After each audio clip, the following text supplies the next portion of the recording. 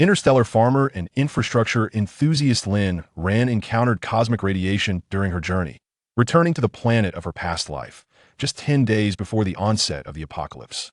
Without hesitation, she sold her company shares and invested all her savings, totaling $45 billion, including the compensation from her parents' car accident, into stockpiling supplies. Her plan was to set up a small stall to earn crystal cores for upgrades once the apocalypse arrived. As she amassed supplies, she ended up gathering an entire planet's worth. Chapter 1. Selling shares for $3 billion. Attention, passengers! The XQ-09 starship is about to traverse the space-time tunnel. Please remain seated. The pleasant electronic voice faded, replaced by a rumbling sound, the noise of the starship's travel. Lin Ran, eyes closed and listening to music, pressed the stop button on her terminal, sensing a slight tremor with her mental fortitude. This was not a normal occurrence during travel. Suddenly, Lin Ran opened her eyes, her gaze bright like 1,000 stars. She donned her protective gear from her spatial pocket, just as the starship began to shake violently. Within seconds, calm returned, but Lin Ran felt a sense of foreboding. They had encountered cosmic radiation in the tunnel, and the most potent kind at that. Soon, all passengers, including Lin Ran, lost consciousness. Just before darkness took her, she couldn't help but scoff at her inability to resist the cosmic radiation despite her formidable mental powers. Surely, the starship would be in pieces. When Lin Ran regained consciousness, she found herself in a strange yet familiar place, clad in the black overall she had worn during the space accident. Looking around, she noticed towering buildings, a blue sky, and white clouds, the heat causing her to sweat profusely. This environment was entirely different from the Alliance she had known. Her eyes widened in disbelief as she realized she had returned to the planet of her past life after the cosmic radiation incident, wearing the very clothing she had donned during that encounter. This indicated that she had returned as her true self, the one who had traversed the interstellar world. But what had happened to her original self? Lin Ran was puzzled, but she could seek answers later. The city remained intact, and order was preserved, signifying that the apocalypse had yet to arrive. Regaining her composure, Lin Ran pulled out her phone and activated the screen. The date was July 20th, 2036, the temperature a sweltering 42 degrees, and the city, Anyuan, her hometown. It was the first city to experience a heat wave, just 10 days before the apocalypse. Gripping her phone tightly, she unlocked it to check her bank balance, which amounted to $15 billion. Glancing around, she quickly recalled the events of her past life. This place must be the compensation center. She had just finalized the compensation for her parents' car accident, which totaled $500 million. Adding that to her original $10 billion, it perfectly accounted for her $15 billion. Her parents each owned a successful company, both part of the Fortune 500, with Lin Ran being the second largest shareholder in her father's firm.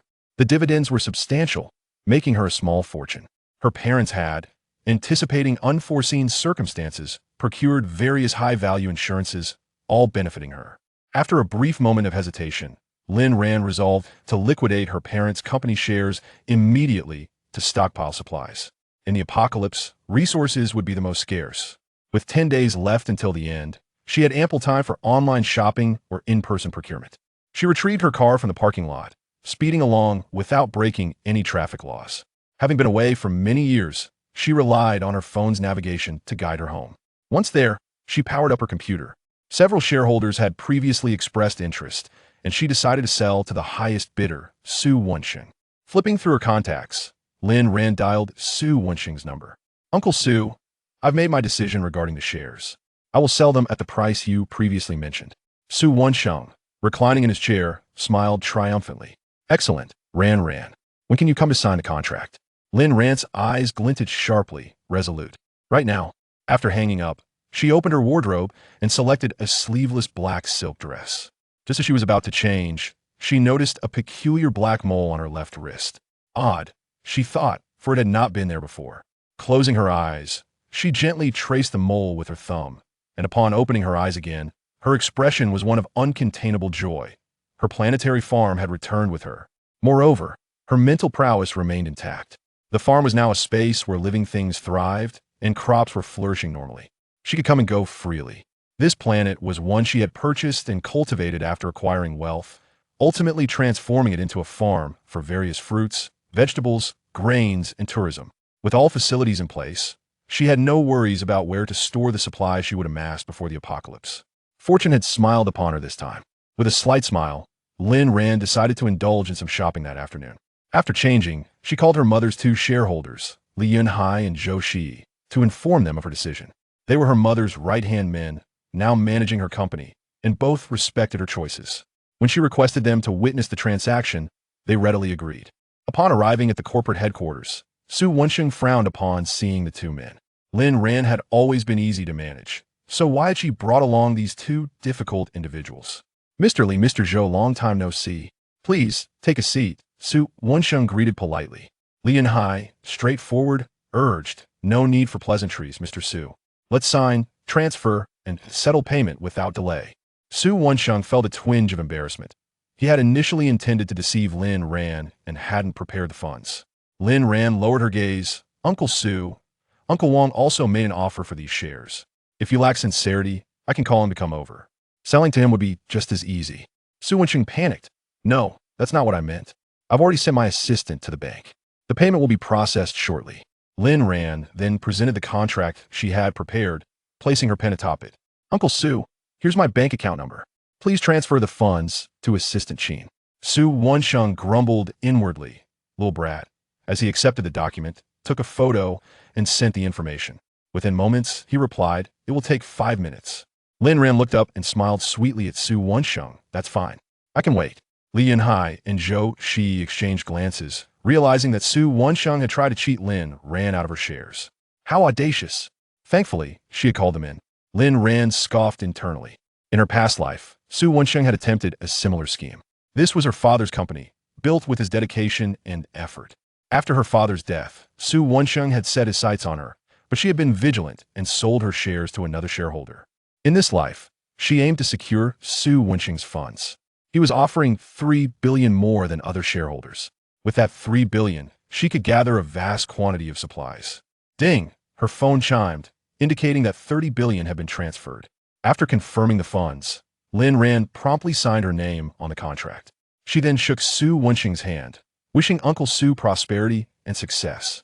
Su Wensheng felt a pang of bitterness. This was $30 billion in cash he had saved for ages. Lin Ran, that little rascal, would surely find a way to deal with him in the future and reclaim his money. As she exited the corporate building, Lin Ran bowed to Lin Hai and Zhou Shi. Thank you, uncles. Without you, today would not have gone so smoothly. Lin Hai waved his hand dismissively. No need for thanks. Your mother treated us well during her lifetime. Ahem, Zhou Shi coughed, interrupting Lin Hai, who fell silent. Ran, take care of yourself. Lin Ran responded with a soft hum and spoke. Uncles, it has been exceedingly hot in on Yuan these past few days. Please remind your families to stock up on water and food, buying enough for several days at a time, and avoid going out. This heat can truly scorch a person. Lin Hai also felt the gravity of the situation. Upon hearing Lin Ran's warning, he immediately sent a message to his wife. Zhou Shi did the same. Additionally, I am transferring all my shares in the company to you, free of charge.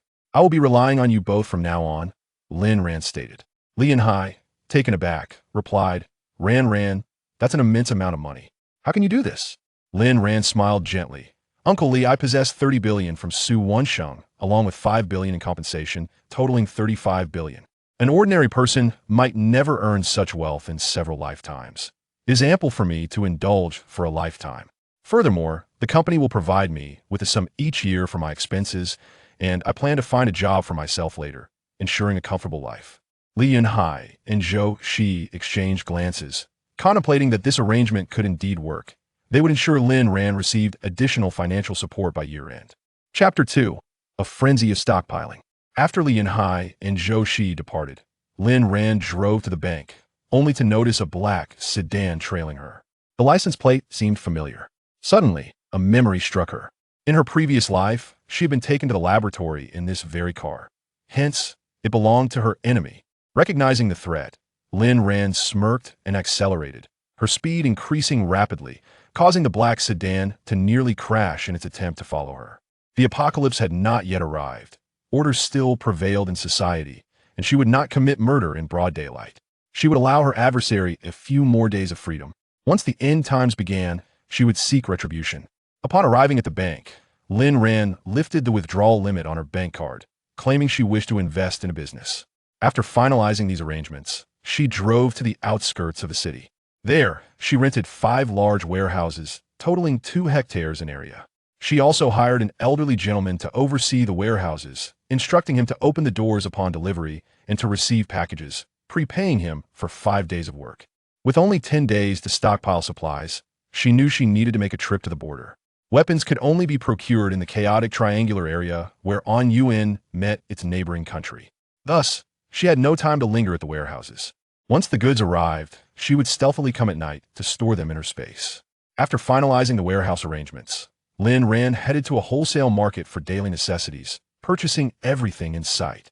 Shampoos, body washes, soaps, laundry detergents, sanitary napkins, and more, all were included. The owner of the wholesale market estimated that she had purchased tens of thousands of each item. As Yun was a large city, the variety of goods in the wholesale market was extensive. Lin Ran noted the items on the owner's list, returning home to create a checklist and marking off what she already had. She paid for shipping to have the items delivered to the warehouses. Next, she visited a dry goods market, rice shop, and oil store, clearing their stock as well, purchasing only a few tons since she had sufficient supplies.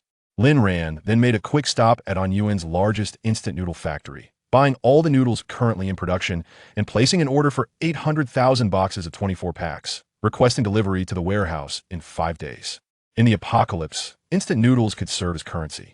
Her phone buzzed continuously. In just 2 hours, she had spent 5 billion. She spent the entire afternoon outside in the sweltering heat of over 40 degrees Celsius. If not for her mental fortitude, she would have succumbed to heat exhaustion. The heat could be lethal, directly affecting one's internal organs. Dressed in a skin-tight protective suit, she managed to navigate the oppressive temperatures. Although Yun was near the coast and abundant in seafood, Lin Ran refrained from purchasing any. Her interstellar farm contained vast aquatic areas teeming with seafood. She had no shortage of grains either, as her farm produced ample rice, wheat, and corn to sustain an entire planet's population. She also possessed a plethora of seeds. Meat was not a concern either. She was renowned as the most prominent farmer in the interstellar realm, with substantial crops and livestock. At present, she envisioned her farm animals, cattle and sheep frolicking, chickens and dogs in playful disarray. However, she needed to acquire a boat. Yun boasted a famous shipyard, where she owned several yachts and 3 cruise ships, but lacked a few lightweight assault boats. Thus, Lin Ran ordered 100 assault boats from the shipyard, asking them to deliver them to the warehouse the following morning. Having completed her transactions, she exited the shipyard as dusk fell. She then went to the supermarket to buy fruits, a whole roasted chicken, and some meat before returning home. After a whirlwind of activity, Lin Ran opened her computer and drafted a comprehensive list, filling 3 pages on Word. Once she finalized her list, she marked off the items already purchased and swiftly began ordering essential supplies from various online platforms, opting for expedited shipping. Each time she secured an item, she crossed it off her list. She ordered tons of disinfectants, masks, and isolation suits, and managed to procure 50 million worth of available medications from different stores. Lin Ran ordered thousands of every type of clothing: down jackets, comforters, wool sweaters, wool coats, blankets, and even undergarments, ensuring she had enough to last a lifetime. Clothing constituted a significant expense, totaling 3 billion. Curiously, she also purchased numerous baby clothes, formula, and diapers, preparing for future contingencies. Better safe than sorry. After completing her shopping spree, she remarked, "Raising children is indeed expensive." Yet, her fingers did not cease. She continued placing orders while reminiscing about the past. In her previous life, she had been obedient, yet was imprisoned in a laboratory, becoming a test subject.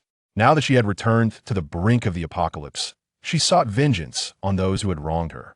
She vowed not to let them escape her grasp. Should they cross her path again, they would not be spared. She had endured immense suffering in her past life, ultimately perishing during an assault on the laboratory by survivors. In a haze, she remembered being confined in the lab, enduring daily injections of unknown substances. Eventually, her powers had grown formidable.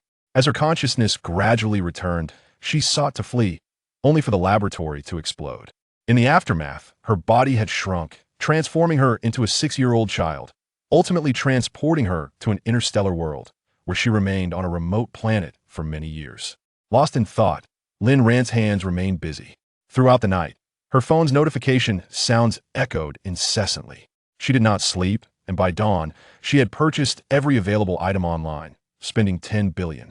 She had utilized 20 billion of her 45 billion total today. Lin Ran sighed, reflecting on how easily money could be spent. For food, clothing, and shelter, she had ordered thousands of each item, with some high-consumption goods even exceeding 10,000 units. She also acquired 3 billion worth of gold bars, coins, rings, bracelets, and necklaces, items that could serve as currency. Along with her existing collection at home, Lin Ran calculated that she had amassed enough for the impending apocalypse. After stretching her back, Lin Ran lay down on her bed, closing her eyes for a brief rest. The next morning, online shoppers were stunned to find everything out of stock upon visiting the website. Many suspected a system malfunction. However, when they checked the sales figures, they were incredulous. Who was the affluent individual that had cleared the inventory? Come on, can't you leave a few for us? Someone help me out. Soon, this topic became trending news, but Lin Ran remained unfazed. After freshening up, Lin Ran changed into an outfit consisting of marten boots, a black leather short-sleeve top, and shorts, applying a deep red lipstick. She adorned her wrists and arms with temporary tiger tattoos, ensuring she looked inconspicuous before grabbing her car keys and heading to her father's collection room. There, she retrieved the most expensive knife from the wall, along with several daggers, storing them in her space before proceeding to the underground parking garage. A text notification indicated that deliveries had arrived at the warehouse. Lin Ran instructed the elderly gentleman to receive the goods and set off in her car.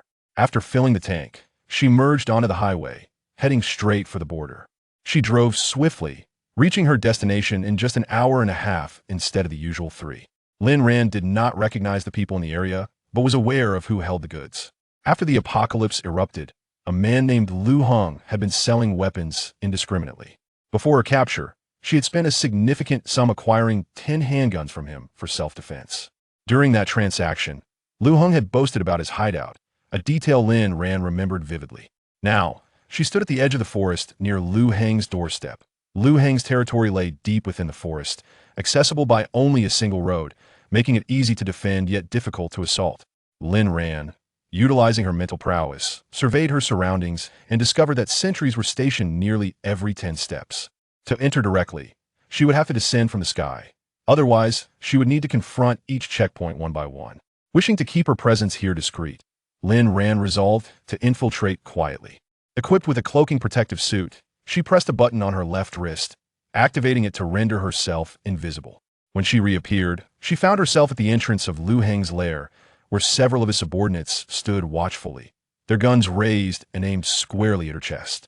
With a casual whistle, Lin Ran drew attention. Her attire resembled that of someone familiar with the underworld, and the whistle she emitted was one they commonly used for communication. One of the subordinates, still holding his weapon, stepped forward under the guise of casual conversation, though his true intent was to interrogate her. "Where do you hail from, sister?" he inquired with a relaxed demeanor. Lin Ran, maintaining her composure, replied coldly, "I've come from the inland, seeking to procure a batch of goods from Brother Heng. The price is negotiable." The subordinate was taken aback that she could mention Brother Heng's name, suggesting either familiarity or a recommendation from an acquaintance. Consequently, he pulled out his phone to make a call. However, the sentry at the front reported that no one had been allowed entry, prompting a call to Lu Heng, who was equally surprised. His recent shipment had just arrived, and few were privy to this information. A buyer had appeared so swiftly, yet the subordinate described her as an attractive woman, clearly not one of his regular clients. He did not recognize such a beautiful face.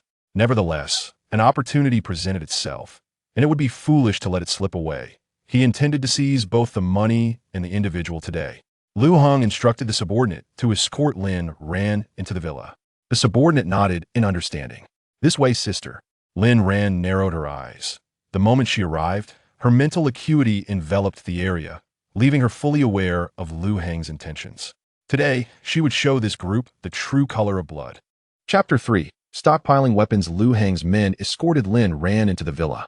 As she surveyed her surroundings, she noted the numerous armed guards stationed throughout the premises. However, she felt no fear. Lu Heng lounged on a sofa in the living room, his back resting against an entire tiger skin.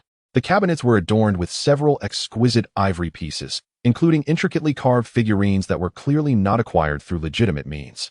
The decor of the room was ostentatiously luxurious. Upon seeing Lin Ran's appearance, Lu Heng's eyes glimmered with a predatory desire. How could he resist such a naive young woman who had come to him willingly? With a congenial smile, he held a gun in his hand and inquired, "What brings you to seek out your brother Hung, little sister?" A shiver ran down Lin Ran's spine. She possessed an acute sensitivity to the presence of humanity, and Lu Hung exuded a greasy, lascivious aura that was utterly repugnant to her. Yet, she maintained her composure. She had endured far worse to survive in the laboratory. Without preamble, Lin Ran stated, "I've heard your name mentioned in the mainland, and that you possess quite a few valuable items." Lu Hung shook his head dismissively. "Who has bestowed such grand titles upon me? It's merely a trivial business." Crossing her arms, Lin Ran's expression remained inscrutable. "Name your price, brother Hung. I want everything you have." Surprised, Lu Hung squinted at her, realizing that she displayed no signs of fear. Was it youthful bravado, or did she possess the strength to escape unscathed? He doubted her capability to disrupt his stronghold. Her youth suggested she was merely posturing. Leaning back in his chair, he intertwined his fingers, twirling his thumbs. Lin Ran recognized that he was concocting some ulterior scheme. "The price is negotiable. How about this? You entertain me for a while, and I shall gift you everything," he proposed. Lin Ran blinked her large, dark eyes, devoid of emotion, and innocently asked, "How do I entertain you? By dining with you, or by sparring?" Lu Heng's subordinates erupted in laughter, amused by the prospect of this lovely girl being so naive. They anticipated a night filled with amusement. Although Lin Ran felt utterly disgusted, she managed to suppress her revulsion. Lu Heng stood, approaching her with an insouciant touch to her hand. She swiftly recoiled, furrowing her brows, and coldly retorted, "What do you think you are doing?" With a smirk, Lu Heng replied, "What do you think? Your good brother wants to have some fun with you." As he reached to embrace her, Lin Ran deftly evaded him. Lu Heng was taken aback. He had underestimated this beautiful girl. "My dear, you are on my turf. If you do not heed my words, how can I sell to you?" he threatened, aiming his gun at her. After retreating a few steps, Lin Ran suddenly brandished a tang sword, a prized possession from her father's collection. "Then perhaps you should inquire about the weapon in my hand," she declared, advancing towards Lu Heng with fierce determination, leaving him no chance to retaliate. In a heartbeat, his subordinates witnessed their leader meet a grim fate, his severed head rolling on the ground, eyes wide open in bewilderment, evidently unable to comprehend how swiftly his demise had come. The younger brother, ensnared by her piercing gaze, felt a chill run down his spine and stared in terror at Lin Ran. You've committed murder?" he stammered. Lin Ran raised an eyebrow nonchalantly and replied, "Isn't this what you all frequently do? Why are you afraid now? Indeed, who wouldn't fear death? Typically, it was they who dealt death without trepidation, but now faced with the prospect of being killed, how could they not be afraid?" The younger brother turned and fled, but Lin Ran's flying knife was swifter than his feet, pinning him directly to the door.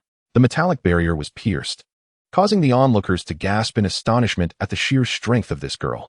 Seeing this, the others hastily armed themselves and unleashed a barrage of gunfire at Lin Ran. With remarkable agility, she evaded every bullet, but then something even more bizarre occurred. They discovered that the bullets they had fired were now returning to them, penetrating their own bodies. The sound of bullets piercing flesh echoed ominously. Fear gripped her subordinates, and a cacophony of voices filled the air. "Quick, throw the grenades. All of them. Where's the dynamite?" Before the grenades could even reach Lin Ran, she hurled them back, resulting in a series of explosive blasts.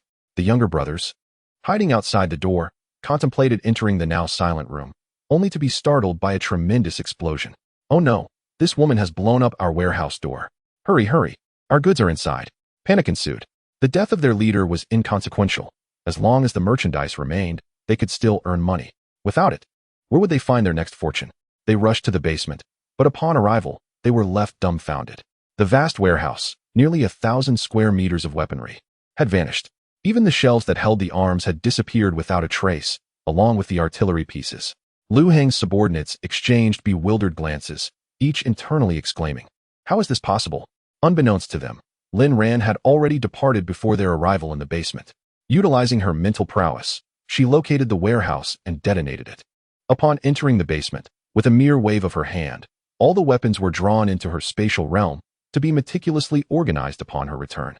As for the remaining individuals, before her departure, Lin Ran unleashed her mental energy to incapacitate them.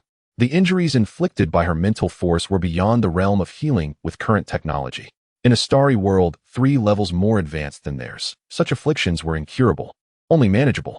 Lin Ran felt entirely at ease dealing with Lu Heng's 200 subordinates. After leaving, she encountered a few men dressed in white shirts and black jeans, exuding an air of sophistication. They were gathered around a map by their vehicle. The leader, with his head bowed, only revealed his prominent nose and slightly curved lips to Lin Ran. Ah, this man was exceptionally handsome.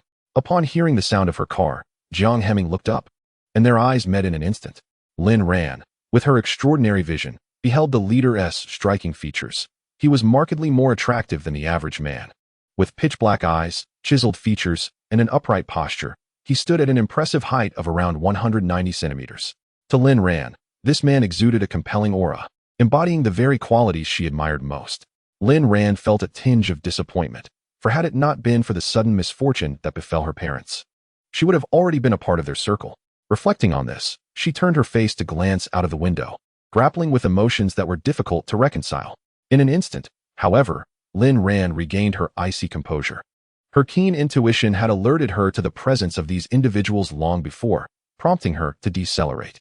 Emerging from the thicket, there was but one narrow road leading in this direction, a route she had assumed would remain untraveled. To her surprise, she found herself obstructed. Even if she wished to take a detour, these people would surely notice her, leaving her no choice but to drive forward. The aerial vehicles at the farm were of no use here. Otherwise, she would have flown back to Anyuan. Upon seeing the road conditions ahead, Lin Ran had no option but to alight from her vehicle. Jiang Heming and his companions were taken aback by her appearance, though their glances were merely appreciative, devoid of any lewdness. Lin Ran's impression of the 7 men improved slightly. Jiang Heming assessed both Lin Ran and her vehicle. Noting the luxury of the car and the girl's pristine aura, her arms delicately slender, he found nothing amiss. Furthermore, she was strikingly beautiful. Yet her beauty bore no menace, her demeanor exuding fragility, lacking any trace of hostility. This seemed to ease the tension in the air. When Lin Ran emerged from the basement, she had changed into a white dress and white sneakers, carrying a canvas bag, her face untouched by makeup, resembling a carefree traveler on a road trip. She had even switched vehicles in a secluded area, ensuring no one would suspect her. Yet, Jiang Heming remained cautious. Their vehicle had just broken down when this girl appeared. It was not beyond reason to consider that she might be a scout sent by the opposing side. Jiang Heming consulted the map to gauge how far they were from their target location, planning to proceed on foot. With their vehicle immobilized, Lin Ran too was unable to pass. After pondering for a moment and glancing at the car, she noticed the deflated tire. She promptly made a decision. Are you all in a hurry? If so, I can lend you my car. She was indeed a well-meaning citizen. Chapter 4. Acquired goods from 5 warehouses. When the vehicle broke down, Jiang Heming calculated the distance, realizing that if they walked, it would take them an hour and a half to reach the depths of the rainforest. By the time they arrived, the opportunity would have long since passed. Their outing had been abrupt. A tire had gone flat on the way, and the spare was already used, leaving them to make repairs themselves. Currently, they were situated in a remote area, devoid of nearby villages or shops, lacking the necessary tools and equipment. Even if they managed to replace the tire, it would take at least an hour. With a vehicle, they could reach their destination in half an hour, significantly enhancing their chances of success. There were 7 of them. If one remained behind to fix the car, they could ask this girl to wait for a while, returning before nightfall. After several minutes of contemplation, Jiang Heming finally nodded in agreement and said, "Thank you, miss. May we borrow your car? If you could kindly wait for us here. We will leave one of our comrades to fix the vehicle and return it to you before dark, along with any expenses incurred." This mission was indeed urgent. Lin Ran smiled and replied, "All right." Jiang Heming and his companion's impression of her improved even further. Lin Ran struggled to drag her large backpack from the vehicle, tossing the car keys to Jiang Heming. Observing her slender arms, Jiang Heming exchanged a knowing glance with Zhou Changyi, who approached to lift Lin Ran's backpack and placed it beside their car. Then, Jiang Heming extended his hand toward Lin Ran. As she lowered her gaze, her hand instinctively reached out. Jiang Heming merely offered a token handshake before retracting his hand. He briefly introduced himself, stating, "I am Jiang Heming. I have some urgent matters ahead, but my car has broken down. These are my colleagues, Kai Chunshan, Fu Yuxing, Zhou Changyi, Feng Wei, He Fanqing, and Zhang Xini." The 6 individuals, upon being named, stood in a line with their arms crossed over their chests, nodding slightly at Lin Ran. Unfazed and composed, Lin Ran replied with a gentle smile, "I am Lin Ran. I came here for a hiking adventure, but unexpectedly encountered you before I could find a suitable spot."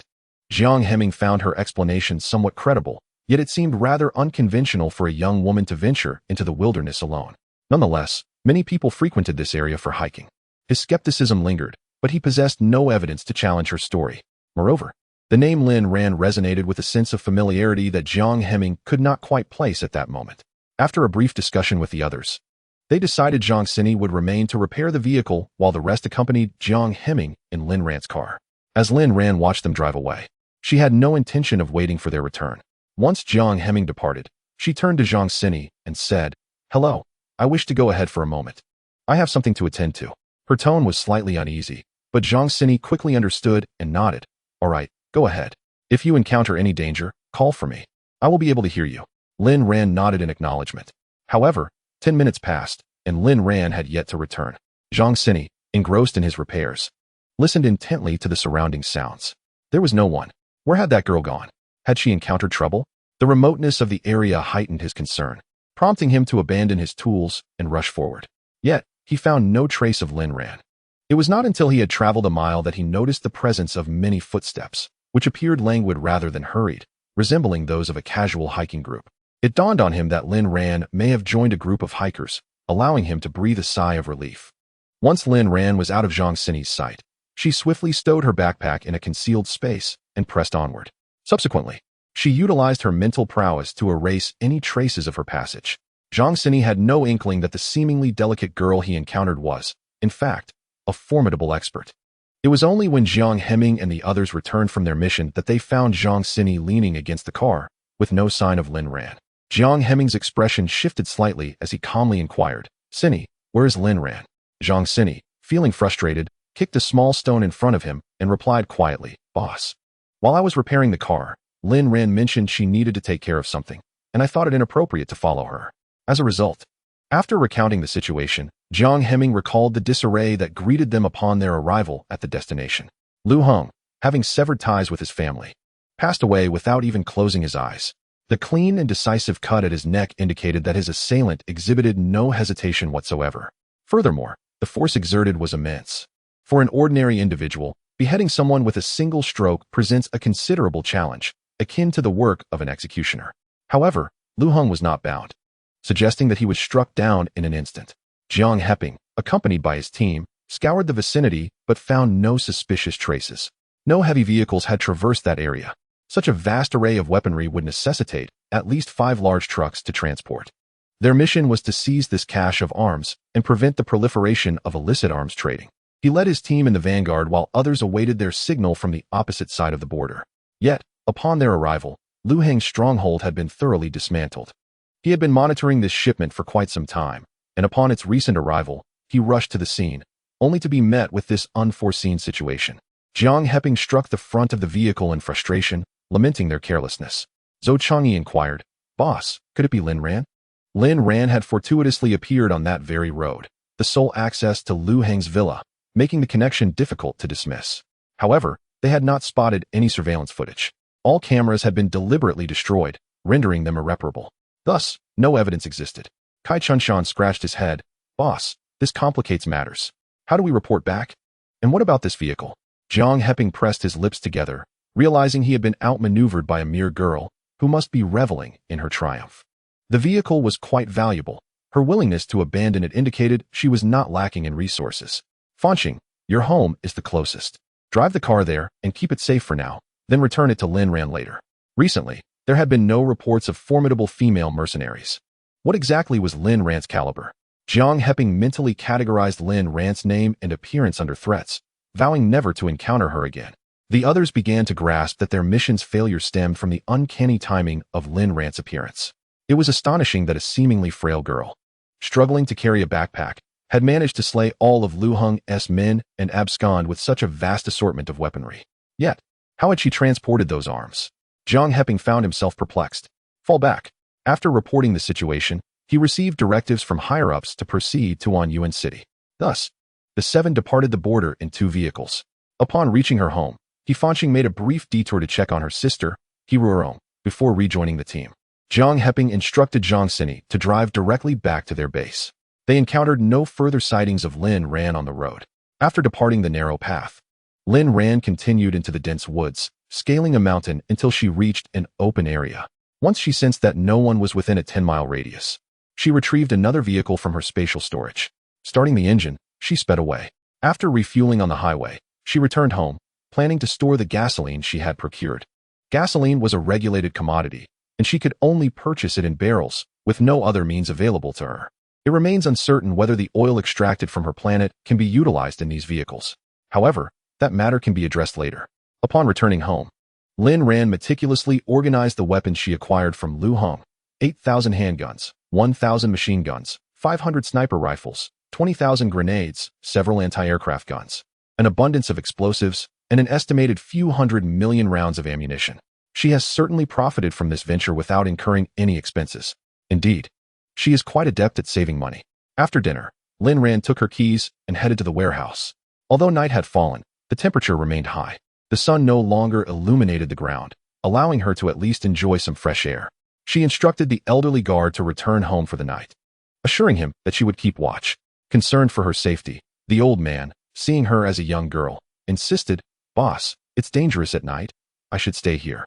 Lin Ran shook her head, replying, "Rest assured, there are plenty of security personnel here. You need not worry about safety." After some contemplation, the old man agreed.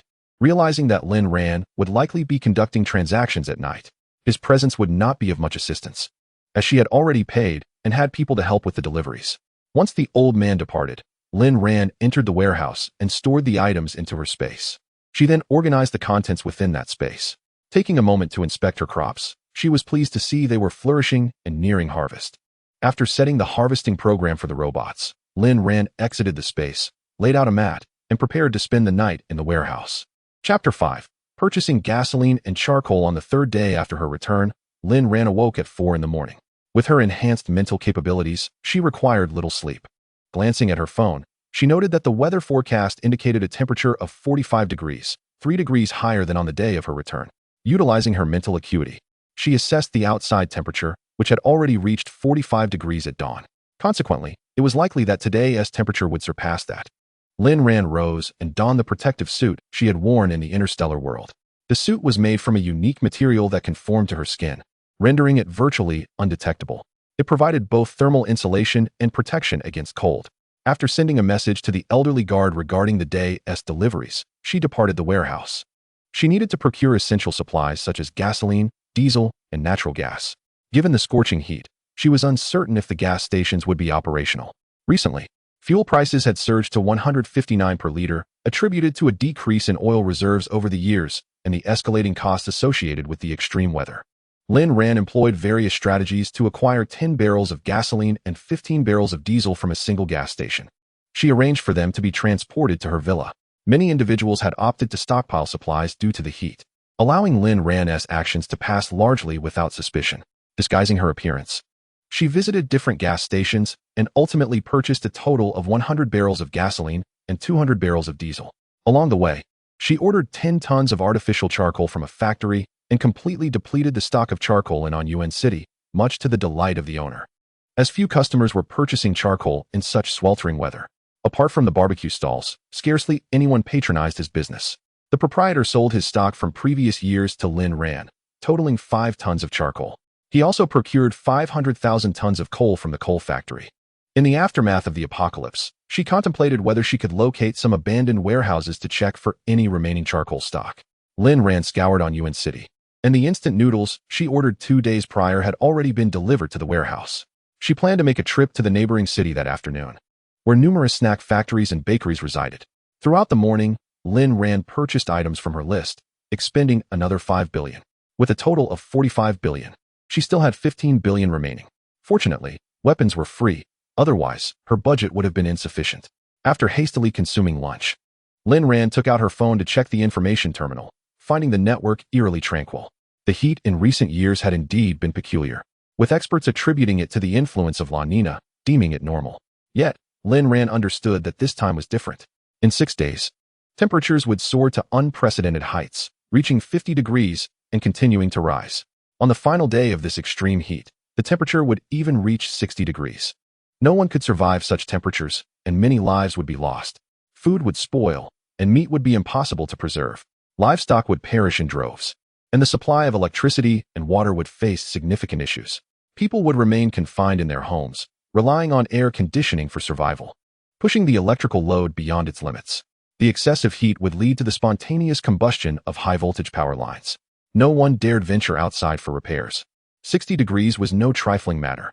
Those who dismissed the danger, believing they could withstand the heat, found themselves lifeless in the streets, their bodies roasted, with no one to collect the remains. The prolonged heat lasted 10 days, claiming countless lives across the planet. Following the extreme temperatures, the world abruptly plunged into a new ice age overnight. Naive humanity believed that cold was preferable to heat. As long as they stayed indoors and dressed warmly, they would be safe. However, many overlooked the depletion of their food supplies due to the heat. They were reduced to consuming food that had long since deteriorated from the excessive heat. While they did manage to survive, true despair struck humanity when, a week into the cold wave, a zombie virus emerged. This virus spread rapidly, erupting everywhere within a mere 3 days. Those who ventured out in search of food were not spared. They all succumbed to the infection and became zombies. Half of the population perished in the extreme heat, and a third of the remaining survivors fell victim to the frigid temperatures. The outbreak of the zombie virus pushed humanity to the brink of extinction. There were, however, exceptions. Following the initial wave of the zombie virus, some individuals who endured the agonies brought about by the outbreak survived and even developed upgradable abilities. These powers could combat zombies and zombie beasts.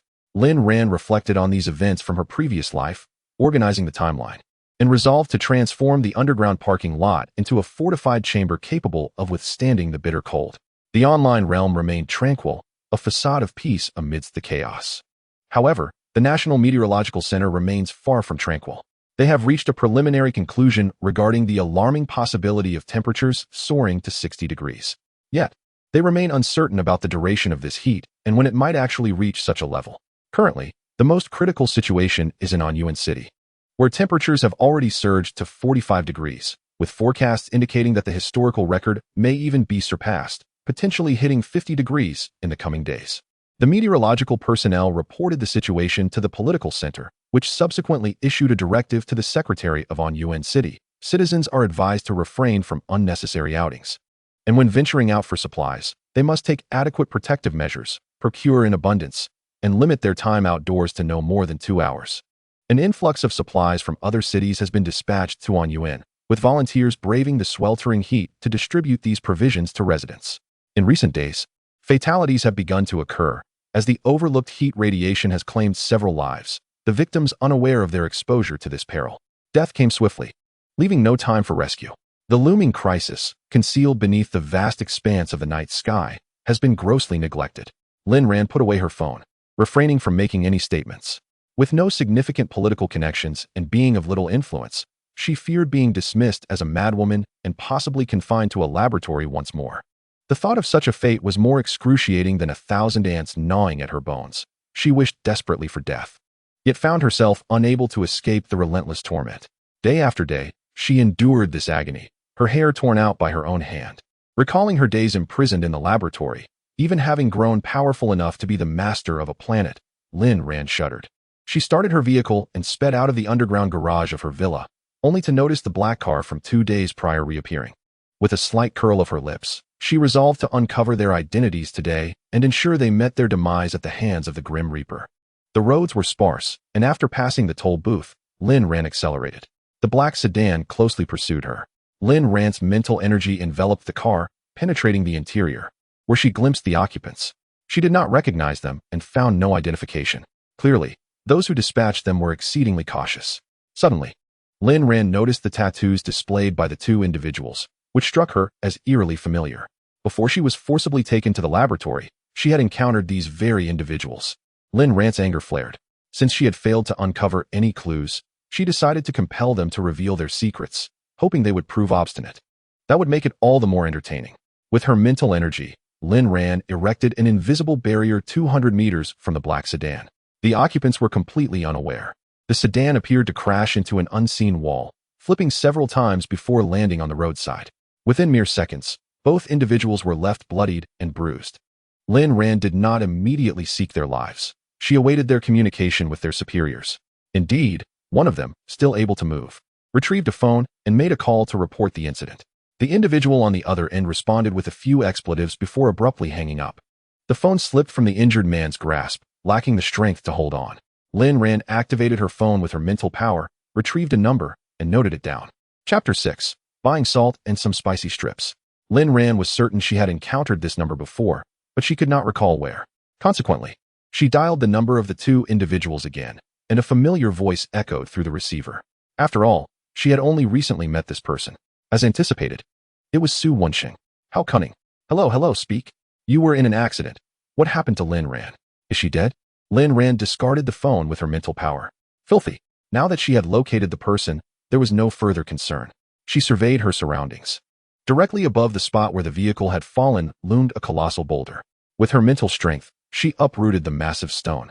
The thunderous noise roused the two individuals, who had succumbed to unconsciousness, and with all their might, they propped themselves up to take a look.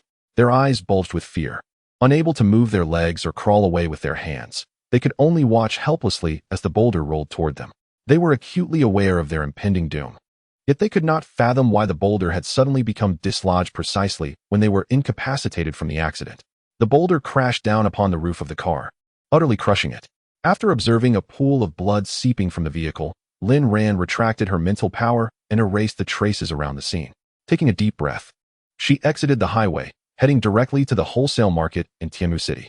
With the air conditioning set to its lowest, the road was devoid of traffic, and Lin Ran was the sole occupant racing along the expansive highway. After pushing her speed to the maximum, she arrived in Tianmu City in just over an hour.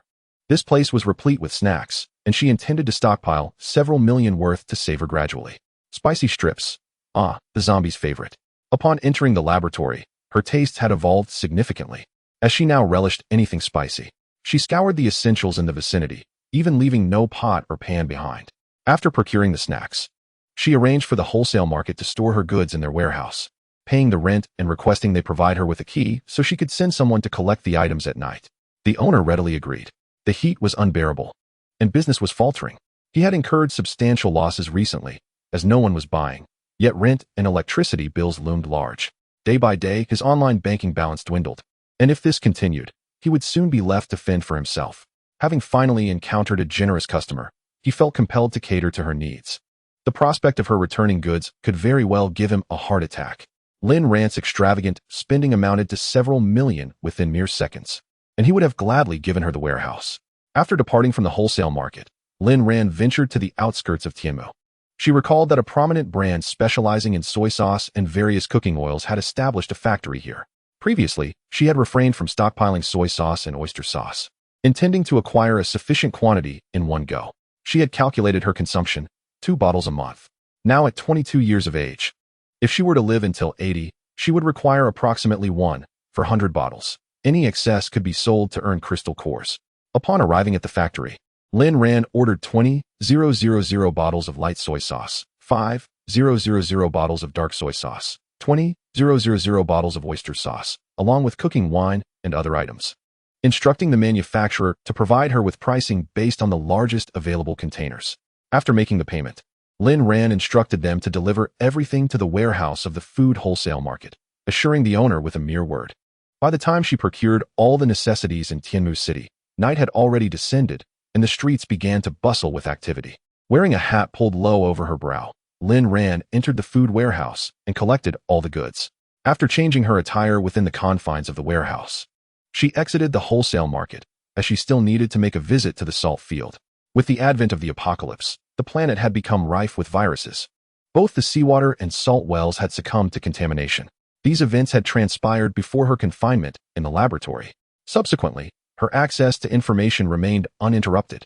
The personnel within the laboratory would share tidbits about the outside world while administering injections, igniting a will to survive in the subjects, helping them endure the agonies inflicted by the medication. This method proved somewhat effective. It was through such information that Lin Ran managed to persevere. She longed to breathe the fresh air outside and gaze upon the stars in the sky. Thus, she sustained herself through sheer willpower. The salt field was soon reached. At night, workers busily channeled seawater into the salt pans. The waves caressed the sandy shore, kissing the coastline, a picturesque scene.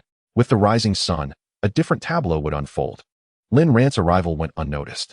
She headed straight to the owner of the salt field and purchased all the salt available, approximately 10 tons. In this weather, seawater could be transformed into salt within a day, and by the morrow, The salt produced would suffice for the owner to sell. As the night was cool, the owner intended to deliver the salt immediately. Lin Ran provided her address, requesting delivery to the warehouse of the wholesale market by midnight. The items on her list were dwindling, and a sense of relief washed over her. The remaining task involved renovating the underground garage, following the timeline of her previous life. She would need to stay there for 3 months, and it had to be rendered comfortable. Lin Ran returned to the wholesale market in the vehicle. After the salt was unloaded by the driver at 2 in the morning, the driver, eager to return, hastily discarded the salt onto the ground. This was fortuitous for Lin Ran. She employed her mental prowess to shield her surroundings and swiftly transported the 10 tons of salt into her space. Within that space, she had access to seawater and could also produce her own salt. This salt, akin to food supplies, served as a means to obscure her true capabilities, and could later be bartered for crystal cores for upgrades. Otherwise, others might easily suspect how she could continuously procure such an abundance of salt and food supplies. After spending 2 hours in the vehicle, dawn broke, revealing a sky tinged with pale hues. A new day commenced. The temperature that day was predicted to soar to 48 degrees. Lin Ran sprinted home, determined to return before the heat intensified. Upon her arrival, she glanced at the thermometer placed in her yard the previous day and was taken aback. The temperature had already reached 50. Goodness, the pace of the apocalypse was accelerating. It seemed imperative for her to hasten her efforts. After freshening up, Lin Ran entered her space to organize her belongings. The delivery service was still operating normally, and 2/3 of her goods had arrived, with the remainder scheduled for delivery that night. She planned to venture out once more that evening. The farm was brimming with supplies, and Lin Ran stood with her hands on her hips, a joyful smile gracing her face. She had a premonition that she would emerge as the wealthiest farm owner following the onset of the apocalypse. Approaching the robots, I reprogrammed them into construction mode and summoned the blueprints, instructing them to expedite the construction of 2 10-hectare warehouses. After meticulously organizing the supplies, I created some space. Following an intense workout that left me drenched in sweat, I received a call from Su Wenxing. His tone was unusually amiable. "Hello, Sharon, do you have time this evening? Your aunt would like to treat you to dinner. She mentioned it's been a while since she last saw you." Were it not for my knowledge of his true intentions, his desire to kidnap me and eliminate me to reclaim the 3 billion, I might have believed his invitation to dinner was genuine. After all, Su Wenxing's wife and my mother are the best of friends, but now it all seemed a facade. Even the circumstances surrounding my parents' demise appeared shrouded in mystery. I resolved to pay him a visit, curious to see what new schemes Su Wenxing might concoct following his previous failure. I also intended to inquire about his wife, Lu Yunxue, and whether there were any discrepancies regarding my parents' deaths. Although the insurance claims and traffic police deemed it a standard accident, the timing, just before my father was set to reform the company, seemed too coincidental. If it were indeed fate that led to my parents' untimely end, I would harbor no resentment. However, should there be foul play, I would not hesitate to confront it. Chapter 7. The quest to reclaim 3 billion lying in bed. I turned on every air conditioner in the house to find solace in sleep. Upon waking, I gazed out at the light filtering through the window, lost in thought. The leaves of the plants had wilted, and no amount of water could save them. Soon, Yuan would transform into a desolate city. After regaining my focus, I resolved to transplant 2 heat-resistant trees from my farm upon returning from Su Wenxing's. This way, I could enjoy the shade beneath them in the future. Approaching the window, I noticed the sun still hanging stubbornly in the sky, refusing to set. Though it was already 7 o'clock, the temperature outside lingered at a sweltering 45 degrees. Drawing the curtains, I slathered myself in sunscreen before donning a mustard-colored Chanel dress. My fair skin accentuated the dress, creating an ethereal glow that rendered me breathtakingly beautiful. I drove to Su Wenxing's villa, arriving punctually at the appointed time. Utilizing my mental acuity to scan the surroundings, I discovered that Su Wenxing had employed 6 burly guards to watch over the premises, all of whom were stationed in the garden, awaiting my arrival. With a sly smile, I pressed the doorbell with my left hand, which bore no fruit. Su Wenxing's son, Su Jiayong, answered the door. He appeared handsome. Yet beneath that facade lay a lack of substance. His university diploma was merely a purchase, a token of mediocrity.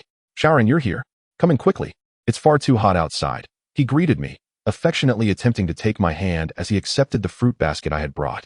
I frowned slightly. Had I ever been so familiar with Su Jiayong as to warrant such a nickname? The answer was no. Among Su Wenxing's family, the only one I was truly acquainted with was Lu Yunxue. Suppressing my thoughts, I stepped into the courtyard. The Su residence was a standalone villa, adorned with a garden and lawn, featuring a garage that housed 5 luxury vehicles. The opulence of Su Wenxing's home far surpassed that of mine, revealing that my parents had indeed been the more understated ones. She recalled that Su Wenxing was the third largest shareholder in the company. The largest shareholder was her father, and the second was her grandfather. After her grandfather's passing, the shares were transferred to her name. However, the wealth of Su Wenxing could easily rival that of his father, indicating he had other business ventures. Lin Ran remained silent, appearing to be lost in the sorrow of losing her parents. Su Jiayong gazed at her. Her beauty was striking, and he had longed to possess her, to dominate her, to elicit various sounds from her. Yet, he found himself without an opportunity. Today, however, was his chance. If he could make Lin Ran his own, the 30 billion that his father had spent purchasing shares from her would once again belong to their family. The Su family's wealth was not to be squandered by anyone. Lin Ran understood the intentions of the Su family all too well. It seemed they would not shed tears until faced with the grave consequences of their actions. Su Jiayong's schemes were transparent to her. The pretext of Lu Yunxue wanting to see her was merely a ruse for the father-son duo to tarnish her reputation. What a clever plan they had devised. As Lin Ran followed Su Jiayong into the house, she felt a wave of refreshing coolness. Lu Yunxue approached her, feigning warmth and concern as she took Lin Ran's hand, only to have Lin Ran pull away. With her head bowed, Lin Ran murmured, "Annie Shui, I." Lu Yunxue gently patted her shoulder, saying, "Annie Shui understands. Don't be upset. You still have me." Lin Ran did not lift her gaze. She did not believe a single word from Lu Yunxue. Such a convincing act. Thanks to her keen intuition, she could see through the family's facade. They were all performers. Su Jiayong approached, attempting to place his arm around Lin Ran's shoulders. As she noticed his unwelcome touch, she struggled to suppress her irritation, but ultimately found it impossible. In a swift motion, she dislodged his hand from her shoulder. Realizing her mistake, Lin Ran bit her lip and stammered, "Jiayong, I am sorry. I didn't mean to. I instinctively react when someone gets too close." Su Jiayong rubbed his wrist, hissing in pain. Lin Ran had actually dared to strike him. Had it not been for that, he would have forgotten that she was skilled in martial arts, even a champion in Sanda. Moreover, Lin Ran had attended a military academy, intending to join the army, but the sudden loss of her parents had altered her path. Su Jiayong pondered inwardly. Why would a wealthy girl choose to learn martial arts, let alone attend a military academy? Shouldn't she focus on acquiring skills to please her husband and manage the household? Feigning concern, Lin Ran asked, "Jiayong, do you have any muscle balm? Perhaps Annie Shui could give you a massage to help it heal faster." Earlier, she had used her skills to injure Su Jiayong's tendons. Although it was not immediately apparent, it would take some time to manifest. If he harbored intentions against her, she would ensure he paid a price. Su Jiayong, in great discomfort, had no choice but to ask Lu Yunxue to fetch some medicinal alcohol, all the while groaning in agony. Lin Ran watched, her eyes gleaming with delight. Hearing his cries of pain, Su Wenxing descended from upstairs, only to find his son had inexplicably injured his hand. Upon inquiry, he learned that it was Lin Ran's doing. Neither reprimanding nor praising him seemed appropriate. In silence, Lin Ran mentally recorded another note. After Su Jiayong had applied the medicine, the Su family's housekeeper arranged the meal. Su Wenxing instructed the housekeeper to attend to her own matters, as her presence was unnecessary here. Touching the Buddhist beads around his wrist, Su Wenxing pondered the recent massive procurement of supplies in Anyuan City. He suspected that Lin Ran was behind it. Despite her changing appearances each time she went out, he had investigated her bank account and discovered that she had spent 2 billion in a single day. Therefore, it was certain that she was the one making these substantial purchases. Considering the recent surge in temperature, it was likely that Lin Ran had received some significant information. Today, he intended to make her reveal the truth. As he approached the table, Su Wenxing glanced back at Lin Ran, who was turned away from him. Swiftly, he added a special ingredient to her drink, one that would render her euphoric and compliant. Even with her back to him, Lin Ran perceived everything, her mental acuity serving as her third eye. With a sardonic smile, she turned to Lu Yunxue and suddenly inquired, "Aunt Shui, may I take back the jewelry my mother lent you?" Lu Yunxue, feeling a pang of sympathy for Su Jiayong, cursed Lin Ran's ancestors in her heart. Startled by the question, Lu Yunxue, who had always concealed her true feelings, retorted, "Your mother is dead, and she once said the jewelry was a gift to me. Do you still have the audacity to take it back?" Upon seeing Lin Ran's smile widen in response, Lu Yunxue quickly attempted to clarify, Ran, please listen to me. That's not what I meant." Lin Ran feigned disbelief, her voice trembling. "Woo-woo, Aunt Shui, that was my mother's belongings. I shouldn't take it back. Please don't hate me." Lu Yunxue felt bitterness in her mouth. She knew how difficult Lin Ran was to appease. Once doubt crept in, It was nearly impossible to win her back. She had no choice but to speak softly. No, our Ran is the most well-behaved and the best. You can take these jewels back when you return. They are a memento from your mother. Compared to the 3 billion, what were these jewels? Moreover, once Lin Ran became her daughter-in-law, wouldn't those jewels ultimately belong to her? Hearing this, Lin Ran's face brightened with a smile. All right, I knew Aunt Shui was the best. Let us go get them now. Su Wensheng, upon hearing this, signaled Lu Yunxue to take Lin Ran upstairs, planning to take extra precautions. Once upstairs, Lin Ran waited in the small hall for Lu Yunxue, unwilling to enter her room, finding it repulsive. Lu Yunxue took 10 minutes to emerge, the jewelry neatly packed in a bag. Here it is, Ran. Let us leave it in the living room for now and take it after dinner. Okay. Lin Ran responded with a sweet smile, provoking Lu Yunshue's gritted teeth. Humph. Just like her mother, a vixen. After descending the stairs, Lu Yunxue led Lin Ran to the dining table, seating her in front of the spot where Su Wensheng had tampered with the arrangements. Lu Yunxue placed 2 blue lobsters onto Lin Ran's plate, saying, Ran, these were just caught this morning, very fresh. Hurry and eat. Chapter 8. It seems that Lin Ran is being lured into a trap by Su Wensheng, yet she remains unmoved. The dishes are infused with an unmistakable aroma. Her keen sense of smell detects the presence of something illicit. Indeed, the ingredients are of high quality. Su Wensheng is truly ruthless. The beverage contains a substance potent enough to induce addiction in a single instance, while the dishes are laced with a sedative. What is Su Wensheng plotting? To ensnare her in addiction, to turn her into a drug addict, and then reclaim the 30 billion from her. It is a scheme to deceive her effortlessly. Unfortunately, her funds are nearly depleted. Lu Yunxue and Su Wensheng share an unspoken understanding. A mere exchange of glances earlier led Lu Yunxue to serve her shrimp tainted with the same sedative. Lu Yunxue had feigned kindness for so long, but with her mother's demise, her true colors have emerged. Is this what one calls a confidant? Lu Yunxue has schemed for years, perhaps for this very moment. With her mother gone, once Lin Ran is rendered helpless, the Lin family will be left without a protector. Lu Yunxue bears a countenance that suggests a deep-seated vendetta. Does she harbor a grudge against the Lin family? Lin Ran, with a hint of embarrassment, addressed Su Wensheng and Lu Yunxue. I apologize, Uncle Su, Annie Shui, but I have already eaten before coming here. I came to visit Annie Shui and to retrieve my mother's belongings. Su Wensheng, visibly anxious, replied, Shaoran, that won't do. Aunt Shui had someone prepare your favorite dishes. You must eat a little. At that moment, Lin Ran's phone rang. I'm sorry, I need to take this call. The voice on the other end was Li Yunhai. Ran, where are you? Your Uncle Lu and I have brought some supplies for you. Uncle Li, please wait a moment. I'm at Uncle Su's house and will be back shortly. After ending the call, Lin Ran stood up from the table, smiling as she said, I want to intrude on your family's happiness any longer. I have obtained what I came for. And Uncle Su, if you intend to send someone with me next time, please ensure they are a bit more astute. Those two were rather dull. With that, she turned and left with an air of nonchalance. Currently, it remains a society governed by law. Murder is not yet permissible. When the apocalypse arrives, she vows to take vengeance on this family for her parents. Su Wensheng set down his chopsticks, chuckling softly. Lin Ran, do you truly believe you can leave here unscathed today? Lin Ran turned back, smiling confidently at Su Wensheng. Why not? Do you think your guards can stop me? With that, she retrieved a handgun from her backpack, chambering a round, followed by a grenade, and calmly stated, do not forget. I have trained for 4 years at a military academy, honing my skills through rigorous practice. Su Wensheng scoffed, merely ornamental techniques. Today, Su Wensheng is determined to prevent Lin Ran from leaving. At this moment, Lin Ran picked up her phone. She had not actually hung up. She was merely waiting for Su Wensheng to reveal his true intentions. Uncle Li, Uncle Zhou, did you hear that? Rest assured, we are already on our way to the Su residence. If we do not arrive in time, feel free to fire your weapon. We will serve as witnesses. Very well. Lin Ran brandished her gun, causing Su Wensheng and Lu Yunxue to hesitate. Lu Yunshue's tone softened. Shaoran, do you harbor some misunderstanding towards us? Misunderstanding? Yes, indeed. A colossal misunderstanding.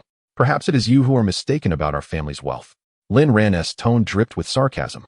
Su Jiayong stood up, intending to approach. Ran, our family has been quite generous to you. Lin Ran regarded Su Jiayong earnestly, responding, indeed, generous enough to orchestrate my parents' car accident, resulting in their immediate demise before the ambulance could arrive. Generous enough for Aunt Shui to covet my mother's jewelry.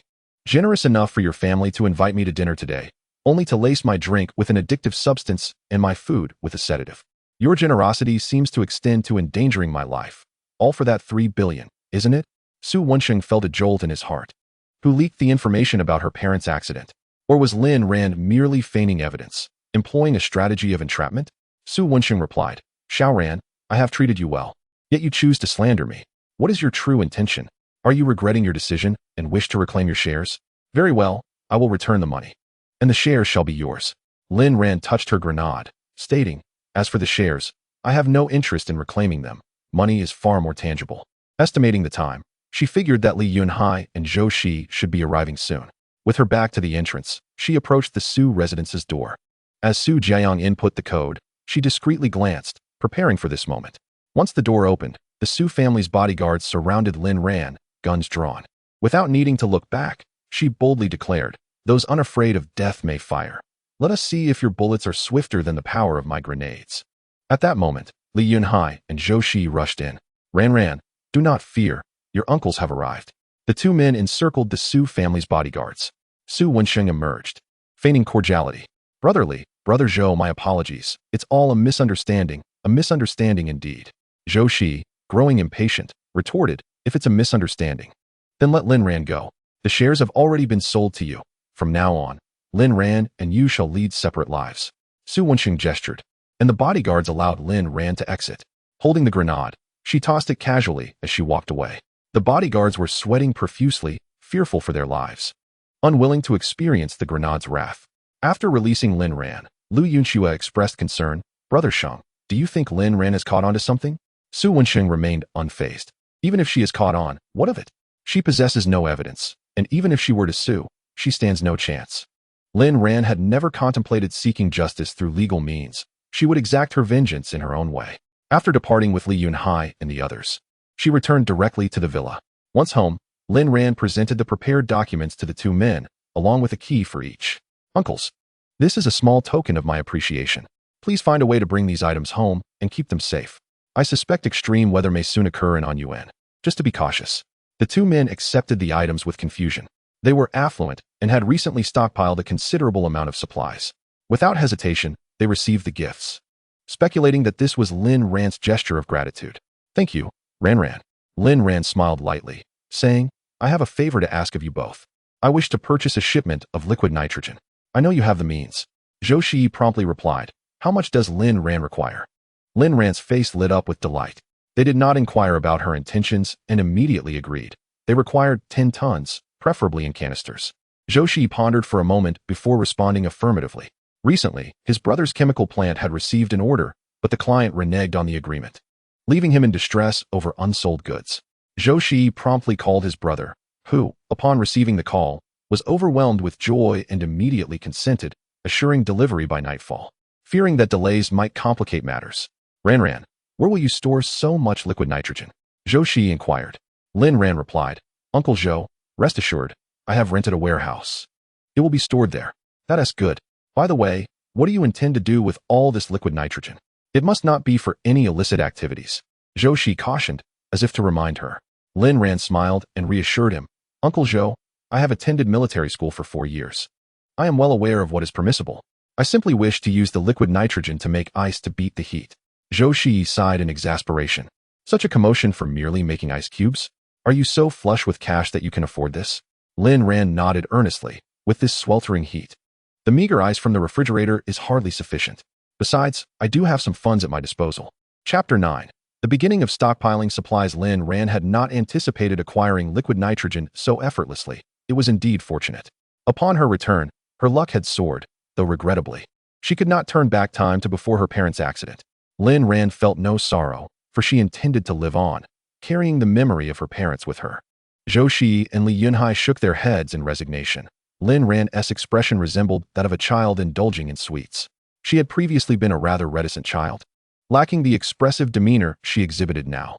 Li Yunhai interrupted their conversation. Ran, what is this about Su Wensheng threatening you?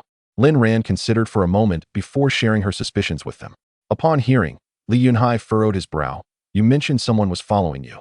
Did you catch a glimpse of their appearance? Lin Ran shook her head. I did not see them, nor am I familiar with the license plate. Li Yunhai suggested. In that case, provide me with the plate number, and I shall investigate the owner. Lin Ran speculated. The individual likely did not use their own vehicle. It is probably rented. Li Yunhai resolved to investigate further. Lin Ran relayed the license plate number, and they decided to return home, leaving 3 bodyguards for Lin Ran, permitting her to direct them as she saw fit. However, Lin Ran declined, stating, "If these 3 bodyguards accompany me, it would only reveal my situation. Uncle Li, Uncle Zhou, there is no need to keep them. I am capable of ensuring my own safety, and my family also has bodyguards." Li Yunhai pressed, "What if Su Wenxing returns? Then I shall deal with him decisively," Lin Ran asserted, her demeanor suddenly shifting. Both Li Yunhai and Zhou Shi were taken aback, nearly forgetting that Lin Ran was a skilled martial artist, and the 3 guards they had assigned might not even be her match. "Very well, if anything arises, you must contact us immediately. Avoid going out in the coming days. Do not open the door even if Su Wenxing arrives. Wait for us to arrive." Understood. After seeing Li Yunhai and Zhou Shi off, Lin Ran returned home to take a bath before grabbing her keys and slipping out again. The liquid nitrogen was scheduled to arrive at 1:30 a.m., and she needed to secure the materials in her storage space to ensure her peace of mind. She was uncertain whether her return would alter the timeline of the apocalypse, hence she felt compelled to hasten her actions. Lin Ran scrolled through information online and noted the increasing prevalence of apocalyptic discussions. Many individuals began stockpiling supplies, and some areas even experienced unrest. However, soon enough, this information was submerged beneath a deluge of newer updates. Lin Ran shut down her computer, opened the refrigerator for a drink, and rested her eyes for a moment. At 2 o'clock in the morning, after securing the door, she ventured out. In the early hours, both the city and the outskirts were bustling with people. To avoid drawing attention, Lin Ran dressed like an ordinary woman and drove a common model car. Upon arriving at the warehouse, she quietly unlocked it with the key, managing not to disturb the elderly guard, and stored the liquid nitrogen along with some items that had arrived that afternoon into her space before slipping away. The goods she had purchased that day were all in stock, and barring any unforeseen circumstances, they should all be ready by tomorrow. Beginning tomorrow, she planned to renovate the basement herself. As many people were active during the night, Lin Ran headed straight to the brick factory. She purchased 5 truckloads of bricks, along with some cement and sand, instructing the driver to deliver them immediately. She would commence work the following day. Recently, the prices of sand and cement had surged, as many sought to build additional partition walls in their rooms to alleviate the heat. Upon returning home, Lin Ran suddenly heard a slight noise, followed by a subtle tremor in the building. Without her mental fortitude, she would not have detected such minute disturbances. Lin Ran pondered, what could it be? An earthquake? With that thought, she quickly descended the stairs. In the garden, she crouched down, pressing her ear to the ground, eyes closed, listening intently to the sounds beneath. No, it wasn't an earthquake. But what sort of immense noise could affect on Yuan? Perhaps artillery fire from the sea? That possibility was not entirely out of the question. Lin Ran made her way to the rooftop. She gazed up at the night sky, where countless stars adorned the vast black canvas, and meteors trailed long tails as they vanished into the other side of the heavens. Everything appeared tranquil. The earlier noise struck Lin Ran as unusual, yet she had no means to acquire further information. After observing the sky for a while, she descended back down. Joyful music emanated from the neighboring villa, where the youth were indulging in revelry. Chapter 10. Stockpiled goods. Lin Ran retracted her mental energy. After all, she had amassed sufficient supplies. Even if the apocalypse arrived sooner than anticipated, she had little to fear. With her planetary farm at her disposal, she would not go hungry. Tomorrow, she planned to visit the gas depot to purchase some liquefied gas.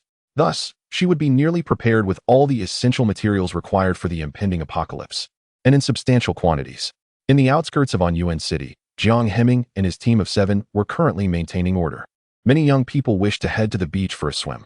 However, Jiang Heming and his team had received orders to prevent residents from proceeding to the seaside.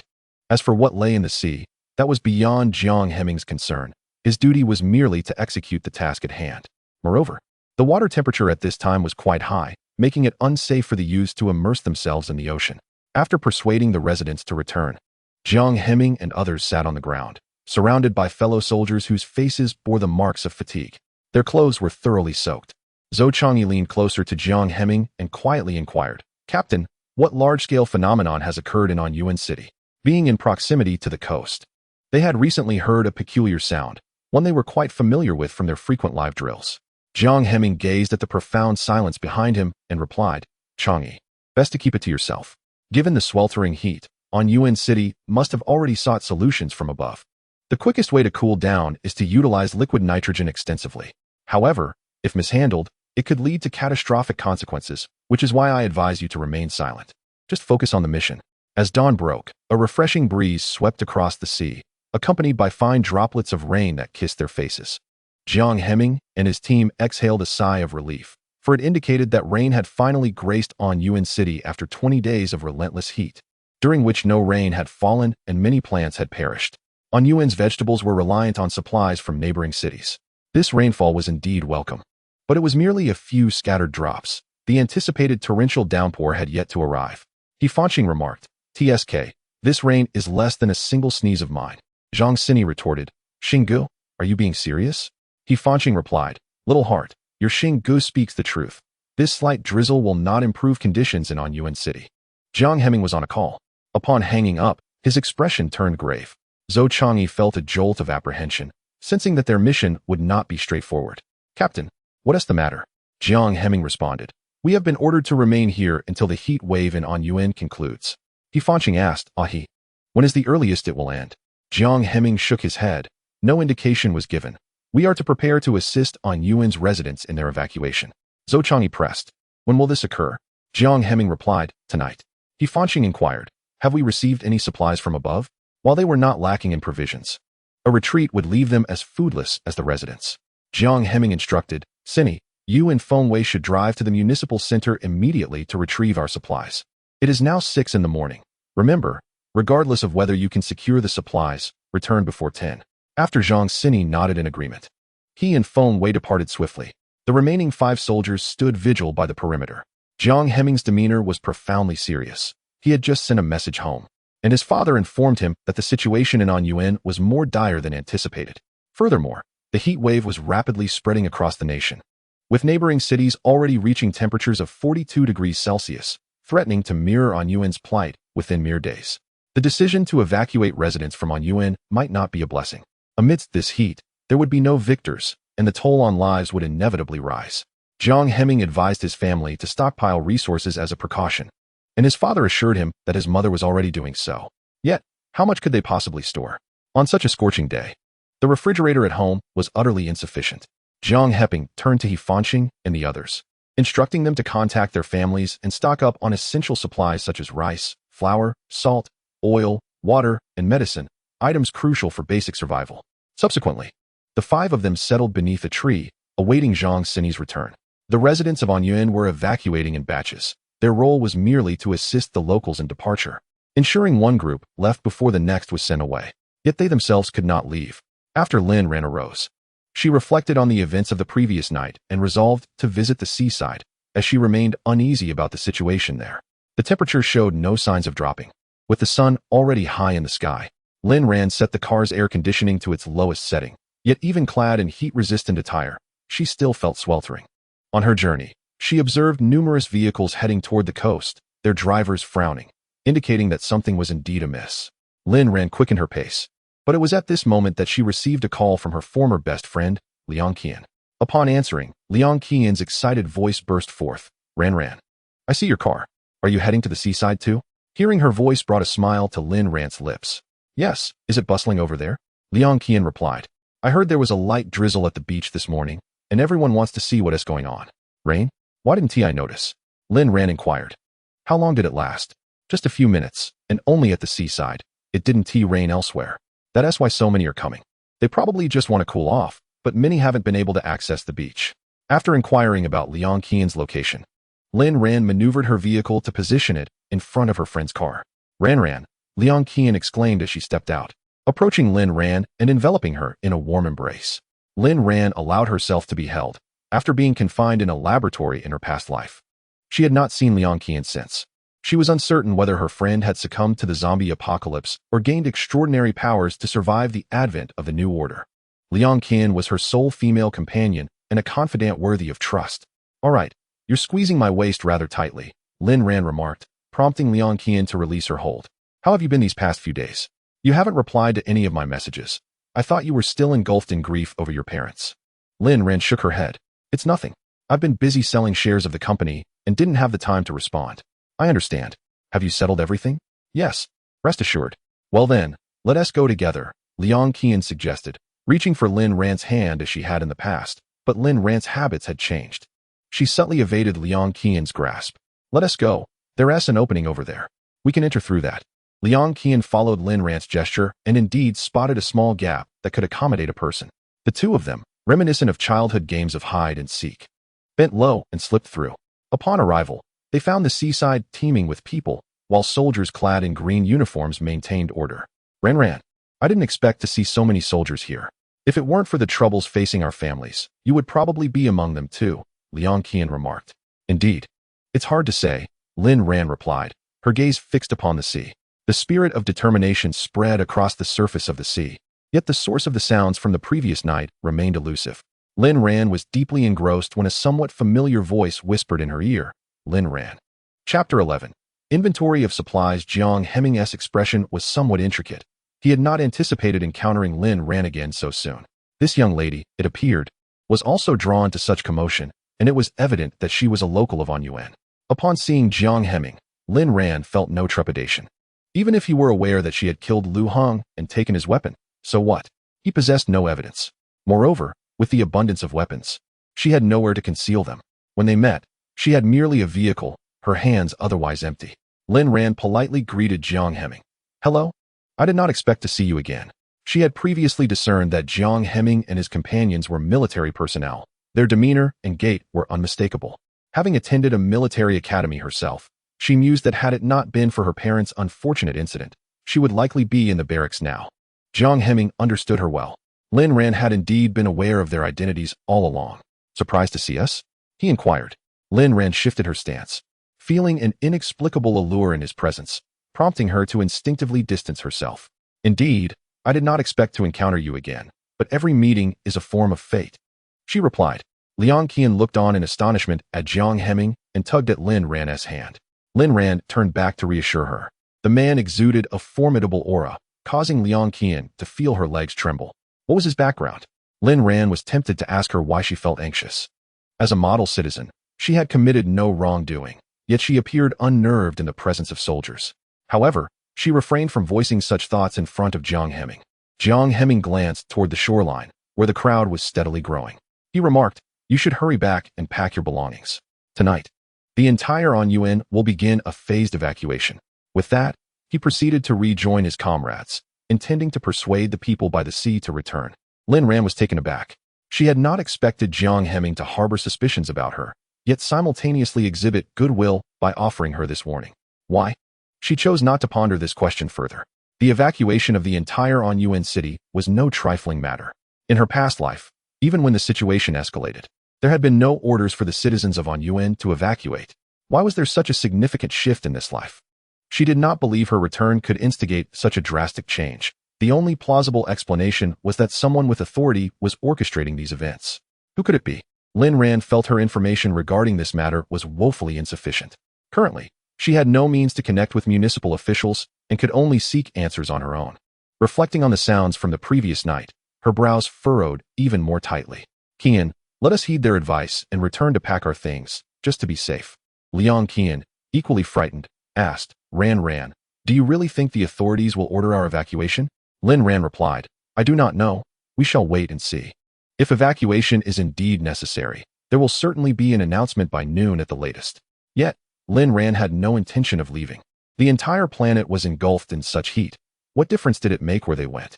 It was possible they might perish en route during the evacuation.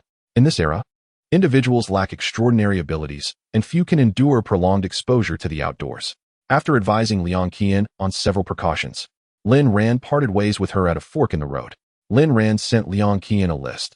Please pick up these items from the supermarket on your way. The more, the better. Liang Qian was taken aback. Ran, do you truly believe those recent claims circulating online? Lin Ran replied, Qian, these are essential daily necessities. Even when the heat subsides, they will still be useful. Stocking up is prudent. Just ensure you select the freshest products. Liang Qian, who typically heeded Lin Ran's advice, agreed. All right, I'll head to the supermarket now. What about you? Lin Ran responded, I've already stocked some supplies. Hurry along, for the next few days. Stay indoors with your family. We cannot predict if the temperature will continue to rise. Liang Qian nodded, pressed the accelerator, and swiftly made her way to the supermarket. Upon arriving, the sight of the bustling crowd left Liang Qian feeling overwhelmed, as many were scrambling for goods. Without time to hesitate, She joined the fray, simultaneously calling her parents and brother, urging them to rush to the nearby supermarket to gather supplies. With so many people present, she managed to acquire only some shampoo, body wash, and a few sanitary napkins, along with a few boxes of unwanted biscuits. As a delicate girl, she found herself unable to compete with the others in the frenzy. It was truly terrifying. Returning home, Liang Qian called Lin Ran, who suggested she try the wholesale market, where they might still have stock. Reluctantly, Liang Qian donned protective gear and, accompanied by her brother, ventured to the wholesale market, where they managed to procure some grains, cooking oil, and water. Exhausted upon returning home, she collapsed onto her bed, venting her frustrations to Lin Ran, who advised her to rest and await further instructions. Meanwhile, Lin Ran was at the gas depot, attempting to purchase liquefied gas. The supplier would only agree to sell her 500 canisters, no more, regardless of the price. With no alternative, she visited various gas retailers, ultimately managing to acquire 2,000 canisters. Following the delivery truck back to the warehouse, she stored all the supplies in her designated space before returning home, the clock already past noon. Her phone remained eerily silent, devoid of any notifications from the municipal authorities. After resting briefly, Lin Ran entered her storage space to organize her inventory. The robotic assistant had already sorted the goods into their respective warehouses, leaving her with a thick stack of papers detailing all the supplies in her farmhouse storage. Clothing of various styles and purposes filled an entire hectare of warehouse space. Additionally, a separate warehouse held vast quantities of salt, soy sauce, oil, and other essentials, each amounting to several tons. Water, sourced from the wholesale market, boasted a variety of brands, and no one would suspect its origin. They would assume she had gathered it during her travels. Gasoline and diesel were in limited supply, and she had only secured 1,000 canisters of natural gas. Lin Ran scoured the internet for information on the Yuan gas depot and companies selling natural gas, planning to stockpile supplies from these locations once the apocalypse arrived, whether through purchase or scavenging, as these would be indispensable resources in the future. The assortment of snacks in that warehouse brought Lin Ran immense joy. In the laboratory, her only indulgence was spicy strips, a flavor that lingered in her memory. Daily injections of various medications rendered her mouth bitter. Only by consuming those intensely flavored snacks could she feel the vitality of life coursing through her veins. She had a stockpile of oils, salts, sauces, vinegar, tea, and an abundance of other supplies: dried goods, clothing, petroleum, diesel, generators, speedboats, masks, hand sanitizers, disinfectants, and more. 5 large warehouses brimming with provisions. After meticulously cataloging her supplies, Lin Ran exited the space. Her phone still bore no sign of evacuation messages, indicating that she was not among the first group of citizens to be evacuated. Several messages from Liang Qian confirmed that she too had not received any evacuation notice. Upon opening her computer, Lin Ran discovered that the online community was in an uproar. Chapter 12. The machine for fried chicken and French fries. Lin Ran perused the barrage of messages. Images of residents evacuating were flooding the internet, while those left behind were gripped by panic, hastening to the evacuation points. Jiang Hemming and his team, tasked with maintaining order, found themselves overwhelmed, striving to calm the citizens while internally cursing the municipal officials of Yuan. Was it not stated that evacuation routes had been meticulously arranged and that a list of residents scheduled for phased evacuation had been provided to the telecommunications company for notification? Yet, why were the residents left in the dark? The disorder sparked by the first group of evacuees was understandable. It was no wonder that few wished to come to Yuan, given the sweltering temperatures and the unreliability of the municipal staff. Before Zhou Chang'e stood a woman in her 30s with 2 children, her voice hoarse. "I implore you, let us board the vehicle as well." Zhou Chang'e, filled with helplessness, replied, "Return home. Even if you manage to leave, there will be no place to receive you." The woman, fearing the prolonged heat, had hurried with her children, hoping to catch the first wave of departures. Seeing Zhou Chang'e's resolute stance, she had no choice but to retreat with her children. Halfway back, she noticed several municipal personnel departing from their posts and drove her car towards them in haste. Zhou Chang'e was unable to intervene in time and could only watch as the woman's vehicle sped away. Jiang Hemming and his team toiled until dawn broke the following day. The crowd was chaotic, a relentless tide of anxious citizens, leaving them no opportunity for rest. Lin Ran, determined to gather information, managed to learn from Li Yunhai about the relocation point for the first group leaving Yuan City. "Uncle Li, are you saying that the first group has already arrived in Langkong by dawn?" Lin Ran furrowed her brow. What a coincidence that the first evacuees from Yuan City were headed to Langkong. a place she held in low regard after nearly 3 years there. They say a base capable of withstanding high temperatures has been established there, allowing humans to live normally, Lin Ran explained. However, Lin Ran harbored a different perspective.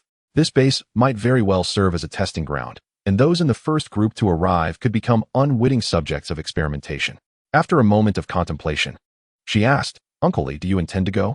Without hesitation, Lin Ran replied, "Yes, we have received the departure message. The second group will set out this evening.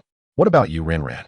Lin Ran observed the information circulating online. The first batch of residents arriving in Hong Kong had not shared a single image. This was quite unusual. She had not received a text message. "Uncle Li, I do not plan to go for the time being. I have renovated the basement, where I can hide for several months." Lin Ran understood that Lin Ran had her own ideas and could survive well on her own. Hence, he was not worried. "All right. Be safe, Lin Ran. If things go awry, you can always come to Hong Kong to find us."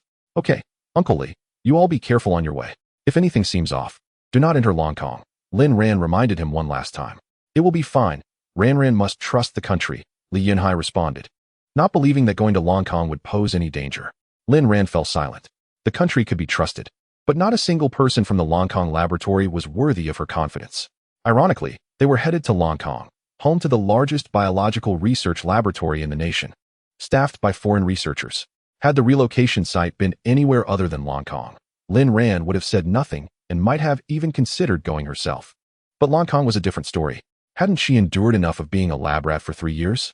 Lin Ran hung up the phone and ascended to the rooftop. Morning had arrived once more. The sun's rays illuminated the earth, rendering everything serene. With her eyes closed, she reveled in the morning light.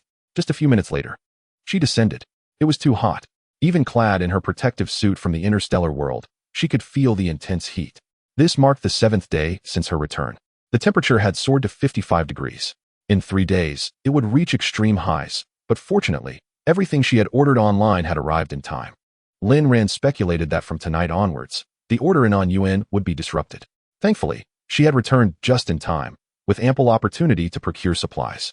Gazing at her domain, mountains, seas, and plains, her mind settled into tranquility as she reviewed her infrastructure accounts. Regardless of the upheavals wrought by volcanic eruptions or the relentless bombardment of meteors on this planet, she need not worry about a shortage of resources. While enjoying music and ice cream at home, Lin Ran maintained her mental vigilance in her surroundings, soon noticing several suspicious individuals nearby. Upon closer inspection, she discerned that these individuals had been sent by Su Wensheng. However, this time, she chose not to act. In such sweltering heat, they would not last long. Indeed, within half an hour, they hastily departed in their vehicle. At the Su residence, Su Wensheng made a phone call. "The person you mentioned has not left on Yuan. Should I send someone to capture her tonight and deliver her to you?" The voice on the other end frowned. "That shouldn't be. She was on the first list. How could she not have arrived?" Su Wensheng replied, "You know the nature of the on Yuan municipal government. Her spot was likely replaced by a family member." "Very well. Bring her to me tonight, but do not harm her," the other party instructed before hanging up. Excitement and a hint of bloodlust illuminated their beautiful face. Lin Ran sneezed several times in quick succession. Had she become a target once more? Could this be connected to the individuals who had come to survey her home today? Lin Ran licked her lips, feeling a surge of anticipation for the arrival of night. It had been quite a while since she had genuinely fought someone. Su Wensheng. She noted down another score against him. Lin Ran suspected that Su Wensheng had connections with the Hong Kong laboratory. Otherwise, how could he have sent her there in her previous life? Moreover, Su Minlu must certainly know Su Wensheng. The thought tightened Lin Ran's fists. The vengeful spirit of Su Minlu had come to her doorstep in this life, and she intended to dismantle her schemes, strike by strike. With that in mind, Lin Ran picked up her keys and stepped out once more. The last batch of goods she had ordered online had arrived, and she headed to the warehouse to collect everything. She provided some supplies to the elderly man who had been watching over her warehouse, mainly essentials like rice, water, and oil, and instructed him to refrain from going out in the coming days. The old man expressed his heartfelt gratitude. Recently, many had been scrambling for resources, and he had only managed to secure enough for his family to last a week. With the provisions Lin Ran supplied, however, they would have enough to last 2 months. He planned to conceal the goods upon returning home.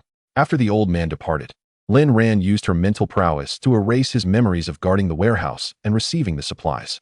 She then waited for the final batch of goods. She had ordered machines for making fried chicken and French fries. As her palate had evolved significantly, she intended to have the robots prepare the meals for her. After securing the machines, Lin Ran vacated the warehouse and returned home, quietly awaiting the arrival of night. Chapter 13. Liquid nitrogen as night fell. Lin Ran turned off the lights, cradled an automatic rifle against her chest, and closed her eyes while seated on the sofa. In the living room, soothing music flowed, and her fingers tapped rhythmically against the magazine of the gun, anticipating the arrival of unwelcome guests. Just as the sky darkened, she heard the rustling sounds from outside the villa, accompanied by footsteps. Judging from the vibrations reverberating through the ground, Lin Ran estimated that at least 30 individuals had arrived, all armed to the teeth. It appeared that Su Wensheng had learned from their previous encounter and sent skilled operatives this time, marksmen with precision and formidable combat skills. Having learned from his sources that Li Yunhai and Zhou Shi would be evacuating in Yuan in the early hours of the next day, Su Wensheng had little time to spare for Lin Ran. Thus, he dispatched these individuals to capture her, primarily for financial gain, but also to uncover the purpose behind her stockpiling such a quantity of goods. Furthermore, Lan Kong was in need of personnel, and as an investor, he was eager to learn of the astonishing results. Su Wensheng had not anticipated that Lin Ran's resolve would harden after the death of her parents, which was why he had failed to apprehend her last time. This time, however, escape would be impossible for Lin Ran. The night in the villa district was anything but tranquil. The intruders, equipped with infrared range sensors, entered Lin Ran's villa and quickly realized there was only one occupant. Upon noting the numbers, some among them silently scoffed, deeming the financier overly dramatic. Observing her curvaceous silhouette, it was evident that she was a woman. Such a woman, they thought, required not brute force to subdue, but rather cunning, to bring her to submission. What could not be acquired in this manner? The leader shared a similar sentiment. The benefactor commanded him to bring 30 individuals, with the expectation of success being imperative and failure entirely unacceptable. The leader signaled, and the 30 individuals divided into 6 groups, infiltrating through the upper floors, windows, front door, back door, kitchen, and balcony, effectively encircling the occupants within the house. With this arrangement, escape would be an impossibility for her. Lin Ran opened her eyes after these individuals entered the courtyard. Earlier that day, upon noticing surveillance in her vicinity, she had disabled the villa's alarm system. This precaution allowed them to enter quietly, undisturbed by those next door. She had established a mental barrier to ensure that the commotion in her residence would go unnoticed by the neighbors.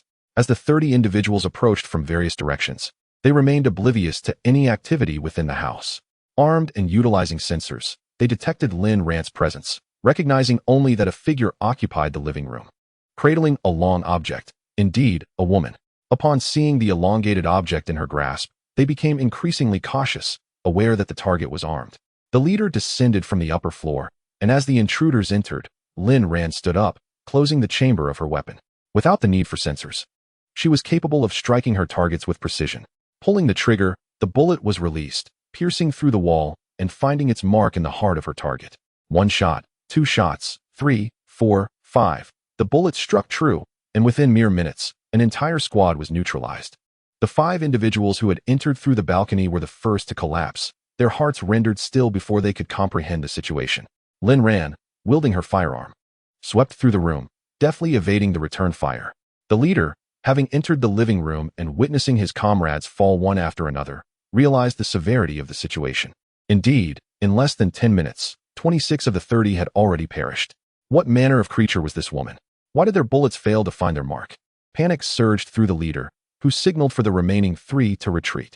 Yet, Lin Ran was not inclined to grant them any chance of survival. Without the need for aim, she fired again. After 4 shots, all 30 lay lifeless on the ground. Lin Ran, gun in hand, illuminated the living room, approached the one who had been signaling, removed the sensor, captured a photograph of him, and promptly forwarded it to Su Wensheng. Subsequently, she retrieved 2 robots from her space, programming them with instructions to clean the living room. Once these tasks were completed, Lin Ran opened the refrigerator and took a hearty swig from a bottle of soda. Su Wensheng received Lin Ran's message, the photograph inducing a state of shock. He immediately contacted Lan Kong, informing them of the unresolved situation. Upon hearing the news, the recipient's temper escalated dramatically. "You useless lot, a bunch of failures. No wonder the experiment yielded no success. The results are nothing but inferior products." The speaker shattered several laboratory glassware in frustration, attempting to calm the tempest within. They resolved to expedite their progress, planning to unveil their findings the following day. Eager for everyone to experience their results, their expression bordering on madness. Once the robots had disposed of the bodies and the courtyard returned to an unblemished state, Lin Ran finally reclined upon her bed. Suddenly, she heard a noise descending from the heavens. Lin Ran, without a moment's hesitation to don her shoes, rushed to the rooftop. Peering through a powerful telescope, she realized with dismay that someone had concocted a disastrous scheme. Without delay, Lin Ran initiated a group voice call to Li Yunhai and Zhou Shi. "Uncles Li and Zhou, have you set out yet?" "Not yet. What's the matter, Lin Ran?" Zhou Shi was busy packing, placing the last pair of socks into his suitcase. "You must quickly look at the sky. Something appears amiss up there." Li Yunhai and Zhou Shi sprinted forth. Upon witnessing the spectacle above, Zhou Shi exclaimed in alarm. "What on earth is happening, Shi?" Li Yunhai queried, perplexed. "Hold on. Hi Go, let me make a call to confirm," Zhou Shi responded. Moments later, he hung up another phone. "Hi Go. My friend informed me that someone has launched an enormous quantity of liquid nitrogen into the sky." Li Yunhai cursed vehemently, cursing the ancestors of the individual responsible for this idea. What repercussions could such a vast amount entail? Li Yunhai asked anxiously. Zhou Shi's voice turned grave and fearful. "Hi Go, with such a volume, the entire planet may experience extreme cold weather, leading to fatalities. People could freeze to death." Lin Ran listened in silence. "Here's the plan. Shi, you should bring the children to my house for the night. We can look out for one another, and Ran, you should join us as well." Lin Ran declined. "I can manage to protect myself, so I won't be coming. Furthermore, uncles Li and Zhou, I believe it's best if you refrain from evacuating tonight. The journey could pose even greater dangers." Li Yunhai and Zhou Shi understood that the risks of fleeing at this time were indeed heightened, deciding to wait until dawn to reassess their plans. After ending the group call, Lin Ran leaned over the balcony to gaze at the sky, realizing it was too late to modify the basement. Thus, she retrieved a robot from her storage, programmed it for construction, and set it to work on the walls and painting. She anticipated the renovation would be completed by morning. Worrying as she stared at the night sky, Lin Ran contemplated the likelihood that the liquid nitrogen could precipitate extreme cold weather, potentially altering the natural order of the entire planet. The dangers ahead were mounting. What the liquid nitrogen would transform into by dawn was beyond her imagination. Why would anyone conceive such a notion? Moreover, how could it have been accepted? Above on UN City, that ominous dark mass was coalescing, and Lin Ran sensed the impending peril. Chapter 14. Virus. The following day, having discovered the accumulation of liquid nitrogen in the sky, Lin Ran remained at home, decorating the basement and refraining from venturing out. She even allowed herself an early slumber. Thanks to the liquid nitrogen, the temperature had finally dropped. Residents donned their down jackets and celebrated in the square, reveling joyfully throughout the night. Lin Ran chose not to join the festivities. The city had regained its former vibrancy overnight. Seizing the opportunity, Lin Ran purchased additional bottled mineral water and an assortment of snacks and ice cream. As night fell, she anxiously observed the sky above. Her mental faculties extended into the clouds, detecting a formidable chill in the air. This city was on the verge of plunging into an ice age within mere days. Lin Ran tightened her clothing and descended the stairs, experiencing a dreamless night. On the third day, Lin Ran awoke, startled by the biting cold. Upon regaining consciousness, she found herself sneezing incessantly. After donning her protective suit, she hurriedly put on her technologically advanced down jacket and adjusted the air conditioning to a comfortable temperature. Just as she finished, there was a sudden crack, and the power went out. Lin Ran had not anticipated that the electrical system would fail after just one night. Sighing, she resolved to light the fireplace. She retrieved some wood from her supplies, ignited it, and wrapped herself in a blanket while sitting in front of the warm glow. Pulling out her phone to scroll through messages. Online, a flurry of posts proclaimed the arrival of the apocalypse, yet the residents remained skeptical. This was largely due to the fact that only on UN City had experienced a drastic temperature drop from a sweltering 55 degrees Celsius to a chilling -15 overnight, while other cities still basked in the warmth that on UN had previously enjoyed. Witnessing the heat waves in other regions, the denizens of on UN even felt a tinge of schadenfreude. Lin Ran browsed a shopping website, only to discover that down jackets and comforters, along with other warm items, had been snatched up in an instant. Those who had previously criticized her online continued their tirades, blaming her for purchasing all the available stock, leaving them without adequate winter wear. How could she be held accountable? Even if manufacturers had inventory, which logistics company would prioritize shipping urgent goods over human safety? Her fingers danced swiftly across the screen until she paused, switching off the display to conserve battery life. Luckily, she had previously acquired several hundred high-capacity power banks, ensuring that her satellite communication would remain operational for a while, thus delaying the collapse of the network. It was uncertain when electricity would return. She planned to brew some tea, sit by the fireplace, and enjoy sunflower seeds while observing the online discourse until the internet ceased to function. At that moment, a particular message caught Lin Ran's eye. Instantly, her slouched posture straightened as her fingers hastily tapped the screen. Reports of vomiting and persistent high fevers in the center of Langkang City, with dozens of aggressive cases exhibiting a golden-red ring around their pupils. Curious, she scrolled to the comments section, only to find that no one was paying attention. This alarming news would soon fade into obscurity, as everyone was preoccupied with hoarding supplies, leaving little time to heed warnings. Other cities were apprehensive about potentially facing a situation akin to that of Anyuan, prompting citizens to flood shopping centers and stockpile goods. The sudden drop in temperature in Anyuan had also halted the evacuation efforts that were initially underway. Reading the message, Lin Ran furrowed her brow in concern. Langkang City. She had been sent there by Su Wensheng in her past life, enduring nearly 800 days and nights of both mental and physical torment. To her shock, the virus had evidently leaked ahead of schedule in this life. It seemed that this incident, much like the sudden appearance of thousands of tons of liquid nitrogen in the atmosphere, was the work of malicious individuals. Lin Ran took a screenshot of the message and sent it to Li Yunhai and Zhou Shi, advising them to refrain from going out and, if they must, to wear protective gear and carry weapons.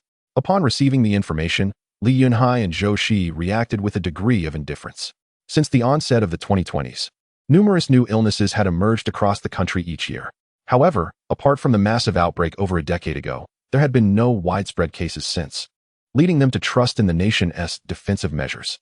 Moreover, Langkang was a 2-hour journey away from them. In this weather, the movement of people is virtually impossible. Lin Ran knew it would be difficult for others to believe her, yet she felt she had adequately alerted them. Whether they heeded her warning was their concern, and she chose to say no more. Surviving the extreme cold was the priority. This virus would inevitably spread far and wide. However, it bore both advantages and disadvantages. Those who endured would gain extraordinary abilities, while those who could not would become soulless beings, subsisting on human blood and decaying flesh. After reviewing the information, Lin Ran proceeded to the gym, engaging in a comprehensive regimen of bodyweight exercises, including squats, lunges, pull-ups, bench presses, push-ups, and planks.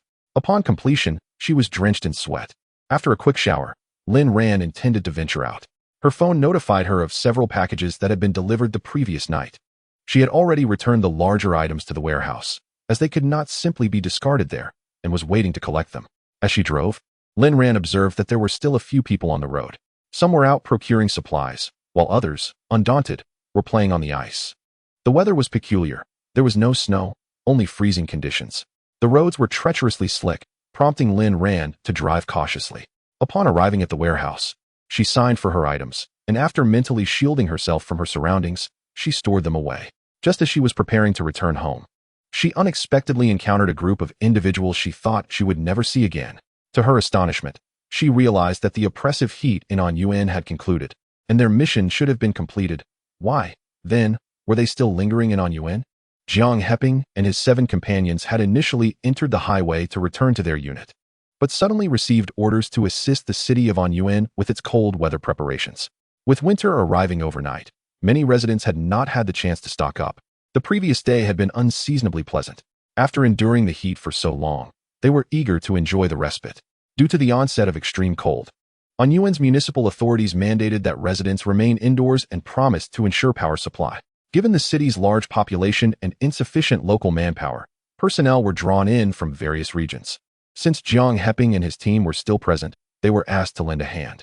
Deep down, Jiang Heping understood that someone was deliberately preventing their return to the unit. The reasons were obvious. Thus, he resolved to remain in Anyuan. Even if he returned, he would be unable to contribute meaningfully to the military efforts at this stage. Some opportunities, once missed, could not be reclaimed. He could only hope that this unforeseen situation would not adversely affect the unit and that everyone would be safe.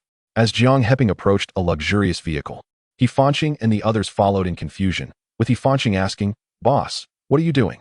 Stealing a car?" Jiang Heping smirked slightly. "No, I intend to commandeer a person."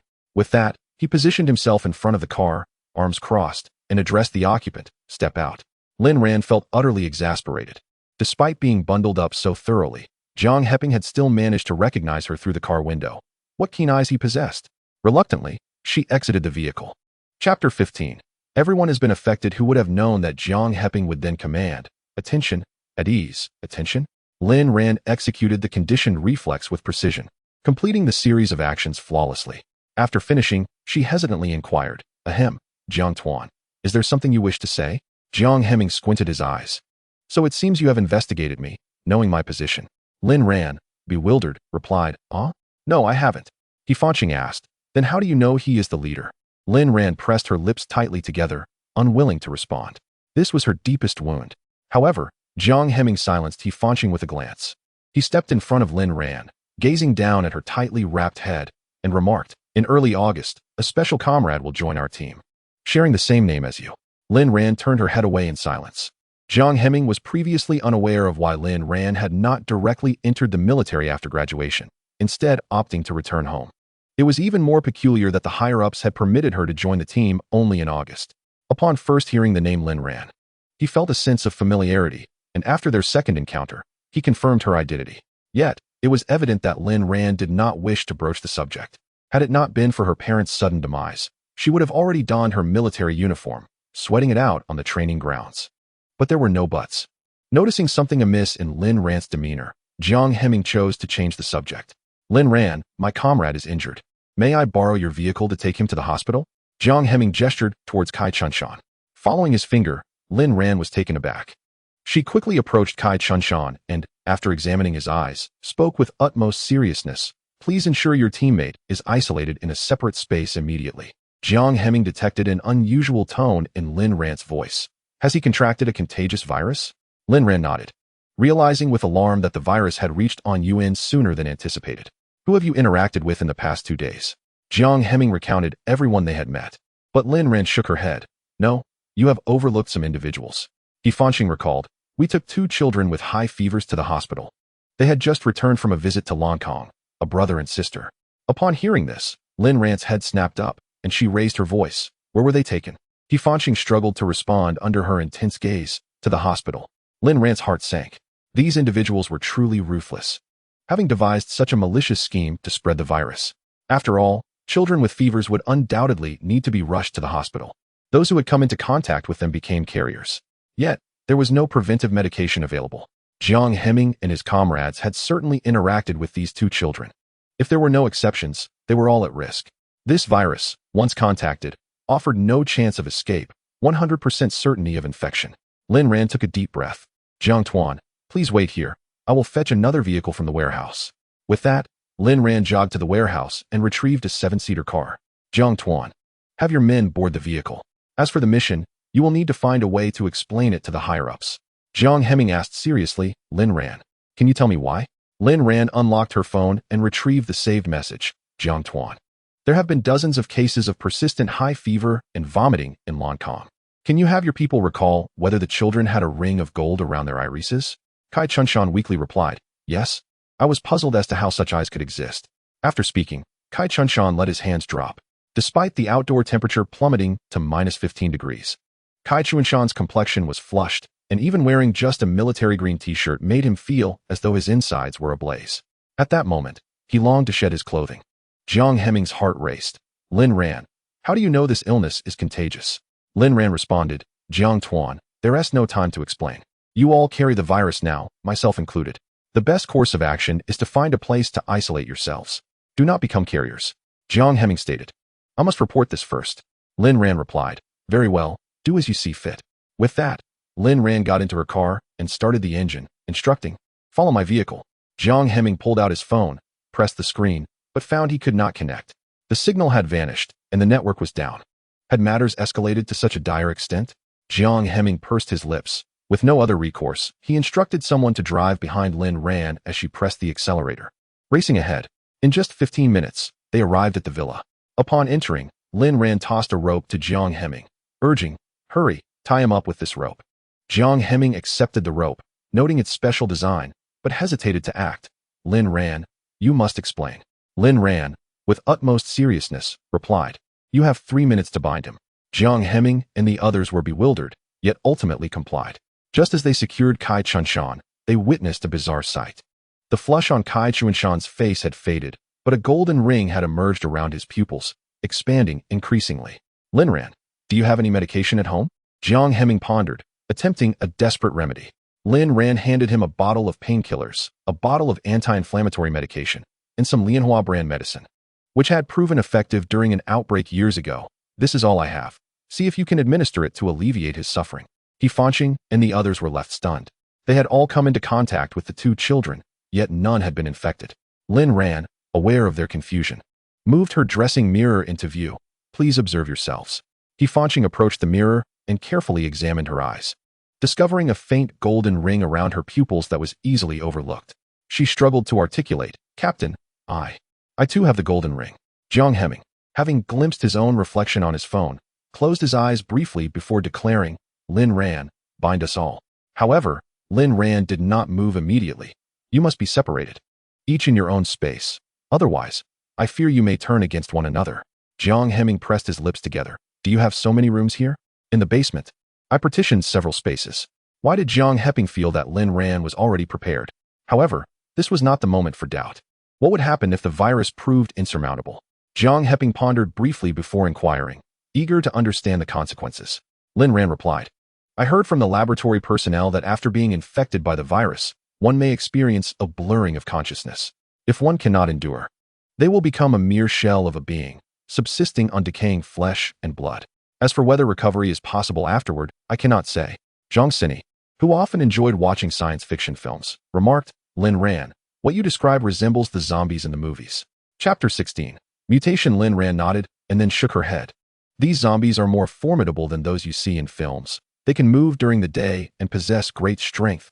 Not to mention, they exhibit extraordinary abilities. Zhang Xini was taken aback. Extraordinary abilities? You mean they can generate electricity, manipulate water, or breathe fire? Lin Ran suppressed a laugh, something along those lines. Jiang Heping asked, what if we endure? Lin Ran responded, as for that question, you will have to seek the answer yourselves. I do not know. She preferred not to elaborate too much. Much of what she knew came from hearsay within the laboratory. Surviving might grant one extraordinary abilities and clarity of mind, but whether there are side effects, she was uncertain. For her part, she had not noticed anything amiss.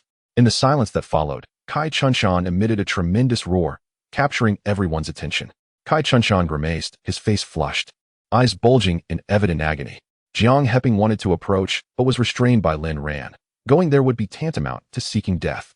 If Kai Chunshan, ravaged by the virus, were to become enraged, he might break free from his restraints.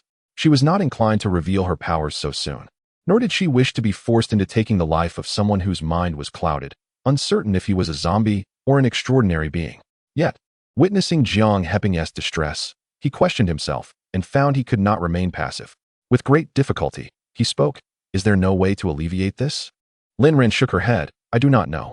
This virus has only recently emerged. Even if a cure exists, it will not be developed swiftly. Even if there is a medication, it lies in Su Minluo's hands, and there is no time to retrieve it. Jiang Heping clenched his fists, striking the wall with force. Who is responsible for creating this virus?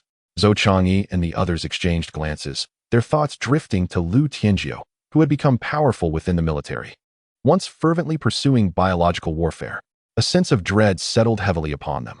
Lin Ran stated, I cannot answer that question. I have only just discovered this. Jiang Heping turned to Lin Ran with a skeptical expression, as if to say, You're just making this up. Just discovered, yet aware that enduring would grant extraordinary abilities? Who was she trying to deceive? Lin Ran understood their disbelief, but chose not to voice it. You should focus on your own situation first. Jiang Heping pursed his lips and issued a command. Get in line and head to the basement. I will tie you up. Understood. Upon reaching the basement, Jiang Heping secured his teammates before handing the rope to Lin Ran. I appreciate your assistance. Lin Ran accepted the rope and bound Jiang Heping securely, sincerely expressing, I hope you all can endure. Jiang Heping bowed his head, his gaze fixed on the gun at his waist. I still have a few bullets left. If the situation turns dire, I may require your assistance. He never imagined he would find himself in such a predicament. Lin Ran retrieved the firearm from his waist, stating, I hope to return this to you intact. Jiang Heping looked up to see a pair of dark eyes, which flickered with concern, yet were filled with blessing. Remember, no matter how much pain you endure, you must persevere and not allow the virus to seize control of your minds. Understood, the others nodded, hope illuminating their eyes, as they believed in their ability to conquer the virus. This was, in fact, Lin Ran's own experience. Having survived the virus, She had acquired the rare gift of healing abilities. Yet, it was precisely because of this power that she had endured torment within the laboratory. Lin Ran fetched 6 bottles of water from the basement storehouse and handed them to the group. Drink this, then wait quietly. After they had quenched their thirst, Lin Ran exited the underground garage, secured the massive iron door, and, after cloaking the area with her mental energy, returned to the living room. She had no inclination to witness the misfortunes of others. Such disarray was something she believed no one would wish to expose. Upon returning to the living room, she instructed the robot to drag Kai Chun-shan to the dining room, keeping a vigilant eye on him while she seated herself on the sofa, ensuring she could see him clearly as she awaited developments. Upon her return, she realized this was her corporeal form in the interstellar realm, not the one from her original world. Thus, she was unperturbed by the virus. After all, she was the progenitor of these pathogens, her very being infused with toxicity. Having endured suffering in the laboratory, she had transitioned from confusion to lucidity, achieving peak strength. After being confined in the laboratory, she had been injected with a substantial quantity of the virus while unconscious, her mind momentarily slipping from her grasp, nearly leading to self-destruction. Yet, she gritted her teeth and persevered, acquiring several new abilities. Now, these viruses could hardly affect her. Nonetheless, she had to maintain an appearance of vulnerability. Lin Ran restrained herself, unleashing her mental energy to survey her surroundings. She wished to notify Li Yunhai and Zhou Shi, but there was no signal. She could do nothing but hope that their family had been fortunate enough to remain indoors these past few days. In the dining room, Kai Chun-shan's complexion fluctuated between red and white over 20 times, until it finally stabilized after 6 hours. Upon witnessing this, Lin Ran's anxious heart began to settle. He seemed to have endured. More than an hour later, Kai Chun-shan's face regained its tranquility, and his breathing steadied. Lin Ran glanced at the time. 8 hours had elapsed. She was uncertain when Kai Chun-shan would awaken. Meanwhile, in the basement, Jiang Heping and the 5 others began to exhibit symptoms akin to Kai Chun-shan's. Unable to suppress their impulses to slam their heads against the wall, a misstep caused them to collapse onto the ground, curling into a ball, the veins on their foreheads pronounced. Before losing consciousness, Jiang Heping cast a glance at his companions, noticing they all shared his plight. Their eyes reflected not only pain but also unwavering determination. In his heart, Jiang Heping prayed that everyone would endure, hoping Lin Ran's words were true. Unwilling to be controlled by the virus and transformed into a zombie, Lin Ran observed. Realizing she could not assist them, they could only rely on themselves. Kai Chun-shan gradually regained consciousness. The robot had already been returned to the spatial realm by Lin Ran.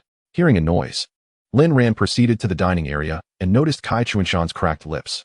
She swiftly turned to the living room to fetch a bottle of water. Kneeling on the ground, she inquired, "Do you feel any discomfort?"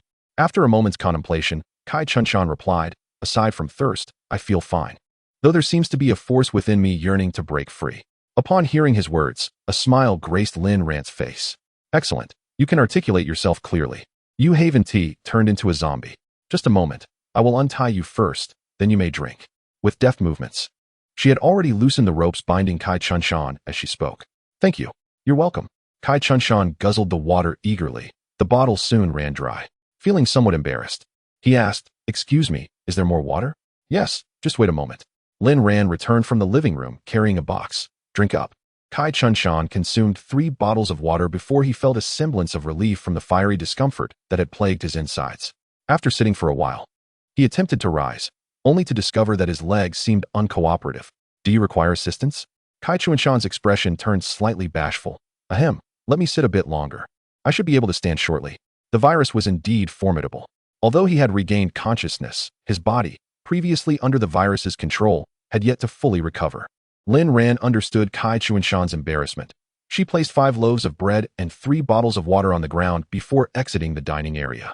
The time required to adapt to a body altered by the virus varies from person to person. It was not until 2 hours later that Kai Chun-shan emerged from the dining room, perplexed, and asked, "Lin Ran, what about Jiang Tuan and the others?" Lin Ran gestured towards the floor. "The living room cannot accommodate so many people, so I sent them to the basement. May I go see them?" He was concerned for his teammates and wished to check on Jiang Heming and the others. Lin Ran replied, "You can only listen to them from outside. I've locked the door as I am wary of other situations arising. Not everyone can endure this." Chapter 17. Rescuing Others. Significant revision. Kai Chun-shan shyly inquired, "Have I caused you any trouble?" Lin Ran understood his implication. "I regained consciousness before you. It seems the virus yielded quite swiftly. As for anything else, she chose not to elaborate. In truth, her body had undergone no changes. Even if reinfected by the virus, she would remain unaffected. The body she returned to had endured the agonies of the apocalypse and struggled through the cosmos for an extended period. She was uncertain why. Nevertheless, this was preferable. Otherwise, she would have to experience the torment of transformation once more, which she was keen to avoid. Recalling Lin Ran's mention of abilities, Kai Chun-shan scratched his head. About that ability you mentioned? Lin Ran responded, why not try it yourself? I am not entirely sure of the specifics. Kai Chun-shan remarked, oh, I thought you knew everything. Lin Ran chuckled softly and refrained from further comment, leading Kai Chun-shan to the entrance of the underground garage. Utilizing her mental power, she sensed the unconscious Jiang Hemming and the others, and their condition appeared rather dire. She hurriedly opened the iron gate and swiftly approached Jiang Hemming, checking for his breath. Though weak, he was still alive, and Lin Ran exhaled in relief. She peeled back Jiang Hemming's eyelids, revealing a ring of golden red, a forewarning of his impending transformation. The gold would eventually shift to red. Once the pupils turned entirely crimson, even her healing abilities would be of no avail. Kai Chun-shan, clearly aware of Jiang Hemming's dire condition, asked, Lin Ran, what should we do? Without a moment's hesitation, Lin Ran extended her hand above Jiang Hemming's head, channeling the virus within him into her own body. These individuals were righteous souls, and she could not bear to witness their demise, as she had nearly become one of them. Regardless of the consequences, she was determined to save them, even at the risk of being doubted. Upon seeing the color of Jiang Hemming's eyes normalize, Lin Ran withdrew her hand, suppressing the nausea rising in her chest. Her ability was to heal. Yet each use drained her energy, necessitating time for recovery. With the zombies yet to appear and no crystal cores in sight, she could only wait for her powers to replenish. Kai Chun-shan observed Jiang Hemming's restored eye color and exclaimed, Lin Ran, is the captain saved? Thank you, thank you. Lin Ran replied softly, for now, he is stable. We must wait for him to awaken to ascertain the final outcome. From the adjacent room came the sound of anguished groans. Kai Chun-shan rushed over to witness his teammate suffering unbearable torment. Was he not in a similar plight? This virus was truly terrifying. Who could be such a madman to create it? If he knew, he would surely flay him alive. After rescuing Jiang Hemming, Lin Ran turned her attention to the remaining 5, all of whom were in precarious conditions. She employed her healing abilities once more, her formidable mental strength compensating for the deficiencies of her powers. Once she had purged the toxins from the others, she was drenched in beads of sweat. Stepping aside to rest, Lin Ran found solace in the well-equipped basement she had prepared, sinking into a sofa with her eyes closed. Beside her, Kai Chun-shan watched with concern. Are you all right? Is there anything I can do? Lin Ran kept her eyes shut, replying, I'm fine. I just need a moment to recuperate. Keep an eye on them and remain silent. Kai Chun-shan nodded, glancing at his teammates intermittently, then turning back to Lin Ran, hoping she was not merely putting on a brave face. It was only when the heavy breathing in the basement subsided that Lin Ran opened her eyes, sighing in relief. These 7 had weathered the storm. On the ground, Song Huaiguang felt himself teetering between consciousness and slumber. He wished to open his eyes, yet his eyelids felt leaden, and he could not move his hands. Moments before, he had engaged in a mental duel with the bug mother of the insect race, employing a risky strategy to lure her into a wormhole, believing he could escape, only to find himself drawn into it as well. Gathering every ounce of strength, Song Huaiguang managed to lift his eyelids. Though his vision was blurred, he discerned the unfamiliar surroundings. A powerful aura loomed above him, dangerously. The enemy aimed to strike him while he was vulnerable. Summoning all his might, he sprang from the ground to evade the impending attack. Lin Ran's gaze flickered several times. How had Jiang Hemming's aura transformed so drastically, bearing no resemblance to its former self? Just moments ago, she had sensed Jiang Hemming's movements with her mental energy and approached, intending to offer her assistance. Her demeanor was distinctly unique, and Kai Chun-shan had also noticed this. Lin Ran now exuded an aggressive aura. His heart raced with uncertainty as he looked towards Lin Ran, observing her pressed lips and cautious steps, as if traversing a treacherous ice surface. Lin Ran picked up a length of rope that had been left and used on the ground, giving it a swift flick. The sound of the rope slicing through the air alerted the vigilant Song Huaiguang, leading to the scene that had just unfolded. Believing he was under attack, Song Huaiguang leapt from the ground with remarkable speed, narrowly evading Lin Ran's strike. Kai Chun-shan stared in disbelief at his captain. Was this a display of extraordinary powers? He then turned his attention to Lin Ran, astonished by her newfound prowess. Song Huaiguang looked up at Lin Ran, the light behind her casting her features in a frost-like hue, reminiscent of a carbon-based life form from the icy plains. Yet, in the next moment, his face contorted in surprise. Lin Ran, is that really you? Lin Ran fixed her gaze upon Jiang Heming, Song Huaiguang, and inquired, perplexed, why wouldn't it be me? Song Huaiguang glanced at Kai Chunshan, realizing he was witnessing an unfamiliar life form. After Lin Ran's retirement, she had returned to her home planet, becoming a tranquil farmer disengaged from worldly matters. He was certain she had no male companions, only robots. So, where had this male come from? Moreover, the scent in the air was not that of the Alliance. Where then was he? Realizing something was amiss, Song Huaiguang fell silent. Kai Chunshan hurried forward, offering him a bottle of water. Captain, do you feel unwell? The captain was indeed formidable, recovering with remarkable agility after a mere jolt from Lin Ran, whereas he had lain on the ground for a full 2 hours before rising. Song Huaiguang examined his body, noting some tears in his clothing, likely from his struggles. Aside from that, he felt no discomfort, just thirst. After finishing the water handed to him by Kai Chunshan, he clearly desired more. Lin Ran gestured towards the ground nearby, saying, there is more water over there, feel free to take it.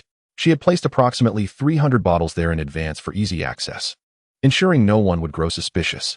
As Song Huaiguang approached, he felt his legs tremble slightly, presumably due to mental strain from passing through the wormhole.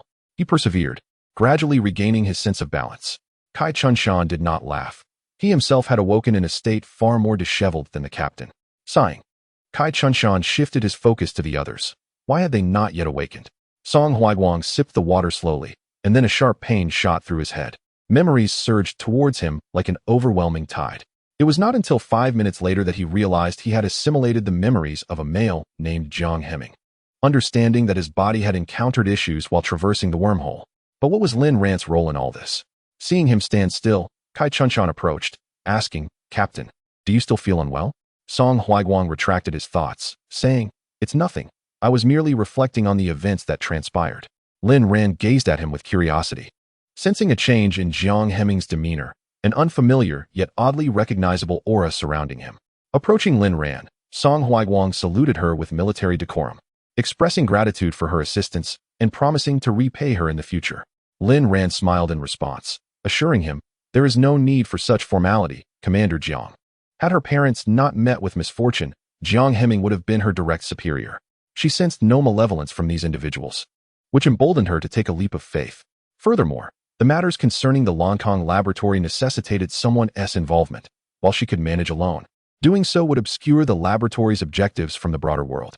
Thus, she chose to rescue these individuals, believing that when the opportunity arose, they would seek the answers themselves, yielding far superior results than her solitary efforts.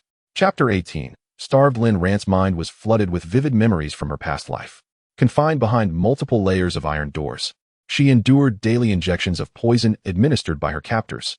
In that place, she was nothing more than a test subject, with precious little time spent in consciousness, yet enough to grasp the reality of the outside world. She overheard the jubilant voices of the researchers in the lab, celebrating and discussing her, their words filled with a sense of pride. A sweet, melodic voice proclaimed, heavens, not only does she possess extraordinary healing abilities, but also powers of speed and wood manipulation. She is my finest creation. Lin Ran had heard that voice countless times in her half-conscious state, though she lacked the strength to open her eyes. While the voice sounded enchanting, it was, in her heart, a harbinger of nightmares. The very viruses coursing through her veins had been injected by that voice's owner, who reveled in her suffering. Yes, reveled. Her instincts could not be mistaken. Despite her near-constant state of half-slumber, her mental acuity extended far and wide. At that time, she was oblivious to the true nature of her powers, believing that had she known, she would have escaped and exacted vengeance upon her tormentors. Alas, moments of clarity were few and far between, as numerous instruments monitored her condition, ensuring that any sign of awakening was met with further injections to maintain her subdued state.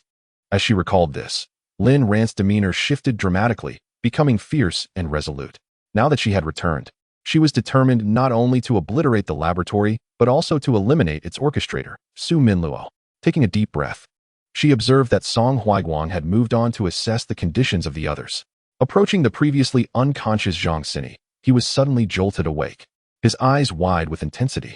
Bound and desperate, he lunged at Song Huaiguang, attempting to pin him down and take a bite. To Zhang Xini, The man before him seemed like an exceptionally rare delicacy.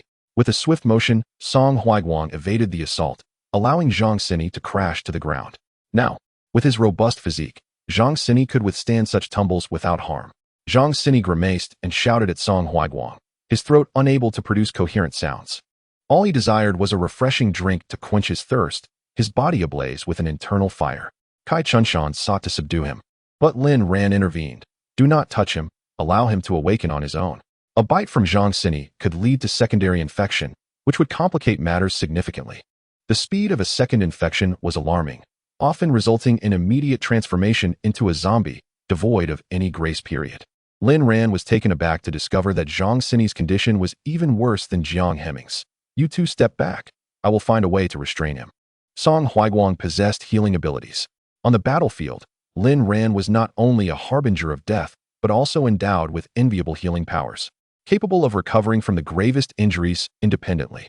Upon hearing this, Lin Ran glanced at Song Huaiguang again, wondering why his tones sounded so familiar. So different from before, what had gone awry? Moreover, how did he know about her healing abilities? Narrowing her eyes, she tucked her suspicions away for later inquiry.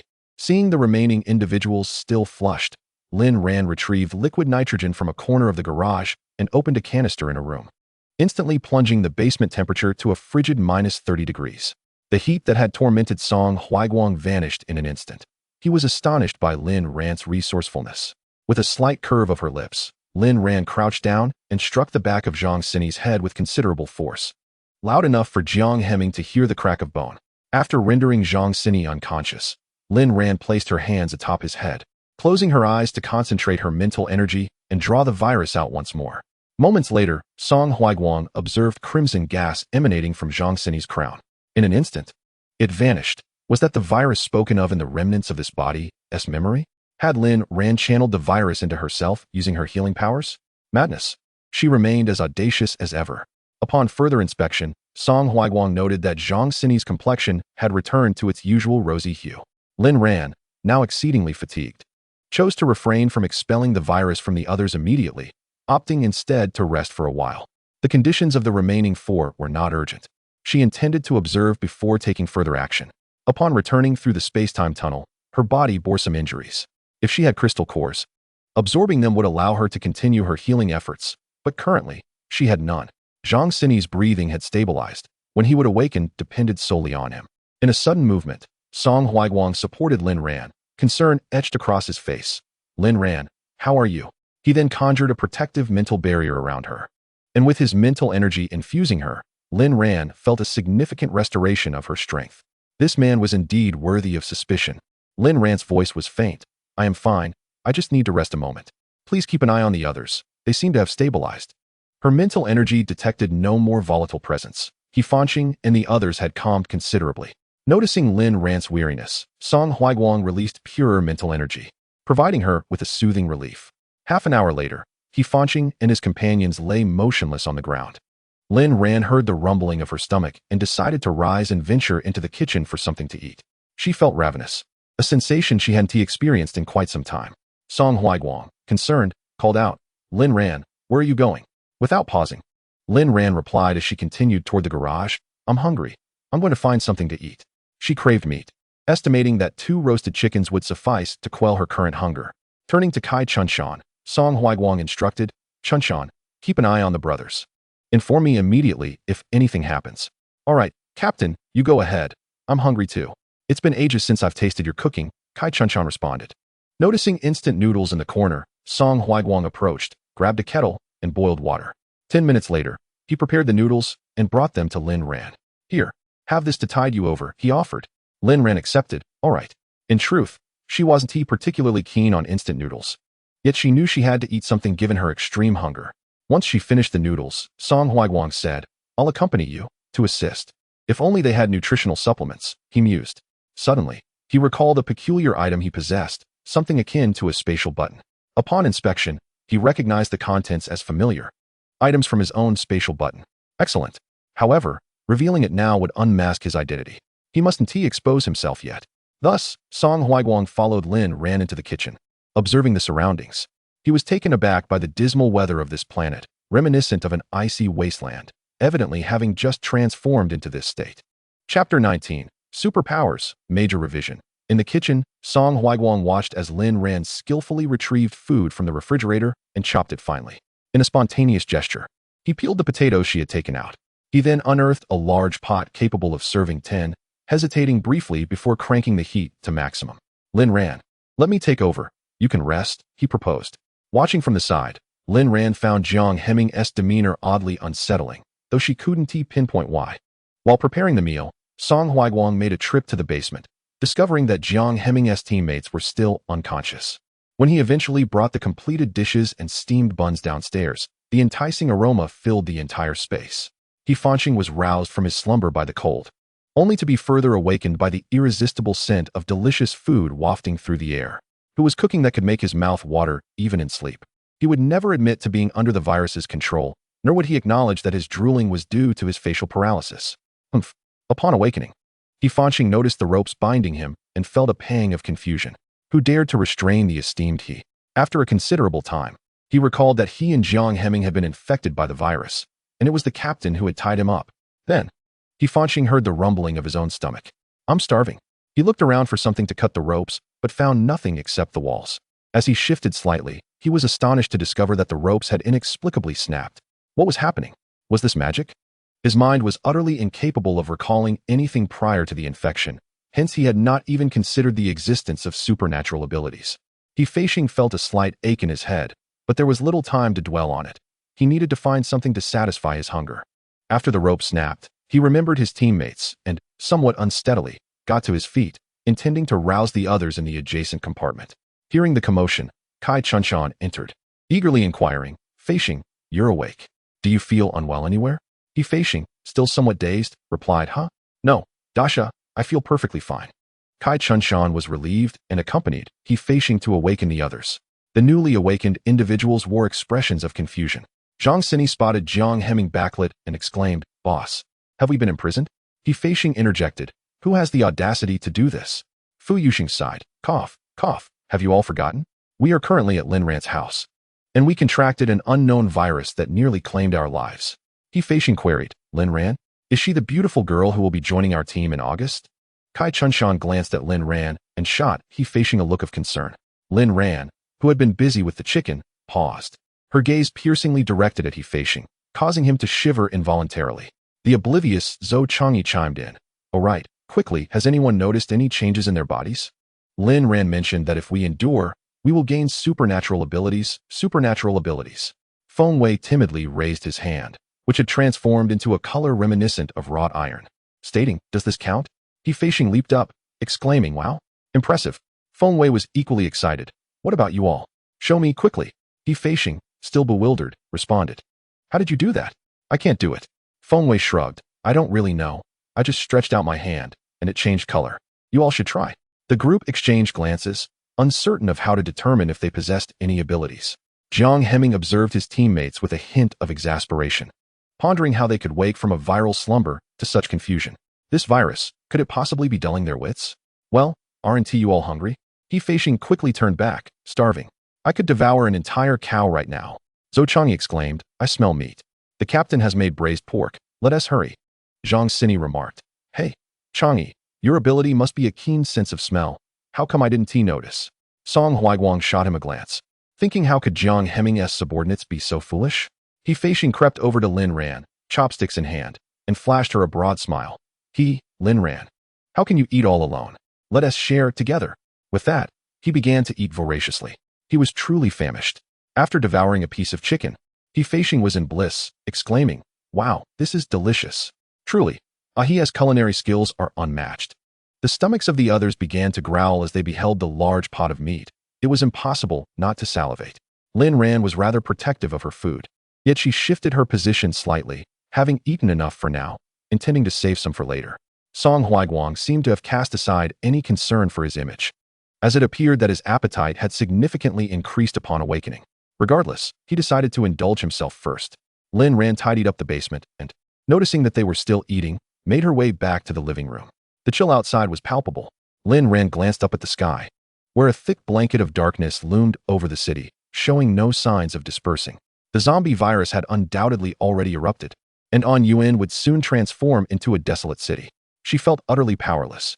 After Song Huaiguang and the others had their fill, Zhou Changyi hoisted the pot, while the rest carried their plates out of the basement. He Fanqing gazed around in curiosity. Wow, Lin Ran is quite the affluent young lady. This villa was truly extravagant. Having gleaned all of Lin Ran's circumstances from Jiang Heping's memories, and knowing that Lin Ran was also a wealthy individual in the interstellar world, Song Huaiguang was hardly surprised by the opulence of the villa. Once upstairs, Fu Yuxing obediently headed to the kitchen, intending to wash the dishes, only to find water inexplicably flowing from his fingertips. Bewildered, he turned to the others. I have powers now. Haha. His expression was so foolishly naive. He Fanqing rushed over, gripping his shoulders and shaking him vigorously. Quick, what were you just thinking? How did the water come out? Fu Yuxing scratched his head. I was thinking that the water must be cold in this weather, and how I would wash the dishes. And then water just flowed from my fingers. Oh, is it that simple? He Fanqing immediately ran through all the possibilities in her mind, yet nothing happened. With her head lowered, she sighed. Alas, I have no powers. It's so unfair. Lin Ran, sitting on the sofa and munching on sunflower seeds, rolled her eyes. Who could tell her why this once upright young man had turned into a silly fool upon waking? Song Huaiguang, disregarding his teammates, glanced down at his disheveled attire. Lin Ran, where's your changing room? I need to change clothes. Lin Ran pointed to the bathroom on the first floor. Following her gesture, Song Huaiguang entered, shedding his clothing and donning a combat suit from his spatial gear, topped with a thin black jacket that would sufficiently protect him from the cold. Noticing the others, Lin Ran set aside her seeds, crossed her legs, and indicated the second floor. There are clothes left by my father in the cloakroom upstairs. If you don't mind, you can make do with them. As Song Huaiguang emerged, he recalled that Lin Ran's parents had perished in a car accident, which was why she had said, if you don't mind. He exchanged glances with the others, and they understood immediately. No wonder she had delayed her arrival until August. It was a tragic story for a comrade. Kai Chunshan took on the task. Captain, I'll go upstairs and retrieve them. With that, he swiftly ascended to the stairwell on the second floor. He Fanqing lamented. Why do they both have powers, but I don't? Lin Ran, observing He Fanqing's distress, shrugged and suggested. Perhaps you could try to demonstrate outside? He Fanqing turned back. What? Zhou Changyi chimed in. Lin Ran suggests you go outside. Maybe your powers can only manifest in the open? Chapter 20. It can't possibly be a soil-based power, can it? Overjoyed, He Fanqing flung open the door and dashed outside. Unfazed by the frigid temperature of -15 degrees outside, where darkness enveloped everything and not a single shadow could be seen, He Fanqing stood in stunned silence. With renewed fervor, he rushed back, approaching Lin Ran with urgency. But how am I to manifest my abilities? I don't even know if I possess any. Dejected, he slumped onto a nearby chair. Zhou Changyi, at a loss for words, replied, Fanqing, I too lack special abilities.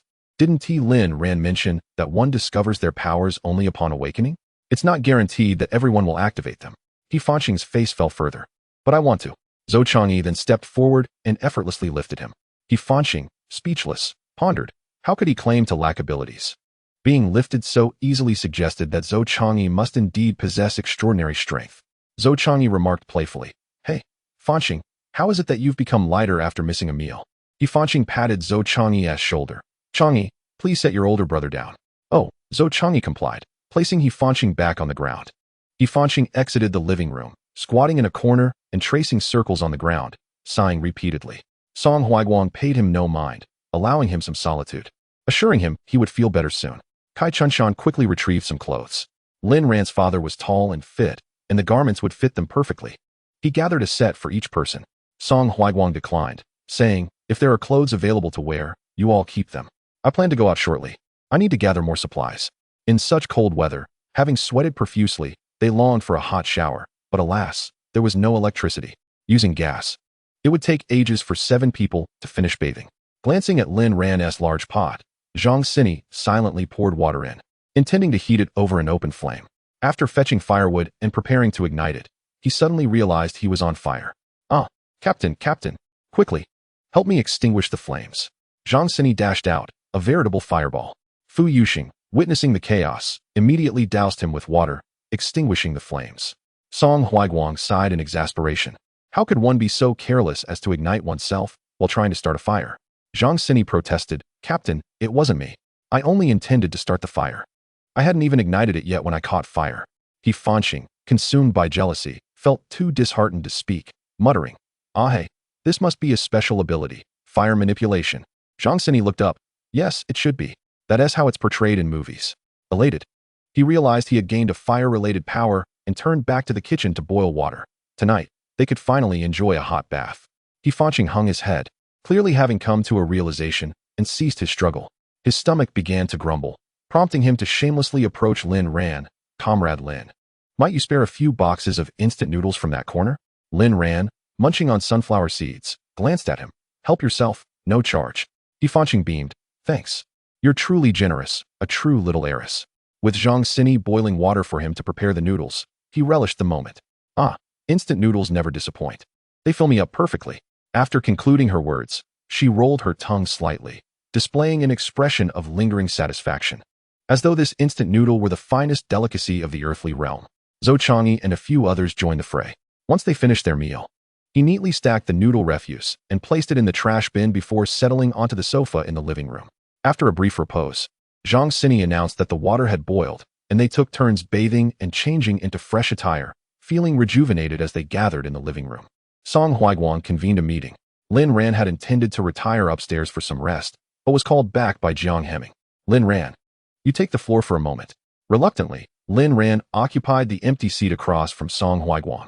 Song Huiguang first glanced at Jiang Heming's team, noting the flush on their faces and the fading gold in their pupils, then let out a sigh of relief before turning his gaze to Lin Ran. Lin Ran, how is your recovery? And thank you for saving us. You're welcome. You are worth my intervention, Lin Ran replied. Has the virus affected you significantly? If you are experiencing any discomfort, please speak up. We are comrades. Remember, comrades with whom you can entrust your back, Song Huiguang asserted. Lin Ran felt a wave of emotion. Such words had once been spoken to her by a commander who delighted in teasing her during her time in the stars. However, in this apocalyptic reality, she found little need for comrades, having grown accustomed to solitude. Song Huiguang urged everyone to recall the most probable source of the virus. Furthermore, they needed to venture out later to procure supplies. They could not rely solely on Lin Ran. Understanding that Lin Ran possessed knowledge about the virus, he addressed her directly. Lin Ran, you are aware of the situation surrounding this virus. Please enlighten us so we may better prepare ourselves. Lin Ran crossed her arms. What if I choose not to share? Song Huiguang recognized her cold exterior belied a warm heart. In such frigid conditions, the virus spreads with alarming speed. Lin Ran, you will become a soldier in August. It is your responsibility. Soldiers, in any world, bear the duty of safeguarding their homeland. Song Huiguang believed in Lin Ran's essence. Confident she had not so swiftly lost her nature, Lin Ran lowered her gaze. Yes, responsibility. Yet, in her previous life, the laboratory was populated by individuals clad in military green. Did they ever contemplate their kinship with her? Raising her head, she addressed Jiang Tuanzhong. I possess fragmented information. It is not comprehensive, as I am also uncertain about how the virus emerged. Song Huiguang studied Lin Ran intently, noting the depth of her dark eyes, which seemed to harbor a vortex capable of drawing one in. Much like before, she held a fatal allure for him. Lin Ran spoke the truth. Her knowledge of the virus and its outbreak was indeed limited. Realizing she could not convince them solely on her word, she mentioned Su Wensheng, revealing his affiliation as a benefactor of the Longkong laboratory. Before the network outage, Lin Ran had scrutinized Su Wensheng's financial transactions and discovered a wealth of information. After reviewing the documentation, Song Huiguang expressed keen interest in the data regarding abilities. Could you elaborate on these abilities? Lin Ran pondered for a moment, then shared everything she knew about the various types of abilities. These were cataloged in Su Wensheng's database, and she also produced previously printed materials. Here, take a look. This is all the information I have gathered, provided to Su Wensheng by the laboratory's director. In a moment of camaraderie, Song Huiguang and a few others gathered to watch. After finishing, He Fanqing felt a surge of confidence. So, aside from the speed already witnessed, as well as the abilities associated with the gold, water, and fire elements, there also exist earth, wind, wood, ice, lightning, and spatial powers? Excellent. I shall endeavor again. With that, he dashed outside, followed reluctantly by Zhou Chang'e. Upon reaching the courtyard, He Fanqing closed his eyes, murmuring incantations. Fly, I want to fly? He remained stationary, revealing that this approach was futile. Moving towards a plant, he declared, grow, grow, grow. The plant swayed its leaves, seemingly mocking him. Foolish. Unperturbed, He Fanqing retorted, damn it, if this doesn't work, and that doesn't either. Surely, I am not meant to burrow underground. No sooner had his words faded than he found himself enveloped in darkness. inhaling the earthy scent of soil. Indeed, it was true. What a surprise. Chapter 21. The mental ability, major revision.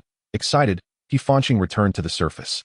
Entering the living room, he exclaimed, "Ahi, teammates, Fanqing, have acquired abilities." Song Huaiguang shook his head in exasperation. At the age of 27, he still exhibited such childishness. Nonetheless, he too was curious whether he possessed any powers but was hesitant to forego the dignity of a commander. The powers were undeniably impressive. He had witnessed Lin Ran utilize healing abilities, which he found astonishing. Lin Ran glanced at Song Huaiguang and said casually, "You can check your right bicep. There will be a mark indicating your powers." Fanqing, with a puzzled expression, protested, "Lin Ran, why didn't you mention this sooner?" Lin Ran, cradling a cup of coffee, replied, "Because your enthusiastic antics are quite endearing." A laugh escaped Fu Yuxing, unable to contain himself. Fanqing aimed a playful punch at him. But Zhou Chang'e intervened. Kai Chunshan stood beside Song Huaiguang, urging, "Captain, you should check your arm." The commander felt a twinge of anxiety, fearing his arm would be devoid of any markings, which could lead to disappointment from his partner. Yet, he was also eager to see. Lin Ran reassured them. "Before they were infected with the virus, your skills were commendable. You are bound to manifest some abilities post-infection, so fret not." Upon hearing Lin Ran's words, Song Huaiguang rolled up his sleeve and discovered 2 distinct marks. Kai Chunshan remarked, "Captain, your powers seem to differ from ours." Everyone's arms bore a mark. Fanqing's was a clod of earth, Fu Yuxing's a droplet of water, Zhou Chang'e's a fist symbolizing strength. Feng Wei's a triangular iron head, Kai Chunshan's a wheel, and Zhang Xini's a flicker of flame. As for Song Huaiguang, one mark resembled a storage pouch, not particularly distinct in shape, while the other was a lightning bolt. A surge of joy filled Song Huaiguang. Did this signify he had acquired 3 types of powers? Lin Ran, however, recognized that the indistinct shape represented mental prowess. The mental ability had not been mentioned in Su Wenxing's documentation. They likely had not discovered such a power in the experimental subjects.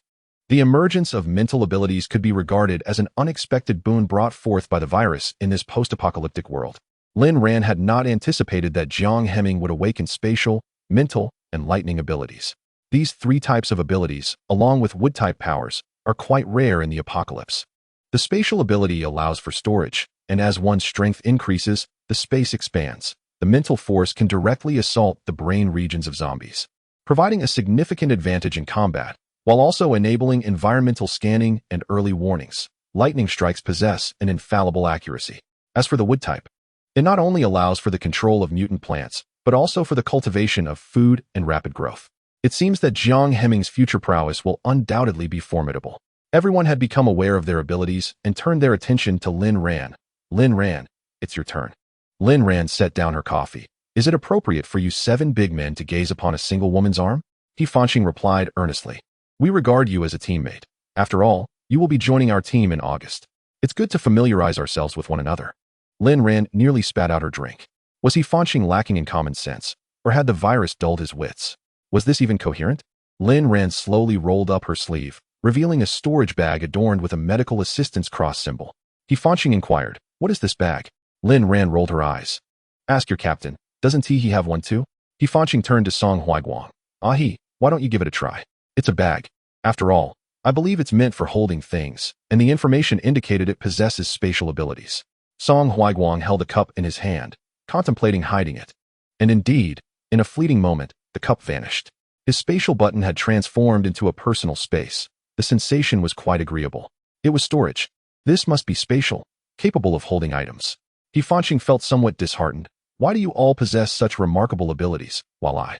Lin Ran was disinclined to continue discussing such topics. "It's late. I'm off to indulge in some beauty sleep." With that, she ascended the stairs. Leaving behind the remark, "You are free to occupy the rooms. Just ensure they are tidied up by morning." Once Lin Ran had retreated upstairs, Song Huaiguang remarked, "Let us venture out for a bit and gather the supplies nearby. We are out of resources and cannot rely on Lin Ran indefinitely." Fanqing, eager, responded, "All right. Let us go now." Song Huaiguang led Jiang Heming's team to collect items from nearby supermarkets, convenience stores, clothing shops, snack bars, and general stores, all of which were stored in their spatial area. Drawing from Jiang Heming's memories, Song Huaiguang also sought out a few abandoned vehicles and procured gasoline from a station. Their bounty was abundant, and they returned to Lin Ran's villa just past 1 in the morning. Upon stealthily entering the villa, Song Huiguang instructed the others to rest while he planned to keep watch in the living room throughout the night.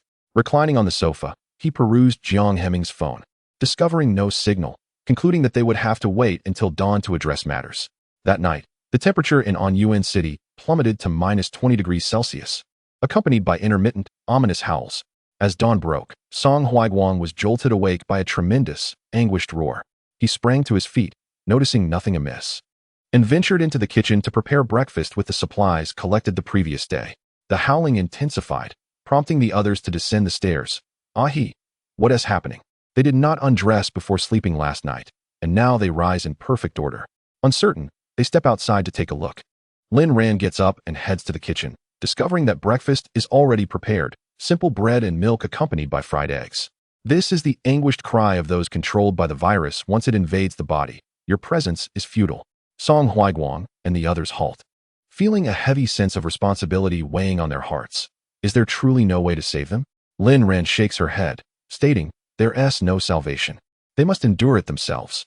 Her healing abilities are not omnipotent. They rely on the host's resilience. Only then can her powers be effective.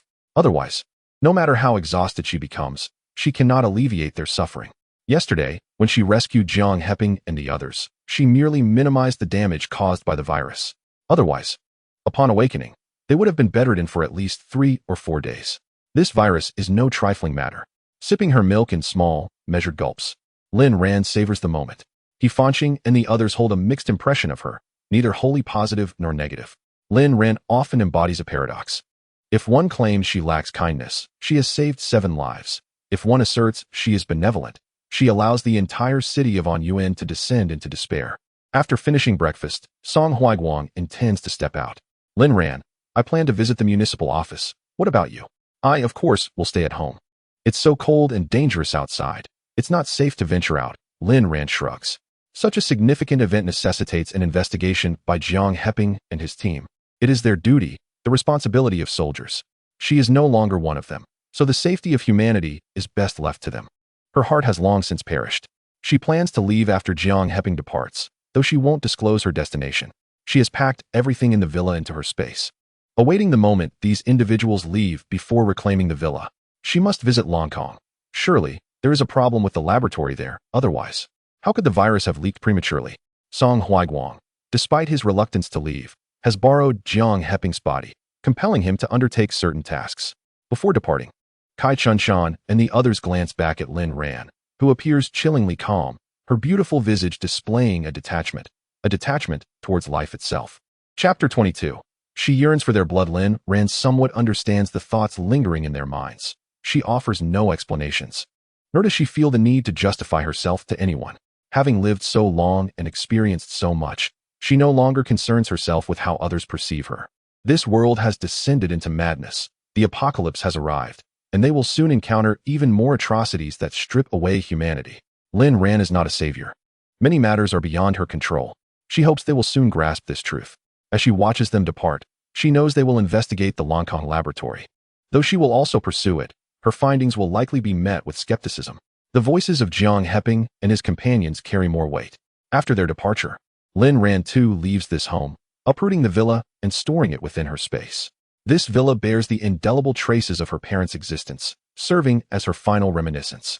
Lin Ran intended to depart from Anyuan to Langkong, and before her departure, she paid a visit to the homes of Li Yunhai and Zhou Shi. She pondered whether they had ventured out in the past few days. If they remained indoors, they might still be alive, but if they had gone out, their fate could be dire. Lin Ran bit her lip, acutely aware that Li Yunhai and Zhou Shi harbored deep skepticism towards her assertions.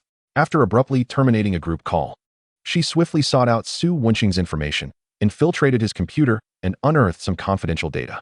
To her astonishment, Su Wenqing was one of the investors in the Langkong laboratory. Another individual, a woman named Huang Min, was also an investor. Huang Min possessed a photograph alongside Su Minlu, which solidified Lin Ran's conviction that these individuals were indeed deranged. Before she could relay the information to Li Yunhai and Zhou Shi, the virus outbreak commenced, prompting a deep sigh from Lin Ran. As she drove, the air was filled with anguished wails and the relentless sound of bodies colliding with walls, an incessant cacophony. Though she heard it, she remained unaffected, convinced that these mortal tribulations bore no relevance to her. She was determined to pursue her own course of action.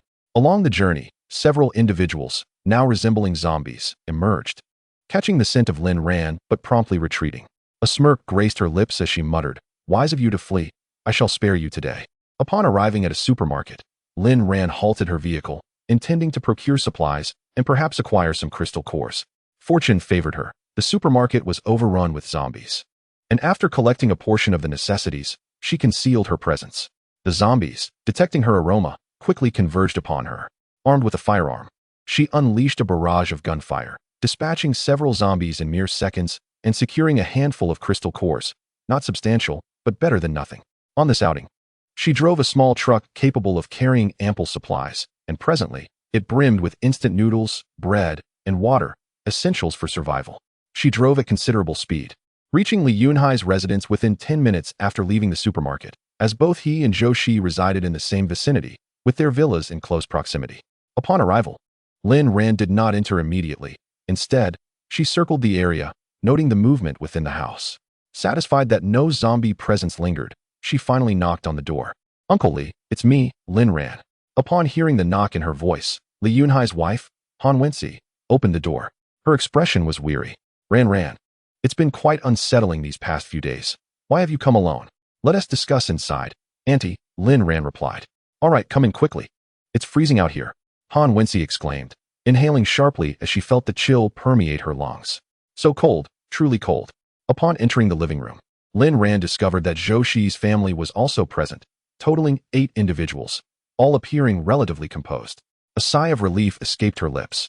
Before she could settle, she noticed a faint golden hue in the pupils of Li Yunhai's daughter, prompting her to remain silent for the moment.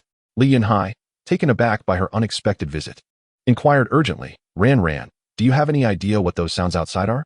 It's terrifying. His 2 children, along with Zhou Shi's offspring, had been too frightened to sleep a wink that night. Lin Ran proceeded to recount the harrowing sights she had witnessed on her journey to the 2 men. Li Yunhai and Zhou Shi felt a chill run down their spines upon hearing the news. Zhou Shi inquired, what has caused this? Lin Ran took hold of Li Yunhai's daughter, Li Junyu's hand, and gently asked, where have you been these past few days? The 13-year-old girl, still possessing a youthful visage, could no longer contain her pent-up anguish, which erupted at that moment. Sister Ran, I am in great pain. I went out quietly yesterday and encountered a boy around my age. After returning, I felt a fire igniting within me. Li Yunhai and Han Wenxi were taken aback. Junyu, why didn't you tell your parents? Li Junyu wept. Dad, Mom, I was scared. I fear the voices outside. The echoes of last night's terrifying roars instilled a deep fear in her. She felt an unsettling urge to sink her teeth into her parents' necks, longing to drink their blood. At just 13, she exerted all her strength to restrain herself, terrified to approach them, and instead kept her distance. Only when she saw Lin Ran approach did Li Junyu muster the courage to speak. In her eyes, the military-trained Lin Ran should possess the means to help. Lin Ran patted Li Junyu's hand reassuringly. Do not be afraid, Junyu. You must be brave. The virus has not yet fully taken hold of you. Trust in yourself. And also trust in me, all right? Li Junyu, understanding, nodded in agreement. Once she had comforted Li Junyu, Lin Ran handed the printed materials to Li Yunhai and Zhou Shi. Li Yunhai examined the documents meticulously and, after reading them, asked gravely, so, you mean to say that Junyu has contracted an unknown virus, which, once it invades the body, exerts control, with the distinguishing feature being the golden ring in the pupils? Lin Ran nodded, and Zhou Shi added, is there no other method of identification? I am not entirely certain. When I arrived, I encountered a few military personnel who briefly described the symptoms of the viral infection but did not elaborate further. Li Yunhai perused the documents once more, struggling to believe the words before him. Ran, where did you obtain this information? Are you sure of its accuracy? Uncle Li. I acquired it from Su Wensheng. I hacked into his personal computer to obtain it. Zhou Shi and Li Yunhai exchanged solemn glances. So, you mean to say that the remaining 7 of us, including yourself, have all been infected? Lin Ran's voice fell to a whisper. I have already been infected. I went to the warehouse to retrieve supplies the day before yesterday, and after staying up all night, I came here first thing this morning. She relayed the symptoms exhibited by Jiang Hemming and the others after the virus manifested as her own condition to Li and Zhou.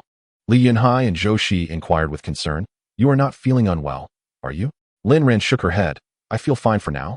Just a bit sleepy after waking up and quite hungry. As Li Yunhai was about to send his wife to the kitchen to prepare something for Lin Ran, she quickly interjected, Auntie, You need not trouble yourself. I ate 5 giant burgers on my way here, and am still quite full. Lin Ran smiled shyly after saying this. Chapter 23. Walking on ice. Seeing this, Li Yunhai turned to discuss with Zhou Shi. Let us do this. We will separate and isolate ourselves.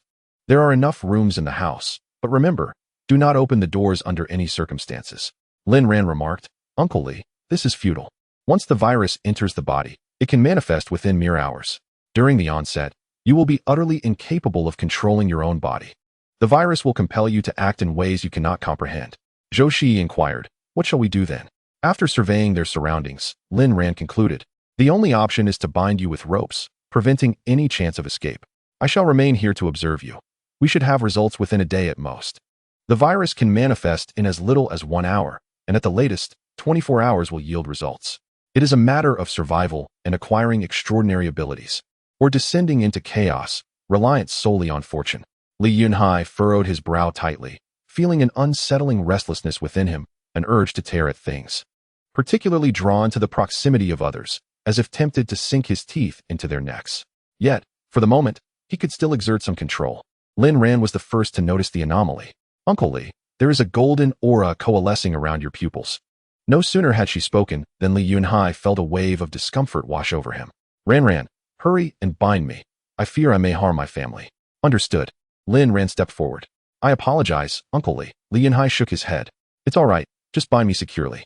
With deftness and speed, Lin Ran expertly secured Li Yunhai's hands and feet within minutes, wrapping him like a zongzi. After completing her task, she proceeded to the next individual, stating, everyone can remain in the living room, keeping a distance. I believe there should be no danger. After all, when the time comes, their minds will not be very clear, and they will not perceive much. She was concerned about missing the opportune moment for intervention. If they retreated into a room, it would be challenging to observe any changes and administer timely aid. The entry of the virus into the body leads to a divergence. Those with fragile wills are likely to succumb to the darker path, as the acquisition of extraordinary abilities is fraught with anguish. This suffering is beyond the endurance of the average person, akin to being torn apart and then reassembled. However, if one perseveres, they can step into a new realm. Jiang Hemming and the others, being soldiers, possessed a stronger will than the average populace, which ultimately led to their success. Yet they had all come perilously close to becoming zombies. One could only imagine the fate of Li Yunhai and the 4 relatively weaker-willed children who were prone to transformation. Han Wenxi, along with his siblings, had not endured much hardship, making it uncertain whether their willpower would suffice. Zhou Shi expressed concern for Lin Ran's safety. Ran, should we attack you and you find yourself overwhelmed, do not hesitate to flee. Lin Ran raised an eyebrow and smiled. Rest assured, Uncle Zhou. Once she had secured the others, Lin Ran positioned herself centrally, awaiting the imminent transformations. Li Junyu was the first to exhibit signs of change. A still conscious Li Yunhai observed as her eyes turned golden and her fingers sprouted sharp claws. Before long, Li Junyu's head suddenly dropped, and Lin Ran distinctly heard the sound of bones fracturing. A sense of dread washed over her, and she rushed to Li Junyu's side, sensing her breath still lingering. Relieved, she watched as, in an instant, Li Junyu's head lifted again, her expression eerily peculiar. Lin Ran found herself puzzled, unable to fathom the cause of Li Junyu's strange condition. Moreover, the hue surrounding her pupils transitioned from golden to crimson, and then back to golden again. Exercising caution, Lin Ran confined Li Junyu in a room. At this moment, Li Yunhai and Han Wenxi felt their hearts rise to their throats. They fervently hoped their daughter would endure. If the records were indeed accurate, she would suffer for a lifetime. Li Yunhai and his wife exchanged silent glances, each reflecting the worry that lingered in their eyes. After ushering Li Junyu into the room, she suddenly erupted into a terrifying laugh, emitting a sinister cackle. Lin Ran approached her, extending her hand towards Li Junyu's head. Her heart weighed down with the somber gravity akin to visiting a grave. She had not anticipated that the virus would seize control of Li Junyu so swiftly, and in such a dire manner. Lin Ran speculated that this was due, firstly, to the collapse of her psychological defenses, and secondly, to her inability to endure the torment inflicted by the virus, leading her to surrender. With a heavy sigh, Lin Ran realized that she could not save her in this state. She could only exert control. Thus, she retrieved chains she had previously acquired and secured Li Junyu to the bed, having gathered some crystal cores along the way. She intended to stabilize Li Junyu's condition before allowing Li Yunhai and the others to handle the situation themselves. Bound to the bed, Li Junyu exerted all her strength but could not break free, for Lin Ran suppressed her with her mental power. And the undeveloped strength of a zombie was far too feeble to disturb Lin Ran's restraints. Afterward, Lin Ran exited the room and resumed her previous position. In truth, Li Yunhai and the others had long been infected with the virus, unbeknownst to them. Lin Ran dared not contemplate what might have transpired had she not arrived. Upon seeing Lin Ran emerge alone, Han Wenxi immediately sensed something was amiss with their daughter, and his thoughts spiraled out of control. Lin Ran noticed this and was about to intervene when suddenly, the window of the Li residence was shattered. Two individuals entered through the broken window. It was Su Wensheng and his son. Lin Ran hurriedly positioned herself in front of Han Wenxi, grasped her chin, and administered a few pills, hoping she could endure. Otherwise, she would meet the same fate as Li Junyu. Su Wensheng, upon spotting Lin Ran, broke into a delighted grin.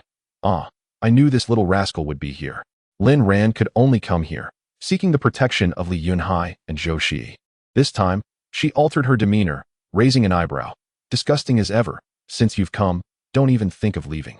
For the first time, Lin Ran revealed her distaste for Su Wensheng and Su Jiayang. Surprisingly, the virus had not transformed them into zombies. Rather, it had bestowed upon them special abilities. Where was the justice in that? Yet, justice was unnecessary. Today, she would ensure these two regretted seeking her out. After establishing a mental barrier for Li Yunhai and the others, Lin Ran drew a tang knife from her space, flicked the blade, and charged directly at Su Wensheng. "Prepare to meet your demise." Su Wensheng scoffed, a mere parlor trick. His arm abruptly morphed into metal, blocking Lin Ran's assault. Lin Ran's strike was merely to ascertain the extent of their abilities, not an attempt to eliminate them outright. Su Wensheng smugly remarked, "Humph, Lin Ran. Do you think you are capable? Lacking abilities, yet you wish to contend with me?" Lin Ran remained silent. Su Wensheng remarked, "Lin Ran, you are aware that the apocalypse is approaching, which is why you stockpiled so many goods in advance and sold your shares, isn't that so?" Lin Ran had no intention of responding to this inquiry, nor did she find it necessary to address Su Wensheng. Gripping her knife, she unexpectedly redirected her second strike towards Su Jiayang. Su Jiayang, possessing ice abilities, conjured a wall of ice from the frigid air, encasing Lin Ran within its icy grip. Delighted, Su Jiayang proclaimed, "Lin Ran, you are mine now. Watch as I train you. I shall make you yearn for ecstasy." Lin Ran, her expression cold, retorted, "Su Jiayang, do not speak of outcomes before the final moment." With that, she made her move. Remarkably, she navigated freely within the ice. Su Jiayang was taken aback. Throughout his journey, no one had ever escaped his icy confines. Could it be that Lin Ran possessed abilities as well? The ice seemed to recognize her as its master, parting effortlessly to create a path for her. Su Jiayang gazed at the stunning figure clad in a heavy black down jacket, her silhouette graceful even in the blue world of ice, and an overwhelming fear surged within him. His eyes widened as he muttered to himself, "How is this possible? How can this be?" Chapter 24. The demise of Su Wensheng and his son. Upon hearing this, Lin Ran curled her lips in disdain and looked at Su Jiayang, saying, "Your ice abilities are nothing but trivial tricks. To use them in my presence is to court death prematurely." With that, Lin Ran shattered the wall of ice Su Jiayang had created, the sound of cracking echoing around them.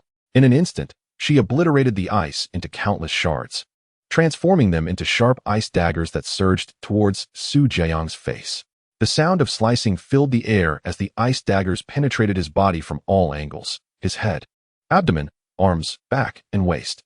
Astonishingly, the ice daggers left no wounds. Initially, Su Jiayang felt no pain until the daggers began to whirl rapidly within him.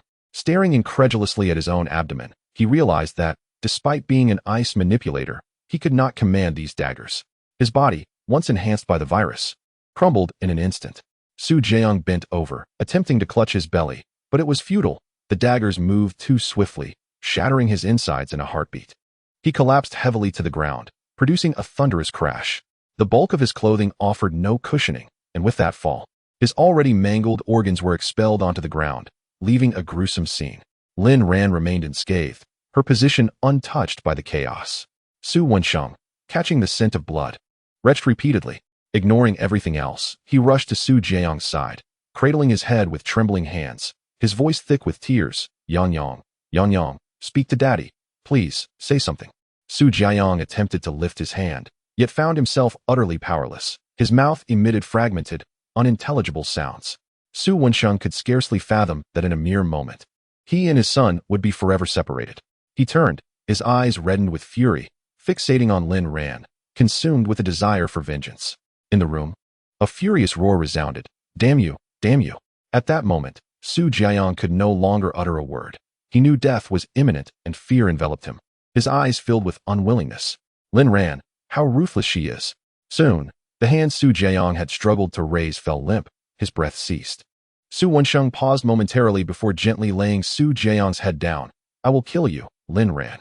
With that, Su Wensheng lunged at Lin Ran, who stood still, awaiting his approach, before delivering a powerful kick that sent him flying. A clatter echoed as metal struck the ground. Lin Ran's speed was remarkable. Before Su Wensheng could rise, her foot pressed firmly against his chest. With immense force, Su Wensheng found himself immobilized. As Lin Ran's cold voice resonated from above, Su Wensheng. It was your machinations that caused my parents' car accident.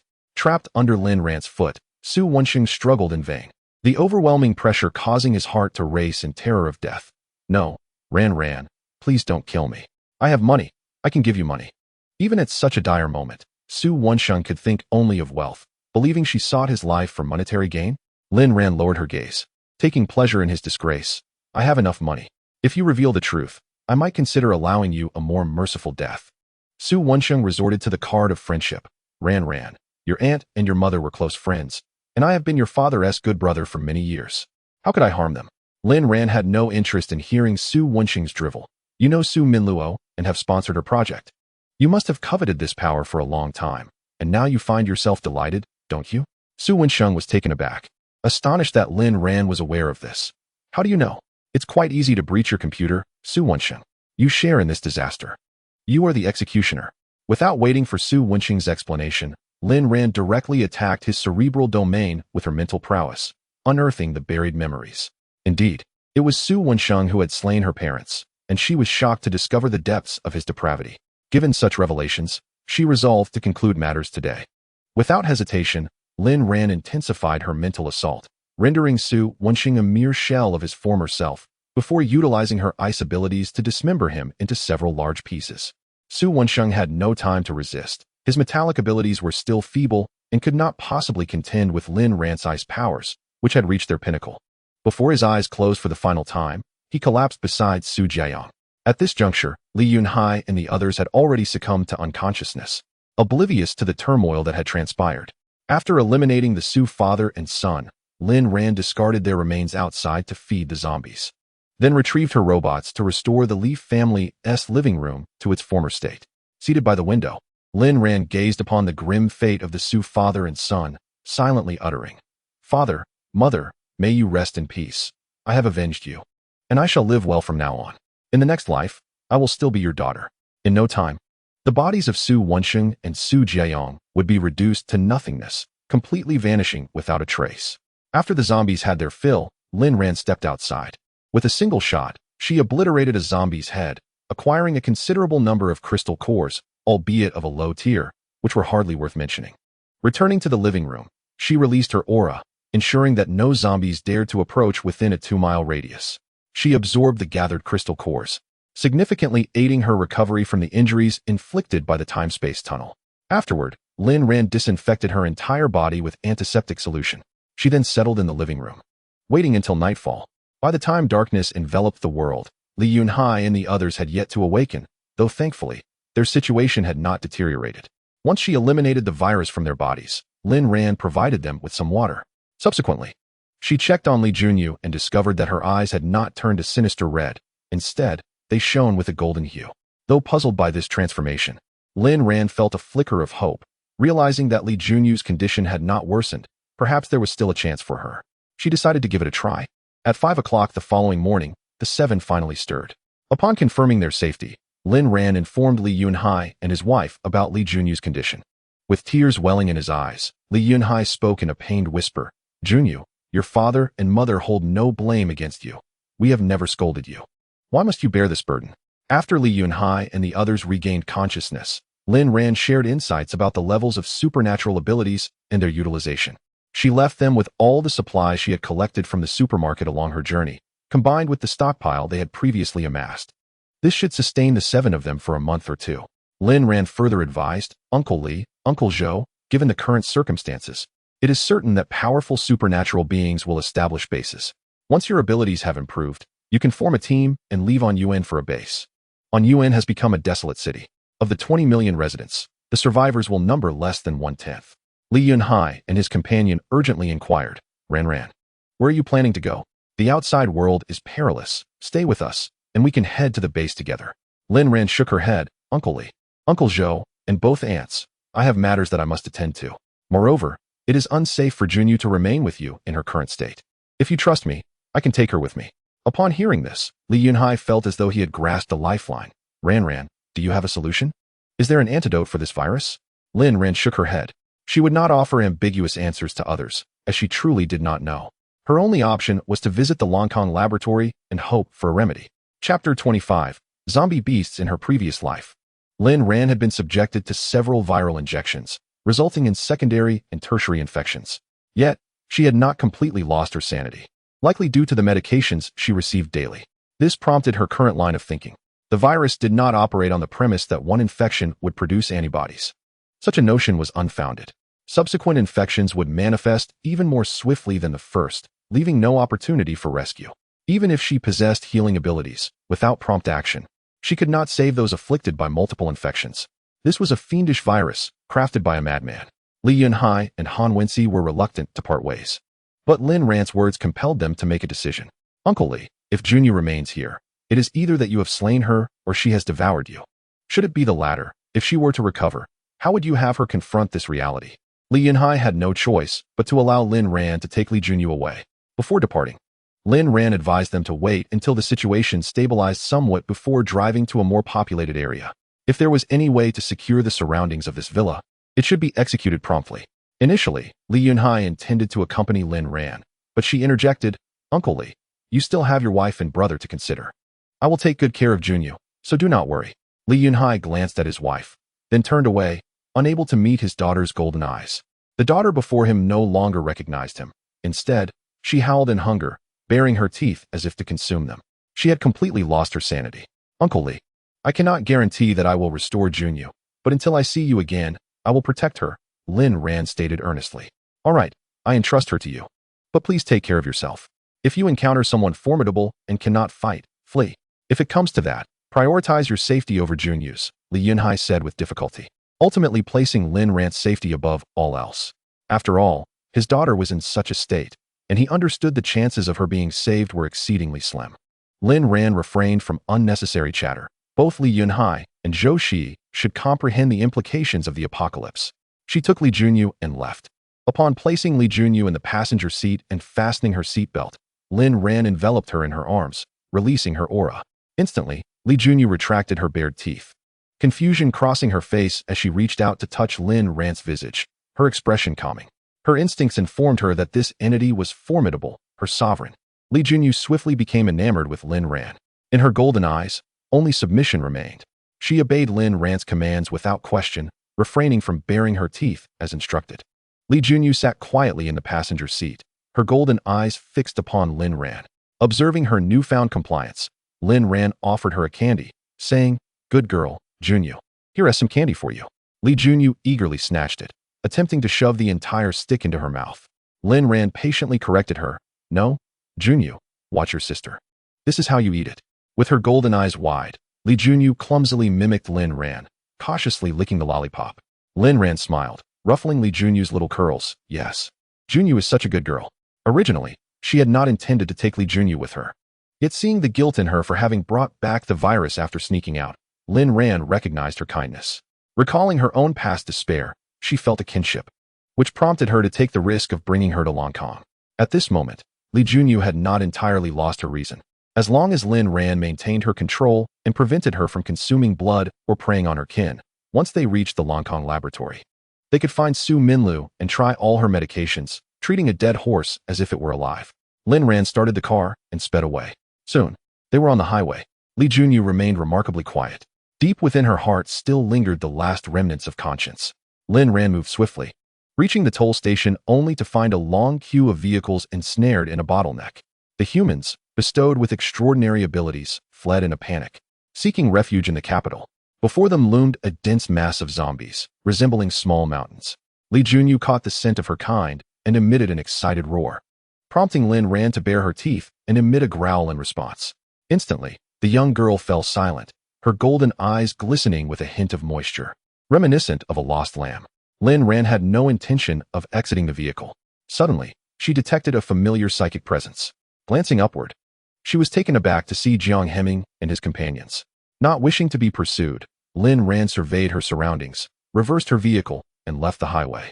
Fortunately, she had driven a small truck when departing from Li Yunhai's residence and had concealed her aura. Thus, even with Jiang Heming's psychic abilities, he would not be able to locate her immediately. After backing out, Lin Ran instructed Li Junyu to exit the vehicle, planning to lead her over the mountains via an alternative route. If discovered by Jiang Heming and his team, his cautious nature would undoubtedly compel him to follow her, jeopardizing her precious gasoline and supplies. Lin Ran guided Li Junyu into the forest. As they entered, she sensed something amiss. The animals within the forest, along with the livestock that had escaped, were watching her with predatory, crimson eyes, mirroring the zombies outside. Had these creatures also been infected? This revelation had not reached her ears during her time with Su Minluo. Having slept for an extended period, she might have missed such news. Since they were all zombies, they must possess crystal cores as well. Excitement surged within Lin Ran as she brandished her gun and shot the leading wild boar. The crystal core fell from the creature's head. Lin Ran approached, kicking the boar's carcass aside before crouching to retrieve the core. With Li Junyu by her side, the zombie beasts dared not move, granting her a sense of security. To her surprise, the crystal core was pink. Holding it in her hand, Lin Ran discerned that the cores of these zombie beasts differed from those of the zombies. Could it indicate a difference in rank? This wild boar likely weighed around 200 pounds. Even without the infection, its strength would be formidable within the jungle. This might be relevant to the core's uniqueness. Lin Ran placed the wild boar's crystal core in her palm, closed her eyes, and absorbed its energy. Indeed, her hypothesis was correct. The brownish-yellow cores within the zombies' heads were of the lowest rank, while this pink core was likely 2 ranks higher. After absorbing the energy from the core, Lin Ran noticed Li Junyu feasting heartily on the wild boar's remains. The sight tugged at Lin Ran's heartstrings. Had it not been for the nutrient injections during her time in the laboratory, she might have endured a life not dissimilar to that of Li Junyu. Lin Ran gently pulled Li Junyu up from the ground, meticulously wiping the blood from her lips with a tissue. She admonished her, "Junyu, from now on, you must not consume such things without my permission. Do you understand?" Li Junyu, filled with a sense of grievance, exclaimed, "But, Sister Ran Ran, I am hungry." In Chapter 26, Stockpiling Gasoline, Lin Ran communicated with Li Junyu through her mental abilities, revealing her name to facilitate their journey. Otherwise, other ability users might become suspicious of Li Junyu's bewildered demeanor. Lin Ran gently patted her head, saying, "Sister understands, but Junyu, if you wish to reunite with your parents and brother in the future, you must overcome these challenges. Do you understand?" Li Junyu retained a sliver of rationality, prompting Lin Ran to take her along to test her capabilities. Upon hearing the terms father, mother, and brother, Li Junyu nodded eagerly like a little garlic, saying, "All right. I will listen to you, sister." A smile spread across her face, reaching her ears, though the expression was somewhat ghastly. Li Junyu struggled to control her facial expressions. Much like all the zombies around her, Lin Ran intended to seize this opportunity to train Li Junyu. She needed to acquire the ability to protect herself. For Lin Ran could not always be by her side. Should their expedition to Longkong yield unfavorable results, Li Junyu needed strength. Whether to return home alone or to fend off her kind, Lin Ran exhibited great patience. The current Li Junyu reminded her of her former self, who had wandered aimlessly without guidance. She resolved to lead Li Junyu effectively, gradually amplifying the remnants of her rationality. This way, Li Junyu would refrain from attacking others, abstain from consuming human blood, and avoid being devoured by her own kind. After slaying a wild boar and absorbing its core, Lin Ran noticed her body, previously damaged while traversing the time-space tunnel, had begun to restore itself. Elated, she handed a knife to Li Junyu. "Junyu, watch your sister closely, whatever I do next. Follow along, understood?" Li Junyu seemed to grasp only one phrase, "follow and do." She nodded in response. Lin Ran advanced, and Li Junyu immediately followed suit. Though her speed paled in comparison to Lin Ran's, and her youth made it somewhat arduous, she pressed on without complaint, driven by a singular desire to heed her sister's guidance and eventually reunite with her parents. With her tang knife in hand, Lin Ran struck at any beast she encountered, blood spraying in every direction with each decisive blow, yet not a drop touched her. Li Junyu imitated her sister's movements, targeting a nearby infected cow. Despite her limited strength, Her blade only managed to create a shallow gash, failing to sever the creature's head. Disheartened, she pouted, nearly cutting herself in her frustration, lamenting her perceived inadequacy and the fear of not being strong enough to return to her parents. Lin Ran encouraged her. Junyu, keep striking until you bring it down. You can do this. Li Junyu, with a quivering voice, replied, okay, and raised her knife to strike once more. It wasn't until her fifth attempt that she finally dispatched the infected zombie cow. Lin Ran then instructed her on how to extract the zombie beast's core. Upon successfully retrieving it, Li Junyu beamed with joy, exclaiming, Sister Ran Ran, I did it. Lin Ran felt a deep sense of gratification. Indeed, I have always believed in Junyu's remarkable capabilities. Her aptitude for learning is exceptional. Li Junyu beamed with delight, her heart brimming with joy. Could such words bring her a step closer to reuniting with her parents? How she yearned for that. Lin Ran instructed Li Junyu to safely stow away the crystal cores, cautioning her not to share them with anyone, even herself. Li Junyu was perplexed. After all, those belonged to her. Why should she not share? Nevertheless, Junyu complied, understanding that these crystal cores could aid in her recovery, and she could begin to experiment with them immediately. Lin Ran speculated that the stronger one's abilities, the greater the chance of regaining one's original consciousness. This had been true in her past life, and she believed it to be the same for Li Junyu. As long as her eyes remained free from the hue of crimson, hope would persist. Oh, understood. I shall remember, Li Junyu vowed, etching Lin Ran's words into her mind, which had already lost much of its rationality, never to forget them throughout her life. Together, Lin Ran and Li Junyu hunted several creatures, dividing the acquired crystal cores equally between them. After their successful hunt, Lin Ran settled on the ground, patting the space beside her. Junyu, come sit here. Obediently, Li Junyu approached and plopped down without a trace of ladylike demeanor. She extended her hand. Following Lin Ran's instructions, Li Junyu placed the recently obtained, glimmering core in the palm of her hand. Good. Now close your eyes. Lin Ran patiently guided her step by step, and it was not until the 10th crystal core was absorbed that Li Junyu began to master the process. Then, she realized that she seemed to have become, perhaps, a tad more intelligent. Overjoyed, she enveloped Lin Ran in a jubilant embrace. Yay, I no longer crave Sister Ran's blood. Lin Ran felt a slight headache. The blood of someone of her caliber was unsuitable for a little zombie of Li Junyu's level. It wasn't that she no longer desired it. Rather, it was an instinct that rendered her unable to partake. However, Lin Ran refrained from discouraging her. Indeed, Junyu has proven herself most capable. Li Junyu's strength had ascended to a new tier. She was now a second-tier zombie, which was quite commendable. After a brief respite, Lin Ran guided Li Junyu over the earthen ridge to the roadside.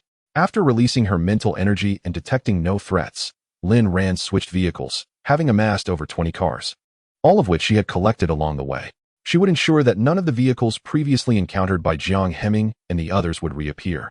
Lin Ran sped down the highway, her formidable presence instilling fear in the newly emerged zombies. No undead dared approach. With remarkable efficiency, Lin Ran cleared out every gas station along the highway. Following the outbreak, the infected did not recover swiftly. She was among the first to emerge, and supplies remained abundant. Seizing the opportunity, she resolved to stockpile fuel. Lin Ran managed to secure several tons of gasoline, sufficient for her needs for quite some time, and joyfully set off with Li Junyu towards the Longkong laboratory. Eager to engage the zombies, she lifted her oppressive aura, allowing Li Junyu to join her in a spirited hunt. The two soon became addicted to the thrill of the chase, and within just an hour, they had amassed a sack full of golden-brown crystal cores. Lin Ran bestowed upon Li Junyu the cores she could utilize, tucking them securely into her waist pouch. Li Junyu is a zombie with wood-based abilities. Once she matures to the 3rd tier, she will teach her how to wield plants in combat. By then, a plant will be secured at her waist, ensuring that no one dares to seize Li Junyu's crystal core. After a fierce battle between a human and a zombie, they rested against the front of the car. Lin Ran glanced at her wristwatch, realizing it was already 8:30 in the evening. The sun should have set, yet it still hung brightly in the sky, casting long shadows. Despite the sun's fierce radiance, the temperature was steadily dropping. A quick look at the thermometer inside the car revealed a chilling -20 degrees. Lin Ran furrowed her brow, unable to comprehend the reason behind this anomaly. She speculated that the extreme cold was likely not solely due to the liquid nitrogen. Rather, it had merely accelerated the onset of such frigid weather. After all, it seemed illogical for the ground to be devoid of warmth under such a blazing sun. With a hint of self-deprecation, Lin Ran acknowledged that many recent occurrences defied scientific explanation. Perhaps this was beyond the scope of current civilization's knowledge and theories. Li Junyu frolicked joyously under the sun, prompting Lin Ran to shake her head in amusement. This little zombie remained a delightfully cheerful creature, and Lin Ran was grateful for her presence, which alleviated the monotony of the journey. After letting Li Junyu frolic for a while, Lin Ran called her back with her mental energy, ready to embark on a new leg of their adventure. Chapter 27. Test subject. Though the sun had yet to set, it was nearing bedtime.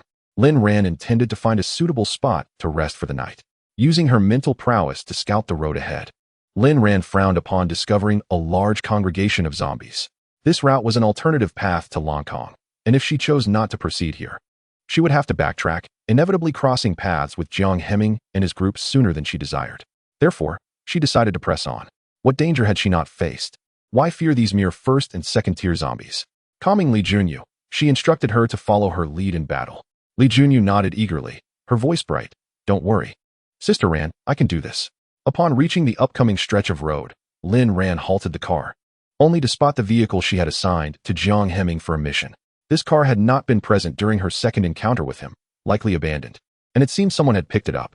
Inside the vehicle, she heard the commotion of a young girl, approximately the same age as herself, being besieged by the zombies, who evidently found her delectable. Lin Ran grasped Li Junyu's arm. This was her first time detecting the scent of fresh blood, and Li Junyu was particularly excited. Junyu, without your sister's permission, you must not attack others who are like me. Do you understand? Li Junyu blinked innocently. Like my beautiful sister? Lin Ran sighed, realizing that in Li Junyu's eyes, everything was simply a target. Yes, especially those you wish to consume. You must not initiate an attack. Li Junyu pouted. But what if I want to eat? Endure. If she understood the concept of restraint, she would not be a zombie. Lin Ran recognized this and insisted that Li Junyu remain close to her. Very well. Lin Ran wielded her firearm, swiftly eliminating the zombies encircling the vehicle. Li Junyu, filled with curiosity, rushed to the front of the car, mimicking the other zombies by leaning in and baring her fangs. Inside the vehicle, He Ruiyong's face turned pale with fear. She had intended to journey to Anyuan City to find her brother, but found herself ensnared by these terrifying undead.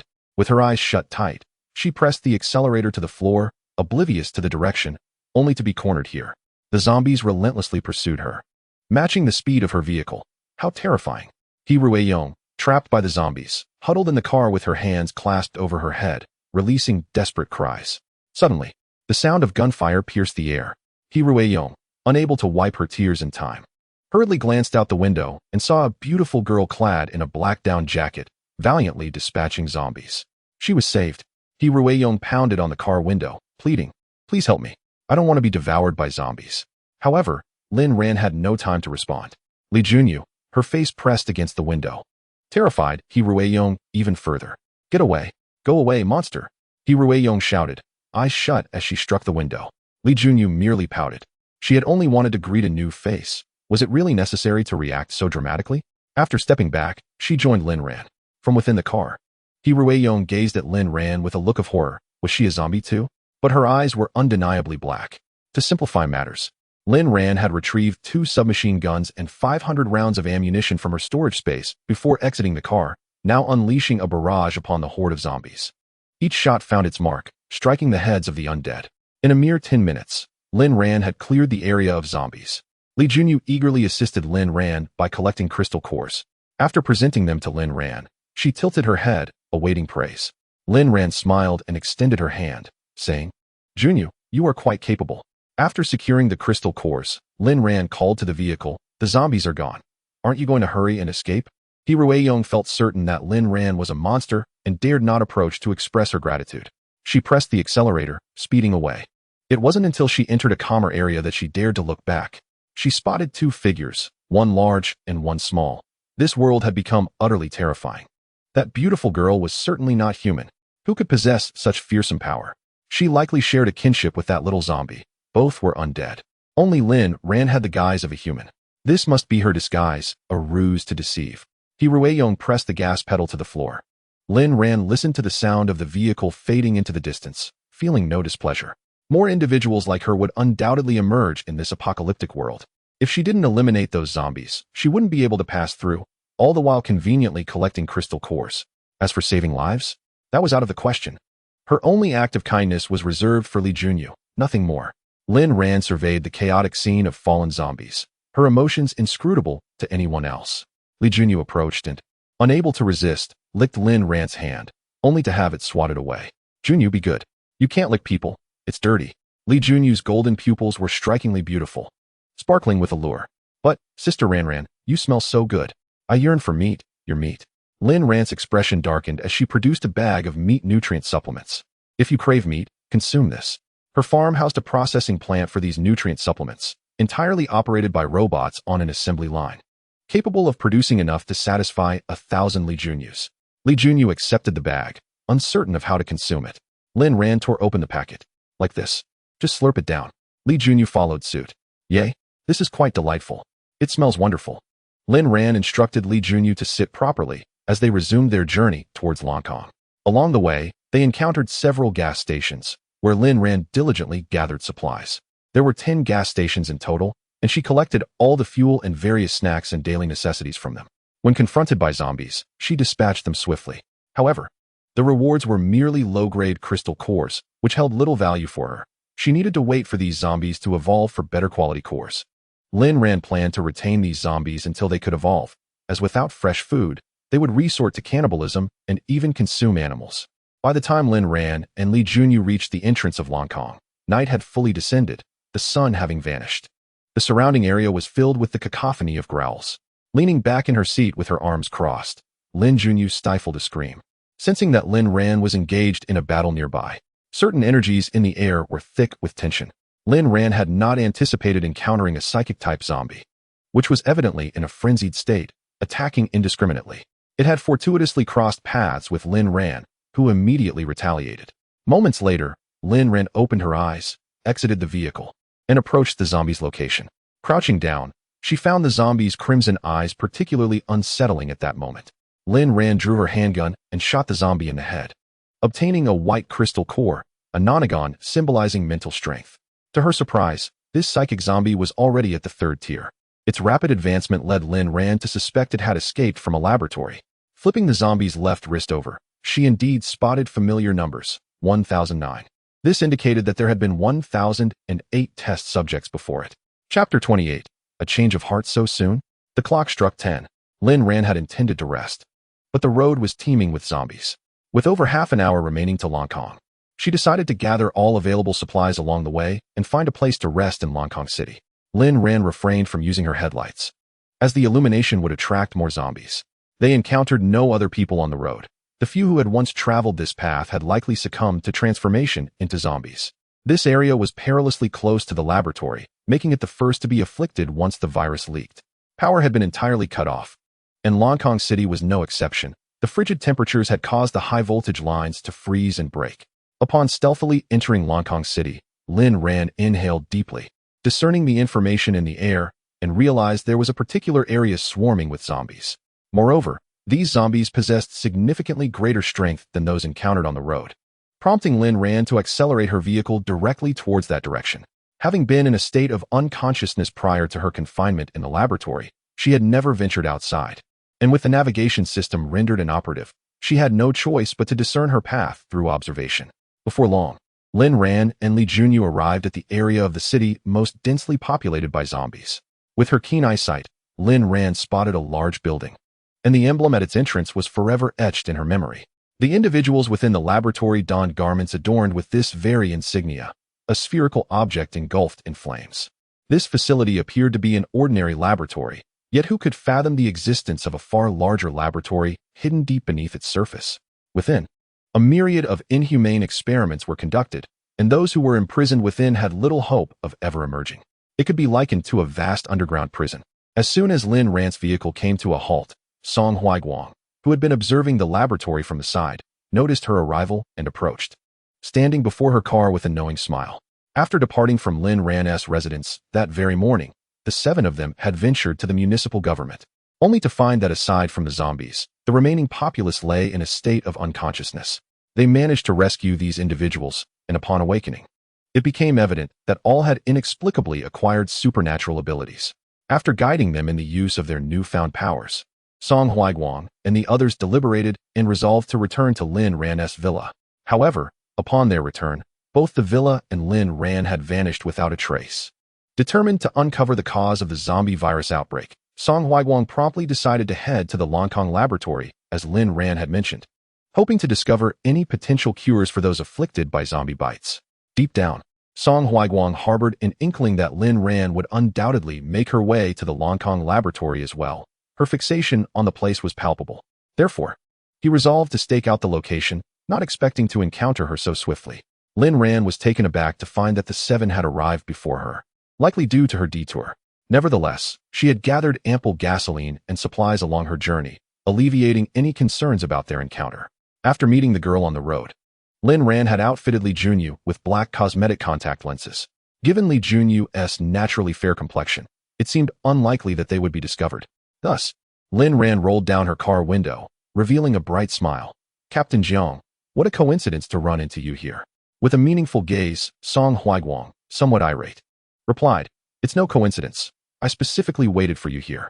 Lin Ran understood that Jiang Hemming's sharp intellect would lead him to seek answers here, and she would follow suit. Song Huiguang felt a twinge of annoyance. Not only did Lin Ran fail to recognize him, but she also attempted to evade him. Zhou Changyi quietly inquired of Zhang Sini. "Sini, what's up with the captain? He seems particularly irritable." Zhang Sini shook his head. "As the Buddha says, it is unwise to speak. You little rascal, if you whisper it to me, I promise I won't tell a soul." Yet, regardless of Zhou Changyi's prodding, Zhang Sini remained tight-lipped. Li Junyu curiously observed the seven individuals, swallowing hard as she thought, "Wow, these people smell incredible." Her little fangs were beginning to grow. What should she do? Li Junyu cast a glance at Lin Ran, suppressing his thoughts. Song Huiguang, with arms crossed, inquired of Lin Ran, "Since you are here as well, it would be safer for us to travel together. Why did you not inform us of your presence?" Lin Ran, reluctant to accompany the group, replied, "This is my own affair. There is no need to report to you." Song Huiguang, feeling helpless, noted that Lin Ran's temperament remained unchanged, yet he found it endearing. "The journey is fraught with peril. We are all quite concerned for your safety." Upon uttering this, the corners of Song Huiguang's lips subtly curled upwards, indicating a shift in his mood to one of delight. Lin Ran, perplexed, retorted, "What are you worried about? We have no financial ties." "Absurd." He Fanching interjected, "Ah hey, the zombies are gathering." In truth, Song Huiguang had been using his mental acuity to sense everything around him, promptly shifting into a combat-ready stance. However, Lin Ran exhibited not the slightest concern. In a brief moment, the zombies hesitated, ceasing their advance. Song Huiguang regarded Lin Ran with a knowing thought. I suspected Lin Ran had something peculiar about her. She must possess an item that commands the undead. Though he currently lacked answers, since he had traversed the stars to reunite with her, he vowed never to let her out of his sight again. He would ensure her safety. The void in his heart must be filled, lest life lose all meaning. Lin Ran remained oblivious to Song Huiguang's intentions, nor did she wish to know. The arrival of these individuals at the Langkong laboratory would provide a fitting opportunity for them to witness the tainted soul beneath her military green coat when they encountered Su Minluo. Lin Ran strode directly to the laboratory's entrance, confronted by a multitude of zombies within. It seemed the underground had erupted. Su Minluo and her team had lost control, allowing the undead to escape. Perhaps it was deliberate? After all, the emergence of these zombies posed a threat to the surviving humans, leading to further infections. Song Huiguang approached Lin Ran, asking, "What is your perspective?" Lin Ran stood resolutely. "What does Captain Jiang intend to do? I shall follow your lead." However, Song Huiguang doubted that Lin Ran would heed him now. She had always been headstrong. Moreover, she was accompanied by a girl of 12 or 13 years, making it challenging for her to manage every aspect of the situation. "I plan to enter and take a look," Song Huiguang stated candidly. Lin Ran countered, "I do not advise you to go inside. You are unaware of the conditions within." Song Huiguang replied, "There are surely survivors inside. If we do not venture forth, they will meet only death." Lin Ran took a step back. "Oh, then you may go. I shall not accompany you." Surely, Su Minluo could not perish. In such an environment, she likely thrived. "Wait, did you not just say you would follow my lead? How can you so swiftly retract your words?" Song Huiguang insisted. "You should also go." Lin Ran retorted, "I will not." She wore an air of defiance, as if to say he could do nothing to compel her. Chapter 29. Armory, Major Revision. Song Huiguang contemplated for a moment. There are indeed formidable zombies inside, yet their numbers are great. It would be perilous for us to enter without weapons. Lin Ran concurred. Indeed, the zombies in this laboratory appear significantly stronger than those encountered on the road. He Fanching leaned closer, puzzled, and inquired, "How did you discern that?" Lin Ran switched on the flashlight, directing its beam toward the zombie perched upon the sculpture in the laboratory, its crimson eyes fixed intently upon them. "Observe," she said. "Her skin tone is markedly different from that of the other zombies. It is a shade of ashen blue. The golden hue surrounding her pupils has vanished, leaving her entire eyes of vivid scarlet, in stark contrast to those you encountered on your journey. Once the eyes have turned scarlet, the possibility of salvation is irrevocably lost. These individuals have succumbed entirely to zombification, driven solely by an insatiable hunger for fresh blood and flesh, reduced to the primal instincts of consuming blood and flesh." One aspect deeply concerned Lin Ran. The attire of these zombies, white t-shirts and black shorts, indicated they were likely experimental subjects. Who knows what substances Su Minlu had injected into them? Without a shot to the head, they are nearly impossible to kill. It is likely that there are no living souls left in this laboratory. Su Minlu must have departed following the outbreak of the virus. Her psychic energy revealed no signs of life. If Jiang Hemming and the others sought to court death, she would not intervene. It is unfathomable to consider that 7 unarmed individuals, relying solely on their abilities, would dare to confront over 1,000 evolved zombies, a task fraught with peril. At the same time, Song Huaiguang and the others turned to look, and indeed, Lin Ran's observations were confirmed. The appearance of these zombies differed significantly from those they encountered during the day. The data Lin Ran had previously shared indicated that the virus could lead to 2 outcomes: loss of consciousness resulting in zombification, or the acquisition of abilities to become super soldiers. However, the documentation did not elaborate on the appearance of those who had fully succumbed to zombification, perhaps due to a lack of recorded experimental data. Nevertheless, Song Huaiguang, possessing extensive experience and formidable psychic strength, quickly discerned the difference.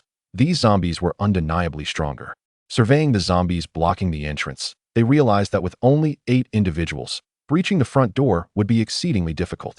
Moreover, during the day, they discovered that these zombies also possessed abilities comparable to their own.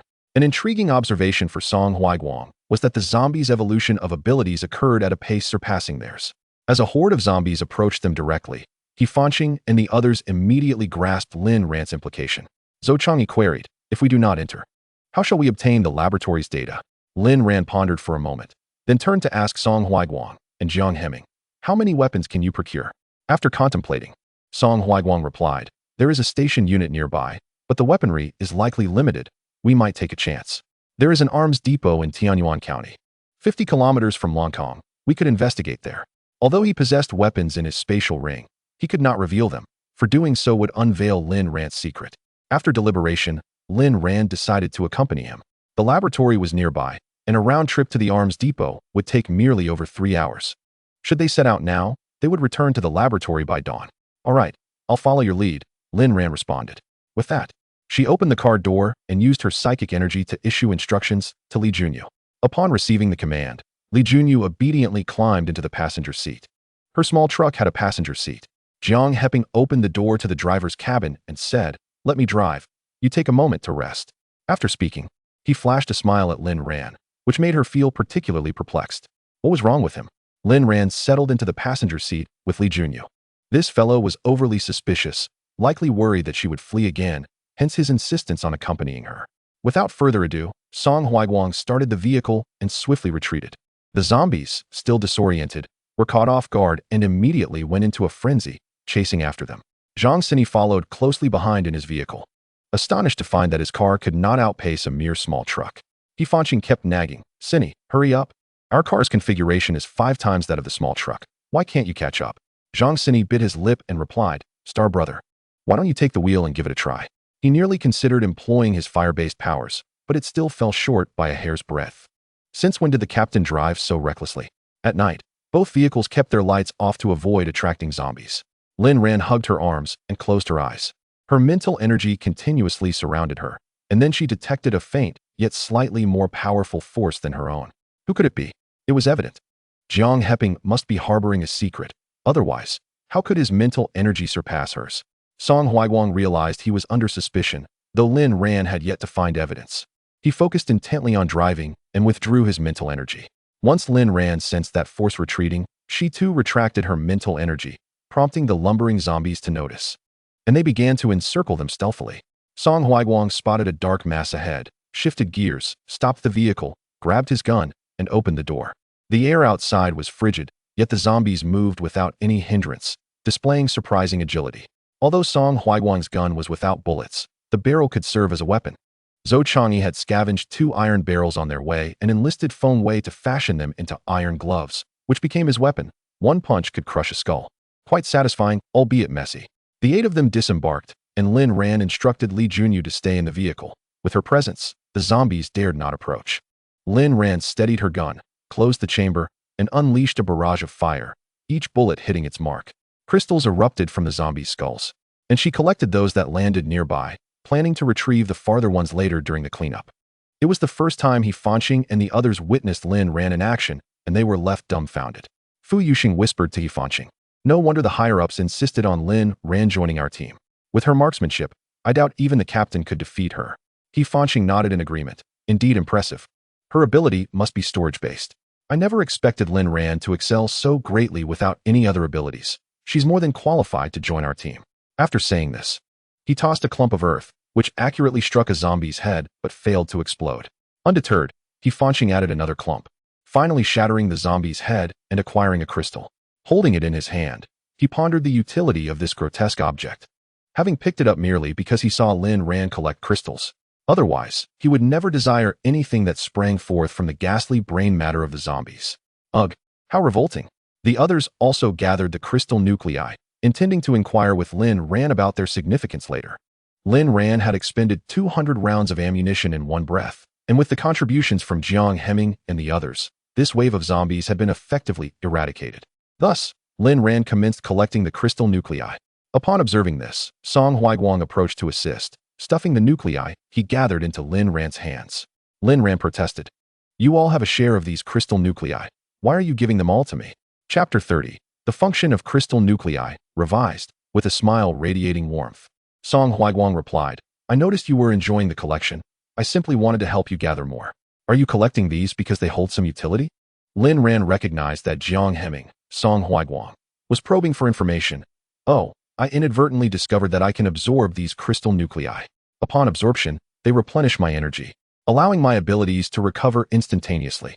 Song Huiguang was astonished that such a small crystal nucleus could possess such profound utility. Fortunately, they had collected the remnants from the zombies they had slain along the way. To validate Lin Ran's statement, Song Huiguang took a crystal nucleus and placed it in the palm of his hand. "Is this how one absorbs it?" he pondered. Upon activating his abilities, the nucleus indeed transformed into gas and vanished, replenishing the mental energy he had expended during his battle with the mother insect. What a remarkable discovery. Ahi, is it truly this extraordinary? Might there be any adverse effects? He Fanqing inquired as he bounded over. Song Huiguang shot him a sidelong glance. Isn't the greatest side effect the virus that granted us these powers in the first place? Upon reflection, He Fanqing conceded that this was indeed the case. Consequently, he ceased his doubts and focused intently on gathering the crystal nuclei. After collecting them, Lin Ran distributed 1/3 of the nuclei to Jiang Hemming. "These are yours. I have sufficient for myself." These lower-grade nuclei held little value for her, yet they could serve as treats for Li Junyu. Otherwise, she would not have expended effort to gather them. He Fanqing and the others gathered around, and after learning about the function of the crystal nuclei from Jiang Hemming, they eagerly began to experiment. "Hooray, this is truly splendid. I must slay more zombies," He Fanqing exclaimed in delight. Kai Chunshan discovered that with these crystal nuclei, his speed could double. Curiously, he asked, "Lin Ran, do you think these crystal nuclei are graded?" Lin Ran responded, "I am uncertain. On my way here, I encountered several beastly zombies, and their crystal nuclei were pink, unlike these brown ones. It is highly probable that they are indeed graded." Suddenly, Song Huiguang urged everyone, "Let us board the vehicle. We must continue our journey. There is an oil depot ahead where we should stop briefly to gather supplies." In reality, he sensed a horde of zombies approaching. The mention of resource gathering excited everyone, with the exception of Lin Ran, who had ample supplies valued at 4.5 billion in her space, along with a planet that continuously produced food, fruits, meat, and minerals in abundance. This planet was slightly larger than the present blue star, with more land resources and oceans occupying only 1/3 of its area, thus providing ample sustenance, meat, and several production lines for nutritional supplements. Her planet is equipped with all essential amenities, boasting the most advanced facilities in the Alliance. She devoted considerable effort to perfecting the planet's infrastructure. As the vehicle traversed the darkness of the night, they swiftly arrived at the fuel depot. Li Junyu, with her eyes wide open, found that she no longer required sleep. However, Lin Ran, fearing exposure, exerted her mental energy to induce slumber in her. Song Huaiguang instructed Zhou Chang'e to keep watch over the vehicle while he and He Fanxing gathered supplies. The depot was brimming with resources. They quickly obtained 6 tons of gasoline, 3 tons of diesel, and various daily necessities. It appeared that no one had frequented this place yet, and being night, there was a notable absence of activity. After dispatching over 20 zombies, the 5 intended to retrace their steps, but Song Huaiguang soon sensed something amiss. This is bad. Everyone, retreat. Chunshan, get everyone out of here, quickly. Lin Ran feigned sleep with her eyes closed, while Li Junyu was deeply immersed in dreams of her beloved parents and brother. Song Huaiguang hurriedly entered the vehicle, urging, start the engine immediately. We need to move fast. Lin Ran, there are many zombies pursuing us. Lin Ran instantly awakened. Why are there so many zombies here? Before she could ponder further, Song Huaiguang pressed the accelerator to the floor, and the car shot forth like an arrow. Zhang Sini exerted great effort to barely keep pace. Lin Ran unleashed her mental energy, sensing a discrepancy. Jiang Tuan, did you not notice anything unusual when you entered the fuel depot? There was clearly a third-tier zombie present, which Jiang Hemming should have detected. Song Huaiguang felt somewhat guilty, admitting, I was too eager to gather supplies, and my concentration wavered. I realize now that I overlooked the hidden presence. Lin Ran understood, after all. It was only natural for someone newly endowed with abilities to be unpracticed in their use. Song Huaiguang ceased further conversation, accelerating to maximum speed. 10 minutes later, the 2 vehicles exited the territory of the third-tier zombies, reaching the border between Tianyuan County and Lancang. To their surprise, a roadblock was established there. Song Huaiguang slowed the vehicle, probing the area with his mental energy, discovering the presence of survivors. Let's take a detour, he decided, wishing to avoid direct confrontation with these individuals, as it would only waste time. Lin Ran remarked, Jiang Tuan, the armory you mentioned has likely been claimed by someone else. If we go, we may have to purchase weapons. Song Huaiguang replied, well, if we must buy, then we shall. My concern lies in whether they will be willing to sell. In this post-apocalyptic world, all order and law had effectively disintegrated, and no one would willingly adhere to regulations. The individuals manning the roadblock, seeing Lin Ran and the others willingly divert, refrained from causing trouble. Song Huaiguang slipped through a side path, eager to reach their destination. Utilizing his mental energy for navigation, he skillfully avoided all zombies and areas inhabited by survivors. Lin Ran discerned a hint of strategy, yet chose not to reveal it. Upon reaching the outskirts of the armory, Song Huaiguang attempted to gather intelligence, receiving somewhat unclear information. There are survivors inside. I can sense about 10 of them, but no zombies. Lin Ran concurred with his findings, asking, Jiang Tuan, are they your people? However, Song Huaiguang shook his head, not likely. The outbreak of this virus has persisted for several days. I have no way of knowing whether the soldiers stationed here have perished completely. Based on his experience, it seemed that there was no hope left. Without any signal, he could not establish contact with the unit. However, judging by the atmosphere, Song Huaiguang concluded that the individuals inside were not the original soldiers. Lin Ran furrowed her brow. In her opinion, the best course of action was to stealthily infiltrate the area and seize the opportunity to secure the weapons into their space, unbeknownst to anyone. Yet, there was one concern. If among the adversaries there existed a spatial ability user, it was highly probable that these weapons had already been relocated from the storage. One could only pray that the leader here was a suspicious individual possessing abilities, but not of the spatial type. This way, a considerable stockpile of weapons would undoubtedly be concealed in a secret location. Such a leader would never allow a spatial ability user to conceal the weapons from his sight. Song Huaiguang stated, I will scout the situation. You all wait for a moment and do not rush in directly. He donned his military uniform over protective gear, ensuring he would not feel cold. Lin Ran leaned against her position and replied, understood. Together with Kai Chunshan, Song Huaiguang entered the weapons depot. There were guards on duty, and upon hearing the noise, they raised their guns and inquired, who is there? Song Huaiguang illuminated the area with his flashlight, revealing his insignia. I am from the UN Special Operations Team, here to inspect the security of this weapons depot. After his words fell, a middle-aged man, around 40 years old, emerged from within the warehouse. Pointing a handgun at Song Huaiguang, he scoffed. Oh, so you really are a soldier. However, this warehouse now belongs to me, old Jiao. Not even the King of Heaven can take it. Upon hearing old Jiao's words, Song Huaiguang's lips curled into a slight smile. These weapons are the nation's reserves. They belong to the state at all times, regardless of circumstances. Although the apocalypse has arrived, this country still exists. As a soldier, the interests of the Alliance supersede all else, and in this world, these weapons should be entrusted to those capable of protecting the vulnerable. It is my duty as a soldier. Old Jiao retorted, Huh? Are you foolish or just naive? This is the apocalypse. Even the satellites in the sky have ceased to function. Who can possibly control me now? Song Huaiguang could easily discern that this man was unreasonable, and of course, in an apocalypse, who would bother to reason? Strength dictated the law. He exchanged a glance with Kai Chunshan, who nodded slightly.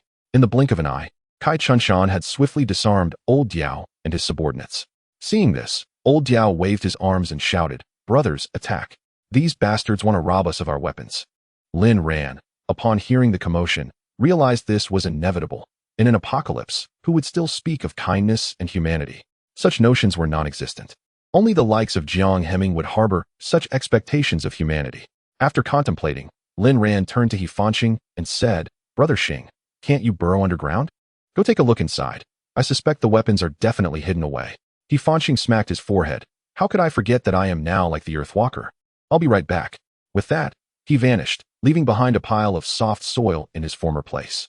He Fanqing stealthily entered the warehouse and searched thoroughly, soon discovering traces of the weapons that had been removed. Following the clues, he located the hiding place of the arms, nestled in a secluded cave on the back mountain of the warehouse. Without drawing attention, He Fanqing retraced his steps to inform Lin Ran. Shall we set a trap for him? Lin Ran, clever. Lin Ran instructed Zhou Changyi to carry Li Junyu, and the six of them swiftly circled to the back mountain. With Lin Ran's psychic barrier in place, those inside the warehouse were oblivious to any commotion.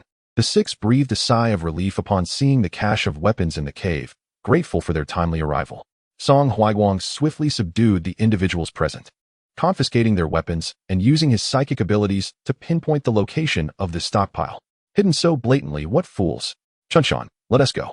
As they departed, Song Huaiguang tied up these individuals, broke their legs, and cast them into the original warehouse where the weapons had been stored. Lin Ran stepped forward, waved his hand, and all the weapons vanished without a trace. He Fanqing's expression darkened. Lin Ran, I almost forgot you possessed this ability. You're actually a dual ability wielder. How unfair. Lin Ran quipped sincerely, why not try getting infected again? You might gain another power. He Fanqing brightened. Really? Lin Ran retorted. What do you think? Zhou Changyi approached and delivered a sharp knock to He Fanqing's head. Fanqing, you nearly didn't survive the first infection, and now you wish for a second? Do you want to turn into a zombie and feast on my peanuts? He Fanqing scratched his head. I just want to be a bit stronger. Recalling the agony of his previous infection, He Fanqing's face fell. Perhaps it was best to forego that idea, as he certainly did not wish to become a target for his teammates. After securing the weapons, Lin Ran and the others exited the cave, with Lin Ran ensuring that no trace of their visit remained. Just as Lin Ran returned to their original position, Song Huaiguang emerged, unscathed. Those 10 or so untrained individuals were no match for 2 seasoned soldiers. Inside the warehouse, the injured Old Diao spat in frustration, gritting his teeth. If I ever encounter those rascals again, I will surely chop them to pieces to feed the zombies. Fortunately, he had hidden the weapons, preventing them from falling into the wrong hands. With those arms, he could certainly turn his fortunes around. In this world, whatever is discovered belongs to its finder, regardless of the previous owner. Upon seeing Lin Ran, Song Huaiguang's lips curled into a pleasing smile. We have the weapons. Let us go. Lin Ran inquired. How did you know? The newly empowered Jiang Heming possessed astonishing psychic abilities, which left Lin Ran feeling perplexed. Something felt amiss. Once in the vehicle, Song Huaiguang accelerated rapidly, vanishing in a flash down the road. He turned to Lin Ran. We didn't lose much, did we? Lin Ran closed his eyes, contemplating other matters. We probably only lost what those few had. Well, then we didn't lose anything. I retrieved everything they held. Song Huaiguang replied with a broad smile. Lin Ran was taken aback by Jiang Heming's ruthlessness, as he had left no means of defense for those individuals. The co-pilot, Kai Chunshan, almost chimed in, mentioning that he had even broken their legs. Ultimately, he restrained himself, contemplating the captain's ferocity. After acquiring his powers, he seemed to have transformed entirely. After Song Huaiguang departed, Lao Jiao and the others managed to free themselves from their bindings, and fortunately, one among them possessed healing abilities, restoring their legs.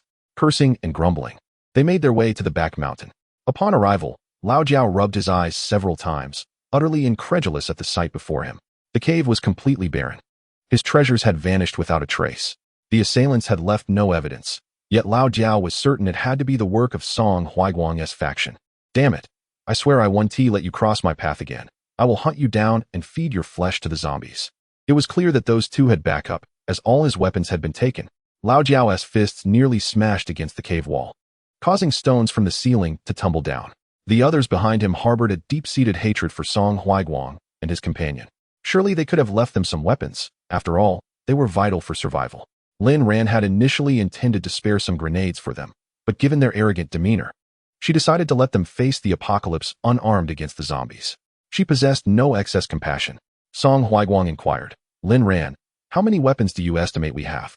The state of weaponry in this world felt woefully outdated, and since his own arms were inaccessible, he felt despondent. Lin Ran responded, approximately 1,000 submachine guns, 200 sniper rifles, over 100 anti-aircraft guns, and a substantial amount of grenades and ammunition. I didn't spot any handguns. Song Huaiguang sifted through Jiang Hemming's memories, confirming the accuracy of her estimates. This was merely a modest armory, yet it would suffice for their needs for a while. Lin Ran remained silent, casting a glance at Li Junyu. In an effort to expedite their return, Song Huaiguang utilized his mental powers to cloak their two vehicles, ensuring the zombies remained oblivious to their presence. Soon, the scent of disinfectant filled the air, indicating they had returned to the Loncong laboratory. After parking, Lin Ran roused Li Junyu, presenting her with a crystal core to absorb. She cautioned her, using her mental abilities to emphasize the importance of staying close and not wandering off. Li Junyu nodded in acknowledgement. Lin Ran gently patted the top of Li Junyu's head, relieved to see that her condition had not worsened. Chapter 32. The Laboratory, revised. Under Lin Ran's generous provision of crystal cores, Li Junyu's condition stabilized. Although her consciousness had yet to return, it had not deteriorated.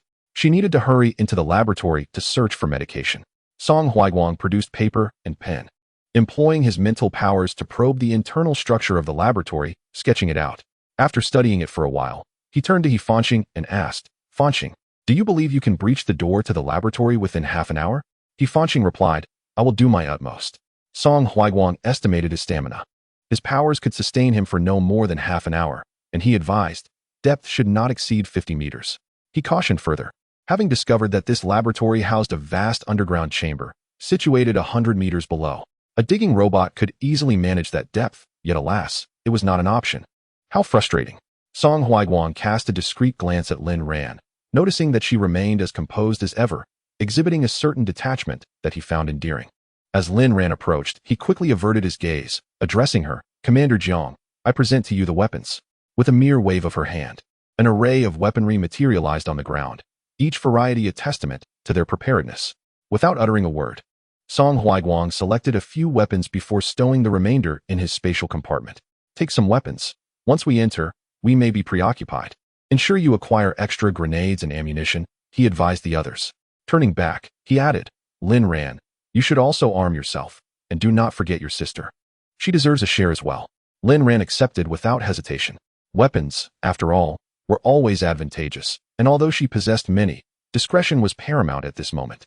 After briefing Li Junyu on the necessary precautions, she employed her mental energy to suppress her movements, ensuring she would not act without instruction. With her mental presence, the zombies would not dare approach. Li Junyu nodded obediently. Once her instructions were complete, Lin Ran retrieved a short knife from the vehicle for Li Junyu to carry, subsequently placing the car into her spatial realm. She secured her tang knife at her back, easily accessible with a simple motion. This particular blade was not the one she had used against Lu Hong. Her father, an aficionado of tang knives, owned no fewer than 50 exquisite pieces, sufficient for her to replace one each year. Recalling Lin Ran's military resume, Song Huaiguang noted that it stated her preferred weapon was a knife, yet her marksmanship was impeccable, achieving full marks in every shooting course, whether with a pistol or a sniper rifle. This girl had always been an enigma to him. He cast a concerned glance at Li Junyu and inquired, will you be able to look after this young girl? Lin Ran reassured him, rest assured. She is very obedient and capable of defending herself. The afternoon of training I provided her was not in vain. She possesses sufficient self-defense skills now. Through mental communication, Lin Ran urged Li Junyu to remain close by her side. Li Junyu's large eyes sparkled as she earnestly nodded, yes, Sister Ran. Fanqing was swift in his actions, creating a passage from the laboratory door straight into the main hall. Lin Ran, leading Li Junyu, entered the tunnel without a hint of hesitation. Regardless of the potential perils ahead, she was resolute. She would ultimately enter this laboratory. Concerned about areas he might overlook, Song Huiguang instructed Kai Chunshan to protect the two girls. Though Lin Ran was formidable, having Li Junyu by her side might hinder her movements. Kai Chunshan nodded, confident in his speed and his ability to swiftly evacuate Lin Ran and Li Junyu should danger arise. The underground, contrary to expectations, was not silent. It appeared that not all the zombies from the subterranean laboratory had emerged. Lin Ran maintained her mental vigilance, detecting no signs of living beings. Su Minlu was also absent from this place. Given Su Minlu's ruthless nature, Lin Ran deemed it unlikely that she would fall prey to the zombies. On the contrary, she surmised that Su Minlu was likely lurking in a corner, observing the expressions of those who had transformed into zombies due to her machinations. Beside Lin Ran, Li Junyu began to exhibit signs of anxiety. Lin Ran soothed her with her mental energy, guiding her to acclimate to the darkness of the underground. 9 individuals swiftly descended into the underground laboratory. Just as Fanqing intended to make her escape, she was intercepted by Song Huiguang. Fanqing, wait a moment. Something feels amiss here. Utilizing his mental prowess, Song Huiguang scanned the building and detected a myriad of complex auras within. Furthermore, as he delved deeper, his mental energy met an obstruction, causing a sinking feeling in his heart. To repel his mental force was no trivial matter. It was evident that this laboratory harbored secrets it wished to keep concealed. Fanqing, take Chunshan up first. I will follow shortly. The rest of you, await my command. Song Huiguang promptly made his decision. Lin Ran had initially planned to exit, but upon hearing Jiang Heming's directive, she resolved to remain for the time being. The trio of Song Huiguang conducted a thorough inspection of the laboratory, which appeared to be arranged like any typical lab, devoid of anything extraordinary. As expected, he found no signs of other life forms. Reluctantly, he returned, allowing the others to ascend to the surface. Song Huiguang sketched a rudimentary map of the building's layout, pointing to the designated area labeled as the archive room. We shall first search here for experimental equipment and documentation, with particular emphasis on the computers. There should be a generator in the lab. Cinny, Laozhou, get the power running. The rest of you, turn on the computers. Let us divide our tasks efficiently and expedite our efforts. The zombies underground seem to have sensed our arrival and are preparing to swarm. Lin Ran remained silent, expressing no dissent regarding his plan. Her sole objective was the underground laboratory. She had endured relentless torment during her 3 years there, and now that she had returned, she was determined to unravel the truth. With roles clearly defined, the 8 individuals commenced their tasks. Zhou Changyi and Zhang Xinyi extricated the generator, and soon the thundering hum of the machine filled the air. Lin Ran activated all the computers simultaneously, eschewing a tedious search. Instead, she executed a series of codes and entered key phrases. These computers had once operated within a local network, and her advanced coding skills allowed her to unveil the secrets hidden within them. Each significant finding was printed, sheets of paper emerging from the printer in rapid succession, leaving the others astounded. Fanqing, Lin Ran, you're exceptionally talented. I had no idea your computer skills were this advanced. Lin Ran, Xinggu, this is knowledge I cultivated in private. I wouldn't include it in my resume. Zhou Changyi, this is no small feat, is it? After the documents began to materialize, Song Huiguang picked one up and his astonishment was beyond words. The material bore a striking resemblance to what Lin Ran had previously shown them, perhaps even more harrowing. His grip on the paper tightened. How could these individuals dare to conduct such experiments? This was madness, sheer madness. The perpetrators of these experiments were lunatics. No wonder Lin Ran had always refrained from discussing her home planet, merely mentioning she hailed from a remote star system, deeming it inconsequential. The underlying reason was now laid bare. The others gathered around him, scrutinizing the documents. What were these revelations? Had their past sufferings been orchestrated by the denizens of this laboratory? What do you think? Song Huiguang inquired, his finger resting upon a name. Lu Tianzhou. He had come across this name in Jiang Heming's memories. It was a figure to be wary of. Fanqing gritted her teeth and declared, hey, this matter must be exposed. Everyone must know Lu Tianzhou's true intentions. Song Huiguang stored all the data in the spatial realm and also retrieved a USB drive containing authentic materials, including videos and images. Lin Ran interjected. Why go through all that trouble? Just toss the entire computer and all the files into the space. She merely retained a dossier on Su Minluo, which included her home address and social connections. The rest was unnecessary. Hurry up. Something is approaching. Lin Ran urged Li Junyu, instantly shifting into a combat stance. Chapter 33. Medicine, Revised, at that moment, a heavy thud echoed from below. Zombies surged forth, and they would reach their position in merely 5 minutes. Song Huaiguang raised his firearm, commanding, "Prepare for battle, stay safe, and remember to collect the crystal cores." He then proceeded to join Lin Ran and Li Junyu at the forefront, casting a glance at Lin Ran. Noticing her calm demeanor, he found her unperturbed, as if the approaching zombies were merely a troop of jesters. Lin Ran steadied her weapon, loaded the magazine with bullets, and sealed it. She retrieved 5 additional magazines from the spatial realm and turned to Li Junyu, saying, "Junyu, just follow my lead during the fight. The only thing you must remember is not to shoot at the 7 of us, especially not at me or your brother. Understood?" Li Junyu nodded, albeit somewhat confused. But she grasped one crucial point: to avoid harming her sister and brother. This was manageable. She was confident in her ability to comply. Leading the way was Song Huaiguang, with Zhang Sini bringing up the rear as the 9 of them exited the archive room. At the end of the long corridor, the unstable voltage caused the lights to flicker ominously, as if a blackout were imminent. Lin Ran caught sight of the zombies' ashen faces, their countless crimson eyes filling the corridor. There were no fewer than 500, with hordes at both ends, and the stairwell was also obstructed by zombies. They were surrounded. These zombies, likely intoxicated by the scent of fresh blood, roared in excitement, their cacophony ringing in Lin Ran's ears. Suddenly, something sliced through the air. Lin Ran, ever vigilant with her mental acuity, sensed something amiss and shouted, "Get down." Fortunately, her companions, being military personnel, were accustomed to obeying orders. Before her words had fully registered, they dropped to the ground, and a slight glance upward revealed bullet holes in the walls. Who was firing at them from the shadows? Song Huaiguang pressed his lips together, his mental perception detecting an overwhelmingly powerful presence, one that was undoubtedly hostile. Lin Ran's heart sank further as she recognized this aura belonged to the personnel responsible for the experimental subjects in the laboratory. These individuals were under Su Minluo's command, and to her astonishment, they had also transformed into zombies. What bewildered her even more was that these zombies were capable of wielding firearms and understood the concept of ambush. Clearly, these were not mindless creatures. Some semblance of intelligence remained. Had Su Minluo undergone a similar transformation?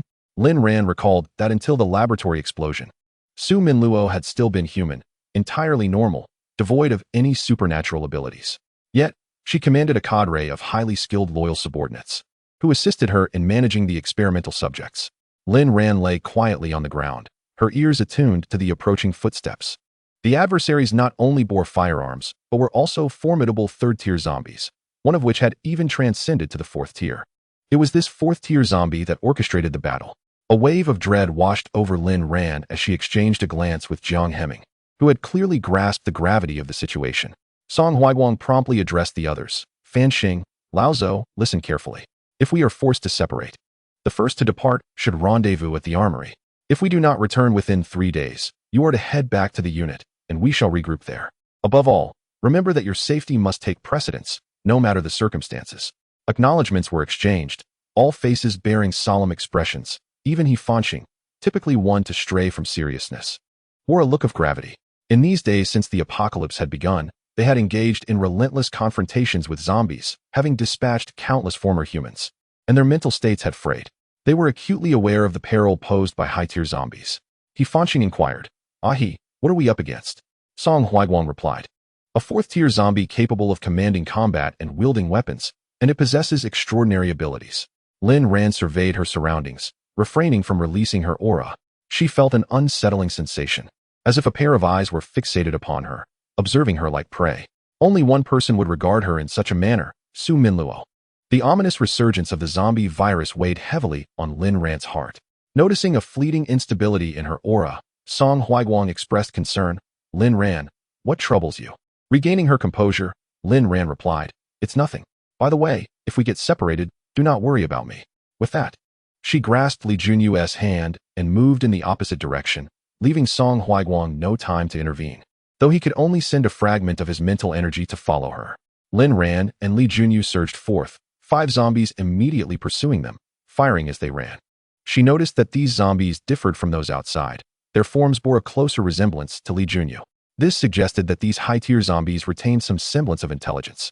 How could this be? Was it due to the absorption of crystal cores? The computer she had accessed lacked the one used by Su Minluo. Her notebook was not present. Determined to eliminate one zombie for answers, she fired with precision, the bullet embedding itself in the heart of the foremost zombie. Detecting no surrounding mental energy, she targeted the zombie's brain. A vague revelation emerged. Su Minluo was indeed ruthless. These individuals had been injected with the zombie virus by Su Minluo herself.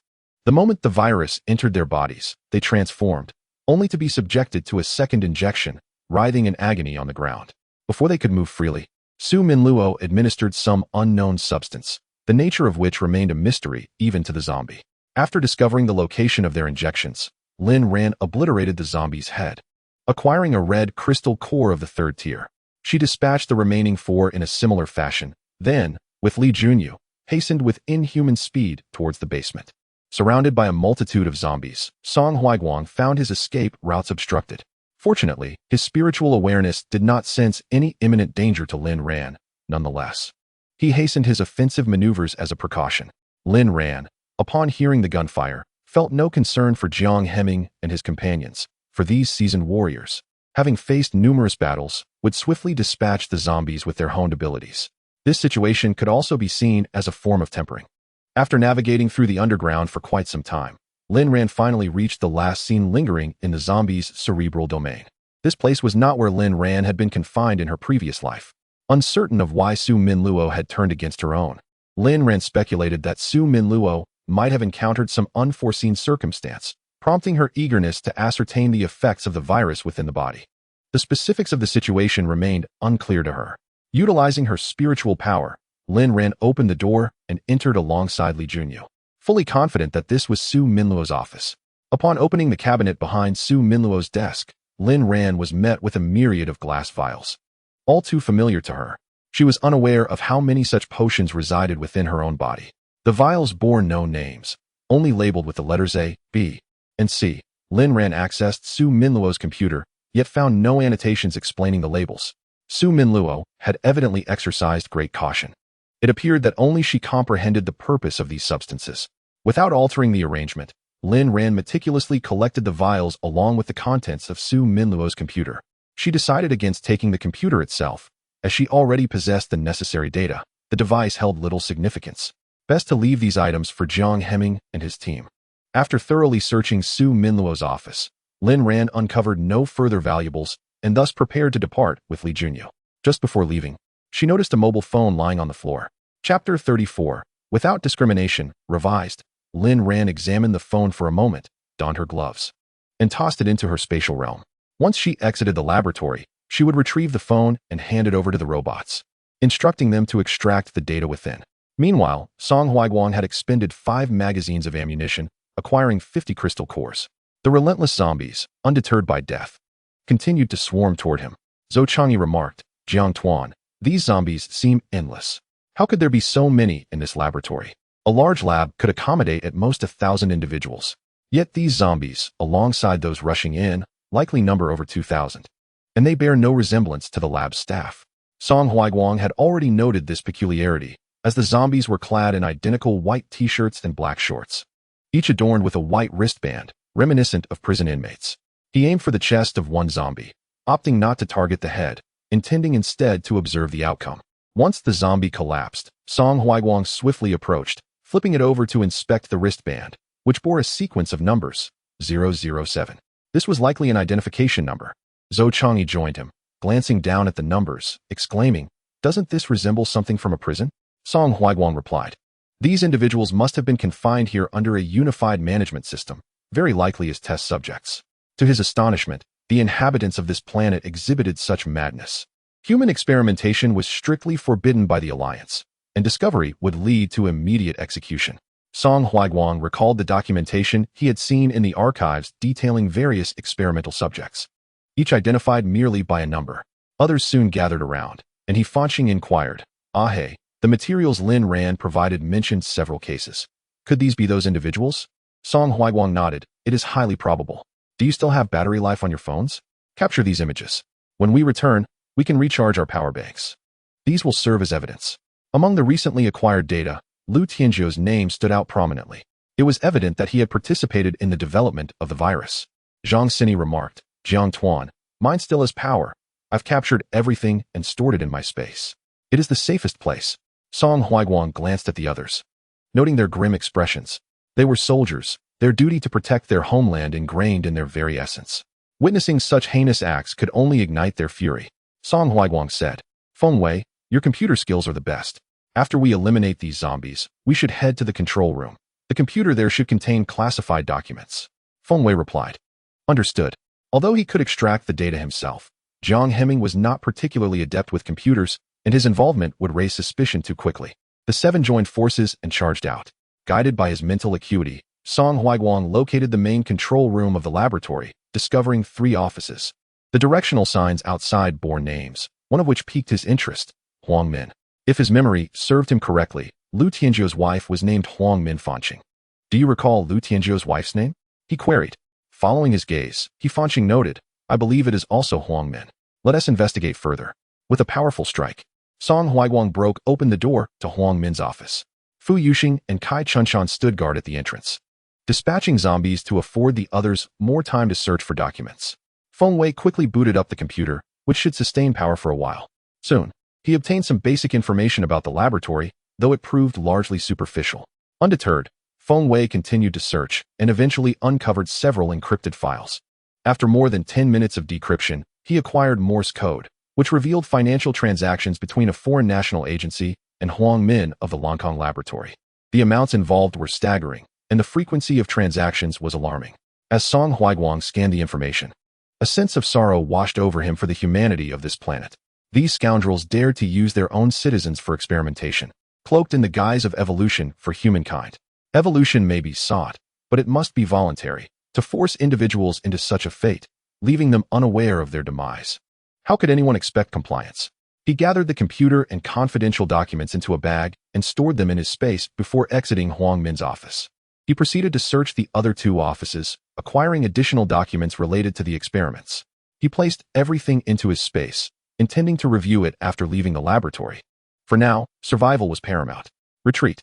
The 7 individuals moved with remarkable speed and precision, eliminating the zombies in the corridor with ease. Song Huaiguang gestured for everyone to ascend to the 3rd floor, sensing a presence on the rooftop. As for Lin Ran, he had already discerned her position underground, where there were hardly any zombies, ensuring her temporary safety. Thus, he resolved to first investigate the rooftop. Cautiously, the 7 ascended, weapons at the ready. As they neared the top, they encountered survivors. However, upon seeing them, these individuals opened fire indiscriminately. Song Huaiguang and his companions had no choice but to return fire. After several exchanges, a realization dawned upon him. The assailants were clad in military uniforms, much like their own. The manner of shooting and the synchronicity of their movements were unmistakable. He ordered He Fanqing and the others to cease fire and called out to the opposing group, "Listen, I am Jiang Heping, the captain of the On Yuan Special Operations Team. May I inquire which unit you belong to?" Upon hearing his affiliation with the Special Operations Team, the adversaries escalated their fire, intent on eliminating them. "Ahi, it's evident these individuals have no desire to let us leave alive. Stop wasting words and shoot," urged He Fanqing. Song Huaiguang pressed his lips together, agreeing, "Indeed, let us engage." It was apparent these individuals had been dispatched to retrieve information or other items. He had intended to spare them, but their murderous intent left him no choice. After retaliating, the assailants retreated to the basement.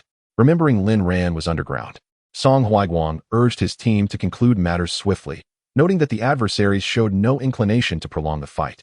After a brief skirmish, they employed their abilities and descended into the basement.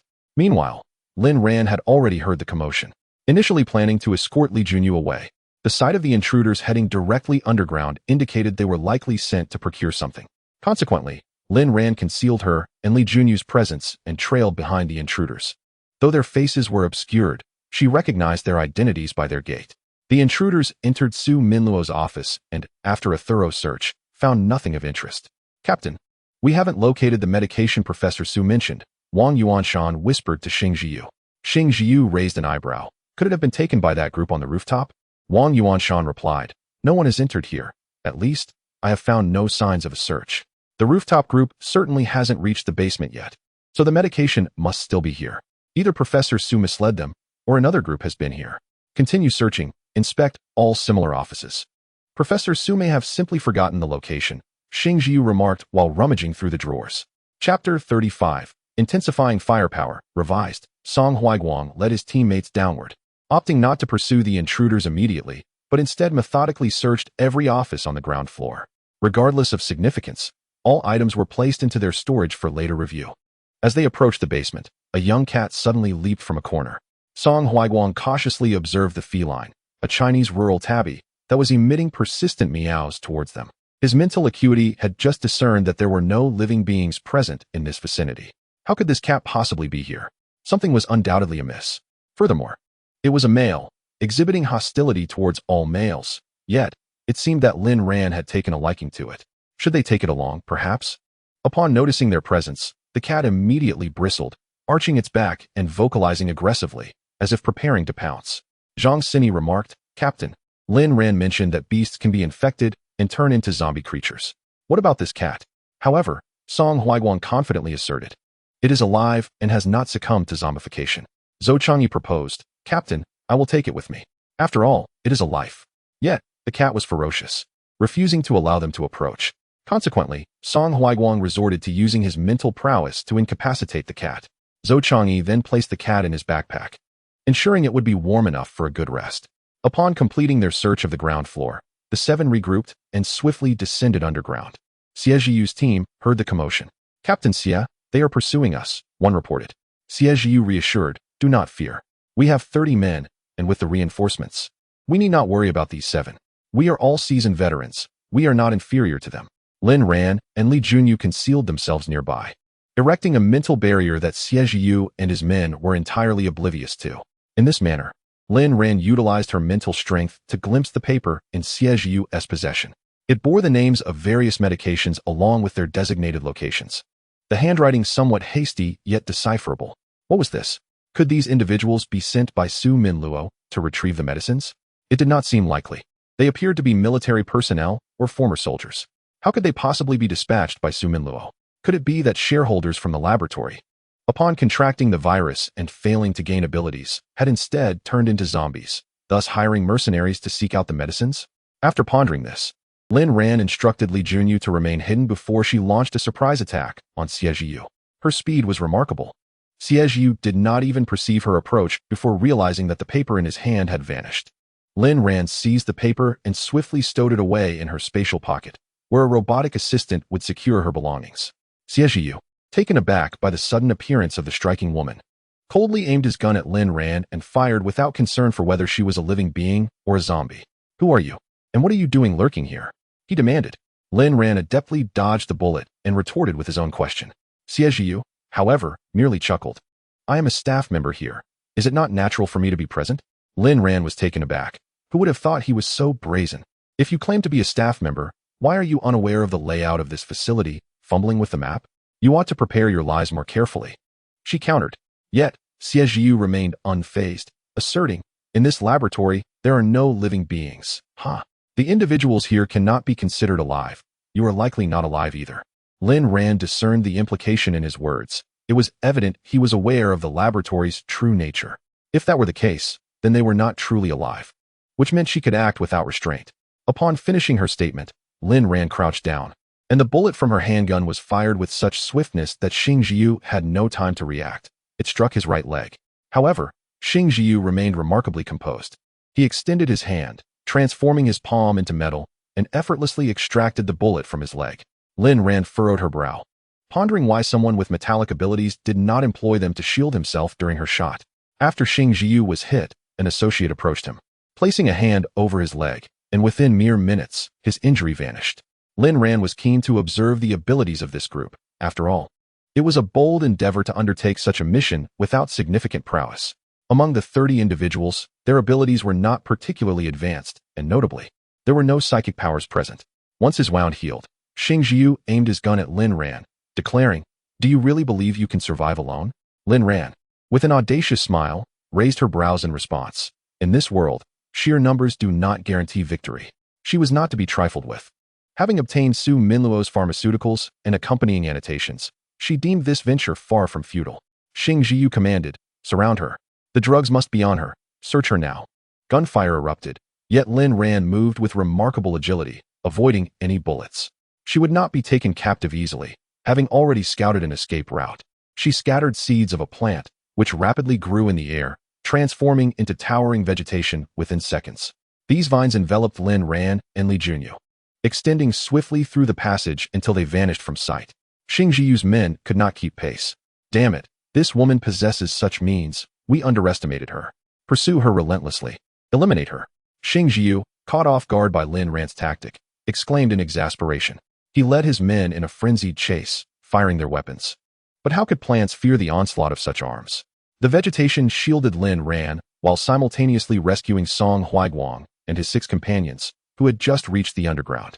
Standing upon the leaves of the plants, Song Huaiguang exhibited no surprise, while He Fanqing and the others were utterly astonished, brandishing their weapons in preparation to fire. Lin Ran then spoke. Do not be alarmed, it is I? The 7 of them exhaled in relief. Concerned, Song Huaiguang inquired, did you engage in a firefight with them? Were you injured? Lin Ran replied, I fired a shot, but neither harmed nor killed anyone. There is a healer among their ranks. Did you manage to glean their identities? Song Huaiguang pressed further. The leader is referred to as Captain Xing. Perhaps you are acquainted with him, Lin Ran replied, her tone tinged with complexity. Although these individuals had concealed their faces, Lin Ran had memorized their essences. Should they cross paths again, she would ensure their return was not forthcoming. Their sidearms were standard issue, which would elude the average observer, but she was no ordinary individual. What are they searching for? Song Huaiguang queried. Drugs, Lin Ran answered. Have they found them? He asked again. No, she replied, her expression serene. Song Huaiguang regarded Lin Ran. Those drugs must possess significant potency. What could they be? He was aware that Lin Ran had insight into this matter. Otherwise, she would not have ventured underground. With an unperturbed demeanor, Lin Ran stated, that is a question for them. I am not a staff member here. Song Huaiguang never anticipated that Lin Ran would be unwilling to disclose the truth to him. Her wariness was palpable, as she trusted no one. It appeared that gaining her confidence would be a lengthy endeavor. Xing Zhiyu and his men swiftly descended to the ground, unleashing gunfire upon the plants.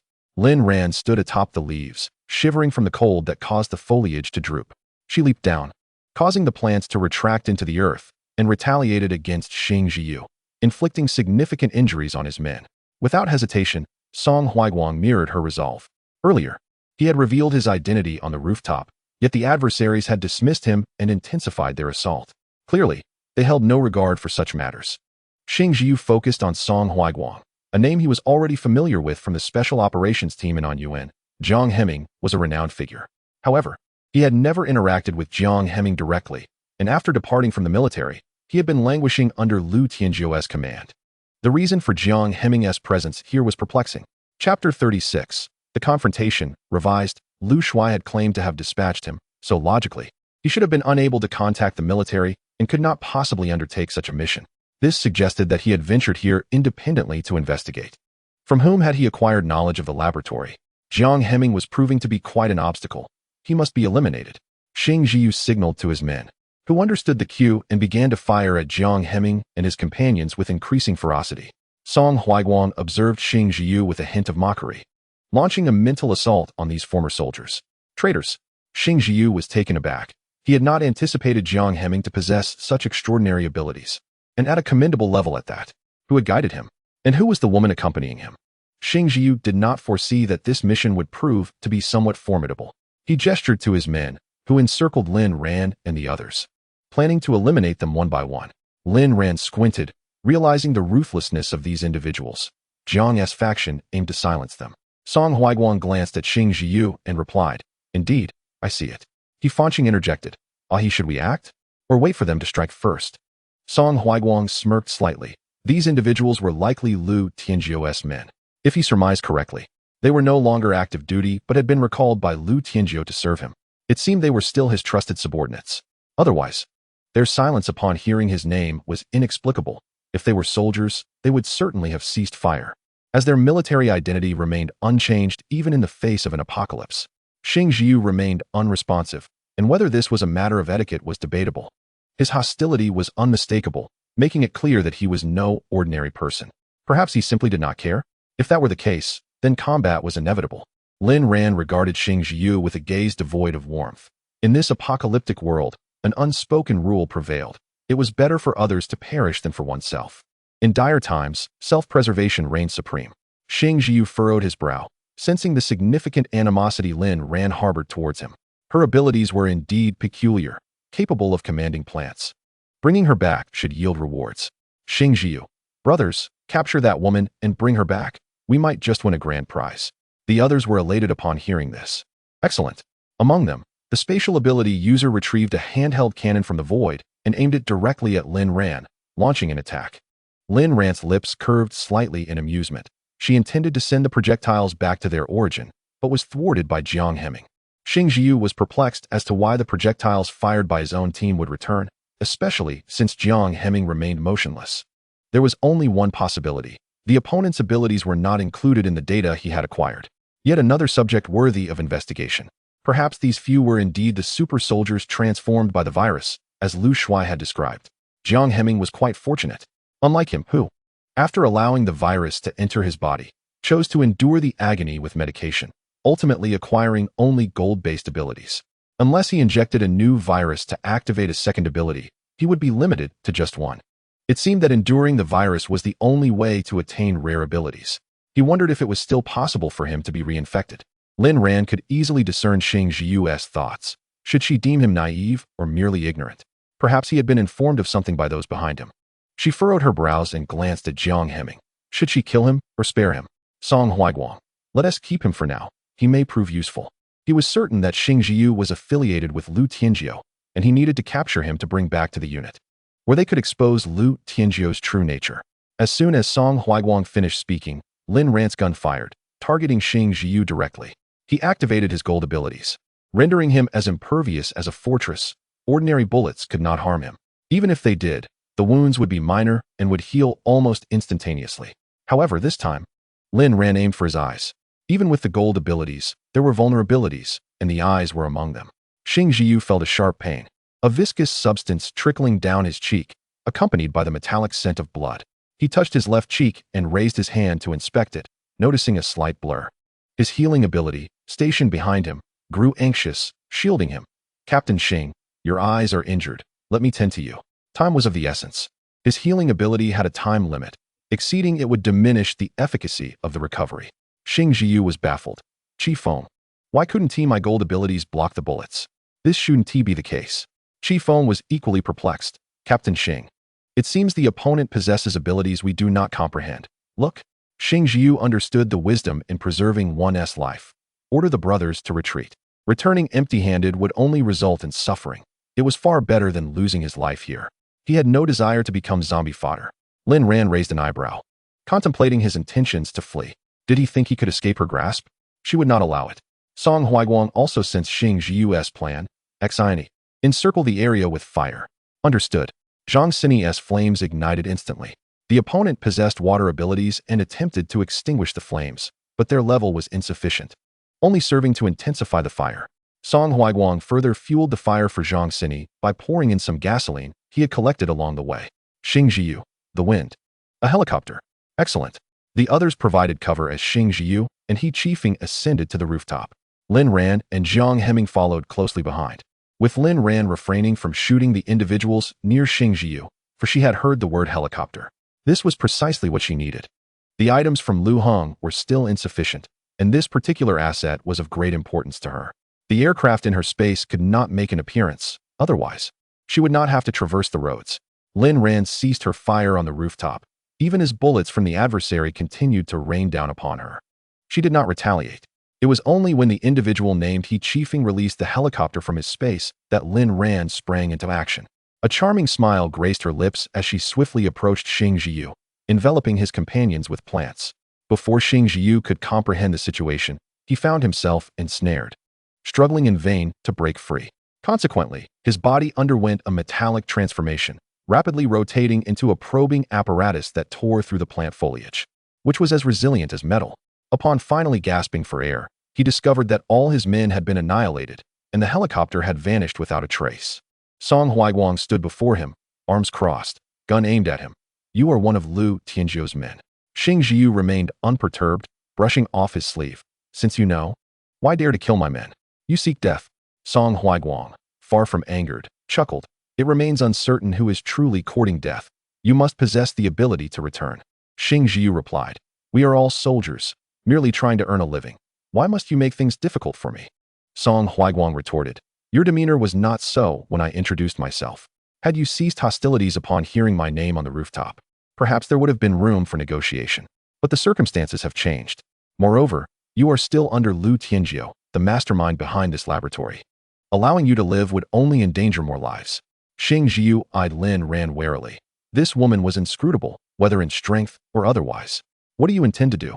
His tone softened, recognizing the necessity to be prudent in order to survive. As he spoke, he retrieved a vial from his pocket, uncapped it, and flung it away. Chapter 37. Injury. Revised. Song Huiguang observed this action, mistaking it for littering, and Lin Ran paid little heed. Seeking to extract information, he inquired, "Did Lu Tianjiu send you to search for medicine because his daughter did not survive and failed to acquire abilities?" Xing Jiu was taken aback that Jiang Hemming was aware of this, yet he refrained from answering. Instead, he pivoted to another topic. "This laboratory possesses a remedy that alleviates the virus. I am also here on a mission to procure it. Your attempts to intimidate me are futile." It was evident that he was lying.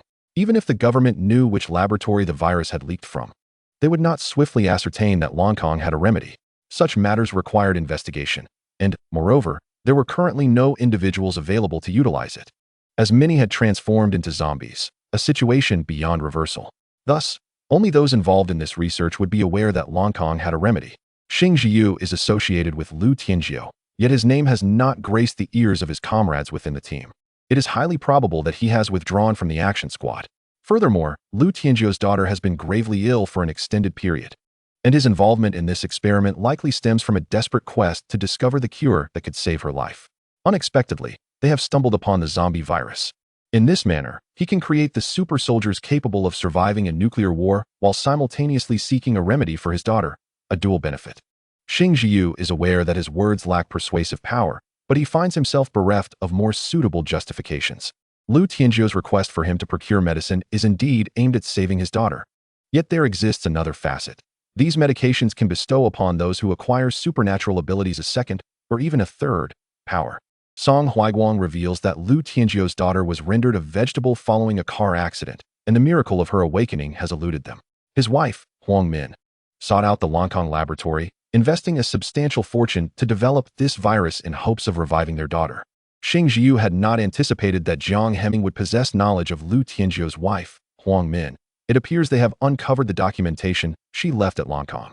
Xing Jiu engages Jiang Hemming in conversation primarily to buy time, for their numbers extend beyond what is apparent. Others lurk in the shadows, poised to act. Should circumstances turn dire, these individuals stand ready to offer assistance. Lin Ran has always been aware of the commotion beneath them. The advanced zombies that had earlier besieged them have now arrived, drawn by the scent. This is dire news. The item Xing Jiu had previously cast away was undoubtedly a lure for the zombies. Otherwise, they would not have arrived with such haste. Jiang Tuan, cease your idle chatter. The zombies are upon us. If we continue this discourse, I fear for your very lives. Lin Ran declared as she dispatched the first zombie to reach the rooftop with a single shot. He Fanching and the others stood back to back, firing their weapons in unison. A multitude of zombies, numbering at least in the hundreds, began to scale the walls and ascend to the rooftop. Seeing these grotesque creatures finally arrive, Xing Jiu exhaled in relief and spritzed himself with a substance. To his astonishment, the zombies, upon reaching this location, circumvented him, refraining from attacking. The concoction he had sprayed must possess some peculiar properties. Song Huiguang utilized his mental prowess to direct his firearm, firing a shot into each of Xing Jiu's legs. With the assistance of his psychic energy, the bullets effortlessly penetrated his metallic abilities and lodged themselves within his limbs. His initial intent was to incapacitate Xing Jiu, enabling him to join Lin Ran in exterminating the zombies.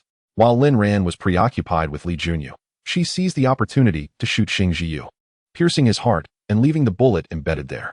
Given that Xing Jiu's metallic powers were still weak, she found it effortless to breach his defenses. Surprised by the woman accompanying Jiang Hemming and her ruthless nature, Xing Jiu realized that she was leaving him no chance for survival. Even though he possessed metal abilities, the bullet lodged in his heart could be extracted. However, lacking healing powers, he would undoubtedly bleed to death.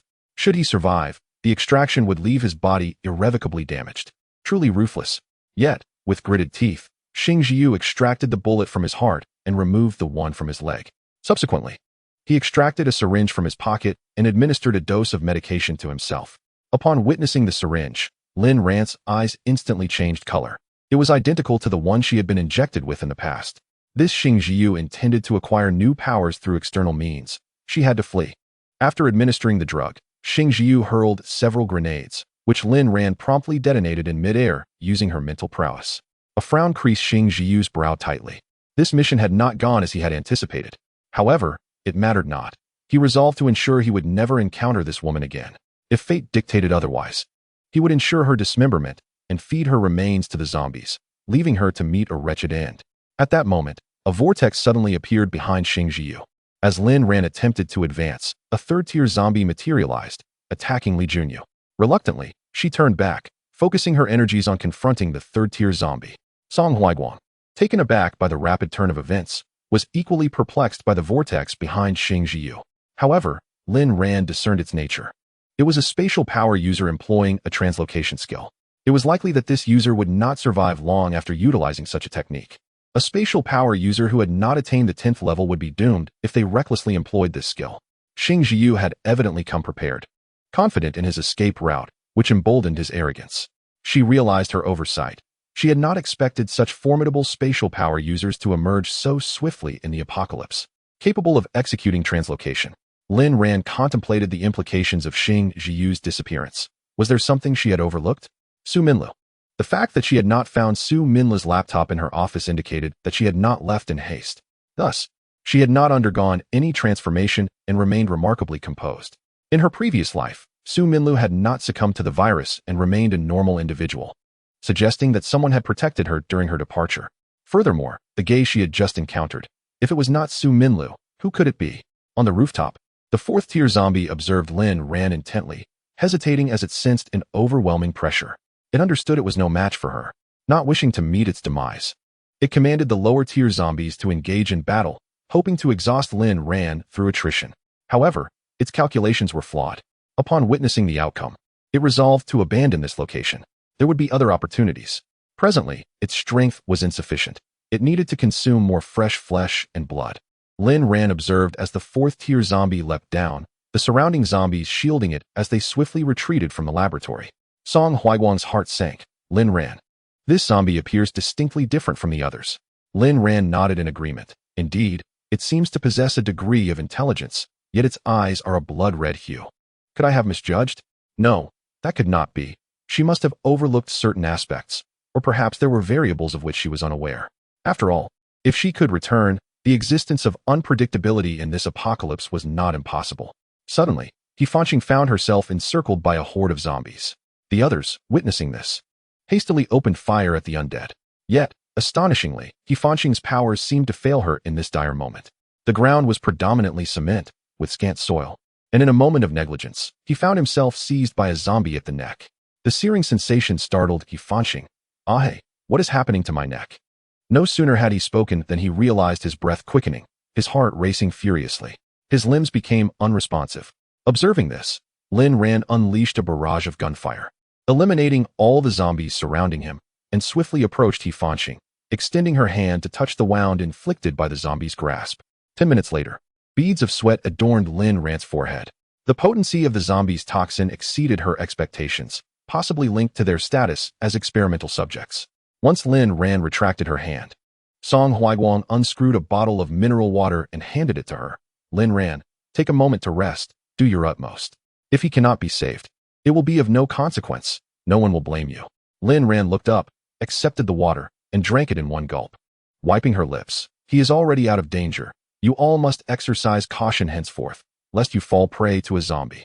Without a healer among us, one could succumb to zombification on the spot. Kai Chunshan and the others, witnessing Hefanqing's teeth retract, breathed a sigh of relief and cast grateful glances at Lin Ran. The 6 of them bowed deeply to her. Thank you. You're welcome, she replied. Having purged Hefanqing of the toxin, she hoped that upon awakening, he might experience a stroke of fortune and perhaps acquire a second ability. The outcome lay in his hands. Chapter 38. Greetings. Lin Ran. The atmosphere among Zhou Changyi and the others was fraught with tension, their faces taut, scarcely daring to breathe.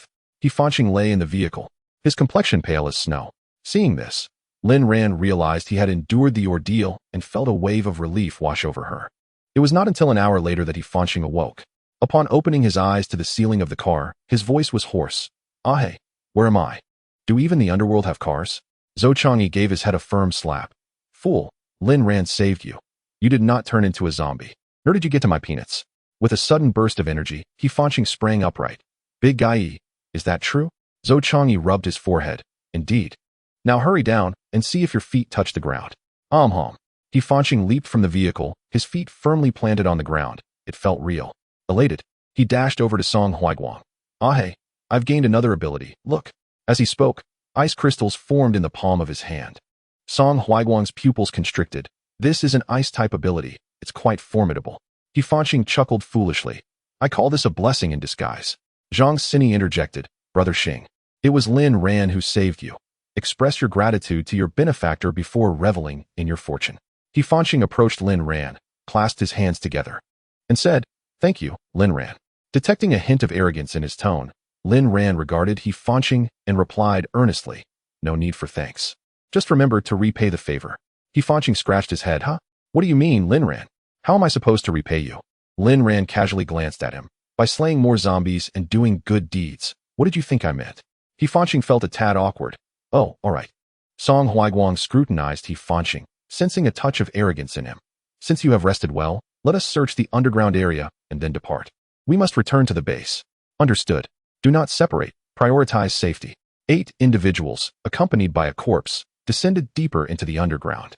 Upon arrival, Feng Wei and Kai Chunshan located the generator, connected it, and restored power. As the lights illuminated the surroundings, they realized the layout resembled that of a prison. On either side were cells for detaining prisoners, with a central passageway. Unlike a typical prison, this space was filled with numerous machines, and the lighting was exceptionally bright.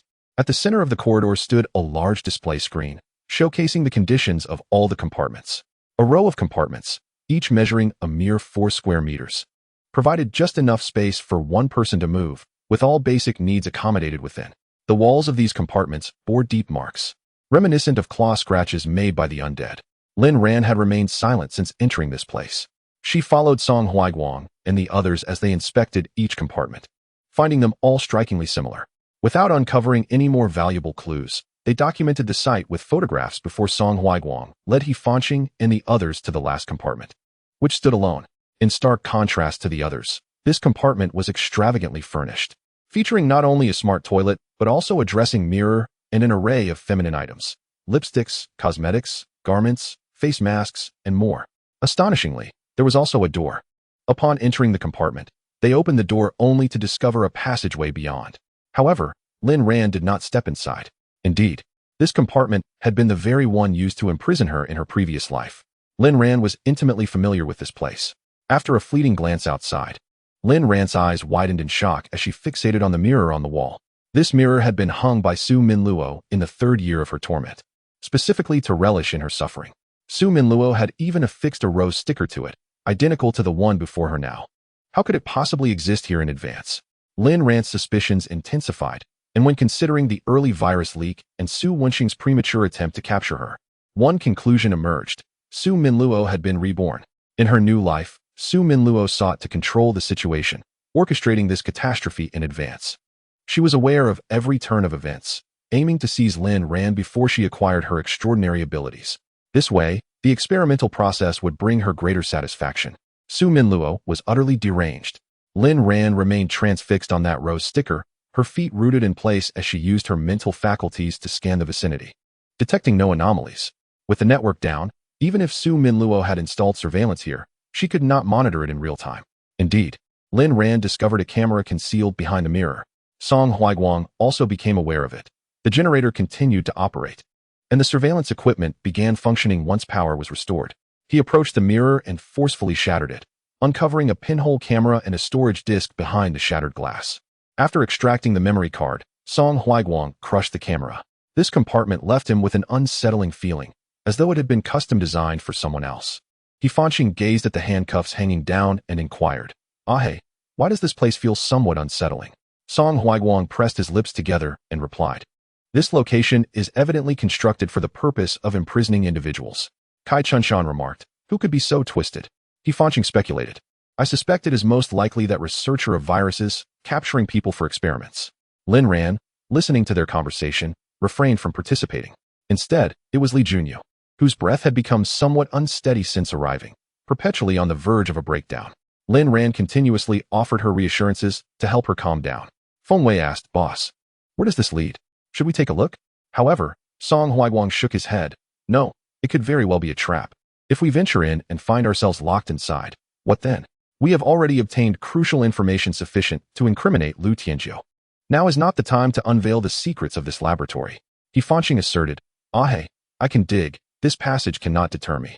Song Huaiguang countered, "Fanqing, we are unaware of the current situation. What if the adversary is stronger than us?" He Fanqing replied. This, Song Huaiguang interrupted, "Enough, let's retreat." Lin Ran crouched down, picking up a rose sticker. Upon flipping it over, she saw the words, "Hello, Lin Ran," followed by a large smiling face, unmistakably the tone of Su Minluo. Song Huaiguang quickly noticed Lin Ran's demeanor was slightly off and promptly reassured her, "Lin Ran, what is the matter?" Lin Ran turned around, her face momentarily blank. But she soon composed herself. "It's nothing, just that this place feels quite oppressive. This laboratory is filled with malevolent things." Song Huaiguang replied, "Yes, we have completed our search. We should return to the surface. I have stored everything in the space." Lin Ran held the shard of glass tightly in her palm, her anger simmering. Chapter 39, Brother, you must kill her quickly, revised. Lin Ran furrowed her brow, knowing that Su Minluo was undoubtedly aware of the supplies purchased by An Yuan, hence the message she left behind. Su Minluo was fully aware that she would come to the laboratory to find her. Rodents, Lin Ran thought. Knowing I would come, yet daring not to wait for me here, instead hiding away. What sort of being is that? Gazing at the sticker in her hand, Lin Ran surmised that Su Minluo's concealment only illustrated her own inferiority in strength. Song Huaiguang, perplexed, asked, "Lin Ran, what do you intend to do with that?" Lin Ran replied, "Nothing much. I simply find this rose sticker rather appealing and wish to keep it as a memento." Observing her expression, Song Huaiguang sensed something was amiss. He was astute. He knew that when Lin Ran was angry, her lips would press tightly together, indicating her current agitation. Yet he was aware that pressing her for answers would yield no results. "Let us depart." "All right." Lin Ran took Li Junyu's hand and exited the underground. The air above was fresh, unlike the suffocating atmosphere below. Song Huaiguang gazed at the building, the weight in his heart undiminished.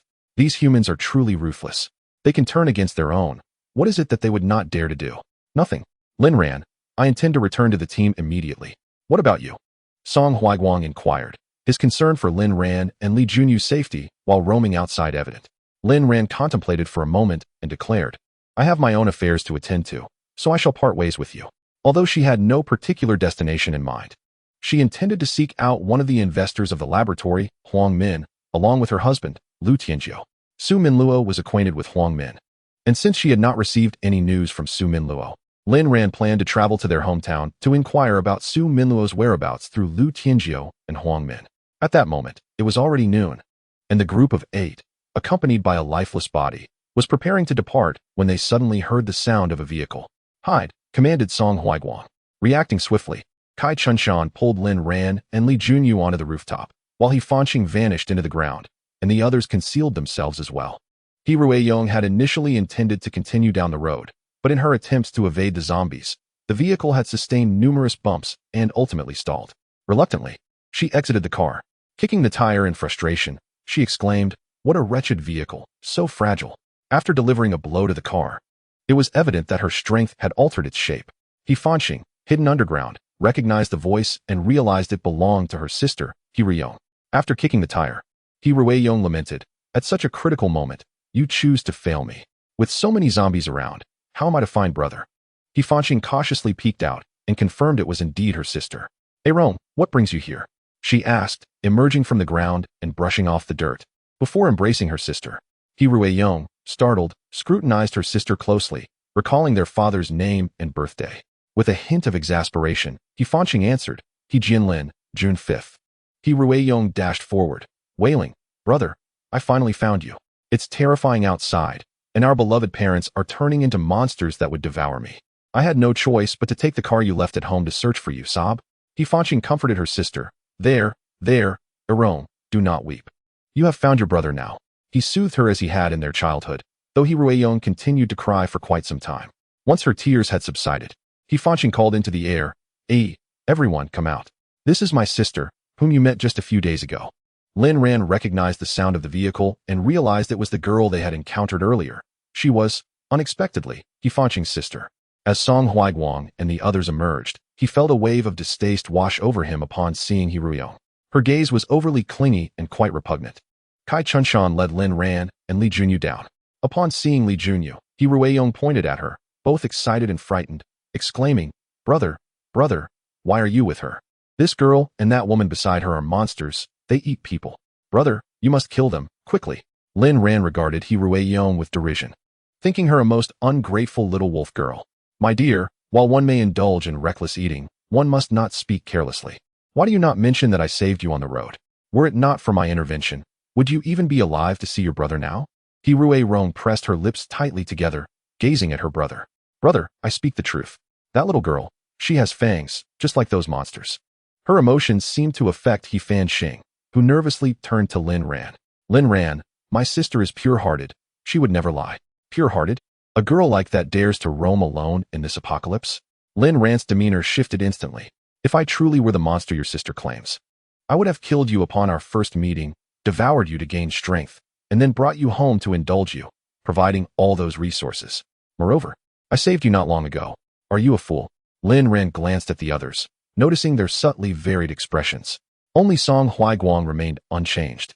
Casting a disapproving look at Hefanqing, "What nonsense are you spouting? Lin Ran's essence is entirely different from that of a zombie. Li Junyu is also unlike the undead. Apologize to Lin Ran, and you too."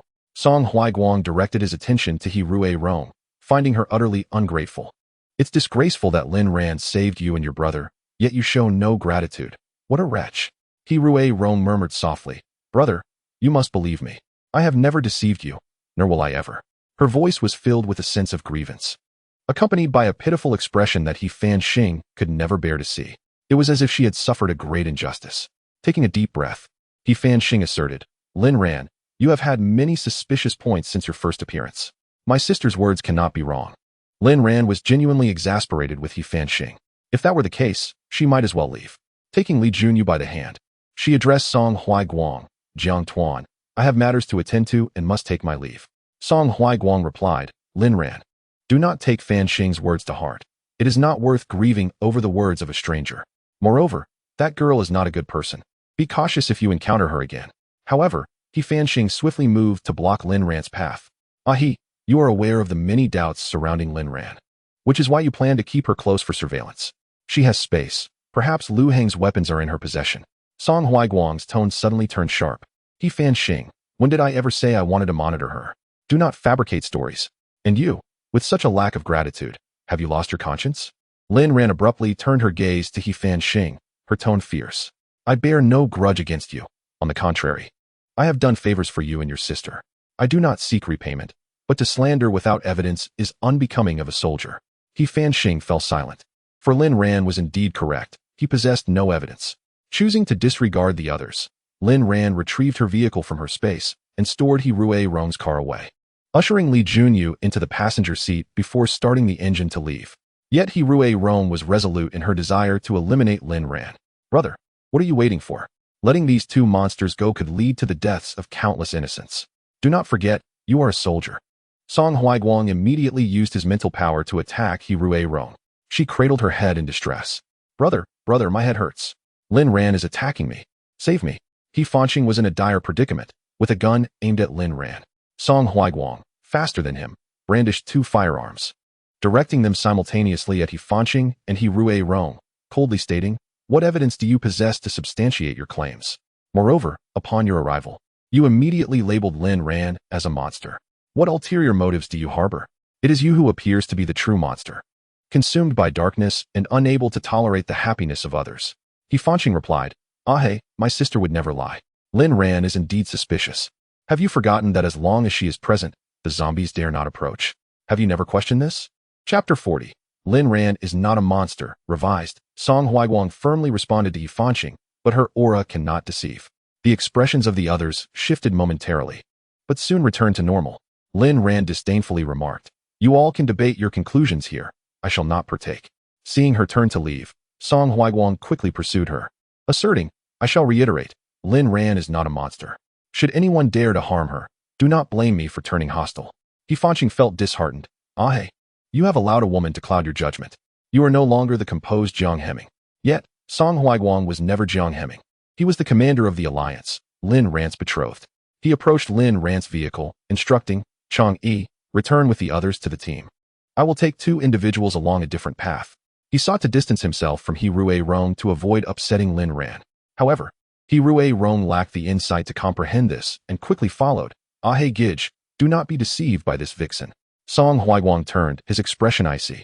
Please refer to me as Commander Jiang. Furthermore, Lin Ran is my ally. What evidence do you possess to claim my comrade is a monster? You are the true monster. For only one with a monstrous heart fears the exposure of their own identity and clings to others. Had he not been a soldier, he might have already struck He Rong. Yet Lin Ran maintained her composure. In truth, she too harbored thoughts of violence. But she would not act in front of so many witnesses, leaving herself vulnerable and risking enmity with others. Moreover, if she were to kill He Rong, Kai Chunshan and others would undoubtedly suspect her. If she were to encounter He Rong again in the future, she would not hesitate to retaliate. She possessed numerous methods to harm her, yet He Fanqing would undoubtedly pursue the matter relentlessly. She preferred to avoid such complications. Song Huaiguang's anger flared. He Rong had been fixated on him since his arrival, her gaze filled with an unsettling obsession that made him uncomfortable. Such foolishness. Ungrateful and scheming. How could He Fanqing claim that his sister was kind? It seemed he alone held that belief. He Rong, unwilling to relent, pleaded, Ah hey Gij, trust me. What I say is true. Song Huaiguang turned, gun aimed at He Rong's head. I will reiterate, refer to me as Commander Jiang. If you take another step forward, a bullet will find its way to you without cause. He Rong halted, her brows furrowed, her expression a mix of sorrow and grievance as she lamented, Commander Jiang. What enchantment has this vixen cast upon you, leading a soldier to disregard the safety of survivors and raise arms against innocent civilians? Song Huaiguang could not fathom why He Rong was so insistent on targeting Lin Ran. Was it merely out of jealousy? He Rong lowered her head, her thumbs nervously spinning in circles.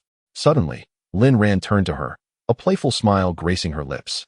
She had been standing beside He Fanqing earlier, which was why she hadn't noticed anything amiss. But now, it was evident that something was off with He Rong. Otherwise, why would He Fanqing appear as if possessed? Song Huaiguang also sensed something was amiss. A force was quietly approaching him, seemingly intent on causing him harm. His mental energy swiftly thwarted this force, inflicting significant damage in return. He Rong collapsed to the ground, crying out, Brother, Lin Ran is attacking me. It hurts. Lin Ran raised the corner of her mouth, surprised that He Fanqing's sister would play such a role. How ruthless. Song Huaiguang set down his gun and opened the car door. Out of respect for He Fanqing, he refrained from harming his sister. Turning his back to He Fanqing, he said, Chang'e, Feng Wei, drive He Fanqing back to the team. I will follow shortly. He paused before adding, Fanqing, keep your sister in check, or there will be consequences. He Fanqing clenched his fists, feeling as if his heart might burst from his chest. After so many years of camaraderie, how could Jiang Heming abandon him for a woman? What had possessed him? He Rong felt indignant. The name Jiang Heming had quietly resided in her heart for years, once unattainable, but now she possessed power and could fight alongside him. Yet, why was it that a newly emerged monster garnered all his attention? He Rong grasped He Fanqing's hand, and he closed his eyes briefly before freezing the path ahead. Song Huaiguang abruptly turned around. Fanqing, what are you trying to do? Are you severing the bonds of brotherhood? He Fanqing's eyes were already bloodshot. Lin Ran cannot leave. You cannot take her away. Lin Ran turned off the engine, stepped out of the car, and stopped 3 meters away from He Fanqing. Li Junyu stood quietly beside her, observing He Rong and licking her lips. Though this woman did not smell particularly appetizing, it was better than nothing. She felt the urge to sharpen her teeth. Lin Ran did not look at He Fanqing but cast a glance at He Rong, who had been helped up by He Fanqing. If you use your powers on him again, it remains uncertain whether he can recover after exhausting his abilities. What? Zhou Chang'e and the others surrounded He Rong. What have you done to Fanqing? He Rong sobbed. I didn't. She is slandering me. I don't have any powers. Lin Ran called her bluff. A girl without abilities dares to drive alone to the base to find her brother? Who are you trying to fool? Feng Wei approached He Fanqing, seeing that his eyes were indeed not right, as if he had lost his mind. You can harm your brother, and yet you don't quickly retract your powers? He Rong shook her head through tears. I didn't. She only knew how to wield her abilities, but had no idea how to withdraw them. She merely wished for her brother to eliminate Lin Ran, never contemplating that she might harm him. Who could help her? He Fanqing had completely lost his senses, consumed by a singular desire to kill Lin Ran. He encased the vicinity in ice, and even He Rueyong felt the impending danger. She approached and grasped He Fanqing's hand. Brother, it's me wrong. Please stop using your powers. I feel unwell. It was futile. Normally, her brother would rush to her side, concerned whenever she expressed discomfort. But today he paid her no heed. Lin Ran had no intention of intervening further. She regretted her earlier decision to rescue He Rueyong, and now she would not meddle in the affairs of others. Thus, she merely embraced her arms and observed the scene. Song Huiguang looked down upon He Fanqing. Easily susceptible to psychic attacks, it was ironic that Lin Ran had come to his aid. He Fanqing's nature was one that made him easily influenced, which was why he had fallen victim. The others displayed no intent to harm Lin Ran, and the situation appeared stable. Song Huiguang cautiously probed He Fanqing's mind and discovered a protective barrier within his mental domain. He Rueyong, what have you done to your brother? Quickly withdraw your powers, or he may be harmed. He Rueyong simply shook her head. No, I want tea. I truly want tea. She had always relied on others to dispatch zombies or let fellow psychics assist her in her endeavors. After the zombies had been eliminated, she would leave without a thought to the fate of those psychics. Therefore, she was utterly clueless on how to retract her powers. Zhou Changyi and the others harbored a desire to eliminate her. After contemplating for a moment, Song Huiguang resolved to explore the matter himself. Fortunately, his psychic energy managed to breach a gap, allowing him to successfully enter He Fanqing's mental domain and render him unconscious. Lin Ran regarded the fallen He Fanqing with indifference, leaving his awakening and potential recovery to fate. As for He Rueyong, should she target Lin Ran again in the future, she would not hesitate to eliminate her. Lin Ran turned and returned to the vehicle. Li Junyu watched the fallen He Fanqing, swallowing hard. What a pity, such a substantial piece of flesh. Chapter 41. Departure, revised. Lin Ran entered the vehicle, and Song Huiguang, quick to act, immediately followed suit. Changyi, you, Cinny, and Feng Wei take Fanqing back to the team. We will discuss things upon my return, he instructed. Zhou Changyi nodded, casting an apologetic glance at Lin Ran. They had all been somewhat affected earlier and nearly raised their weapons against her. Song Huiguang glanced at He Rueyong with a pointed look. Be cautious on your journey. Watch out for her. Once Fanqing awakens, relay everything to me. As for my sister, let her handle it herself. My recommendation is to keep her away from the team. Zhou Changyi responded. Understood. Ahi, you must also ensure your safety. After providing Zhou Changyi and his companions with ample firearms and ammunition, Song Huiguang climbed into Lin Ran's vehicle alongside Kai Chunshan and Fu Yuxing, departing in the opposite direction. Kai Chunshan and his companion exchanged awkward glances. Ahem, Lin Ran. Please don't take offense. We didn't team mean to earlier. Fanqing is simply like that. Whatever his sister says is right, even without the influence of powers. They had grown accustomed to it, but Lin Ran remained unaware. Even if He Rueyong Hanti exerted her powers over He Fanqing, he would still regard her words as gospel. He Fanqing was quite the doting brother. Lin Ran turned her gaze to the three in the back seat. What if what she said is true? Song Huiguang clasped his hands confidently and asserted, No, if you were truly a monster, we would have been reduced to mere bones by now, rather than sitting here conversing with you. After a brief pause, he continued, Li Junyu is not akin to a zombie. Although she differs from ordinary humans, she is distinct from the undead. He had long sensed that something was amiss with Li Junyu, yet she had not attacked them nor displayed her fangs.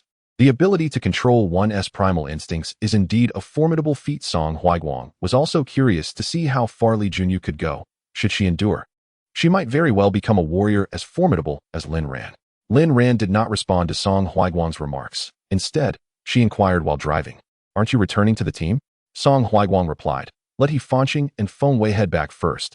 We are going elsewhere. Lin Ran asked, Where to? Song Huiguang responded, To Huangyan, where Lu Tianzhuo's hometown lies, and his daughter is there too. He wished to check on Lu Tianzhuo's daughter, hoping to uncover some clues. Lin Ran had similar intentions to travel to Huangyan, as Su Minluo's ancestral home was there.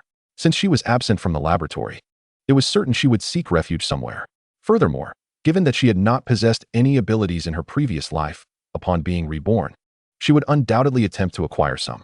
Su Minluo had her experimental data, and replicating it should pose no issue. Thus, it was likely that the current Su Minluo possessed multiple abilities, though not yet formidable enough, compelling her to hide. Lin Ran pursed her lips. Su Minluo was deeply enigmatic and likely had substantial backing. This support was probably something her current self could not contend with. After Song Huiguang's departure, He Fanqing was unceremoniously tossed into the car by Zhou Changyi. As for He Rueyong, she sat beside He Fanqing, tightly pursing her lips. Brother must awaken.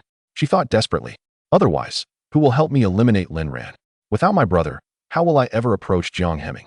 My powers are evidently insufficient to control Lin Ran. If they were, I would have killed her already. What makes her worthy of Jiang Heming's protection? Is it merely her appearance? Lin Ran is indeed a monster.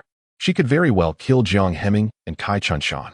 He Fanqing, even in slumber, furrowed his brow, seemingly uncomfortable as he dreamt of killing Lin Ran. Yet she appeared to possess an immortal essence, impervious to his attempts. As Lin Ran swung her blade towards Jiang Heming, the sleeping He Fanqing suddenly shouted, "No!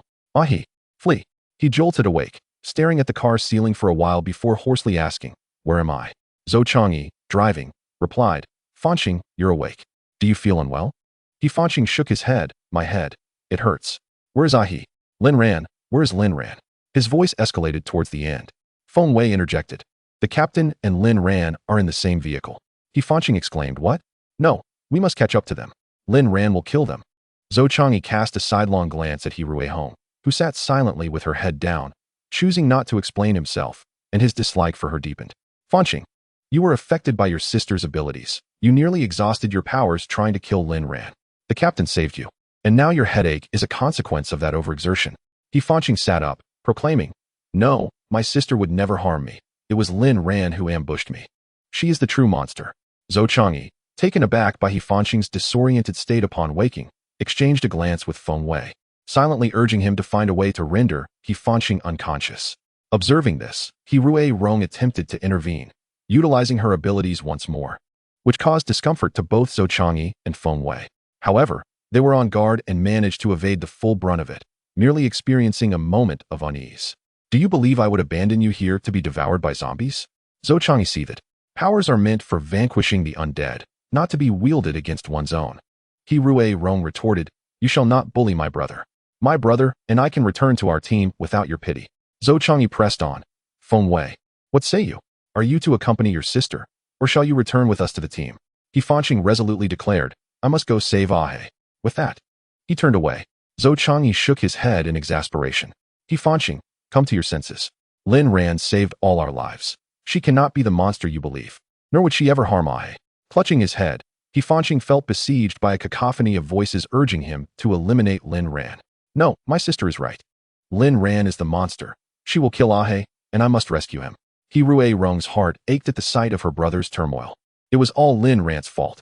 Otherwise, he would not have become this way. Zhou Changyi, exasperated with the siblings, halted the vehicle in front of He Ruihong. He recounted the previous events to He Fanqing in full. Afterward, he added, "If you still insist your sister is correct, then you may leave on your own." Truly, a treacherous ingrate.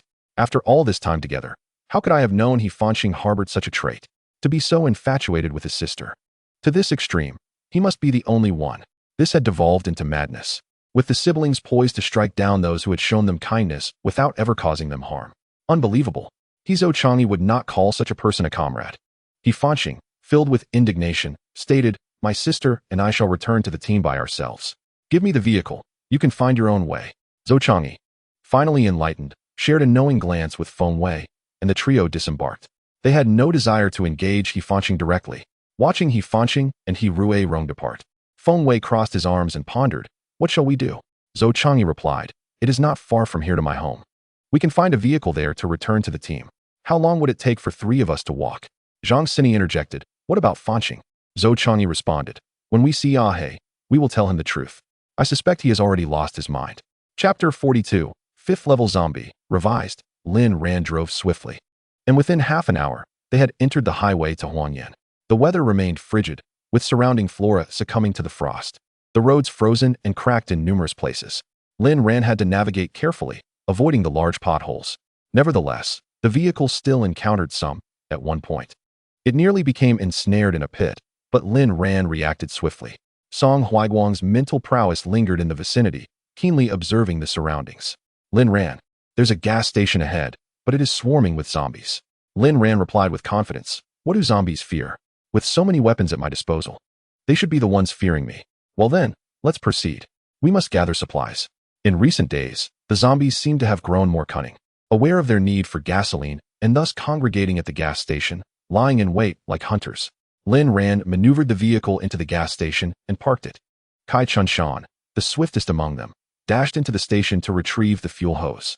However, he soon found himself troubled by the absence of large barrels. Lin Ran produced a substantial oil barrel from her space. "We can use this. Rest assured, it will suffice," Kai Chunshan remarked, truly a wealthy individual. "Even the barrels are the largest." Upon seeing the barrel, Song Huaiguang recognized it as one Lin Ran had procured, noting its pristine condition. This girl was exceptionally well prepared. It was no wonder she was Lin Ran, he thought with a grin, as Lin Ran and Song Huaiguang took up defensive positions. The scent of fresh blood quickly attracted the zombies. These creatures, having spent the past few days engaging in vicious infighting to evolve, were now exhilarated by the aroma of new prey, their eyes nearly popping from their sockets in excitement. Lin Ran, unfazed by their grotesque appearance, felt only a sigh of resignation. She raised her weapon and fired, simultaneously collecting crystal cores. Concerned that bullets might ignite the gasoline, she released her pressure and turned, sprinting alongside Li Junyu into the horde of zombies, firing as they ran. Soon, they successfully lured the zombies outside. The creatures regarded Li Junyu with confusion. They caught the scent of their own kind on her, yet she was attacking them. Moreover, she wielded a weapon. What was happening? Was it now fashionable for one of their own to turn against another? They only consumed the corpses of their kin. Why would they harm the living? Lin Ran communicated telepathically with Li Junyu. "Junyu, engage them and extract the crystal cores, but do not be swayed by their presence." Li Junyu nodded vigorously, mimicking the way she had seen Lin Ran command plants to battle. Initially clumsy, she found a surprising thrill after successfully dispatching a zombie. Encouraged, she summoned even more power to direct the plants, which responded with fervor, ensnaring the zombies. Countless vines pierced through the zombies' skulls, forcibly extracting the crystal cores. Kai Chunshan and Fu Yuxing stood agape, astonished by the prowess of this young girl. Truly, she was a testament to Lin Ran's teachings. In the midst of the zombie throng, Lin Ran adeptly maneuvered, dispatching the surrounding zombies within mere minutes. The ground became littered with dismembered remains, and the detached eyes of the zombies rolled about, prompting her to crush them beneath her boot. Crouching down, she used her tang knife to cleave open the skulls of the zombies and collect the crystal cores. Remarkably, these zombies had evolved to the second tier, likely having consumed numerous victims. After securing the crystal cores, Lin Ran approached Kai Chunshan to store a portion of the fuel in her space, leaving the remainder for Song Huaiguang. Song Huaiguang had already cleared his area, declaring, "All done. Let us get back on the road." Lacking a map, he could only estimate their journey ahead. Traveling to Huangyan used to take 2 hours, but now, with the road in such disrepair, it is estimated to take over 3 hours to arrive. It is now nearing dusk. The sun still hangs in the sky, yet the temperature continues to drop. Lin Ran had just parked without turning off the engine, making it easier to start quickly. At this temperature, getting the car to start is quite a challenge. Throughout the journey, Lin Ran did not stop again. Huangyan is a large city, filled with supermarkets, and she intends to take a look. Collecting more supplies is always prudent. Song Huaiguang took out his phone, attempting once more to contact the troops, but to no avail. The signal icon remained absent. Lin Ran recalled that it was in the 3rd year of the apocalypse, the year of the Great Explosion, that communication began to gradually recover. Satellites in the sky and signal towers underground were damaged to varying degrees, and there were currently no personnel available for repairs. Only when the situation stabilizes and a base is established will such tasks be attended to. Song Huaiguang glanced up at the sky. The previously dense clouds seemed to be dissipating. Curiously, such heavy clouds had not obscured the sun. He pondered why the authorities would consent to the launch of liquid nitrogen for cooling, which directly led to such calamity. It is estimated that half of humanity on this planet has perished, and half have transformed into zombies. How will recovery be achieved? With so many humans vanished, how much time will it take for resurgence? Song Huaiguang speculated that the extreme cold was likely not solely caused by the liquid nitrogen. There must be other factors at play. Lin Ran knew a bit about this, but she chose to remain silent. She was not concerned with that issue. Once the apocalypse settles into a routine, there will be those who worry about the continuation of humanity, and her stock of milk powder will fetch a good price. For individuals accompanied by one corpse traversed the highway, occasionally encountering a zombie beast. An hour later, Lin Ran exited the highway, entering the jurisdiction of Linyuan County in Huangyan. She halted her vehicle 2 kilometers away from the county town, when suddenly, Li Junyu, beside her, grimaced in pain, her golden pupils constricting. "Sister Ran, I'm scared." Li Junyu tugged at Lin Ran's sleeve, her expression contorted with fear. Lin Ran sensed the atmosphere and realized that a 5th-tier zombie was lurking nearby. How could a zombie evolve so rapidly? Typically, the evolution rate of ability users is comparable to that of zombies. Kai Chun-chan and the others were only at level 4. How could a 5th-tier zombie appear? Was this creature a product of a laboratory? Lin Ran stopped the car, her expression grave. Jiang Tuan, there's a formidable foe ahead. Prepare your men for combat. Song Huiguang responded. This zombie has reached the 5th tier. Lin Ran replied. I only know it is very strong. Kai Chun-chan, bearing a handheld cannon, inquired. Captain, where is that creature? I'll blast it. Song Huiguang instructed. It is approaching us. As soon as it arrives, you must fire. Under tense anticipation, they held their breath. 5 minutes later, a zombie appeared from the opposite end of the road, dressed in a white t-shirt and black shorts, seemingly unaffected by the frigid temperature. Upon seeing its face, Lin Ran's expression shifted dramatically. This zombie was Wei Wuyan, a capable assistant of Su Minlu, and a notable figure in the laboratory. Kai Chun-chan, Captain, why does this zombie resemble a refined young lady from a wealthy family? Song Huiguang, she is just like those entities in the laboratory, merely a test subject. Be cautious. Wei Wuyan halted 5 meters in front of their vehicle, her eyes, devoid of pupils, fixated intensely on Lin Ran, raising her hand with a finger pointed directly at her. As Lin Ran exited the vehicle, she was acutely aware that Wei Wuyan possessed multiple abilities and could not afford to be careless. Indeed, after Lin Ran stepped out, Wei Wuyan utilized her powers to encase the area in ice. Chapter 43. She is too fierce. Engage her. A vast expanse of ice, crystalline and transparent, enveloped the surroundings, and Wei Wuyan summoned snow from the heavens. One must concede her formidable strength. As the snow fell, the already frigid environment became further encrusted with ice crystals, resembling a forest of ice trees, each one standing in succession. These ice crystals appeared almost sentient, poised to strike at any moment. Kai Chun-chan, wielding a handheld cannon, fired at a cluster of ice, yet the explosion did not yield the anticipated shattering. Instead, the crystals remained immobile, their aggressive stance shifting towards Lin Ran. Lin Ran discerned that Wei Wuyan's ice abilities far surpassed those of Yifanqing. Moreover, it seemed she had not entirely lost her sanity, as her attacks were intentionally directed at her. A ghastly smile crept across Wei Wuyan's lips. Her voice, marred by the virus, emitted a harsh, cackling laughter. Li Junyu covered her ears, unable to withstand the oppressive aura emanating from the 5th-tier zombie, suffering greatly. Lin Ran had no choice but to unleash her own overwhelming presence, providing Li Junyu with some relief. Wei Wuyan licked her cracked lips, savoring the enticing aroma in the air. It had been ages since she had encountered such a delectable scent. She yearned for the flesh of this individual, convinced it would be exquisite. Her mind, albeit barely functional, assured her that consuming Lin Ran would render her even stronger. After tasting her lips, Wei Wuyan accelerated towards Lin Ran, undeterred by the power she exuded. After all, if she succeeded in the confrontation, she could ascend to the 7th tier and become an even mightier zombie. What did a mere aura signify? Her body had long since become impervious to external harm. Even if shattered, she would feel no pain. Such was the advantage of being a zombie. Wei Wuyan approached Lin Ran, the proximity rendering firearms impractical. Thus, Lin Ran unsheathed her blade, ready to protect Li Junyu while maintaining her composure. However, it wasn't long before Wei Wuyan noticed her ice crystals behaving erratically. How could this be? This was her method of procuring sustenance. Lin Ran did not employ ice powers. Instead, she exerted her mental prowess to control Wei Wuyan's ice, encircling her in layers of frost. Seizing the opportunity, Lin Ran leapt atop the ice crystals, descending with remarkable speed. Her blade aimed at Wei Wuyan before she even touched the ground. Although Wei Wuyan was a 5th-tier zombie, her agility had not significantly improved. Dodging Lin Ran's blade with a stiff movement, Wei Wuyan still suffered a significant gash on her neck.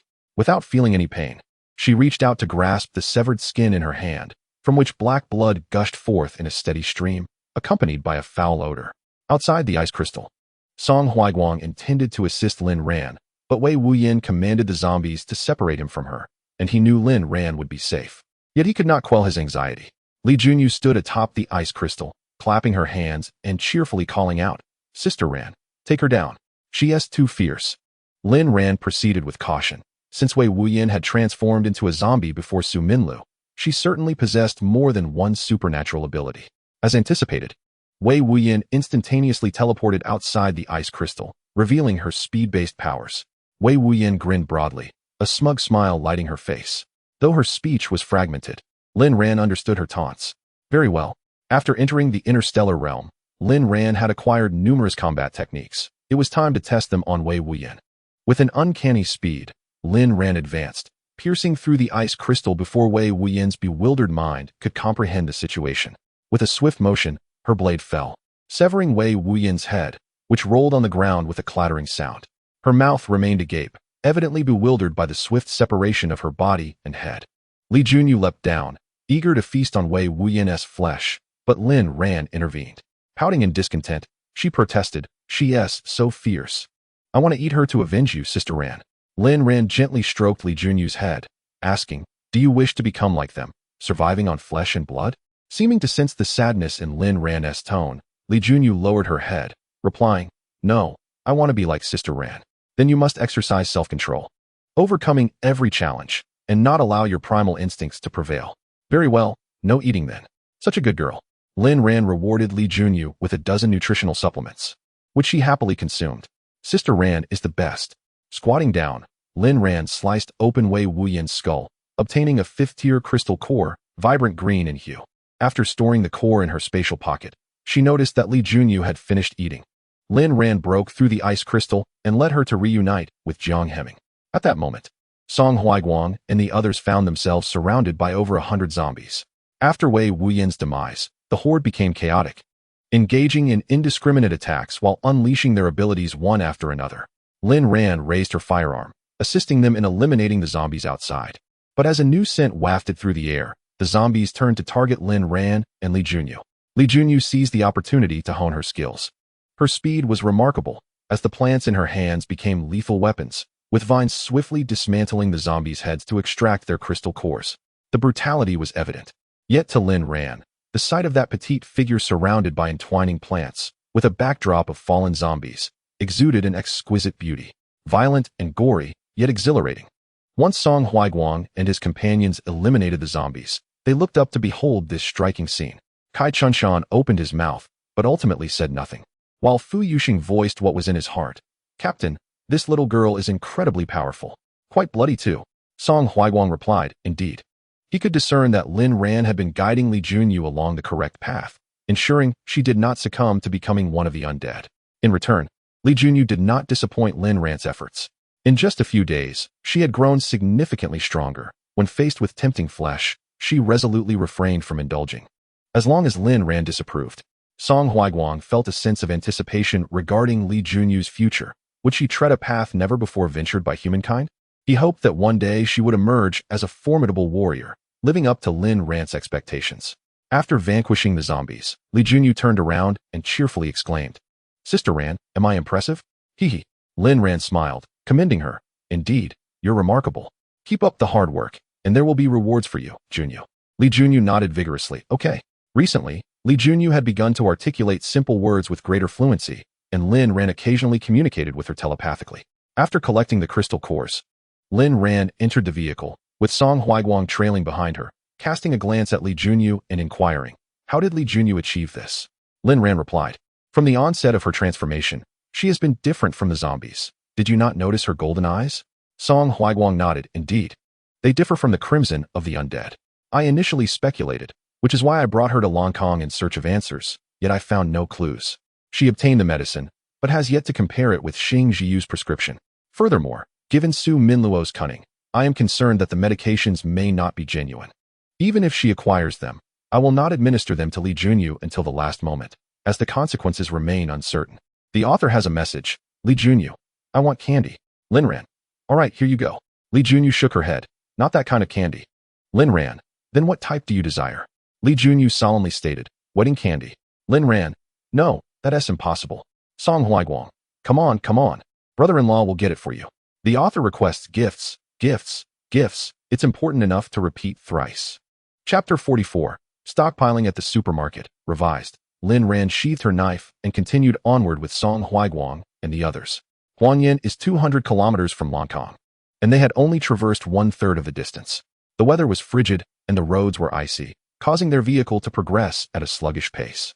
Whenever they encountered a gas station, they had to stop to gather fuel and eliminate zombies for crystal cores. Nightfall approached swiftly. Lin Ran reached out with her mental energy. Aware that the nearest intersection could lead to a relatively large county, Lin Yuan.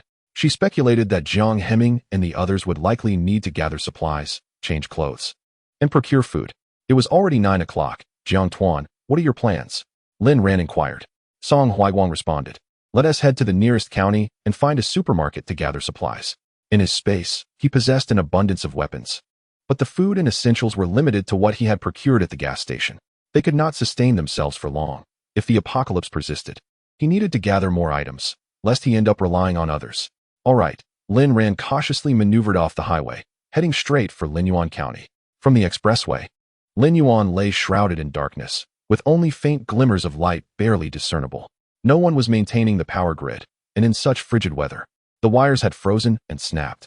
The headlights of Lin Ran's vehicle pierced through the darkness, the roar of the engine attracting the hungry zombies that prowled the streets. This time, Lin Ran did not stop. She simply crushed through them. The car was already beyond repair and would be discarded later, as she had ample vehicles at her disposal. Upon entering the county town, Lin Ran headed straight for the hotel. Typically, large supermarkets were located not far from hotels, and she intended to scour Lin Yuan County thoroughly. She halted at the entrance of the largest hotel in Lin Yuan, where Song Huiguang cautiously unleashed his mental power to assess the situation inside. Surprisingly, there were no zombies within, nor any sign of life. Where had all the zombies gone? Let us head to the top floor. It's safer and allows for a quick escape if necessary, suggested Song Huiguang. Residing on the rooftop seemed prudent. With Lin Ran's helicopter at hand, even if they couldn't fly away, leaving from the roof would minimize encounters with zombies, making their escape much easier. Lin Ran concurred, as she preferred elevated locations for their safety. Once the location was decided, Lin Ran used her mental power to shield the area, while Song Huiguang mirrored her actions by marking the hotel, planning to return after their expedition to the supermarket. With the accelerator pressed down, Lin Ran swiftly arrived at the supermarket entrance. There's an abundance of supplies inside, she remarked. Song Huiguang readied his weapon, declaring, let us eliminate them. Kai Chunshan, the swiftest among them, had already scoured the interior and reported, Captain, nearly everything remains untouched, but there's a problem. Zombies are lurking by the shelves. It seemed these creatures had taken to guarding the supermarket, anticipating their arrival. Was this a sign of intelligence? Leaning against the front of the car, Lin Ran pondered. Should we proceed? If we wait, others may arrive. In the distance, the faint sound of approaching vehicles could be heard, likely a convoy collecting supplies. After a moment's consideration, Lin Ran released her mental power to draw the zombies from another direction, causing them to swarm towards the large truck, effectively blocking its path. This diversion would require the truck to eliminate the zombies before it could proceed, likely taking over half an hour. A smirk graced Lin Ran's lips. This supermarket was hers for the taking, while others would have to stay back. Let us go in, Song Huiguang urged. Chunshan, you're the fastest. Take me inside. We should be able to secure the supplies in about 10 minutes before we leave. In this apocalyptic world, even a father and son could become adversaries over resources, let alone strangers. He wished to avoid conflict with other supernatural beings over such matters. All right, Lin Ran and Fu Yuxing maintained their vigil outside. Once Song Huiguang and Kai Chunshan entered, instead of confronting the zombies, they feverishly gathered supplies. The zombies remained oblivious for a time, unaware that their cherished goods were vanishing. However, it wasn't long before they caught on to Song Huiguang and Kai Chunshan's presence, relentlessly pursuing them. As they quickened their pace, they ventured into the supermarket storage area, only to find themselves surrounded by zombies. Fortunately, Kai Chunshan's abilities allowed for instantaneous movement, and after 8 frantic minutes, they emerged, somewhat disheveled. Hurry, Lin Ran. Drive. The zombies inside have gone berserk. They had initially thought their actions would go unnoticed, but once the supplies disappeared from the shelves, the zombies sensed something was amiss and sprang into action. Lin Ran's vehicle remained running, ready for their escape as she turned it around, racing to meet Song Huiguang and Kai Chunshan. The truck behind finally cleared the road of the obstructing zombies. Upon arriving at the supermarket, they were met with an astonishing sight, an empty interior, devoid of any supplies. Boss, have we been outmaneuvered? One of them inquired. Who could be so audacious? Another voiced, incredulous. Don't be foolish. The supermarket doesn't bear our names. Anyone can take what they please. After expressing their frustration with a forceful strike to the vehicle's hood, they speculated that the zombies they encountered earlier might have been the handiwork of these very individuals. These people are truly cunning, one lamented. Lin Ran, however, felt a sense of elation throughout the journey. The supermarket was quite large, and the resources within, coupled with the storage in the warehouse, would surely suffice for Jiang Heming and the others for some time. Upon returning to the hotel, Lin Ran concealed the vehicle in her spatial storage, intending to dispose of it at a more opportune moment. If someone from that previous group had caught a glimpse of her vehicle, it could spell trouble for her in the future. Thus, caution was imperative. The five swiftly made their way to the hotel's top floor, where Jiang Heming established a barrier, ensuring that only the rooftop was off-limits while other survivors could freely occupy the lower floors. Fu Yuxing prepared some water, and Song Huaiguang retrieved a kettle meant for boiling water, planning to make a few buckets of instant noodles. Earlier, he had acquired several small gas canisters, a pot, and a portable gas stove from the supermarket, perfect for boiling water. Kai Chunshan sighed. Captain, I crave fresh meat. When will this dire situation come to an end? Is there any hope left? The state of the world had rendered even animals, poultry, and livestock into zombie beasts, leaving no source of edible meat. Frozen meat in the cold storage? Kai Chunshan pondered, suddenly invigorated. Captain, do you think Huanyan might have a large cold storage facility? Song Huaiguang replied. We can't access any information now, and even if it exists, we wouldn't know. Lin Ran interjected. Given Huanyan's size, it must have a slaughterhouse. And where there's a slaughterhouse, there's bound to be a cold storage. Indeed, Kai Chunshan agreed. Meat production is now streamlined. Slaughterhouses typically have cold storage to preserve unsold meat. Should we stock up on some? This apocalypse may not end anytime soon, and even if it does, who knows how production will resume? There won't be enough manpower. We should gather as much as we can. After all, we have the space. Later, we can have the captain store the cold storage within the spatial realm. With the weather this cold, even without electricity, the meat should remain intact. Song Huaiguang nodded. All right, let us head to the slaughterhouse.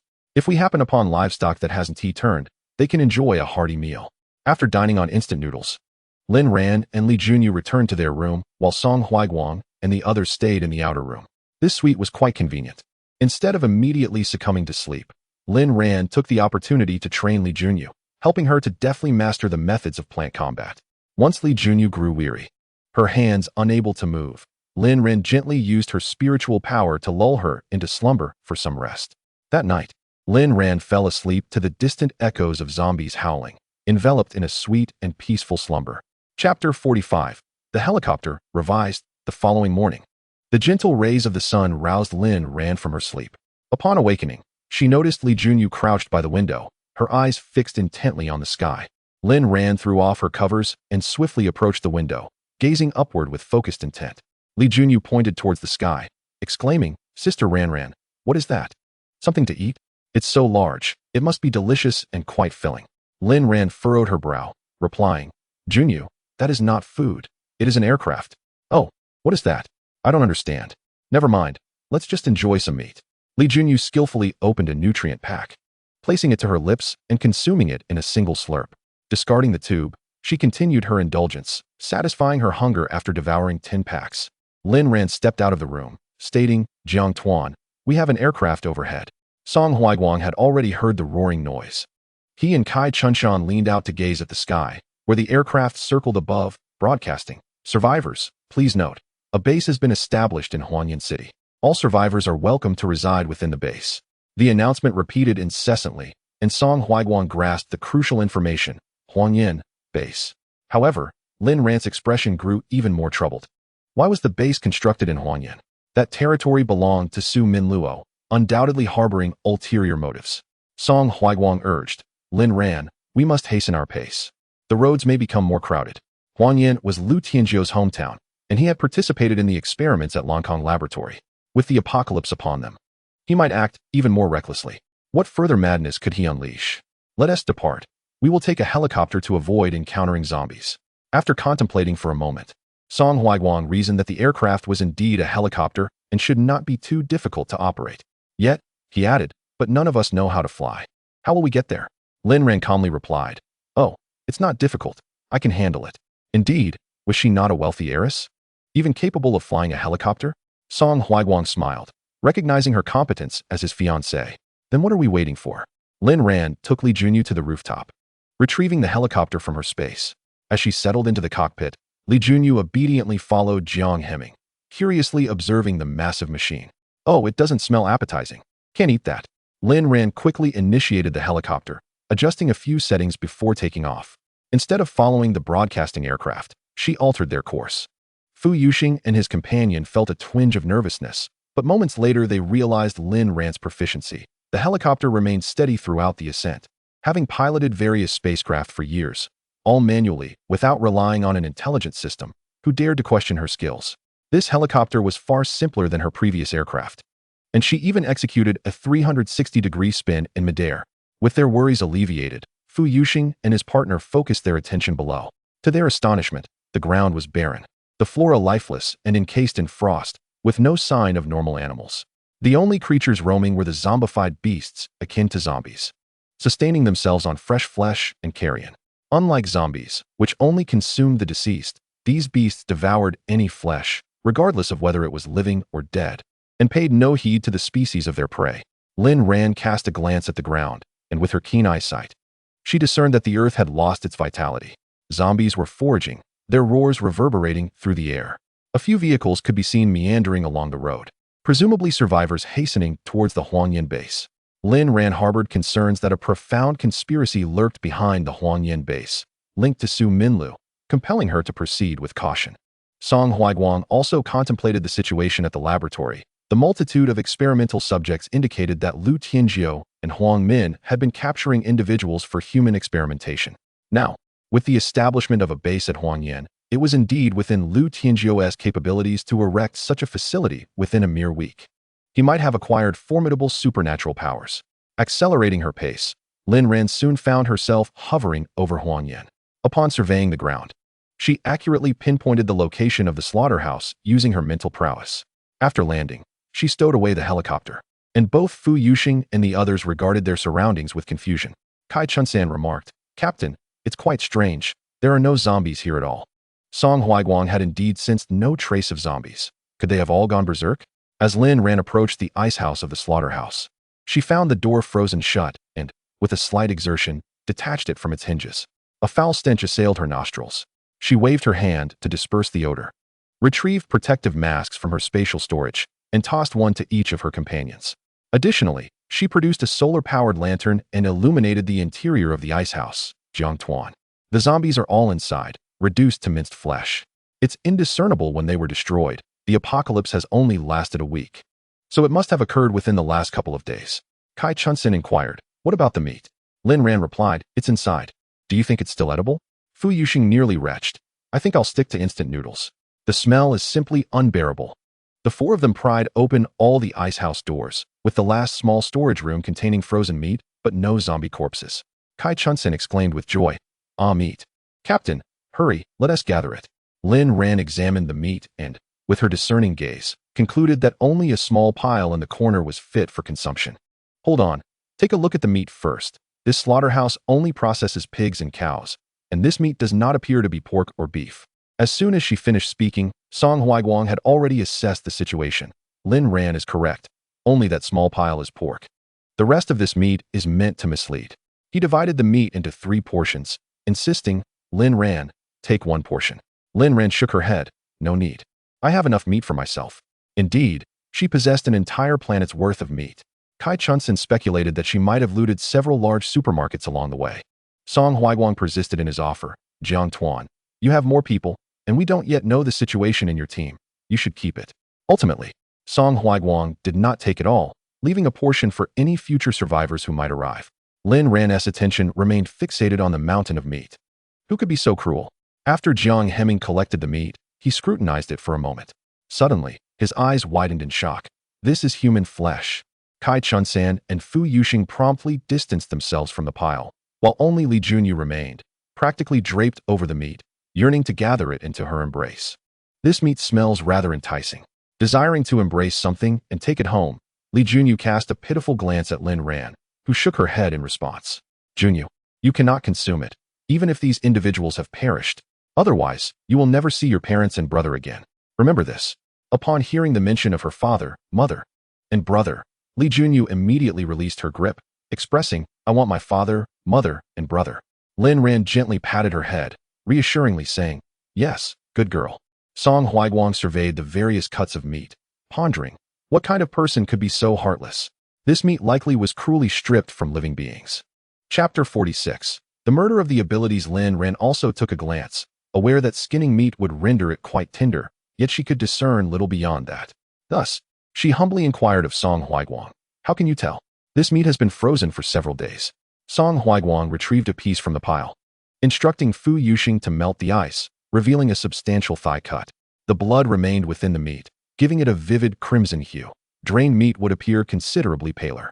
Lin Ran recognized this fact and noted that it indeed aligned with Jiang Hemming's observations.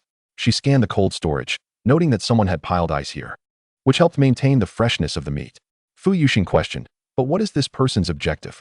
Song Huaiguang replied, with the advent of the apocalypse, where can one find food beneath the frost? Humanity will undoubtedly scour for resources to satiate their hunger, and slaughterhouses will be the first places survivors seek out. When these meats are discovered, will the famished and freezing survivors refrain from consuming them? Unlikely. Lin Ran's pupils constricted at the implication that the mastermind behind this sought to have survivors consume their own kind. Such depravity. As soon as Song Huaiguang finished speaking, Kai Chunshan and Fu Yuxing began searching the vicinity for any traces or clues. However, the perpetrator had been exceedingly cautious, prompting them to shake their heads in response to Song Huaiguang. Lin Ran, accompanied by Li Junyu, exited the cold storage and circled the slaughterhouse, gathering a few clues. The icy ground bore no tire tracks or footprints, leading her to deduce that these individuals must have arrived from above. With a few leaps, Lin Ran reached the rooftop of the slaughterhouse's largest building, where she indeed discovered signs of a helicopter's landing and containers left on the rooftop. At that moment, Song Huaiguang also reached the rooftop, and Lin Ran remarked, from the traces, it appears they delivered the meat yesterday. Song Huaiguang concurred with this conclusion. Yet, where could such a multitude of people be found now?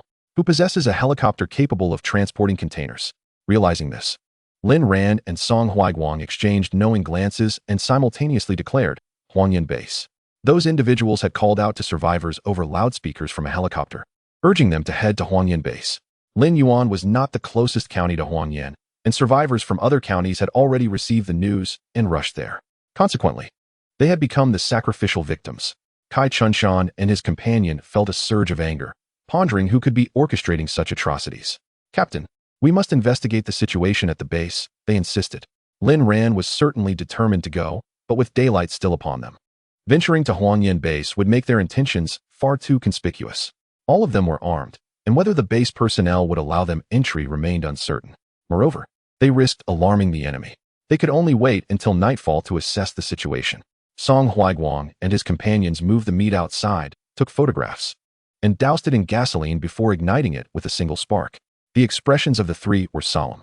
Only the naive Li Junyu, oblivious to the nature of the meat before her, blinked her golden eyes in curiosity as the flames grew larger. Lin Ran used her mental energy to shield the area until the fire extinguished, after which the three entered the slaughterhouse office to wait for nightfall. They were approximately 10 miles from the base, and after discerning the situation, they needed to devise a way to prevent any survivors from reaching it. Lin Ran wrapped her arms around herself, sitting in the chair with her eyes closed, until suddenly she opened them. Song Huaiguang voiced her unspoken thoughts. Someone was approaching. Weapons at the ready. Judging by their aura, they were survivors. Lin Ran grabbed Li Junyu, communicating through her mental energy to instruct her to remain silent and still. Li Junyu nodded in understanding.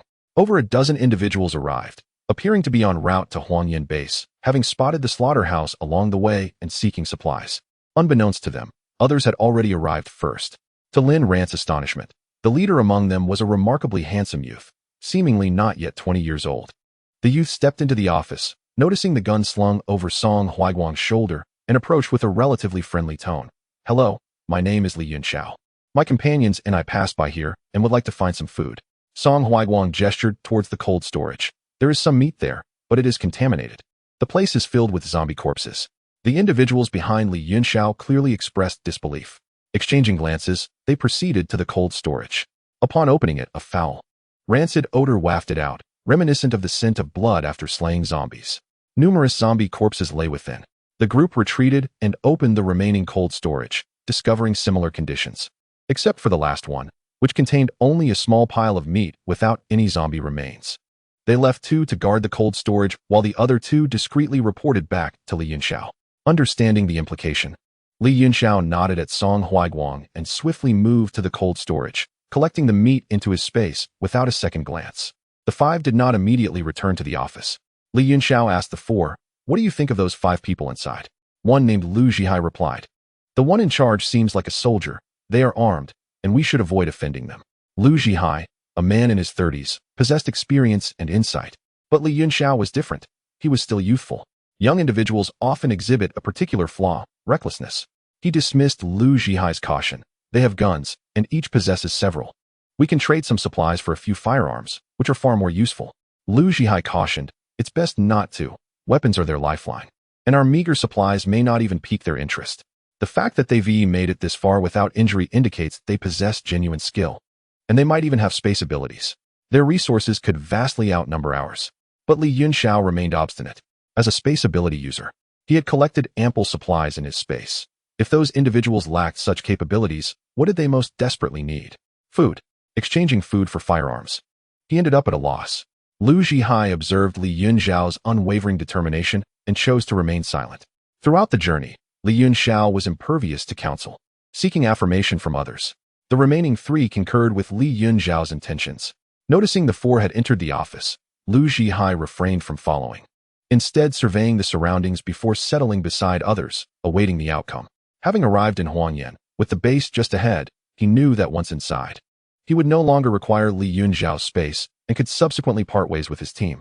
Song Huaiguang, upon seeing Li Yunxiao enter the office and noting his expression, was immediately aware of his intentions. Before Li Yunxiao could utter a word, Song Huaiguang preemptively refused. My weapons are not for sale or trade. Li Yunxiao, incensed by this response, retorted, such ingratitude. I had initially considered a food exchange. But since you are so unappreciative, let us take their weapons by force. Lin Ran pulled Li Junyu aside, arms crossed, observing the unfolding drama. This fellow was indeed audacious. Despite his few abilities, what of it? Just because he had powers, did he think others lacked them? Moreover, the opposition was comprised of soldiers armed with firearms. Was his intellect akin to that of a fool? Chapter 47. Unaware of the consequences, Lin Ran withdrew to the side, and Li Yunxiao's companions, captivated by her appearance, began to harbor inappropriate thoughts. Three men attempted to separate Lin Ran from Song Huaiguang, aiming to seize her. Lin Ran smirked derisively. These pathetic creatures believed they could act with impunity in this apocalyptic world? They needed to assess whether they possessed the requisite strength. Lu Donghui and Zhao Rang, cracking their knuckles, gazed at Lin Ran with longing. The two exchanged meaningful glances, clearly intrigued. In this desolate world, they had not encountered a woman for several days, and their desires surged. Imagining the pleasures they could indulge in, their bodies reacted uncontrollably. A beauty to toy with. In this apocalypse, one must seize the moment. I assure you, I will make you feel utterly euphoric, Zhao Rang remarked with a flippant tone, blowing Lin Ran a kiss. At that moment, Lin Ran's expression was as frigid as winter-esque frost. As Zhao Rang finished speaking, she unsheathed her blade and, with a swift movement, decapitated him. Her actions flowed as gracefully as a stream. Zhao Rang's severed head rolled to Lu Donghui's feet, his eyes wide open, and Lu Donghui gulped in fear. Retreating repeatedly, he raised his hands in a gesture of peace, attempting to flee, only to find his legs immobilized as if nailed to the ground. The man beside Lu Donghui, witnessing this, quickly retracted his foot and hid behind Li Yunxiao. Lin Ran mocked, upon seeing a woman. Your baser instincts take over without considering your own limitations. Lu Donghui stammered, Beauty, we were merely joking. Please, don't take it to heart. Lin Ran retorted. Am I to be appeased like a child? With that, she struck again, effortlessly dispatching two more adversaries before they could even utilize their powers. Song Huaiguang, observing this, exhaled in relief. With Lin Ran's prowess, he had no reason for concern. Yet, witnessing her in peril always stirred an instinctive anxiety within him. Forgetting her is akin to overlooking a formidable super soldier who instills terror on the battlefield. Had she not been so resolute in her retirement, she might well have ascended to become the youngest marshal of the alliance. Li Yunxiao was taken aback by the ruthlessness of this beautiful sister. He found her rather intriguing. However, he first needed to deal with these three soldiers. Li Yunxiao's lightning ability coalesced above Song Huaiguang and his companions, a confident smile gracing his lips. Kai Chunshan utilized his teleportation to whisk Song Huaiguang and Fu Yuxing away. Yet Li Yunxiao's lightning seemed to possess a will of its own, following them relentlessly. Evading capture was futile. Chunshan, stop dodging. I shall engage him, declared Song Huaiguang. It was clear that Li Yunxiao intended to eliminate them. An evasion was not a viable strategy. After a moment's contemplation, Song Huaiguang unleashed his mental power, generating lightning that dwarfed Li Yunxiao's in magnitude. The bolt struck one of Li Yunxiao's companions, reducing him to charred remains. Li Yunxiao furrowed his youthful brow, surprised that these soldiers possessed some degree of strength, though it was still not formidable enough. Beside Lin Ran, Li Junyu pouted, "Sister Ran, what is this thing? Why is it attacking the big brothers?" Lin Ran humorously responded, "It is not a thing." Li Junyu's eyes sparkled with realization. "It's something to eat. Sister Ran, I'm coming." With that, she leapt forward. And Li Yunxiao found it peculiar that plants around him began to flourish wildly, ensnaring him tightly. He noticed the hint of gold in Li Junyu's dark eyes, a striking beauty. Was she of mixed heritage? Yet, she appeared somewhat dim-witted, perhaps even foolish. If Li Junyu were to discern Li Yunxiao's thoughts, she would likely knock him unconscious on the spot. Lin Ran allowed her to play, indifferent to the unfolding chaos. Once ensnared by the plants, Li Yunxiao utilized his lightning to sever the vines. Li Junyu observed and continued to bind him. It became a repetitive cycle of striking and binding. 5 or 6 times back and forth. Li Yunxiao's companions could no longer bear to watch. One swung a club at Li Junyu. The sound of splintering would echoing as the club broke upon impact. Li Junyu turned and pointed at the assailant. "You. Why are you tickling me? It feels nice. Do it again." Lin Ran facepalmed, realizing Li Junyu's body, akin to a fortress, was impervious to such feeble attempts. Though a third-tier zombie might only possess tougher skin, Li Junyu's case was unique, having consumed numerous zombie cores. Moments later, Li Junyu spun around, exclaiming, "You want to eat my flesh? Go die?" She commanded the plants to envelop the man and sprout sharp thorns, piercing him through. Humph! Was her flesh so easily devoured? Li Junyu secured Li Yunxiao tightly, pulling him closer with vines. "Sister Ran, it's time to eat meat." Lin Ran shook her head, patiently explaining, "You cannot eat. Have you forgotten what I told you before?" With a pitiful blink, Li Junyu replied, "But you said this is not a thing, and if it's not a thing, it can be eaten." Lin Ran, exasperated, resorted to communicating with her through mental energy. Upon hearing Lin Ran's words, Li Junyu released the vine. Li Yunxiao believed he had found an opportunity, carefully plotting his escape route, only to discover that he was rendered completely immobile. The companions who accompanied him, witnessing the formidable prowess of Song Huaiguang and his group, turned away without sparing Li Yunxiao a glance. Lu Zhihai departed with his companions, feeling a tinge of regret. However, he reassured himself that they were nearing the base and would soon find stability. Lin Ran did not impose any difficulties upon these individuals, allowing them to depart as she sensed no malice from them. Lu Zhihai exhibited remarkable rationality, and if he survived, he would likely achieve something significant in the future. Song Huaiguang shared her sentiments and, before Lu Zhihai left, approached him to offer a gentle reminder. There may be treachery at Huanyan Base. It would be wise to exercise caution before entering, as numerous ability users have vanished in this vicinity. The flesh they had burned belonged to those ability users, and now, they seldom encountered ordinary humans on the road. Even those who had not gained abilities would not descend into such chaos, at least not at this moment. Lu Zhihai cupped his hands in gratitude towards Song Huaiguang, expressing his appreciation for the warning. It was 11 o'clock, and they should arrive by 3 in the afternoon. Hoping to settle in comfortably. After Lu Zhihai's departure, Song Huaiguang approached Li Yunxiao. "Weren't you quite capable? Did you wish to seize my possessions?" Li Yunxiao turned his head away, defiantly retorting, "It's only because there are so many of you." Song Huaiguang replied, "There are merely 4 adults and 1 child on our side, while you number 20.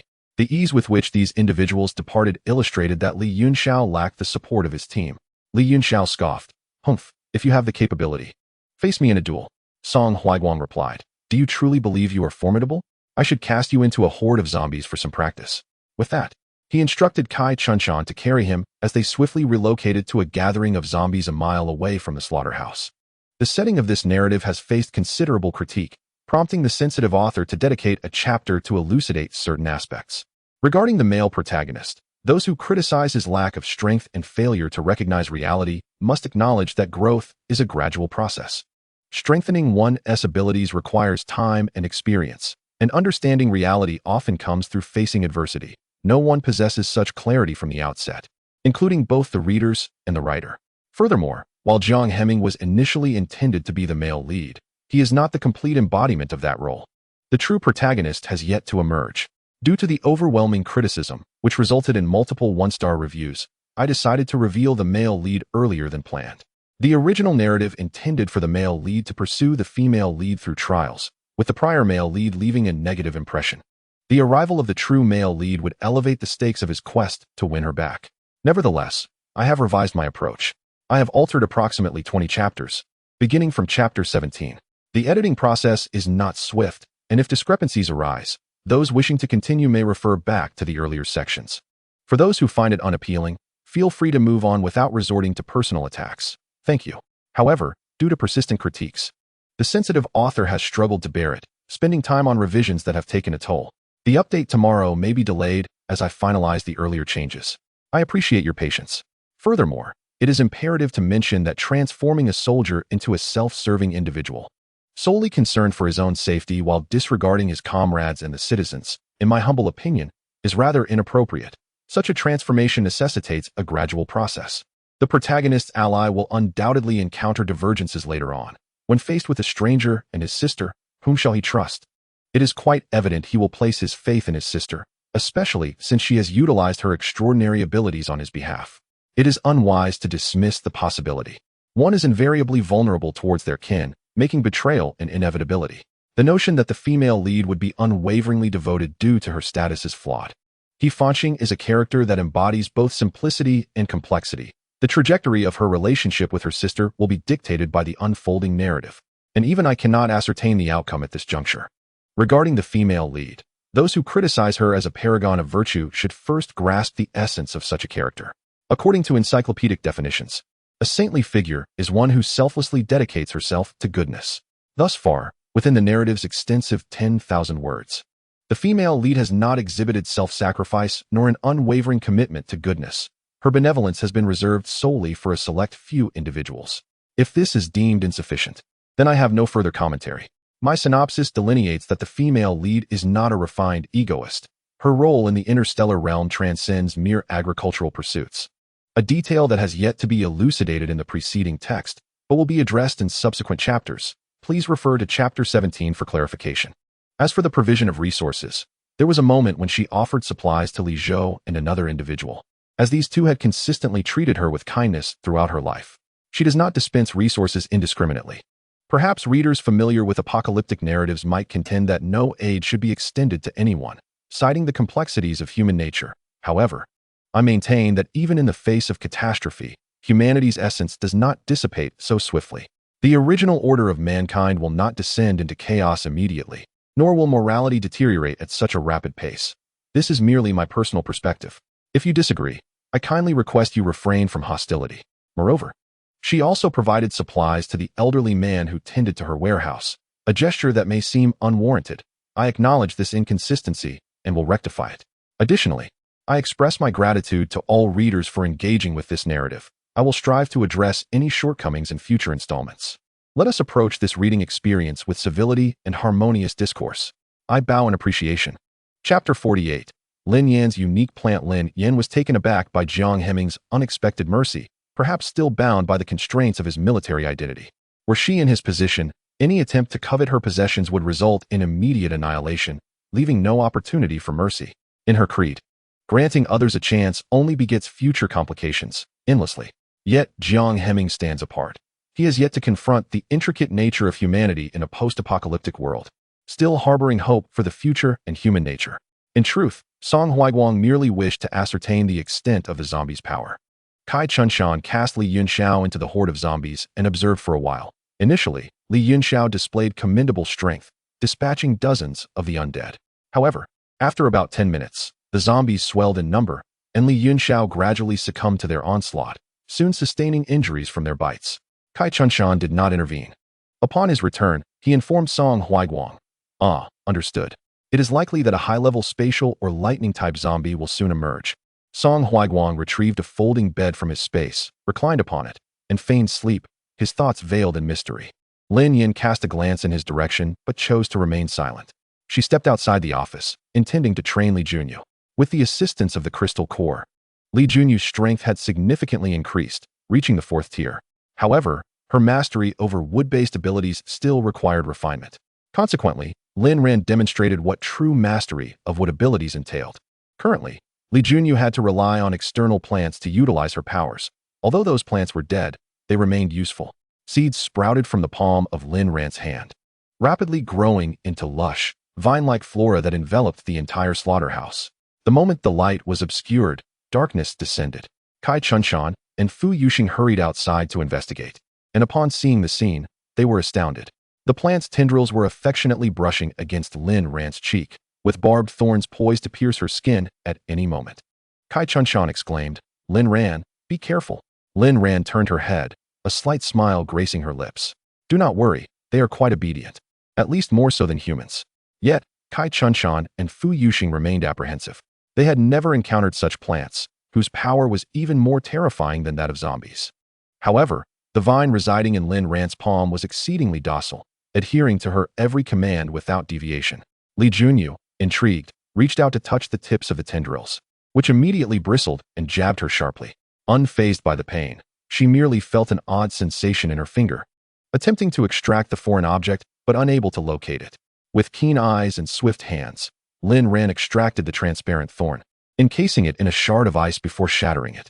The vine, appearing somewhat aggrieved, burrowed further into Lin Ran's embrace. Lin Ran sighed in exasperation. Her plants, despite their formidable appearance, were quite delicate and prone to jealousy. Yet, as their master, she had to manage their whims. After soothing the plant, Lin Ran commenced teaching Li Junyu how to control her flora. These entities were perceptive, yielding only to those more powerful than themselves. Otherwise, they would devour you. They were omnivorous plants, consuming both flesh and vegetation. Initially, Li Junyu struggled to assert herself, often being bullied by the plants. However, once angered, she exerted her own pressure, finally taming the audacious vine. Lin Ran provided Li Junyu with seeds from exotic plants. These flora were cultivated by ability users who transformed them into seeds through repeated nurturing. By continuously cultivating and reverting them to seed form, these exotic plants would grow increasingly powerful. If one were to find a formidable vine and nurture it properly, it could become a formidable weapon on the battlefield. Li Junyu, now understanding the significance of the seeds, felt elated and resolved to foster a close bond with her newfound companion. Mastering the techniques of nurturing and reverting plants to seed form, she settled in a corner to practice diligently. After observing her for a while, Song Huaiguang approached Lin Ran, who had finally found a moment of respite, and sat beside her. "What are your thoughts on tonight's operation?" he inquired. Lin Ran took a sip of water, pouring the remainder into her palm to play with. "We cannot simply waltz in. The five of us would be far too conspicuous. The base personnel would easily recognize us." Song Huaiguang, "This is Liu Tianzhu's territory. If the base was established by his people, they will certainly recognize me." Lin Ran, "Yes, when night falls, I shall send a small device inside." Song Huaiguang had the same intention and inquired, "Can these plants communicate with you?" Lin Ran nodded. "Of course, they are quite intelligent." These little beings were crafted by her own hands, with the programming she designed and installed, obedient only to her commands, intelligent nanorobots. Song Huaiguang, "Can they enter from underground?" Lin Ran then realized she was speaking in circles. Oh yes, they can." She did not elaborate, nor could she clarify. As long as she could gather information, it sufficed. Song Huaiguang fell silent. Lin Ran had always managed to survive dire situations on the battlefield, perhaps due to her formidable alien plants. The two engaged in a meandering conversation devoid of passion and substance, exchanging trivialities. The four individuals and one corpse lingered in the slaughterhouse office for an entire day. Song Huaiguang and the others busied themselves with training, while Lin Ran observed, occasionally offering advice that proved beneficial to them. As night descended, after partaking in a modest dinner, Lin Ran changed her attire and donned a mask. Beneath it, she transformed her visage. This was the advanced technology she acquired in the interstellar realm. By applying it, she could assume an entirely different face, ensuring that even if her mask were removed, she would remain unrecognizable. In the afternoon, Kai Chunshan, having received Lin Ran's guidance and absorbed several second-tier crystal cores, saw a significant enhancement in his strength, making it feasible to teleport all four of them. Soon, Lin Ran and her companions arrived at the gate of the base. A tall and thick wall had been erected, and the zombies, lacking in intelligence, could not fathom how to enter. Those within, barring any unforeseen circumstances, should be relatively safe. The gate stood firmly shut, and guards patrolled the wall with flashlights. Song Huaiguang concealed the presence of himself and the others, while Lin Ran added an additional layer of concealment, allowing them to remain undetected.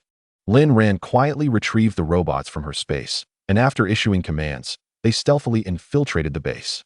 When they returned, it would be sufficient to extract and analyze the storage drives. To avoid arousing Song Huaiguang's suspicions, Lin Ran dispatched a small creature into the base. After half an hour, The robots had yet to return, but a significant commotion erupted from within. The alien plants hopped over to Lin Ran, relaying their observations. Frowning, Lin Ran informed Song Huiguang. The situation inside appears dire. The few ability users we encountered today are now being subjected to torture. Song Huiguang was taken aback by Lu Zhihai's misfortune. He had warned him, yet he still entered the base. He could understand, however, as life in the base must be comfortable, devoid of the constant threat of zombies. Are there many people inside the base? Lin Ran, over 2,000. And there are soldiers in military uniforms present. The specifics could only be clarified once her robots returned. Kai Chunshan expressed his desire to utilize his speed to scout inside. But Lin Ran restrained him. It would be too easy to be discovered, jeopardizing our ability to rescue them. It's too risky. Kai Chunshan, what then? Lin Ran, we wait. Her mental prowess allowed her to penetrate, yet she harbored concerns that others with psychic abilities might be present within. Although her rank was elevated, she could not guarantee that her presence would go unnoticed. An hour elapsed, and the sounds within ceased. However, several items were hurled over the wall, which Kai Chunshan swiftly caught. Upon inspection, these were not mere objects. They were, astonishingly, Lu Zhihai and 5 others who appeared familiar. Lin Ran approached, casting a glance without intervening, choosing instead to await their awakening. After a span of over 10 minutes, Lu Zhihai was the first to regain consciousness, and his robot returned as well. Believing he was doomed, he was astonished to find himself alive. He expressed his gratitude to Lin Ran and the others, recounting the circumstances he had observed within the base. Lin Ran extracted a storage card from the robot and retrieved the footage. As Lu Zhihai had indicated, there indeed existed a military extermination team within the base. Those disobedient psychics had all been taken to the underground, never to re-emerge. Lu Zhihai and his companions had narrowly escaped being thrown in, seemingly spared due to their abilities not meeting the requirements, resulting in their release after severe injuries. Chapter 49. Huangyan base Lin Ran's expression shifted upon seeing Lu Zhihai's injuries. They bore a striking resemblance to the marks left on her own body, inflicted by Su Minluo herself. Additionally, his arms bore several puncture wounds, indicating he had been injected with some substance. Lin Ran inquired, "My dear brother, do you experience any discomfort?" No sooner had her words left her lips than Lu Zhihai's companion collapsed in agony, curling up and emitting sporadic sounds, eventually expelling pink foam from his mouth. Lin Ran's eyes narrowed. She recognized the color as that of a drug. In mere seconds, the others convulsed a few times before succumbing. Lu Zhihai, gripped by fear, confessed, "We were indeed coerced into receiving several injections." The young girl with a doll-like face claimed that this drug would elevate our sensations to an ecstatic high. The mention of a doll-like youthful girl made Lin Ran bite her lip. She recalled Su Minluo, whose cherubic visage could disarm one's defenses. Upon her initial arrival at the laboratory, she had been deceived by that very face, believing her intentions to be benevolent and genuinely aimed at aiding her escape. However, later on, she perceived mockery and disdain within that innocent facade, along with a sense of malicious triumph. How foolish she had been. Lin Ran wished to avoid encountering that face again. Yet she felt compelled to eliminate Su Minluo. Song Huiguang, observing the corpses on the ground, furrowed his brow tightly, pondering the nature of this drug. What could induce psychics to endure such excruciating pain and die within such a brief time frame? He was perplexed, sensing that this was far more potent than the substances utilized by the Alliance, despite the technological backwardness of this planet, where their aircraft were still of the most rudimentary design. Suddenly, the legs of the previously lifeless individuals twitched. Lin Ran, clutching Li Junyu, immediately leaped back. Kai Chunshan and Fu Yuxing were equally startled, retreating to a safe distance. What was happening? They witnessed the deceased rise, twisting their necks and appearing entirely unscathed, albeit with expressions that were decidedly unsettling. Lin Ran held Li Junyu back, preventing her from advancing. Li Junyu, visibly distressed, bared her teeth and seemed ready to attack the group. Lin Ran hurriedly soothed her, and after a while, Li Junyu finally calmed down. The group of attackers, having adjusted their bodies, immediately launched an assault on Lin Ran and her companions. They were ravenous, desperately in need of sustenance, and the enticing aroma from the group before them was irresistible. Kai Chunshan, swift in action, swiftly escorted Song Huiguang and Fu Yuxing to safety. However, as he attempted to return for Lin Ran and Li Junyu, the assailants had already encircled them, leaving him with no choice but to take the still-lying Lu Zhihai. Seizing an opportunity, Lin Ran hurled Li Junyu away, where Kai Chunshan caught her. Upon witnessing this, Song Huiguang instantly returned to his previous position to divert the attention of 2 zombies. Their eyes glowed a vivid crimson, and their claws were razor-sharp, unmistakably marking them as zombies. The creatures tilted their heads, emitting a hissing sound, yet they were incapable of speech. Lin Ran pressed her lips together, gripping her knife tightly, and awaited the perfect moment to strike. With a clang, her blade failed to sever the zombie's head, as though it had struck a steel plate. This zombie possessed metal-type abilities, and upon being attacked, it ignited spontaneously. The serum administered by Su Minluo had endowed them with new powers, combined with their original abilities, resulting in a minimum of 3 distinct powers.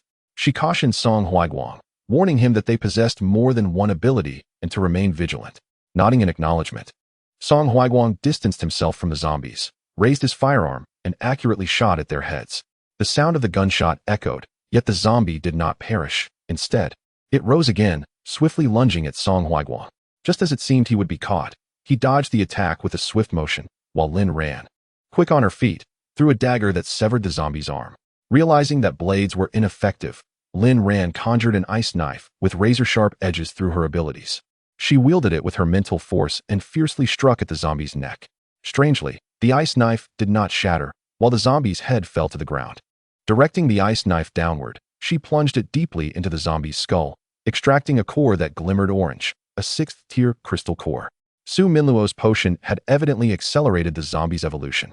Lin Ran absorbed the core into her hand, and then turned her gaze toward the remaining zombies, dispatching them in a similar fashion with the ice knife, yielding 3 green 5th-tier crystal cores. Although Song Huaiguang's spatial abilities had not yet fully manifested and his mental strength had suffered during his transition, he was still capable of dealing with a 5th-tier zombie. With a swift motion, he dispatched the creature, quickly acquiring 2 5th-tier crystal cores. Meanwhile, Kai Chunshan and Fu Yuxing were drenched in sweat, feeling the strain of their first encounter with zombies since the apocalypse.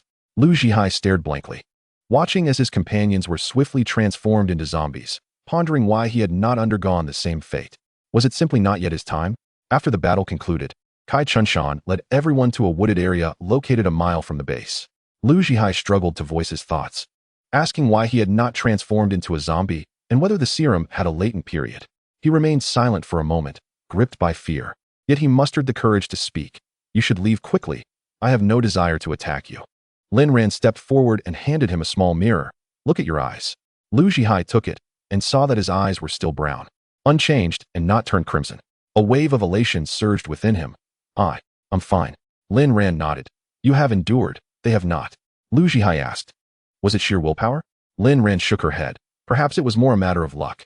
Song Huaiguang, emulating Lin Ran, absorbed a 5th-tier crystal core and realized his mental capacity had expanded significantly, restoring much of his strength and altering his spatial abilities. He could breach distances to another location swiftly, but only effectively within 50 meters. Beyond that, it was futile. This ability was quite promising. If only the Alliance possessed such powers. Lin Ran handed Fu Yuxing a 5th-tier crystal core. "Absorb this and advance as quickly as possible. Otherwise, when we enter the base, it may be exceedingly difficult for you to return alive."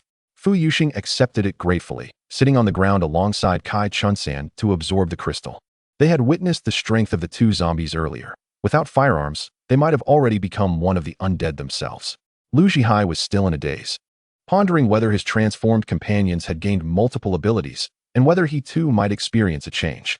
Thus, he stood up and recited the abilities he was aware of. His earth-based powers remained, but he was thrilled to discover he had also acquired metal and speed abilities. Was this a blessing in disguise? Anxiously, he inquired of Lin Ran, "Sister, will the abilities gained through this potion have any side effects?" "I am uncertain. We will only know in due time." She had previously endured numerous injections that left her body in a fragile state, with considerable side effects. Yet she had persevered thanks to the alleviating agent provided by Su Minluo. As for the potential side effects of the current medications, it would likely take some time to manifest. Chapter 50. The mad scientists Su Minluo, Lin Ran, and Song Huaiguang awaited Lu Zhihai's recovery, during which she provided a 5th-tier crystal core to Li Junyu, urging her to absorb it while also instructing her in martial techniques. Upon entering the base, Li Junyu would likely become a target for Su Minluo, and she needed to possess sufficient strength to confront any threats. After some contemplation, Lin Ran decided to place Li Junyu into the spatial realm, allowing the robot to teach her martial arts. This way, she could focus on combat. As Lin Ran recalled that Su Minluo was not an adversary to be trifled with, she worried that the base was riddled with traps. and a moment's inattention could lead to Li Junyu's capture by Su Minluo. Half an hour later, Lu Zhihai felt his strength restored and had not yet discovered any issues with his body. At 2 in the morning, the hour of deep slumber, Lin Ran and Song Huaiguang planned to enter the base, and Lu Zhihai, sufficiently recovered, intended to join them. After placing Li Junyu in the spatial realm, Kai Chunsan transported the 4 of them instantaneously to the wall. Lin Ran descended softly, making no sound, only to realize that someone was on patrol. Lin Ran and Song Huaiguang swiftly masked their presence, quietly hiding behind a building to listen to the sounds outside. Lin Ran gestured to Song Huaiguang, signaling her intention to enter the building from the rooftop. The Huangyan base, previously a municipal building, had been transformed into a new structure complete with modern facilities capable of accommodating thousands. Comprising 4 buildings, they were not particularly tall, but sprawled over a vast area. Lin Ran leaped gracefully to the 3rd-floor rooftop, with Song Huaiguang closely trailing her. Utilizing her mental acuity, Lin Ran sensed a faint yet familiar aura emanating from within the building. It bore a resemblance to Su Minlu, yet not entirely so, leaving Lin Ran perplexed. She felt compelled to investigate further. Concealing her presence, she slipped inside and soon located Su Minlu. The ease of this discovery heightened her vigilance. Peering through the partially ajar door, Lin Ran beheld a charming young woman seated behind a chair, her eyes glowing green, arms crossed, as if awaiting a familiar guest. The corners of her lips curved into an alluring smile as she spoke in a tone audible to Lin Ran. "Hello, Lin Ran. I didn't expect to see you so soon." Beside her, Song Huaiguang was bewildered, questioning why this woman spoke as if she were acquainted with Lin Ran. Lin Ran hung a lamp on the door and stepped inside, with Song Huaiguang following cautiously, keeping a vigilant eye on their surroundings. 2 females stood before them, both emanating a highly unsettling aura, reminiscent of filthy insects. He also recognized the woman beside Su Minlu as Lu Shiyu, the daughter of Lu Tianjiu from Jiang Heping's memories. She appeared more or less like an ordinary person now, though her movements were still somewhat stiff. Upon Song Huaiguang's entrance, Lu Shiyu exhibited excitement and a hint of shyness, declaring, "Minlu, I want this handsome man." A determined smile adorned her face. Song Huaiguang's brows twitched in agitation. How dare any woman covet him? He belonged to Lin Ran, and Lin Ran alone. Lin Ran cast a curious glance at Lu Shiyu, puzzled by her inability to discern the nature of her abilities. Something was undoubtedly amiss. Jiang Heping had claimed that Lu Shiyu was in a vegetative state, yet she could now move, speak, and even choose a suitor. Had Su Minlu miraculously healed her? What trickery was Su Minlu up to now? As Su Minlu approached Lin Ran, she admired her, stating, "Impressive. You have not disappointed me with the amount of potions and nutrients I provided. Your physique is flawless." Lin Ran chose not to respond, concealing her true capabilities. Su Minlu was aware of her powers, but remained oblivious to her recent journey through the interstellar realm. This was her key advantage. She could not reveal all her cards at once. According to Su Minlu's experimental data, Lin Ran had been classified as a subject possessing healing, botanical, and speed abilities. However, unbeknownst to her, following the explosion, she had acquired ice, spatial, and wind powers as well. Lin Ran was equally unaware of Su Minlu's true strength. In her previous life, Su Minlu had been an ordinary person, yet the being before her now was at least an ability user with 3 distinct powers. It was evident that Su Minlu had undergone some form of enhancement. Indeed, after observing Lin Ran for so long, Su Minlu had concluded that those drugs were effective, as no significant issues had arisen in Lin Ran's existence. It is not quite accurate to refer to it merely as a drug. The term virus would be far more precise. On Su Minluo's cherubic face, joy radiated abundantly as she spread her arms and twirled before Lin Ran, exclaiming, "See, I told you it was possible. You ought to express your gratitude to me." Lin Ran felt an overwhelming urge to retch. Beneath this charming facade lay a heart devoid of humanity. Song Huaiguang, "You lunatic, repulsive in every way, keep your distance." Su Minluo turned with a provocative smirk, retorting, "And who might you be?" "I'm merely reconnecting with an old acquaintance. What concern is it of yours?" Song Huaiguang positioned himself protectively in front of Lin Ran, demanding, "What do you intend to do to Lin Ran?" Su Minluo pursed her lips, visibly displeased at his interference. In a fit of vexation, she flung an ice crystal in his direction, which Song Huaiguang deftly intercepted with his mental prowess. Su Minluo was taken aback.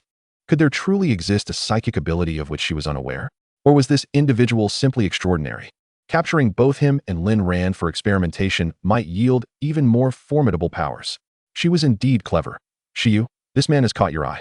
So I leave him in your capable hands. Lu Shiyu parted her luscious lips. Very well. In an instant, she appeared before Song Huaiguang, but Kai Chunshan was swifter. Whisking both Song Huaiguang and Lin Ran towards the door. Lu Shiyu's fury ignited. You dare steal my prey? Do you value your life so lightly?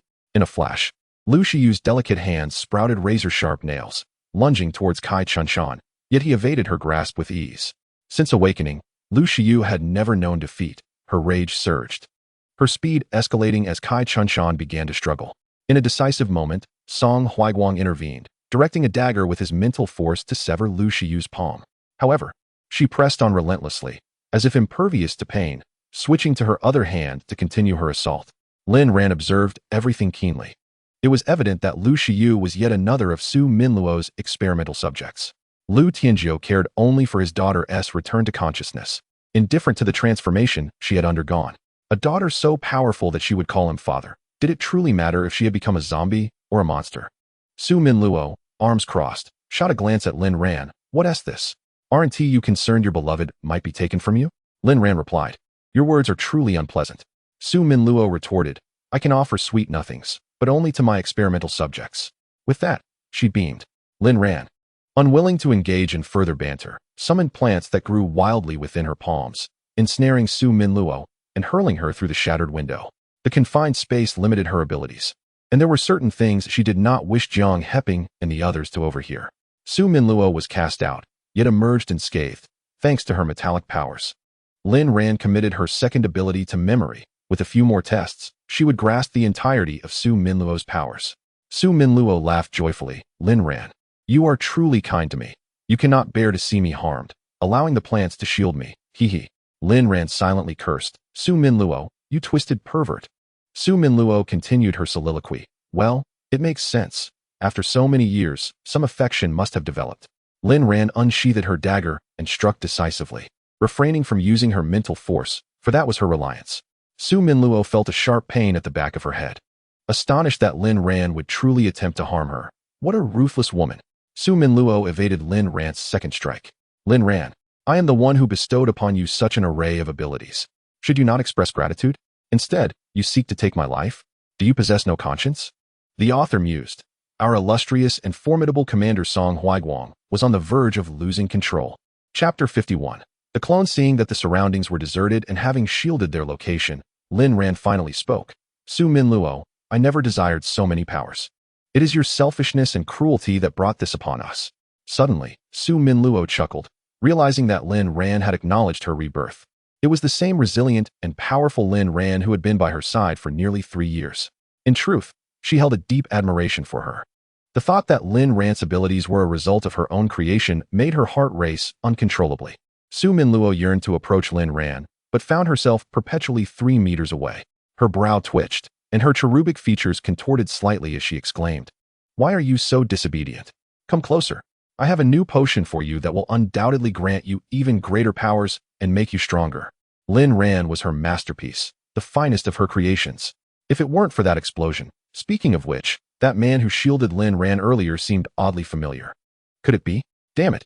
That was the man who intruded to seize the experimental subjects. She had no choice but to escape with her most exceptional creation, Lin Ran. While those merciless individuals reduced the laboratory to rubble, leading to their demise in the ensuing explosion.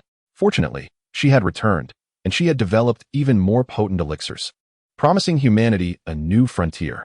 Upon her return, she intended to conduct her experiments quietly, waiting for the new potion to be perfected before seeking out Lin Ran. However, her investor, Su Wenshan, informed her of something that piqued her interest. In Yuan City, a girl named Lin Ran was stockpiling supplies in abundance. Upon hearing the name, she immediately recognized it as the Lin Ran she knew. Yet, having only returned a few days prior, she lacked the vigor to capture Lin Ran at that moment. The new potion was still in the works, and capturing Lin Ran would hold little value until it was complete. Thus, she instructed Su Wenshan to apprehend her, only to discover that Lin Ran was remarkably formidable, not only evading her detection, but also eliminating Su Wenshan's men. Su Minluo speculated that Lin Ran's powers had returned with her, but the combat experience Lin Ran had gained while in the laboratory left her perplexed. She was unaware of Lin Ran's background or her military training. Even now, she remained oblivious. As Lin Ran observed Su Minluo's contorted visage, she struck once more. only to be dodged. Su Minluo possessed not only gold-type abilities, but also speed, and the nature of her remaining powers remained a mystery. It was time to test them one by one. A smile graced Lin Ran's lips. Since Su Minluo wished to play, she would oblige. Lin Ran's speed surpassed Su Minluo's significantly. Initially thrilled, Su Minluo's excitement morphed into fear as Lin Ran's figure suddenly vanished. How could this be possible? She was aware that Lin Ran had initially acquired healing, wood, speed, and wind abilities through her influence, making her the experimental subject with the most powers. Yet, the current Lin Ran seemed to possess more than just those four abilities. She had concealed her true strength. After Lin Ran's figure disappeared, Su Minluo contemplated fleeing. But Lin Ran would not permit her escape. As Su Minlu turned around, Lin Ran's blade was swiftly positioned against her throat. A chilling voice piercing the air. Do you wish to flee? Su Minlu lowered her stance, grasping Lin Ran's knife with her hand. Lin Ran, let's discuss matters amicably. Please, refrain from resorting to violence. A lady should embody serenity and gentleness. Lin Ran's blade remained unwavering. Where did you acquire the virus? That is all I wish to know. Spare me the trivialities. Furthermore, what is the purpose of those medications you possess? If Su Minlu were capable of divulging such information, she would not be Su Minlu.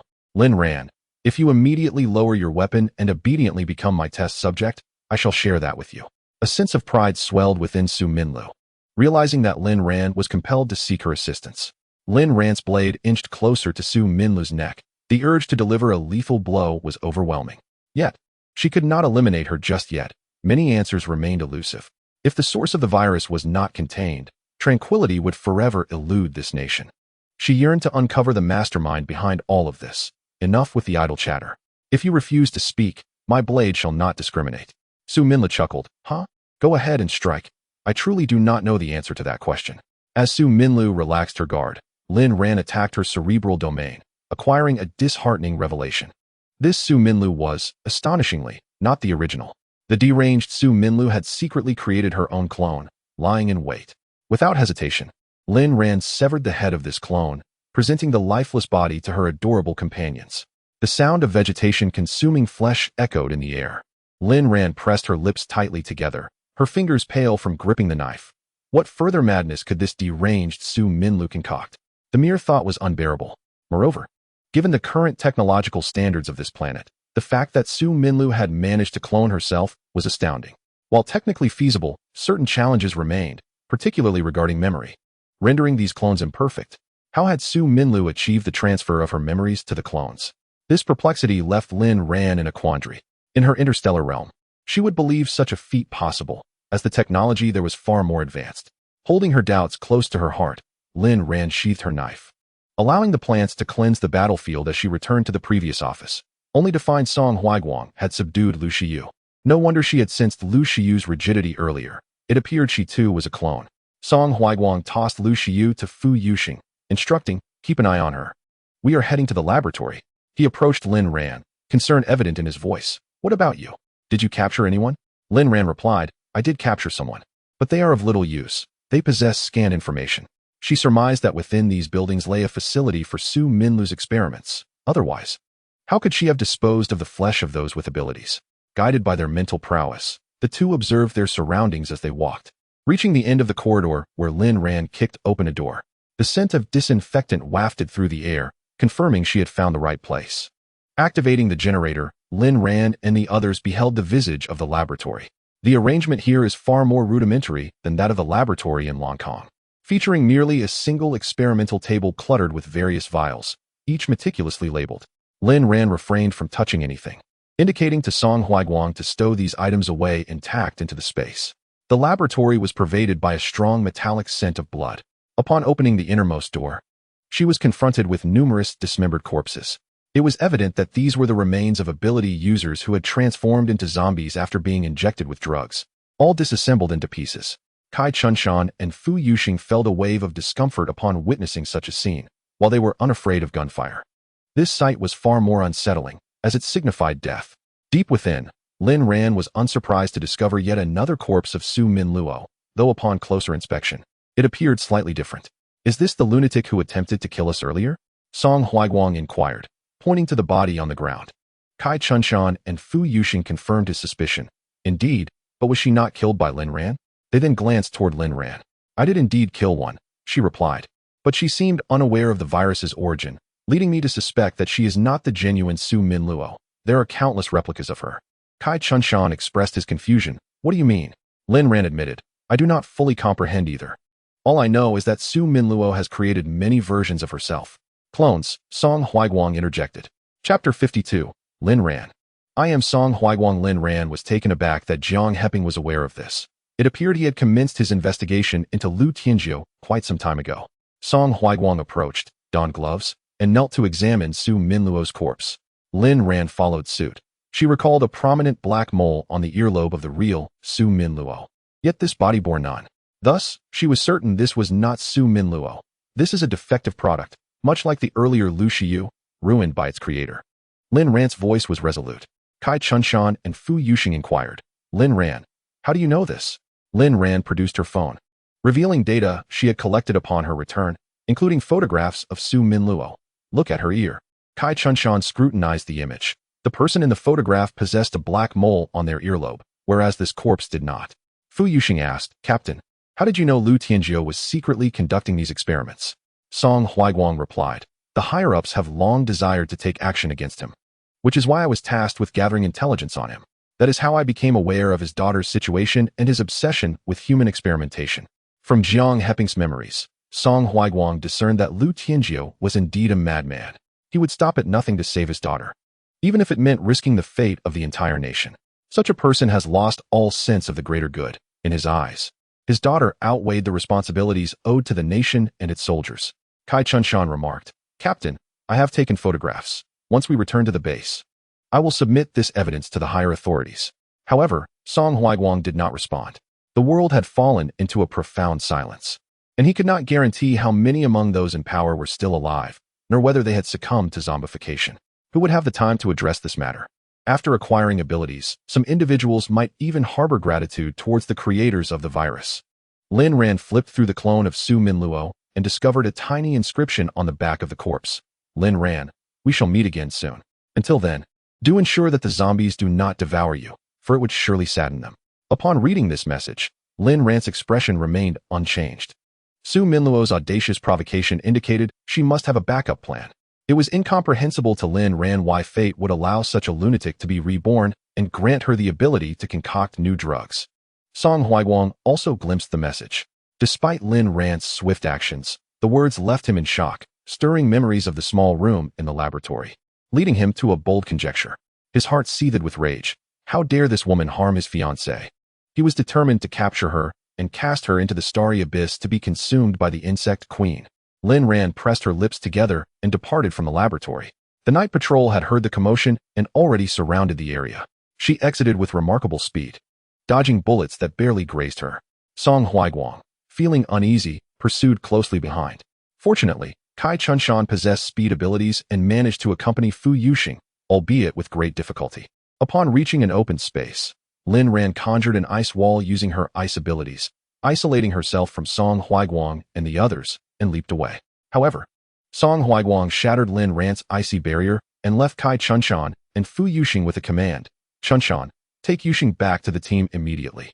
Afterward, he retrieved a jeep from his spatial storage, along with 5 barrels of gasoline, provisions, clothing, and other essentials, and continued his pursuit, closing the distance to Lin Ran. Hearing the commotion, Lin Ran turned back and asked, Why are you following me? Return to your unit. I have my own matters to attend to. Song Huiguang approached Lin Ran, inhaled deeply, and produced his insignia from his spatial storage, extending it towards her. Lin Ran, I am Song Huiguang. Lin Ran's eyes widened. No wonder she found Jiang Heping's aura somewhat familiar upon awakening. But how could Song Huiguang be here? During her travels, he had been on the battlefield against the insect race, reportedly nearing victory. Are you in Jiang Heping's body? Lin Ran inquired tentatively. Song Huiguang nodded. Yes. After awakening in your basement, I suddenly realized I was in Jiang Heping's body. Lin Ran felt a surge of anger. Why didn't you tell me? Song Huiguang scratched his head. I feared it would upset you. Lin Ran had initially been forced to match with a partner upon reaching a certain age. After their pairing, he had attempted to contact her, but she never responded. Eventually, he learned that she had been actively seeking to reject the intelligent system's pairing. It was only after the system rendered an irrevocable conclusion that she occasionally replied to his messages, hoping to dissuade him. Yet, Song Huaiguang was resolute in his choice of Lin Ran as his partner, unwavering even amidst adversity. In Lin Ran's eyes, the disparity between herself and the commander was vast, not only in terms of status, but also in the emotional connection he desired, which she felt incapable of providing. Likely a result of Su Minluo's experiments on her, Lin Ran realized she lacked a certain feeling, making it difficult for her to develop interest in others. The commander, an exceptionally talented individual, could find happiness with anyone, except for her, Lin Ran. She was perplexed as to why the intelligence system matched her with the top commander of the alliance. Attempts to dispute the match were met with refusal from the system, leaving her in a state of frustration. Determined to avoid contact with the commander to prevent emotional entanglement, she only replied to his messages sporadically. Before embarking on a journey, she received a message from Song Huaiguang, informing her that he could return victorious to the alliance and meet her after slaying the mother bug, only for her to encounter an accident. Upon her return, Lin Ran felt a sense of relief. Yet now, there he was, Song Huaiguang, right before her eyes. It felt as if the world had turned surreal. Lin Ran pressed her lips together and said, "Commander Song Huaiguang, I never expected to encounter you again in my lifetime." Song Huaiguang smiled. "Indeed, I too did not foresee that my match partner would vanish during her journey before we could even hold our bonding ceremony. And yet, here I am in this new world, having found you again. You should know, Lin Ran, that I was quite despondent when you disappeared." Lin Ran was skeptical of his words. "How could you have perished? Such a powerful being. There is no one in the galaxy who can rival you." Song Huaiguang refrained from answering her query. Should he confess that he became despondent after her death, seeking out the mother bug in a reckless bout, ultimately leading to his demise? No, he could not allow her to mock him. Unbeknownst to her, Song Huaiguang harbored feelings for her, yearning to be her partner, to fight alongside her, to gaze upon the starry seas together, and to create a family with her. These desires had turned into an obsession, compelling him to seek death. Lin Ran lowered her head, and while Song Huaiguang could not discern her expression, he sensed through their mental connection that she was not angry. Her rejection stemmed from her physical state. To be precise, she was a high-level zombie, possessing intellect and consciousness.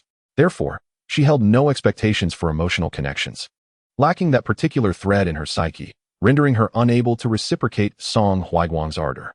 Yet now, he had entered her world. What was she to do? Song Huaiguang, perceiving Lin Ran's concerns, reassured her, "Do not worry. I will interact with you as I always have, until you are willing to bond with me." He promised her ample freedom. Whatever she desired, he would assist. Should she wish to take a life, he would hand her the knife. If she sought to destroy the planet, he could wield the weapon. If she desired to leave, he would accompany her on her cosmic journey. Lin Ran inquired, "What if I remain unwilling forever?" Song Huaiguang gazed at her, sincerity evident in his voice. "Then it would mean I have not done well enough. I will wait. Even if you disagree, simply being by your side is sufficient for me." Lin Ran questioned, "Why go to such lengths?" Song Huaiguang replied, "I cannot help it. Your image lingers in my mind, impossible to erase." Chapter 53. Seeking Su Minluo. Lin Ran bit her lip, uncertain of how to converse with Song Huaiguang. Their encounters had been minimal, yet the intelligence system had chosen the alliance's dream partner for her. Noticing her silence, Song Huaiguang resolved to clarify matters to avoid future misunderstandings. "I am aware you possess secrets, but I will not force you to reveal them. This must be your homeland. And had this calamity not occurred, your planet must have been truly beautiful." "Indeed," she replied. Although her farm was indeed beautiful, the blue planet was her true homeland. No other celestial body could surpass its significance. Regrettably, she could not return to the time before her parents' tragic accident to alter their fate. Song Huaiguang, Lin Ran, I hope to accompany you on this journey. For all those who have wronged you, I shall exact double the retribution. Lin Ran, haven't you been following me all along? This sticky bond was one she could not shake off. Song Huaiguang was the finest commander in the entire alliance, possessing superior mental prowess, now augmented by extraordinary abilities. Song Huaiguang gazed at Lin Ran with delight. "Indeed, I will always be by your side." Lin Ran paused, surprised to discover such a playful side to the commander, whose happiness could be swayed by mere sweetness. She shifted the conversation. "What about your mental power?" Song Huaiguang, "It may have been compromised during the battle with the mother insect in the wormhole, or perhaps there was an issue while traversing space. I am currently seeking a solution." Lin Ran offered him a suggestion. "Utilizing the crystal cores of zombies with mental energy abilities could expedite your recovery." Song Huaiguang beamed with gratitude. "Excellent. Thank you, Lin Ran." Song Huaiguang, "Now, may I inquire where you intend to go?" Having acknowledged Song Huaiguang's identity, Lin Ran no longer concealed her intentions. Upon my return, I gathered information on Su Minluo, including the places she frequently visits. Hanlin is one of them, and it hosts our nation's largest biological research institute, which has likely been abandoned since the apocalypse. Song Huiguang frowned. What is Su Minluo's true objective? She must have psychological issues. Why else would she lead a nation's people to their demise? Lin Ran elucidated some political issues of this planet to Song Huiguang, and upon hearing them, he grasped. Are you suggesting that the provider of this virus likely originates from abroad, from a nation opposed to yours? Indeed, that is the only plausible explanation. Her citizens are the most moderate and complacent, unlikely to instigate war or resort to such vile methods to harm their own. Su Minluo had previously studied abroad, evidently indoctrinated by foreign powers, leading her to bring back the virus. Song Huiguang, I possess a spacecraft. It wouldn't take much time for us to visit. Lin Ran, it is not yet the right time. Communication has been severed, and we are unaware of the situation abroad. Furthermore, we wouldn't know whom to seek. They likely already know about the zombie virus in her country, as it is. After all, of their making. They will surely meet with Su Minluo. She is the one we need to find. Song Huiguang, I have never heard of such viruses. Even the toxins from the mother insect are not as vicious. Lin Ran, having spent many years in the Alliance, had researched all available literature and met several biological scientists, none of whom had encountered this virus. Thus, she speculated that this virus was a concealed secret of the planet, unearthed and studied, ultimately unleashed upon the populace. Not wishing to dwell further on the virus, she redirected the conversation. What about your team when you leave? Song Huiguang, they are adults. They must eventually learn to operate independently. They need to acclimatize to life without me. He will undoubtedly part ways with them in the future. After all, he is not truly Jiang Hemming. He has his own affairs to attend to and cannot perpetually accompany them. Lin Ran believes that having a reliable team during the apocalypse is preferable. It is her lack of trustworthy companions that has led her to embark on this solitary journey. Song Huiguang retrieved a vehicle from his space and filled it with fuel. Where are we headed? He inquired. To Hanlin, Lin Ran replied. She released Li Junyu from the space, who appeared utterly bewildered. Sister Ran, where was I just now? What were those large metal boxes tormenting me? And why have they vanished? Lin Ran gently patted Li Junyu's shoulder. We are going to Hanlin to find something fun. Be good, Junyu. Li Junyu nodded eagerly. Okay. The two took their seats in the back, where Li Junyu found herself embroiled in a mental conflict with a voice. Her internal discord escalating until she began to flail her arms in agitation. Recognizing the signs of the virus wreaking havoc within her, Lin Ran swiftly employed her mental energy to soothe her, and it took a full 15 minutes for Li Junyu to finally calm down. Observing this, Song Huiguang asked, Lin Ran, did you find any medicine in the laboratory? I did, she replied, but I dare not administer it to her. What if something goes awry? I would be endangering her. She must rely on herself. Is there truly no other option? I can't think of any solutions. I endured similarly in the past. Su Minluo is treacherous. I fear that she intentionally left those medicines there. Once Li Junyu was pacified, Lin Ran used her mental energy to put her into a deep slumber, hoping that dreams of her parents and brother would hasten her recovery. At that moment, Song Huiguang lamented his decision not to take any courses in biological sciences, wishing he could assist Li Junyu during her viral episode. Now he could only watch. Feeling helpless to aid Lin Ran, Song Huiguang drove swiftly and steadily, skillfully avoiding obstacles, and soon they had left the Huangyan base. Lin Ran closed her eyes, attuning herself to the sounds outside. It was now 5:30 in the morning, and the zombie beasts had gone into a frenzy. They charged recklessly across the frozen river, shattering the ice, only to plunge into the water, ultimately causing their own demise. Suddenly, Lin Ran opened her eyes. Commander Song, steer the vehicle to an open area. There is movement beneath us.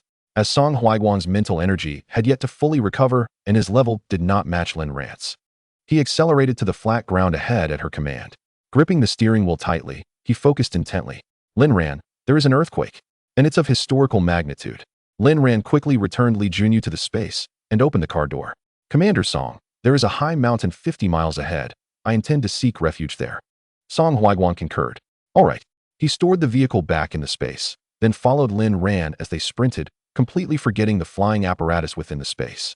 The tremors intensified as they reached the mountain, and the ground beneath where they had parked transforming into a 10-meter wide fissure. Beneath the crevice lay molten lava, glowing a fierce red. Nearby, a solitary hill collapsed, allowing seawater to surge in and extinguish the lava. In a fleeting moment, the magma surged forth, engulfing the seawater. while more scalding magma erupted from beneath.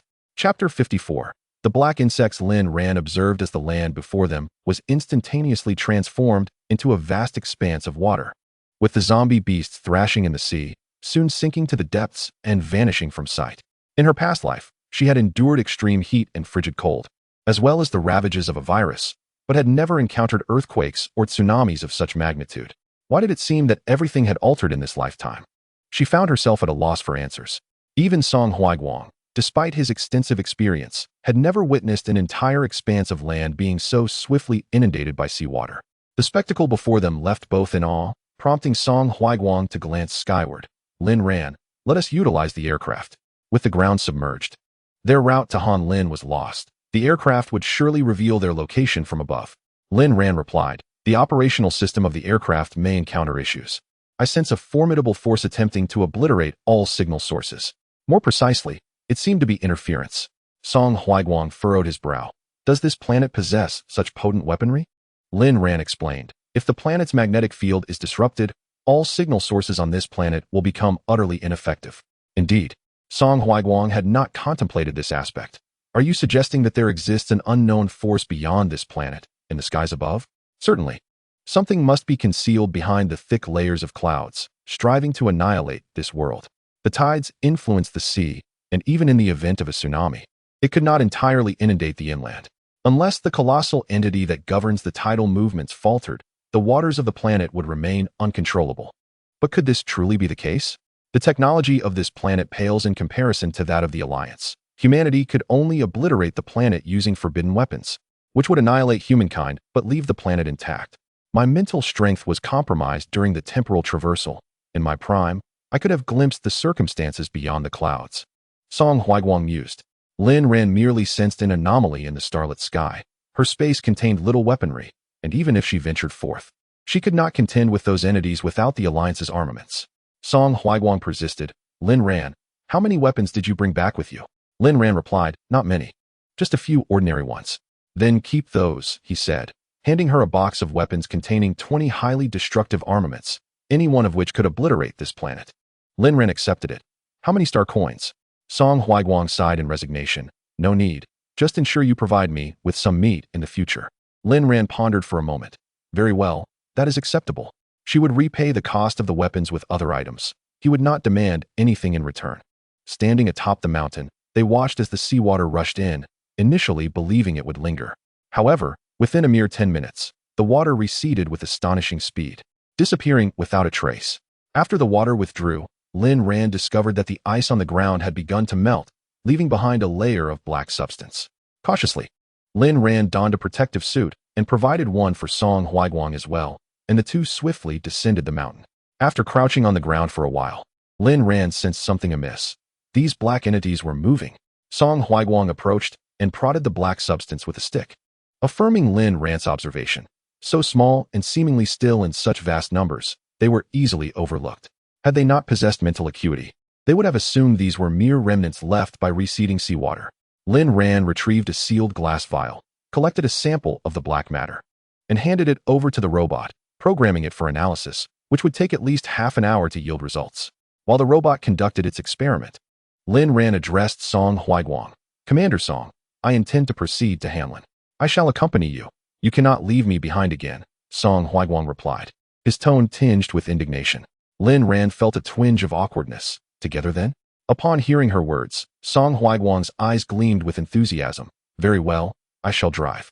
He produced a rugged vehicle from the space, and, once Lin Ran was aboard, he started the engine and gradually set off.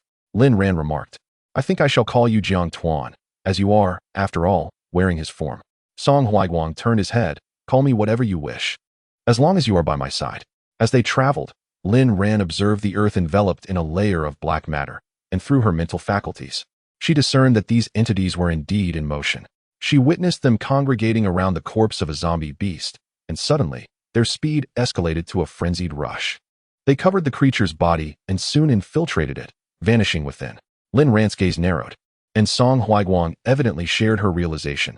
Does this resemble the reproductive behavior of the insectoid race? Lin Ran whipped her head around. Are you suggesting these entities are insects? Indeed, Song Huaiguang explained. Insects procure nutrients in this manner. They swarm into the bodies of allied citizens, consuming their sustenance in a matter of mere minutes. Only one emerges victorious, reborn in a new form. Lin Ran, having retired before the insectoid race's arrival to the Alliance, was not entirely familiar with their reproductive methods. She was aware only of their overwhelming numbers and the difficulty in exterminating them. Furthermore, there existed a formidable entity among these insects, their progenitor, the insect queen, who possessed mental capabilities equivalent to that of a Peak 3S, with combat prowess comparable to that of a large starship.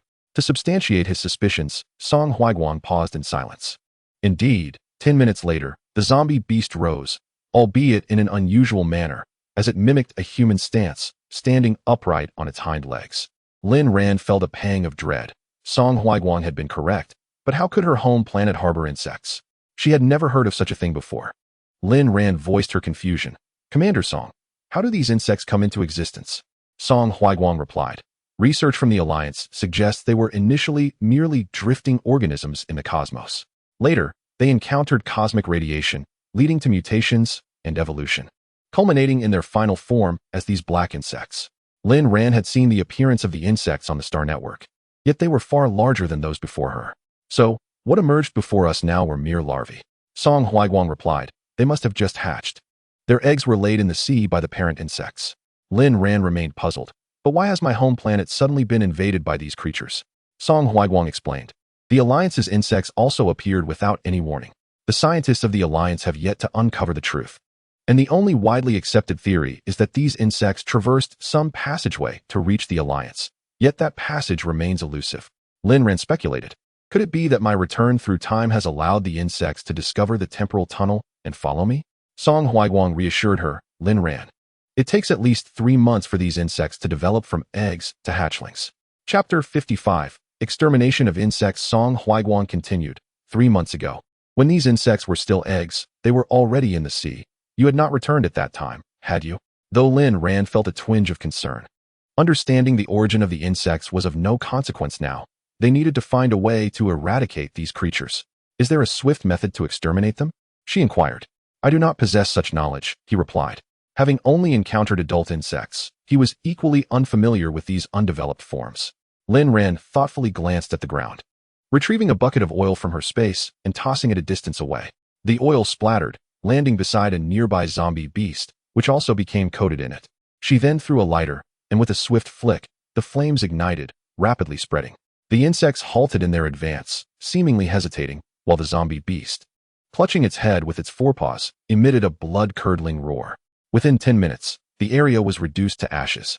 "If we can lure these insects to the fissure and incinerate them with magma, it should work," Lin Ran proposed. "Indeed, clever," Song Huaiguang acknowledged. "Let us use this cluster of insects for experimentation." With that, Lin Ran donned her protective suit and exited the vehicle. Sensing the scent of fresh meat, the insects surged eagerly towards Lin Ran and her companion. She formed a barrier of ice to separate them, but the insects, persistent and determined, used their tiny pincers to chip away at the ice, soon creating a small hole through which they began to funnel towards Lin Ran and Song Huaiguang. Employing the same tactic again, the insects pursued the two until they reached the fissure. Lin Ran established a mental barrier, and Song Huaiguang did the same, positioning themselves at the midpoint of the fissure. The insects, unwilling to let their meal escape, constructed a makeshift ladder and finally reached Lin Ran and Song Huaiguang. They quickly dove down, turning back just before reaching the magma. The unsuspecting insects fell into the molten rock, where they were swiftly reduced to ashes. Upon returning to the surface, they cloaked their presence, observing as the remaining insects continued to flock towards the fissure. Only when the last of this swarm tumbled into the abyss and became ash did Lin Ran breathe a sigh of relief. This area was now clear, but the thought of other locations weighed heavily on her heart. These insects could not possibly have been created by Su Minluo. She lacked such formidable capabilities. The pressing matter at hand is to locate Su Minluo, acquire the antidote for the zombie virus, and subsequently eliminate her. Song Huaiguang quietly initiated the vehicle. Despite having traversed numerous planets, he had never encountered a situation like that of Lin Ran's homeworld. Lin Ran, having visited no fewer than 30 planets in the interstellar realm, found none resembling Blue Star in such a manner. With her lips tightly pressed together, Lin Ran's thoughts wandered aimlessly, ultimately deciding that her priority must be to find Su Minluo first. Song Huaiguang steered the vehicle toward Hamlin, and on the way, They saw no more of the small black insects. He handed Lin Ran a storage device containing data on the insect species. As she perused the information, her alarm grew. The insect queen's reproductive capacity is astonishing, laying 200 million eggs in a single batch, and she produces eggs 3 times a day, culminating in a staggering total of 600 million daily. The survival rate is also alarmingly high. It is truly terrifying. Another chilling aspect for Lin Ran was that these insects, upon entering a human body, could mimic all human thoughts and actions. Without mental fortitude, one could scarcely discern whether it was a human or an insect. These creatures are not only horrifying, but also repulsive. Lin Ran recalled that the Alliance had issued defense protocols against these insects, the foremost being, do not venture into the depths of space. So, these insects have been residing in the cosmos all along. Song Huiguang remarked, the Alliance's assessment is thus, however, it appears that your homeworld has been deliberately infested with these insects. The sheer volume indicates the presence of an insect queen. Lin Ran responded, in the sea. Song Huiguang acknowledged, shall we investigate? Lin Ran insisted, first, let us reach Hamlin and find Su Minluo. Accelerating, they noted survivors driving large trucks laden with supplies. Zombies had begun to emerge once more. Lin Ran observed a troubling phenomenon. The number of zombies was increasing. Her fears were confirmed. It seemed these insects had found hosts and were being mass-produced. With so many recent fatalities, there were ample vessels for the insects to inhabit.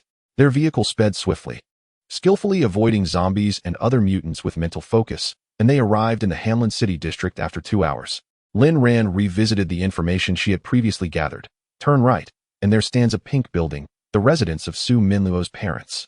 While the information pertaining to Su Minluo was accurate, there was a possibility of misleading data.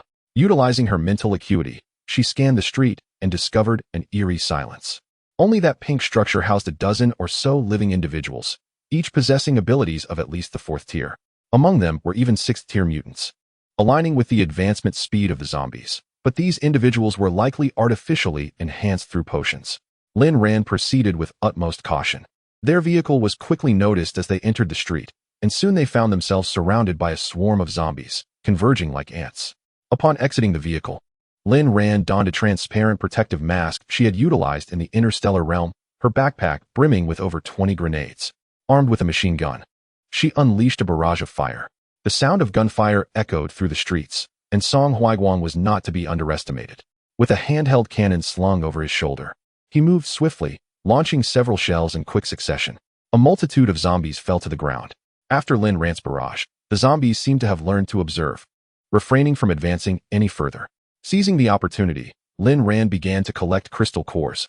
Though their grade was low, their quantity could still prove useful. The ability users within the house had already heard the commotion, with Su Minlu leisurely crossing her legs and swaying nonchalantly. She had anticipated Lin Ran's arrival, having left behind those messages solely to lure her in.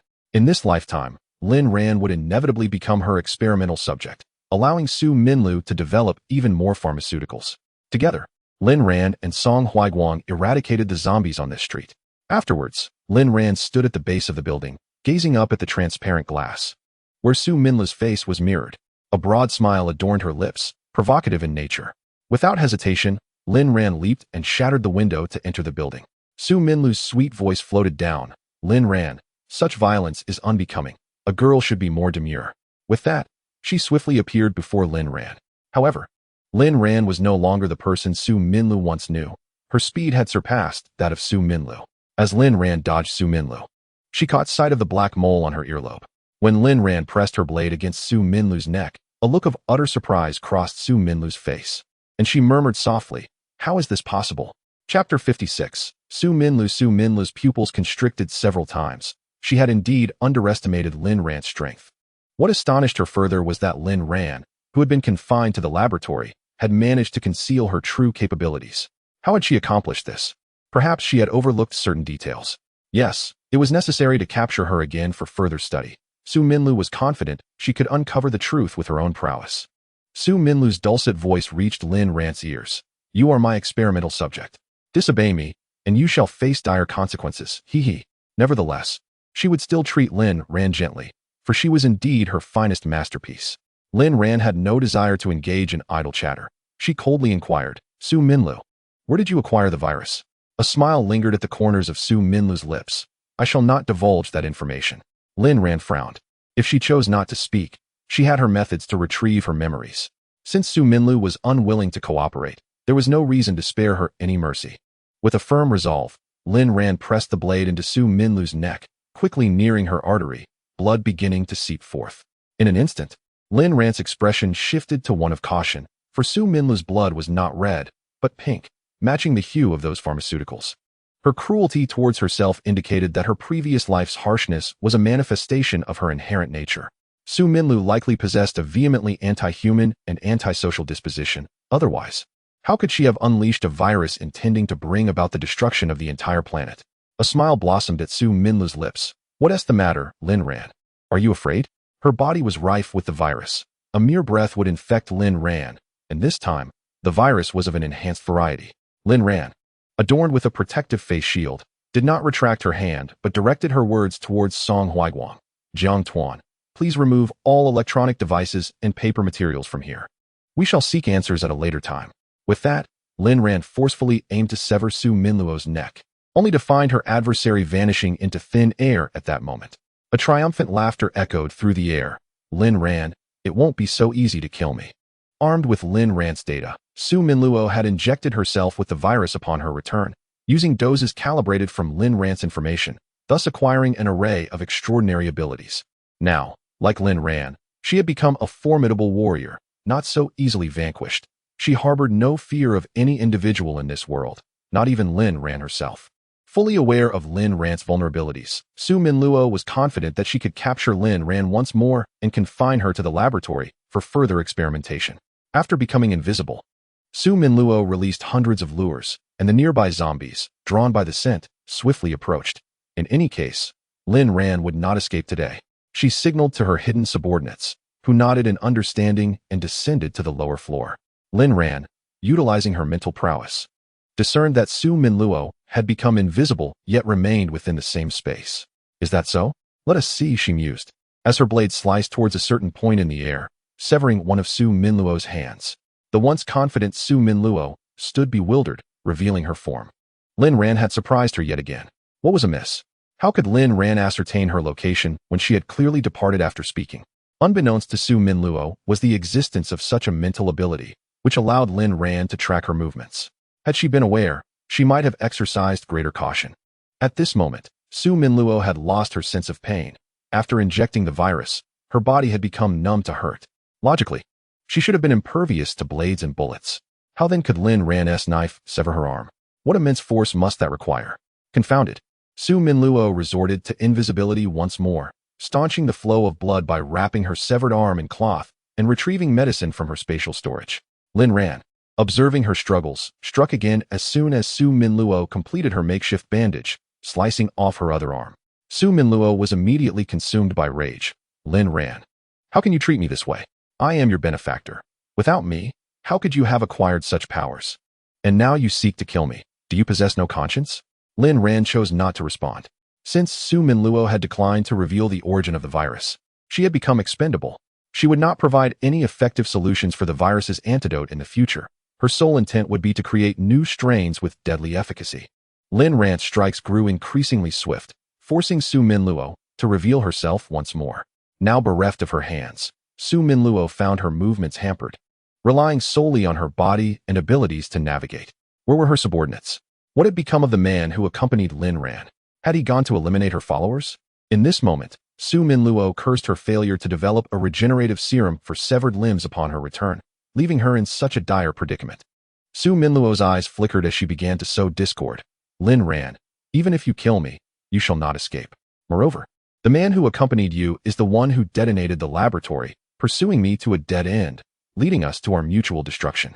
How could you ally with an enemy to take down your benefactor? Lin Ran disregarded her words entirely. You have inflicted so much suffering upon me that I cannot find peace and sleep without avenging you. As for Jiang Hemming, Lin Ran pressed her lips together. In a past life, he had sought to rescue her when she was not fully conscious, being dragged by Su Minluo's subordinates. While Jiang Hemming chased after her, he had indeed saved her, yet for reasons unknown, a violent explosion occurred in the laboratory before they could safely return to the surface. And then she perished. No, she did not truly die. Her essence had shrunk into the interstellar realm. Lin Ran believed the explosion could not be attributed to Jiang Hemming, as he too had met his demise. Su Minluo's face turned pale with anger. Without hesitation, Lin Ran ceased her dialogue with Su Minluo. A torrent of mental energy surged forth, enveloping her Tang Dao, and before Su Minluo could comprehend the situation, Lin Ran struck, severing her head. Su Minluo died with her eyes wide open, unable to fathom how Lin Ran had grown so powerful, how she, once a peer, had transformed from a king into mere bronze. Before her consciousness faded, Lin Ran's mental energy infiltrated Su Minluo's cerebral domain, extracting the information she sought. To Lin Ran's astonishment, Su Minluo possessed additional flawed clones, 13 in total, alongside 20 flawless ones. Lin Ran had not anticipated that Su Minluo could not be so easily eradicated. She was certain that the corpse before her was Su Minluo's original form, as her memories were intricate and diverse, revealing glimpses from her study abroad and interactions with foreign powers. Each of the remaining clones possessed 5 unique abilities, thankfully lacking any mental powers. Lin Ran knelt by the ground, dousing Su Minluo's body in gasoline, and ignited it as she cast it away. A great fireball descended from above, landing squarely among the pile of corpses Lin Ran and Song Huiguang had previously dispatched, igniting it in an instant. Chapter 57. On the road, Lin Ran stood by the shattered window, watching as Su Minluo's remains were reduced to ashes, her heart burdened with little relief. This world was utterly deranged. With Su Minluo gone, there would still be Li Minluo and Lu Minluo. Humanity's morals had completely decayed. Those who survived would undoubtedly resort to even more unscrupulous means for power. After Su Minluo's body was consumed by the flames, the horde of zombies reached the base of the building. Song Huiguang had already subdued the ability users within, but his mental energy had yet to recover, necessitating Lin Ran's examination of their cerebral domains for information. Commander Song, over 1,000 zombies are approaching, Lin Ran reported as she descended to the ground floor, probing the minds of the ability users to gather intelligence. Once she had obtained the necessary information, Song Huiguang took action to eliminate them, setting the place ablaze. Song Huiguang used his mental energy to sense the situation outside. Lin Ran, should we eliminate these zombies? Lin Ran replied, shall we spare them to serve as nourishment for the insects? Song Huiguang smiled. Indeed, after eliminating them, we must incinerate the remains. Otherwise, the insects will have their chance. Lin Ran replied, yes, let us proceed. As she opened the door, Lin Ran brandished her machine gun and commenced firing, catching the gathering zombies below unawares, resulting in a substantial downfall.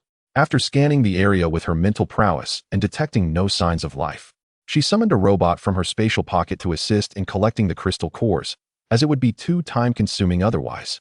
Song Huiguang, renowned for his precision as the Alliance's foremost commander, maintained his marksmanship despite his impaired mental faculties. Experience remained intact. Together, they dispatched over 1,000 zombies in a remarkably short time, securing a bounty of crystal cores. The majority were second-tier, with only a few third-tier and a scant handful of fourth-tier cores, devoid of any psychic cores.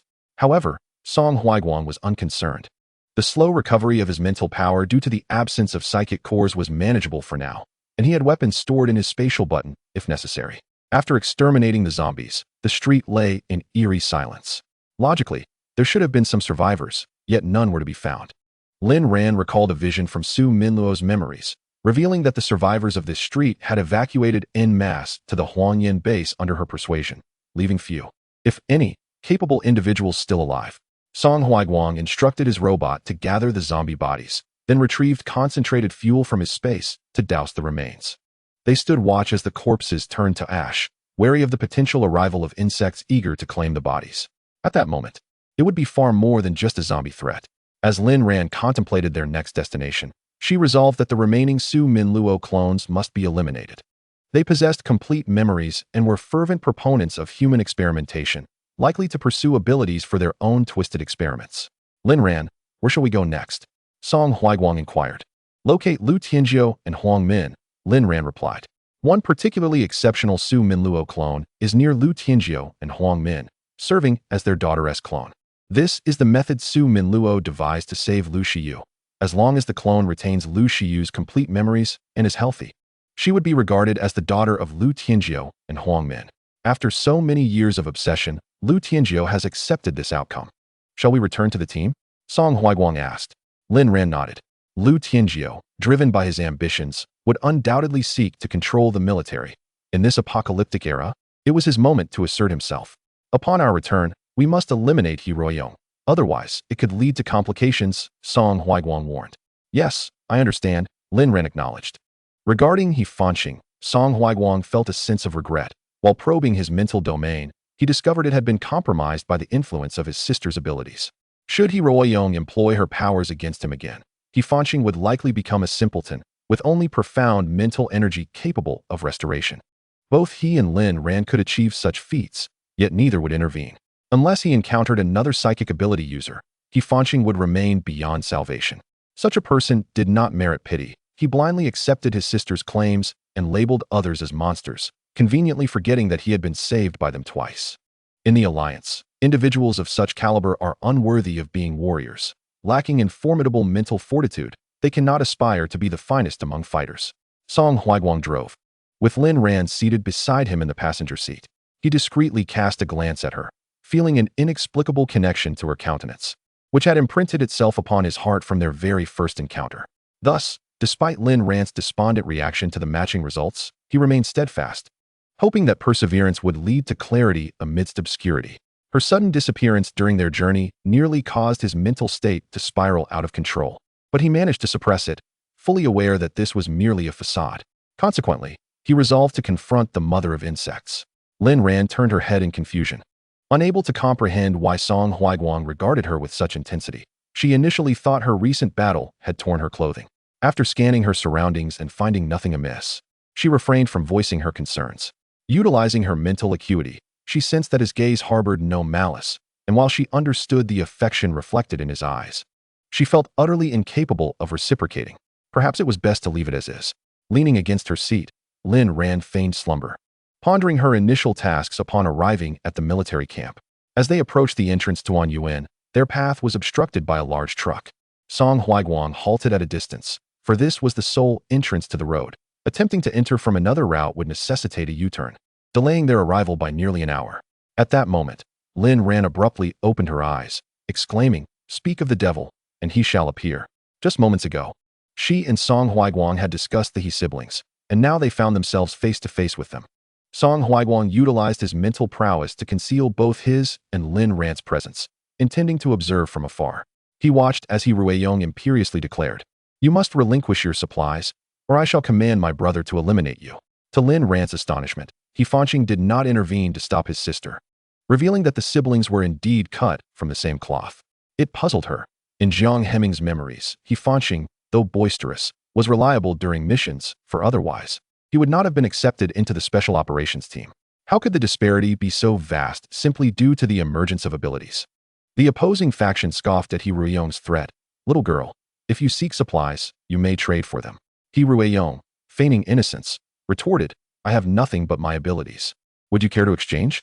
The truck was occupied by around 20 individuals, with Huang Tao, the one conversing with He Ruoyong, momentarily caught off guard upon their encounter, only to swiftly regain his composure. Huang Tao was taken aback by his own words, but before he could ponder further, this fleeting surprise vanished into the recesses of his mind.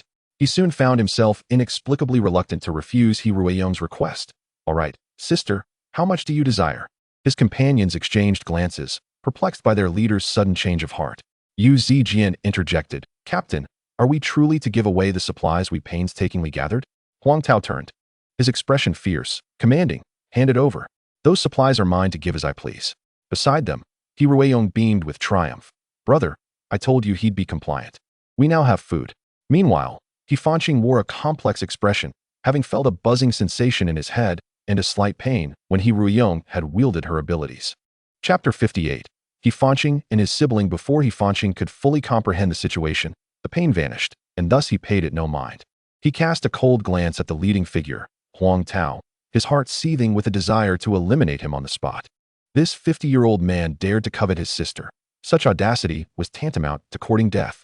What He Fanqing remained oblivious to was that it was due to He Ruoyong's extraordinary abilities that Huang Tao harbored such thoughts and uttered those words. He Ruoyong intended to provoke her brother's protective instincts, which prompted her to employ her powers upon encountering these individuals. In recent days, He Fanqing had bestowed upon He Ruoyong all the crystal cores he had collected, enabling her abilities to ascend to the 4th tier.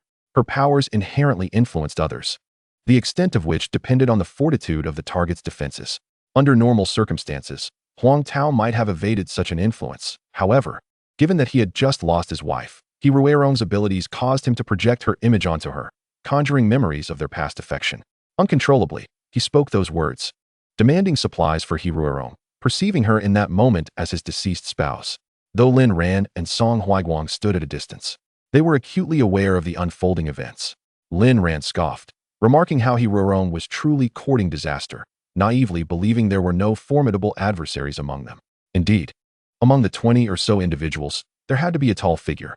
As if on cue, a person emerged from the opposing group, delivering a forceful pat upon Huang Tao's shoulder. Mere seconds later, clarity returned to Huang Tao's eyes. Realizing he had fallen into a trap set by a mere girl and had indulged in fanciful visions of tenderness with his wife, Huang Tao was consumed by rage. A bolt of lightning surged towards He Ruerong. Had it not been for He Fanqing's swift reaction, she would have surely been cleaved in two. Huang Tao fumed. "You little girl, your heart is truly wicked. If you wanted supplies, why not discreetly employ your powers? If it weren't for my clever companion, this truckload of supplies would have been deceitfully seized by your vile methods. Brothers, charge. Eliminate them. Captain Huang, what is this girl's ability? Inform the others, lest we inadvertently harm our own," suggested Yu Zijian, who had roused Huang Tao from his daze. Gritting his teeth, Huang Tao replied, "Her powers are exceedingly sinister. Unlike our own, those who approach her become ensnared in illusions, believing they are engaged in the most joyous endeavors." He was aware of his own experience, but uncertain of the visions others might encounter. Regardless, it was decidedly ominous. Yu Zijian regarded He Ruerong with caution. Her strength was likely formidable, for Huang Tao would not have been ensnared otherwise. As a fourth-tier ability user himself, he could easily overcome another of the same tier, rendering this woman inscrutable. Although they were numerous, their abilities hovered around the third tier, while she likely possessed fourth-tier strength, and the man accompanying her might wield multiple powers. Quietly, Yu Zijian urged Huang Tao, "Captain, let us abandon some supplies and retreat. A direct confrontation may yield unfavorable outcomes." Despite Huang Tao's inability to swallow his indignation, he recognized that preserving his life took precedence. Yielding was acceptable. He would undoubtedly return to confront this malevolent woman once he grew stronger. Yet their desire to depart depended upon He Ruerong's acquiescence. "Brother, they wish to flee. We cannot ascertain to whom these supplies belong. Let us claim them, shall we?" He Fanqing turned his head somewhat mechanically and replied, "Indeed, what Arong said is correct. These supplies were seized by them." He Ruerong wore a joyous expression, exclaiming, "You are the best, brother." However, He Fanqing's brow furrowed tightly. He felt as though his head were about to split open with pain. Yet there were still matters left unresolved. Yes, he needed to retain these plundered supplies for his sister and eliminate Lin Ran, ensuring that this monster would not inflict harm upon the world. In an instant, He Fanqing encased the area in ice, erecting thick walls that severed Huang Tao and the others' escape route. Lin Ran, arms crossed, observed the unfolding scene, surprised that He Fanqing, after being rescued by Song Huaiguang, had not regained clarity. At this rate, he was likely on the brink of a mental collapse. Song Huaiguang remarked, "He Ruerong is truly ruthless to treat her own brother this way. Does she not fear that he might meet his end?" Lin Ran replied, "Indeed. You possess a remarkable breadth of knowledge." Smiling, Song Huaiguang responded, "Of course, my capacity for learning is exceptional." Lin Ran decided to watch the spectacle unfold, while Song Huaiguang had no intention of intervening. He Fanqing had already closed in on Huang Tao, who unleashed a barrage of lightning. Yet remarkably, He Fanqing remained unscathed, his ice powers effectively countering the electric assault. At that moment, He Fanqing's mind was singularly focused on one thought: to eliminate those who dared covet his sister and secure the supplies. He had long forgotten his past as a soldier. He Ruerong cheered from the sidelines, "Go, brother. Eliminate that person, to the left, to the left." Listening intently, Lin Ran had already drawn her blade. Song Huaiguang noted, "Oh, look, another group is approaching. Should we stay or leave?" A team of 30 climbers, including 5 Tier 5 ability users, appeared on the horizon. Lin Ran replied, "We shall not leave. Let us enjoy the show." He Fanqing's icy barrier obstructed the approaching group's path, only to be melted away by the fire abilities of their ability users. He Fanqing turned and exclaimed, "What audacity, to dare destroy my ice wall." The newcomer, Zhao Yinxiao, had a fiery temperament and hurled flames at He Fanqing, encircling him and separating him from He Ruerong. Whether it was the influence of the fire or something else, He Fanqing felt a slight sense of relief and clarity in his mind.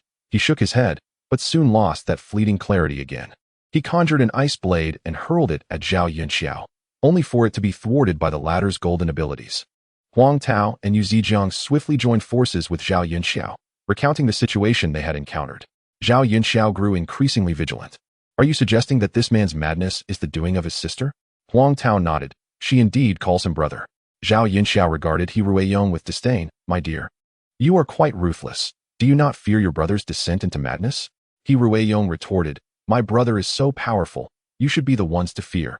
You are all criminals. Upon hearing the term criminals, He Fanqing seemed to be invigorated, unleashing his abilities with vigor. Zhao Yunxiao was compelled to retaliate with even greater flames. Fortunately, having reached Tier 5 himself, he was a match for He Fanqing, making the confrontation less arduous. Realizing He Ruiyong's obstinacy, Zhao Yunxiao understood that it would come down to whose fists were mightier. Huang Tao cautioned Zhao Yunxiao's team about He Ruiyong's peculiarities, and thus, they all directed their abilities toward He Fanqing, leaving him dazed. He Ruiyong, in a state of panic, exclaimed, Brother, use the gun, quickly, one shot for each. Hearing this, He Fanqing mechanically retrieved the firearm from his back, instinctively chambering around. The bullet soared forth, but Zhao Yunxiao, possessing a speed ability, swiftly transported them to another location. A few wind manipulators exchanged glances and simultaneously summoned the wind, which gradually intensified, forming a vortex that enveloped He Fanqing. Chapter 59. A wretched individual. Lin Ran observed the unfolding events with a lack of emotion. He Fanqing was destined to face great hardship. Having such a sister would only make his path increasingly arduous. As for He Ruiyong, she was indeed a wretched individual. After the wind users had swept He Fanqing up in a whirlwind, they violently hurled him to the ground repeatedly. Dazed, He Fanqing saw stars. Unable to utilize his abilities against the overwhelming speed of his opponents, he attempted to burrow into the earth, only to find that they, too, possessed earth manipulation powers that thwarted his escape. In that moment, He Fanqing came to the harsh realization that his abilities were not the strongest. Lying on the ground, he gasped for breath, acutely aware of the pain in his internal organs. He had endured those blows with his flesh and blood. At that moment, he wished fervently for metallic abilities, which might have rendered him more resilient. Yu Zijian approached, halting 5 meters away from He Fanqing. Utilizing his own powers, he sensed He Fanqing's unusual state. It seemed two forces were battling within him. The prevailing force, weaker than his original strength, was likely that of his sister, ultimately triumphing. This girl, seemingly delicate, had shown such ruthlessness towards her own brother. Yu Zijian surmised that if He Fanqing were to endure 2 more such encounters, he would likely be left mentally shattered. Lin Ran had previously warned that if she were to use her abilities against He Fanqing again, he would perish. However, He Ruiyong dismissed Lin Ran as a monster deceitfully attempting to frighten her, believing there would be no consequences. Moreover, as others experienced no adverse effects, He Ruiyong paid little heed and intensified her powers. At this point, He Fanqing had succumbed to unconsciousness, grappling with self-doubt regarding his own strength. Instinctively, he recognized something was amiss. Yet these individuals were tormenting his sister, an unforgivable act. Both Song Huiguang and Lin Ran sensed He Fanqing's current predicament but chose not to intervene. His fate was of his own making, irrelevant to them. He Ruiyong, witnessing her brother lying motionless on the ground, felt her fear swell. These individuals were merciless, relentlessly tormenting her brother. They must be punished. Suddenly, in a fit of rage, He Ruiyong elevated her powers to their zenith, unleashing them all at once. Abruptly, Yu Zijian sensed a change in the atmosphere and shouted, Everyone be alert. This girl is using her abilities. Stay cautious, for I cannot predict what may occur. All present remained vigilant, as if the powers lay hidden within the air, waiting to strike. He Ruiyong's face contorted with fury as she glared at Yu Zijian and the others, venomously declaring, You filthy wretches dare to harm my brother? You shall perish. In the team of Huang Tao and Zhao Yunxiao, those with lower levels of abilities were influenced by He Ruiyong's powers. Their faces contorted with fear. Moments later, they trembled and collapsed to the ground. At that moment, He Fanqing slowly awakened, as if emerging from a deep slumber. Yu Zijian was unaware that his mental strength had inadvertently aided He Fanqing, gradually bringing him back to consciousness. Sitting on the ground, He Fanqing lowered his head. His fists clenched tightly. Rome, that's enough. Upon seeing him awake, He Ruiyong's expression softened somewhat, and she attempted to approach, only to be thwarted by flames. Unable to step forward, in a panic, she exclaimed, Brother, how are you? These people want to kill me. I'm so scared. He Fanqing's brow twitched several times as he took a deep breath. Rome, stop causing a scene. Huang Tao watched He Fanqing warily, fearing he might create further trouble. However, He Fanqing raised his head and stood up, addressing Huang Tao with an apology. I apologize, everyone. I lost my mind earlier and attacked you. I am now aware of my transgressions and hope for your forgiveness. Heruerong's disappointed voice rang out. Brother, how can you show weakness to them? You are a soldier. You must not back down. Hefanqing's temples throbbed with tension as he encased Heruerong in ice using his ice abilities. If you wish to fight, I shall oblige. After saying this, Hefanqing unloaded his weapon. Huang Tao and Yu Zijian exchanged glances and decided it was best to leave. Their comrades had merely fainted, and Hefanqing had managed to restrain his sister in time. Before departing, Huang Tao kindly warned Hefanqing, you should keep an eye on your sister. If we encounter you again, we won't let you go. However, Zhao Yunxiao and his group were not inclined to let Hefanqing off the hook, fearing future repercussions. Huang Tao clasped his hands in gratitude towards Zhao Yunxiao. Thank you for your assistance, young brother. We have some supplies from our journey, and I would like to offer you a portion as a token of appreciation. Zhao Yunxiao accepted without hesitation. In these times, who would refuse an abundance of resources? Huang, are you truly going to let this brother and sister go? What if? Huang Tao interjected. He did not harm our people, and we have already dealt him a blow. Even in this apocalyptic era, we still possess a shred of conscience. This time, we shall let it pass. Next time, however, it shall be a fight to the death. With that, Huang Tao and Yu Zijian set down the supplies and led their group away. The sound of their vehicle faded into the distance, leaving Hefanqing standing there, staring blankly at his hands, his expression inscrutable. Heruerong remained trapped by the flames, and it was evident that Zhao Yunxiao had no intention of letting her go. In desperation, she cried, Brother, they're going to burn me alive. Please save me. Hefanqing glanced at his sister and addressed Zhao Yunxiao. Release my sister, and I shall meet your conditions. Zhao Yunxiao retorted mockingly, such deep sibling affection. If she exerted herself a bit more, you would be foolish indeed. Yu Zijian has informed us of your situation, and yet you still wish to save her? Heruerong is my sister. Throughout their childhood, Hefanqing had always been there to help her through her troubles. He believed her current predicament stemmed from his absence over the years while serving in the military, where he had failed to guide her properly. Zhao Yunxiao proposed, Very well, leave your weapons behind, and I will allow you both to leave. Hefanqing did not hesitate.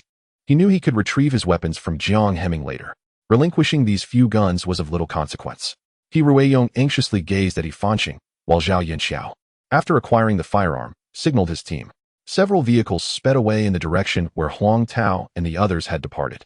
Hefanqing extinguished the flames surrounding Heruerong with ice, his expression slightly despondent. Heruerong cautiously probed, Brother, are you upset with me? Hefanqing paused momentarily before replying. No, but Rueyong, you must consult me before taking action in the future. Do not act impulsively. Heruerong pouted. Brother, their belongings were seized. Why can't we take what is rightfully ours? This is a post-apocalyptic world. Hefanqing's brow furrowed intensely. Rueyong, we can procure food ourselves. What others have taken belongs to them. Must we become like them? Understanding her brother's inclination towards moral reasoning, Heruerong refrained from further argument and inquired. What about Lin Ran? Will we still kill her? Hefanqing remained silent for a considerable time. The author notes, unless unforeseen circumstances arise. The first chapter will update daily at 6:30, followed by the second chapter at 6:35. If there is no update at these times, please wait until the evening. In case of delays, the author will post a message to prevent prolonged waiting. Gifts are appreciated, and dear readers, remember to support with love, Baby Bu. Chapter 60. Is something wrong? Hefanqing pressed his lips together, contemplating for an extended period without responding to Heruerong's question. Heruerong raised her voice, questioning, Hefanqing, do you have feelings for Lin Ran, which is why you hesitate to kill her? Rueyong, what absurdity are you speaking? Would I ever have feelings for a monster? Really? That's wonderful. I always knew you were the best. Heruerong beamed with pride. Lin Ran, daring to covet what belongs to me, must perish. After all, Jiang Heming has been watching over you. He is mine, and I have cherished him for so many years, so you must die. Meanwhile, Lin Ran, sitting in a vehicle, sneezed, wondering who was thinking of her. Observing the sibling duo ahead, Song Huaiguang adjusted his direction, masking their presence as he drove past Hefanqing. Herueyong, with her back to the vehicle, inexplicably sensed a familiar presence. Upon turning, she spotted the departing car.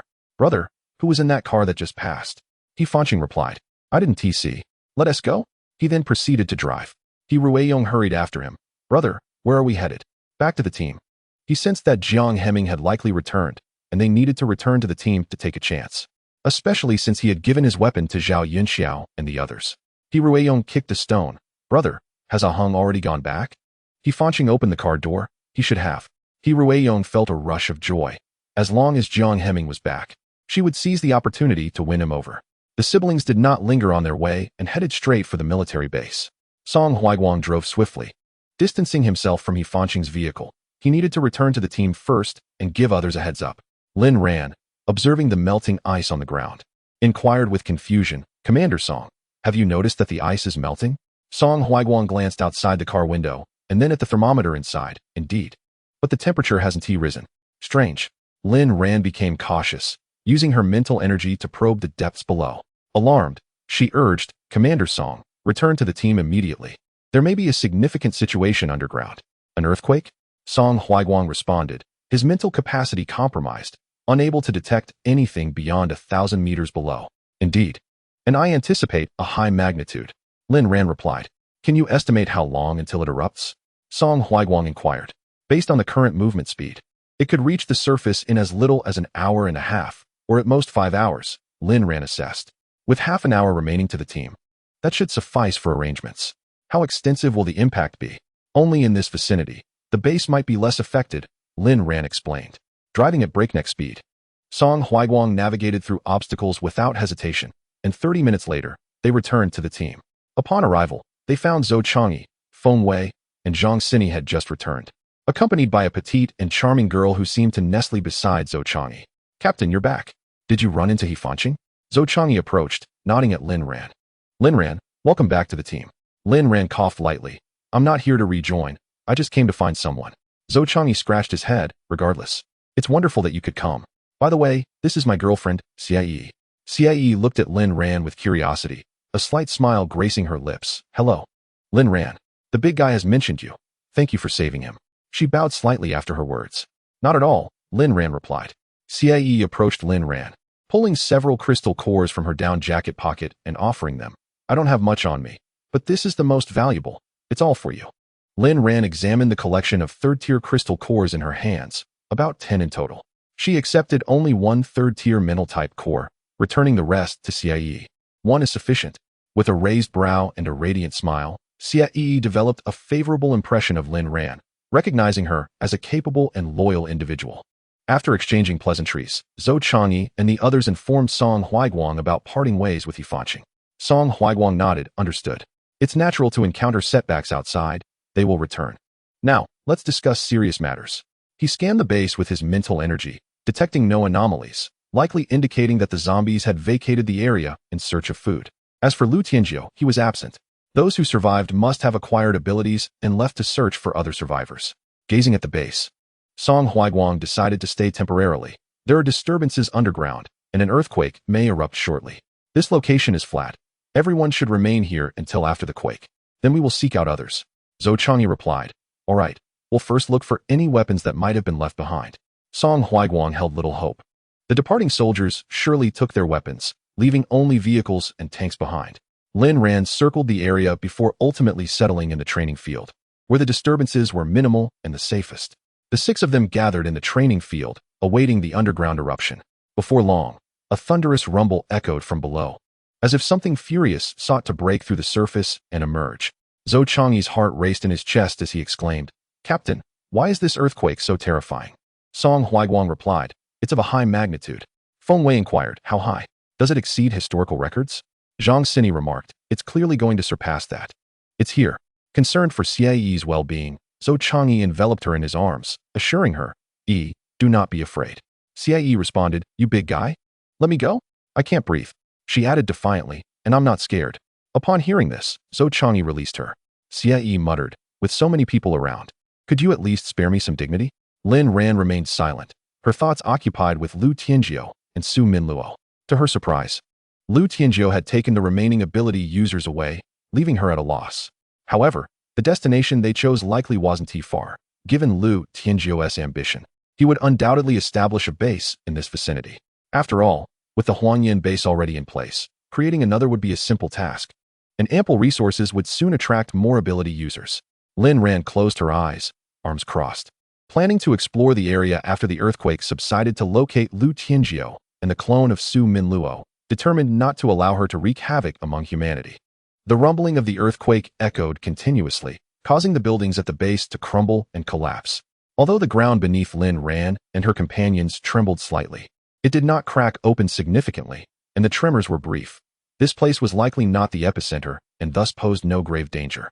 After 10 minutes, the earthquake ceased. And at that moment, He Fanqing and He Ruiyong arrived at the base in a disheveled state. They navigated through fissures created by the quake, narrowly avoiding falling into them multiple times. Fortunately, He Fanqing, being an Earth-type ability user, returned unscathed. Lin Ran was hardly surprised to see He Fanqing, while He Ruiyong's gaze was solely fixed on Song Huaiguang. She rushed towards him, intending to embrace him, but Song Huaiguang sidestepped, causing He Ruiyong to nearly tumble in an undignified manner. "Oh, brother He, how could you treat me this way for Lin Ran?" Song Huaiguang's brows furrowed in irritation. He Ruiyong was utterly shameless. Jiang Hemming had only met He Ruiyong once when he had taken Lin Ran's car to the He family. Prior to that, he had never encountered her. So where did this overwhelming emotion stem from? Was she out of her mind? Chapter 61. The lives of your siblings are worthless, however. He Ruiyong held a different perspective. Her brother, He Fanqing, had shared numerous tales about Jiang Hemming, and the name had taken root in her heart, blossoming into an obsession. She stubbornly believed that Jiang Hemming belonged to her, reaching a level of madness. He Fanqing pulled his sister up, gazing at Lin Ran with a complex expression, and said in a deep voice, "You dare to come here? Are you not afraid I might kill you?" Lin Ran raised an eyebrow, finding He Fanqing naive. "If you have the ability, go ahead and try. Let's see who ends up dead." He Fanqing glanced at the others, loudly admonishing them. "Zhou Chang'e, why did you allow Lin Ran to enter? She is a monster." Zhou Chang'e felt exasperated with both He Fanqing and He Ruiyong. "He Fanqing, how is it that after one outing you still fail to grasp the situation? The real menace is the vile person beside you." Feng Wei interjected. "He Fanqing, it's incorrect to label Lin Ran a monster. Your sister is the true monster here." Seeing former teammates siding with Lin Ran, He Fanqing's face darkened with anger. He turned to Song Huaiguang. "Hey, you are the most rational." "You." Before He Fanqing could finish, Song Huaiguang interrupted him. "He Fanqing, never let me hear you refer to Lin Ran as a monster again, or I will not hesitate to disregard our past brotherhood." He would sever ties with him. Lin Ran observed quietly, slightly stirred by Song Huaiguang's words. Though she had not anticipated anyone to defend her, the feeling of being defended was rather pleasant. She recalled how her parents had always stood up for her, regardless of her right or wrong, prioritizing her in front of outsiders. As for her mistakes, they would patiently discuss them with her at home. Zhang Sini scoffed. "Xinggu, when did you become so ungrateful? Are you even a man? If you wish to harm Lin Ran, you must first repay her life-saving grace. And your sister must also repay her debt of gratitude. Even if you claim she is an alien, you still need to consult the guns in their hands before attempting to kill Lin Ran, for they owe her their lives." He Ruiyong retorted. "Can that even be considered a life-saving grace? If she hadn't killed those zombies, I could have escaped. I never asked her to save me." Zhou Chang'e, impatient, lifted He Ruiyong and tossed her into the air.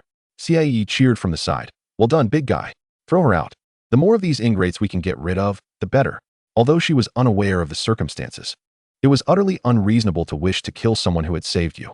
If one accuses another of being a monster, evidence must be provided, after all. Noticing the scene, He Fanqing conjured ice crystals to envelop He Ruiyong, preventing her from crashing to the ground in pieces. He turned to the big guy. "You?" Zhou Chang'e waved him off. "Stop with your rhetoric. I don't believe you. Don't push me to anger, or I will disregard our camaraderie." He Fanqing clenched his fists, glaring fiercely at Lin Ran. "If I spare your life this time, will that suffice to repay your life-saving grace?" Lin Ran scoffed. "Your lives are hardly worth much. Whether or not you repay me is of little consequence." After all, it was impossible for He Fanqing to advance in life again. He must have already sensed it, though he had yet to come to full realization. He Ruiyong exclaimed, "Brother, they are all enchanted by Lin Ran. Perhaps she has used some kind of ability on them." Even Ahege too. She could not fathom that these soldiers would side with Lin Ran. Surely, she must possess some power to control them. Song Huaiguang shot daggers at He Ruiyong with his gaze, wishing he could puncture her with a few holes. This woman was truly infuriating. He Fanqing was utterly disappointed in his teammates. He grabbed He Ruiyong and left the base without looking back. Zhou Chang'e, having previously been ousted from the vehicle by the siblings, felt an overwhelming sense of disappointment, believing He Fanqing was beyond redemption. He did not intervene. In this apocalyptic world, it was indeed a matter of choosing paths, each walking their own way, even if they had once shared life and death as comrades. When paths diverge, alliances cease. He Ruiyong, however, was unwilling to leave. If she did, she would lose the chance to approach Jiang Hemming. "Brother, We must stay here to save Brother Ahi, or else he will be devoured by Lin Ran. Yet, Fanqing did not relent. He seized He Ruiyong and forced her into the passenger seat. It was at this moment that He Ruiyong noticed something was amiss with her brother. His eyes were bloodshot, a clear indication that he had lost his rationality due to recent provocations. Fear gripped He Ruiyong as Fanqing fixed his deep crimson gaze upon her. "Rong, dear. Be quiet. Your brother's mind is troubled." Resigned, He Ruiyong nodded. "All right, brother, I will listen to you." Fanqing summoned all his strength to start the car and sped away, halting 20 miles from their base. He opened the car door, crouching down and cradling his head in anguish, weeping uncontrollably. He could not fathom why his former comrade had chosen to forsake him for Lin Ran. If he had erred, why not rectify his mistakes? Lin Ran, it was all her fault. If not for her, he would not have found himself in such a predicament. Suddenly, he remembered his sister. He turned to the passenger seat. "Sister, where is my sister?" Seeing his distressed state, He Ruiyong was thoroughly frightened. After exiting the vehicle, she quietly crept along the side, intent on escaping. She had nearly reached the rear of the car when Fanqing, noticing her absence, utilized his earth-based abilities to pull her back. "Rong, where do you think you are going? Are you abandoning your brother too?" His eyes were streaming with blood, presenting a ghastly sight. He Ruiyong stammered, "No, brother, I just wanted to find a place. To use the restroom?" "Yes, the restroom." Fanqing gently touched her head. "Rong, you are disobedient, lying to your brother. You wish to flee, do you not?" He Ruiyong shook her head vigorously. "No, no, brother. I would never leave you." "Very well, it is settled then, for your brother's current state is entirely due to you." He Ruiyong stepped back, swallowing hard, and with a quivering voice said, "Brother, how could I harm you?" "Never, for you are my favorite." Fanqing placed a finger against his lips. "Shoo, Rong. Be obedient. Your brother is about to drive." He placed He Ruiyong back in the passenger seat and secured her. He then drove off aimlessly along the bumpy road, while He Ruiyong gazed silently out the window. In that moment, the bond between them had reached an all-time low. She understood that their relationship had crumbled. Yet, if given the chance to start anew, she would make the same choice. Jiang Hemming was a man she must possess, even at the cost of her brother's life. With her eyes closed, He Ruiyong was lost in her thoughts, while Fanqing's head throbbed painfully. He finally comprehended the meaning behind Lin Ran's earlier words. Although his powers were rapidly advancing, he felt as though they were siphoning his very essence. Moreover, whenever he drew near to his sister, a piercing pain assaulted his head, as if countless ants were gnawing at his brain, a torment that gnawed at his very soul. One moment he was acutely aware. The next he teetered on the brink of madness, uncertain of when he might completely lose his sanity. Fanqing's thoughts were racing, while He Ruiyong noticed the vehicle ahead. Brother, stop quickly, we're going to crash." In chapter 62, He Ruiyong was anxious to leave. At that moment, Fanqing was lost in his own turmoil and failed to hear He Ruiyong's words. Unsurprisingly, they collided with a large truck. The road had not been significantly affected by the earthquake and remained relatively smooth, with several vehicles in motion, including the large truck positioned in front of Fanqing. The instant the vehicle crashed, Fanqing's mind returned to focus, only to see the front of the car crumpled, blood trickling down from his temple, increasing in volume. Yet, Fanqing paid no heed, wiping his brow with his hand before exiting the car to apologize. The driver of the truck, upon hearing the loud thud from the rear, cursed Fanqing thoroughly in his mind. With so few cars on the road, how could someone rear-end another? Surely, the driver must be a novice female driver. The driver emerged from his vehicle, a man in his 30s with a prominent leopard head tattoo on the back of his right hand. "Hey, brother, are you blind or just careless?" he said, arms crossed, exuding aggression. Fanqing endured the provocation, but He Ruiyong would not. She unleashed her abilities at Bai Qingye. Yet to her astonishment, he remained unscathed, a smirk curving his lips. Unbeknownst to her, Bai Qingye was prepared for such an encounter. He playfully decided to engage her in a game. The illusion created by He Ruiyong was swiftly dismantled by Bai Qingye, who manipulated the scenario to align with her desires. Completely oblivious to the intricacies of the trap, He Ruiyong feigned innocence, saying, "This handsome brother, my brother didn't mean to. He was just betrayed by his teammates and wasn't paying attention." Her brother was only useful in combat. In critical moments, it was she who had to step in. Would he still disdain her abilities after this? However, she pondered whether following these individuals might be a better option. Bai Qingye sensed her intentions, his smile deepening. Realizing the irony of their plastic sibling relationship, one wanting to stay, the other wishing to leave. Quite amusing indeed. But he would grant their wishes. He feigned kindness, raising his powers to their peak. "It's fine. My vehicle is of good quality, just a minor dent. I'll have my teammates fix it later. Fanqing felt another wave of irritation wash over him, his mind buzzing. He sought a swift resolution and removed his only watch. In this apocalypse, I have little of value. This watch will serve as compensation. Qingye accepted it without hesitation. Sure. In these times, who would refuse more belongings? After handing over the watch, Fanqing tugged at Heruiyong, but she seemed dazed. Realizing her brother intended to pull her away, she suddenly shook off his hand and turned to Qingye, saying, "Please, good brother, save me. I was forced into the car by him. I don't want to go with him anymore." Her expression was one of utter despair, and any onlooker would surely believe her plea. Fanqing's hand fell helplessly as he realized that Heruiyong had used her abilities again. It felt as though there were worms burrowing into his mind, and perhaps soon, his sanity would unravel. He was reluctant to entrust her to anyone else, unless that person were Jiang Hemming. Rong, be obedient. I shall take you back to find Aheng, and you will stay by his side." Upon hearing the name Aheng, Heruiyong's senses returned momentarily, only to fade again shortly thereafter. Consumed by the desire to escape from Fanqing, she feared he might take her life. She shook her head fervently, exclaiming, "No, I won't go back. Brother, you will kill me." Deep within, Heruiyong understood that her brother's current predicament was a consequence of her own abilities. Each time she employed her powers against him, it inflicted damage upon his mind. She had already utilized her abilities against him no fewer than 10 times during their journey. Surely, he must have sensed it. How could she dare to accompany him? As for Jiang Hemming, she would acquire him in due course, without the need for her brother's assistance. Fanqing endured. "Rong, how could your brother ever harm you? I only wish to protect you." Qingye stood resolutely in front of Heruiyong. "She has expressed her unwillingness to accompany you. Do you not comprehend her words? This is not protection. This is coercion, an infringement upon her freedom." Seeing a stranger defend her, Heruiyong felt a surge of joy. Realizing her abilities had granted her freedom from her brother's control, Fanqing cast a glance at Heruiyong behind Qingye, a gaze that seemed to signify a painful farewell. "Rong, are you certain you wish to leave with them?" Heruiyong nodded firmly.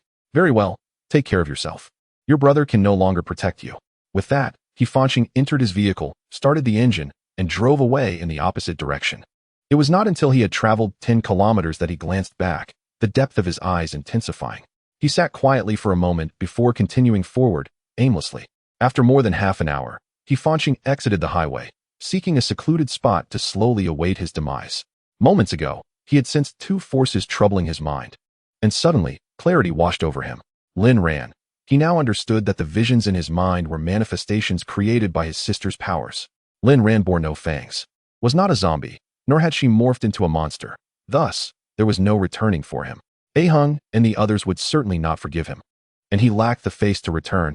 He had never anticipated such an outcome. Alone, he awaited his end in silence. He had once believed he would fight alongside his brothers, thriving amidst the apocalypse. Yet everything changed upon his sister's arrival. He had always cherished her, especially after their mother passed and their father remarried.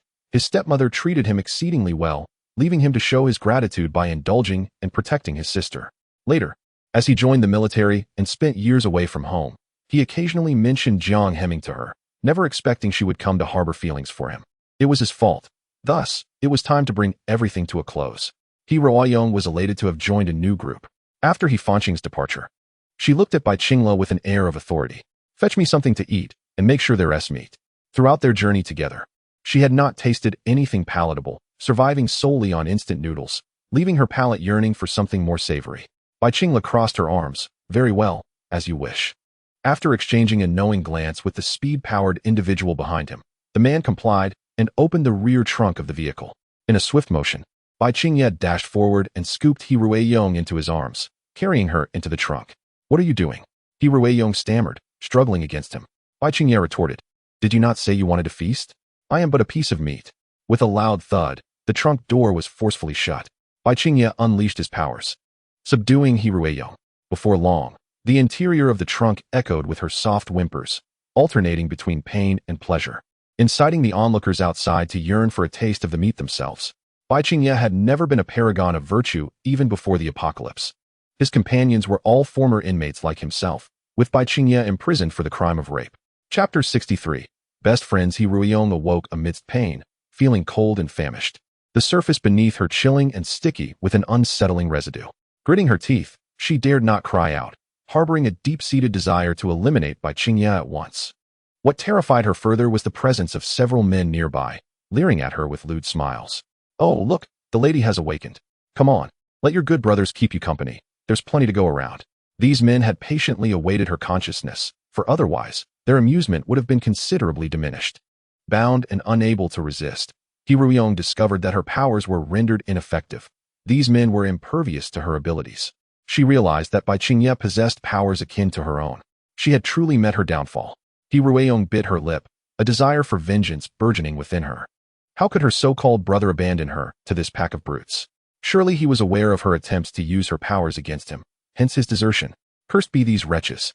2 hours later, Bai Qingye's entourage had their fill. "Qingye, you're truly impressive. Since entering this hellhole, I haven't had such satisfaction. Today, I feel invigorated once more." Bai Qingye replied, "We share our fortunes. This woman is a delightful treat. Her tender flesh is quite delectable." Hiruyeong found herself shackled within the trunk by heavy iron chains, and these men wasted no time indulging themselves. In just a few days, she had grown considerably haggard.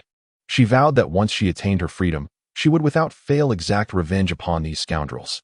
After the tremors subsided, Lin Ran and Song Huaiguang exited their base and encountered Kai Chunshan, Fu Yuxing, and Lu Zhihai along the way.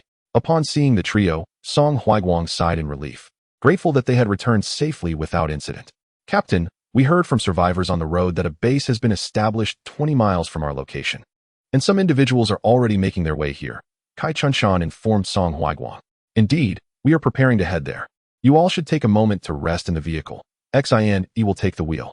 Song Huaiguang had already transferred the vehicles from the base garage into his space. Only a handful had left, leaving 20 abandoned. He allocated 10 vehicles to Lin Ran and kept 10 for himself. The vehicle's trunk was quite spacious, capable of accommodating 30 individuals. And Song Huaiguang had also asked Zhou Changyi to bring in some benches to place inside. Xie Yi, sitting closely beside Lin Ran, regarded her with great curiosity. "Lin Ran, I heard you graduated from a military academy?" Lin Ran felt a sense of helplessness. Xie Yi's questions were simply overwhelming. She had never been fond of engaging in conversation. Yet throughout their journey, Xie Yi's incessant inquiries were pushing her to the brink of surrender. Fortunately, the questions were largely irrelevant, never crossing the boundaries of Lin Ran's comfort. Suddenly, Xie Yi's expression shifted to one of profound sadness. Ran, with the apocalypse upon us, are you afraid?" Lin Ran replied swiftly, "No, I am not afraid." Due to her rapid speech, Xie Yi misheard her response as "I am not afraid. My parents died before my very eyes. They transformed into zombies, yearning to consume me. I had no choice but to incapacitate them and confine them within a room, escaping alone. Thankfully, my elemental power is of the wind, allowing me to soar above the chaos. I only descended when hunger and thirst beckoned me, and it was then that I fortuitously encountered Zhou Changyi. I initially thought we would never see each other again, yet here we are." Unsure of how to console her friend, Lin Ran merely stated, "Many lives will be lost in this apocalypse. No one wishes to become a zombie, and your parents did not intend to harm you. They simply could not control their primal instincts." Xie Yi raised her brows. "Yes, I understand. Fortunately, I still have the big guy. Life is truly unpredictable." Lin Ran chose not to respond further as they approached the exterior of the base, where the towering walls came into view, thick and formidable. Only zombies with speed or wind-based powers could breach them. Others would find it impossible. As for the underground defenses, Lu Tianjiu had been quite ruthless, instructing metal manipulators to lay multiple layers of iron plates beneath the surface. Earth elemental zombies would surely suffer grievously attempting to penetrate such barriers. At the entrance of the base, a poster was affixed, announcing a recruitment for elemental users. Those of at least 3rd tier would receive supplies each month, though resources existed outside. The risks of venturing forth were alarmingly high, prompting numerous elemental users to flock to the base. There were likely thousands gathered, not accounting for those still en route. Among this throng, Lin Ran detected a familiar presence, Liang Qian. To her astonishment, she was still alive. It appeared Liang Qian was embroiled in a dispute with the gatekeepers. Lin Ran overheard snippets of their conversation. "Why must only those of 3rd tier be allowed entry? I possess crystal cores, yet that is insufficient? No exceptions. Only those who reach 3rd tier may enter," the gatekeeper responded, unyielding as iron. Frustrated, Liang Qian tugged at her hair. She had exerted herself tirelessly, yet her abilities remained stagnant at the pinnacle of 2nd tier, unable to surpass that threshold. Those below 3rd tier are deemed worthless, unworthy of entering the base. destined only to feed zombies and facilitate their ascension for crystal cores. Alone and despondent, Liang Qian stood before the entrance of the base, enveloped in a sense of futility. She lamented the inadequacy of her fire-based powers. In this apocalyptic world, where could she possibly go? If only Lin Ran were here, she would at least offer her guidance. Lin Ran tossed a crumpled piece of paper into Liang Qian's grasp, who looked around in surprise, noticing no one was observing her. She retreated to a corner, unfurling the note. The handwriting, she had just been thinking of her. After setting the note ablaze, Liang Qian turned away from the base and made her way into the woods across the street. Before long, she indeed spotted Lin Ran. Oh, Ran. I miss you so much. I thought I would never see you again. My parents and brother have all passed away. Lin Ran embraced Liang Qian, gently patting her back. During the days following her parents' demise, it was Liang Qian who stayed by her side, helping her through countless sleepless nights. She understood Liang Qian's heart at this moment. Don't be afraid, Qian. You still have me. Together, we shall face the zombies. Liang Qian ceased her sobbing, wiping the tears from her face, and offered Lin Ran a smile that barely resembled a smile. All right. Qian, do you wish to enter? Lin Ran inquired. Liang Qian nodded. I heard on the way that this base is quite comfortable. Each team only ventures out once a week to gather supplies, and every team is armed.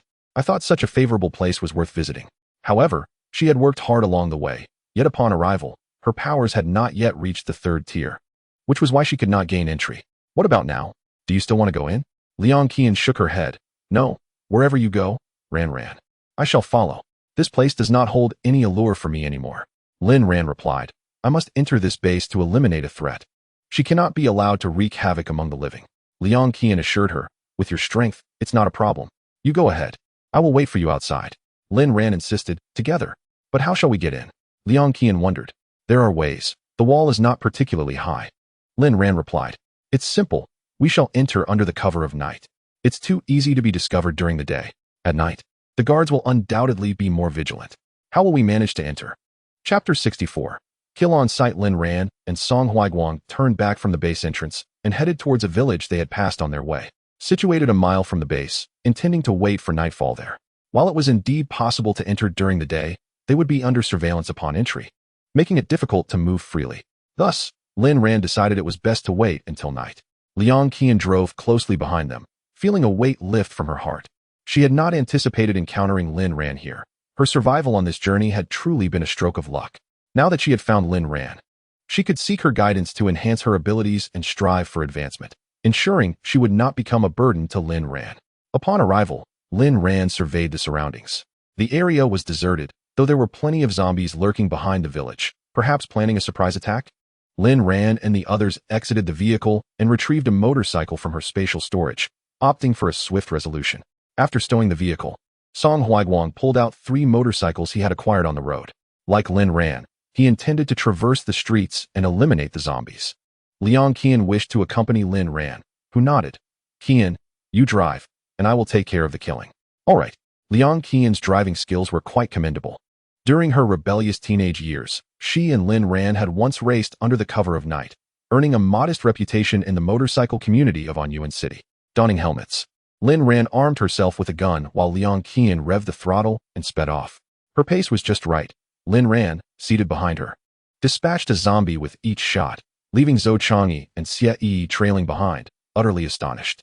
Xie Yi remarked, Wow, these 2 girls are incredibly impressive. Zhou Chang'e, indeed. I am aware of Lin Ran's prowess, yet I never anticipated that Liang Qian's motorcycle skills would surpass those of us men. Xie Yi. Oh, I feel so inadequate. Zhou Chang'e reassured her. It's all right. We shall improve together in the future. He too has much to learn, and it is fitting that he studies alongside Xie Yi. The group cleared the area in merely half an hour, with Zhang Xini and Liang Qian tasked with incinerating the corpses of the zombies. Both possessed fire-related abilities and were at the peak of the 2nd tier, unable to progress further. They obtained over 60 crystal cores, the majority being fire-related, which Lin Ran generously distributed to Liang Qian and Zhang Xini. They hoped that absorbing these cores would elevate their powers to the 3rd tier. As night fell, Lin Ran set up a large pot, intending to cook some meat, while Liang Qian tended to the fire. Lin Ran regarded her with newfound respect, amazed at how, in just over 10 days, the once delicate girl had become so adept at managing the flames. Liang Qian's voice was tinged with melancholy. After the apocalypse began, I witnessed my parents and brother perish before my eyes. I later joined a group, only to discover they were all convicts from a prison. Fearful, I quietly escaped and learned to avoid others, scavenging for supplies and cooking alone. How could I not become skilled? Upon hearing about this base, I was eager to come, enduring great hardships to arrive safely, thinking I could join forces with the survivors, only to find my abilities fell short of their expectations. Yet, unexpectedly encountering Lin Ran made all the struggles worthwhile. Lin Ran gently patted her shoulder. I am sorry for your loss. Words failed her. In this apocalypse, all manner of sorrow could manifest. Liang Qian wiped her cheek. It's all right. I am simply very happy to see you, truly. Indeed, let us slay zombies together. Collect crystal cores and level up. Very well. In Liang Qian's heart, Lin Ran remained unchanged. Few words spoken, yet a source of reassurance. Liang Qian's culinary skills had improved significantly, and as a food enthusiast, Lin Ran was delighted as they prepared a large pot of beef. Song Huaiguang even contributed some chicken, which Xie Yi marinated and turned into roasted chicken. This dinner turned out to be the most sumptuous feast since the onset of the apocalypse. After Zhang Xini and the others had their fill, they reclined on the ground, the fire beside them keeping the cold at bay. Zhou Changyi engaged Xie Yi in the simplest forms of weight training, along with the grappling techniques he knew. Liang Qian felt a surge of desire to join in.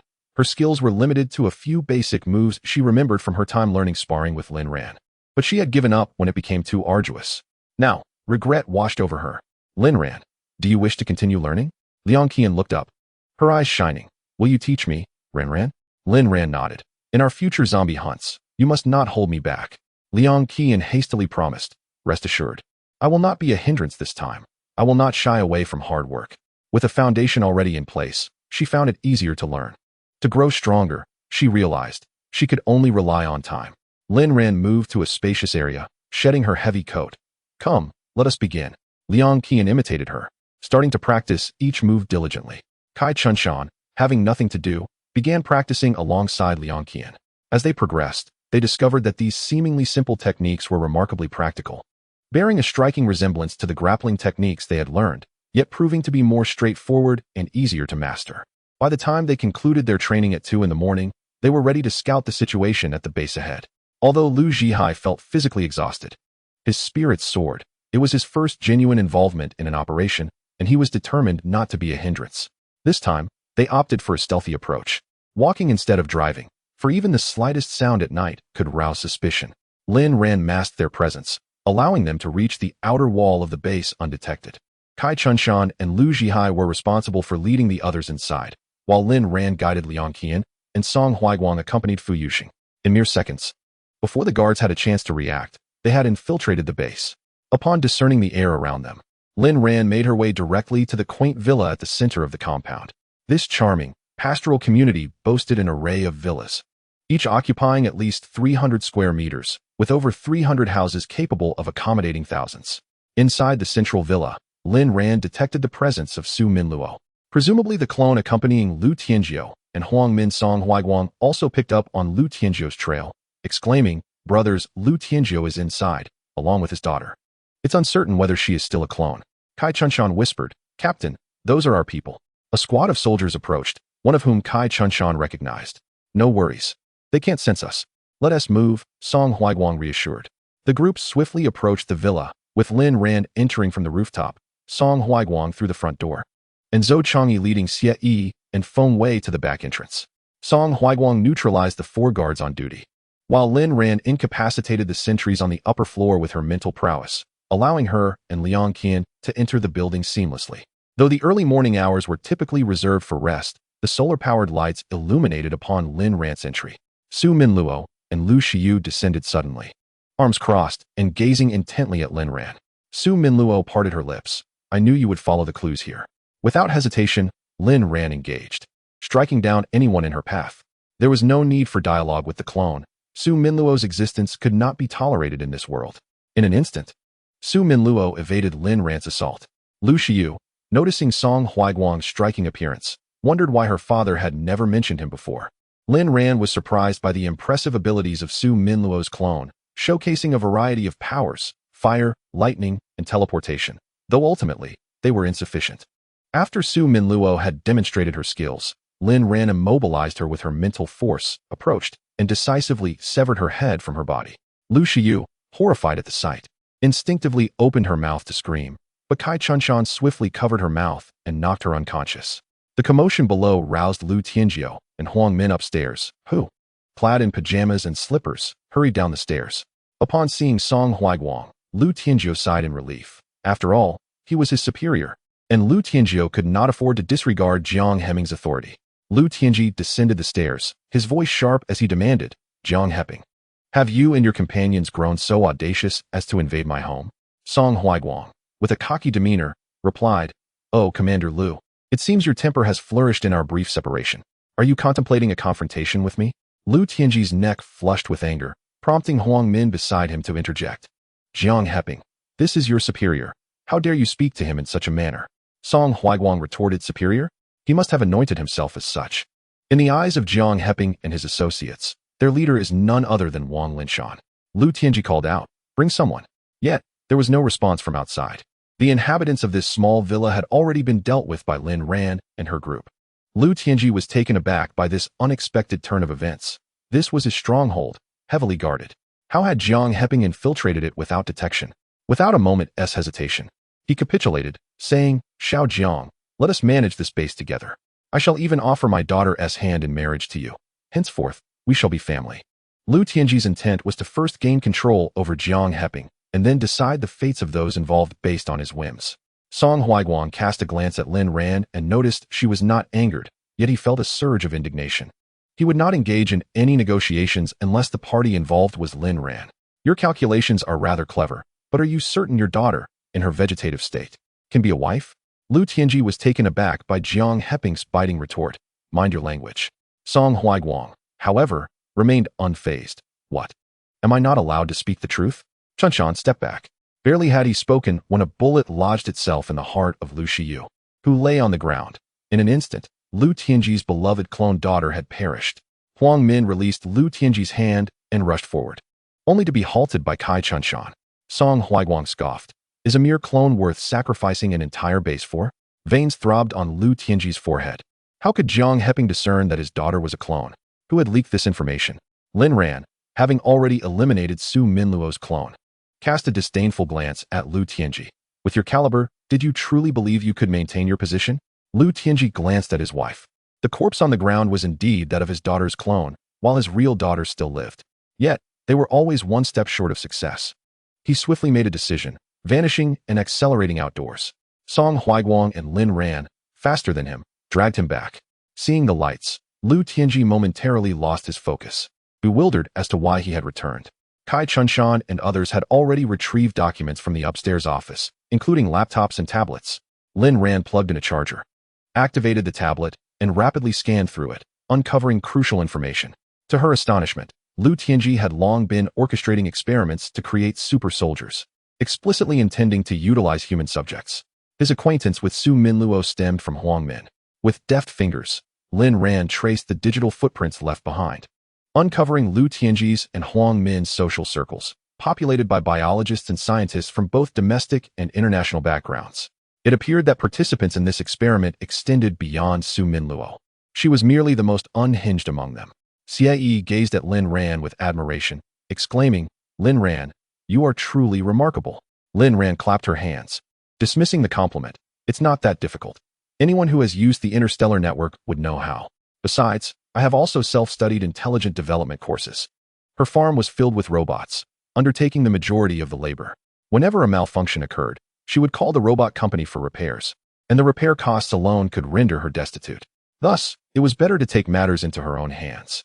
Observing Lu Tianjiu's wife in her extravagant attire and her enthusiasm for attending various gatherings and visiting laboratories, Song Huaiguang realized that she and Lu Tianjiu were cut from the same cloth. However, Lin Ran perceived something different. Lu Tianjiu's wife, Huang Min, was a graduate student specializing in biology, and her close friend from graduate school had married a scientist with the surname Su, who was also in the field of biology. Huang Min's personal homepage featured a photograph from a party celebrating the graduation of biology doctoral students at Yunqing University, indicating that Lu Tianjiu had met Su Minlu through Huang Min. Furthermore, Su Minlu's parents had yet to be seen and were likely abroad. Song Huaiguang quietly inquired, "Lin Ran, Lu Tianjiu has been striving to create biological warriors capable of surviving nuclear warfare. What is your connection to this? Lin Ran shook her head, revealing that she had contemplated this question before but had never arrived at a conclusion.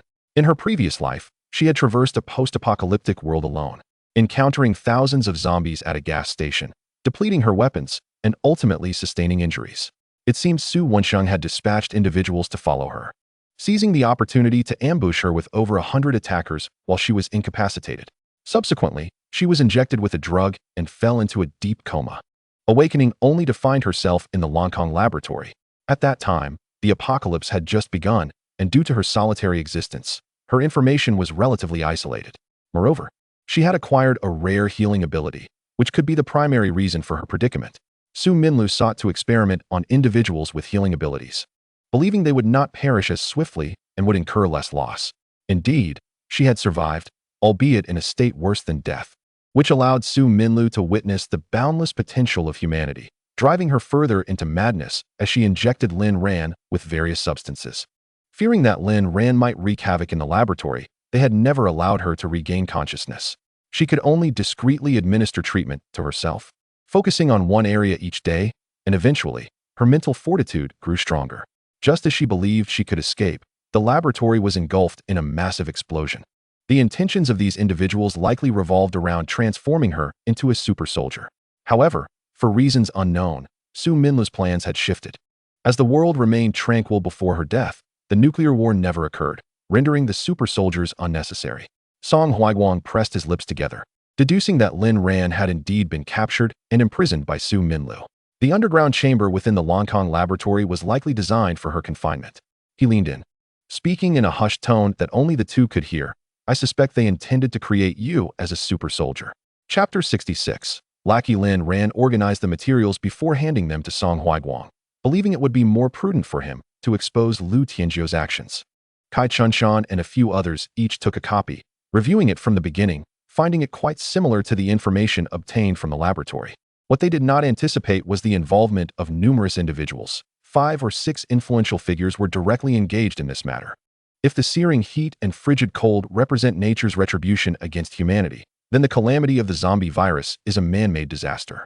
Song Huiguang made a copy of the most crucial information and instructed Kai Chunshan and others to utilize the photocopier to produce thousands of copies of materials that could expose Lu Tianjiu. Once the copies were completed, they were discarded at the base for all to see. The patrolling soldiers, hearing the commotion and noticing the lights, rushed over. Suspecting something was amiss with Lu Tianjiu, Lin Ran had no intention of retreating. These individuals were comrades of Song Huiguang, and she did not wish to confront them directly. Song Huiguang concealed the bodies of these individuals within a hidden space, while Lin Ran meticulously cleaned the area. As they kicked the door open and entered, they spotted Song Huiguang but did not lower their weapons. Their guns were aimed at Lin Ran and the others. The leader, Xiao Yuanji, remarked, "So it is Commander Jiang. It's been a while. How have you learned to be so stealthy? It's quite inappropriate to enter someone else's abode in the dead of night. If you wish to enter the base, you could simply inform the guards during the day. We are all part of the same outpost and would surely allow you in." Such words were rather unpalatable, and Song Huiguang cast a glance at Xiao Yuanji, surprised by how swiftly these individuals had submitted to Lu Tianjiu. Even if they were aware that the zombie virus was orchestrated by Lu Tianjiu and his associates, it was likely they would remain unfazed, perhaps even pleased to have gained extraordinary abilities, thereby deepening their loyalty to him. Song Huiguang responded, "Captain Xiao, your words are rather ungracious. This base permits entry only for those with powers of the 3rd tier or above, and once inside, there is no exit. I suspect there are ulterior motives at play, hence my need to investigate." Xiao Yuanji's men had already searched upstairs and shook their heads upon returning downstairs. Xiao Yuanji was taken aback that Jiang Hemming had grown bold enough to confront Commander Lu. "Where have you hidden Commander Lu's family? Hand them over. For if a single hair is harmed, you shall not leave here today." The Special Forces Xiao Yuanji and Jiang Hemming had always been rivals, as Jiang Hemming had ascended to the rank of commander before him. Prior to the apocalypse, they had consistently competed within the team. So Xiao Yuanji's allegiance to Lu Tianjiu came as no surprise to Song Huiguang. Seizing the opportunity while the two were conversing, Lin Ran exchanged a knowing glance with Liang Qian, who raised her gun in unison. A hail of gunfire ensued, eliminating a significant portion of Xiao Yuanji's men. Caught off guard by the ferocity of the encounter, Xiao Yuanji recognized the woman whose face seemed familiar. "You are Lin Ran?" Lin Ran raised an eyebrow, surprised to find that she had garnered some recognition. How could he possibly know her? She remained silent, aiming her weapon at Xiao Yuanji. I have already sent Lu Tianjiu back to his hometown. If you wish to follow, that is acceptable. I would rather not waste a bullet on you. Xiao Yuanji had not anticipated that his initial admiration for Lin Ran's impressive credentials would lead to a situation where he sought to recruit her for his team, only to have Jiang Hemming snatch her away. This had sparked a heated argument with Wang Linshan, who favored Jiang Hemming and insisted on assigning Lin Ran to their team. Why was it that he could only obtain a handful of mediocre recruits while Jiang Hemming's team was comprised of the most exceptional talents? Later, Lu Tianjiu subtly exhibited a tendency to ascend in power, prompting him to shift his allegiance to his faction. After a few days of enjoying a respite, Lin Ran shockingly claimed that she had killed Lu Tianjiu. How could she possess such capability? Noting his disbelief, Lin Ran shrugged indifferently, asserting that Lu Tianjiu was already beyond salvation. The base was rather commendable, and Lin Ran resolved to seize it as their stronghold henceforth. Before Xiao Yuanji could fully comprehend the situation, Lin Ran instantaneously appeared before him, gun aimed at his head. If you do not believe me, then let us proceed together. You shall encounter him there. Xiao Yuanji replied, Lin Ran, if you pull that trigger, the entire base will not spare you. Lu Tianjiu's loyalists will seek vengeance. Lin Ran responded nonchalantly, no matter, let them come. After all, I have enmity with Lu Tianjiu, and everything that belongs to him will ultimately be mine. On such a frigid day, beads of sweat formed on Xiao Yuanji's forehead as he realized he could not move. His powers were rendered useless, his fingers and mind unresponsive to his command. With a muffled thud, Xiao Yuanji collapsed. Lin Ran wiped her hands, stowed her weapon, and squatted down, extracting information from Xiao Yuanji's mind through her mental prowess. Her swift execution of Xiao Yuanji was rooted in their previous encounters within the laboratory, where he had been a brute, tormenting the subjects, herself included. To end his life with a single shot was almost merciful. However, she noted that Xing Jiyu, who had previously escaped, was absent. Otherwise, she would have dealt with him as well. Liang Qian approached to assist in dragging the corpse aside. Ran. What shall we do when the others outside come in? Lin Ran reassured her, do not worry. Opportunists are plentiful. With Lu Tianjiu dead, they will not cause a stir. The weapons taken from the outpost were concealed within Lu Tianjiu's space, acquired at the moment of his demise.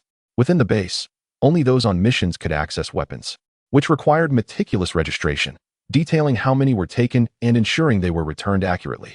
Thus, despite the base's vastness, only a select few, such as Xiao Yuanji and his associates, had even laid eyes on the weaponry.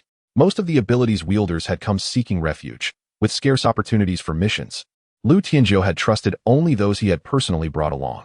Liang Qian expressed her admiration for Lin Ran, who had swiftly neutralized the top two figures of the base.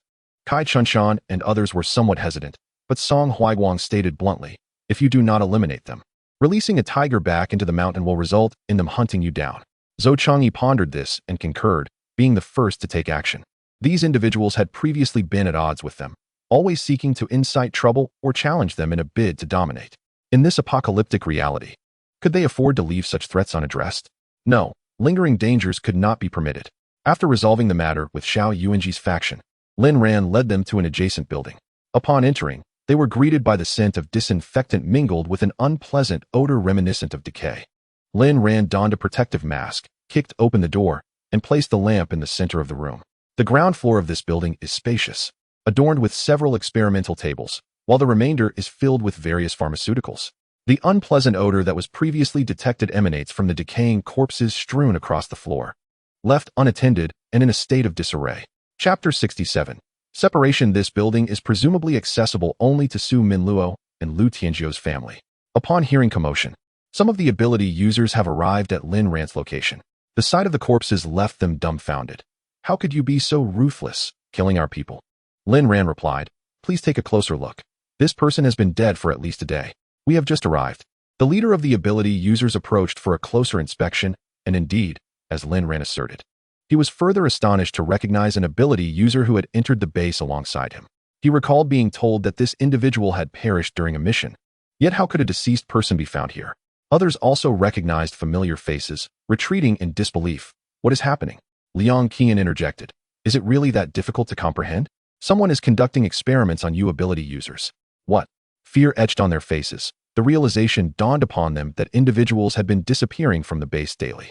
They had assumed these individuals had perished while on missions, facing zombies. but now they stood before the undeniable evidence of their fate. Consequently, these individuals had not ventured out on missions but had been brought here, subjected to dissection. They were reluctant to accept this grim truth. Yet the horrifying corpses seemed to narrate a tale of injustice. Upon learning the truth, these individuals fled, seeking to escape this grotesque place before dawn fully broke. If they stayed, they could not guarantee that they would not become the next victims on the dissection table. The ability users within the base spread the news, soon becoming frantic and directionless. Some managed to maintain their composure. Since others had discovered this dreadful reality, could they be trusted?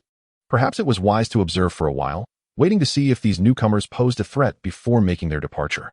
Lin Ran and her companions did not hinder those leaving, and those who remained were not particularly concerned, as Lin Ran herself did not intend to linger here. Having surveyed the location of the base, Lin Ran found it satisfactory. With some reinforcement to the surrounding walls, it could effectively withstand a zombie onslaught. What they lacked were weapons and a dedicated leader who could guide them in combating the undead. Song Huaiguang had consulted Lin Ran, and after a moment of reflection, he convened a half-hour meeting with Kai Chunshan and others. By the time the meeting concluded, dawn had already broken. Lin Ran and Liang Qian took a tour around the base, while Lu Tianjiu displayed remarkable alacrity, seemingly anticipating the outbreak of the zombie virus. Thus, this location was one of the first established in the wake of the outbreak, with some construction having commenced long before. For instance, the building utilized by Su Minluo for experiments. After completing the meeting with his team, Song Huaiguang provided the base's ability users with the documentation regarding Lu Tianjiu and his team's actions. Upon reviewing the materials, the ability users were consumed with rage. Infuriated by Lu Tianjiu and others who appeared to be trifling with the future of the entire nation, prioritizing their selfish desires over human lives, all while living so carefreely in the apocalypse, which incited their profound indignation. With clenched teeth, he yearned to locate Lu Tianjiu, to eliminate him, and to cast his family to the zombies as a means of quenching his vengeance. The soldiers who had accompanied him to the base shared expressions of astonishment upon hearing this revelation from Song Huaiguang. The encampment where Jiang Heping resided boasted a population of approximately 30,000, half of whom had already succumbed to the undead. Among the remaining individuals, those loyal to Wang Linshan had departed for other locales, while Xiao Yuanji and his companions had followed Lu Tianjiu to this place. However, only individuals like Xiao Yuanji, who could penetrate Lu Tianjiu's social circle, were privy to the secrets of the laboratory. After consulting with these soldiers, Song Huaiguang and his companions ultimately resolved to remain at the base, collaborating with the local supernatural beings to scavenge for supplies and eliminate zombies. Lin Ran observed a hint of melancholy in the expressions of Kai Chunshan and his comrades, speculating that Song Huaiguang had persuaded them to stay, both to settle down and enhance their abilities, and to develop the area into a sanctuary capable of providing refuge for survivors.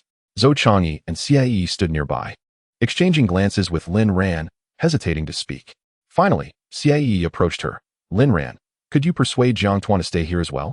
Lin Ran replied, "That is his personal matter. I cannot interfere." Xie countered, "But he intends to leave with you. Why not stay alongside us to help build this place?" Lin Ran raised an eyebrow. "I apologize, but I have my own affairs to attend to and cannot remain here." She could not confine Li Junyu to her space for eternity. She needed to find a location to test those medications. Furthermore, the issue with the insects, if left unresolved, could lead to an outbreak that would likely eradicate all life on this planet, survivors included. Song Huaiguang likely harbored intentions of departing to confront this matter as well. However, this time, she did not plan to accompany him. After nodding to Xie, Lin Ran cast a glance at Song Huaiguang, who was explaining matters to the crowd, masking the light in her eyes as she departed the base with Liang Qian, heading northward. Song Huaiguang sensed Lin Ran's gaze, lifting his head to catch sight of her retreating figure. He wished to pursue her, but was firmly restrained by Zhou Changyi and others. "Captain, if you leave, we will follow you. We cannot take charge of this base, nor do we possess the capability to do so." Song Huaiguang responded, "You all expressed your commitment during the meeting. Why the sudden change of heart?" Zhang Sini muttered, "Captain, Lin Ran does not seem interested in you. At least not at this moment." Song Huaiguang acknowledged, "I am aware. My decision to depart is not solely for Lin Ran, but for a more pressing matter." Zhou Changyi inquired, "What could be more important than our current situation?" Song Huaiguang explained, "During the meeting, I mentioned that Lin Ran and I encountered an influx of seawater, which, upon receding, left behind numerous black insects. These insects feed on zombies, mutant beasts, and survivors, and they can disguise themselves in their skins. making them indistinguishable to those lacking strength. Kai Chunshan remarked, "Captain, if this is indeed the case, we must accompany you. The more hands, the better. Otherwise, can you and Lin Ran handle this alone?" Having finally persuaded Jiang Heping's team, Song Huaiguang led Kai Chunshan and Zhang Xini away, leaving the others behind to construct the base.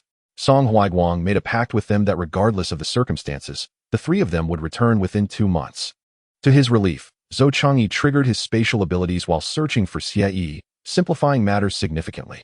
Song Huaiguang provided them with half of his supplies, weapons, and vehicles before departing with Kai Chunshan and Zhang Xini, heading in the direction of Lin Ran.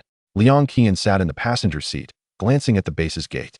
Ran, are you truly at ease leaving like this?" Lin Ran remained stoic, her expression betraying no emotion. "They are soldiers. There is nothing to worry about." Liang Qian continued, "I was referring to Jiang Heming. It's evident that he has feelings for you." Lin Ran responded, "This is not the time for such discussions," but Liang Qian, anticipating more, noticed she had withdrawn her words again. With a sigh inwardly, she lamented the potential missed connection, hoping Jiang Heming would find Lin Ran again in the future. Chapter 68. Fortune from Adversity. Lin Ran and Liang Qian journeyed northward in a rugged vehicle, with supplies stored in their spatial compartment. Beneath the seats lay grenades and firearms, while Lin Ran retrieved Li Junyu from the spatial realm, allowing her to breathe in the air tinged with the scent of zombies, lest she forget over time. Li Junyu emerged in a daze, her already muddled mind further clouded. Gazing at Liang Qian, she exclaimed, "Sister Ran, is that meat?" With that, she lunged toward Liang Qian, drooling. Quick as a flash, Lin Ran pulled her back. "No, you cannot. Have you forgotten what I told you before?" Pouting, Li Junyu replied, "Sister Ran, you're so fierce. I was just beaten and want to eat some meat to recover." "Ah, our little zombie is learning to be charming. Progress indeed." Lin Ran tossed a few meat-flavored nutrient packets to Li Junyu. The enticing aroma drew her in, and she nestled into the back seat, savoring the taste with sheer delight, her face radiating contentment. Liang Qian, somewhat astonished, remarked, Ran, this is Li Yunhai's daughter. Li Junyu, I senti it? How did she end up with you?" Lin Ran recounted her encounter with Li Yunhai and Zhou Shi, explaining, "I took Li Junyu with me. Had I not, she would surely have consumed her parents. If she ever regains her senses, how would she face that reality? It's pitiful. She is so young, and perhaps too burdened with guilt to endure." Liang Qian felt a pang of sympathy. Lin Ran nodded, affirming, "Indeed. I did not take the others from the Li and Zhou families because I am seeking Su Minluo. If I brought them along, and they were captured by Su Minluo, they would become leverage against me. There are still 7 members left from the Li and Zhou families. The supplies I left, combined with their previous stockpile, should sustain them for over half a year without needing to venture out. By then, I should be able to return to An Yuan, and Li Junyu's issues may also find resolution. This is best for everyone." Liang Qian reflected on their solitary circumstances. Ran, where do you intend to go?" Lin Ran replied, "To take lives." "Very well, take me with you." "All right, you want to ask whom I intend to kill? I trust you will only target those deserving." Lin Ran smiled gently. Indeed, Liang Qian was the one who understood her best. The clones of Su Minlu must be scattered throughout the nation, and she needed to track each one down and eliminate them. Furthermore, Su Minlu's parents had yet to make an appearance. Had they succumbed to the zombie infection, or had they fled abroad after the outbreak? She could hardly believe that parents capable of raising someone like Su Minlu could possess any benevolence, especially since they had long resided overseas and interacted with various foreign powers. Thus, they, too, must be eradicated. As for the insects, locating the insect queen was imperative. Otherwise, this planet would descend into silence, and humanity would cease to exist. She feared that these creatures had emerged due to her return, and without eliminating the queen, she could find no peace. Lin Ran drove swiftly, but when an earthquake-induced landslide impeded her progress, she stowed her vehicle and, accompanied by Liang Qian and Li Junyu, embarked on foot. They traversed a small ridge and reached the neighboring city of Sugong, adjacent to An Yuan. Rather than hastily descending, Lin Ran sought out a gathering of zombie beasts to train Li Junyu and Liang Qian. She threw a firecracker into the throng of zombie beasts, inciting their fury. Detecting the scent of intruders, the creatures surged forth, launching an attack. Perched atop a tree, Lin Ran observed Liang Qian and Li Junyu below. Under the rigorous training of the robots, Li Junyu had made remarkable progress. Her approach to slaying was now methodical, and she had acquired numerous techniques, marking her initiation into the fray. As for Liang Qian, she required further training. Thus, Lin Ran separated the two, assigning Liang Qian a greater number of zombie beasts. Though beset by 10 or so of these creatures, Liang Qian steadied her nerves and remained calm, fully aware that this was a training exercise, and she would exert herself to the utmost. Though she struggled, she refrained from complaining. Her fire abilities remained weak, and only with the combination of her powers and martial skills was she able to barely dispatch 5 zombie beasts. She soon found herself exhausted. From her vantage point in the tree, Lin Ran noted Liang Qian's struggle and swiftly dispatched a zombie beast with a shot, then descended to collect the heads of those she had killed, acquiring several third-tier crystal cores, 2 of which were fire-affiliated. She handed them to Liang Qian, instructing her, "Absorb this. Your abilities should reach the 3rd tier now." Gasping for breath, Liang Qian accepted them with a simple, "Okay." After a moment's rest, she clasped the crystal cores in both hands, intending to absorb their power entirely. However, something went awry. She felt a piercing headache, her mind seemingly rebelling against her commands. She nearly bit through her teeth, but persevered. Half an hour later, Liang Qian opened her eyes, which shone brilliantly. She exclaimed, Ran, I've leveled up." Lin Ran shared in her joy, replying, "Yes, splendid. Next, aim for the 5th tier." Liang Qian sighed. Ran, I'm only at the 3rd tier." Lin Ran smiled knowingly. "Are you quite certain?"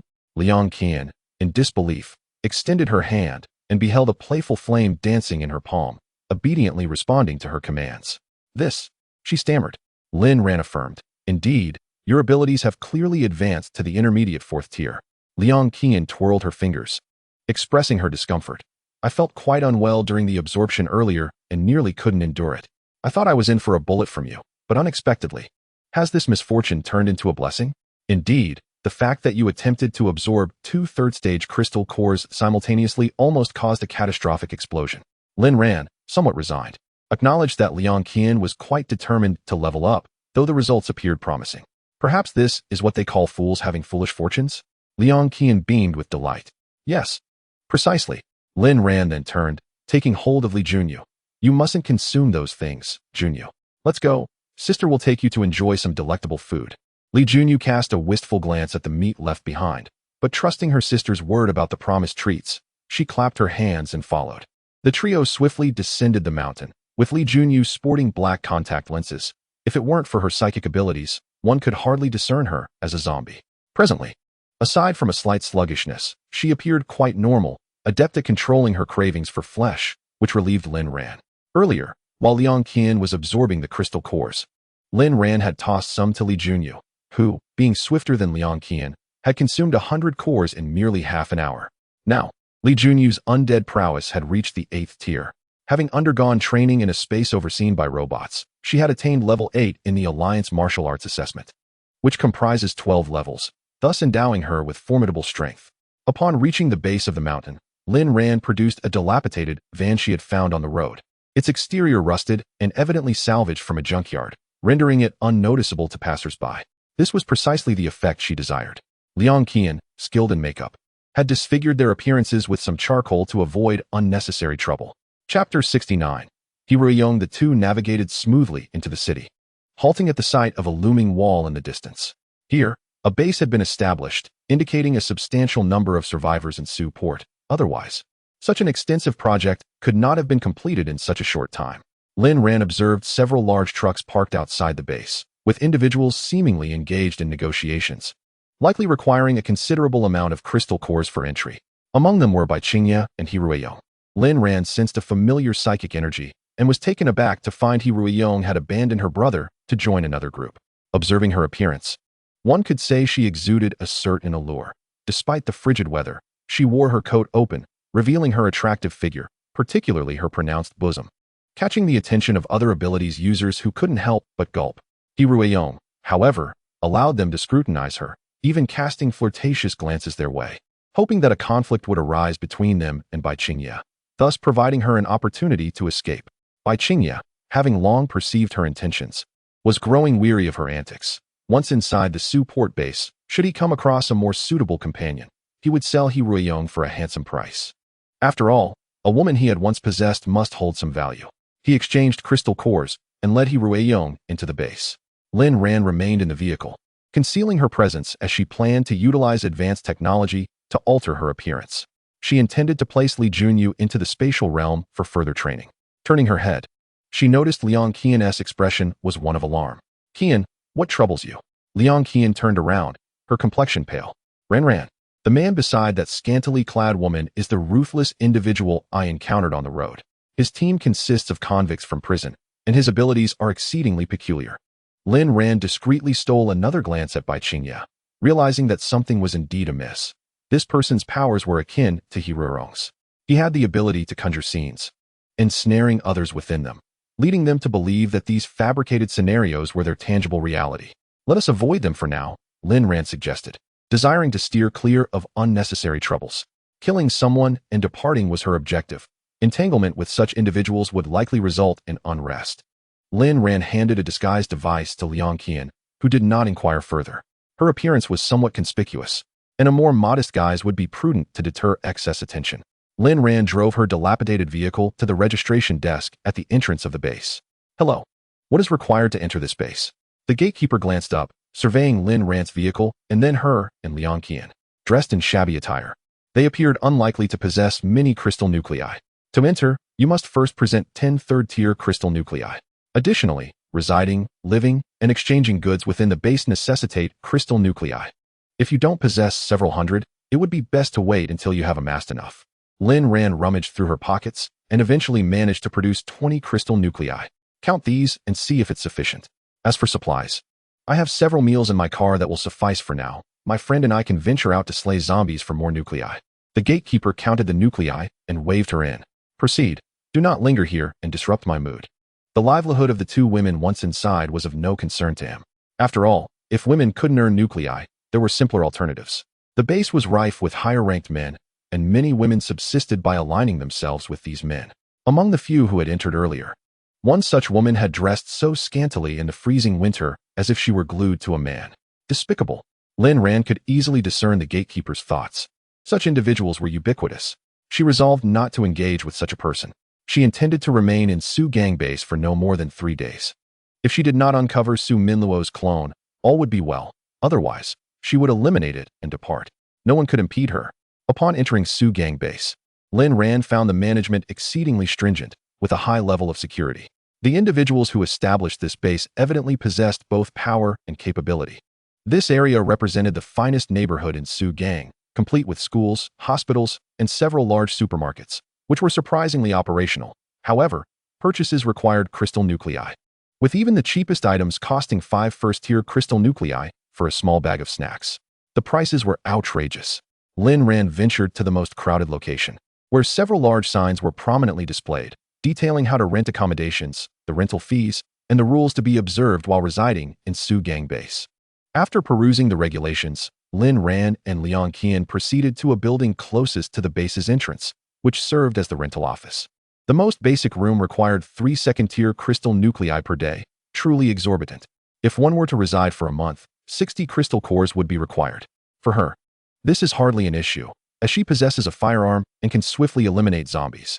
However, for an average individual, it would likely take 2 months to accumulate such a sum. It appears that without the necessary crystal cores to pay rent, one must engage in labor for the base in exchange for lodging. Lin Ran and Liang Qian glanced at one another and chose to rent the 3rd floor of the unoccupied building at the far west, spending 2 4th-tier crystal cores for a month's stay. The rental agent, surprised by the meager appearance of the two women, was taken aback that they could produce 2 4th-tier crystal cores. Were they endowed with strength? It would be prudent to keep a watchful eye on them. However, the location was rather isolated, devoid of other occupants, necessitating a report to the higher-ups. Before long, the agent mounted a motorcycle and sped to the central area of the base, informing the office of Lin Ran and her companion's peculiarities. Su Tianyi, responsible for the office's daily operations, waved dismissively upon hearing the report. Such trivial matters need not be escalated. Should we chastise them for dressing modestly to avoid drawing attention? Now that they've entered the base and found refuge from the perpetual threat of zombies, it is only natural that they desire a more comfortable living situation. This is human nature. Eventually, these two will need to visit the mission center to collect assignments. Any issues will become apparent then. Nonetheless, Su Tianyi marked the building's location on the map for special attention. In this post-apocalyptic world, women possessing crystal cores typically fall into one of 2 categories, those with strength or those supported by powerful men. Given that these two women were unaccompanied by any male figures, they might very well belong to the former category, warranting further observation. With the map and keys in hand, Lin Ran and Liang Qian located the small building. The first and second floors were unoccupied and thus vacant, the environment barely suitable for habitation. It seemed this building had been neglected since before the apocalypse, with broken windows and a lack of maintenance. Yet it still cost her 2 fourth-tier crystal cores, a painful expenditure. This base is truly exploitative. After tidying up a bit, Lin Ran and Liang Qian arranged the bed, sanitized the area, and applied air fresheners and perfume before laying down clean sheets. While Liang Qian busied herself with cleaning, Lin Ran took the opportunity to survey the surroundings. Their building was quite secluded, with only one other house 2 miles away, which would facilitate their movements at night. Although the house was old and costly, she refrained from complaining, considering the circumstances. Qian, what should we do about the staircase from the 2nd to the 3rd floor? Liang Qian inquired. Lin Ran replied, let us seal it off once someone moves in. For now, with no one around, we needn't worry. Who would dare come here? They would meet their end. Chapter 70. Under surveillance. Once Lin Ran and Liang Qian had organized their room, they retrieved a kettle to boil water, intending to prepare instant noodles. It was then that Liang Qian realized she still held some utility. The fire blazed brightly, capable of boiling water and providing warmth, instantly lifting her spirits. She had feared being a burden to Lin Ran, dragging her down. Now, it seemed she might be of some small help after all. Lin Ran, sensing Liang Qian's thoughts, smiled and asked, what troubles you now? Liang Qian slurped her noodles and replied, I fear I may slow you down, hindering your swiftness in battle. Lin Ran, then you should strive to improve yourself as soon as possible. No one is inherently powerful from the start. Liang Qian, I truly regret not studying alongside you to enter the military academy, instead of pursuing some trivial design. It is of no use at all. Lin Ran, who knows, your design skills might prove invaluable once the apocalypse stabilizes? Liang Qian rolled her eyes. That is not exactly the kind of comfort I needed. Given the current state of affairs, can things really return to normal? Lin Ran, after a prolonged apocalypse, a new order will undoubtedly emerge. It may be forged in the harshest conditions of survival, yet it is still an order, is it not? Liang Qian, that is true, but let us focus on the present. I wish to awaken multiple abilities. Even if I can't assist you significantly, at least I want to distract you. Lin Ran, practice with me daily during our time at the base, and strive to master my set of martial arts techniques. Liang Qian nodded. Sure, after training, I'll be as formidable as Junyu 1Ti? Lin Ran, certainly. Her agility can never compare to ours. This is where Li Junyu is limited. Yet her strength compensates for her lack of agility. The two swiftly finished their meal, and Lin Ran stored the remnants into her spatial storage, where a robot would handle the recycling. After practicing some techniques, Lin Ran heard footsteps approaching their residence. Qian, let us return to our room. Someone is coming.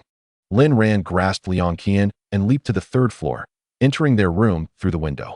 Minutes later, several individuals appeared downstairs. This building is somewhat secluded, and previous tenants had assured them that it was quiet and unlikely to attract visitors. Yet, within just a few hours, it had been rented out again? Quite suspicious. Liang Qian whispered, Ran, do you think these people are sent by the base to monitor us? Lin Ran nodded. It is highly likely. The newcomers were dressed quite well, and the leader possessed a 5th-tier ability, indicating considerable strength within the base. There were 3 men and 2 women, with the women appearing clean and possessing decent poise. Both their gazes were fixated on the leader. Liang Qian found this rather off-putting. Ran, do you think they will come up here? They will. Be it to greet the neighbors or to investigate, they will certainly come. Indeed, as soon as Lin Ran finished speaking, the leader, Lan Yunhua, ascended the stairs with the other 4. Upon noticing a chair placed at the entrance, he halted and called out from the living room, I am Lan Yunhua, the new tenant, and these are my teammates, Li Jinan, Zhao Jiyuan, Sun Ting, and Zhou Chun. Lin Ran and Liang Qian approached the chairs. Oh, we only rented the upper floor. We don't need to pass through the 2nd or 1st floors when we go out. Additionally, we both prefer a quieter environment. Lan Yunhua glanced at Lin Ran, noticing that despite their darker skin, both women possessed striking features, far surpassing those of Sun Ting and Zhao Jiyuan. Sensing that Lan Yunhua had lingered on Lin Ran and Liang Qian a moment too long, Zhao Jian feigned a cough, prompting him to refocus. We merely came to introduce ourselves as a formality. Since that is the case, let us maintain our distance and coexist peacefully. Lin Ran nodded and retreated to a secluded corner of the living room with Liang Qian, moving a wardrobe to block the passage. As the 5 descended the stairs, Zhou Chun inquired, Captain Lan, what can you tell us about these 2 women? Lan Yunhua replied, I couldn't discern anything remarkable. They seemed to be well concealed. My ability can usually unveil the essence of others' powers. His ability differed from the rest. He could identify the type and level of another's powers. Yet he could glean nothing from these two women. When Lan Yunhua ascended the stairs, Lin Ran had already grown wary, not expecting to encounter a fifth-tier mental ability user, who should be capable of discerning opponents' powers and levels instantly. It appeared that this individual was indeed sent by the base. Qian, it seems our plans to venture out at night may face some challenges. Any slight disturbance would be detectable by a mental ability user. Though Lan Yunhua seems somewhat inexperienced in harnessing his power, Liang Qian asked, "What shall we do? How will you locate the person you intend to eliminate?" Lin Ran assured her, "Do not worry. I have alternative methods. The robot can operate stealthily, and her damaged mental strength has recovered. As long as Su Minluo's clone is present, she will be able to sense it." After exchanging pleasantries with Lin Ran, Lan Yunhua and the others descended to clean and allocate rooms, during which the two women quarreled, causing Lin Ran upstairs considerable distress. She promptly muted the noise. Liang Qian remarked, "Oh, why is it so quiet?" Lin Ran replied, "What, do you enjoy listening?" Liang Qian retorted, "I'm curious about this rivalry. I want to see who ultimately prevails and witness the spectacle of two women vying for one man." Lin Ran closed her eyes and responded, "Perhaps it is best you remain ignorant, to preserve your worldview." Liang Qian, intrigued, recognized Lin Ran's manipulation of her powers and asked, "Why is that?" Lin Ran opened her eyes and said, "Because there's no need for competition. The man has invited both women to share a room with him. How absurd." Liang Qian exclaimed, "What? No way." She couldn't believe her ears. This seemingly respectable Lan Yunhua was such a character, so brazenly courting jealousy. She quietly inquired, "What about the other two men? Are they not bothered?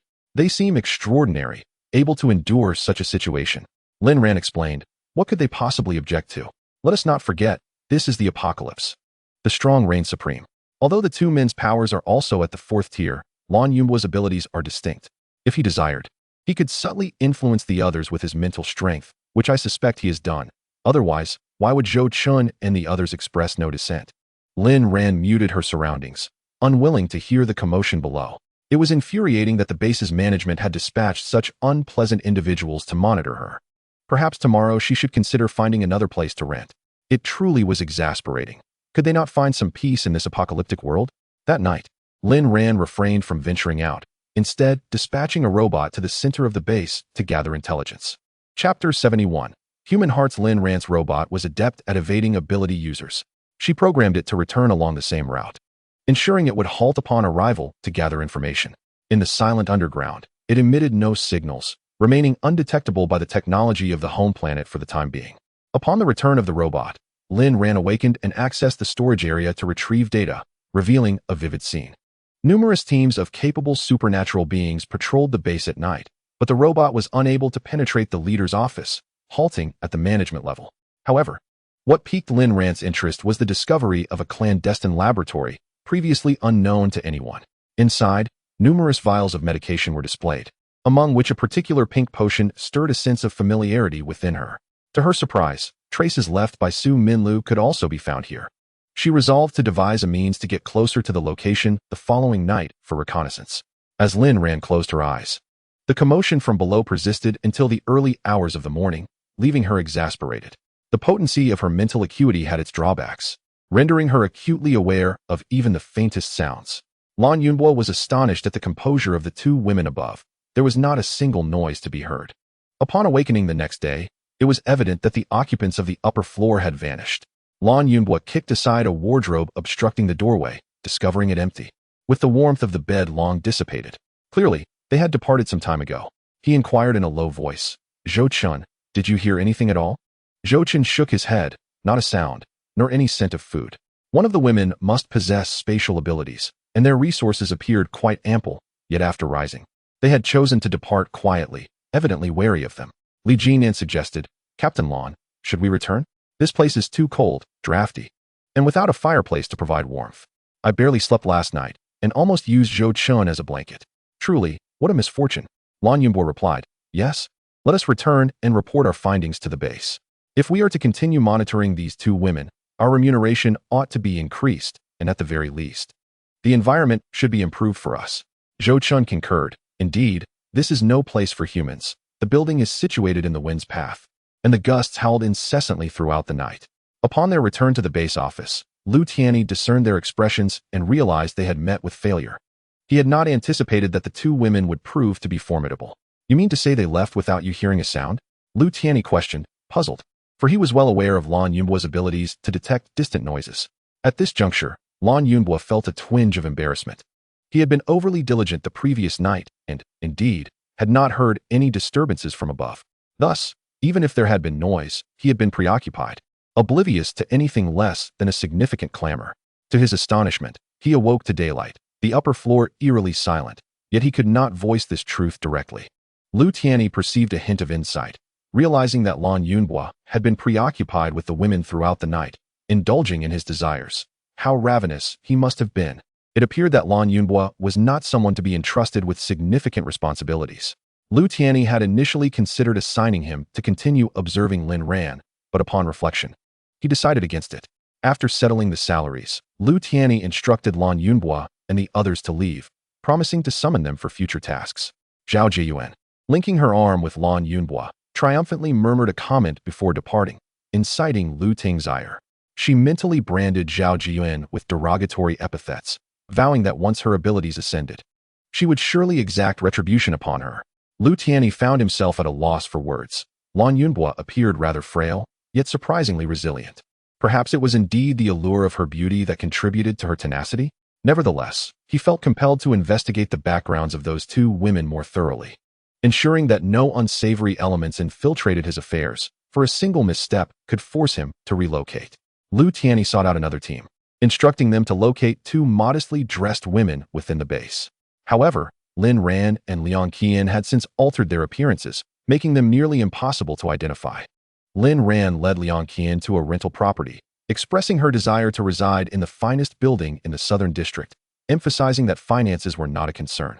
The landlord, upon witnessing the elegance of the two women and the quality of their attire, immediately recognized their potential. After Lin Ran paid with a crystal core, he handed over the keys, wishing them well and inviting them to reach out if they had any needs.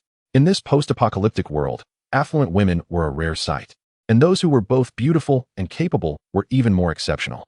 Such individuals must be nurtured, should a powerful figure take an interest in them. They could easily ascend to positions of authority, leaving others to face the consequences. Hence, it was prudent to foster amicable relations. Lin Ran could easily discern the landlord's thoughts, incredulous at the absurdity of his assumptions. Liang Qian, too, found it peculiar that he gazed at them with such a knowing expression. Had they done anything to provoke such scrutiny? After securing the keys and departing, Liang Qian inquired about the landlord's unexpected demeanor, noting his stark contrast to the previous day. Lin Ran shared her suspicions, igniting a fire of indignation within Liang Qian, who expressed a desire to incinerate those who indulged in such fantasies. Upon following the map to their new location, Lin Ran discovered it was indeed in close proximity to the laboratory, facilitating her nocturnal explorations. They opted for a ground-floor unit, renting the entire space, which proved vastly superior to the previous day's accommodations. It was equipped with thick blankets, though Lin Ran had no intention of using them. Her space was stocked with down comforters that would provide unparalleled warmth at night. The room also featured a brazier, albeit devoid of charcoal, necessitating a purchase of essential heating supplies from the base. As Lin Ran drew back the curtains, she noticed the window across the way was ajar, and someone was peering at her, nodding in acknowledgement. She reciprocated the gesture, realizing that after failing to achieve their objectives, the base had dispatched another group, revealing the myriad intrigues within. Liang Qian boiled water, her palms aglow with warmth. Ran, come quickly, it's freezing. Lin Ran, bemused, cautioned her against relying too heavily on her powers. Are you sure your abilities can withstand this? Hurry and extinguish the flames. I'm not cold. Oh, I've noticed that the more I utilize my powers, the more they seem to multiply, and my upgrades appear to accelerate. I thought that by regularly conjuring some fire for warmth, I could also enhance my abilities. But Qian, you must understand the principle of moderation. While it seems like progress, an unstable foundation will make future advancements exceedingly difficult. Really? I hadn't considered that. Liang Qian gasped, panic rising within her. I'll extinguish the flames immediately. In this room, there is no running water. Lin Ran has formed some small shards of ice, which Liang Qian melts with fire to cool herself down. Each time she uses fire, her body temperature rises, necessitating a cool down afterward. Chapter 72. Undertaking tasks to earn crystal cores. Lin Ran draws the curtains and erects a barrier with her mental energy. The ability user across the way is perplexed, having suddenly lost the presence of the two women. Clearly, there is something peculiar about them, and it would be wise to keep a close watch. What disgusts Lin Ran is that their rented accommodation is not far from He Ruiyong and her group, who are already reveling, their raucous laughter audible even from here. Liang Qian has been anxious about encountering them, fearing it may cause trouble for Lin Ran. However, Lin Ran remains unfazed. She is determined to uncover the nature of He Ruiyong's and that man's abilities, which seem to resemble mental energy, yet are distinctly different. If their levels increase, could they potentially affect more individuals, rendering them foolish? If she does not understand this fully, she worries about the possibility of falling victim to such powers without being prepared. The feeling of being coerced is unsettling, and she refuses to be captured again. Despite her considerable strength, she remains humble, aware of the unpredictable nature of the world around her. Furthermore, her prolonged time in the laboratory has limited her knowledge. There is much she has yet to learn. Seated together in the room, Lin Ran appears quite delicate, her tall stature lending her an air of elegance, even in a bulky down jacket. Liang Qian shares this trait. Thanks to a disguise device, their appearances bear no resemblance to their true selves. Lin Ran urges Liang Qian to describe the man's abilities. Qian, that man is formidable and rather sinister. You must be cautious if you encounter him at the base. I understand. But please tell me more about his abilities so I can be on guard, Lin Ran replies. Liang Qian recounts her encounter with Bai Qingye and his powers. Upon hearing this, Lin Ran furrows her brow. You mean to say his name is Bai Qingye, and his abilities differ from the elements of gold, wood, water, fire, and earth? He can create deceptively realistic scenes? Liang Qian nods, recalling how she was nearly frightened into fleeing by the illusion created by Bai Qingye. Fortunately, another team appeared at that moment. Otherwise, her fate might have mirrored that of the woman beside him, trapped within their ranks, unable to escape even in death. Lin Ran finds this exceedingly strange. While the man's abilities seem capable of directly influencing others' minds, they are not mental energy. As mental energy can control brainwaves, but cannot fabricate the scenes one wishes to see. Nevertheless, mental energy should be able to dispel the illusions he conjures. If she encounters Bai Qingye, she will test this theory. Qian, let us venture out to see if there are any tasks available at the mission center. We must earn some crystal cores. Although I possess many cores, it is unwise to flaunt them. The quickest way to dispel their suspicions is to earn more. After the two exited the room, Lin Ran established a psychic barrier to detect any unauthorized intrusions. The individuals across from them, observing their departure, followed suit, unaware that Lin Ran and her companion were heading to the mission center to undertake a task. Upon arrival, Lin Ran noted the considerable crowd, likely eager to earn crystal nuclei for purchasing goods. After surveying the options, she selected a mission to eliminate zombie beasts outside the base. She had no desire to engage in the relatively easy task of scavenging supplies within the city, as it would risk exposing her spatial abilities, and she wished to convey her financial needs to the base. Continuous surveillance would become increasingly cumbersome. Interestingly, Bai Qingye and his group were also under the watchful eye of the base, suggesting that the leader was rather paranoid, unable to tolerate the presence of capable individuals with abundant crystal nuclei.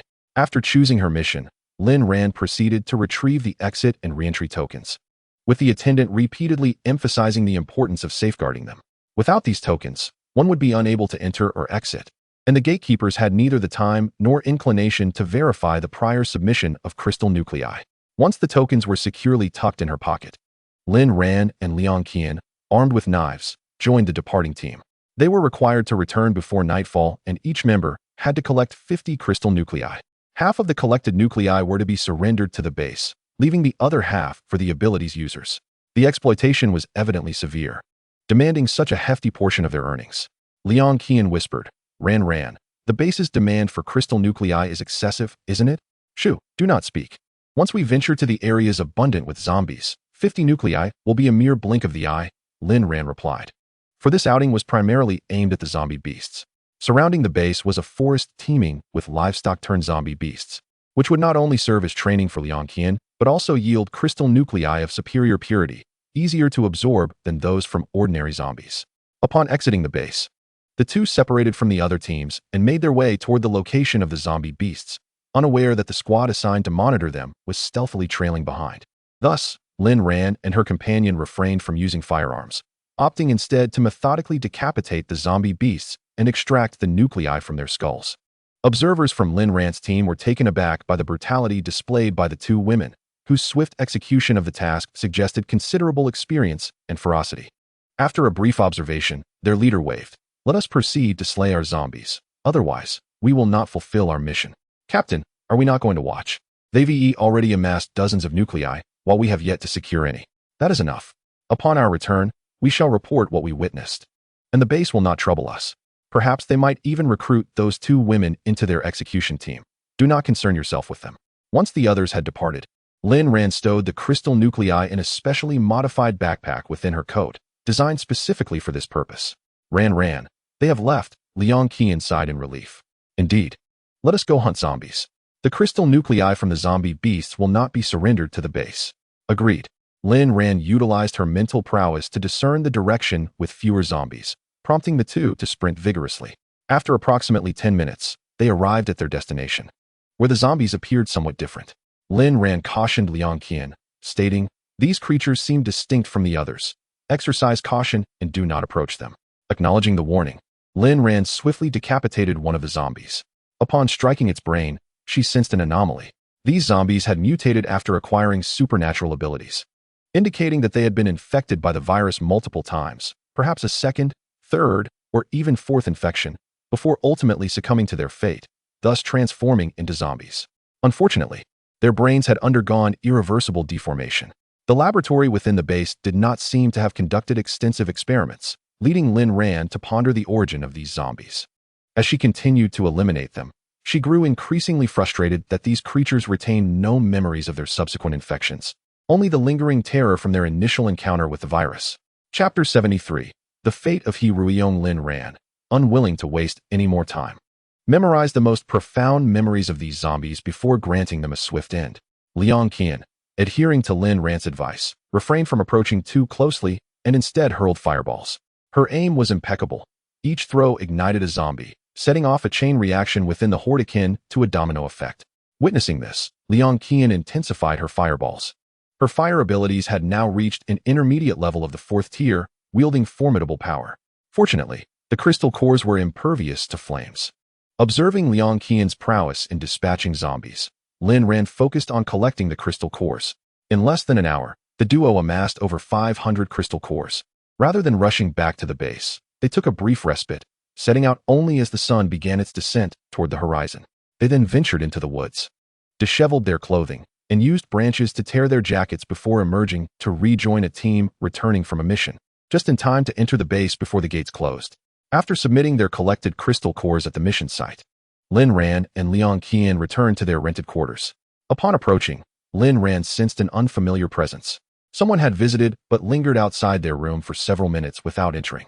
She committed this essence to memory, knowing that as long as the individual remained within the base, they would eventually cross paths. After Lin Ran and Liang Qian reported their crystal cores, the team monitoring them relayed their observations back to the base. Lu Tianyi remarked, "All right, there's no need to continue tomorrow. This is your remuneration." Upon receiving their payment, the group relocated. Within the base, they had little desire to undertake direct assignments from higher-ups, as such tasks not only consumed time but also risked offending others. Who could predict whether those being monitored might ascend to positions of power? If that were to occur, encounters could become quite awkward. Thus, they preferred to maintain a safe distance, shunning the spotlight and avoiding potential conflicts. Noticing that Lin Ran and Liang Qian exhibited no peculiar behavior, merely demonstrating slightly greater strength than average supernatural beings, Lu Tianyi decided against further surveillance, opting instead to remember their aliases. Upon returning to the residence, Lin Ran discovered that the house occupied by He Ruiyong and his companions was still resounding with commotion.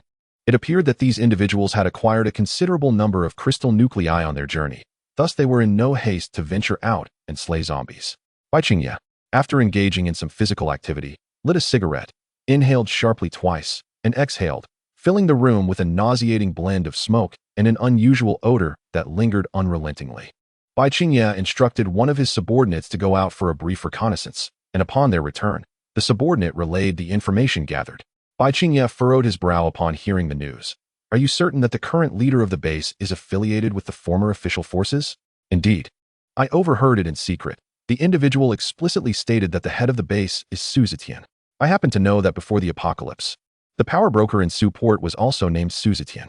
He possessed numerous enterprises in Su Port, amassing considerable wealth through gambling and illicit activities, including several properties, and frequently entertained friends in Suport. It has only been a year. I cannot mistake that name. Bai Qingye inquired, have you discerned the nature of Su Zetian's abilities? Provided his powers are not formidable, I can dominate him, which would render the entire Suport base under my command. The subordinate quietly responded, I have heard from other ability users at the base that Su Zetian possesses several abilities, each reaching the pinnacle of the 5th tier, soon to break into the 6th. Unexpectedly, he is quite capable. Nevertheless, Bai Qingye held unwavering confidence in his own powers, believing that with the right opportunity, he could certainly control Su Zetian. Do you know when he is likely to appear at the base? We should seek an opportunity to test our mettle. The subordinate replied. It is said that he only appears at night. He is seldom seen during the day. This was somewhat peculiar. Could it be that he had something to conceal? What utility is there in emerging at night when even ability users require rest? Is the management of the base conducted under the cover of darkness? Bai Qingye perceived this as a potential opportunity. He resolved to observe tonight. He would test his abilities, for he stood to lose nothing, and if successful, the base would be his. Thereafter, he could send ability users to procure resources, reaping the rewards without exertion. As Bai Qingye conversed with others, a sharp sound resonated within the room, followed by voices. You wretch, attempting to use your abilities against me is tantamount to courting death. He Ruiyong's eyes were filled with stars. Her recent days had been worse than those of a pig. She had initially believed that entering the base would allow her to ally with powerful ability users to eliminate these individuals and escape such a wretched existence.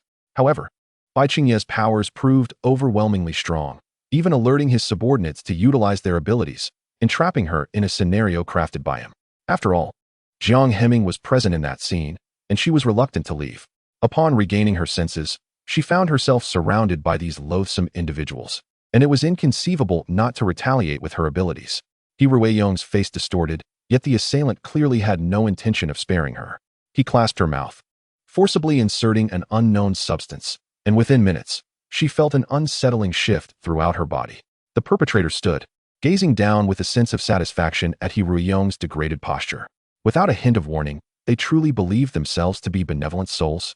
Moments ago, their anger had surged, perceiving He Ruiyong as nothing more than an ungrateful wretch, and thus they intended solely to relish her humiliation, eager to see whether she would dare to rise again. He Ruiyong lay on the ground, neglected, yet after consuming an excessive amount of food moments earlier, she soon found herself foaming at the mouth. Upon witnessing this, Bai Qingye hastily exclaimed, if you intend to end her life, then let it be as if I never spoke. The urgency in her voice stirred the others into action. The commotion within the room gradually subsided, and He Ruiyong, eyes shut, felt tears cascading down her cheeks. Hatred surged within her, directed at Lin Ran, whom she blamed for her plight. Had it not been for Lin Ran's haste to sever ties with her brother, she would never have encountered the likes of Bai Qingye and her nefarious ilk. Oh, how she longed to rid the world of Lin Ran. She simply had to see her perish. Why should that monstrosity Lin Ran be allowed to reside peacefully by Jiang Heming's side, while she herself had fallen to such a fate? The sounds of her weeping irked Bai Qingye, compelling her to conjure a vision for He Ruiyong, one in which everything she desired unfolded. Lin Ran lay dead, and she and Jiang Heming lived in blissful harmony until old age. As twilight approached, the time on the watch struck 8. Bai Qingye left 8 individuals behind in the room, while taking 5 with her for a stroll. Their destination was the office building of the base, illuminated by bright lights. Bai Qingye had no intention of barging in. She possessed a method to gain entry, but needed to ascertain the situation first. Lin Ran, catching the stir of Bai Qingye's departure, felt puzzled by her nocturnal activities, prompting her to extend a thread of mental energy to discreetly follow her. Chapter 74. His aura resembled that of insects. Lin Ran soon realized that Bai Qingye was not merely wandering aimlessly. She was in search of a target. Indeed, after a group emerged from the office building, Bai Qingye's gaze fixated on the one at the center. If Lin Ran's intuition served her correctly, that man, appearing to be around 36 or 37 years of age, was the leader of the Su Gang base. What struck Lin Ran as peculiar was the aura emanating from this man, reminiscent of the insects she had encountered with Song Huaiguang. A sense of alarm washed over her. If insects were present within this individual, what purpose did they have in cloaking themselves in his skin? Fearing detection, Lin Ran retracted her mental energy, realizing that she needed to explore the base thoroughly the following day to gather necessary intelligence. Bai Qingye was in no rush to usurp the base's leader, for this man appeared to possess some degree of capability. She resolved to wait for an opportune moment to deploy her powers, ensuring she would remain undetected. As Bai Qingyi intended to take a brief circuit before returning, she was unaware that Su Zetian had taken note of her presence. The insects possessed exceptional vision at night, and their antennae could remember the scent of every individual encountered. Should Bai Qingyi reappear, he would recognize her as someone he had seen before. One should not underestimate his ability to discern appearances among humans, despite any perceived facial blindness. These inferior beings. The individuals surrounding Su Zetian exchanged glances, deciding to have Lu Tian test this person's abilities tomorrow, with the potential of recruiting him to serve the base. During the night, many individuals from the base ventured outside, some in search of a romantic encounter, immediately pairing off and departing together. Su Zetian, even with his eyes closed, was acutely aware of humanity's activities. However, he refrained from intervening. The proliferation of humanity's offspring would ultimately benefit them, as they would eventually possess corporeal forms, facilitating their endeavors. Upon sensing the presence of insects within Su Zetian's body, Lin Ran immediately heightened her vigilance. She never anticipated that the insects would infiltrate Su Port and even enter the body of the base's commander, the very essence that had manifested in her room. Consequently, all the ability users within this base would be in peril, including herself and Liang Qian. Liang Qian was in the midst of training when she paused to glance at Lin Ran, noticing her grave expression. Wiping her sweat with a towel, she approached. "What's wrong?" Lin Ran disclosed the matter of the insects to Liang Qian, who shuddered in horror. How can such repulsive creatures exist? Lin Ran shook her head. Had it not been for Song Huaiguang's warning, she would have needed more time to uncover the truth. "I don't know." By the time I realized, I had witnessed the insects entering the body of a deceased zombie beast and rising. "What is their strength like?" Liang Qian asked, a tremor of fear in her voice. The mere thought of countless insects was terrifying. Lin Ran replied, "Upon entering a body, they likely can only utilize the original abilities of that body. However, once the dominant insect fully seizes control, its power will be far more formidable." Liang Qian felt a chill wash over her. How can we approach the commander of the base? She sensed the danger in Lin Ran's words. While leaving the base might be simple, if the insects were not eradicated, they would perpetually be at risk. The horror of being devoured by insects was too much to bear. She resolved to exterminate them and confront the threat head-on. Lin Ran stated, "For now, we remain uncertain. We shall observe the situation in the base tomorrow and seek an opportunity. Following Bai Qingyan might reveal a chance. I have a hunch that she is scheming something." After Lin Ran and Liang Qian had retired for the night, the underground began to emit a rustling sound, as if something sought to break through the earth. Lin Ran heard it, jolting awake. She leapt from her bed and pressed her ear to the ground, listening intently. She shook Liang Qian awake. "Qian, wake up! Something is approaching." "What? What is it?" Liang Qian's drowsiness vanished in an instant, fearing it might be the insects. Lin Ran tossed her a set of protective gear. "Hurry. Put this on and encircle yourself with fire. The noise is quite significant." Without her mental prowess, she would have been oblivious to the underground commotion and might have been consumed by the insects in her slumber. Liang Qian's face drained of color as she struggled to swallow. "Do they not discriminate between the living and the dead?" "Ugh, do they consume both?" Lin Ran replied. "I have only seen them devour the deceased. I have yet to witness them consuming the living, but I suspect they are indiscriminate." The insects soon surfaced, as they were residing on the first floor, breaking through the earth right into their room. Liang Qian, illuminated by the solar lamp, caught sight of the insect's appearance. A mass of dark, writhing forms so densely packed that one might mistake them for a filthy clump if not careful. Regarding their appearance, they were too small to discern clearly.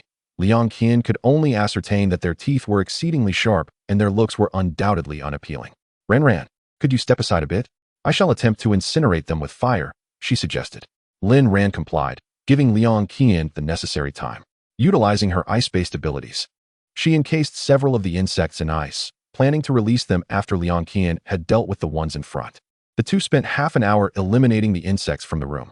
Liang Qian was drenched in sweat, grateful that her fire abilities had improved. Otherwise, she would not have been able to vanquish these minuscule creatures. If such entities were to grow larger, her fire would surely be inadequate against them. How terrifying. Ran, is there not a more definitive solution?" Liang Qian inquired, wiping her brow. "There is. We must locate the insect queen and eliminate her. Therefore, we need to find her." Lin Ran replied, surveying the remains of the insects. She resolved that after dealing with Su Zetian, she would embark on a journey to the sea in hopes of uncovering the queen's whereabouts. "Very well, I shall accompany you." I will dedicate this time to enhancing my abilities so as not to hinder you, Liang Qian declared through gritted teeth, determined to confront these pests to the very end. Let us rest a bit longer. Tomorrow we shall investigate the base. It is likely we will encounter more insects, Lin Ran suggested. The night was eerily quiet. Those without psychic abilities were utterly oblivious to the lurking dangers beneath, potentially succumbing to the insects in their dreams before they could react. Liang Qian shivered at the thought. But how will I distinguish between humans and insects? She asked. Lin Ran replied, at present, it is indiscernible. I have yet to discover a method to differentiate the insects without relying on psychic power. What is psychic power? Liang Qian inquired. Lin Ran elucidated the concept, leaving Liang Qian astonished. No wonder you can hear the movements underground. That was a close call. You saved my life once again.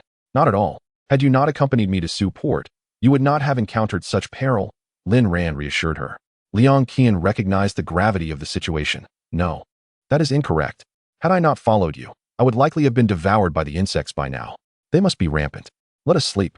We cannot predict what tomorrow holds, Lin Ran suggested, closing her eyes. Her robot had already sketched the genetic blueprint of the insects. With a few more experiments, they would discover what the insects feared most. Chapter 75. Zombie Siege. Lin Ran was focused on identifying the insect's nemesis, ensuring that by eliminating the unhatched eggs, they could prevent further complications. However, given that the Alliance's technology had failed to eradicate the insects entirely, her robot would likely require considerable time to ascertain the insect's Achilles heel. These creatures seemed impervious even to cosmic radiation, indicating that nothing on their home planet could instill fear in them. Throughout the night, many psychics within the base perished silently, their cores replaced without anyone's knowledge. The insects retained the memories of their original bodies, exhibiting no change in behavior, which is why Su Zetian had evaded suspicion for so long. Early the following morning, Lin Ran visited the mission center, noticing that several auras among the psychics had shifted. She maintained her composure, routinely examining the mission board. Finding nothing of interest, she inquired whether it was permissible to postpone her outing until the next day. The task office merely stated that as long as one can afford the rent and maintain daily life, the base would not concern itself with when one ventured out to slay zombies, nor would it inquire about the number of crystal cores one had accumulated. However, the base insisted that mandatory tasks could not be neglected or evaded. Consequently, Lin Ran and Liang Qian decided to take a stroll around the perimeter of the base to observe the surroundings. Liang Qian remained vigilant, scanning her environment, but found herself utterly unable to discern who among them might be a bug, her expression one of deep frustration as she lamented, Ran. Everyone I see seems suspicious to me. Lin Ran, too, was searching for anomalies among the bugs, primarily focusing on the eyes of the ability users and any exposed areas that might offer clues. Although humans from Mother Star and those from the Alliance are both carbon-based life forms, a notable distinction exists. The proportion of water in their bodies and the composition of certain fundamental elements vary. Alliance humans predominantly have blue eyes, with green, gold, and silver also being common. However, black is a rare hue, term mutation within the Alliance. Song Huiguang mentioned that once bugs gain control over humans, there is often a slight change in the color of their eyes. Yet, since Alliance individuals predominantly possess blue and various colored eyes, such changes are nearly imperceptible. In contrast, her compatriots mostly have black or brown eyes, often interspersed with other colors, making identification straightforward. Indeed, Lin Ran detected the presence of a bug in one ability user, whose eyes bore a faint and elusive blue hue, reminiscent of peacock blue. This color, mingled with black, could easily be overlooked if one were not careful. Lin Ran proceeded to examine several more individuals and ultimately concluded that these bugs had likely only recently evolved and had not yet acquired the ability to conceal their identities. Thus, their eyes displayed the peacock blue coloration. She relayed her observations to Liang Qian, encouraging her to test her findings. However, staring intently at individuals was not advisable. As these ability users were highly sensitive, prolonged gazes might lead them to believe one held a romantic interest. After testing only 2 individuals, Liang Qian refrained from continuing, confirming Lin Ran's conclusion that henceforth, one should be cautious of anyone with peacock blue eyes, as complacency could prove perilous. Having circled the wall, the two discovered over 30 ability users had succumbed to the control of the bugs. They decided against further investigation and returned to their quarters. Liang Qian inquired, Ran, what shall we do about these individuals? Can they be saved? If not, should we kill them? Lin Ran replied, I currently have no solution. The bugs consumed them before taking their place, so these ability users are essentially dead. wearing the skins of the bugs. Liang Qian nervously clasped her hands. Do they possess the memories of the ability users? Lin Ran affirmed. What should we do? If we need to eliminate them, it may not be so simple. These bugs are unafraid of cosmic radiation, and to eradicate them completely, we must strike while they remain weak. Allowing them to mature would lead to insurmountable consequences. Informing the base of this situation is not an option either, as Su Zetian has already been transformed into a bug. Lin Ran felt somewhat overwhelmed. If she were to exterminate these insects, it would undoubtedly displease the abilities users within the base. However, to eliminate them discreetly would keep the existence of these insects hidden from the abilities users. With her eyes closed, Lin Ran resolved to venture out again in the afternoon. If Bai Qingye were to launch an attack on Su Zetian, it would present an opportunity for other abilities users to become aware of the insect situation. Su Zetian only moved at night. He would emerge during the day only if a significant event occurred at the base. Lin Ran pondered that perhaps she could incite a zombie attack on the base or summon zombie beasts to forage there. Without hesitation, she released her formidable aura, intending to compel the zombies to assault the city. However, before her aura could fully manifest, the zombies and zombie beasts went into a frenzy, rushing towards the base. Lin Ran leapt into action, exclaiming to Liang Qian, quickly arm yourself. Zombies and zombie beasts are attacking the base. Liang Qian replied, why are they coming now? Isn't the base supposed to be secure? Lin Ran responded, I don't know. Something must have triggered them. Someone is guiding the zombies to attack. It wasn't her. Who else in the base would desire a zombie siege? Only Su Zetian would want the base to be teeming with his insects, as the insects could only acquire hosts through the significant death of abilities users. It was too slow to ambush them at night when they were unprepared. Now, there were only about 100 of his kind, and their power was still relatively weak, making it impossible to swiftly eliminate the abilities users. Fine. Since they are acting on their own, I won't hold back, Lin Ran declared. Armed with a knife, she and Liang Qian exited their room.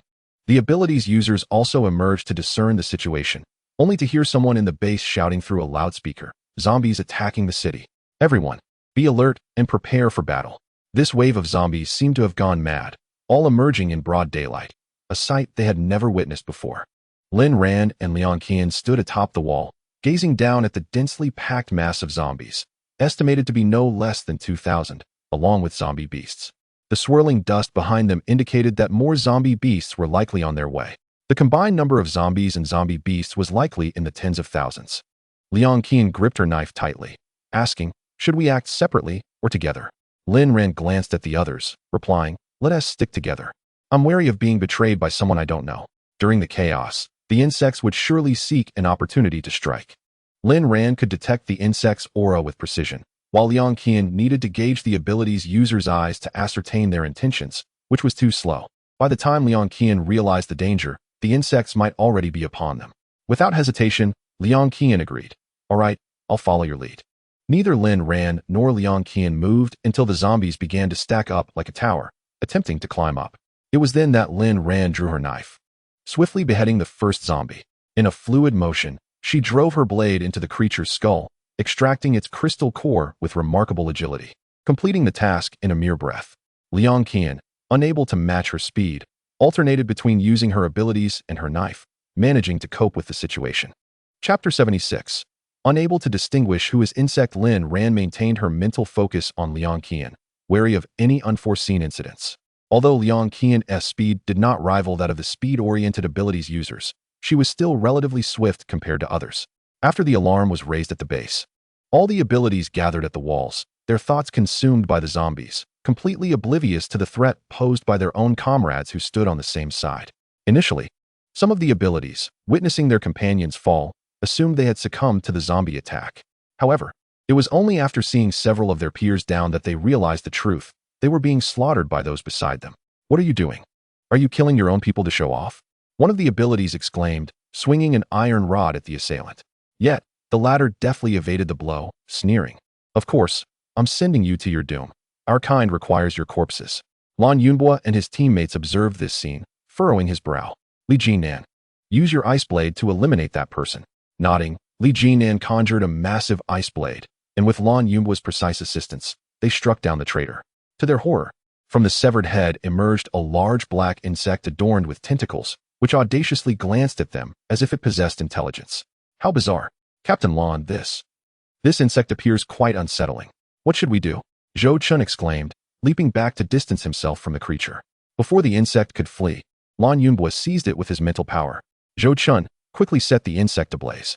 Zhou Chun accurately hurled a fireball at the creature, only to his astonishment, it displayed no fear of the flames.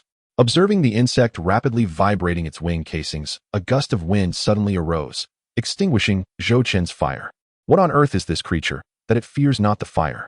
Zhou Chun, undeterred, prepared to cast another fireball. Lan Yunbo probed the insect's energy field, taking some time to comprehend the situation. Zhou Chun, your previous fire lacked intensity. Try again, and unleash your full power upon its abdomen. Understood, Captain Lan. Zhou Chun once more directed flames toward the insect, this time channeling his utmost strength.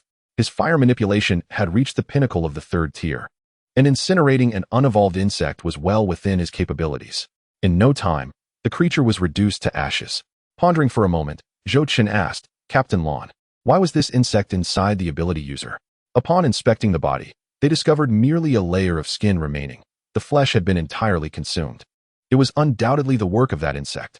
A chill ran down their spines as they contemplated the nature of this creature. What on earth was it? And why was it so sinister? The group exchanged glances, each lost in thought. Meanwhile, Lin Ran was also under attack by an ability user.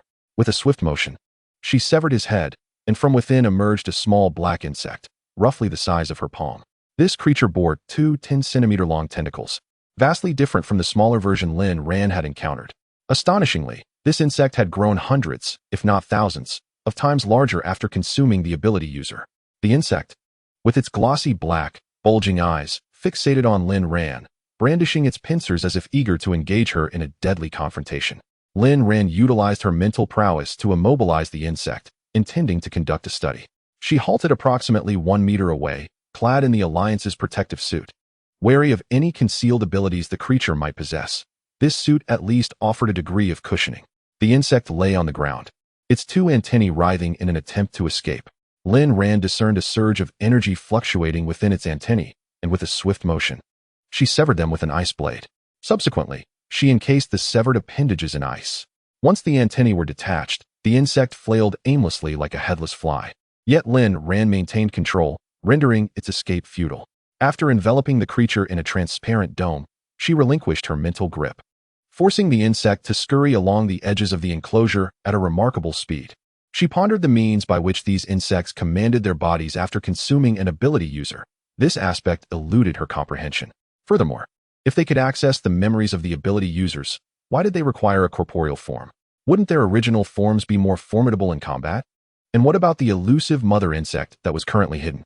How did it orchestrate the movements of these smaller insects? If she could unravel this mystery, she would sever their connection at the first opportunity.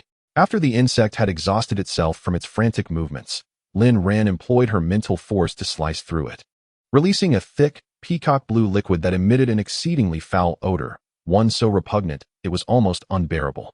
Nearby ability users, upon catching a whiff, began to retch, exclaiming, "What is that? How can it be so foul? I've never encountered such a stench." Even the notorious canned herring pales in comparison. Not only these ability users, but even the seasoned Lin Ran had never encountered a scent like this. Covering her nose, she instructed Liang Qian to incinerate the insect. Once the creature was reduced to ashes, the odor finally dissipated. Ah, now that is a normal scent. The previous one was truly horrific. The other ability users, alerted by the commotion, hastily distanced themselves, fearing that a nearby companion might turn against them. All remained vigilant, glancing around, as it was impossible to discern who among them might be an insect. One ability user beside Lan Yunbo cursed, "Damn it! What is this creature that dares not reveal itself, insisting on masquerading as others?" Those already under the insect's control remained motionless, mimicking the curses of their fellow users. Lin Ran observed one such insect nearby, successfully imitating the behavior, and she had to admit it was quite convincing. Were it not for the peacock blue hue surrounding its eyes, she might have mistaken it for an ally. After contemplating for a while, Lin Ran spoke up. "The insect I just killed released a substance of peacock blue color upon its demise. Could the creature impersonating a person also bear this hue?" Upon hearing her words, the ability users began to scrutinize their surroundings. Liang Qian was the first to respond, pointing at a man ahead of them, exclaiming, "Look, there's a ring of peacock blue around his eyes." Everyone turned to Liang Qian, first examining her eyes, which bore no trace of blue. and then scrutinizing the man across from her, who indeed had a blue tint encircling his eyes. Liang Qian quickly retreated, positioning herself back-to-back with Lin Ran, asking anxiously, "What should we do now, Lin Ran?" Lin Ran's response was succinct: "Eliminate him. The adversary has become alert, and the insect escapes with remarkable speed." However, Lin Ran is swifter, severing its head with a single stroke, from which the insect crawls out. The other supernatural beings, upon witnessing this undeniable truth, begin to search for individuals with blue eyes in their vicinity. They collectively find around 20, and after joining forces to eliminate them, discover the insects. Bai Qingye and his companions are situated nearby. The news quickly reaches his ears. Originally a group of 15, they have already lost 5 to the insects. Look, that woman's eyes have also turned blue." One of Bai Qingye's subordinates exclaimed, pointing at the nearest woman. Bai Qingye's temper flared, the veins on his forehead throbbing. "Such foolishness. Must you always shout? Your noise will surely alert the insects."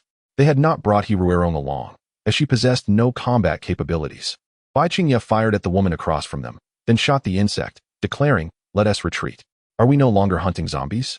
One subordinate ventured, but Bai Qingye shot him a warning glance, prompting him to silence himself and follow quietly. Soon, they arrived at the base's office, where Su Zetian resided. Though the reason for his daytime seclusion was unclear, Bai Qingye had begun to speculate. He sought to verify his suspicions. If Su Zetian was indeed an insect, killing him would grant Bai Qingye control over the base. Cautiously, Bai Qingye and his subordinates entered the office building, only to find it deserted. However, on the 3rd floor, they spotted Su Zetian, seated and admiring the battle scene depicted on the wall. Upon hearing their approach, Su Zetian turned in his chair, a peculiar smile gracing his lips. "We meet again," he greeted. Bai Qingye did not step closer. "You are not the true Su Zetian. What is your aim?" Su Zetian replied, "Incorrect. I am indeed Su Zetian. I wear his guise, yet I am his essence." Bai Qingye signaled to his subordinates, who promptly sealed the entire building with metal. "Just a repulsive insect," Bai Qingye scoffed. "It seems you've come to realize the truth, thinking us too dim-witted to uncover it, believing you could replace us. Do you truly consider yourself invincible?" As a dual supernatural wielder, Bai Qingye unleashed a bolt of lightning aimed at Su Zetian, yet it struck without effect. His vigilance heightened. This creature was unprecedented, and its abilities were unknown. He had to tread carefully. Should he fail to eliminate it, he risked falling into its trap and losing everything. Su Zetian rose, his feet unmoving, yet his form shifted to stand before Bai Qingye. The atmosphere grew heavy, and Bai Qingye found himself immobilized. His eyes widened in terror as Su Zetian's presence intensified, far surpassing his own powers. How could this be? Bai Qingye pondered. The insects on the wall were notably weak. Easily dispatched with a single blow, yet his lightning had failed to strike Su Zetian, whose speed was perplexingly uncanny. Su Zetian, huh? Those outside are merely newly formed beings that have yet to evolve. You surely find it easy to eliminate them. I, however, am different. As for the nature of my difference, Su Zetian is not foolish enough to reveal it. That remains a secret of the insects. Bai Qingye's eyes bulged, as if something had seized his throat, rendering him voiceless, though nothing was visibly present before him. His subordinates wrapped him in metal. "Boss, what's wrong?" Bai Qingye pointed at his throat, unable to utter a sound. Upon noticing this, his subordinate struck at the air in front of Bai Qingye's neck, causing something to fall, a segment of a tentacle. Why was this insect's tentacle invisible? Could it be cloaked? Su Zetian possessed several extraordinary abilities, invisibility being merely one of them. The insects could inherit the memories and powers of those with abilities, which explained their fervent desire for human bodies. Firstly, the bodies of those with powers could provide nourishment, allowing them to grow rapidly. Secondly, the abilities possessed by humans were rather intriguing, and their mother believed they could be utilized for the benefit of their kind. Why tread a long path when one could become so formidable at such a young age? They are insects, yet they are wise insects. Su Zetian might not recognize human faces, but it could remember the essence of every human that appeared before it. This individual had manifested just the previous night. Do not presume it was unaware of his intentions. Such a being would seek to replace it? Let us see how it plays with his demise. The mother had stated that the humans of this planet could be toyed with at will. Even if they were all exterminated, it would matter not. Death would be preferable, as their bodies would belong to the insects. Should this planet perish, they could venture to other star realms, embarking on a journey through the cosmos in search of the most suitable vessels and habitats. Bai Qingye drew a firearm. These weapons had been acquired during their escape from prison. He fired several rounds at Su Zetian, yet it seemed to possess countless eyes, evading all bullets with remarkable speed and uncanny angles. Su Zetian emitted a throaty gurgle, revealing its excitement. It found the humans' abilities quite fascinating, as they could conjure such realistic illusions. It appeared that allowing its companions to inhabit his body would simplify dealing with humans even further. Realizing the gravity of the situation, Bai Qingye signaled his subordinates, who understood and attempted to retreat. However, countless small black insects suddenly swarmed, obstructing their descent. "Boss, what do we do? These insects are revolting. Could they have been conjured by Su Zetian?" Bai Qingye furrowed his brow, realizing he had been overly complacent, believing his strength could surpass that of Su Zetian. He endeavored to find a comfortable space for the insects, managing to clear a path for their movement. "Quickly, we must leave." Yet, in an instant, Su Zetian blocked Bai Qingye's escape route. Wished to flee? Foolish humans. Bai Qingye had been employing his extraordinary abilities to conjure various scenes. Yet he remained utterly unfamiliar with the environment in which these insects had thrived, rendering him incapable of crafting a satisfactory setting for them. Consequently, Su Zetian remained acutely alert. "Let us ascend to the rooftop," Bai Qingye declared, and with that proclamation, a bolt of lightning struck around Su Zetian. Although he emerged unscathed, his visage was smeared with soot. His expression contorted into a fearsome grimace. "None of you shall escape." Following his words, an excruciating sound reverberated through the air, akin to a sonic wave. Bai Qingye was perplexed by the creature's intentions, yet he sensed imminent danger. Fortunately, within his team was a wind manipulator, who conjured a whirlwind that whisked them to the rooftop. Su Zetian pursued them. Bai Qingye initially contemplated leaping from the rooftop, but the sight of swarming insects below made his scalp prickle with dread. "There are far too many insects. The moment we touch down, we are likely to be overwhelmed." These insects swarmed like ants, inducing a profound sense of revulsion. "Fire! Burn them!" Bai Qingye insisted, unwilling to believe these creatures would be unafraid of flames. Once the fire manipulator unleashed their flames, the insects ignited instantly, the acrid stench wafting through the air. An extraordinary event had caught the attention of other ability users, with Lu Tianyi being the first to arrive at the office. Upon seeing Su Zetian, he approached and inquired, "Are you all right?" Bai Qingye regarded this scene with a sense of irony. "What kind of man are you, groveling before a mere insect?" Chapter 78. They wish to kill me. Lu Tianyi was incensed. "You are slandering him. I have been by Secretary Zetian's side. He has devoted himself tirelessly to the base, sheltering numerous ability users and safeguarding countless lives. We have all borne witness. He could never be an insect." Bai Qingye laughed heartily. How pitiful. It is no wonder this base has become a dominion of insects. He surmised that many of these ability users had likely succumbed to the insects, becoming akin to Su Zetian. Lu Tianyi, though disgusted by the insects, could not fathom how they could possibly threaten Su Zetian, given his formidable prowess. He would never allow it. He attempted to approach Su Zetian, but was thwarted as the insects encircled him protectively. "Stay away from those insects, Secretary Zetian," Lu Tianyi shouted. Yet, Su Zetian remained unmoved, his eyes scanning the surroundings, recognizing Lu Tianyi by his aura. He gestured, and the insects parted. "Tianyi, eliminate those few individuals. They seek to kill me and usurp my position and the base." Su Zetian's voice dripped with persuasion, and Lu Tianyi fell into a trance, mechanically unleashing his fire abilities towards Bai Qingye. Anticipating the attack, Bai Qingye swiftly retreated as the fireball hurtled toward him. However, surrounded by Su Zetian's followers, with the ground teeming with insects, escape from the rooftop seemed nearly impossible unless he sprouted wings. After deliberating, Bai Qingye resolved to escalate the commotion, summoning other ability users to their aid. He gathered his energy and conjured a bolt of lightning, as large as a basketball, aimed directly at Su Zetian. This is the most formidable lightning that he can conjure with his extraordinary abilities. If Su Zetian remains unscathed, it is a testament to his remarkable strength. However, the commotion created by this lightning is sufficient to attract other supernatural beings, which is precisely his intention. Indeed, upon hearing the disturbance, Lin Ran realized that something was amiss at the office building and promptly rushed over with Liang Qian. Upon arrival, they discovered the ground teeming with insects and, glancing upwards, saw Su Zetian's followers assaulting Bai Qingye and his companions. Lin Ran and Liang Qian leaped to the rooftop, where the minuscule creatures dared not approach them. Once on the ground, Lin Ran refrained from intervening, allowing Su Zetian's followers to continue their attack on Bai Qingye. Bai Qingye, infuriated, shouted at Lin Ran and Liang Qian, "Are you also insects, standing by while we are being assaulted?" Lin Ran, however, was fixated on Su Zetian, whose peacock blue eyes were barely discernible unless one looked closely. Thus, only those recently devoured by the insects exhibited the vibrant hue, once integrated with their bodies. The peacock blue would gradually fade.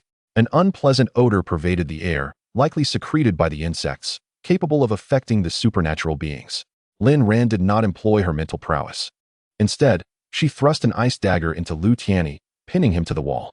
Liang Qian encircled him with flames, exclaiming, "Fool, you didn't even realize you were being used." After being scorched by the fire, Lu Tianyi regained his senses and asked, "Why are you burning me?" Liang Qian remained silent, turning to Lin Ran and remarked, "Su Zetian's methods are quite impressive. He seems to possess a higher caliber of manipulation than the other insects." Lin Ran eyed Su Zetian warily, who wore a perpetual smile, exuding confidence in the situation. Curiously, Su Zetian approached Lin Ran, having taken an interest in her since her arrival at the base. Drawn by the mysterious aura emanating from her, "You are so powerful. Why do you choose to assist these feeble humans?" Lin Ran swiftly encased Su Zetian in ice. It was then that Lu Tianyi began to comprehend the situation, asking Lin Ran with difficulty, "Is Su Zetian truly an insect? Fool, do you genuinely believe we would deceive you? What advantage would that bring us?" Bai Qingye retorted sarcastically after clearing the insects around him with lightning. Lu Tianyi, pinned by the ice dagger, flailed helplessly. "So, does that mean I am also an insect?" Liang Qian rolled her eyes. "Don't you know yourself?" Lu Tianyi coughed. "I don't sense anything amiss." Bai Qingye's followers cursed him. "Fool, just moments ago you wanted to burn us." Lu Tianyi, terrified, pondered. How did these insects transform into Su Zetian? No one answered his query, but it was evident that the insects resided within Su Zetian. Seeing an opportunity with so many gathered, Bai Qingye suggested, "Let us join forces to eliminate this insect." During their conversation, Su Zetian had already melted the ice with flames and, twisting his neck, taunted, "Come at me together. Your combined strength is truly underwhelming." The others who had arrived concurred. "Yes, let us unite our efforts. We know not what abilities this entity possesses, so we must remain vigilant." Lin Ran and Liang Qian remained motionless. Su Zetian possessed a multitude of abilities, and unlike those recently replaced, this entity had assimilated all of Su Zetian's memories. Its strength was undeniably formidable.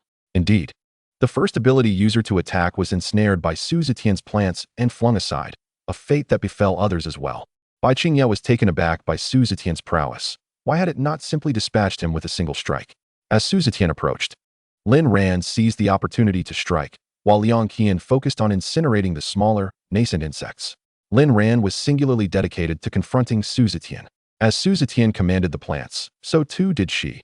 Two botanical entities clashed in midair, ultimately leading to Lin Ran's superior plant consuming Su Zetian's, subsequently enveloping him and dragging him before her. Though Lin Ran moved swiftly, Su Zetian attempted to conceal himself. He believed he had evaded detection, but Lin Ran, utilizing her mental prowess, accurately drove her blade into his heart. In that fleeting moment of impact, Su Zetian revealed his form, prompting Lin Ran to swiftly retaliate by severing his head. Emerging from within was an insect the size of a basketball, its antennae longer than those previously observed on the wall, and its wing covers elongated, suggesting it would soon take flight. After Lin Ran decapitated it, the insect attempted to spread its wings and escape, but she immobilized it with her mental force. The creature twisted its head, its oversized compound eyes glaring at Lin Ran, emitting a series of incomprehensible sounds. Lin Ran was astonished. She had not anticipated that the insect possessed a form of communication, yet regrettably, she could not comprehend it. After encasing the insect in ice, Lin Ran refrained from immediately ending its life. Instead, she collected its fundamental data to submit for robotic analysis. She sought to ascertain the insect's growth stage, its capabilities, and whether further evolution would render ocular identification impossible. Upon gathering the data, Lin Ran infused her mental energy into the blade and cleaved the insect in two. Immediately after she severed the creature, Liang Qian ignited flames, incinerating the remains completely. The air soon filled with a foul stench that made even the ability users cover their noses in disgust. Bai Qingye recoiled repeatedly. The odor was overwhelmingly offensive, surpassing even that of excrement. Following Lin Ran's execution of the insect within Su Zetian, the remaining insects on the ground scurried to escape underground, only to be eradicated by the flames of the other ability users. Chapter 79. Why so fierce? Lin Ran sheathed her blade, cleaning it meticulously before storing it away. Her silence punctuated by the suspicion surrounding how a mere insect could dominate Su Zetian's body. His abilities were, in fact, quite potent. Yet the insect's lower rank inhibited their full expression. Should the insect evolve further, It was likely that all ability users within the base would be transformed into insects. Liang Qian, still shaken, found the creature's size horrifying, far more repulsive than the diminutive insects.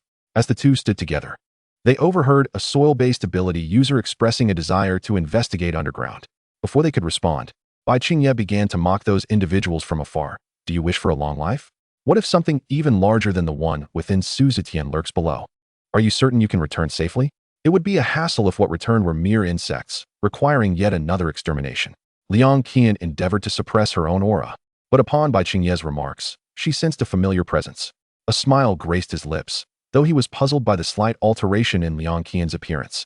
He was certain he had encountered this woman on his travels.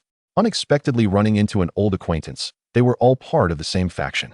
Liang Qian lifted her gaze, casually averting her eyes ahead. Who considers you one of us? I am not familiar with you, so do not flatter yourself. Bai Qingye's subordinates retorted, you insolent wench. How dare you speak to our leader in such a manner? We exerted ourselves greatly in dispatching that insect. Even if we lack merit, we deserve recognition for our toil. Until now, Bai Qingye had refrained from using his abilities out of caution regarding Lin Ran. She had dispatched that insect in mere moments, showcasing formidable strength. If she aimed to seize this base, he might truly be unable to contend with her. Unless as this thought crossed his mind, Bai Qingye discreetly unleashed his powers. Liang Qian responded, oh, indeed there is toil involved. Had it not been for us, you would likely have transformed into insects by now. One of Bai Qingye's subordinates sought to retort, but he waved his hand dismissively. They had yet to face anyone who disregarded them so brazenly. The only one who had ever done so, He Ruyong, was now one of their own, and as for this woman, they would seize the opportunity to capture her. Pairing her with He Ruyong, and see how she remained so arrogant then. Lin Ran maintained a tranquil demeanor, observing Bai Qingye closely. After Liang Qian spoke, she noticed a subtle shift in Bai Qingye's posture. Lin Ran raised an eyebrow, wondering if he intended to use his powers against her. How fortuitous. She was eager to witness it and allow him to savor her own abilities.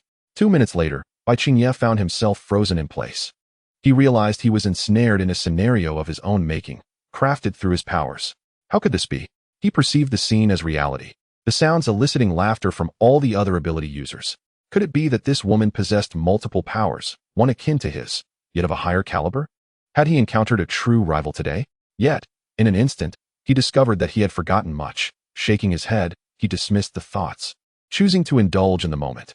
Lin Ran pursed her lips. Scum was scum. The fabricated scenes he conjured were utterly nonsensical. Did he presume everyone else was cut from the same cloth? How revolting. While Bai Qingye was busy creating his illusions, she countered with her mental prowess, dragging his consciousness into his own fabricated scenario, leaving him to revel in his folly. In the process, she intended to render him a fool. The world did not need more of his kind. Bai Qingye's subordinates witnessed his public breakdown and hastily attempted to escort him away. However, those influenced by Bai Qingye's illusion, upon regaining their senses, would never allow him to depart. Without Bai Qingye, the others were mere weaklings, easily slaughtered by the other ability users. Truly, they were a repugnant bunch. How could this base be so indiscriminate in its admissions? Lan Yunhua, affected by Bai Qingye's powers, nearly lost control in broad daylight, but fortunately, his abilities detected the threat in time to save him from disgrace. Upon witnessing the desire of others to take Bai Qingye away, he was severely incapacitated by a surge of mental power, followed by a ruthless strike that rendered his head a mere pulp. Yet, this did not satiate the thirst for vengeance. He commanded Sun Ting to incinerate Bai Qingye's remains. Only after seeing the ashes did Lan Yunhua finally find some semblance of calm. How could such a repugnant ability exist? Capable of crafting illusions so convincing that he nearly fell victim to them? Such a person could not be allowed to remain. Lin Ran cast a glance at Lan Yunhua, noting him to be equally despicable. However, as he had not caused her any direct harm, she opted to spare him for the time being. As she and Liang Qian intended to depart, Lan Yunhua obstructed their path, inquiring, "May I ask how to address you? Have we met before?" Being a mental-type ability user, he retained a memory of Lin Ran's aura. Lin Ran coldly raised an eyebrow. "Step aside." Sun Ting, unable to contain her frustration, protested. "Our captain is speaking to you out of respect. Why are you being so hostile?" Lin Ran retorted, "Who cares? Move aside, or do not blame me for being swift with my blade." Liang Qian conjured 2 orbs of fire in her palms, causing Sun Ting to retreat behind Lan Yunhua in fear, muttering, "Truly ungrateful." Liang Qian scoffed, "Only you would treasure such a man. We have no desire for someone whose worth is questionable." I would rather remain single. Zhao Jiyuan interjected. You. To which Liang Qian replied, what about me? Do you truly think no one is aware of that matter? How laughable. Lin Ran commanded, let us go. Lan Yunhua did not impede their departure. He was acutely aware of the disparity between himself and the woman before him. Moments ago, he had attempted to suppress Lin Ran with his mental powers. Yet she had effortlessly shattered his constraints without so much as a furrowed brow. Such a woman was beyond his capacity to offend at this juncture. After Lin Ran and her companions departed, Zhou Chun inquired, Captain Lan, why did you let them go? Lan Yunhua cautioned, in the future, keep your distance from those two. The one wielding the knife is formidable. Sun Ting protested, Brother Lan, why would you bolster their confidence at the expense of your own? Lan Yunhua replied, Ting Ting, be mindful of your words and actions in public. Do not bring trouble upon me. You nearly lost your head just now. Had Sun Ting not retreated in fear, he would have been left to collect her remains. Sun Ting exclaimed, Brother Lan, she dared to kill before you. She must be tired of living. Lan Yunhua admonished, enough. Ting Ting, remember my words. If you provoke someone again, I may not be able to save you. There are always greater powers and individuals beyond one's own. His abilities, while unique, were not of a high enough rank. Should he encounter someone of superior strength, he could easily be gravely injured. At that point, would he risk his life for a woman who could be discarded at any moment? He was certain he would not, for if Sun Ting were to vanish, there would still be Lu Ting and Li Ting, just another woman. Zhao Jiyuan felt a surge of satisfaction. It was the first time Sun Ting had been reprimanded by Lan Yunhua like this, and she relished the sight of her ire. Humph, let her compete for a man. Given the chance, she would eliminate Sun Ting to claim Lan Yunhua for herself. After departing, Lin Ran and Liang Qian returned to their quarters, intending to devise a plan to draw out the underground insects and incinerate them. With the Su Gang base now leaderless, it was likely to descend into chaos for several days. However, Lu Tianyi and his companions would undoubtedly find someone to manage the base swiftly. Lin Ran had no intention of consulting with these individuals, for such discussions would be a waste of precious time. The only viable solution now was to lure the insects into a pit, douse it with gasoline, and incinerate them entirely. Chapter 80. Their strength exceeds expectations. Lin Ran recalled the corpses of the zombies atop the wall. Perhaps she could utilize these remains to attract the insects, subsequently setting them ablaze. Having made her decision, Lin Ran exchanged jackets with Liang Qian and ventured out, intending to take advantage of the chaos to inspect the laboratory. The ability users gathered around Lu Tianyi were on high alert, casting wary glances at those surrounding them. They collectively exhaled in relief upon not spotting the peacock blue eyes. It appeared that the insects had been temporarily eradicated. Nonetheless, there were surely more lurking underground. The safety of the base was in question. Should they remain to eliminate the insects, or seek refuge elsewhere? Most inclined towards the latter. With the vast expanse of the nation, there were countless places to survive. Why endure life on infested ground? Lu Tianyi glanced at Lan Yunhua, aware that Lan Yunhua possessed the most unique abilities, possibly enabling him to lead the ability users to safety. Several ability users aspired to assert themselves, but faltered after competing with Lan Yunhua. Though begrudgingly, they had to concede. And ultimately, Lan Yunhua emerged as the new leader of the base. As Lan Yunhua rose to power, Sun Ting and Zhao Jiyuan began to covertly vie for recognition, eager to establish themselves as his wife. Yet, Lan Yunhua remained ambiguous, providing no definitive answer, causing some ability users to berate him internally. However, they maintained a facade of cordiality, knowing their own limitations and lacking the charm to attract women. Frustration was futile. They could only strive to enhance their abilities and see if any women at the base would find them appealing. These ability users conveniently overlooked Lin Ran and Liang Qian, as their focus was on male leadership. With Lan Yunhua's ascension, Zhou Chun and Li Jinan became his trusted aides, entrusted with the critical task of surveying the ability users' decisions to either stay or leave.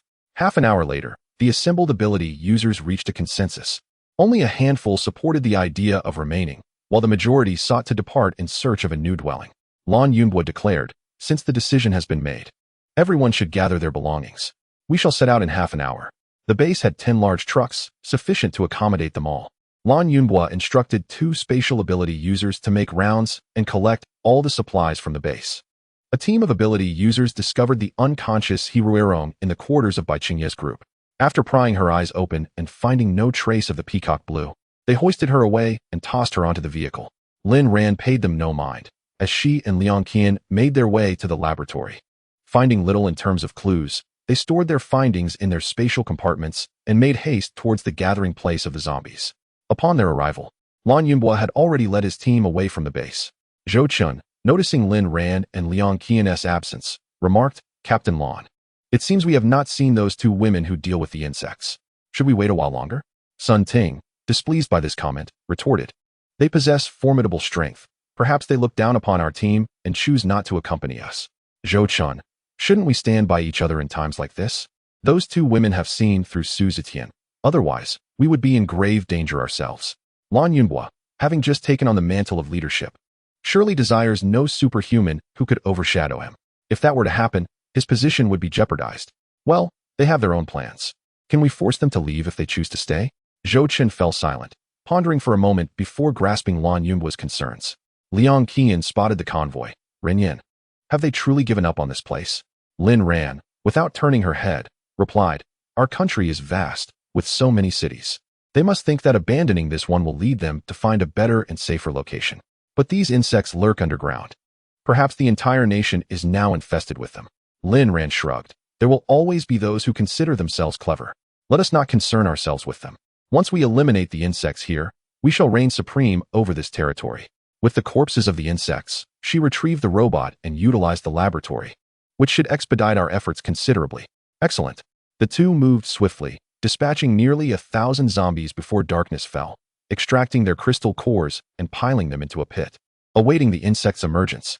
The night was still cold, but it was no longer as frigid as at the outset. The temperature seemed to have risen slightly over the past few days. Liang Qian kindled a fire, while Lin Ran cloaked their presences, seated before the flames, savoring roasted meat and sipping drinks, attuned to the sounds of the surroundings. It was not until midnight that Lin Ran heard the rustling sounds of the insects emerging from the ground. Before long, the pit teemed with insects as they crawled into the bodies of the zombies, only to emerge shortly thereafter. They had been deceived. For these zombies, the absence of crystal cores rendered them mere husks, utterly useless. Lin Ran noticed this as well. She swiftly doused the area with gasoline and immobilized the insects with her mental prowess, calling out to Liang Qian, "Qian, fetch a few more zombies. Do not extract the crystal cores, just be quick." "Understood." 3 minutes later, Liang Qian returned, dragging 5 zombies, which she tossed directly into the pit. The insects eagerly swarmed towards the 5 corpses, burrowing into them. Lin Ran instructed Liang Qian to ignite the fire. Feeling uneasy, she poured in more gasoline, and a roaring blaze illuminated the night, crackling incessantly. The two chose not to return to the base, but instead endured the night in the wilderness. As dawn broke, the fire in the pit had diminished, and Lin Ran rose to inspect the pit, estimating that last night's insects numbered in the millions. If they continued this for 3 or 4 days, they would likely eradicate the entire swarm in this area. "Qian, let us return to the laboratory. We need to examine these insects." Last night, she had captured dozens of them, now safely contained within a transparent glass enclosure. Liang Qian gazed at them for a while, her skin crawling. She was not inherently afraid of insects, but this sight was genuinely unsettling. "We shall conduct our own experiments. I am reluctant. What should we do?" Liang Qian was not being dramatic. The sight was indeed distressing. Lin Ran responded, "We need not conduct our own experiments. Others have already done so. I fear these creatures are rife with viruses, and coming into contact with them may yield unknown consequences. Liang Qian, everyone at the base has departed. Do not worry about that." She instructed the robots to transform the laboratory into a sterile environment and to expedite the relocation of the equipment. "Very well.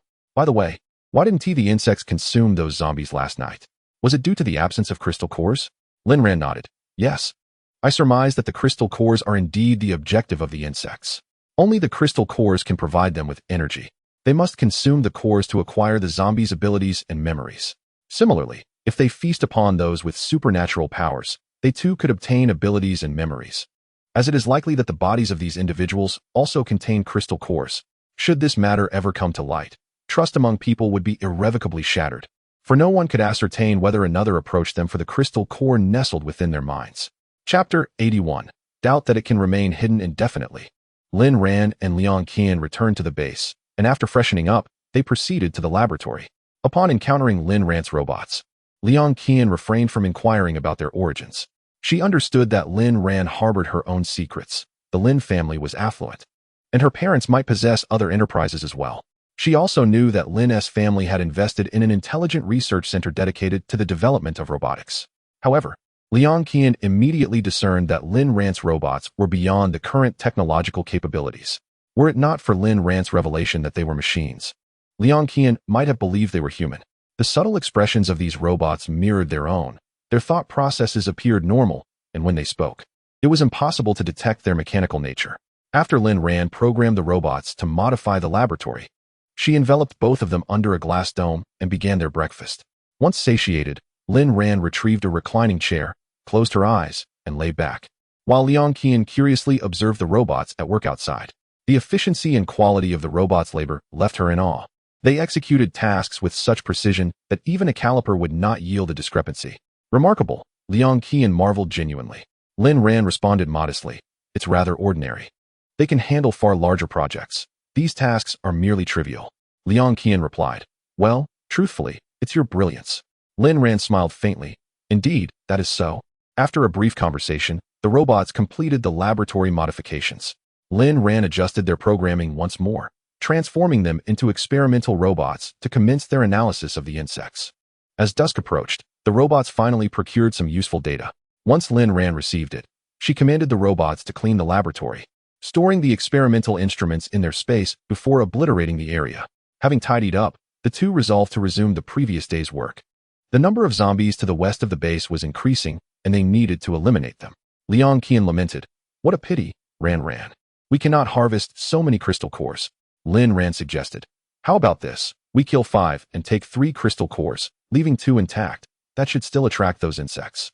We can provide them with some empty shells, and when they come, we can incinerate them upon emergence." "Yes, that sounds profitable. Otherwise, it feels somewhat like a loss." Upon arrival at their destination, Lin Ran summoned Li Junyu from her spatial storage to expedite the process of exterminating the zombies. 3 individuals spent over an hour vanquishing 2,000 zombies and subsequently excavated a large pit, sitting at its edge in anticipation of the emergence of insects. The night was serene, with the roars of the undead failing to disrupt the tranquility of the evening, as the icy air stifled sound. Li Junyu expressed her distaste for the atmosphere outside. "Sister Ran, what is that repulsive substance underground?" Lin Ran replied, "Perhaps you should return to the space, Junyu. It is likely to remain this way for quite some time." Li Junyu blinked her eyes in agreement. "All right." After Li Junyu retreated to her space, Liang Qian quietly inquired of Lin Ran, "It seems Junyu has recovered significantly. Do you think the zombie virus could be reversible?" Lin Ran was uncertain. When Junyu transformed, she was unlike the others. Her eyes did not turn crimson and remain golden. Liang Qian reflected, "It is her fortune to have encountered you." Suddenly, Lin Ran detected movement nearby. "The creatures arriving tonight appear larger than those from last night. Be cautious and do not overexert yourself." "Understood." Lin Ran further cautioned Liang Qian, "And do not stray too far from me. These insects may have altered their strategy." The first to surface was a creature larger than the one on Su Zetian, its black exoskeleton reflecting a cold light in the darkness, glaring menacingly at Lin Ran and Liang Qian. It seemed to recognize that these two were responsible for the demise of its many companions the previous night. As a glimmer flickered in its multifaceted eyes, Lin Ran, gripping her knife, watched it warily. Under the command of this large insect, the others that emerged did not rush to feed but instead gathered, intent on killing Lin Ran and Liang Qian to consume their flesh and utilize their bodies. Responding to the signal for battle, the insects surrounded the 2 women, preparing to swarm. Lin Ran produced a grenade, accurately tossing it into the midst of the largest cluster of insects. With an explosive sound, several were sent flying. These insects were not particularly formidable. Only the adults posed a significant threat. The large insects summoned forth an even greater multitude, easily numbering in the hundreds of thousands. Liang Qian gasped, Ran, the underground must be teeming with insects. How else could there be so many?" Lin Ran sensed a formidable presence nearby, likely the insect queen, which had presumably been laying eggs, explaining the abundance of immature insects. Her gaze remained fixed on the large insect. "It is possible that the queen has been incessantly breeding. What should we do?" "We need to excavate the underground and incinerate those eggs." "All right, tell me what to do, and I shall follow your lead. Concentrate fire. At the highest level, I will handle the rest." "Understood." Once Liang Qian summoned the fire, Lin Ran infused her mental energy into it. Lin Ran then conjured an ice drill, which rapidly spun under her command, quickly reaching the underground. Following the drill was a stream of gasoline, and moments later, Lin Ran directed Liang Qian's fire into the depths. The flames traveled through the tunnel created by the drill, swiftly reaching the location of the insect eggs. Upon encountering the oil and fire, these eggs were instantly reduced to ashes, and the surrounding insects seemed to comprehend the fate of their brethren at the hands of Lin Ran and her companion, erupting into a frenzy. It charged forth with remarkable speed, its clumsiness betraying its reliance solely on brute strength. Lin Ran swiftly severed its sheath wings and exoskeleton with a single stroke. The insect attempted to retaliate with its antennae, only to have them severed by Lin Ran as well. Deprived of its appendages, the creature flailed about like a headless fly, while the other smaller insects descended into chaos. Observing this, Liang Qian ignited a fire, realizing that the little insects posed no threat in such a battle. Consequently, they retreated into a pit, hoping to utilize the corpses within. They were promptly dispatched by Liang Qian's flames. The commanding insect, now utterly exhausted, found itself bound by Lin Ran using a peculiar plant. With a decisive thrust, Lin Ran plunged her blade into the creature's abdomen, where its energy core resided. Upon severing it, the insect breathed its last. Cautiously, Lin Ran probed its cerebral domain with her mental power. But the information was too chaotic to discern the location of the mother insect. After discarding the creature into the pit, Lin Ran surveyed the area, noting the underground stillness and the absence of that ominous force. Liang Qian's face was smudged with soot. Ran, this approach is unsustainable. Lin Ran replied, I am aware. The mother insect excels at concealment. Very well, I shall uproot this underground, for I refuse to believe it can remain hidden indefinitely. Chapter 82. The night is no longer cold. After clearing the earthen pit, Lin Ran and Liang Qian returned to their base, which now housed only the two of them. This solitude was rather pleasant.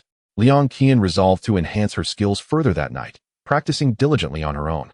Lin Ran sat nearby, offering guidance. Over the past few days, Liang Qian had made significant progress. The once delicate girl, fearful of hardship, had vanished, replaced by someone who comprehended the harshness of reality. After observing for a while, Lin Ran lifted her gaze to the sky, illuminating her phone to discover it was already the 15th day of the lunar month. However, the moon remained hidden behind dense clouds, refusing to emerge. A peculiar force lingered above. What could it be? Lin Ran pondered for a considerable time, contemplating the acquisition of a suitable aircraft to explore above. A month had passed since the apocalypse began. Following the high temperatures, the world had plunged into extreme cold, succeeded by the outbreak of the zombie virus. These events transpired so swiftly that no one was adequately prepared. Sugang, a city with a larger population than on Yuan, now had only a scant number of humans remaining. The emergence of the insects threatened the very possibility of human survival, necessitating their complete extermination, along with the mother insect. Lin Ran's thoughts wandered until Liang Qian concluded her practice and gently nudged her, snapping her back to reality. Ran, have you noticed? The temperature seems to be rising. It's no longer cold at night. Indeed, the freezing period is likely nearing its end, Lin Ran mused. In truth, it hadn't been long, merely a month. What shall we do tomorrow? Liang Qian inquired. Lin Ran contemplated for a moment before responding. Tomorrow we must depart, following the direction the insects took, and continue northward. Understood. With Lin Ran as her guide, Liang Qian felt invigorated. Over the past few days, her strength had significantly increased, and she realized that only by following Lin Ran would she find a path forward. Thus, she would support Lin Ran's endeavors without question. The base fell into silence. The lively underground commotion had ceased. The insects, sensing the impending danger, resolved to vacate the area and seek refuge elsewhere. They migrated underground, and Lin Ran, upon hearing some commotion, discerned the direction before succumbing to slumber. She intended to rise early the following day to follow these insects. As dawn barely broke, Lin Ran and Liang Qian departed from the Su gang base in their vehicle. She left the houses and other belongings undisturbed, considering that if any survivors were to arrive in the future, they could reside therein. Over an hour after Lin Ran and Liang Qian's departure, a team arrived at the site. Song Huaiguang stared intently at the large pit before him, his brow furrowed. If his instincts were correct, this pit bore the mark of Lin Ran. He could detect the acrid scent of burnt matter mingling with a foul odor of insects, indicating that Lin Ran had incinerated them. Sighing in relief, he realized he had followed the correct path. All that remained was to continue northward. Kai Chunshan had already circumnavigated the base.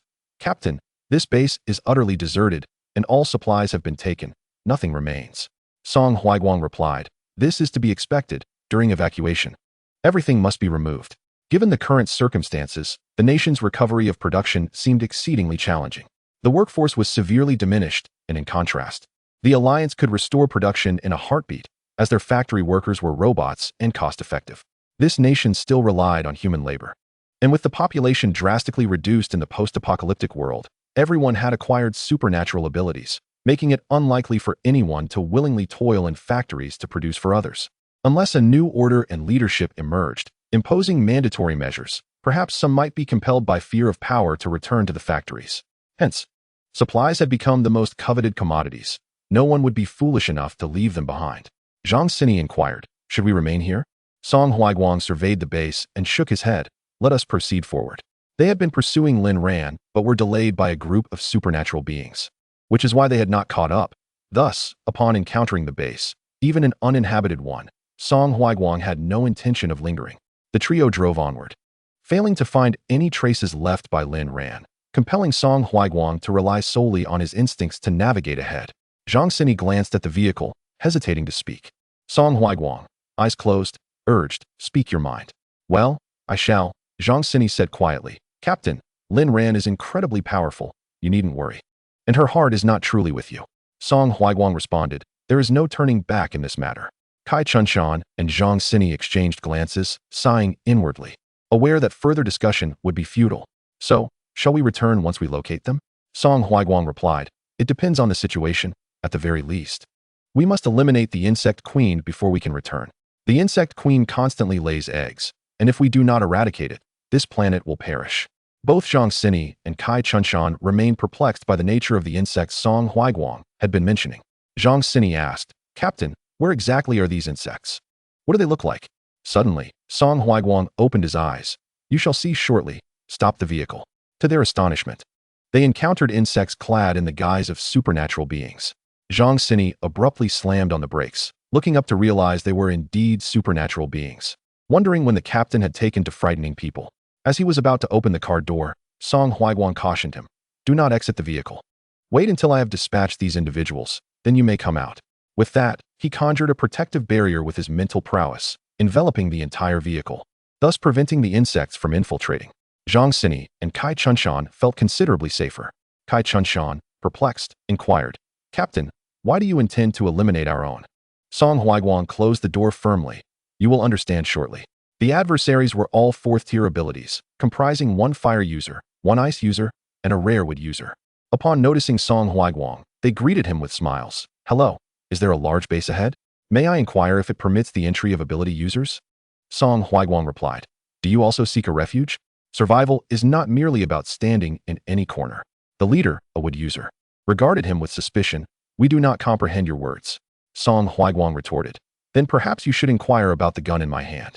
With that, a bullet pierced the leader's heart, yet no sound erupted, as if it had penetrated a mass of cotton. Zhang Sini and Kai Chunshan felt a pang of urgency. They hoped their captain wasn't becoming overly anxious due to the fruitless search for Lin Ran, leading him to view everyone with disdain. Amid their concern, Song Huaiguang had already severed the leader's head, revealing a fist-sized insect that crawled out.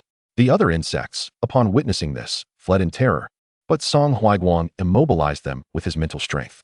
Kai Chunshan observed the insect on the ground, its large compound eyes fixated on him, struggling to blink. He tugged at Zhang Sini's sleeve. "Sini, this insect is revolting." Zhang Sini murmured, "Captain, what he said earlier was indeed true." Chapter 83. I apologize for my previous remarks. Song Huaiguang crushed the insect into a pulp, releasing a foul odor that made Zhang Sini and Kai Chunshan cover their noses, retching repeatedly. "Chunshan, what is that smell? It's so overpowering." "No, don't speak. It's the insect. I truly admire how the captain can endure it." After vanquishing the insect, to prevent disbelief from others, Song Huaiguang took a photograph of it with his phone. He similarly dispatched the remaining ones, leaving no opportunity for them to escape. Once back in the car, Zhang Sini hung his head. "Captain, I apologize for my earlier comments. It's nothing. Ignorance is no crime. What are these insects? Where do they originate?" Song Huaiguang replied, "Let us reserve that question for later. Drive." Along the journey, Song Huaiguang shared the information he possessed with Kai Chunshan and Zhang Sini, urging them to remain vigilant in the presence of any ability users, zombies, or zombie beasts. For one could not ascertain whether they were facing kin or insects. Kai Chunshan asked, "Captain, is there no way to distinguish between them?" Song Huaiguang pondered momentarily. In that case, you can identify lower-tier insects by looking into their eyes. A faint peacock blue will encircle them, akin to the color of the insects. He had just realized that the eyes of those individuals had a ring of peacock blue, recalling that the inhabitants of this planet tended to have darker eyes, making the insects' colors more discernible. The eyes of the Alliance's populace predominantly exhibit shades of blue and green, thus they have never utilized this method to discern the insects. Kai Chunshan inquired, "You mentioned lower-tier beings. What if we encounter a higher-tier one?" Song Huiguang responded, "We shall only discern that upon confrontation. I have yet to encounter such a being." "Ah, well, we will inevitably face that eventuality."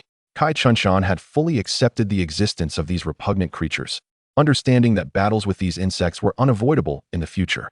Along their journey, Song Huiguang recounted numerous tales concerning the insects, leaving both Kai Chunshan and Zhang Sini in a state of perplexity. It seemed they had only parted from their leader for a mere few days, perhaps a week. How had he acquired such extensive knowledge in that brief span? Although both were curious, they refrained from voicing their questions. Song Huiguang was aware of their skepticism towards him.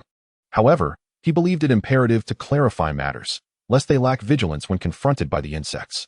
Lin Ran and Liang Qian took over 3 hours to reach the city of Wuyuan.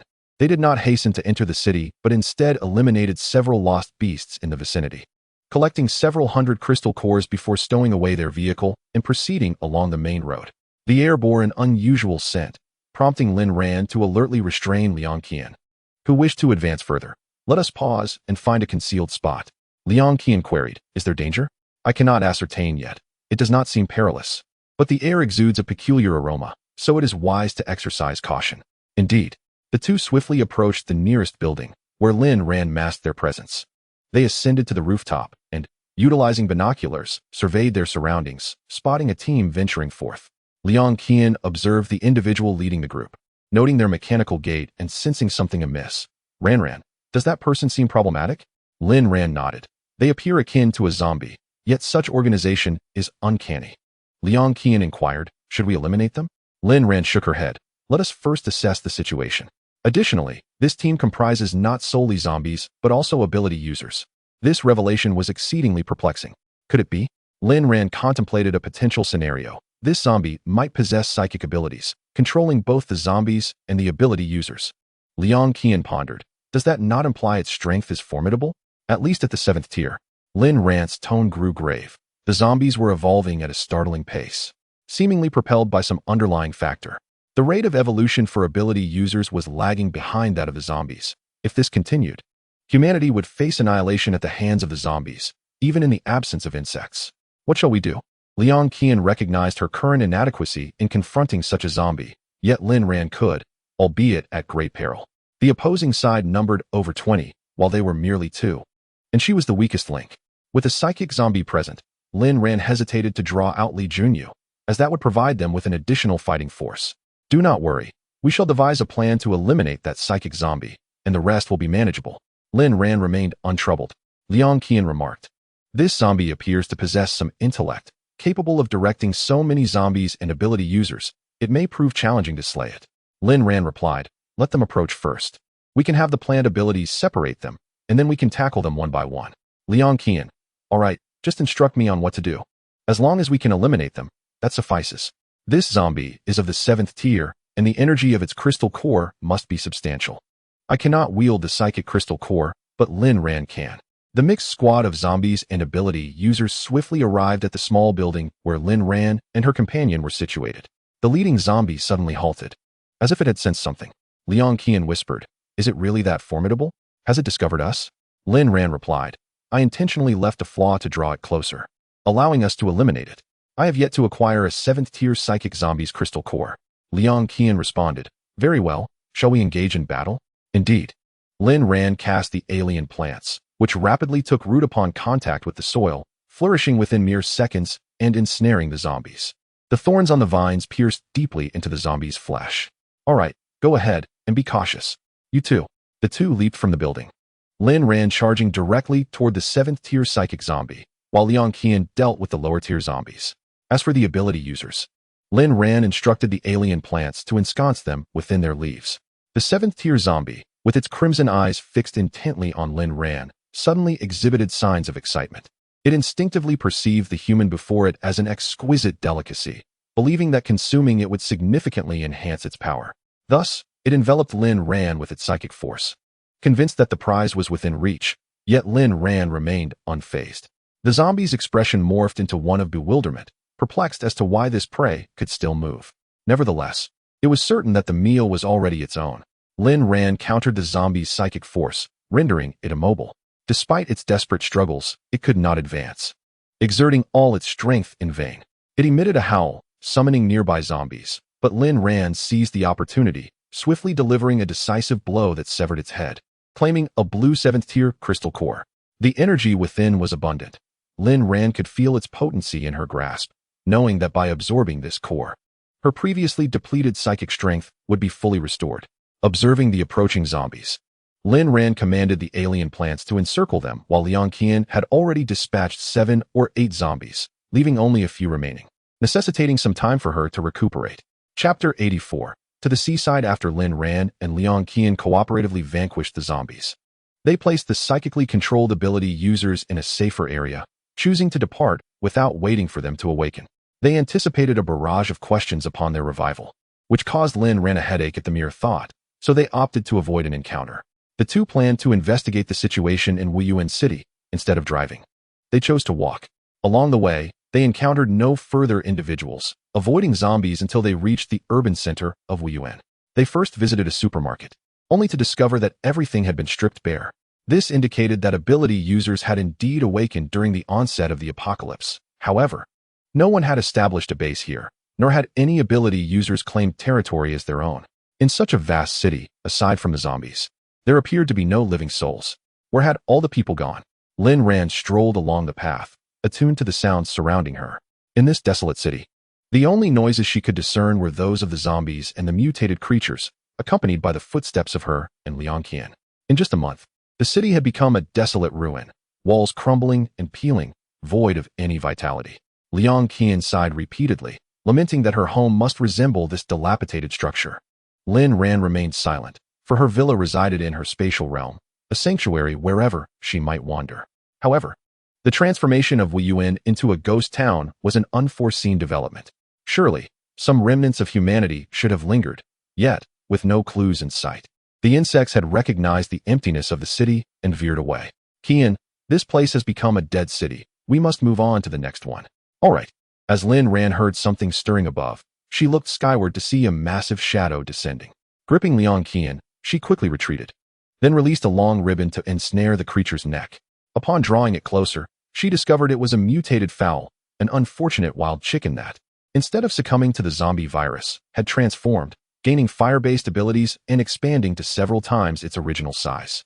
Liang Qian gazed at this colossal creature, its sharp beak likely capable of tearing flesh with ease. Lin Ran, such a hefty beast must weigh dozens of pounds. It could yield quite a bit of meat, right? Liang Qian's eyes were fixated on the wild chicken, nearly drooling. Lin Ran pondered. Indeed, we could have roasted chicken for dinner. Liang Qian agreed. But we should kill it first. Let us wait until nightfall. The wild chicken, poor thing, had thought it had finally found food, only to nearly end up as someone else's meal. It wished desperately to bury its head in the sand and feign death, yet its neck was firmly grasped, leaving it powerless to resist. Lin Ran tossed the mutated chicken into her spatial realm, where the liberated creature flapped its wings, only to find Li Junyu fixated on it, drooling. Such a substantial piece of meat. Surely, Sister Ran wouldn't deny her this bounty. It must be a gift for herself. All right, let's go for it. Li Junyu leapt, seizing the chicken's tail and pulling it down, cackling with delight, while the chicken appeared bewildered, unable to comprehend the presence of another being in this realm. However, rather than devouring it raw, Li Junyu dispatched the chicken and entrusted it to the robots, instructing them to roast it for her. By the time Lin Ran recalled the chicken, it had already become a sumptuous feast for Li Junyu. With no other option, Lin Ran caught a chicken from the farm, slaughtered it, and roasted it, sharing the meal with Liang Qian. They traveled throughout the day, reaching a small village by dusk, planning to rest for the night. Lin Ran noted the absence of insect activity, realizing that the insects did not remain perpetually active. Their energy expenditure underground necessitated periodic rest. She resolved to devise a plan to lure the insects to a desolate locale, where they could be systematically eradicated.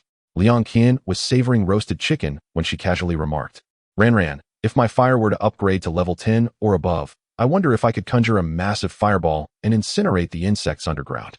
While this idea was feasible, the time required to reach level 10 was uncertain, perhaps a year or two, or at best, several months. They could afford to wait. But this planet could not. Should the insect eggs proliferate across the globe, the situation would escalate beyond merely consuming zombies and those with abilities. In the absence of sustenance, these creatures would not spare anything that could facilitate their evolution.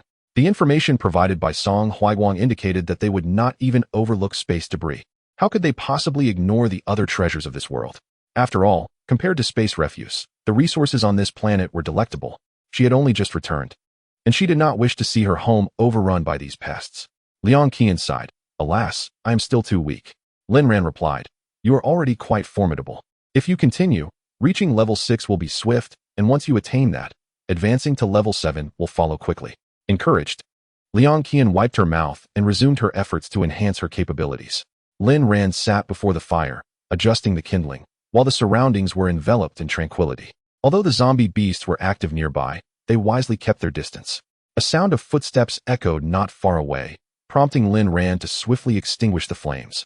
Tossing the embers into her spatial pocket and pulling Liang Qian into the safety of the house, concealing all traces of their presence. The passers-by, noticing the absence of human activity in the small village and the sparse number of zombies, chose not to linger and proceeded toward the nearby town. Ran, have they left? Liang Qian inquired. Yes, there seem to be 100 or so individuals. They likely seek a base. However, there are no suitable locations nearby for establishing one, so they will probably settle in the town ahead. The following day, Lin Ran altered her course, deciding to head to the seaside. Wu Yuan was not coastal, so she had to retrace her steps for a while before traversing through Shitting Mountain, ultimately reaching the shoreline. Ran, can those insects survive beneath the sea? Liang Qian asked. I am uncertain, but after the seawater inundated, insect eggs appeared. Either the mother laid them in the sea and departed, or perhaps she resides there. Given that the mother can survive in the cosmos, she must possess formidable strength. They pressed on, decisively eliminating zombies encountered along the way, until they reached Shitting Mountain by 2 in the afternoon. Just as they were about to descend, Lin Ran detected a faint sound, as if something had fallen from above. Liang Qian, unaware of the noise, paused. Qian, wait a moment. Lin Ran took up her firearm and scanned the surroundings. Is something approaching? Liang Qian asked. Lin Ran shook her head. No, something is falling from the sky and has struck the ocean's surface. You can hear that from so far away. Impressive. Liang Qian exclaimed. Here, put this on, Lin Ran said, retrieving a suit of protective gear from her spatial pocket, which Liang Qian accepted, shedding her outer garment to don it. Don't stray too far from me. The air feels off, Lin Ran cautioned Liang Qian, having sensed a powerful force nearby. Chapter 85. Beneath the deep sea, Lin Ran first sensed this formidable force on her home planet, and indeed, as Song Huiguang had asserted, even the most battle-hardened warriors would feel their legs weaken in its presence. Thus, she had arrived at the answer regarding the object that had just plummeted into the ocean. The cunning mother bug had indeed remained suspended in the starry sky, laying her eggs in the sea, allowing them to hatch on the ocean floor while observing the unfolding events from above. She watched as her progeny took possession of this planet, donning the skins of humans or zombies, and subsequently dominated everything upon it. A truly ingenious plan. Upon noticing Lin Ran's grave expression, Liang Qian comprehended that the situation was dire. The ferocious mother bug had appeared? Yes, do not wander off. It is currently in the sky. I have never encountered such a creature before, so I am unaware of its abilities. We must remain vigilant, Lin Ran cautioned. All right. I will ensure I do not become a burden, Liang Qian replied. Once Liang Qian donned her protective suit, the two stealthily descended the mountain, heading straight for the shoreline. This time, Lin Ran employed a protective barrier, typically reserved for use in the Alliance, encasing both herself and Liang Qian within a transparent shield. Looking up, Lin Ran beheld enormous egg sacs hurtling towards the ocean's surface, akin to colossal hailstones. The protective barrier obscured external odors, so Liang Qian did not detect any acrid scents. However, observing the viscous, oversized sacs, she understood that the situation was far from simple. Ran, are these all bug eggs? She inquired. Indeed. It has cast its eggs into the sea, awaiting hatching. This mother bug is astute, realizing that no one is present here, giving the eggs a chance to be born. The fish in the sea show no interest in such repugnant, sticky eggs, and the protective membranes render them difficult to ingest. Even if consumed, they would not be digested. As noted in the information Song Huiguang provided, Lin Ran explained. Liang Qian gazed upward, where dark clouds loomed, concealing any trace of the mother bug. Where could it be hiding? She pondered. It should be just beyond the clouds, Lin Ran replied. This extreme cold was likely a consequence of the mother bug's emergence, bringing forth peril from the starry expanse, compounded by the presence of liquid nitrogen, which had encased the entire planet in ice overnight. How can we find it then? Liang Qian asked. Given the current circumstances, reaching its position in the starry sky is utterly unfeasible. Communications and satellites have been obliterated, unless we can re-establish them. No need to rush. Let's clear what lies beneath before making further plans. I possess a spacecraft that can ascend, but tackling this mother bug single-handedly would be insurmountable, Lin Ran remarked. Indeed, once we eliminate these threats, humanity will undoubtedly devise ways to restore what once was, and we shall then have the opportunity to investigate further. Current technology is insufficient to confront the challenges presented. Warfare in the starry sky is not as simple as one might imagine. Their weaponry poses a significant dilemma. Even utilizing the most advanced armaments available on this planet would not be enough to penetrate the mother bug's formidable exterior, which is capable of traversing interstellar distances and is thus impervious to conventional weaponry. Nevertheless, such considerations may be deferred for the time being. Song Huiguang had bestowed upon her a weapon with a spatial button, which should prove useful when the time is right. Lin Ran retrieved numerous net bags from the spatial realm and skillfully tossed them to catch the egg sacs of insects, allowing Liang Qian to ignite them in flames. It was not until an hour had passed that the skies returned to tranquility, while Liang Qian found herself utterly exhausted. The egg sacs were enveloped in a thick layer of viscous slime, making them quite challenging to incinerate. Fortunately, she succeeded, and to her delight, her abilities ascended to the 5th tier after this exhausting ordeal. She had not anticipated such a benefit, and the fatigue was indeed worth it. Once the insect mother ceased its onslaught, Lin Ran lowered the protective barrier and produced a yacht from her space. She intended to venture onto the sea. Liang Qian exclaimed.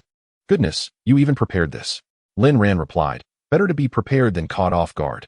It has come in handy. However, can you operate it? Fully automated, rest assured. There is nothing I cannot handle. Very well, let us set sail. Lin Ran programmed the yacht and stood on the deck, admiring the scenery. The virus had likely affected the maritime region as well. The depths of the ocean lay eerily silent, with scarcely any fish passing by, and those few that did appeared to be in a zombified state. Liang Qian inquired, Do you think those large creatures will attack us?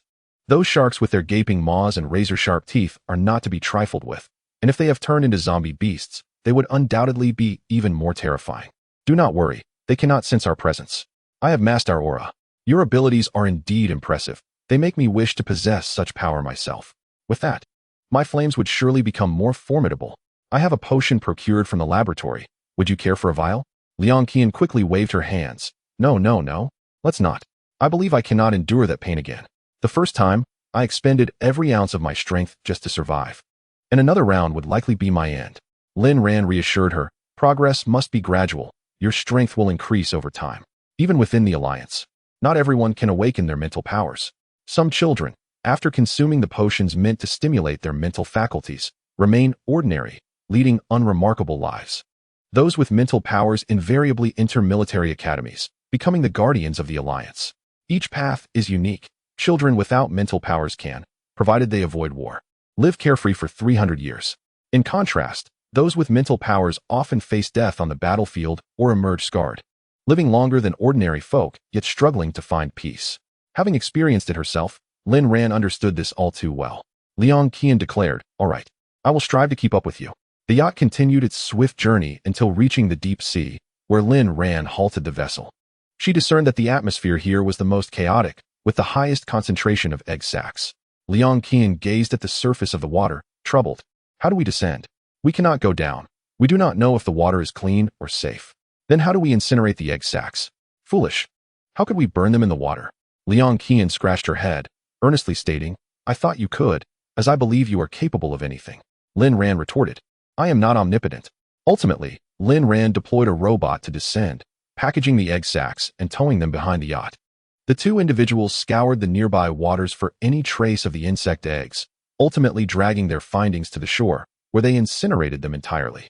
Without lingering, they turned towards Shitting Mountain, where a temple awaited them, a refuge against the elements, as the coastal chill was too harsh for Lin Ran, who feared Liang Qian might not endure it. Will the matriarch of the insects lay eggs daily? Lin Ran pondered. That is certainly the case, came the reply. Ah, then won't the eggs be endless? Indeed, hence we must devise a permanent solution. The research on robots had shown some promise. But finding a substance to inhibit the hatching of the eggs would not be a swift endeavor. Chapter 86. Liang Qian contracts a virus. Lin Ran had anticipated discovering some usable medicine, but beneath the ice, many plants had perished. Consequently, she allocated a portion of each purchased medication to the robots, urging them to directly target the insects and see if any effective remedy could be unearthed. Yet, she remained skeptical, for even the Alliance's technology had failed to resolve this predicament. With the technological and medical capabilities of the home planet, locating a counteragent for the matriarch seemed an insurmountable task. She was essentially gambling on a desperate hope. What if she did find a solution? The night atop the mountain was frigid, and Lin Ran and her companions slept in sleeping bags, covered by a layer of down comforters, while a sizable fire flickered nearby, barely warding off the chill. Upon awakening the next day, they discovered the mountain enveloped in an exceedingly thick fog, rendering even the trees frozen and withered just 10 meters away, nearly indistinguishable. Liang Qian, having never encountered such dense fog, felt it was surely unusual. Lin Ran, do you think this fog could be the result of some harmful substance? Lin Ran refrained from inhaling directly, instead producing 2 filtration masks. Put these on. We shall descend the mountain. The fog was so dense that they had to hold hands while making their way down, relieved that no undead beasts emerged. Upon safely reaching the base, Lin Ran noted that the fog had thickened further and seemed to be advancing from a singular direction. Qian, let us head north. Lin Ran replaced the filter on her mask and handed the removed one to a robot for analysis. This fog appeared indeed peculiar, not typical for such weather conditions, unless it was artificially created. Upon arriving at the northern coastline, the robot had already relayed its findings to Lin Ran. Not good, Qian, halt. We cannot proceed any further. There are viruses within this fog. Liang Qian came to an abrupt stop. What? Who could release such a vast quantity of viruses at once? Lin Ran responded, I do not know. The clones of Su Minlu have not all perished. They must possess some form of antidote. Furthermore, Su Minlu's parents, considering Su Minlu's personality, I cannot believe she lacks their influence. Perhaps the viral strain was sourced by her parents. Otherwise, where would Lin Ran acquire it? Encasing both of them in protective gear, Lin Ran maneuvered them behind a large rock, deploying a mini robot to scout ahead while her mental energy trailed behind. After traversing a kilometer without encountering anything amiss, it appeared the source of the dense fog lay further afield. Reluctant to waste time, Lin Ran retrieved her mask, preparing to advance. Qian, be cautious. If you inhale the fog, remember to alert me promptly, in a timely manner. She should be able to alleviate the suffering caused by the virus for Liang Qian with her extraordinary abilities. Liang Qian nodded. All right, let's go. Remaining in this place was not a viable option. If they could not identify the source of the dense fog, further uncertainties would arise. Lin Ran had no choice but to change direction and investigate the fog first. As for the insects, they had already located the nest where the insect queen laid her eggs, and they could devise a plan to deal with them later. Despite the fog, their pace remained swift, with Lin Ran using her mental prowess to navigate around all obstacles. After more than an hour, the robot led Lin Ran to a county town near Weiyuan. This town was known for its exquisite pearls, featuring vast seas and a dense population. Lin Ran paused at the entrance, overwhelmed by the multitude of buildings and the cacophony of scents. She needed time to discern her surroundings. Meanwhile, Liang Qian diligently practiced her abilities, as she had yet to fully master her 5th-tier powers. After a quarter of an hour, Lin Ran stepped forward. Let us proceed to the westernmost area. It is less populated, yet the fog emanates from there. The entire county town was engulfed in thick fog, and the fate of the extraordinary individuals inside was precarious. Those who survived would likely undergo significant mutations, the nature of which Lin Ran could not ascertain. She could only hope that those empowered individuals remained vigilant and minimized their outings upon noticing the anomalies of the fog. As Lin Ran and Liang Qian journeyed westward, they encountered several groups of empowered individuals seeking supplies, but they had no time to assess their conditions, only realizing the extreme danger they faced. The individuals in the west were retreating, and Lin Ran needed to catch up before they evacuated Weiyuan. Their speed was insufficient, prompting Lin Ran to lift Liang Qian and speed forward, finally spotting people 3 kilometers away from the county town. Upon hearing the noise, the group turned, 5 pairs of eyes fixating on Lin Ran and Liang Qian with peculiar expressions. Lin Ran halted cautiously. Qian, wait for the right moment to act. Do not be impulsive or overexert yourself. All right, you can trust me. These individuals bore an uncanny resemblance to Su Minluo, leading Lin Ran to conclude they were all clones of her. However, one peculiar detail struck her. These figures appeared more like zombies. Moreover, these 5 zombies were of the 8th tier, far beyond Liang Qian's capability to confront directly. What struck Lin Ran as odd was that these zombies exhibited behavior suggesting a semblance of consciousness, unlike typical zombies that only sought destruction and attacked humans. The leader among them even spoke fluently. "You are Lin Ran, aren't you?" There was no hesitation, no stammering, a fluency even Li Junyu could not achieve. Lin Ran replied, "You are all the same person." Su Minluo II interjected, "No, we are independent entities." Su Minluo III remarked, "Such power is indeed formidable. No wonder she remains so fixated." Su Minluo IV inquired, "Do you think if we consume her, we could reach the 9th tier?" Su Minluo V chimed in, "You make me eager. Let's act quickly." After their dialogue, the 5 zombies encircled Lin Ran. Without hesitation, she drew her gun, chambered a round, and fired without the need to aim. The opponent nimbly evaded the attack. However, Lin Ran remained unperturbed, for if one shot failed, she would simply take another. The 5 clones of Su Minlu looked at Lin Ran with an air of smugness, exclaiming, "You are not so impressive after all. Our movements are far swifter." Yet, as soon as they finished speaking, Lin Ran's second shot struck their heads. With the augmentation of her mental prowess, her initial shot was merely a feint, while the second was the decisive blow. Did these clones truly believe she was an easy target? After being hit, the 5 clones attempted to resist. But Lin Ran approached them and swiftly severed their heads with a single stroke. After extracting the crystal cores, Lin Ran discovered some data and viral strains from the spatial compartment of Su Minlu III. She had not anticipated such a significant yield from this excursion. It was indeed worthwhile. Meanwhile, Liang Qian appeared somewhat dazed, her expression peculiar. Sensing this, Lin Ran stepped forward and placed her hand atop Liang's head, only to find that the clones had indeed carried a virus, which Liang Qian had unfortunately contracted. Fortunately, she realized this in time, and 10 minutes later, her consciousness was restored. Ran, thank you," she said. Lin Ran patted her shoulder, advising, "Please sit and rest. You have expended too much energy." Liang Qian promptly sat on the ground, disregarding her appearance, having just faced a near-death experience. Reflecting on it now sent shivers down her spine. "I don't even know how I was infected. I just felt incredibly unwell, as if trapped in a quagmire, unable to escape." Chapter 87. Battling alongside Lin Ran remarked, "It was our oversight earlier. These zombies were laden with the virus, and we were caught off guard." Liang Qian took a sip of water, wiped the sweat from her brow, and inquired curiously, Ran, why has the weather turned cold?" "Not at all.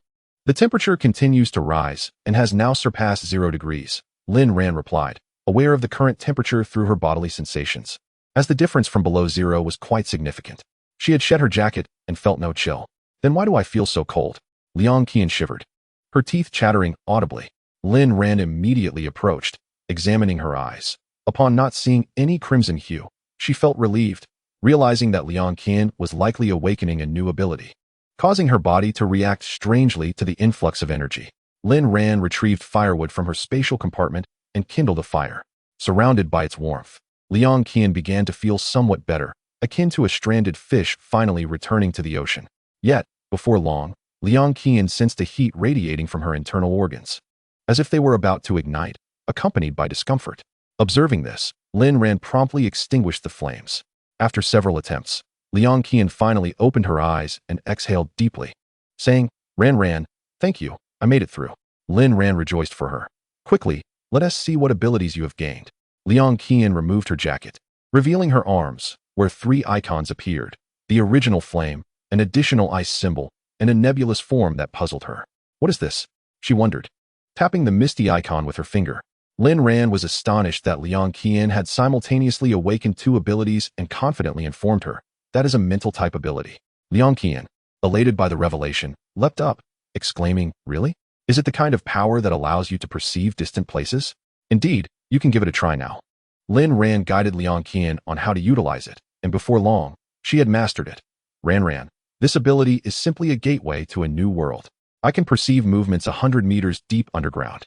Lin Ran smiled. "Indeed, with this psychic ability, you can foresee many dangers and avoid them in time." "Thank you, Ran. Liang Qian replied earnestly, "You must accept my gratitude. It is your presence that has fortified me. Had I faltered, I would have surely faced dire consequences." Liang Qian aspired to become as formidable as Lin Ran, unafraid of the myriad challenges presented by this apocalyptic world. She yearned for sufficient strength to survive in this harsh reality, to live alongside Lin Ran, and to assist her. With her newfound psychic power, she could now stand shoulder to shoulder with Lin Ran in battle. Lin Ran would no longer have to charge ahead alone. Liang Qian could alleviate some of her burdens, allowing them to face dangers together. Well then, focus on your enhancement. This is a stabilizing phase, so refrain from excessive use. Understood. Lin Ran did not rush their journey but instead decided to return to the county town, granting Liang Qian time to solidify her abilities.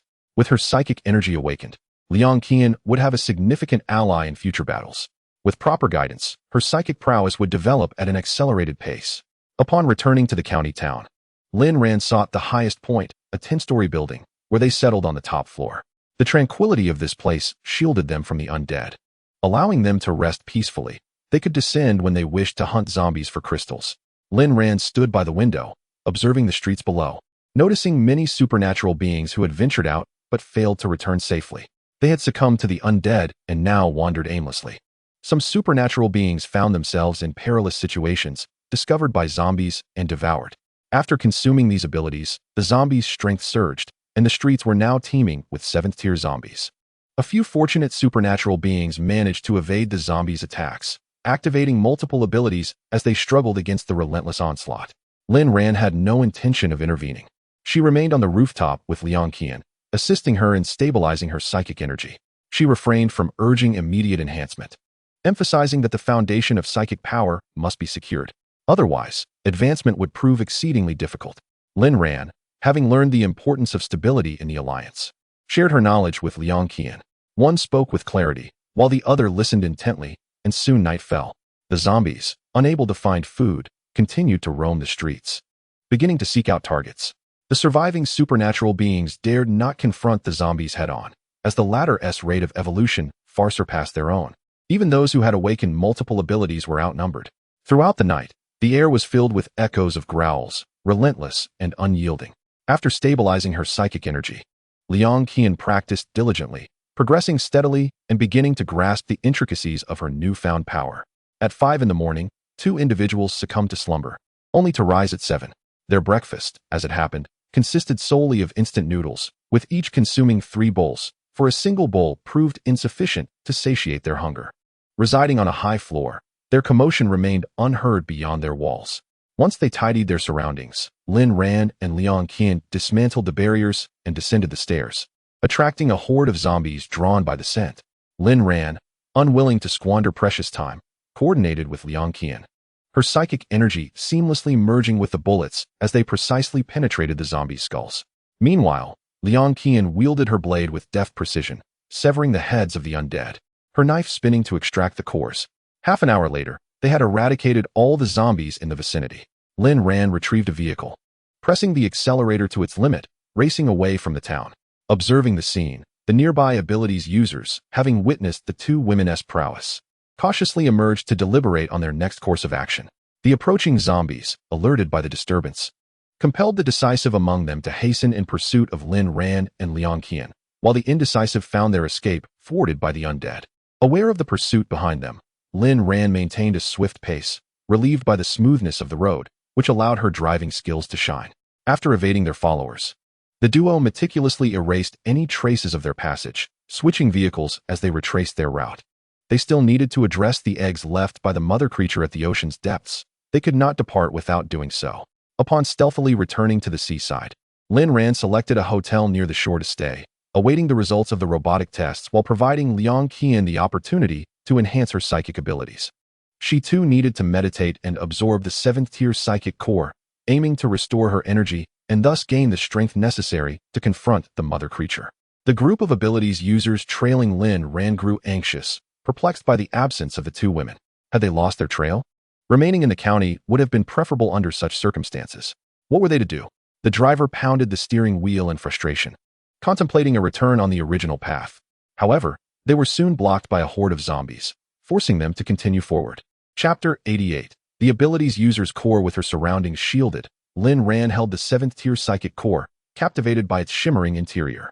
Had she encountered it in the past, she might have mistaken it for a precious gemstone.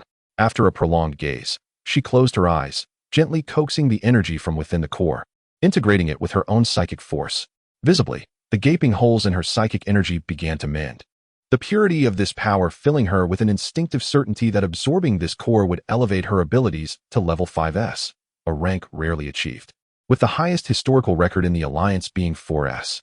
What a fortunate turn of events it was for her, transforming adversity into opportunity. After several hours, Lin Ran returned. Her previously wounded psychic energy fully restored and surpassing her former level, a delightful surprise indeed. Taking a deep breath, she opened her eyes, revealing a profound darkness within, flickering with an ethereal light. Liang Qian had completed the training Lin Ran assigned, patiently standing guard nearby. As Lin Ran opened her eyes, she breathed a sigh of relief. Ran, congratulations, your strength has risen once again. Lin Ran replied, you are impressive as well. Perhaps this is merely a fortuitous coincidence. This crystal core arrived at just the right moment. Indeed, it is rightfully yours. The two refrained from using their solar lamps, their outlines discernible even in the darkness. Now that both possessed mental strength, they could sense each other's presence through their auras, even without light. Though it was already late at night, the atmosphere felt unusually tense. In the past, there had been disturbances, mostly the roars of zombies, but tonight's sounds were distinctly different. The two quickly approached the window and drew back the curtains, yet the night was too deep to see anything clearly. With no electricity, the streetlights outside the hotel, powered by solar energy, had been destroyed. Lin Ran could only make out vague shadows. What is that? After a moment of contemplation, Lin Ran's voice turned cold. Kuyen, prepare for battle. There are hordes of zombie beasts below, seemingly driven out by something. Liang Kuyen picked up her weapon. All right, shall we go down? Lin Ran surveyed the area around the hotel. Knowing that any ensuing battle would damage it, she declared, let us go down and eliminate them. This hotel is quite decent. I will store it in my space afterwards so we can use it for shelter in the future. That is wonderful. Once downstairs, Lin Ran uprooted the hotel, foundation and all, and tossed it into her space. The two then stood back to back, firearms at the ready, and began to shoot. Liang Kuyan's accuracy had significantly improved due to her mental strength, each bullet finding its mark in the heads of the zombie beasts, not a single round wasted. With no one else around, they did not rush to collect the crystal cores. After a wave of zombie beasts retreated, Lin Ran swiftly gathered all the cores. For some reason, the evolution rate of the zombie beasts did not match that of the zombies. Typically, beasts should evolve faster than humans, yet the opposite seemed true. Could it be that the latest virus does not affect the beasts? After a brief respite, a second wave of zombie beasts emerged. The ground littered with the putrid blood of those that had been dispatched. While Lin Ran remained focused on the beasts, she was also attuned to the subtle sounds around them. Just as they were about to conclude the second wave of carnage, Lin Ran sensed a shift in the air. A group of more than 10 individuals stealthily approached through the night's dew, their intentions decidedly unfriendly.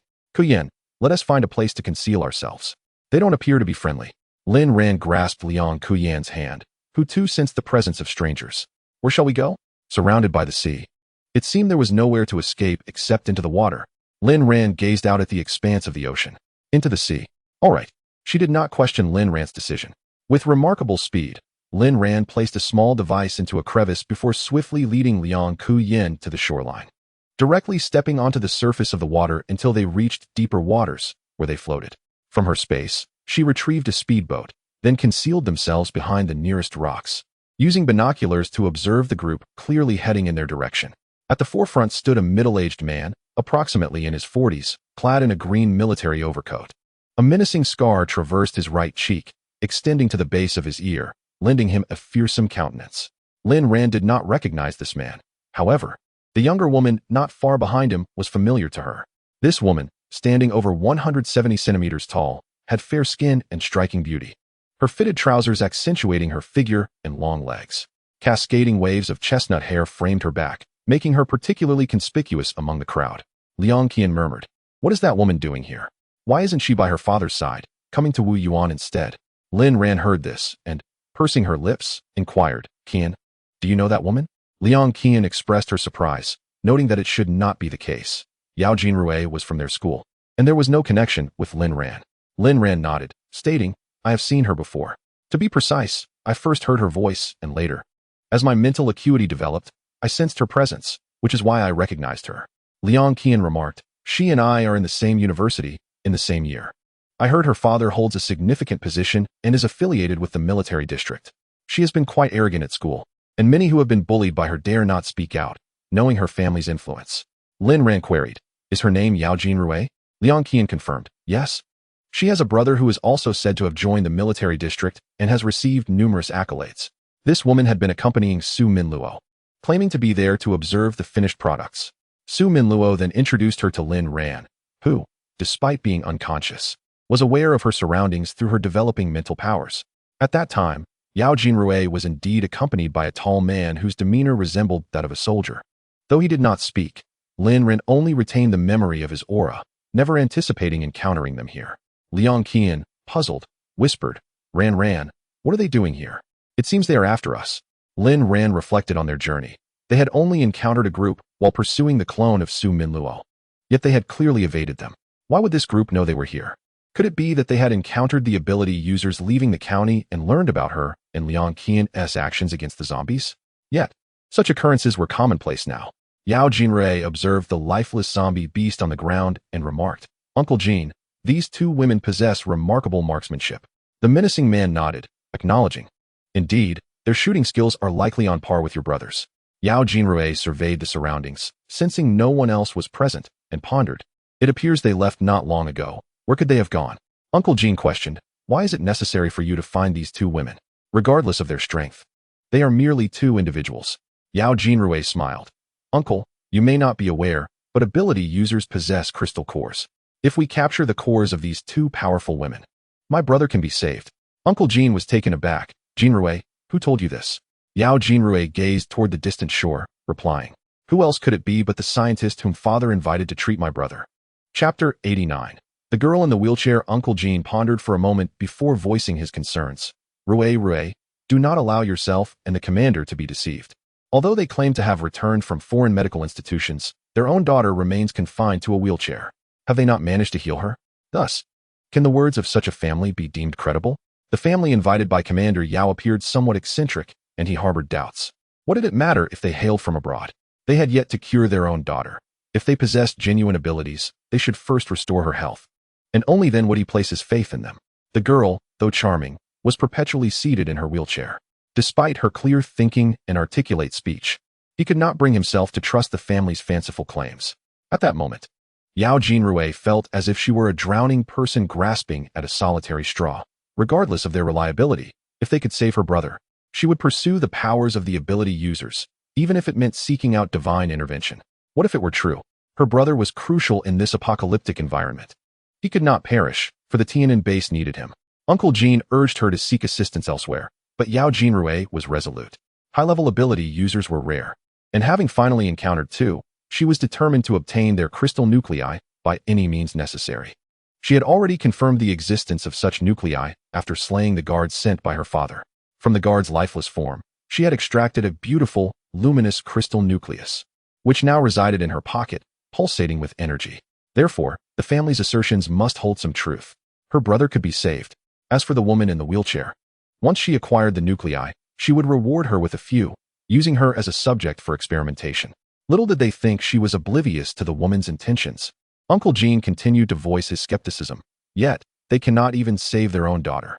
Yao Jinrui replied, my brother's situation differs greatly from theirs. His paralysis resulted from a failed secondary activation of his abilities, while their daughter appears to be congenital. Her leg muscles have atrophied. The only redeeming feature is the pair of eyes on her otherwise monstrous face. Uncle Jin countered, with so many individuals at the base, proper training should yield high-level abilities. Yao Jinrui insisted, I will find the best for my brother.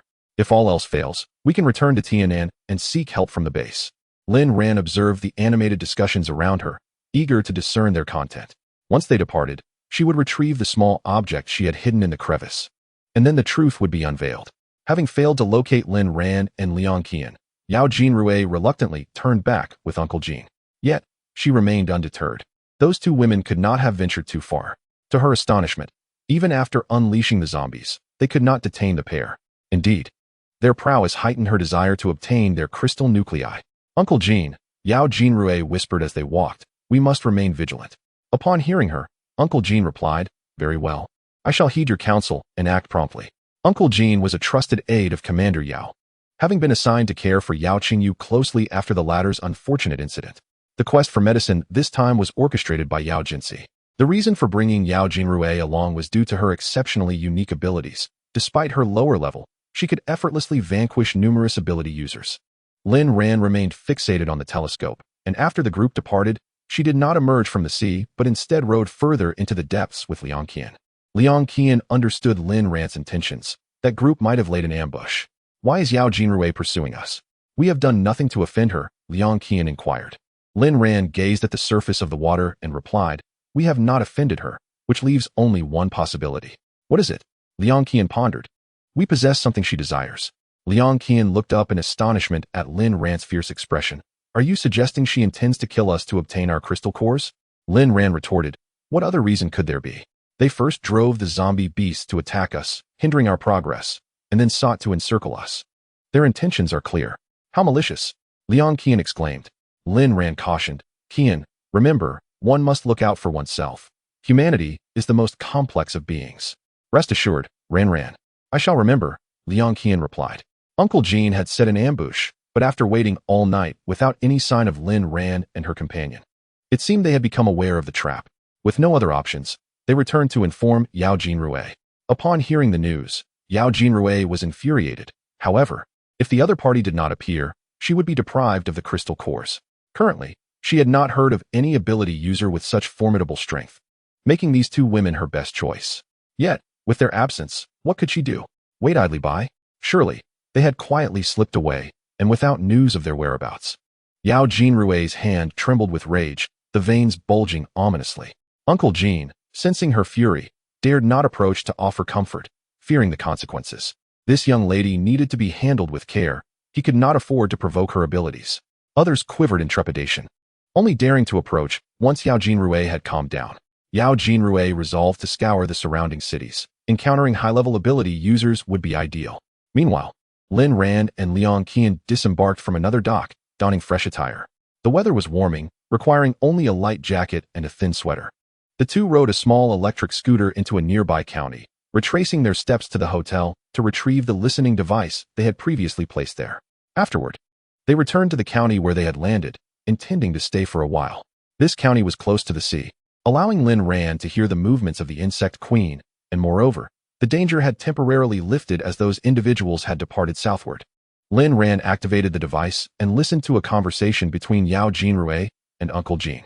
After hearing it, her brow furrowed even tighter. Who were these individuals? Returning from a foreign research institution, capable of providing medical advice? Additionally, the daughter in the wheelchair, there was something eerie yet familiar about her. Lin Ran recalled a figure in a wheelchair who occasionally appeared before the glass mirror outside her room in the laboratory. Observing her through the glass, she recognized the individual in the wheelchair by their distinctive height and the mechanical sounds emitted by their apparatus. Yao Jinrui's brother had experienced a failed awakening of abilities, resulting in paralysis. Yet, shouldn't that have led to becoming a zombie? Liang Qian's confusion mirrored Lin Ran's. I have yet to hear of anyone who became paralyzed due to a secondary failure in ability awakening. What about you, Qian? Liang Qian shook her head. Why would they attempt a secondary awakening? The risks are far too great.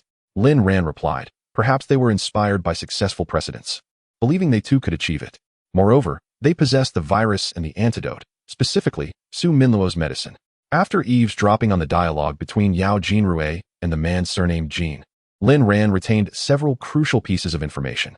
This group had come from Tianan, where a base existed. They had access to medication and were cultivating advanced ability users to treat Yao Qingyu. It was unexpected to encounter yet another group driven by madness. Chapter 90. A zombie like Li Junyu. Lin Ran securely placed the listening device into her space. The conversation between Yao Jinrui and the man with the surname Jean would undoubtedly prove useful. Since these individuals sought her crystal core, she resolved to eliminate Yao Jinrui once she dealt with the insect mother's eggs. For the time being, she would focus on enhancing Liang Qian's strength while solidifying her own. Having made her decision, Lin Ran scattered several seeds of the exotic plant, which took root and grew wildly, enveloping the coastal town in a mere half-hour. The town's appearance was now obscured, replaced by a canopy of dark, grayish foliage, reminiscent of a desolation frozen in time. No one would dare to explore such a vegetative expanse, allowing the two to cultivate their powers undisturbed. Lin Ran did not leave an exit. She intended to wait until Liang Qian's mental strength reached 3S before departing. During this period, she also trained the little zombie, Li Junyu. With the nourishment from the crystal core, Li Junyu gradually regained some rationality and became quite obedient. Thus, half a month passed, and under Lin Ran's rigorous training, Liang Qian finally broke through, achieving the desired 3S mental strength, while her fire abilities escalated to the 8th rank. She was now considered a formidable expert, while Li Junyu's strength had surged past Liang Qian's. Currently, Li Junyu could command the zombies among their ranks, emerging as a sovereign. However, until her consciousness was fully restored, Lin Ran had no intention of allowing her to appear before others. When Lin Ran and Liang Qian emerged, the icy layer covering the ground had entirely vanished, and some plants began to sprout, hinting at a revival of vitality in the surroundings. Liang Qian stretched her back. Ran. Thank you for your hard work over the past half-month. Lin Ran smiled, pressing her lips together. It is you who has worked hard. As long as you do not complain about my rigorous methods. Liang Qian laughed exaggeratedly. How could I? This training is what I have longed for. I now feel filled with strength. Then let us venture into the deep sea to search for the insect eggs. Upon reaching the ocean's surface, they discovered that the insect eggs had mysteriously vanished, as if the insect mother lurking among the stars had concealed herself. Because Lin Ran failed to discern the information, the insect mother, having discovered that her eggs had been destroyed by humans, planned to hide and quietly lay her eggs. Liang Qian furrowed her brow and said, Ran.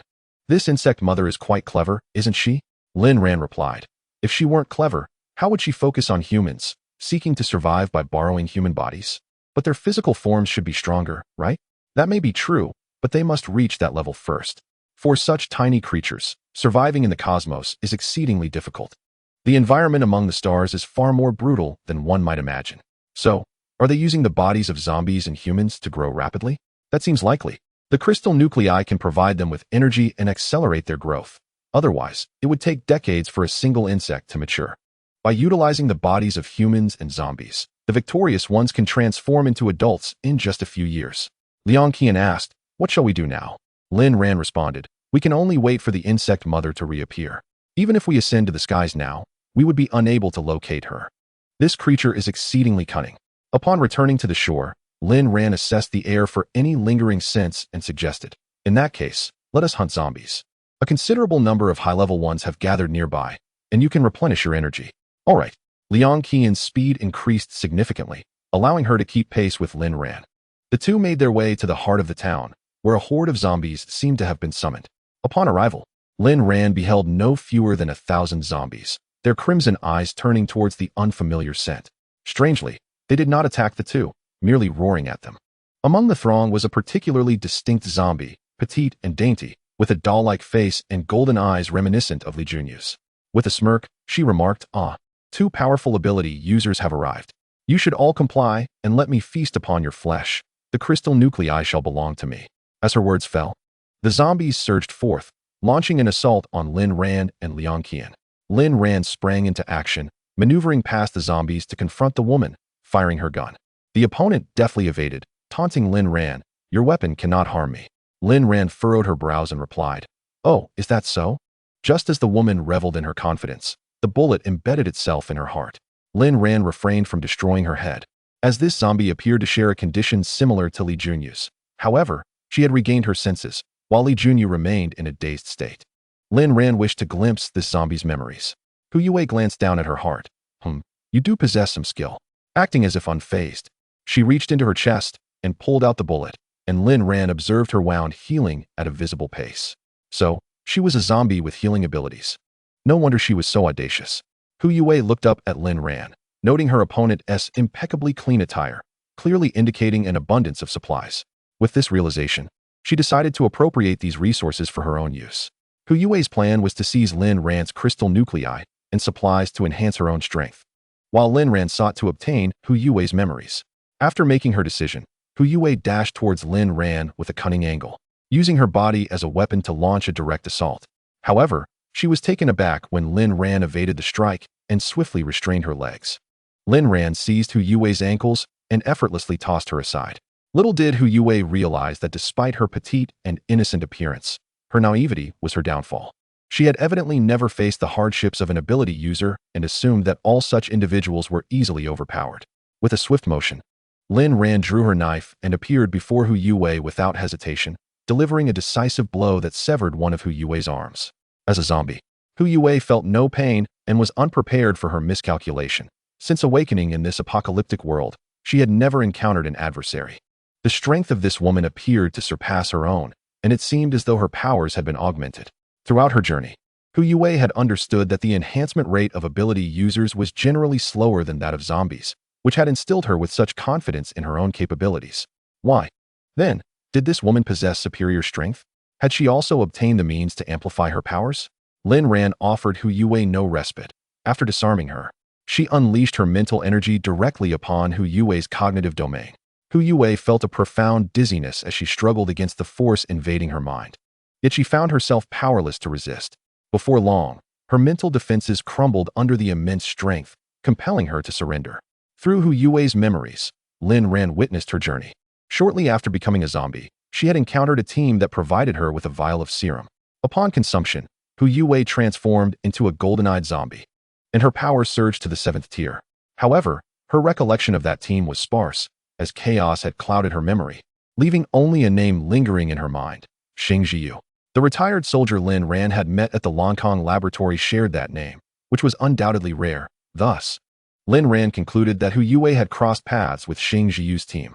Hu Yue had obtained the serum from Xing Jiyu, and the name inscribed on that vial also appeared on Xing Jiyu's prescription. All these medications were now in Lin Ran's possession.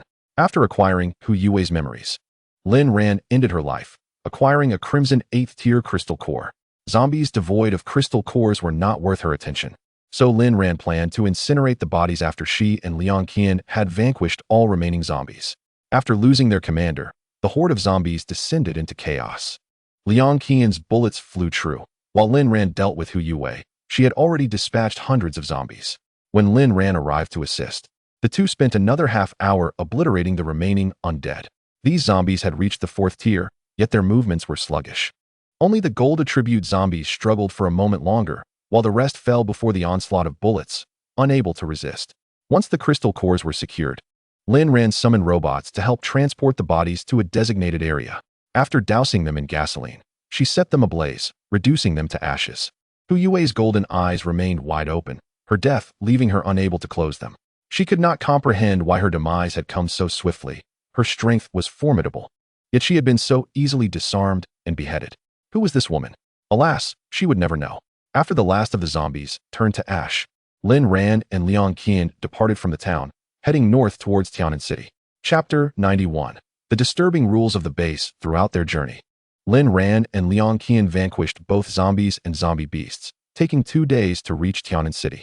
The apocalypse had persisted for over 2 months, and the weather had gradually normalized. Lin Ran observed that the city had erected formidable walls, cast from molten iron, ensuring great sturdiness. From a high vantage point, she surveyed the interior through binoculars, noting that the flora appeared to thrive better than that outside, and everything seemed to be in perfect order.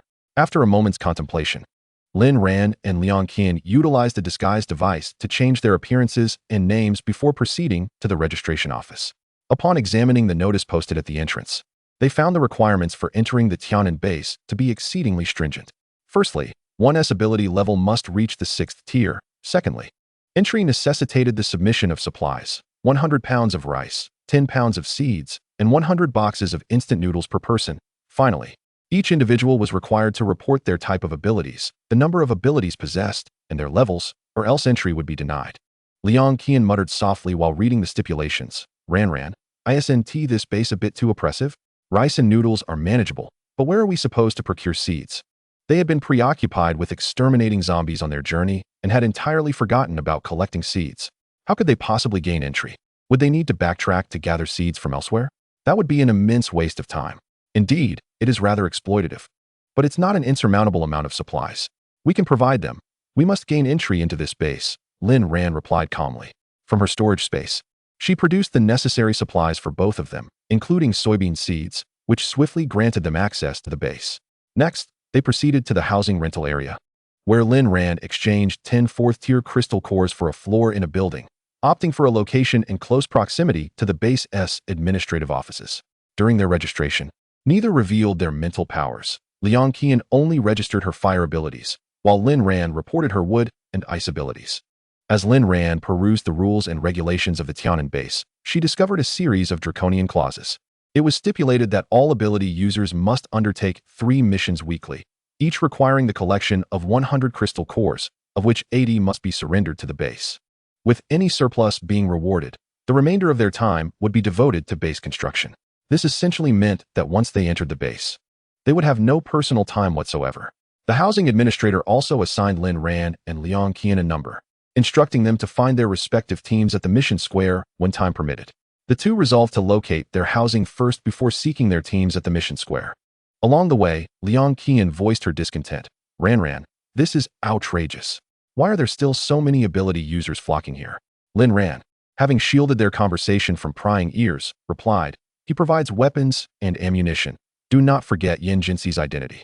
Even in the absence of superhumans seeking refuge, it is evident that many of Yao Jinxi's subordinates have awakened their abilities. Here, manpower is certainly not lacking. Furthermore, this location is secure. Tianan, being a major city, must harbor an abundance of resources that could sustain numerous individuals. Liang Qian remarked, well, we are yet to discover the nature of the team we have been assigned to. It matters not what team we join. We must embrace our new identities and remain vigilant, came the response. Yes, I am aware, Lin Ran replied, as she prepared her belongings and secured her knife at her back. Let us proceed to the mission square. You should exchange your knife for the one acquired on the journey. Liang Qian nodded in agreement. Upon arriving at the mission center and locating their designated team by number, they were taken aback to encounter a familiar face. Their team leader was none other than Lan Yunhua, who had departed from the Su port base with his group. It seemed they had also arrived in Tianan, likely having heard news during their travels. Lan Yunhua and his companions had rapidly enhanced their abilities, all having reached the 7th tier. His psychic powers, by Lin Ran standards, had attained an impressive 2S level. Achieving such prowess without guidance was indeed commendable. Sun Ting and Zhao Jiyuan still harbored considerable hostility towards Lin Ran and her companion, which amused Liang Qian. It was laughable that such a man could attract the attention of these two fools. Who would ever covet him? Noticing the unfriendly glances cast by the two women towards their new teammates, Lan Yunhua cleared his throat and warned, if you two continue to stir trouble, you shall not remain in this team. What? Sun Ting and Zhao Jiyuan turned to Lan Yunhua, their faces filled with dismay. It was unexpected that Lan Yunhua had attracted several women upon arriving at the Tianan base, and rumor had it that he had caught the eye of the leader's daughter. No wonder he spoke of abandoning them. It seemed he had indeed found a new interest. Sun Ting and Zhao Jiyuan concealed their animosity, feigning welcome to the new members. At this moment, Lin Ran observed an oddity. The gender ratio of all surrounding teams appeared peculiar, with a composition of 4 men to 6 women, and some even with 3 men to 7 women. What could be the reason behind this? Additionally, Lan Yunhua's team included 2 unfamiliar women, who gazed at him with a hint of affection. To Lin Ran's surprise, Lan Yunhua introduced her and Liang Qian, to which Lin Ran nodded and provided their assumed names. I am Li Yunuo, and this is my sister, Li Yunxiang. Lan Yunhua chuckled, realizing they were indeed a pair of sisters. Both were remarkably similar in appearance, strikingly beautiful, tall, and fair-skinned, embodying the type he favored. After losing a few members in previous missions, today the base had replenished his team efficiently. Moreover, they were all attractive women. Whether opportunities would arise, only time would tell. Lan Yunhua smiled knowingly, while Lin Ran suppressed the urge to retaliate. Once introductions were complete, Lan Yunhua outlined the tasks for the following day. From now on, we shall gather at the square on Tuesdays, Thursdays, and Saturdays. I will arrive early to collect missions and weapons to distribute among you. No objections arose from the others. Lan Yunhua requested the address of Lin Ran and Liang Qian's accommodation before departing with the rest.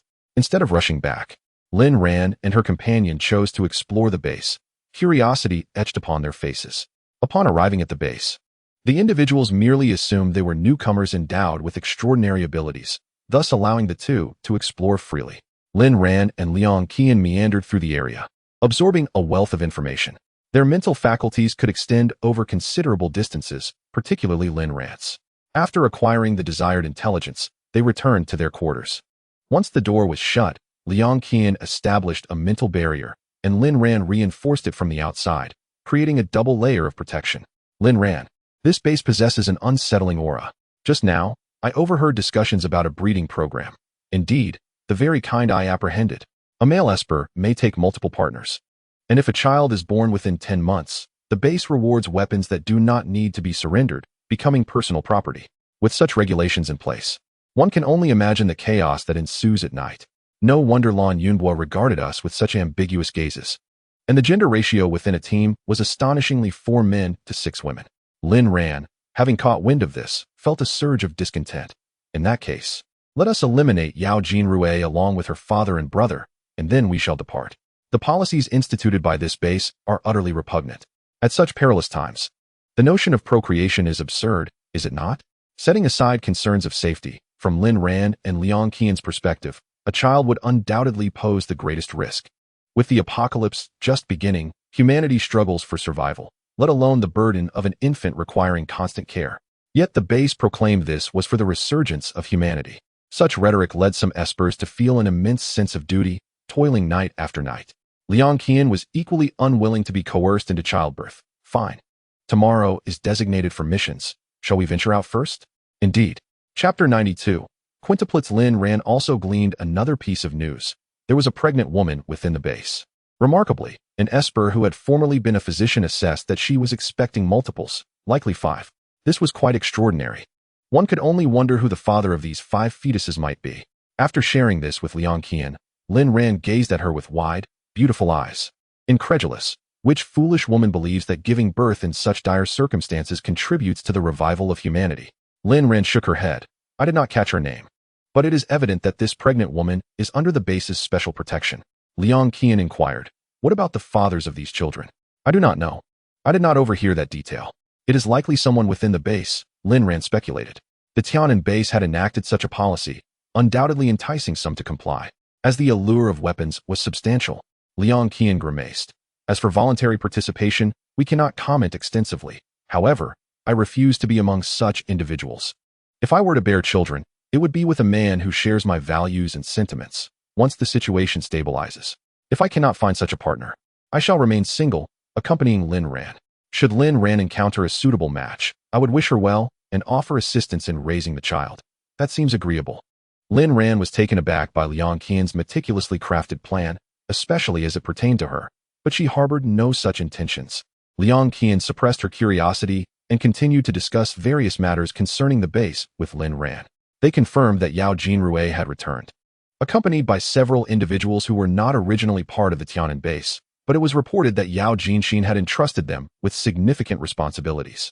However, the two did not dwell on this matter. Instead, they pondered how to unveil the true nature of Yao Jinrui and her daughter. Since Yao Jinrui had returned to the base, it was likely she had procured usable crystal cores, or perhaps even obtained those from ability users. It seemed imperative for them to seek out a local informant at the base to inquire about Yao Qingyu's current condition, as this knowledge would allow them to assess the situation's progression. Lin Ran tidied herself up, noting that there was still ample time, and ventured out again with Liang Qian, intending to purchase some items from other ability users and to gather further intelligence. The facilities at Tianan Base had been thoroughly developed, with clear signage, and soon they arrived at the bustling marketplace. It was lively, featuring a diverse array of goods, food, clothing, daily necessities, and electronic products such as chargers, all in abundance. Lin Ran approached the largest stall, which specialized in daily essentials. With the weather warming up, the demand for such items had surged. Amidst the throngs of people, chatter filled the air. As Lin Ran selected various items, she attentively listened to snippets of gossip among the ability users, one particular piece of information piquing her interest. Ability User 1, have you heard? The leaders of the base are planning to publicly select wives, and each is expected to choose more than 2 in order to bolster the base's population. Ability User 2, they are powerful and armed. A public selection would likely attract a massive crowd. Ability User 3, I've also heard that they are looking to find wives for Commander Yao's son. Ability User 4, oh? I wasn't aware he had a son. I've only heard of his formidable daughter. Ability User 3, his son was also a soldier and reputedly quite capable, having earned numerous accolades. If nothing unforeseen had occurred, he would have been poised to succeed Commander Yao, but after the apocalypse, he suffered a grave injury and became disabled. Ability User 2, a disabled man marrying? That's taking up our slots. Ability User 3, what can you do about it? Ability User 2, nothing, I suppose. I did hear his daughter returned with several individuals, presumably soldiers. It seems the base may soon celebrate a grand occasion. Ability User 3, is his daughter planning to marry multiple men? Ability User 4, as long as she is willing and there are suitors, She could marry 10 without us having any claim. Ability user 5 interjected. Aren't you concerned about those who haven't returned from missions? Ability user 2. What is there to be concerned about? They're either dead or have become food for zombies. What other fate could await them? Ability user 5 glanced around before quietly adding, I've heard that their bodies were brought back and handed over to the base, which claimed they found a place to bury them together. The team tasked with the burial mentioned a secret. Each of those individuals had a hole in their heads. The others responded, probably the work of zombies, right? Seeing the skepticism among the group, Ability user 5 fell silent, deciding to exercise caution during future missions. The notion of those who had perished being defiled in such a manner left them pondering the morality of the living. Were they all devoid of humanity? Lin Ran was taken aback by these words.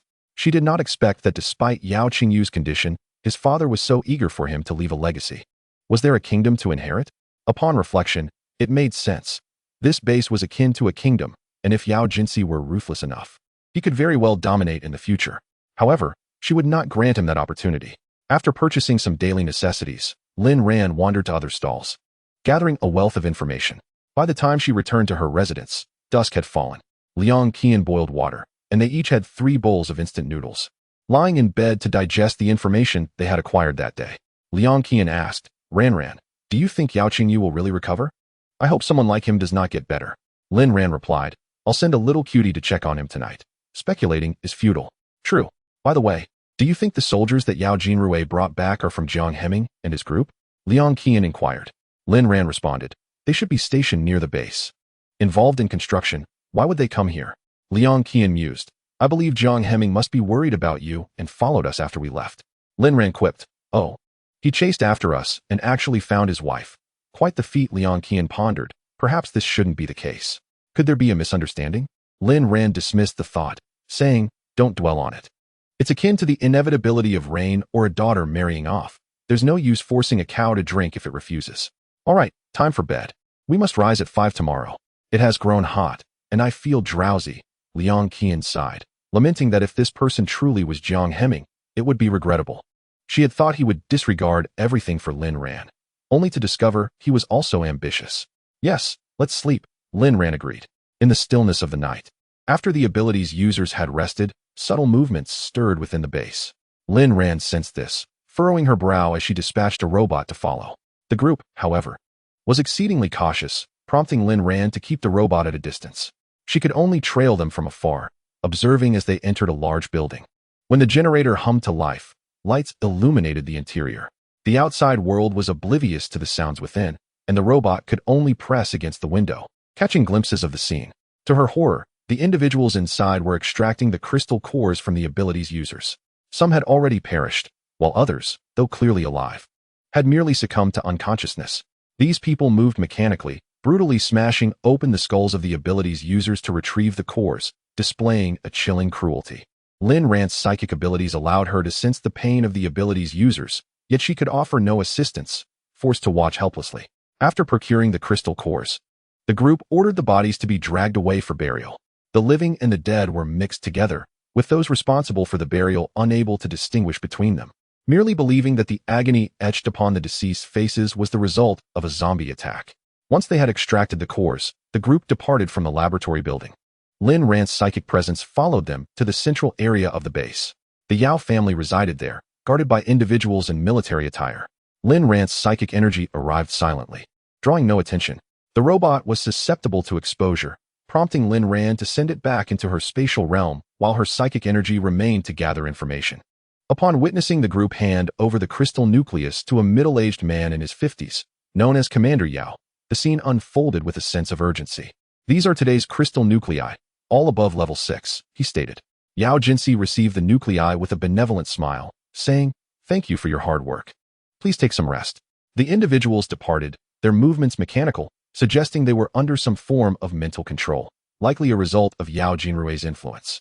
Once the ability users responsible for mining the crystal nuclei had left, Yao Jinsi descended into the basement, where he presented the nuclei to a couple in their 50s. Dr. Su, he addressed, these are today's crystal nuclei, each exceeding level 6. Please test their efficacy. Dr. Su, known as Su Dingshan, examined the nuclei closely, noting, these are nuclei of fire and ice abilities. I shall endeavor to test them. If unsuccessful, We may need to seek rarer ones, preferably of higher levels. Fortunately, Yao Qingyu's condition had improved significantly. He had awakened and had not succumbed to zombification, allowing for normal communication, although he still struggled to walk. Su Dingshan felt hopeful that finding rarer nuclei would restore his daughter to full health. The path he had chosen was indeed the right one, and the dream of seeing his daughter walk like others was within reach. After Yao Jinsi departed, Su Dingshan entered his laboratory, where his wife, Sun Tong, gazed at the crystal nuclei in surprise. "Are these rare nuclei?" she inquired. Su Dingshan nodded and whispered, "Partly so. Let us allow Tang Tang to try them." Much of the crystal nuclei acquired by Yao Jinsi was intended for his daughter, as he feared risks and preferred a preliminary test subject. Su Dingshan, unfazed by potential dangers, reasoned that they had faced far more challenging trials. To his astonishment, Tang Tang was indeed recovering. She could now manage to stand for a few minutes, her atrophied muscles regaining sheen and elasticity. Even more astonishing was that the abilities she acquired were exceptionally rare, one enabling mental control, another harnessing lightning, and a third fostering plant growth. Su Dingshan was confident that with continued absorption of crystal nuclei, Tang Tang's body would be completely restored, allowing her to live as normally as any other child, and perhaps even possess extraordinary abilities. Sun Tong watched anxiously as Tang Tang's previously gaunt cheeks now appeared plump and radiant, filling her with joy. "Tang Tang, these crystal nuclei were sent by Commander Yao. You must use them quickly." Tang Tang looked up, her cherubic face adorned with deep dimples. "All right, Mom and Dad, you have worked hard. Soon, I should be able to recover fully. Once I am well, you won't have to struggle so much anymore. You have endured so much hardship over the years." While a sense of melancholy lingered in Tang Tang's heart, it was overshadowed by joy, the prospect of her illness finally coming to an end. Holding the crystal nucleus tightly, she began to absorb its energy, feeling her muscles growing stronger and a renewed vigor awakening within her. Finally, she envisioned herself running freely under the sun, no longer confined indoors, no longer needing her parents to push her, and free from the taunts of others. Sweat beaded on Su Tang's forehead as she opened her eyes 2 hours later, her gaze bright and a smile gracing her lips. "Mom, Dad, I can stand up by myself now." The hearts of Su Dingshan and Sun Tong finally felt at ease. To heal Su Tang, they had gone so far as to betray their homeland and venture abroad, working for foreign interests, which had led to a new project and the hope of curing their daughter. The hardships they had endured over the years vanished in that moment of Su Tang's recovery, and they saw joy reflected in each other's eyes. It had all been worth it. Su Dingshan exclaimed with excitement, "Wonderful. From now on, Tang Tang can walk out on her own." Su Tang nodded with delight, her face radiant. "Thank you, Mom and Dad. You have truly worked so hard all these years." The three of them embraced, tears of joy streaming down their faces, completely unaware that Su Tang's recovery had come at the cost of others' lives. Lin Ran, perceiving all of this with her mental prowess, felt an overwhelming rage rise within her. After Su Tang stood, Lin Ran quietly withdrew, having finally grasped the entire story behind the virus. A couple who should have been pillars of the nation had defected to serve in an enemy laboratory for the sake of their ailing daughter, bringing the virus back to their homeland and causing untold harm. The current predicament was a direct result of this family's actions. Lin Ran felt an urge to eliminate them immediately, yet she knew the time was not right. It was imperative that everyone be made aware of this family's true nature. Letting them perish quietly would not quench her thirst for vengeance. Once Lin Ran retracted her mental energy, she opened her eyes. The girl in the wheelchair bore a familiar aura. She had seen her in the laboratory during her previous life, but at that time, the girl had not yet recovered, appearing gaunt and unrecognizable, which was why Lin Ran had not connected her with Su Minluo. The restored Su Tang possessed a doll-like visage identical to that of Su Minluo, even the dimples in the same places. Observing the expressions of Su Dingshan and Sun Tong, it was evident that Su Tang was their biological daughter, while the Su Minluo who toiled in the laboratory was, in truth, a clone of Su Tang. It seemed that in her past life, Su Minluo had been unaware of the girl's true identity. Otherwise, how could she have interacted with Su Tang so freely? Lin Ran closed her eyes, methodically piecing together her thoughts. When had Su Dingshan and Sun Tong returned to the country with Su Tang, who had facilitated their return? And how had they come to find Yao Jinsi? Everything appeared to be part of a well-orchestrated plan. Moreover, she had yet to ascertain what actions Su Minluo had taken after her rebirth in the laboratory. One more thing troubled her. Yao Jinsi was not on Lu Tianzhuo's list. Yet he possessed the virus that could reactivate abilities. Where had he obtained it? Could it be from Xing Jiyu, whom she encountered at the Longkong laboratory? With these questions lingering in her mind, Lin Ran fell asleep, only to awaken at 5 o'clock. After a swift breakfast with Liang Qian, they hurried to the mission square. Upon arrival, they found several ability users already waiting, though Lan Yunhua and his group had yet to appear. The two listened to the gossip among the other ability users, gleaning some information they had missed the day before. They learned that the team leading the outing today was composed of newcomers brought back by Yao Jinrui. Moreover, it has come to my attention that several women within the base are vying for the attention of the man whom Yao Jinrui has brought back, with some even openly challenging her to a contest. The victor shall have him as a husband. Upon hearing this, Lin Ran harbored a suspicion that the individual Yao Jinrui has returned with is certainly not Song Huaiguang. Song Huaiguang would never allow himself to become an object of contention among women. He possesses his own sense of pride. Knowing that Song Huaiguang is safe brings her some measure of comfort, despite their previous limited interactions. Since he has arrived in her territory, she sincerely hopes for his well-being. Additionally, Lin Ran recalled a certain matter. He Ruiyong had been captured by Bai Qingye and subsequently kept as his close captive. Later, when the Su Gang base was besieged by insects and Bai Qingye was killed, He Ruiyong should have been taken away by Lan Yunhua and his group, eventually arriving at Tianan. However, they did not encounter He Ruiyong yesterday. Could it be that she has departed once more from Lan Yunhua and his companions? If she remains within Lan Yunhua's ranks, it would indeed present a prime opportunity for her demise during the next mission. After waiting for approximately 10 minutes, Lan Yunhua finally arrived, accompanied by his entourage. Chapter 94. The hostility of Yao Qingyu. Lin Ran ceased her conjecturing, as the answer would soon be revealed. The square was increasingly populated with abilities users, and from the office building emerged a well-organized group, moving in perfect unison. The leading man was strikingly handsome, exuding a chilling aura, with deep black eyes akin to exquisite obsidian, seemingly unfathomable, yet radiating a presence that unsettled Lin Ran. His lips were tightly pressed, making his thoughts inscrutable. Lin Ran discreetly glanced at him from afar, before quickly averting her gaze. This man was not Song Huaiguang. She did not recognize him. But the individual accompanying him was none other than Xing Jiyu, who had escaped from the Longkong laboratory. The man approached the task square, but remained silent, merely gesturing for Xing Jiyu to announce the tasks for the day.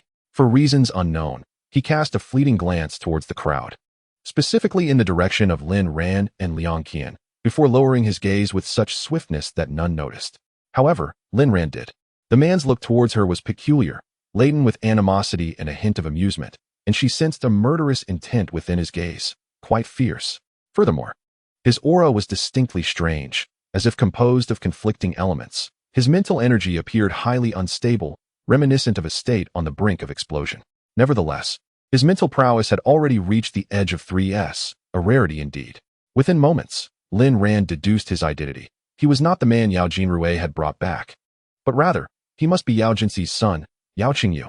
Just yesterday, rumors among the abilities users suggested that he could barely stand, yet today he was upright, indicating that Su Tang's parents had relayed the experimental results to Yao Jinxi overnight. Yao Qingyu, eager to absorb the cores of abilities users, had likely destabilized his mental energy as a consequence. This family, along with Su Tang's, was notorious for their ruthlessness, merciless killers without a flicker of hesitation. Yao Qingyu surveyed the abilities users before him, noting two among them with commendable mental strength. By absorbing their cores, he could completely restore himself and gain formidable power. It seems that today's decision to venture outside was indeed correct. Yao Qingyu glanced at his watch on his left wrist, determined to acquire the crystal cores of Lin Ran and Liang Qian. Lin Ran lowered her head, and Liang Qian, beside her, clearly noticed Yao Qingyu's hostility. Although Yao Qingyu's mental strength had reached 3S, it was unstable, lacking the solid foundation that Liang Qian possessed. The slightest provocation could cause his mental power to spiral out of control, beyond salvation. Since he desired her crystal core, she decided to turn the tables. Lin Ran contemplated using Yao Qingyu's own words to expose the clandestine dealings of Yao Jinrui and Yao Jinxia. She had been troubled, lacking a direct approach to unveil the true nature of the Yao family. And now Yao Qingyu had unwittingly presented her with an opportunity. As Xing Jiyu finished reading the list, Lan Yunhua and the others furrowed their brows, puzzled by the increased difficulty of today's mission. Sun Ting and Zhao Jiayuan were wholly unwilling to participate, pouting as they playfully pleaded with Lan Yunhua. "Brother Lan, could we possibly switch our task with another team?" Lan Yunhua's expression remained stern. "Do you think my face is that accommodating?" Upon hearing this, Sun Ting and Zhao Jiayuan felt even more disheartened. It was disheartening that Lan Yunhua wouldn't even advocate on their behalf, especially after they had so diligently satisfied him during the night. Brother Lon, how could you send us to confront those ferocious zombie beasts? What if we are outmatched? Sun Ting exclaimed indignantly, noting that zombie beasts were far more formidable than regular zombies. Her marksmanship was poor. After exhausting an entire magazine, she might still fail to hit a single target, and each individual was limited to only 50 bullets. Indeed, zombie beasts were challenging adversaries, as their agility surpassed that of ordinary zombies. Their sharp claws could be used as lethal weapons, and a missed shot could mean certain doom, leaving one vulnerable to their attacks. Lin Ran and Liang Qian had no objections. For them, any task was acceptable, and they could dispatch the zombie beasts with greater speed. The crystal cores they yielded were more refined and powerful than those of regular zombies, so they only engaged with clustered zombies along the way, preferring to hunt zombie beasts instead. After Xing Jiu finished announcing the tasks, he cast a glance at the ability users in the square, a hint of sarcasm gracing his lips. These individuals were merely suited to serve as stepping stones for others. Furthermore, Lan Yunbo was perplexed as to why Yao Qingyu was with them. Had he not been said to be gravely injured? He appeared to be in perfect condition now, highlighting the inaccuracy of the base's information. Everyone, let's set off. I wish you success and a safe return, Xing Jiu declared. Lin Ran sensed the insincerity in his words. He likely hoped for the demise of these ability users, so he could seize their crystal cores, as such matters could not be conducted openly. Upon learning that their team would fall under Yao Qingyu's command, Lan Yunbo approached him. Young Master Yao, how shall we divide the teams? Yao Qingyu cast a glance at Lin Ran and Liang Qian, indicating them as his charges. These two shall be under my supervision. The rest is up to you. To everyone's surprise, Yao Qingyu had taken an interest in the newcomers.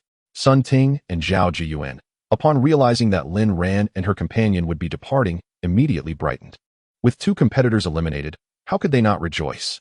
The two were now fully committed to seeing who would be the first to conceive. Lin Ran and Liang Qian exchanged no words as they approached Xing Jiu. Stealthily, Lin Ran slipped several audio devices into the pockets of Sun Ting, Zhao Jiyuan, and Lan Yunbo's clothing before obediently positioning herself behind Xing Jiu.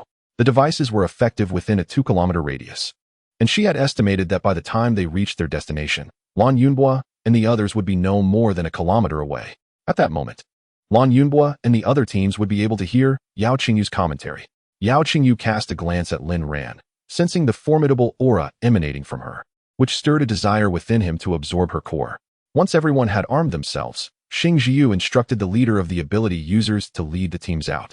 A total of 20 teams, 4 in each direction, north, south, east, and west, were formed, with Lin Ran's group heading north. A large truck accommodated everyone, with Yao Qingyu and Xing Jiu seated at the front, engaging in hushed conversation. Yao Xiao, what is the background of those two women? Their strength is considerable. Yao Qingyu touched his watch, replying, it would be best if they had no background. That way, we can eliminate them without concern. Indeed, it appeared that Xing Jiu was also set to enhance his power today, as his newly acquired abilities could be augmented using the cores of other ability users. This would accelerate his progress, allowing him to ascend to the highest level currently available within just a few days, without the need for waiting. Once Lin Ran boarded the vehicle, she sat beside Liang Qian, and the two remained silent.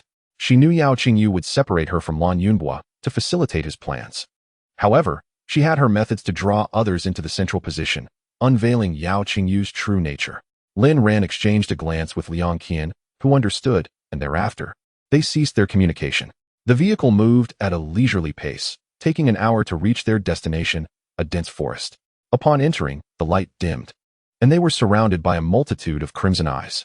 The zombie beasts were fixated on them, drooling in anticipation of an attack. Just then, a nearby individual swiftly dispatched one of the zombie beasts with a series of gunshots. Lin Ran glanced at this person, raising an eyebrow at the unexpected friendly smile directed at her. Confused, she turned her face away. Who was this individual? Yao Qingyu had been monitoring Lin Ran and Liang Qian's movements, noting that despite their considerable strength, they hesitated to act in the face of danger. It seemed they were merely fortunate. Given this, he felt no qualms about seizing their cores. After all, in this apocalyptic world, individuals with power who did not contribute were of no use. It was better for him to enhance his own strength to ultimately build a better nation for the happiness of its people, a truly grandiose notion. Lin Ran and her companion, armed with guns, appeared to be retreating, giving Yao Qingyu the impression that these two foolish women were inept with firearms. He signaled to Xing Jiu, and the two followed Lin Ran and Liang Qian, soon becoming separated from the others. This was precisely Lin Ran's objective. Once they entered the woods, Lin Ran and Liang Qian concealed their forms and masked their presence. Shortly thereafter, they spotted Yao Qingyu and Xing Jiyu. Liang Qian had already gleaned Yao Qingyu's intentions from Lin Ran, realizing he was a man with a beastly heart beneath a human facade. Such a villain. Does he truly deserve the green garb he once donned? Or has he forsaken the ideals of justice and morality within himself due to the onset of the apocalypse? Liang Qian understood that contemplating these matters was futile. The adversary was intent on severing one's skull to extract the crystal core, subsequently absorbing it to enhance his own power. Xing Jiyu was taken aback when he entered the forest and discovered that the two women had vanished. It appeared he had underestimated their prowess. Yao Qingyu, intrigued by the psychic abilities he was investigating, sought to master this power, yet it often eluded him, leading to occasional failures. Hence, he was eager to acquire the crystal cores of higher-level abilities. Lin Ran crafted a psychic barrier, separating Yao Qingyu from Xing Jiyu. She would confront Yao Qingyu while Liang Qian dealt with Xing Jiyu, thereby hastening their endeavors. Once the barrier was established, Lin Ran revealed herself, aiming her gun at Yao Qingyu and icily inquiring, "What is your purpose in following us?" Yao Qingyu disdainfully glanced at Lin Ran's firearm. "You cannot even wield a gun. What pretense is this?" Lin Ran retorted, "Do not concern yourself with my capabilities. Rather, answer my question." With that, she readied her weapon, exuding an air that suggested she would fire should he remain silent. Yao Qingyu scoffed, "With your formidable strength, it would be more merciful for you to meet your end with your eyes closed." Lin Ran replied, "That remains to be seen." Yao Qingyu unleashed his psychic energy, and Lin Ran feigned agony, clutching her head and discarding the gun onto the ground. My head aches. What have you done to me? Don't come any closer." Lin Ran's performance was remarkably convincing, yet at that moment, Lan Yunbo was startled by a noise emanating from his pocket. He produced a sound amplification device, listening alongside others to the unfolding events. Recognizing Yao Qingyu's voice, he was astonished to find that this man, who appeared amiable, was, in truth, insidious at heart, a true revelation of his character. Lin Ran's feigned suffering reached the ears of the others. Yet it did not convey the impression of being forcibly compelled. Rather, it suggested she was under the influence of another's abilities. In fragmented utterances, Lin Ran voiced, "Why you want to kill me? I have not wronged you, have I? We have just arrived at the base." Yao Qingyu replied, "Is a reason necessary for murder? How naive. Just remember that your crystal core is of use to me. Once I, Yao Qingyu, become the most powerful being in this world, I shall remember your contribution." How utterly laughable. Lin Ran continued her charade, exclaiming, What ability are you using to render me immobile?" Yao Qingyu laughed heartily, his handsome visage filled with disdain. "Fool, you do not even understand psychic energy. Is your strength merely accumulated through the crystal cores of others?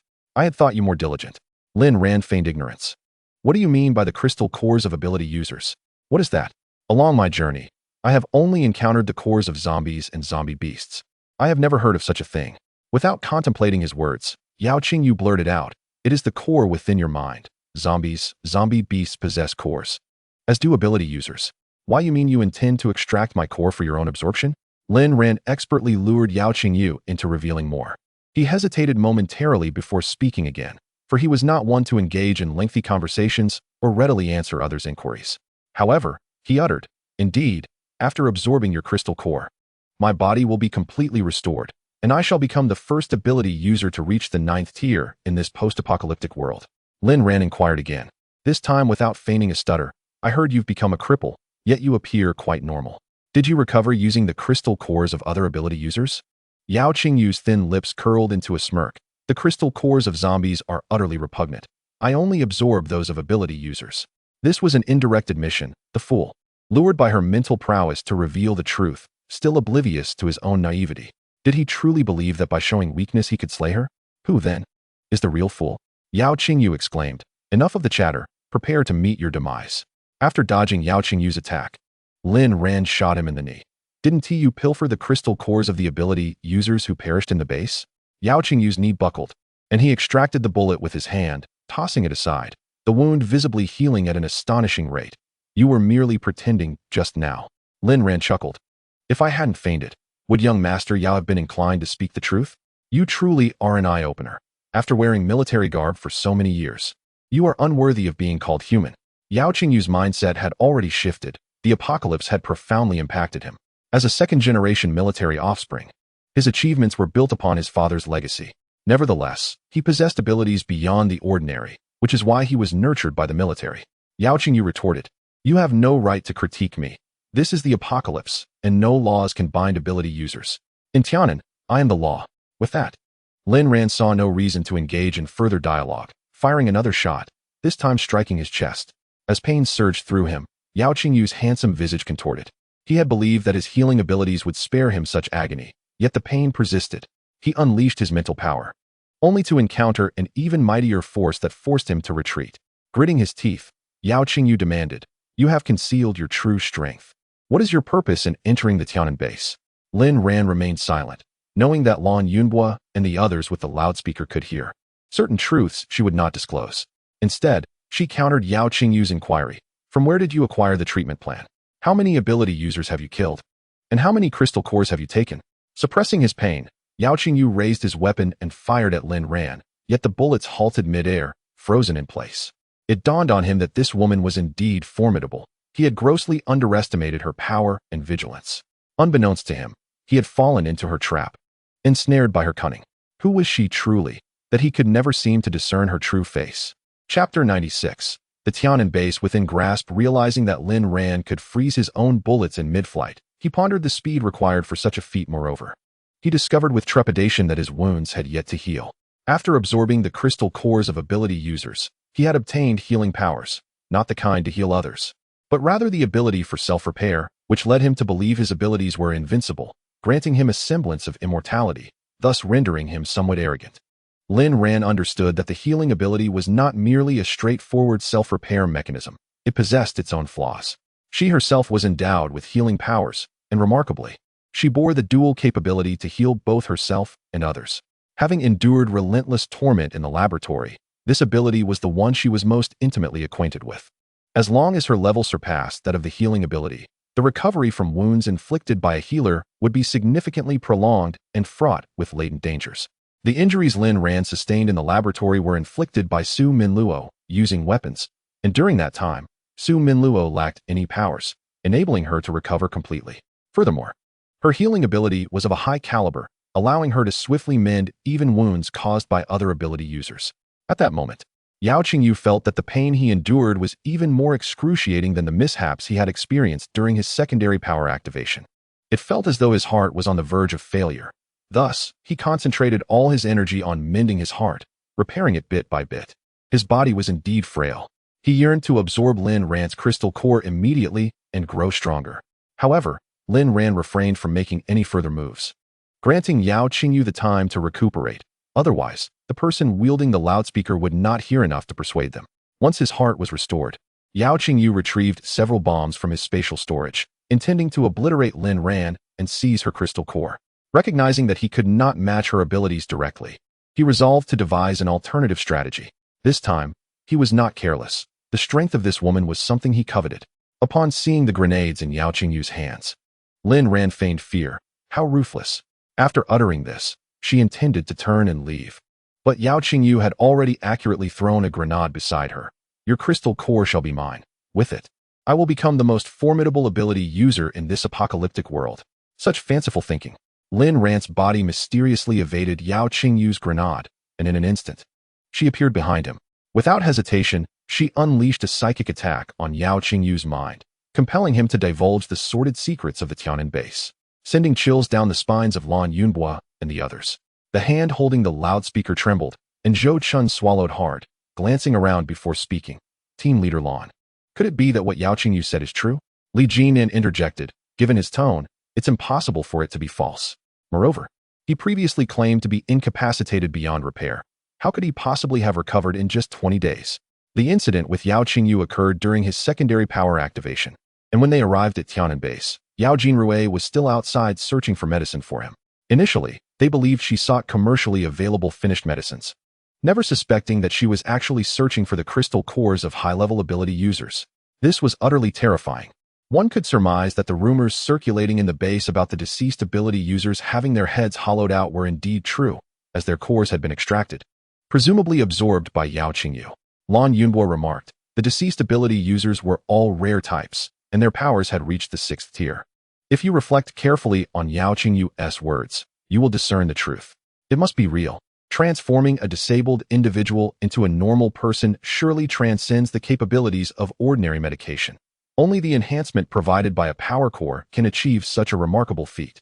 Yao Qingyu also mentioned a family of 3, a scientist surnamed Su who defected abroad, claiming that he devised this method in his quest to cure his daughter, who, indeed, has made a full recovery. It is astonishing that such a significant secret lies within the Tianan base. Lan Yunhua cast a glance towards the base and made a resolute decision. No wonder he had encountered peril during his previous excursions. Had it not been for the unwavering protection of others, his core might have been entirely drained by now. Zhou Chun and the others discerned his thoughts. Yet Zhao Jiyuan held a differing perspective. Brother Yun, with the extensive arsenal at Tianan base. If the actions of Yao Jinsi and his cohorts come to the attention of other ability users, chaos will surely ensue. At that point, uniting the powers of the ability users would make the Tianan base easily attainable. Lan Yunhua gazed at Zhao Jiyuan in astonishment. Realizing that someone from a family that managed substantial enterprises could indeed contemplate such a notion, he had just harbored thoughts of retreat, concerned about the overwhelming number of weapons and personnel under Yao Jinsi's command. With just a handful of them, a confrontation would be futile. However, Zhao Jiyuan proposed a strategy. Expose the actions of the Yao family and ally with other ability users, significantly increasing their chances of success. If orchestrated properly, they could indeed seize control of the Tianan base.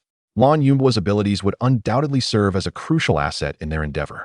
After much contemplation, Lan Yunhua glanced at the others and noticed that, influenced by Zhao Jiyuan's words, they had adopted a similar mindset.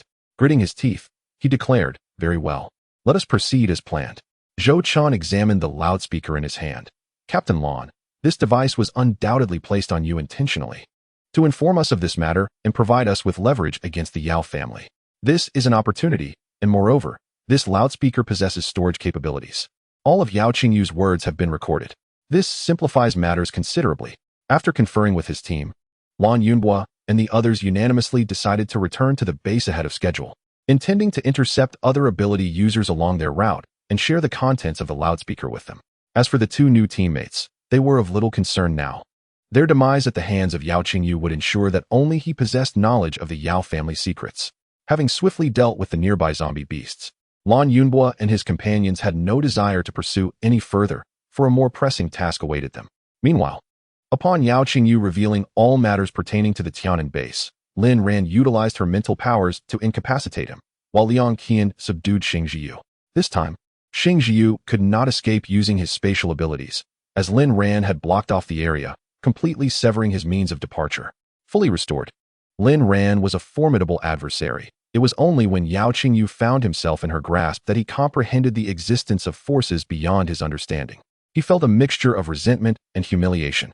Lin Ran chose not to eliminate him immediately. Instead, she intended to wait until Lan Yunhua and the others had allied with other ability users, at which point she would cast Yao Qingyu out, allowing him to confront Su Dingshan. Xing Jiyu hung his head, his arms severely burned by Liang Qian's flames, the pain unbearable without any healing abilities. Meanwhile, Yao Qingyu lay unconscious, seemingly devoid of vital signs. Who were these 2 women, and how had they uncovered the clandestine activities of the Yao family? Who had betrayed them? In Chapter 97, it was revealed that one of their own had turned against them. Lin Ran, arms crossed, awaited the unfolding events, her fury reaching a boiling point. Ran, how could there be such heartless individuals? We have struggled to survive in this apocalypse, only to be betrayed by our own. Those ability users dispatched on missions, especially those with rare powers, had not returned alive. Lan Yunhua, having only recently arrived at the base, was already marked for elimination, though he had narrowly escaped each time until now. Now, with a golden opportunity to retaliate against Yao Jinxin, even if Lan Yunhua wished to retreat, those around him would not permit it. Xing Jiyu, gritting his teeth against the pain and drenched in sweat, received nothing from Lin Ran. He possessed spatial abilities and surely had ample supplies, yet he refrained from exposing his powers before her, though Lin Ran was already wary of him upon their first meeting. Xing Jiyu was acutely aware of more than he let on. He kept his gaze low, subtly monitoring Lin Ran and her companion, biding his time to escape. However, the vigilance of these 2 women thwarted his attempts to find a weakness. What quickened his heartbeat was their mysterious method of summoning the zombie beasts from the depths of the forest. Now, these creatures surrounded him and Yao Qingyu. Their gaping maws open, yet they did not advance. merely encircling them to prevent any chance of escape. With Yao Qingyu unconscious, Xing Jiyu, despite his injuries, could not leave. He had to protect him. Otherwise, returning alone would guarantee that Yao Jinrui would never look at him again. Yao Jinrui was the woman he coveted, and her brother was her most cherished family member. Enduring the agony, he moved closer to Yao Qingyu, shielding him from harm. Lin Ran raised an eyebrow, surprised that Xing Jiyu would risk his safety to protect Yao Qingyu, indicating the latter's significance to him. Liang Qian, feeling bored, started a fire, intending to grill some meat. After more than an hour of combat, the few packages of instant noodles from the morning had long since vanished. Once the fire blazed, she fixed her gaze on an animal mingling within the horde of zombie beasts, her eyes unblinking. Suddenly, that creature collapsed. To her astonishment, it was a mutated animal rather than a zombie beast, a fortunate discovery for a hearty meal. Liang Qian rushed over to retrieve the mutated rabbit, swiftly skinning and gutting it, while Lin Ran fetched water for her, both seemingly oblivious to Xing Jiyu's plight as he remained trapped by the zombie beasts. Seeing this as an opportunity, Xing Jiyu attempted to utilize his spatial teleportation, only to find himself thwarted by an invisible barrier that prevented his escape. Lin Ran cast a glance at him, remaining silent, allowing him to struggle until his exhaustion and hunger would compel him to cease. Eventually, the aroma wafted through the air, and as Xing Jiyu grew weary and felt hunger pangs, his stomach emitted a growl that even Lin Ran and Liang Qian could hear. He lowered his head, reluctant to appear vulnerable in the presence of the two women, yet he was already a captive of others, leaving little room for pride. Hunger gnawed at him, and he knew he must satiate it if he ever hoped to escape with Yao Qingyu. He harbored a fervent hope that Yao Jinrui would soon realize they had not returned from their mission and would venture out to search for them. Otherwise, despite the warming weather, the woods at night would hardly provide a safe refuge. Coupled with the multitude of zombie beasts, both he and Yao Qingyu were in peril at every turn. After Lin Ran and Liang Qian had their fill, they tidied up and bound Xing Jiyu and his companion, unceremoniously tossing them onto the backs of the zombie beasts for transport back to the base. En route, Lin Ran rendered Xing Jiyu unconscious, assaulting his mind to implant certain information, ensuring that once they returned to the base, they could confront the children of the Yao family. From Xing Jiyu, Lin Ran gleaned further intelligence. The drug that had triggered Yao Qingyu's second activation of his abilities was indeed sourced from Xing Jiyu. The absence of side effects during its initial use had emboldened Yao Qingyu in his decision. However, to his dismay, after administering the drug, a cascade of adverse reactions ensued. Yao Jinsi was fervently searching for someone capable of treating Yao Qingyu, both within Tianan Base and the surrounding cities where human survivors resided, which accounted for the arrival of the Su Dingshan couple. After departing from the Longkong laboratory, Xing Jiyu did not return to Lu Tianjiu, but instead journeyed northward. Knowing Lu Tianjiu's character, he surmised that the lack of the drug would lead to considerable suffering for him, prompting Xing Jiyu to seek refuge with Yao Jinsi. Aware of his presence in Tianan, previously, he had served under Yao Jinsi in the military, and upon arrival, he garnered Yao Jinsi's favor, being assigned to protect Yao Qingyu, with an unspoken implication of marrying Yao Jinrui. However, when Yao Jinrui returned from an outing with a man, the distinct way she regarded him sparked a sense of crisis in Xing Jiyu. Thus, he remained ever close to Yao Qingyu, knowing that as long as Yao Qingyu spoke in his favor, Yao Jinrui and that man stood no chance. Xing Jiyu's thoughts were consumed by Yao Jinrui, with only fragments of previous information lingering in his mind. As Lin Ran withdrew her mental influence, the unconscious Xing Jiyu furrowed his brow momentarily before settling back into tranquility. His memories of Su Dingshan were scarce. He only recalled that Su Dingshan was originally from a county in Tianan, his true hometown.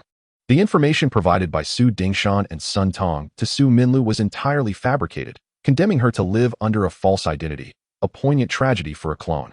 As they neared the base, Lin Ran and Liang Qian utilized disguise devices to assume male identities. Lin Ran then retrieved 2 wooden planks from her spatial storage, placing Yao Qingyu and Xing Jiyu upon them, dragging the two to the entrance of the base. Lan Yunhua and other ability users had just returned to the base, taking their time to return their weapons, which would soon prove useful. Upon her arrival, Lin Ran noted the unusual silence within. Evidently, Lan Yunhua and the other ability users were engaged in discussions and had yet to take action, making their timely return fortuitous. Upon witnessing the return of the 2 individuals accompanied by the unconscious Yao Qingyu, the base was immediately thrown into a state of panic. The doors swung open as personnel rushed to the central hub to inform Yao Jinxin and Yao Jinrui, without taking the time to verify Lin Ran's identity. Yao Jinrui and Yao Jinxin arrived in great haste, while Lan Yunhua and others had already devised a strategy. The unexpected appearance of Yao Jinxin and her father presented a golden opportunity. Action would soon ensue. As the abilities users returned to the base, Yao Qingyu's plight spread like wildfire, and soon, everyone, apart from Yao Jinxin's associates, was aware of the situation. Anger ignited within the abilities users. They swiftly rallied to Lan Yunhua's call, believing that a death in battle was preferable to being robbed of their cores. Yao Jinrui was the first to notice Yao Qingyu lying on the wooden plank, eyes closed and face pale, her expression fraught with concern. She approached and gently touched his face, sensing his warmth, which eased her worries somewhat. Turning to face Lin Ran, she extended her hand to strike him. However, Lin Ran, quick as a flash, seized her wrist with such force that Yao Jinrui nearly believed her hand would be crushed. With a tone laced with sarcasm, Lin Ran remarked, "Pray tell, is it customary for ladies of your stature to strike without inquiry? Is this the conduct of Tianan base, or are you simply an inherently domineering individual?" Yao Jinrui was taken aback by the audacity of the seemingly refined man before her, who possessed a sharp tongue. Very well. She would remember him and ensure he faced repercussions. My brother must be in this state because of you. Otherwise, why would he be unconscious? Who else should I strike if not you? Lin Ran replied leisurely, if that is the case, I ought to have ended his life right there by the roadside. Why bring him back? Perhaps you should engage that decorative brain of yours for a moment. Fuming, Yao Jinrui's face turned pale as she retorted, you twist my words. Yet, Yao Jinxin gestured for his daughter to be silent. His men had gone to summon the Su Dingshan couple, and until they arrived to assess the situation, it was unwise to place blame on these two, especially since Yao Qingyu bore no visible injuries. With so many witnesses in the base, it would be challenging to convince them otherwise, particularly in the absence of eyewitnesses or concrete evidence.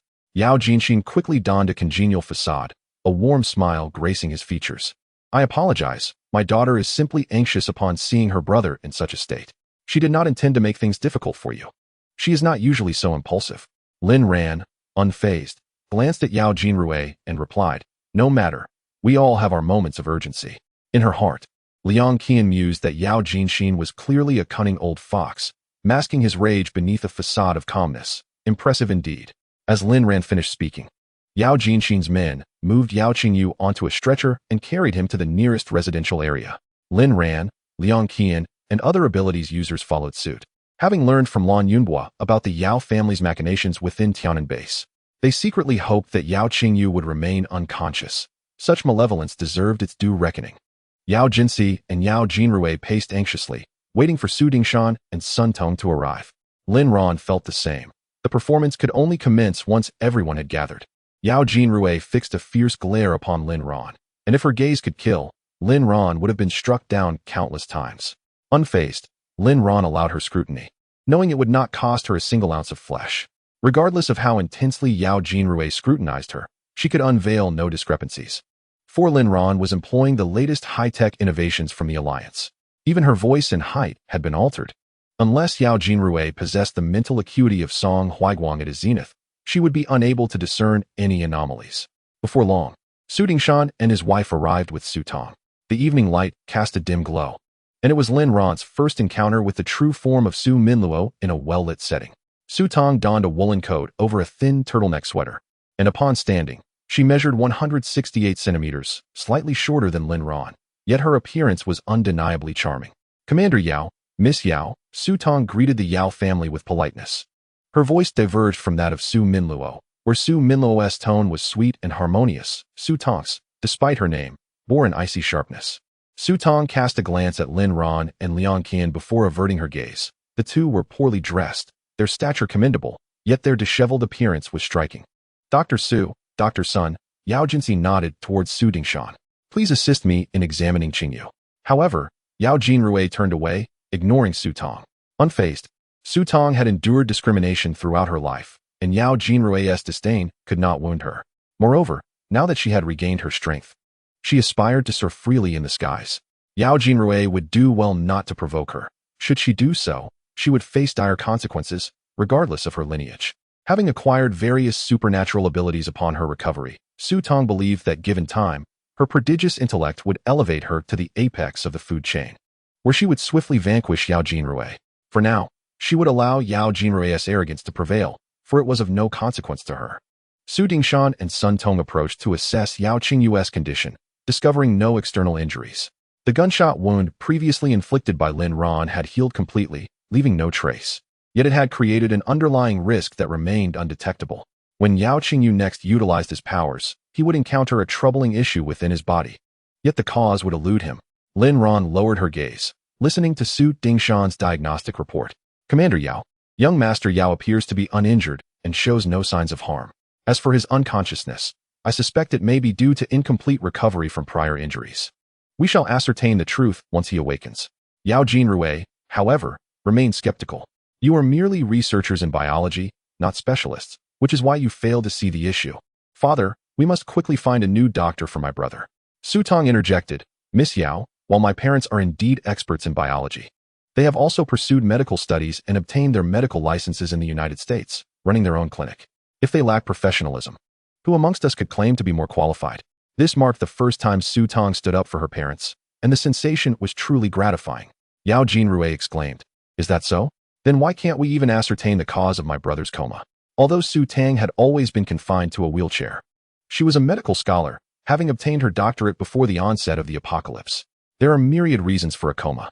My parents have suggested it might be residual effects from previous injuries. Once we return to the base and administer the appropriate medication, we will ascertain the truth. Your doubts here are futile. If my parents cannot save him, then no one in this world can.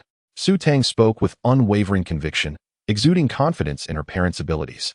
Before Yao Jinrui could respond, she was interrupted by Yao Jinxi's piercing gaze. He turned to Su Tang and said, Miss Su is correct. I will have someone bring Qingyu back. There, we possess the most advanced medical equipment for Dr. Su to conduct a thorough examination. Prior to Yao Jinxi's departure, Lin Ran discreetly exited the office building. Lan Yunhua and the base's supernatural beings had encircled the area, while another faction restrained Yao Jinxi's subordinates. At present, only Yao Jinxi and Yao Jinrui remained within the confines of the Yao household. Observing the armed supernatural beings surrounding the entrance, Yao Jinxi calmly inquired, What are your intentions? Are you planning to harm your own kind? Lan Yunhua stepped forward, saying, Commander Yao, perhaps you should listen to this. With that, he pressed the play button. The loudspeaker relayed a conversation between Yao Qingyu and Lin Ran, inciting a wave of fury among those supernatural beings who had not yet heard the exchange. The fallen among them included friends and family who had supported one another since the onset of the apocalypse. It was unfathomable that they had perished not at the hands of zombies, but rather by their own comrades. They had believed the base to be a sanctuary, a refuge for the supernatural, only to discover it had become their tomb. Yao Jinrui, unfazed by the revelation, retorted, You are slandering us. How could we possibly engage in such actions? And who is the one recording this audio to mislead others? If you possess any courage, confront me directly. Lan Yunhua replied, We understand that you will not admit to this, nor did we expect you to. Following his statement, the other supernatural beings took action. Lin Ran and Liang Qian stood side by side, watching, while Lin Ran had discreetly assisted in subduing Yao Jinxi's men. The Yao father-daughter duo and the Su family found themselves isolated and vulnerable. Chapter 99. The deterioration of Yao Jinrui's mental state. Yao Jinrui glared fiercely, declaring, You have betrayed us. My father has supplied you with weapons to combat the zombies, and yet you repay him with ingratitude. Lan Yunhua sarcastically responded, Supplying weapons. Is it? We risk our lives slaying zombies to acquire crystal cores, and you take the lion's share, leaving us with a mere fraction. Who do you pity? Other supernatural beings echoed his sentiments. Indeed, you are heartless. While weapons may provide defense, without our efforts to slay the zombies, would you have any crystal cores to utilize? The rapid ascent of Yao Jinxi and his daughter's power was largely attributed to their sacrifices, as they fought valiantly to secure crystal cores for them. The thought of their sacrifices being exploited ignited a furious red glow in the eyes of the supernatural beings. Yao Jinrui countered, Without the weapons provided by my father, could you have returned safely or slain so many zombies? Do not be a fool, lest you become a mere stepping stone for others. Lan Yunhua, it is preferable to serve as a stepping stone than to have you extract the crystal core from us. We willingly accept your disregard. The ability user, indeed. Indeed. Enough of the idle chatter, let us act swiftly while their forces have yet to arrive. As the words of an unknown speaker echoed, all the ability users unleashed their powers upon the father and daughter of the Yao family. Yao Jinrui, while evading their attacks, felt a surge of fury as her complexion darkened. This band of miscreants dared to attempt to slay her and her father, seizing the base they had painstakingly established. Such an offense could not be forgiven. Yao Jinrui's mental energy surged wildly, ensnaring the foremost ability users in her grasp. Observing their vacant stares, a triumphant smile bloomed on her lips. "Ha! Aren't you all capable? Yet here you are feigning death. Come forth and attack. I await your demise and the extraction of your crystal cores." Lan Yunbo was taken aback to discover that Yao Jinrui possessed mental abilities as well, seemingly at a considerably high level. It was time to test whose strength prevailed. Soon, Yao Jinrui sensed an assault on her mental energy, casting her gaze around. She spotted Lan Yunbo standing there, seemingly unfazed. Another fool unafraid of death. Let him perish, for she would seize his crystal core, and her own powers would ascend to new heights. Lin Ran, aware of Yao Jinrui's intentions, discreetly aided Lan Yunbo, swiftly causing Yao Jinrui's mental energy to scatter in retreat. Her complexion turned pale. She realized she had miscalculated, and she needed to find an opportunity to counterattack. In a moment of desperation, Yao Jinrui retrieved several crystal cores from her spatial storage and absorbed them rapidly, her mental energy surging dramatically. Lin Ran had been waiting for this very instant. Such a sudden surge of unstable power could easily be shattered. Lan Yunbo was astonished that his mental energy could inflict such damage on Yao Jinrui, instantly boosting his confidence. Yao Jinrui could scarcely believe her predicament, realizing that her mental energy had vanished entirely. How could this be? It should not be. Her powers had been steadily enhancing. How could they suddenly dissipate? Panicking, Yao Jinrui's distress was soon noted by Su Tang, who wore a smile. Such a pampered young lady would inevitably face her reckoning. Believing herself invincible? She had merely encountered a worthy opponent. Lin Ran's attention remained fixed on Su Tang, as she, along with Su Dingshan and Sun Tong, refrained from action, instead hiding behind Yao Jinrui and her father, seemingly seeking an opportunity to escape. At that moment, the previously unconscious Xing Jiu awakened. Immediately locking eyes with Yao Jinrui, realizing her peril, he exerted all his strength to employ his spatial teleportation ability, whisking Yao Jinrui to safety. Lin Ran had not anticipated such swift action from Xing Jiu. However, even if Yao Jinrui was rescued, it mattered little, for her mental energy had been obliterated. Even with other abilities, they would prove ineffective against the absence of mental strength. Yao Jinrui felt as though she was trapped in a void, with light beckoning ahead. She yearned to follow it, only to find herself navigating through one room after another, ultimately forgetting how to escape. In the desolate expanse of these vacant rooms, one could only walk endlessly. After Xing Jiu took Yao Jinrui away, he concealed her within a cavern. It was not long before Xing Jiu sensed something amiss. Yao Jinrui's gaze was vacant, and despite his calls, she remained unresponsive, murmuring incessantly, "Strange. Where is the path? Where is the path?" Xing Jiu's heart sank. It was evident that an ability user from the base had meddled with Yao Jinrui. Who could be so cruel as to reduce her to such a state? Yet, returning was not an option, and his positioning was unreliable. Even with a teleportation attempt, he might end up at some inexplicable location far from Tianan base. Meanwhile, Lan Yunbo and the others felt a significant relief upon Yao Jinrui's departure. Her formidable powers had restrained them. Now, unencumbered, they boldly attacked Yao Jinxia. Overwhelmed by the sheer number of thousands, Yao Jinxia was swiftly defeated. Captured by Lan Yunbo and his companions, they decapitated him without hesitation, seizing all the treasures within his space. The ability users, envious of the bounty, clamored to claim their share. Even Su Tang stepped forward to gather a considerable amount of supplies, including firearms. With no one to impose order, the ability users disregarded any sense of propriety. These weapons and resources were now unclaimed, ripe for the taking. Lin Ran, the swiftest among them, discreetly collected a cache of weapons before retreating alongside Liang Qian to conceal themselves. After vanquishing Yao Jinxia, the attention of the ability users shifted toward the Su family. Unlike Yao Jinrui, Su Tang regarded her adversaries with steely resolve, brandishing her weapon and prepared to kill anyone who dared approach. Su Dingshan and Sun Tong also possessed abilities and had absorbed numerous ability cores. As unscrupulous biological researchers, they cared little about the means of acquiring these cores, as long as they proved useful. The three stood back to back, guns raised, and without hesitation, they pulled the triggers, unleashing a barrage of gunfire. The ability users retaliated fiercely, directing bullets and grenades toward the Su trio.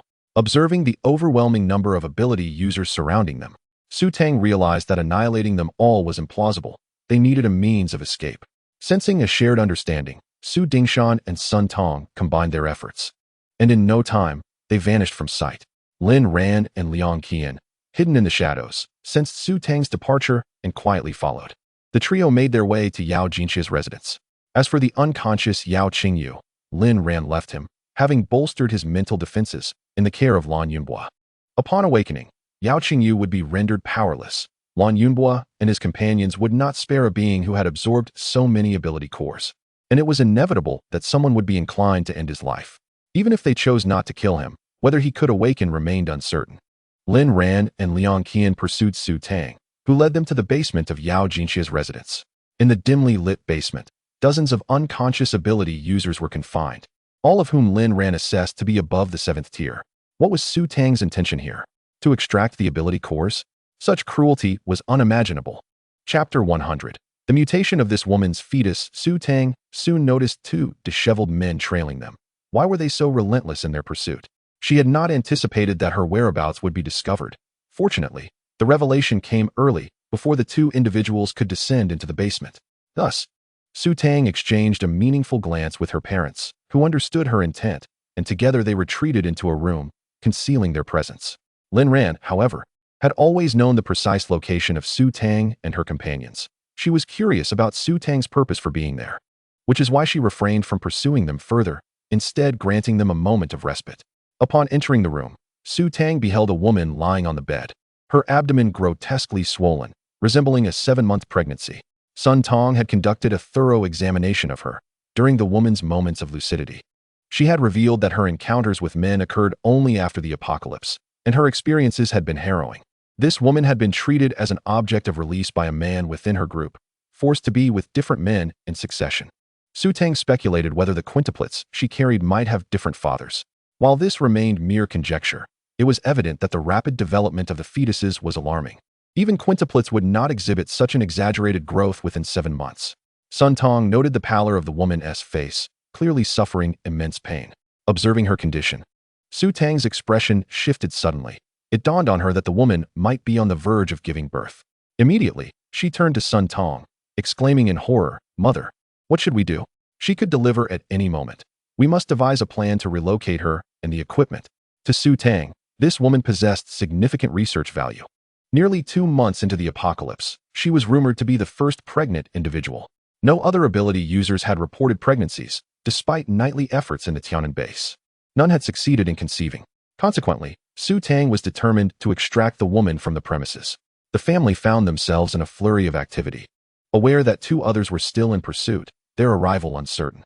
Although the basement was labyrinthine with numerous rooms, a powerful adversary could quickly uncover their hiding spot. Fortunately, each family member possessed multiple abilities, enabling them to swiftly clear the area. Utilizing her spatial shifting ability, Su Tang transported the woman, the machinery, and her parents to safety. Trailing behind Su Tang, Lin Ran detected a familiar scent as the woman emitted pained groans. A chill ran down her spine, and an ominous thought crossed her mind. "Kuyen, quicken your pace. There is something within." Liang Kuyen instantly maximized her speed. Following Lin ran into the basement. However, by the time they arrived, the basement was devoid of any remnants, including the previously present equipment, all having been taken by Su Tang. Yet the lingering scent in the air seemed to taunt them. Lin Ran struck the wall in frustration, exclaiming, "I did not anticipate Su Tang regaining her strength so swiftly. I have underestimated her." Liang Qian furrowed her brow, sensing that the situation had exceeded their expectations. Ran, what exactly did they take? "The aura I sensed bears a striking resemblance to that of the mother bug in the sky." Lin Ran surveyed the chaotic remnants on the floor, responding, "Your perception is accurate. It is indeed the mother bug." Liang Qian glanced around, noting that the surroundings did not seem capable of accommodating a colossal creature. Yet, given the constricted space, the body of the insect mother must be quite substantial. Lin Ran remarked, "I am not entirely sure, but since it can traverse the starry sky, it must be considerable in size. Perhaps it has the ability to alter its dimensions as well." The frenzied actions of Su Tang and her family would undoubtedly lead to them abducting the insect mother for research, exacerbating the predicament. Liang Qian exclaimed in disbelief, "Goodness, that family possesses a remarkable level of audacity. They could very well be consumed by the insect mother." Lin Ran cautioned, "Should we encounter them again, remain vigilant. They may no longer be human." Liang Qian nodded in acknowledgement, "I understand. Where could Su Tang possibly take the insect mother?" They have only recently returned to the country and likely lack a stable base. Thus, they must seek a domestic laboratory. The only laboratory that has previously interacted with them is Hong Kong. Lin Ran surveyed the imprisoned ability users around them, having sensed no trace of the insect's presence. She opened the door, deciding to wait for Lan Yunhua and the others to escort the people out. They needed to pursue Su Tang, who had likely observed Xing Jiu employing his powers and deduced the quickest escape route. Consequently, she resolved to return to Hong Kong and await her arrival. As Lin Ran observed the weather, she noted that it had begun to warm during her and Liang Qian's training session, suspecting that this climatic shift was due to the insect mother's influence. Now that the insect mother had departed from the starry expanse, the planet's temperature had risen, breathing life back into the land. This was merely Lin Ran's hypothesis. The truth would be unveiled upon locating the insect mother. Believing they had acquired a rare specimen for research, Su Tang and her family hastily departed, teleporting to a town overrun by zombies. With a pregnant woman in tow, their limited weaponry proved inadequate against the horde of undead. Dad, which laboratory did you mention has the necessary equipment? Su Dingshan replied. The laboratory in Longkong City is the largest, equipped with the most advanced technology. Su Minlu works there. Without a moment's hesitation, Su Tang declared, "All right, we shall go there."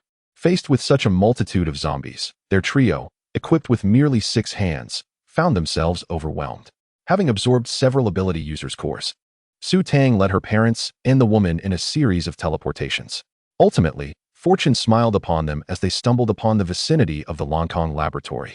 Su Dingshan was well acquainted with the area, having feigned familial affection during monthly video calls with Su Minlu, often recalling the significant landmarks in the environment.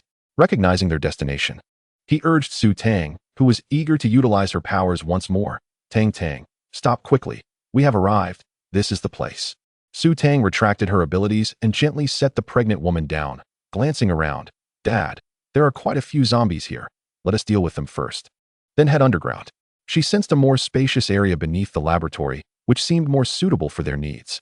Sun Tong observed the woman as Su Dingshan shot at the zombies while Su Tang used her mental powers to manipulate the undead, inciting them to turn upon one another. With the assistance of Su Tang, Su Dingshan found it significantly easier to confront the zombies. After half an hour, they carved out a path and the trio made their way to the basement. Upon arrival, the woman was already in a state of distress, struggling for breath. Sun Tong swiftly activated the apparatus to commence rescue efforts. Su Tang approached to lend a hand, inquiring, "Mom, do all multiples tend to be born prematurely?" Sun Tong, furrowing her brow, replied, "Not necessarily. This woman might have experienced some form of trauma, and it appears the fetuses in her womb are exhibiting abnormalities." Once the generator roared to life, Sun Tong connected the ultrasound machine and was met with an astonishing sight within the woman's abdomen. Something truly bizarre. Chapter 101. The ultrasound reveals disturbing phenomena. Su Tang leaned closer to scrutinize the ultrasound image, only to recoil in shock, stepping back several paces. "Mom, what is that? Why are there so many legs?"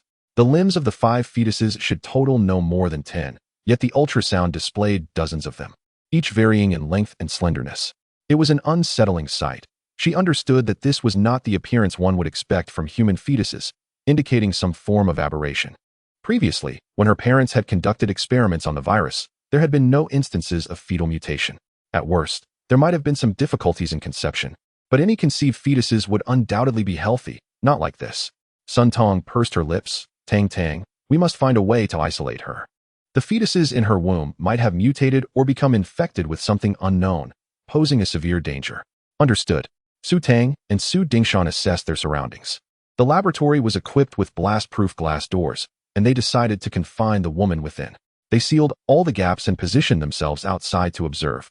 Once the laboratory door was securely blocked, Su Tang retrieved the protective gear obtained from Yao Jinsi, urging, "Mom, Dad, put these on quickly.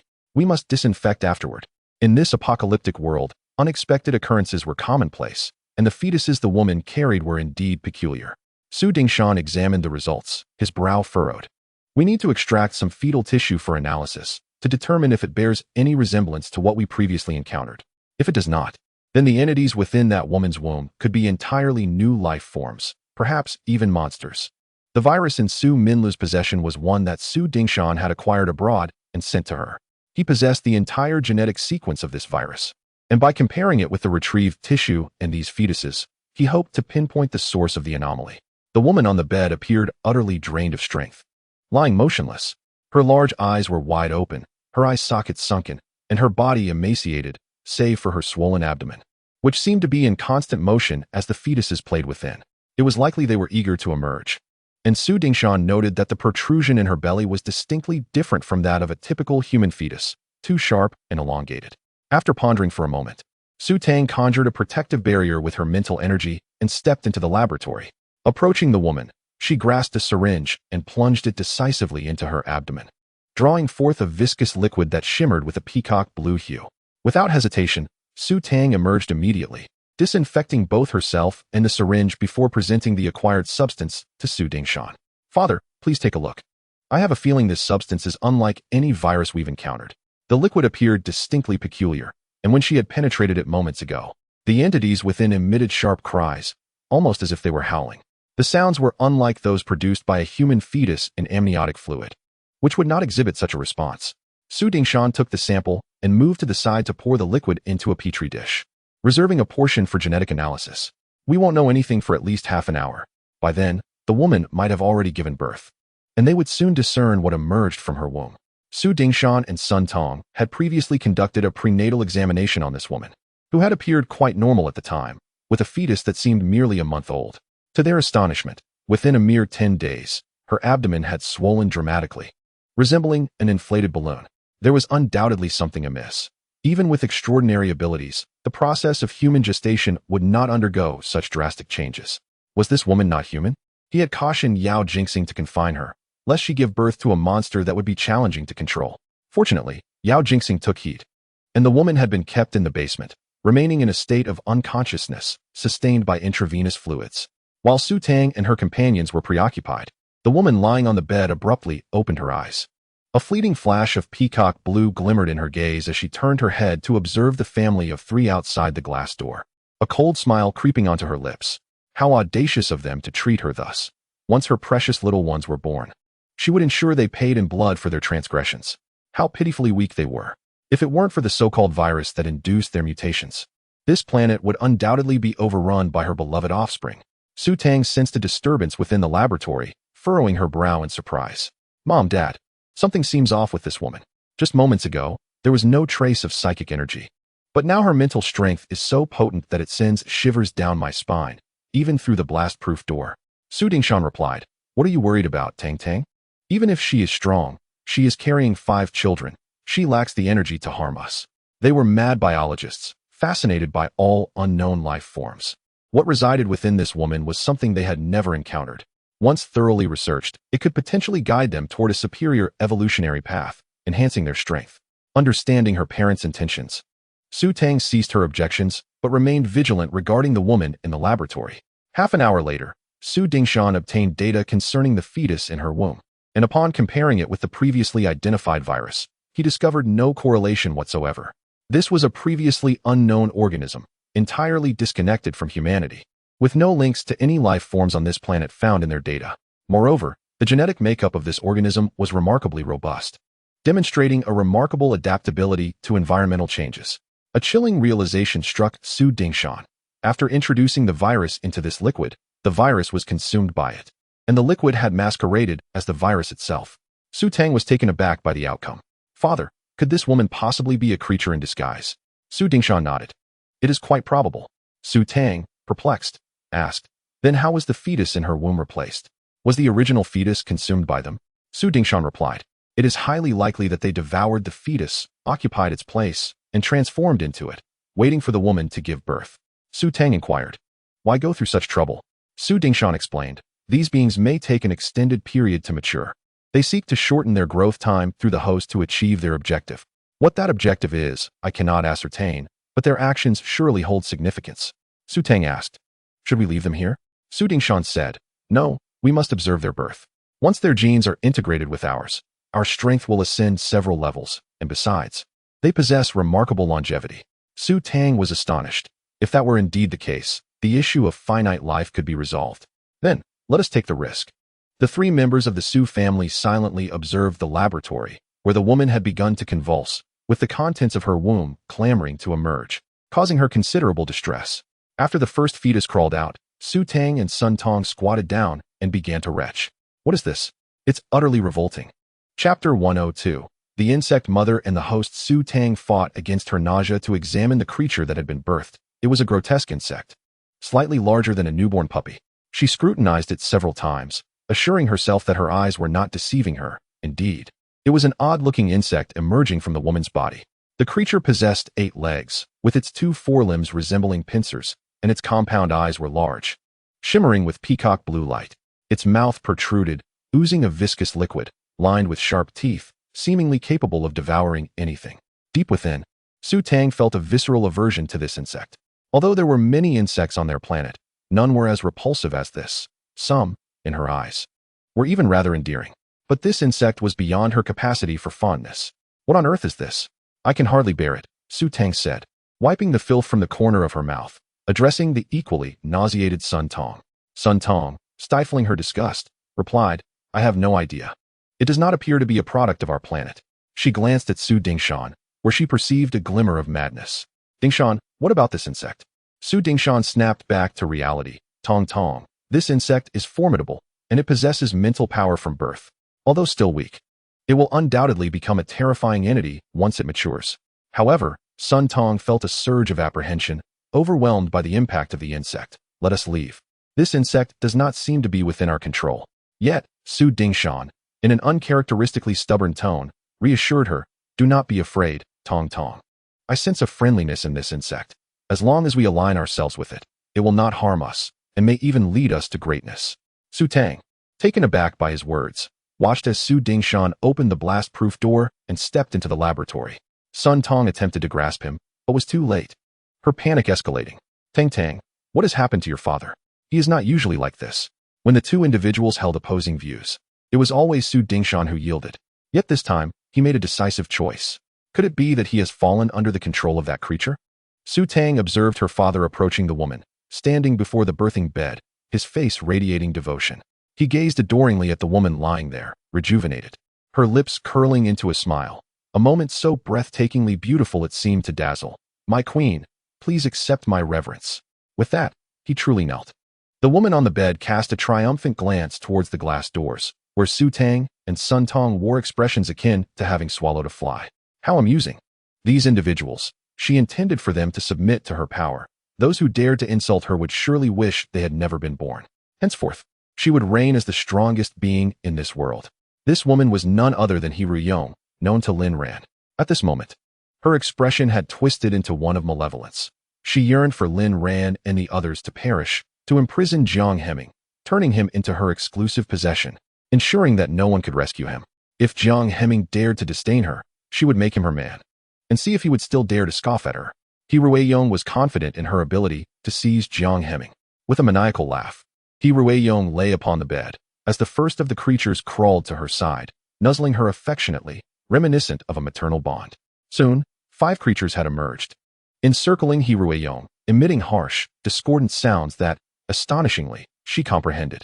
She caressed each of the 5 little creatures, instructing them, go forth, seek sustenance, and return once you are satiated. Should you encounter formidable adversaries, remain concealed and ensure your safety. With her permission, the 5 creatures vanished, only to reappear in the vastness of the laboratory. They caught the scent of flesh, the very sustenance their mother had indicated could fill their bellies and provide them with the energy to grow. The 5 creatures ambled towards the zombies lingering in the laboratory. Several of these zombies had already reached the 7th tier, becoming the targets of the creatures. While the zombies were not particularly agile, the 7th tier ones could sense danger. However, the creatures failed to attract their attention. After a bite, the zombies merely felt a sensation as if their feet were being corroded by something. They shook it off, dismissing it, but after a while, the zombies collapsed to the ground. The creatures joyfully burrowed into the areas where the zombies had been corroded, indulging in a feast, the sounds reminiscent of rodents gnawing. Half an hour later, the zombies opened their eyes, a flash of peacock blue light flickering within, before they returned to a state of tranquility. Rising, these zombies curiously examined their bodies, realizing that human flesh was rather agreeable. No wonder their mother desired them to inhabit it. Having obtained these bodies, they resolved to return to their mother. Su Tang and Sun Tong were startled by the sudden appearance of several individuals within the laboratory, taking a moment to realize that these 5 were the creatures that had ventured out to forage.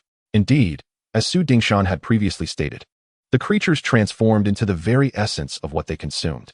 This ability was utterly terrifying.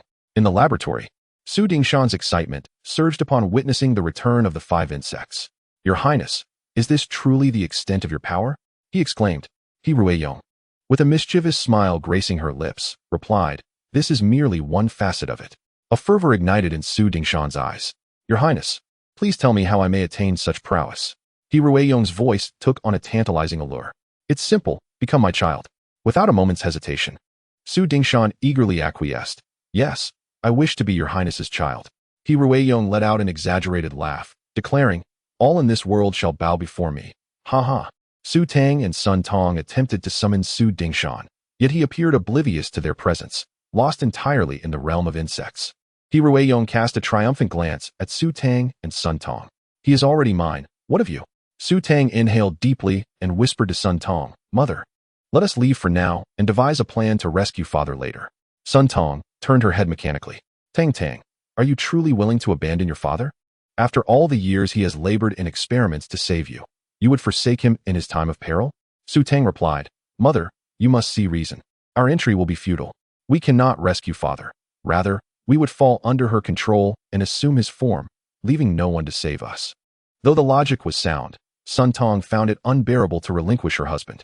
Thus, she resolved, "In that case, Tang Tang, you must find a way to save us in the future." She felt compelled to stand by her husband, having shared vows of life and death. She had accompanied him in treason. It was inconceivable to flee when danger arose. "Tang Tang, you have regained your health. You must take care of yourself and return to save your mother once you are strong enough." With that, Sun Tong pushed Su Tang away, entering the laboratory to stand beside Su Dingshan. Su Tang cast a glance at her parents, gritting her teeth as she utilized spatial displacement to depart. The woman had just given birth and was still somewhat weakened. Once she regained her strength, escape would be impossible. Chapter 103. Under the control of the insect, Mother Lin Ran and Liang Qian journeyed back, refraining from using spatial displacement out of fear that they might end up further from Langkong.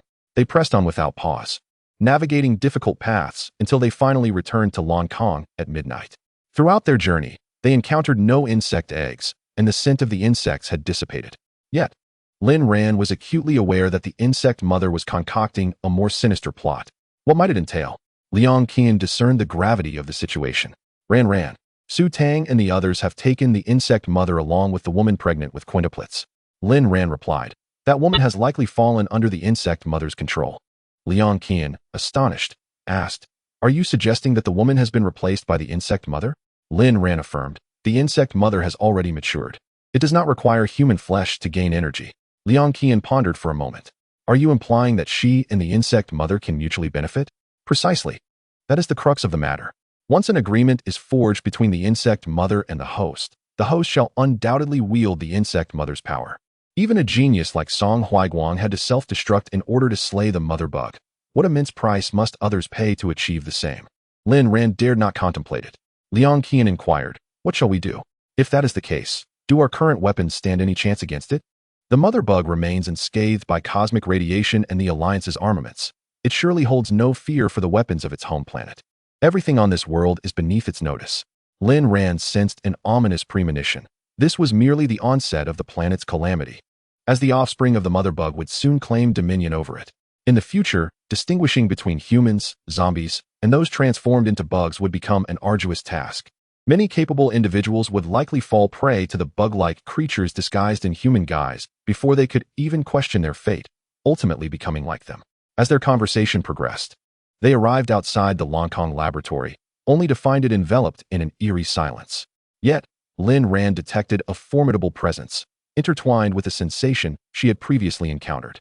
To her astonishment, she had stumbled upon someone she had only vaguely speculated about. The pregnant woman within the base was indeed He Rueyong. Now, as the host of the mother bug, a confrontation between them was inevitable, one that would culminate in a fight to the death. Standing outside the laboratory, Lin Ran observed He Rueyong's face alight with a sinister smile, seemingly pleased by Lin Ran's arrival. "Very well, let us relish the gift I have bestowed upon you," she thought, her madness fueled by the power of the mother bug, rendering Lin Ran inconsequential. In a mere blink, she could extinguish Lin Ran's life, allowing her offspring to feast upon Lin Ran's flesh and live on in her stead. The more He Rueyong pondered, the more exhilarated she became. her 5 bug companions sensing her agitation and adopting aggressive postures.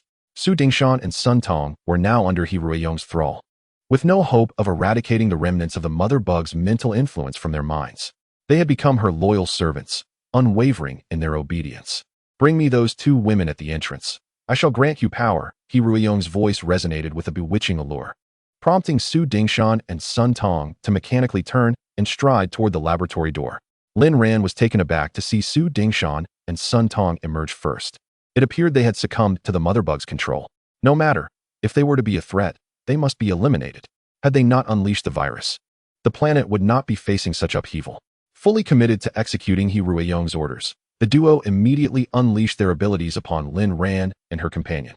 The wind-based powers crackled around Lin Ran, intertwining with flames, creating a cacophony of explosions.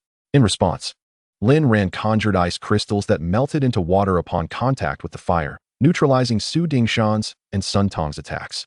As for Sun Tong's wind abilities, Lin Ran summoned a peculiar plant that rapidly grew upon landing, effectively halting the gusts. Exchanging glances, Sun Tong and Su Dingshan acknowledged their adversaries' prowess, yet still believed they could not match the might of their queen. Su Dingshan fired bullets at Lin Ran with reckless abandon, but she deftly redirected them, sending the projectiles back into their own bodies. Yet these 2 individuals seemed to have lost all sensation of pain as they continued to advance. Lin Ran signaled to Liang Qian to restrain them, while she swiftly maneuvered behind Su Dingshan, delivering a fatal blow that severed his head. Similarly, she executed a second strike against Sun Tong. After dispatching these 2, Lin Ran and Liang Qian made their way into the underground laboratory. "Qian, use your mental energy to establish a protective barrier around yourself. Do not lower it at any time, for the mother of insects possesses formidable psychic power." "Yes, Ran. You must also exercise caution." The 2 proceeded with utmost vigilance, leaving no minute detail unnoticed. Upon reaching the laboratory Lin Ran had previously visited, 5 obstructive insects emerged before them. Lin Ran's psychic prowess far surpassed that of these freshly birthed insects, enabling her to discern their true nature immediately.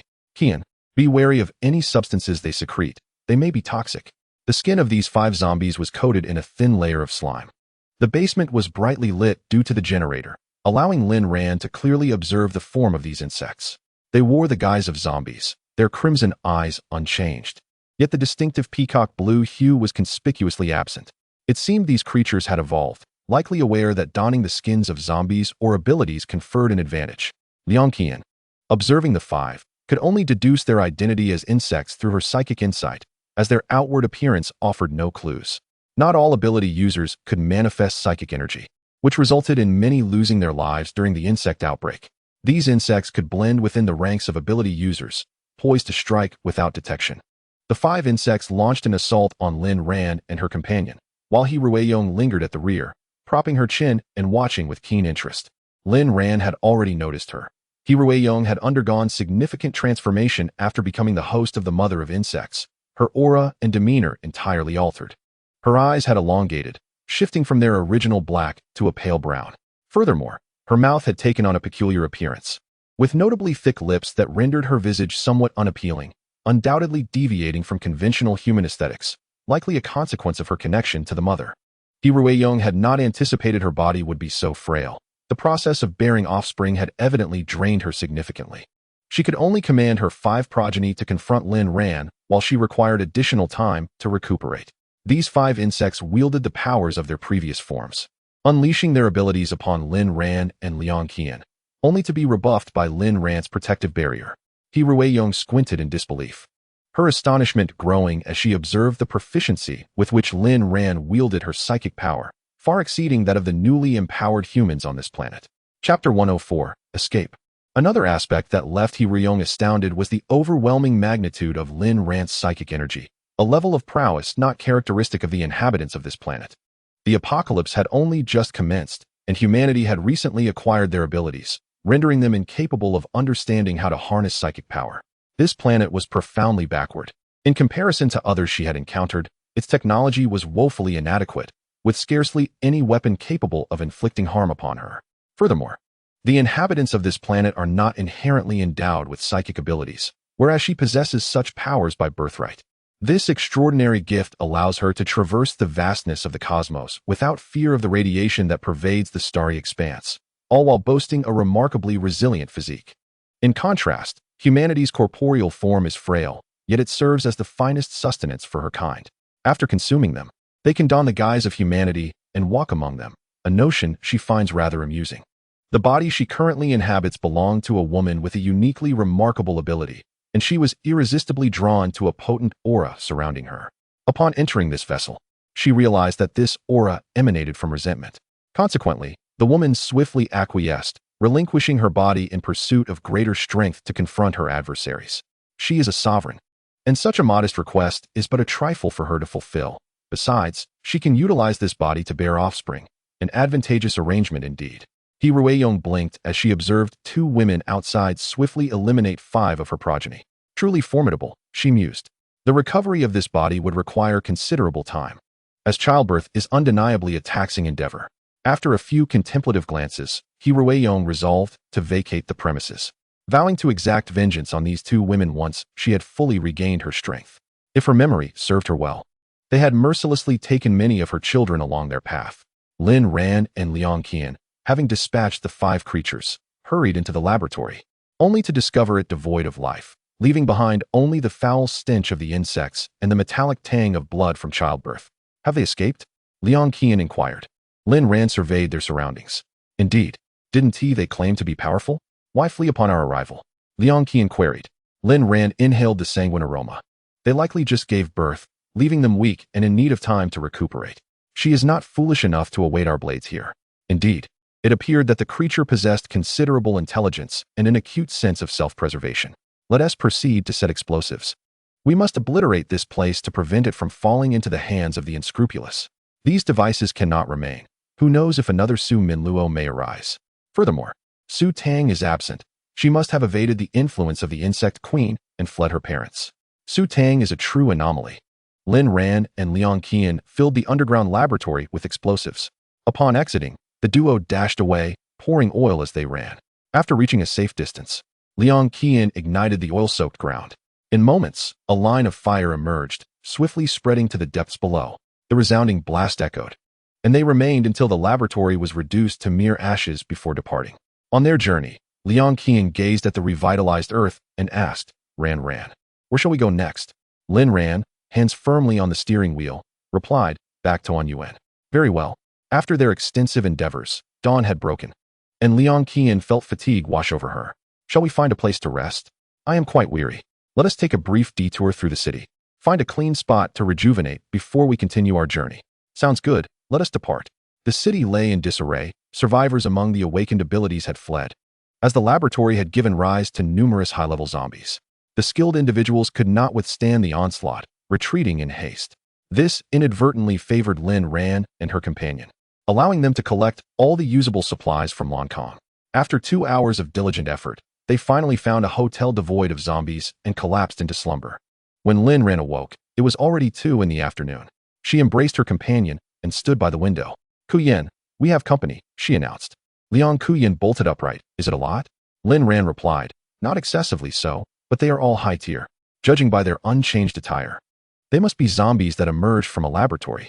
They have likely caught our scent and are lying in wait downstairs, eager for a feast. Peering out the window, Liang Kuyen indeed spotted several zombies clad in white t-shirts and black shorts waiting below. Shall we eliminate them? Yes, their crystal cores are valuable. The two swiftly gathered their belongings and descended the stairs, each taking a different direction. It took them nearly an hour to dispatch the 10 or so zombies. After retrieving the crystal cores, they wasted no time and drove towards Anyuan. Liang Kuyen, brimming with joy, toyed with a crystal core. What a windfall! I never anticipated encountering fire-type zombies. With this core, I can break through to the 8th tier. Then hurry and advance while we travel. We don't know what awaits us in Anyuan, Lin Ran urged. All right, I'll rely on you to drive, and I'll absorb the core immediately. The elevation of her power would enable her to assist Lin Ran, who understood all too well the cunning of the insect mother. Confronting that creature would undoubtedly require great sacrifices, and without sufficient strength, they would likely be annihilated before even reaching it. Lin Ran remained silent as Liang Kuyen held the crystal core. This time, she exhibited patience, absorbing the energy gradually. It took her 2 hours to fully assimilate the core's energy, with Lin Ran's mental fortitude safeguarding her, enveloping her in comfort. This absorption was devoid of the previous recklessness, yielding even better results. Ran, I've broken through to the 8th tier. Congratulations. Lin Ran exhaled in relief. During this period, Liang Kuyan had devoted herself to training, practically dedicating all 24 hours of her day to it.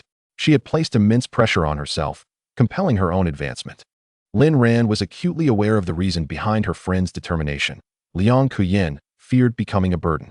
She aspired to possess the combat prowess necessary to share the weight of their impending battle against the insect mother. Achieving a breakthrough to the 8th tier in such a short span was indeed a testament to Liang Kuyan's efforts and resolve. Such a person would undoubtedly thrive in the apocalypse. Lin Ran had faith that Liang Kuyan had acquired the strength to survive independently in this harsh world, leaving only Li Junyu needing further honing. Upon their return to Anyuan, she would seek out Li Yunhai and the others, ensuring that Li Junyu remained close to them. Through their recent training, Li Junyu had learned to control her bloodthirsty instincts. With a few more crystal cores, she should be able to govern her primal urges with reason. She had fulfilled her promise to Li Yunhai. The medication discovered in the Lonkong laboratory would be left to Li Yunhai and the others to decide whether to administer it to Li Junyu. After Liang Kuyan's ascension to the 8th tier, she did not allow herself to revel in pride. The extent of enhancement in abilities remained uncertain, and the insect mother's existence amid the stars surpassed all earthly abilities, due to their uncertainty regarding combat in the vast expanse of the cosmos. Current technology remains incapable of such endeavors. In the aftermath of the apocalypse, countless lives have been lost, technological advancements have stagnated, and humanity is preoccupied with its own survival. Should the mother worm escape back into the starry skies, they would find themselves utterly powerless. Chapter 105. Reunion. Lin Ran traversed the final obstacle, entering the realm of Anyuan. Rather than immediately entering the city, she stowed away her vehicle and, alongside Liang Qian, unleashed her mental prowess, circling the periphery of the city. Once Liang Qian retracted her mental energy, she turned to Lin Ran and inquired, Ran, I haven't detected any anomalies. What about you? There's a slight disturbance. We must investigate, Lin Ran replied. I still feel somewhat inadequate. Lin Ran encouraged her, stating, You've made tremendous progress in such a short span. Can you still call yourself weak? Strength is cultivated gradually. Be patient. Rushing will only lead to stagnation. Let things unfold naturally. All right, I will heed your advice. Let us proceed to Li Junyu's home and check if her parents are still there. If they are not, we will head north, where there are likely many people, and a base may have been established. Very well. The two moved swiftly on foot. Lin Ran commanded the growth of the Ijir, utilizing its tendrils to swing through the air several times, arriving at the villa district of Li Junyu's residence. Stopping outside the villa area, Lin Ran detected no signs of life, concluding that the place was deserted, devoid of both inhabitants and zombies. It seemed the Li and Zhou families had vacated the premises. Let us go north, she said, initially believing Anyuan would become a ghost town, never anticipating that a base would be constructed there.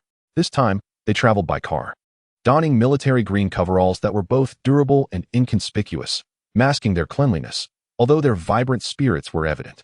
Upon arrival, they beheld a gate to the base that was entirely unlike any they had previously encountered. This entrance was constructed from plants, and if Lin Ran was not mistaken, it appeared to be made of Ijir. It was impressive how quickly wood-type ability users had discerned the application of plants.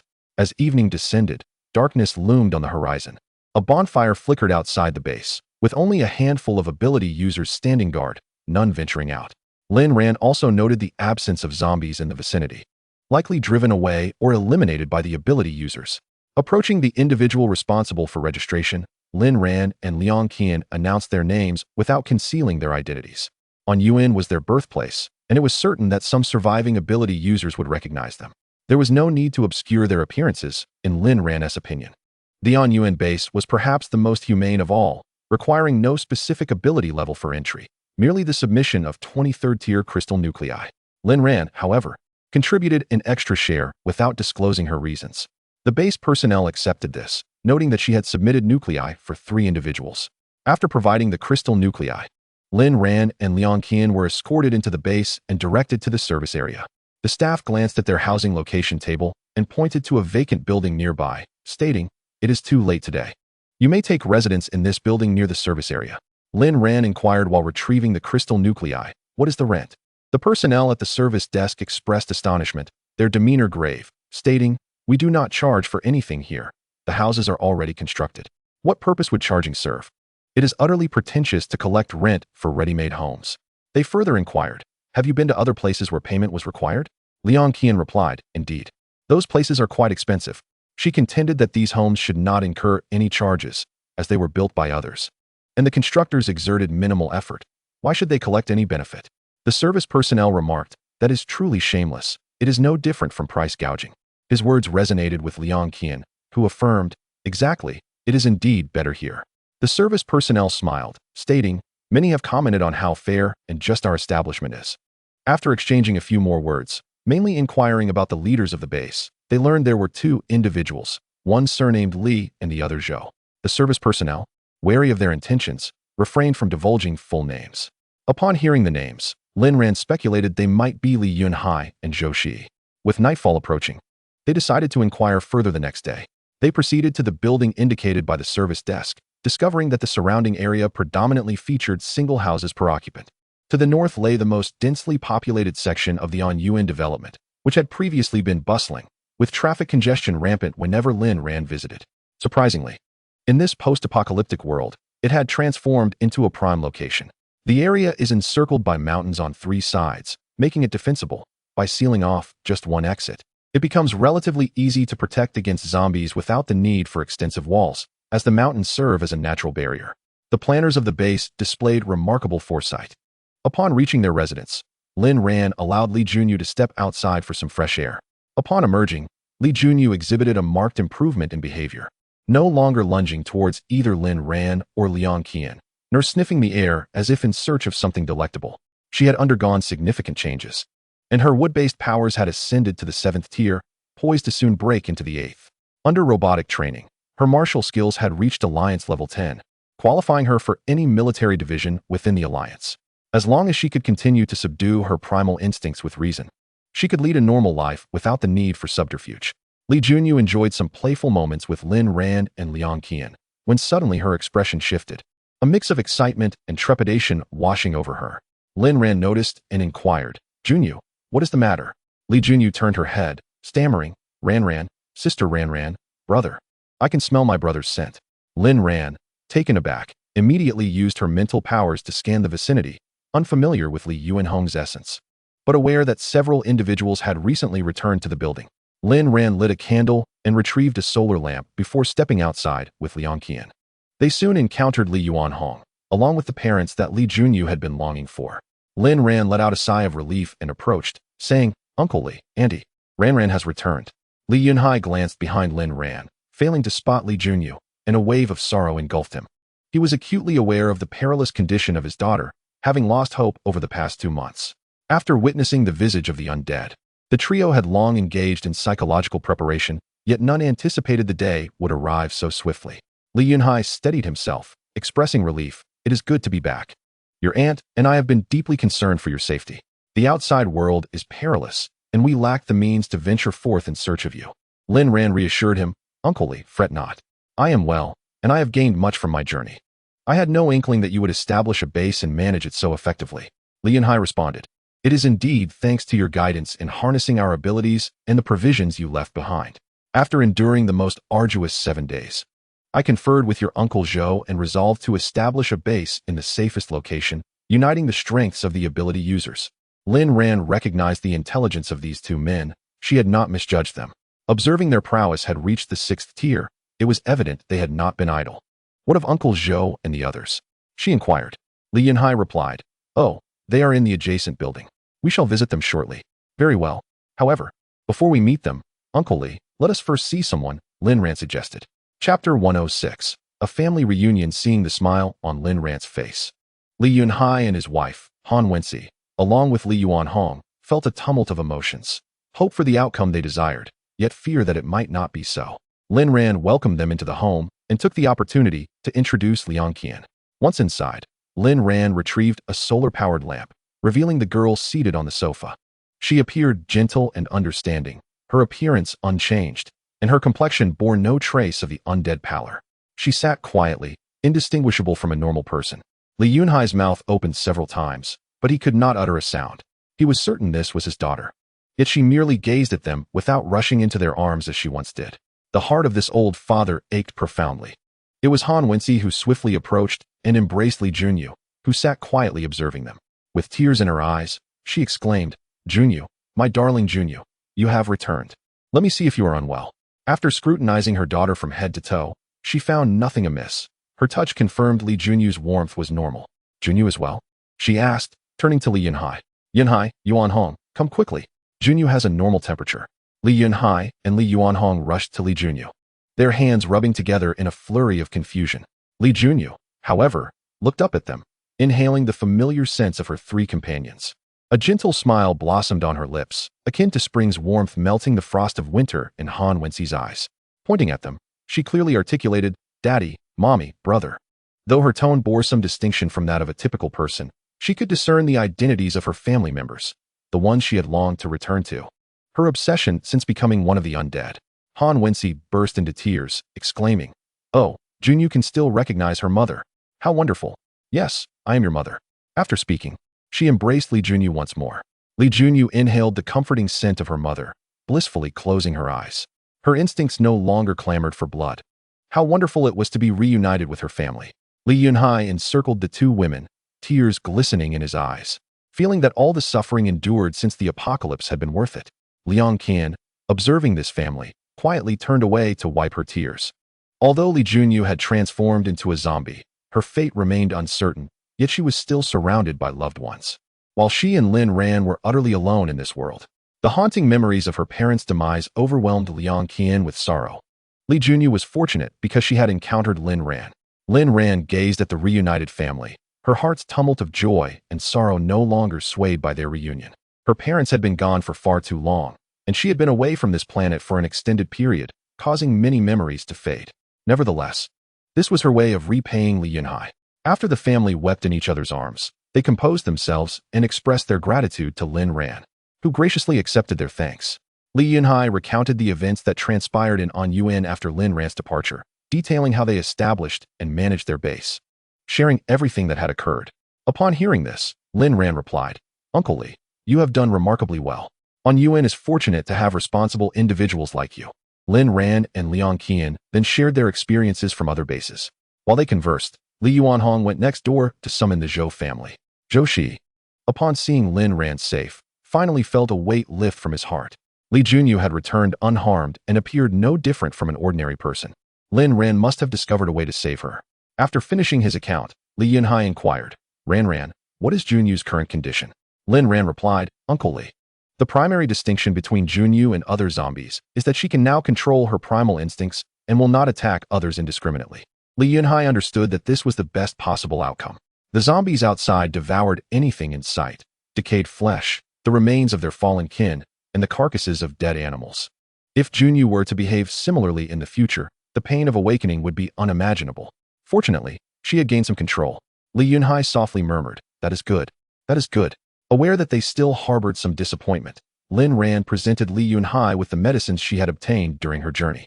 "Uncle Li, I hesitate to administer the medication to Junyu without understanding the consequences, which is why I brought her back. I believe it is best for you, as her parents, to make the decision regarding her treatment." After saying this, Lin Ran handed over the medicines acquired from Su Minlu's laboratory. "I have been following leads throughout my journey and have had no time to capture zombies for research. However, we encountered a zombie who had used the medication. She could communicate normally and even commanded other zombies, exhibiting a clear mind, though she had lost many memories." Lin Ran referred to the zombie Hu Yue, who had received Xing Zhiyu's medication. Despite her zombification, her thinking remained lucid, allowing her to engage in conversation and strategize effectively. After Lin Ran killed Hu Yue, she examined her brain domain and acquired a fragment of her memories. However, Hu Yue lacked recollections from the world before the apocalypse, leading to occasional gaps in her experiences. Thus, the peril of using the drug on Li Junyu remained. There was a significant risk of her losing her memories. This outcome was not what Lin Ran desired, and it was uncertain whether Li Yunhai and the others could bear such consequences. Li Yunhai glanced at Han Wensi, and they discerned resolve in each other's eyes. Li Yunhai spoke, Ran, administer the drug to Junyu. Even if she forgets us, as long as she can live safely and awaken. That is all that matters to us." They dared not wish for more. The fact that their daughter was alive overshadowed the importance of her remembering them. Regardless of her memories, she would always be their daughter, their only daughter. Uncle Lee, I still propose we capture a zombie to experiment with for a few days before making a decision, Lin Ran suggested. Li Yunhai replied, that is feasible, but each individual is different, and I worry that the data may be skewed. Lin Ran countered, no matter how flawed, can it be worse than becoming a zombie? After a moment of reflection, Li Yunhai conceded, indeed, you have a point. Very well, I shall venture out tomorrow to capture a zombie.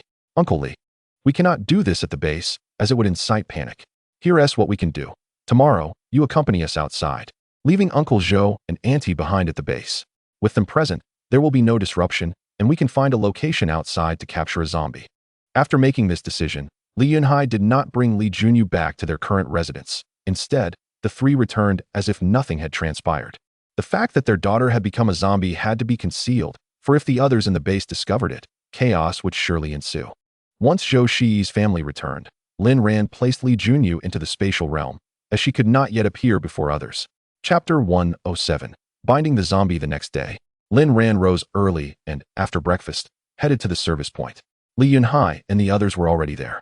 Having heeded Lin Ran's advice the previous night, he promptly arranged for a mental-type ability user to guard the entrance and instructed them on how to discern the aura of ability users. If any unusual aura manifested on an ability user, they were to prevent them from entering the base. Furthermore, they were advised not to reveal themselves too readily. Once everything was arranged, Lin Ran arrived, and the group feigned a joyful reunion for the onlookers at the base. The staff at the service point were taken aback that the two young women who had entered the previous day were acquaintances of Li Yunhai. Fortunately, the accommodations they had arranged for them were quite satisfactory, likely leaving a positive impression. After expressing his sentiments, Li Yunhai inquired about Lin Ran's intentions. Ran, where do you plan to go? Lin Ran replied in concert. Uncle Li, I wish to venture outside the base to gather some supplies. Li Yunhai responded, perfect. I also need to go out. You can ride with me. All right. As Li Yunhai and the others escorted Lin Ran out of the base, the service point staff breathed a sigh of relief. It seemed these two young women were valued by Li Yunhai, and they would need to be cautious not to offend them. Upon reaching the base's gates, Li Yunhai addressed the guards. I may be away for 3 days. Be vigilant and ensure that no suspicious individuals are allowed in, particularly those whose auras differ from those of ability users. Last night, Lin Ran discussed the matter of the insects with them, and Li Yunhai and Zhou Shi took it quite seriously. Thus, they rose early to prepare, hoping that the insects had not yet arrived in Anyuan City. On the way, Li Yunhai inquired extensively, having held back his question about where Lin Ran's companion, Junyu, had gone. Lin Ran perceived his concern and replied, Uncle Li, I have placed Junyu in a safe space. Her presence among outsiders would inevitably cause some trouble. Li Yunhai nodded in agreement, saying, indeed, we must proceed with caution. He, along with Lin Ran and Liang Qian, opted to drive themselves rather than having others do so. Lin Ran remarked, I thought you would leave, considering this is the epicenter of the virus outbreak and has been ravaged by extreme heat, making survival in such frigid conditions nearly impossible. Li Yunhai explained, I initially intended to leave, but after conferring with your Uncle Zhou, we resolved to establish our own base. This location coincidentally was one of Li Yunhai's development projects, albeit his most unsuccessful one, as the real estate had barely sold. Left abandoned, it presented a defensible position, making it an advantageous choice to settle there. Han Wenxi's wood-based abilities proved invaluable, surrounding the area so that zombies would find it difficult to detect human life within. They would venture into the city to combat zombies and gather supplies. As Li Yunhai drove out of the base, the surrounding vegetation concealed the entrance. This was a precaution he had instructed Han Wenxi to undertake that morning, now that his daughter had returned and Lin Ran was safe. The question of whether anyone else would come to the base was of little concern. At this stage, they were not focused on expanding the base, but rather on living comfortably. Lin Ran wholeheartedly agreed with Li Yunhai's perspective. Believing it prudent to remain under the radar until they grew stronger, being ostentatious like Yao Jinshu would inevitably invite trouble. Li Yunhai pondered, what if we leave? I fear that if you return, you might not find us. Lin Ran reassured him, you need not worry about that, Uncle Li. I can find you. They then discussed other matters. Anyuan had remained quiet since the initial wave of the zombie outbreak. With the death toll so high and the number of zombies overwhelming, he and Zhou Shi had chosen this location. The roads outside were perilous, so it was better to stay put. The high number of casualties in Anyuan meant that the remaining supplies would surely be sufficient to sustain them. Li Yunhai expressed his concern regarding the insects. never having anticipated such grotesque creatures to appear on his home planet.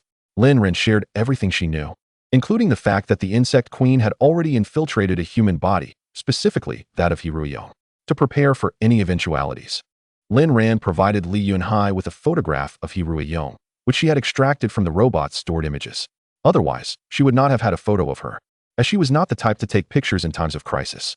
Fortunately, she had previously dispatched a robot to follow by Qingla, which captured a frontal image of Heruyo. Li Yunhai memorized Heruyo's appearance and inquired, since she has become the host for the insect queen, she will undoubtedly carry out its commands. What will she do? Lin Ran replied. Firstly, she will attempt to kill me. Secondly, she will aim to transform all of humanity into her offspring. The first is Heruyo's obsession, and the second is the ultimate goal of the mother insect's arrival here. Regardless of the reason, Lin Ran must eliminate Heruyo. Li Yunhai remarked, the power of the mother insect far surpasses our own. Can we inflict any harm upon it with the most advanced weaponry? Lin Ran shook her head. There is no way. If it escapes back into the cosmos, with our current technological capabilities, we would be unable to engage it in battle among the stars. Although it is already the year 2036, humanity's technological advancement has not progressed by leaps and bounds.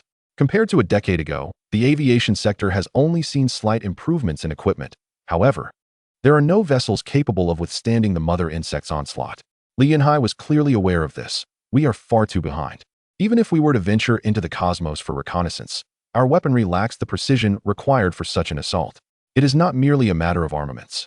A single strike from the mother insect could potentially obliterate their aircraft.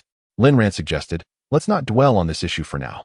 We will address it after we resolve the matters on the ground. Li Yunhai acknowledged the location of the weaponry, yet they were ill-equipped to utilize such resources. All right, if the need for weapons arises, I can take you to retrieve them. They might prove somewhat useful. Lin Ran was astonished that Li Yunhai, who had not matured, was aware of the national armaments whereabouts. Uncle Li, how do you know this? Li Yunhai chuckled. In my youth, I studied this field, but ultimately did not pursue it, returning home to take over the family business. It was a lingering regret of his. Yet, life necessitates choices, and he had opted for a different path, sacrificing his youthful aspirations for his parents. Nevertheless, most of his acquaintances were former classmates, who had some knowledge of these matters and could speculate on where such items would be positioned once created. Lin Ran contemplated. Very well. We shall retrieve them together when the need arises. Li Yunhai nodded. All right, we have arrived. This is the market south of Anyuan, the area most infested with zombies.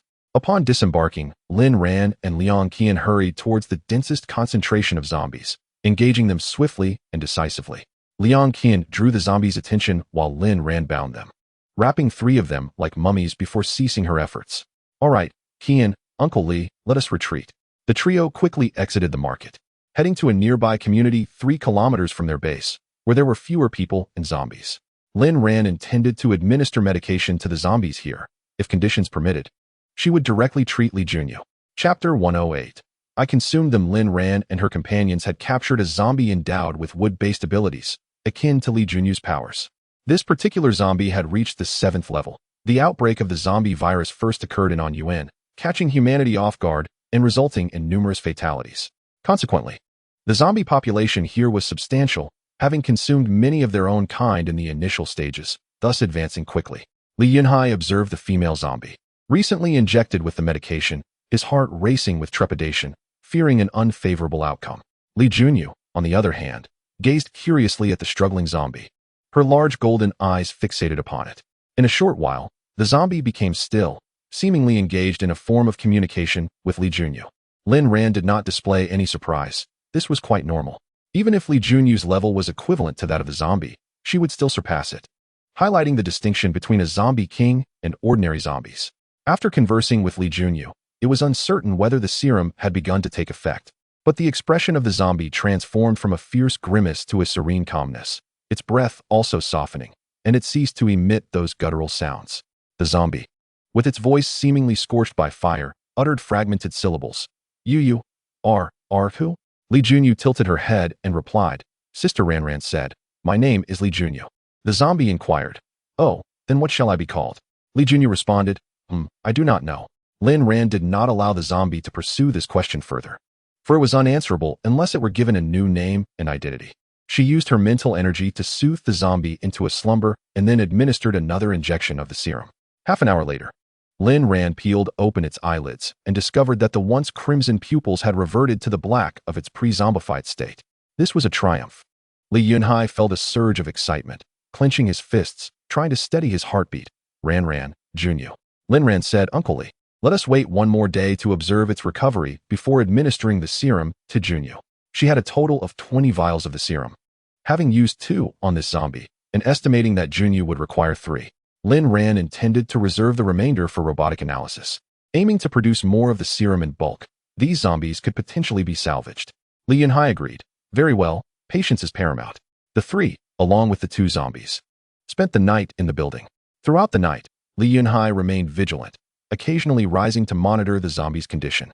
Seeing its steady breathing and lack of agitation, he breathed a sigh of relief, knowing this signified hope for his daughter.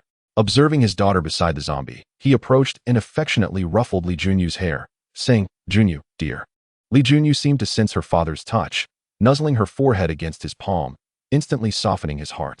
Meanwhile, Liang Qian was diligently training, focusing on weight, speed, and angles, with Lin Ran attentively guiding her through her shortcomings. The 2 spent the night in this manner, and as dawn broke the next morning, sunlight bathed the earth, filling the air with the fragrant scent of foliage. After the frost, it seemed the planet was transitioning into spring rather than following the previous timeline into autumn and winter. Liang Qian stretched and remarked, Ran, it feels as though it is spring now. Lin Ran glanced out at the trees, noticing the tender buds emerging, vibrant with life. Indeed, the seasonal months may need to be revised. Liang Qian added, as long as the planet endures, these are not significant concerns. Let us go and check on Junyu and the zombie. Upon entering Li Yunhai and Li Junyu's room, they found Junyu peacefully asleep. Lin Ran's lips curved into a smile. For Junyu could now fall into a deep slumber unaided by her mental energy, a promising sign. Lin Ran bent down to examine the zombie's eyes, finding them devoid of the crimson hue. She then summoned it back to consciousness using her mental energy.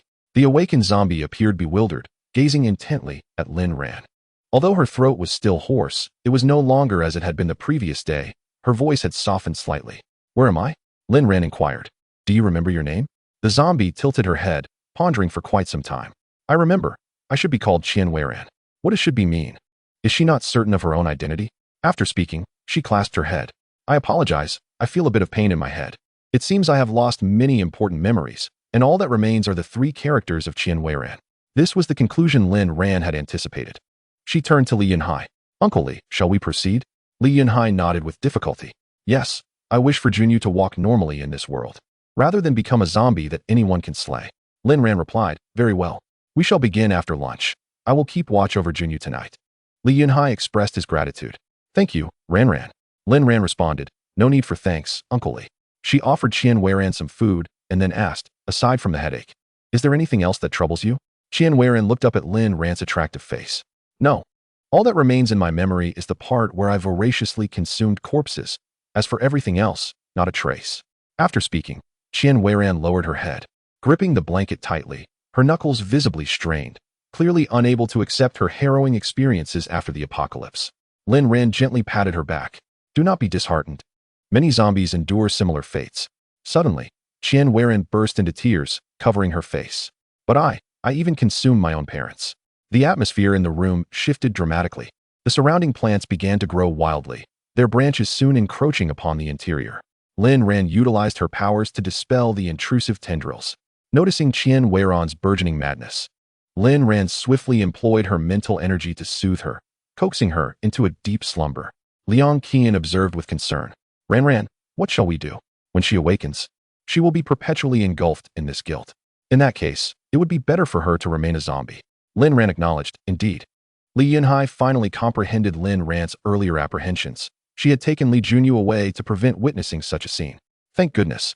Liang Qian asked, what now? Shall we turn her back into a zombie? Lin Ran suggested, let her sleep for now. We will devise a plan later. I can create a dream for her, implanting a segment of genuine virtual memory. However, as her powers grow, this memory will eventually collapse, and she will come to know the truth. Let her rest for a while, and when the time is right, we shall awaken her and inquire about her decision. Some choices cannot be made on behalf of others. Whether to accept reality and live on, or to numb herself with fabricated memories, Qian Weiran must decide for herself. Li Yunhai gazed at the confused Li Junyu beside him, holding her hand tightly. Junyu, Do not fear, Daddy is here. Li Junyu looked up and smiled brightly at Li Yunhai. Yes, I know, Daddy. Chapter 109. It's all right to forget. Lin Ran sighed inwardly and beckoned. Junyu, come here. I wish to speak with you for a moment. Li Junyu obediently approached. All right. Lin Ran informed Li Junyu about the injection scheduled for the afternoon. Upon hearing this, Li Junyu tilted her head and asked, Sister Ran Ran, will I become smarter after the injection? Lin Ran pondered for a moment and replied, you may become a little smarter than now, but there is a possibility that you might forget some past memories. Li Junyu inquired, including memories of Sister Ran Ran? Lin Ran nodded. It is quite likely that Junyu will forget the journey we have taken together. Li Junyu's face fell. Then can I not have the injection? I want to remember Sister Ran Ran and all of this. Lin Ran turned to Li Yunhai. Junyu, after you become smarter, you will remember everything from now on with Sister Ran Ran and your family. As for the past, it was merely a fleeting moment. Forgetting it is not a concern. Li Junyu, not fully grasping the situation, asked, is that so? How long is the future? Lin Ran responded, well, perhaps 60 or 70 years, or even more. It remains to be seen if human lifespan will increase after gaining extraordinary abilities. However, I believe it will, as the strength of the body has changed. Oh, in that case, I will proceed with the injection, Li Junyu cheerfully decided. During this time, Lin Ran had been imparting lessons on how to navigate the world with conviction, and Junyu had absorbed much of it unconsciously. Regardless of the challenges ahead, enduring was all that mattered. Lin Ran affectionately patted Li Junyu's soft head. Yes, Junyu is truly capable. Li Junyu giggled in delight. With Li Junyu's decision made, Li Yunhai also resolved to go along with it.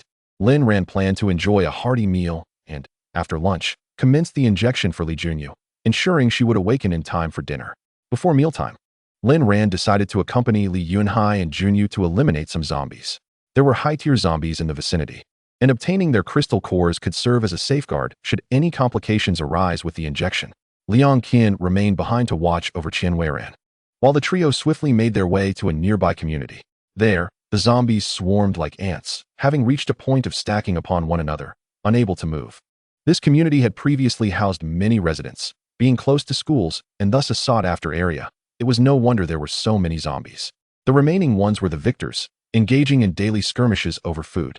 Upon entering the community, Lin Ran was greeted by a foul stench, with skeletal remains piled in corners. The zombies here appearing utterly grotesque. Junyu, go and eliminate these zombies to collect their crystal cores, Lin Ran instructed, turning to Li Junyu. Li Junyu nodded. All right, Sister Ran Ran. Wait for me. With that, she leaped forward, her sharp claws swiftly severing a zombie's neck. Grasping the zombie's head in one hand, she plunged her other hand into its skull, extracting the crystal core with ease. The sight left Li Yunhai's heart racing. His daughter's prowess had become astonishingly formidable. Truly, she was a student molded by Lin Ran herself, embodying her spirit. Li Junyu acted with remarkable speed, dispatching hundreds of zombies in just half an hour. Lin Ran, keen to keep herself clean, wielded her gun and swept through the horde, even tossing a gun to Li Yunhai to join the fray. The trio spent over 2 hours clearing the community of zombies, returning triumphantly with thousands of crystal cores. Upon returning to their temporary residence, Liang Qian had already prepared lunch. Just in time, it was mealtime. She had made potato stew with beef, steamed fish, and roasted chicken, all of which Lin Ran had procured from the farm. Li Yunhai, upon seeing the enormous roasted chicken, inquired, has this chicken mutated? Huh. Liang Qian touched her head in confusion. I'm not sure. It was given to me by Ran Ran. She must have acquired it on her journey. She recalled that the mutated wild chicken they encountered was about the same size as this one. Lin Ran merely raised an eyebrow, offering no explanation. The chicken was indeed from her farm, and the animals she raised bore a striking resemblance to those from their home planet, albeit significantly larger in size. This chicken weighed around 20 pounds, more than enough for the 3 of them, along with the ample potato and beef stew. They feasted heartily, their mouths glistening with grease. Li Yunhai had not enjoyed fresh food in a long time. After the apocalypse, all that was available were frozen meats, which could hardly compare to fresh fare. Ran Ran, can we eat mutated animals? He pondered. Logically, they should be safe to consume since they had merely mutated in size. Even if they had changed, humans had also undergone mutations. This realization struck Li Yunhai. He had overlooked a significant opportunity to enjoy more meat. Once we return to the base, I should organize a team to search for mutated animals. I'm tired of the frozen meat from the Anyuan slaughterhouse, he remarked. Since the apocalypse, they had been surviving on instant noodles and any fast food they could scrounge, leaving their palates dulled. Mobilizing personnel to seek out mutated animals should garner interest from many. After their meal, Lin Ran produced a crystal core. Junyu, absorb all the crystal cores, and then we shall commence your treatment. Do not fear. Both Sister Ran Ran and your father are here. Li Junyu took the 10 7th-tier crystal cores from Lin Ran, affirming, "All right, I will get better." Lin Ran patted Li Junyu on the shoulder, saying, "Sister Ran Ran believes in you. No matter what happens, remember, I am waiting for you, as are your parents and brother." Li Junyu nodded. Lin Ran stepped aside, allowing Li Junyu to quietly absorb the crystal cores. Worry filled Li Yunhai's eyes. But he resolved to administer medication to Li Junyu. As Lin Ran surmised, he wished to alleviate any future hardships for her. Li Junyu absorbed the crystal cores quickly. Upon finishing all 10, her strength reached the 8th tier, making her a formidable zombie. "Junyu, lie down. I will give you an injection." "Okay." Li Junyu obediently climbed onto the bed, lay down, and extended her arm. Lin Ran injected the medication into Li Junyu's body. After several minutes, Li Junyu felt a persistent buzzing in her ears and exclaimed loudly, "Stop the noise. Sister Ran Ran is treating me." Li Yunhai, anxious, approached to check on her, nearly receiving a claw from Li Junyu in response. Fortunately, Lin Ran intervened. "Uncle Li, do not approach. Junyu is currently uncontrollable and may harm you." Li Yunhai, in a flurry, asked, "What should we do?" "Patience is required. There is a process. Wait for Junyu to overcome this herself. Your intervention may complicate matters," Lin Ran advised. "All right, fine." Li Yunhai could only stand by and watch as Li Junyu struggled on the bed. Noticing her intense thrashing, Lin Ran had no choice but to bind her with ropes. Chapter 110, Golden Eyes. After securing Li Junyu, Lin Ran lifted her eyelid and was met with the sight of her golden eyes. A weight settled in her heart, which Li Yunhai also observed. "Ran Ran, should we administer another injection?" Lin Ran shook her head. "Uncle Li, we mustn't rush. Junyu's condition is unlike that of other zombies. Perhaps even if her eye color improves, it may not revert to its original state." Li Yunhai responded, "What? Why is that?" "If she retains her golden eyes, even if she regains her senses, my daughter will face immense hardship to walk freely in the sunlight. This world hardly accommodates those who are different." Lin Ran reassured him. "It's all right, at worst. She can wear colored contact lenses. What matters most is her recovery of consciousness." Li Yunhai had no choice but to accept this compromise. In truth, Lin Ran herself possessed golden eyes, but during her traversal through the time tunnel, her body reverted to childhood, and her pupil color changed back to black. Thus, she surmised that it would be challenging for Li Junyu to return to her original eye color. However, she deemed this issue insignificant. After enduring the pain from the first vial of serum, Li Junyu succumbed to a deep slumber, her face serene, which eased Li Yunhai's heart somewhat. He hoped that once she opened her eyes, they could communicate clearly, no longer speaking in disjointed phrases. Li Junyu's current state felt akin to being trapped in an unreal dream, where her world was peaceful, devoid of apocalyptic horrors or zombies. She lived happily with her parents and brother, but soon this idyllic scene began to fade.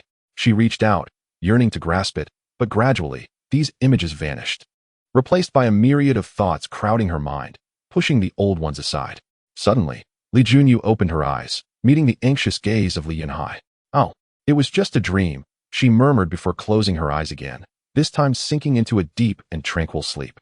Lin Ran inspected her pupils once more, and they remained golden. Checking the time, Lin Ran decided to administer the second vial of serum. Moments later, Li Junyu's chest began to heave violently, and she struggled to breathe. Lin Ran connected an oxygen tank, which finally calmed her erratic breathing. Beads of sweat formed on Li Junyu's forehead, and Lin Ran realized that the serum had successfully eradicated the zombie virus from her system. Zombies do not sweat. Their bodily functions are rendered entirely non-functional, save for the instinct to tear apart. Seeing Li Junyu's condition, Li Yunhai finally felt reassured. This must be a success. After the second vial was administered, Li Junyu remained in a deep slumber, as if to compensate for all the sleep she had missed. Lin Ran chose not to forcibly awaken her with mental energy, preferring to wait until she broke through her mental barriers on her own. Thus, the three of them kept vigil over Li Junyu until the third day, when she finally opened her golden eyes. Upon sensing 4 distinct presences within the room, Li Junyu awakened in a state of combat readiness. Vigilantly, she observed Lin Ran, the most formidable among them, without baring her teeth. Instead, she spoke with clarity. "Who are you, and why have you bound me?" Upon hearing her words, Li Yunhai understood that she had regained her composure. Trembling, he approached Li Junyu, saying, "Junyu, it's me, your father." Li Junyu glanced at Li Yunhai. Her instincts confirmed that he was indeed a relative by blood. I know, she replied coldly. In her heart, familial ties had lost their significance, reducing her kin to mere symbols devoid of meaning. Yet, Li Yunhai could not embrace such detachment. As long as you are well, let us return to the base together. Li Junyu continued to gaze at Lin Ran, recognizing her overwhelming strength, far surpassing her own, accompanied by an aura of authority that dominated her. She lifted her head, staring at Lin Ran like a fierce tiger emerging from its den. And you, who might you be? Lin Ran smiled gently. Little Junyu, you cannot defeat Sister Ran. So sheath your claws, they are meant for your enemies. Who are my enemies? Li Junyu inquired. The zombies beyond these walls, the countless insects underground, and He-Rue Rome, the mother of insects, among others, Lin Ran elucidated. Without hesitation, Li Junyu declared, Very well, I shall follow you from now on. Li Yunhai interjected. And what of this old father? You won't abandon him immediately upon awakening, will you? Lin Ran cast a glance at Li Yunhai. All right, let us return to the base. Your mother and brother await you there. Stepping forward, Lin Ran untied Li Junyu's bonds and roused Qian Weiran from her slumber. Upon awakening, Qian Weiran's face bore an expression of despair and bitterness. Lin Ran addressed her, Miss Qian, this apocalypse is inherently cruel. You are not alone in your loss. Many have lost their parents. While Yin did not consume her family, she nonetheless sent them and her brother to the depths. Does she not grieve? Qian Weiran shot a glance at Liang Qian. Liang Qian nodded. I still remember the despair when my blade pierced my parents' bodies, yet in their eyes, I saw a sense of peace. In their final moments, they wished for my survival, even as this world lay in ruins. Qian Weiran replied, Let me ponder this further. She grappled with her past, haunted by her own disoriented state during that time, which now filled her with revulsion. Lin Ran recognized that such matters could not be soothed by words. One must walk their own path to healing. Junyu, follow your sister's lead. We are heading back. They have been out for 4 days. Han Wenxi and the others at the base must be worried. All right, how should I address you? Li Junyu inquired as she approached Lin Ran. As before, call me Sister Ran. Also, here are several pairs of black contact lenses. Please store them in your space. Li Junyu had injected herself with serum twice, awakening several abilities, one of which was spatial manipulation. Thank you, Sister Ran. She felt a profound sense of gratitude towards Lin Ran for her care during this chaotic period, a debt she could not repay, and thus resolved to fight alongside her. In truth, Qian Weiran had also acquired a new ability, yet she found herself too consumed by her own turmoil to acknowledge it. Immersed in the haunting imagery of having consumed her parents, she eventually seemed to come to a realization and inquired of Lin Ran, who orchestrated this virus. Lin Ran's lips curved into a faint smile, acknowledging that coming to an understanding is indeed a positive development. It was a biologist by the surname of Su. However, this virus infiltrated our nation from abroad. Qian Weiran pressed further. What is the name of this biologist, and where is she now? Lin Ran replied. Her name is Su Minluo, but the individuals responsible for the virus are Su Dingshan and Sun Tong, a married couple, both of whom are deceased. They developed the virus in a desperate attempt to save their daughter, Su Tang, who is still alive. Qian Weiran meticulously noted the names of these 4 individuals, intent on seeking retribution. Had it not been for their creation of the virus, she and her parents would surely be enjoying a vacation in some city by now. Chapter 111.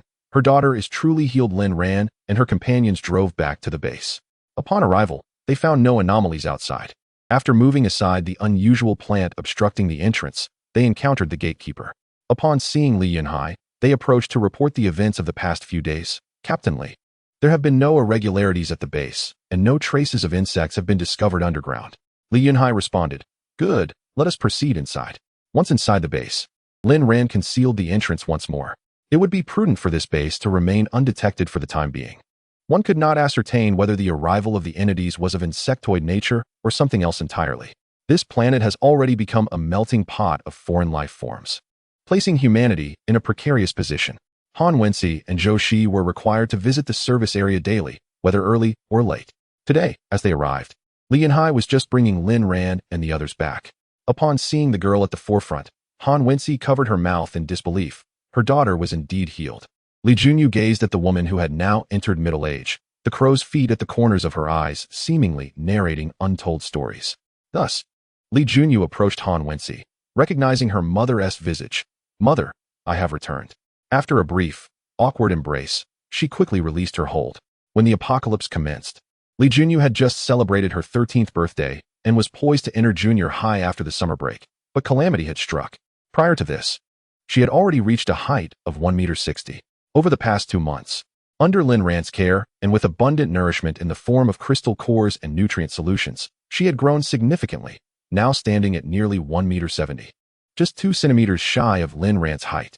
Han Wensi, noticing Li Junyu's swift withdrawal from her embrace, felt an insatiable longing and drew her back into her arms. Junyu, let me see if you are hurt anywhere. Li Junyu, unable to escape, earnestly replied to Han Wensi. I am perfectly fine, mother, do not worry. Han Wensi gently caressed Li Junyu's face. My Junyu has grown distant from me. Li Junyu shook her head. No, I have merely lost a fragment of my memory. Specifically concerning you. What? Han Wensi exclaimed in alarm. Then how do you still recognize me as your mother? The scent of a mother never changes. I rely on my sense of smell to identify you, Li Junyu explained. Han Wensi felt a profound sense of compassion, for she understood the immense suffering Li Junyu must have endured to recover. It is well that you are better. As for the memories that have slipped away, let them be forgotten. Junyu has a lifetime to gather new experiences. In the aftermath of the apocalypse, Han Wensi had adopted a more serene perspective. Her mindset had shifted. As long as her family remained intact, nothing else mattered. Living meant there was a possibility of reunion. As long as they were alive, they would eventually meet again. Turning her gaze, Han Wensi deeply bowed to Lin Ran, a gesture of gratitude. Lin Ran, however, sidestepped, declining the formality. Auntie, there's no need for such gestures. This is merely what I can do for you. Junyu is my sister. I would never allow her to come to harm. Thankfully, the outcome is favorable. Upon returning to their residence, the group engaged in light conversation. It was only when they arrived at Lin Ran's abode that Zhou Shi inquired, Ran, who is this? Lin Ran slapped her forehead in realization. I forgot to introduce her. This is the first zombie to utilize the potion. Her name is Qian Weiran. By the time they returned to the base, Qian Weiran had composed herself. This marked her first moment of clarity since becoming a zombie. And though she could not recall the world as it once was, she sensed that it had not always been like this. The walls were mottled, overgrown with wild grasses, and the trees had only just begun to sprout tender buds, yet it was already early October, and everything around her contradicted the rhythms of nature. Deeply moved, Qian Weiran remained silent during their journey, having resolved to accept the fact that she had consumed her parents in this new world, and she would seek vengeance for them before deciding her fate. For now, she would navigate this world in her current form, as she was. Zhou Shi noticed that Qian Weiran appeared normal and felt a surge of joy within him. If that's the case, this potion is indeed effective. Could it be that the zombies outside might also recover? However, Lin Ran shook her head. There aren't enough potions, and only Qian Weiran and Junyu have shown recovery. The sample size is far too limited to draw any conclusions. Moreover, it is likely that Qian Weiran and Li Junyu's higher levels contributed to their easier recuperation. We must test a few lower-tier zombies to ascertain if the potion yields results. I suspect Su Minluo's medicine is not as straightforward as it seems. For now, Qian Weiran showed no side effects, and the potential repercussions of her abilities had yet to manifest. They remained unaware of any lurking dangers. Lin Ran herself had not experienced side effects, but that did not guarantee others would be spared. After traversing the time-space tunnel, she had been exposed to cosmic radiation, and upon reaching that desolate planet, all surrounding vegetation had perished. The cosmic radiation had dramatically altered her physique, which explained her lack of adverse effects. Yet, Lin Ran understood that the emergence of powers came at a significant cost to humanity. Li Yunhai suggested, then let us capture a few lower-tier zombies for testing. If we can resolve this issue, we will be able to roam freely outside. Lin Ran replied, I have only 17 vials of the potion left. Once they are used, they will be gone. Zhou Shi added, we have no researchers in this field, nor do we possess the necessary equipment. Lin Ran asserted, allow me to handle this matter. Once stability is achieved here, I shall depart to seek a place for further research on these potions. Zhou Shi was taken aback by Lin Ran's imminent departure upon their first meeting. However, there was little he could do. Han Wensi persistently held onto Li Junyu's hand, while Li Junyu quietly allowed her scrutiny, sighing inwardly. Mother, I have made up my mind to leave with Sister Ran. Without much contemplation, Li Junyu voiced her decision. She was confident that Han Wensi would comprehend her resolve. Though reluctant, she understood her daughter's nature well. All right, while you're out there, you must listen to your Sister Ran. Do not cause her any trouble, remember? Han Wensi gently stroked Li Junyu's head, her voice soft and soothing. Yes, I will not trouble my sister. Li Junyu affirmed with a nod, knowing that this woman could truly understand her. After speaking, she smiled at Han Wensi, which melted her heart. It had been so long since she had seen her daughter's smile, long enough for her to nearly forget. Han Wenxi offered several more reminders, filling Li Junyu with warmth. This was what family felt like. Li Yunhai inquired, Sister Ran, when do you plan to leave? Lin Ran replied, soon. I may depart in a couple of days. Intending to head north. Zhou Shi asked, are you going to the Longkong laboratory? Lin Ran shook her head. No, I have destroyed the Longkong laboratory, fearing it may be exploited by others. Zhou Shi pondered, then to Wudu? Lin Ran nodded. Yes, there is another laboratory there, previously managed by the state. Although Longkong was the largest, it was backed by too much capital. Chapter 112. Northward. Lin Ran had made her decision. Qian Weiran, standing behind Lin Ran, interjected. Can I accompany you? I want to be a burden. I can fight. In this base, she knew no one. And following Lin Ran would allow her to seek vengeance against Su Tang and Su Min. Lin Ran asked, this journey will not be safe. Are you certain? She favored resolute individuals, disliking those who faltered in times of adversity. After serious contemplation, Qian Weiran firmly nodded, I am certain. Rest assured, I will not back down. Even if the path ahead were fraught with thorns, she would press on. Lin Ran smiled, very well. Thus, it will be the three of us women. Along with Li Junyu, a child, heading to Wudu. At least there will be someone to look after her along the way. However, Li Yunhai and Zhou Shi remained concerned. Li Yunhai suggested, how about this? Let your uncle Zhou remain here at the base, and I will accompany you. Lin Ran shook her head, Uncle Li. There is no need for concern. We four can manage. The base must have 2 uncles to guard it. Should any creatures appear, you will need sufficient manpower. Li Yunhai countered, but there are only 4 of you. The journey is perilous with so many zombies. Lin Ran chuckled lightly, Uncle Li. I have braved far more dangerous places. I do not fear Wudu. Previously, it was just Kuyen and me, and we returned safely, did we not? Trust me, we will be fine. Li Yunhai was about to argue further when Zhou Shi interjected. All right, may Lin Ran return safely. The uncles will await your return here. Lin Ran nodded, understood. She retrieved a portion of food and vegetable seeds from her storage. The weather was still favorable, and by the end of September, she could plant cabbages and other vegetables. Han Wenxi possesses wood-based supernatural abilities, making her perfectly suited for tending to the vegetables, thereby resolving the agricultural needs of the base. Lin Ran further instructed Li Yunhai on methods to enhance his powers, with the intention of elevating their capabilities to above level 7 before her departure. Meanwhile, Li Junyu took this opportunity to rigorously train her brother, Li Yuanhong, knowing that once she left the base, he would be the only one remaining by their parents' side. Thus, he needed to grow stronger. Although she lacked memories of the time spent with her family, it did not hinder the bond they shared in the present. Li Yuanhong persevered through the intense training regimen that Li Junyu had devised, reminiscent of her own experiences with robotic training in Lin Ran's space. The training was grueling but yielded remarkable results. Within 2 days, Li Yuanhong's combat prowess escalated significantly, and under Li Junyu's strict guidance, he progressed rapidly. In terms of sheer strength, he had likely surpassed the majority of individuals. Coupled with his supernatural abilities, Li Yuanhong faced no rivals within the base. Lin Ran also ensured they absorbed several high-grade crystal cores, as Li Yunhai and the others understood that formidable enemies lay ahead, prompting them to endure the hardships without complaint. 3 days later, the powers of Li Yunhai, Han Wenxi, and Zhou Shi's family all reached above level 7. Notably, Han Wenxi, due to her wood-based abilities, received individual guidance from both Lin Ran and Li Junyu, elevating her strength to the pinnacle of level 8, with the prospect of reaching level 9 within her grasp. However, Lin Ran had already made plans to depart and could not wait for Han Wenxi to upgrade. The 4 girls rose early and left the base while the dawn was still breaking. Before leaving, Lin Ran provided Han Wenxi with several varieties of seeds for extraordinary plants, instructing her to familiarize herself with their temperaments before scattering them around the base. This would allow these extraordinary plants to encircle the base, which had stockpiled ample food supplies. With Han Wenxi possessing various vegetable seeds, they could confidently engage in self-sustaining production.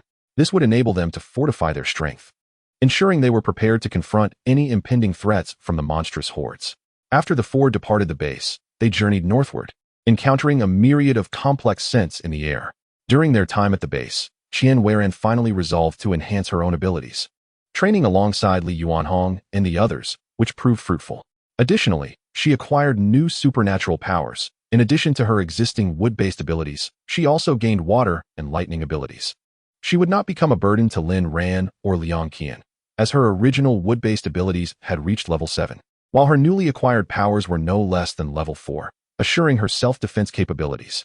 The four paused in a location resembling a city, where a considerable number of zombies had congregated. Retreating would consume a significant amount of time, and changing direction would require even more than merely vanquishing the zombies. Lin Ran proposed they enter and eliminate the zombies before leaving, as retreating would necessitate a much longer detour. Liang Qian and Qian Weiran nodded in agreement.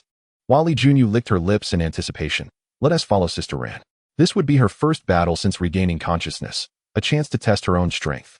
Though still young, she had matured significantly in her thinking after experiencing the apocalypse, now resembling a small adult.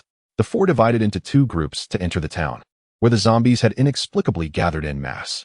When Lin Ran and her companions arrived, they discovered a chaotic scene where zombies were engaged in fierce combat, seemingly vying for supremacy. They are fighting for dominance.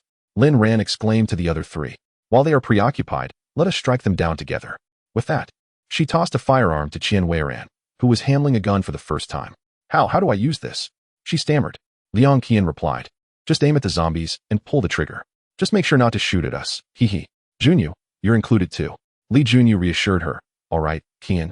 Don't worry, my aim is quite decent. The four women took their positions and began firing from four different directions, shells scattering across the ground. The sound of metal being crushed underfoot resonated with a powerful thrill. Li Junyu appeared to be in a frenzy, exhilarated by the experience. Within moments, they had dispatched a significant number of zombies. Qian Weiran also discovered the satisfaction of eliminating zombies, her precision improving alongside Li Junyu's. After exhausting 10 magazines each, they had cleared the area of the undead. The acquired crystal cores varied in quality, and to their surprise, some were even of the second tier. It seemed that humans who had managed to hide from infection had been found and bitten by the zombies. Once the area was secured, Lin Ran instructed Liang Qian to set it ablaze. Although the absence of crystal cores would deter future infestations, leaving the zombies to rot would create an unbearable stench. At the On-Yuan base, following Lin Ran's departure, a group arrived. Song Huaiguang surveyed the base, convinced that Lin Ran had been there. The lingering traces of her presence and the peculiar vegetation that covered the area resembled the exotic plants she had previously used, confirming her visit. However, her scent had faded, indicating her departure and uncertain whereabouts. Nevertheless, Song Huaiguang resolved to investigate the base further. Within the base, Li Yunhai and others sensed a formidable presence, prompting Zhou Shi to alert everyone to prepare for battle. Before long, a voice echoed from outside the base. I am Jiang Hemming from the On-Yuan Special Operations Team. I know there are people inside, and I am here to inquire about a former teammate, Lin Ran. Chapter 113. How to prove it upon hearing Lin Ran's name. Li Yunhai and Zhou Shi instructed Han Wenxi to escort them to the exotic vegetation. They leaned in to scrutinize Song Huaiguang. You claim to be soldiers. What proof do you have of your identity? Song Huaiguang tossed his identification to Li Yunhai. This is issued by the military. Verify its authenticity. Li Yunhai examined Song Huaiguang's credentials carefully, finding no signs of forgery, and tossed them back. You say Lin Ran was here, yet she has left without informing anyone of her destination. Song Huaiguang recognized that these two elders were shrewd and skeptical of his words. She was accompanied by a young girl and her friend. That girl must be one of your daughters, likely the niece of her uncle. Li Yunhai was taken aback. This man had indeed met Junyu. No, he couldn't be deceived. She entered the base with only two people and left in the same manner. Jiang Hemming claimed to be a soldier, but who could tell if they had turned into monsters? Li Yunhai intended to descend and refrain from further conversation. Should they attack, he would retaliate. Wait a moment, there are already insects appearing in this vicinity. I sought out Lin Ran specifically for this matter, intending to join forces with her to exterminate the pests. Song Huaiguang's words successfully halted Li Yunhai and his companion. Li Yunhai turned around and inquired urgently. Where are the insects? Song Huaiguang exhaled in relief. First, allow us to enter. Li Yunhai replied. All right, but you must prove that you are not insects. How can we do that? Kai Chunshan asked, feeling a headache coming on. Song Huaiguang explained. The aura of the insects differs from ours. If you do not believe me, you can verify it. After saying this, he stepped forward. Could you please have the plants envelop us? And then have a psychic ability user distinguish our aura? Li Yunhai exchanged a knowing glance with Han Wenxi, who understood. The extraordinary plants wrapped around Song Huaiguang and his companions, lifting them into the air. Zhou Shi stepped forward, releasing his mental energy to carefully discern their auras. Not detecting any discrepancies, he sighed in relief and nodded to Li Yunhai, who understood that Han Wenxi had directed the extraordinary plants to bring Song Huaiguang and his group directly into the base. The plants then reverted to their previous form. Song Huaiguang introduced Kai Chun-shan and Zhang Xin, recounting how he had met Lin Ran and subsequently parted ways. Li Yunhai was taken aback to learn that Lin Ran had joined Song Huaiguang's team in August, and his expression eased somewhat. He realized there had been many misunderstandings. Feeling slightly embarrassed, Li Yunhai acknowledged that his vigilance was for the sake of the entire base. If insects were truly allowed in, all the extraordinary individuals within the base could become their prey. Song Huaiguang, with a gentle demeanor, remarked, "Caution is warranted. It is all right, as long as the misunderstanding has been resolved." Li Yunhai pressed further. "Is it true that insects have appeared nearby?" Song Huaiguang confirmed, "Indeed, and in significant numbers. They must have detected the presence of extraordinary individuals here. Their sense of smell is truly formidable." Zhou Shiri asked, "How long until the insects arrive?" Song Huaiguang replied, "Perhaps only 1 or 2 hours. They move quite swiftly." He had followed Lin Ran's scent, and upon reaching the Yuan Villa area, he sensed the movements of the insects. Realizing they were heading in this direction as well and had followed, ultimately locating the base. To his surprise, the insects were headed to the same destination as he was. Li Yunhai, concerned about the numbers, asked, "Approximately how many insects are there? You can sense them, right?" He recognized the man's formidable power, noting he likely possessed mental energy. After a moment of contemplation, Song Huaiguang estimated, about 30 million. "What?" Li Yunhai and the others widened their eyes in disbelief. Zhou Shiri inquired again, "Did you say 30 million? Song Huaiguang nodded. "Yes, these insects reproduce prolifically, laying eggs in the hundreds of millions. Heavenly mercy." Although Lin Ran had mentioned that these insects could breed, the prospect of millions arriving at once was daunting. How could they possibly exterminate them? Song Huaiguang reassured them. "For now, do not worry. They have not matured into adult insects yet, and their strength is low, though their numbers are overwhelming. While large numbers with low strength can still be challenging to eliminate, the risk of being caught off guard was equally concerning." The base lacked experience. Had it not been for Song Huaiguang's warning, they would have discovered the insects far too late. Li Yunhai expressed his gratitude to Xia and then proceeded to organize the extermination of the pests. Lacking a specialized remedy, they resorted to incineration. They collected all the fuel from On Yuan and stored it at their base. However, once the fuel was depleted, any future excursions would become exceedingly difficult, requiring several times the usual walking duration. Yet, they had no alternative but to employ this method. Observing the meticulous arrangements made by Li Yunhai and Zhou Shiri, Song Huaiguang remained silent. Instead, it was Li Yunhai who, feeling uncertain, sought Song Huaiguang's counsel, to which Song offered insights they had overlooked. "Uncle Li, Uncle Zhou, my team and I will take the vanguard to buy you some time." Having dispatched a considerable number of pests and possessing extensive experience with them, Song Huaiguang was well prepared. Li Yunhai expressed his gratitude hastily, saying, "Very well, I entrust this to you." Once Li Yunhai had finalized the arrangements, the pests arrived at the underground base. Ready for battle. Song Huaiguang's expression was grave. "Remember, you must absolutely avoid contact with the pest slime. It possesses corrosive properties, and any contact will lead to immediate decay of flesh, granting the pests an entry point." After delivering his warning, Song Huaiguang summoned lightning to cleave through several trees, prompting Zhang Xin to ignite them.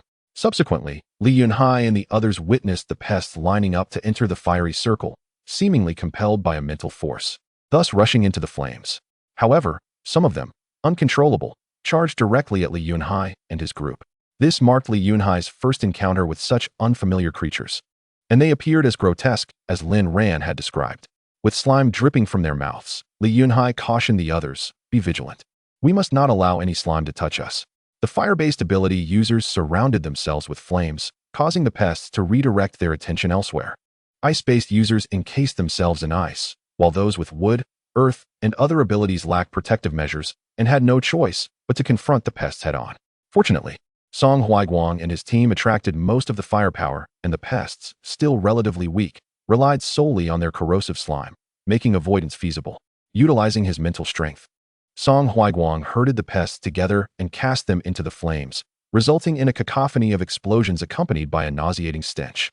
The personnel within the base were compelled to cover their noses, for the odor was overwhelmingly pungent. Song Huaiguang's lips were pressed tightly together. He pondered why the pests had suddenly changed their tactics, for they had initially only operated at night, yet now they emerged during the day. Had something occurred with the pest queen that prompted this change? As he battled the pests, these thoughts occupied his mind. Chapter 114.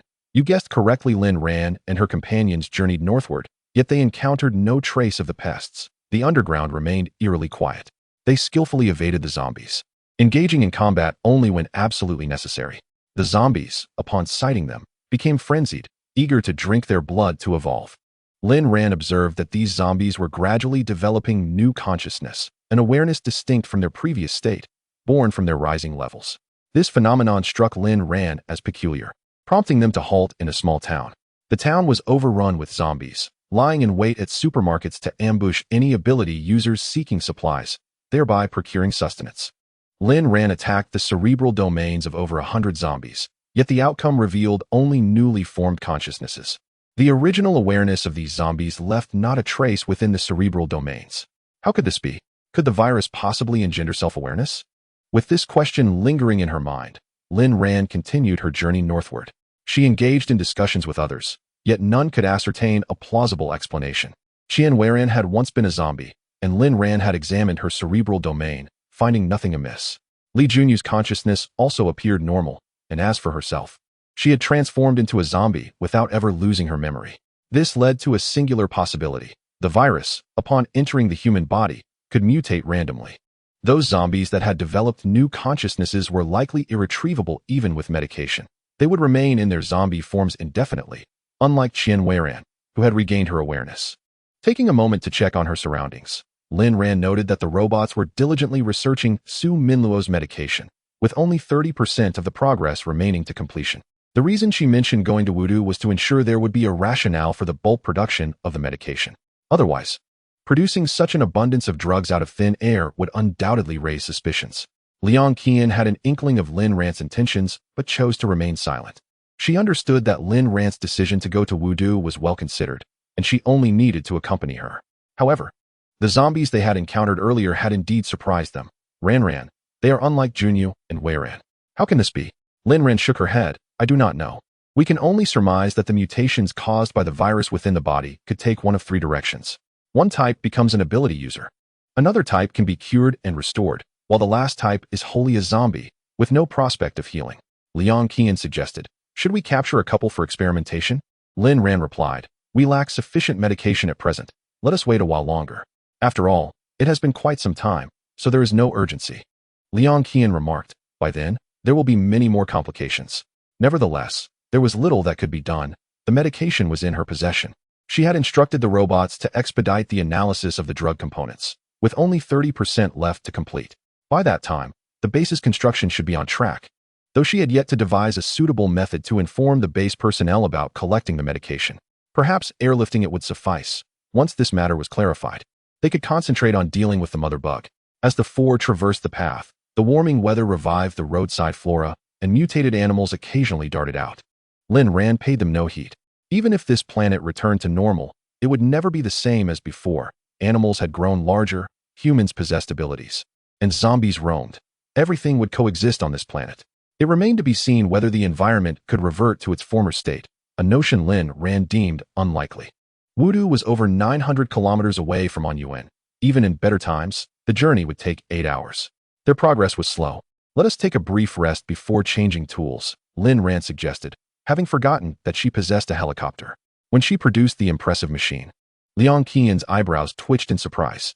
When did you acquire this? Qianweiran gazed curiously at the magnificent machine before her. Wow, Lin Ran, you even possess a helicopter. You must have been quite the affluent lady in the past, the most extravagant kind. Liang Qian replied, you guessed correctly. Really? Qianweiran exclaimed. Not quite. Lin Ran clarified. This is merely a trophy I acquired. Then, can you fly it? Qianweiran inquired. There's nothing I cannot do, Lin Ran stated confidently. Indeed, it seemed that the distinguished were born to excel, leaving others to merely gaze in admiration. Li Junyu, who had previously flown in a helicopter piloted by Lin Ran, remarked, Sister Ran is incredibly impressive. She can maneuver this colossal machine. With that, the four boarded the helicopter. Lin Ran utilized her mental prowess to navigate, steering clear of any disorientation, and soon they found themselves soaring above Wu capital. However, the environment appeared rather peculiar, starkly contrasting with other towns. It was shrouded in a dull gray, devoid of any vitality. This was unexpected, as other regions had begun to thaw, with trees sprouting new buds. How could such a stark disparity exist on the same planet? Lin Ran located a tall building to land upon, expertly descending and securing the helicopter. After stowing it away, she and Liang Qian utilized binoculars to survey the city. Ran, something is amiss. There are no signs of life. This vast city feels utterly lifeless, Liang Qian remarked. Lin Ran pursed her lips. There are living entities, though I cannot ascertain their true nature. Their essence differs from that of insects. It resembles, yet does not entirely align with them. What peculiar beings could possibly emerge? The essence of insects does not alter upon entering a zombie's body. Yet the myriad of essences she sensed earlier did not resemble insects, albeit faintly carrying their essence. Everyone, please be cautious and don your gas masks. Do not remove them. Lin Ran instructed. Understood, they replied. Stay close to me. Do not stray. If we become separated, we shall reconvene at this building. Without communication tools, we must agree on a meeting point. Thus, the four descended from the rooftop, leveraging their momentum to reach the next level.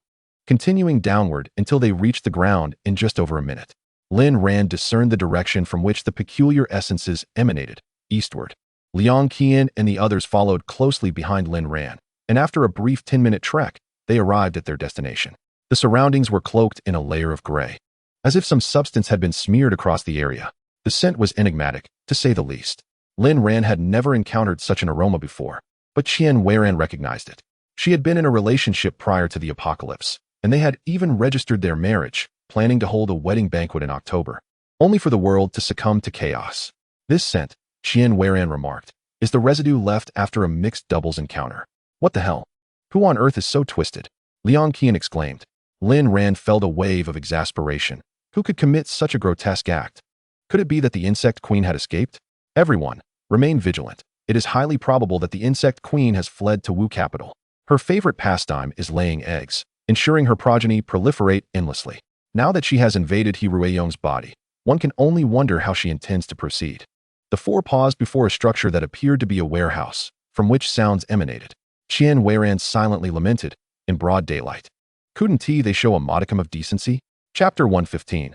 The trap. Lin Ran restrained Li Junyu, who was eager to approach and listen to the sound. Show. After establishing a mental barrier, she dared to breathe audibly, having sensed an omnipresent psychic force in the vicinity. Yin, you and Qian Weiran should refrain from acting independently. There are traps here, Lin Ran cautioned. Understood. Liang Qian, too, could discern the concealed psychic energy, which was rather potent. She contemplated investigating further, but halted her steps. Recalling Lin Ran's warning, her cheeks flushed slightly, as the sounds emanating from the warehouse were discernible even with her ears blocked. Even in her innocence, she grasped the implication of Qian Weiran's earlier remark regarding a mixed-gender encounter, reflecting the desperation of these individuals, who, even before nightfall, were already so eager. Furthermore, could they not find a more suitable location? This warehouse appeared quite unsightly. Lin Ran observed the warehouse with vigilance, her weapon at the ready. Junyu, arm yourself. Qian Weiran listened intently to the cacophony within, noting several distinct tones. Lin Ran, without needing to listen, could identify the presence inside. There were approximately 10 males and 1 female. Indeed, her perception was accurate. There was only one woman. Strangely, this woman was none other than He Ruiyong, who had previously attempted to kill her.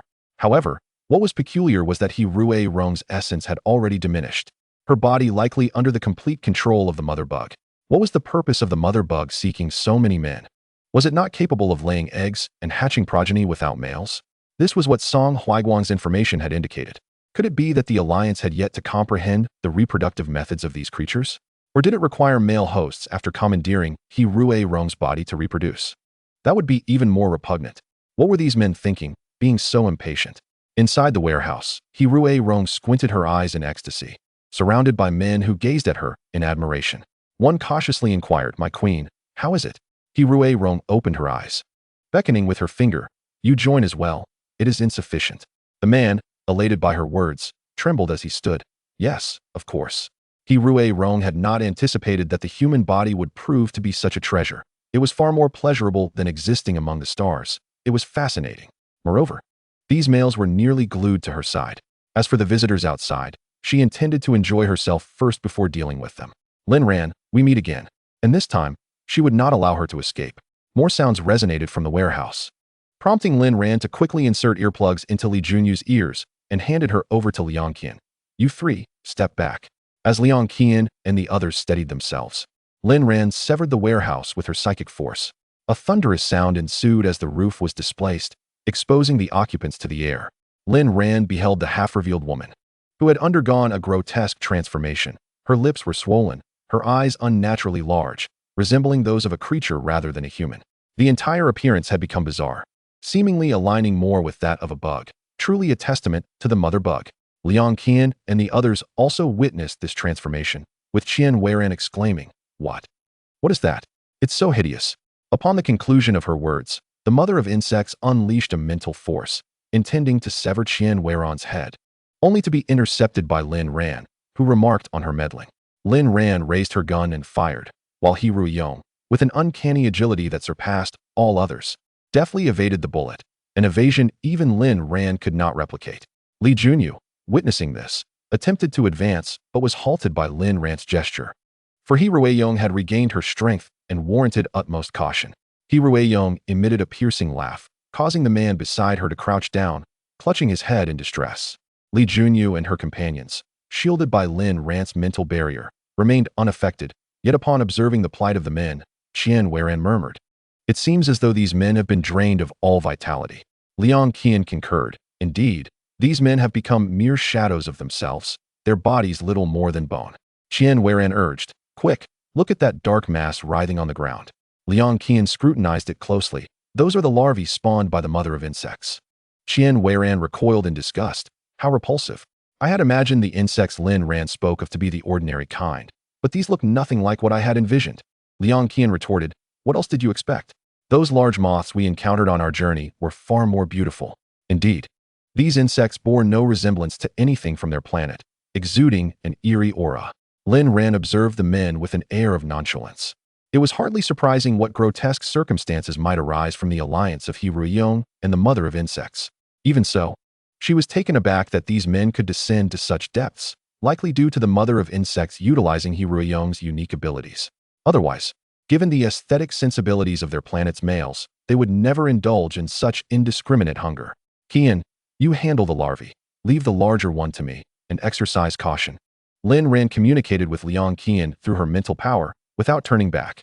The mother of insects blinked her enormous eyes, astonished that Lin Ran could employ such trickery before her. Evidently, Lin Ran's mental prowess was indeed formidable. The men positioned themselves protectively before He Ruiyong, declaring, "You shall not harm our queen." Lin Ran unleashed an ice-based ability, encasing these men in frost, and within mere moments, they shattered into icy fragments. These men had been rendered hollow shells, their energy completely drained by the mother of insects to nourish her larvae. Did they truly believe they had encountered true love? Liang Qian and her companions busied themselves with exterminating the small larvae, whose strength was negligible, and they were swiftly eradicated. He Ruiyong observed the demise of her larvae without succumbing to madness. She had an abundance of offspring. Moreover, she had discovered the ultimate method for their evolution, no longer requiring protracted periods or the skins of zombies and superhumans. This trial yielded promising results, and she anticipated being able to mass-produce them in the future. Lin Ran, fixated on the scene, fired bullet after bullet, yet each was thwarted by He Ruiyong's mental power. He Ruiyong spoke, "These weapons cannot harm me. You ought to be aware of that." Lin Ran did not engage her in conversation. Instead, she stubbornly continued to shoot. She had never contemplated killing the mother bug with gunfire. Her intention was merely to probe its bodily weaknesses. The human physique was far less resilient compared to its previous form, and it had not had the opportunity to strengthen this body due to the brief duration of its possession of He Ruiyong. Indeed, once Lin Ran's mental energy was infused into the bullets, the mother bug could no longer deflect every shot. The bullets swiftly penetrated He Ruiyong's abdomen, and blood immediately gushed forth. Pain radiated throughout its entirety, and only then did the mother bug recognize the limitations of the human body. However, upon reflection, it deemed these limitations trivial compared to the rapid growth of its progeny. Chapter 116. Battle. Lin Ran gazed at the blood streaming from He Ruiyong's abdomen, its hue reminiscent of peacock blue. The mother bug had evidently completely supplanted He Ruiyong, assimilating her memories in the process. Truly formidable. He Ruiyong lifted her head, and from her now inhuman mouth, sharp blades of air suddenly erupted, menacingly aimed at Lin Ran. Anticipating this, Lin Ran adeptly evaded each strike as they manifested. The mother bug, undeterred, unleashed a relentless barrage of air blades. After Lin Ran dodged, They crashed into the wall behind her, leaving deep gashes. Lin Ran taunted. Is this all your prowess after becoming human? The mother bug's voice instantly transformed, sharp and grating, akin to nails scraping against a chalkboard, sending shivers down one's spine. A mere human dares to look down upon me? Soon, you'll find out how you shall meet your demise. Lin Ran aimed to provoke the creature into relocating the battle. The atmosphere here was utterly repugnant, and despite her protective mask, she felt overwhelmed. The thought process of such a creature was indeed bizarre. Yet, Heatwaves was reluctant to depart from this locale, for it was her hard-won nest, imbued with her essence. Any male human passing through would be irresistibly drawn to the scent, ensuring a steady influx of devoted males to aid her in procreating. How utterly fascinating. Lin Ran switched her weapon, brandishing a handheld cannon, only to be derided by the mother bug. The weapons of your planet cannot kill me. Lin Ran had no intention of using this weapon to eliminate the mother bug. She was well aware of its limitations and sought only to demolish the surrounding walls. One by one, the cannonballs soared toward the walls, and after a cacophonous explosion, the communication wall, painstakingly constructed by the mother bug, was obliterated by Lin Ran's assault. This act thoroughly enraged the mother bug. Suddenly, Heatwaves' fingers elongated, transforming into sharp spikes reminiscent of insect legs, which she brandished towards Lin Ran. Lin Ran executed a swift somersault to evade, countering with a strike that severed the newly formed fingers. Astonishingly, the severed digits continued to writhe on the ground, soon inching back towards Heatwaves' body, seamlessly reattaching themselves to the wound. This scene sent chills down the spines of Liang Qian and the others. The abilities of the mother bug were truly terrifying.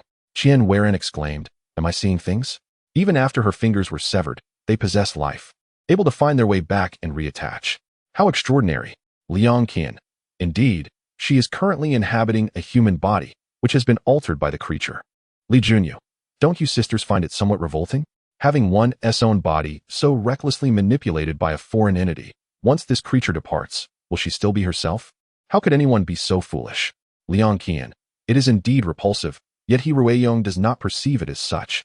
Your sister Yan Yan mentioned that she and you once saved Heatwaves, but Heatwaves regards her as a monster. Li Junyu, upon hearing this, felt a surge of anger. What right does this creature have to label Yan Yan as a monster? She herself is the true aberration. Liang Qian speculated that Heatwaves must have encountered Li Junyu's golden eyes and her erratic behavior since transforming into a zombie, alongside Lin Ran, who is now embodying Li Junyu, undoubtedly renders them both as monsters. However, Liang Qian refrained from further explanation and simply remarked, "Oh, this woman's thought process is always peculiar. Eliminating her is the solution." Li Junyu. Right, dear sisters, I shall charge ahead. With that, Li Junyu rushed to Lin Ran's side, casting forth a seed of the exotic plant, standing atop it, her golden eyes fixated intently on Heatwaves. In concert with Lin Ran's projectile, the vines of the exotic plant ensnared the shattered fragments of steel and concrete, forcefully striking down upon Heatwaves. The current Heatwaves, being merely flesh and blood, devoid of the resilient shell of the creature, soon began to falter under the assault. Lin Ran's projectiles were relentless, cutting off all avenues of escape for the creature. Unless it possessed skills unknown to her, today it would find itself inescapably trapped. Yet, Heatwaves' countenance, now barely resembling that of a human, bore no hint of panic. Lin Ran remained vigilant, aware that she might possess unknown advantages. When she retired, the creature had yet to appear amidst the cosmos, and it had since remained active on the fringes of the Alliance. Although her planetary farm lay at a considerable distance from the Alliance's center, it had not yet reached the outermost edges. Furthermore, all her understanding of the creature stemmed from the data provided by Song Huiguang, rendering her practical experience nearly non-existent. Li Junyu observed that her attacks had merely succeeded in causing the creature some disarray, failing to inflict any real harm. Growing anxious, she mused, why does this creature resemble an indestructible cockroach? She paused her assault and turned to Lin Ran. Is there truly no other way to eliminate her directly? Yin Yan? Lin Ran shook her head. None. The creature is impervious to cosmic radiation. It stands to reason that it fears none of our planetary weapons. Even in its weakened state, its strength remains formidable. Liang Qian inquired directly. Are none of our most potent weapons capable of harming it? Lin Ran, I have considered this. Yet what would become of our planet if we employed such weapons? It would be left barren, devoid of life. The abilities of our espers would likely be compromised by the radiation, leading to further mutations. Moreover, there is no guarantee that such actions would vanquish the creature. Song Huiguang chose to ensnare the creature within a wormhole and self-destruct, resulting in mutual destruction. I am uncertain whether our current arsenal could wound it. The Alliance's weaponry far surpasses ours. Lin Ran added. Unless absolutely necessary, we should refrain from such measures, for we would then be left without a place to call home. After one planet proves uninhabitable, then 2, 3, this world may soon become unlivable as well. The technology for extraterrestrial migration remains underdeveloped, and the issue of sustenance poses an insurmountable challenge given the vast number of individuals involved. Thus, this path appears unfeasible. Lin Ran surveyed her surroundings, determining it necessary to extricate this entity, as the air here was overwhelmingly pungent. Together, her exotic plant and Li Junyu's exotic plant collaborated to drag Heatwaves out of the warehouse.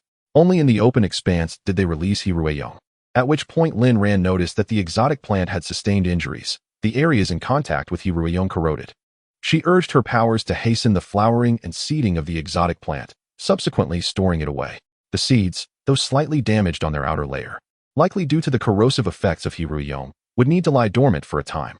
Li Junyu pouted, expressing concern. Sister Ran, my exotic plant is hurt. What should we do? Lin Ran replied, let it rest for a while to recuperate. It shouldn't engage in battle during this period. Li Junyu, feeling a mix of displeasure and sympathy, gently touched the seeds, murmuring, all right, you must rest well and recover quickly. We shall fight together again. After being set down, Heatwaves' body underwent a startling transformation, which Lin Ran observed intently. Upon witnessing Heatwaves' new form, she was struck with terror. What manner of creature was this insect mother, to be so grotesque? Chapter 117. Frenzied consumption. Heatwaves' arms and legs had morphed into those of an insect, with elongated, protruding joints. At this juncture, Heatwaves had completely transformed into a monstrous entity, towering at over 2 meters, looming over Lin Ran with a grotesque visage, rasping. Is that all you have? With that, one of her arms swept towards Lin Ran. Grabbing Li Junyu, they leapt aside, narrowly avoiding a deep gash that marred the ground where they had once stood. Undeterred by the evasion, the insect mother launched a series of relentless attacks. Sweeping from various angles, her legs capable of a full 360-degree rotation, Lin Ran adeptly dodged Heatwaves' assaults, seizing an opportune moment to propel herself onto Heatwaves' back, striking down with her blade. However, the weapon failed to pierce the creature's back, instead emitting a resounding clatter as it broke. Lin Ran exclaimed. Lin Ran's blade must have been quite robust, yet it couldn't even break the skin. Even a metal-type ability user would have penetrated flesh with such a strike.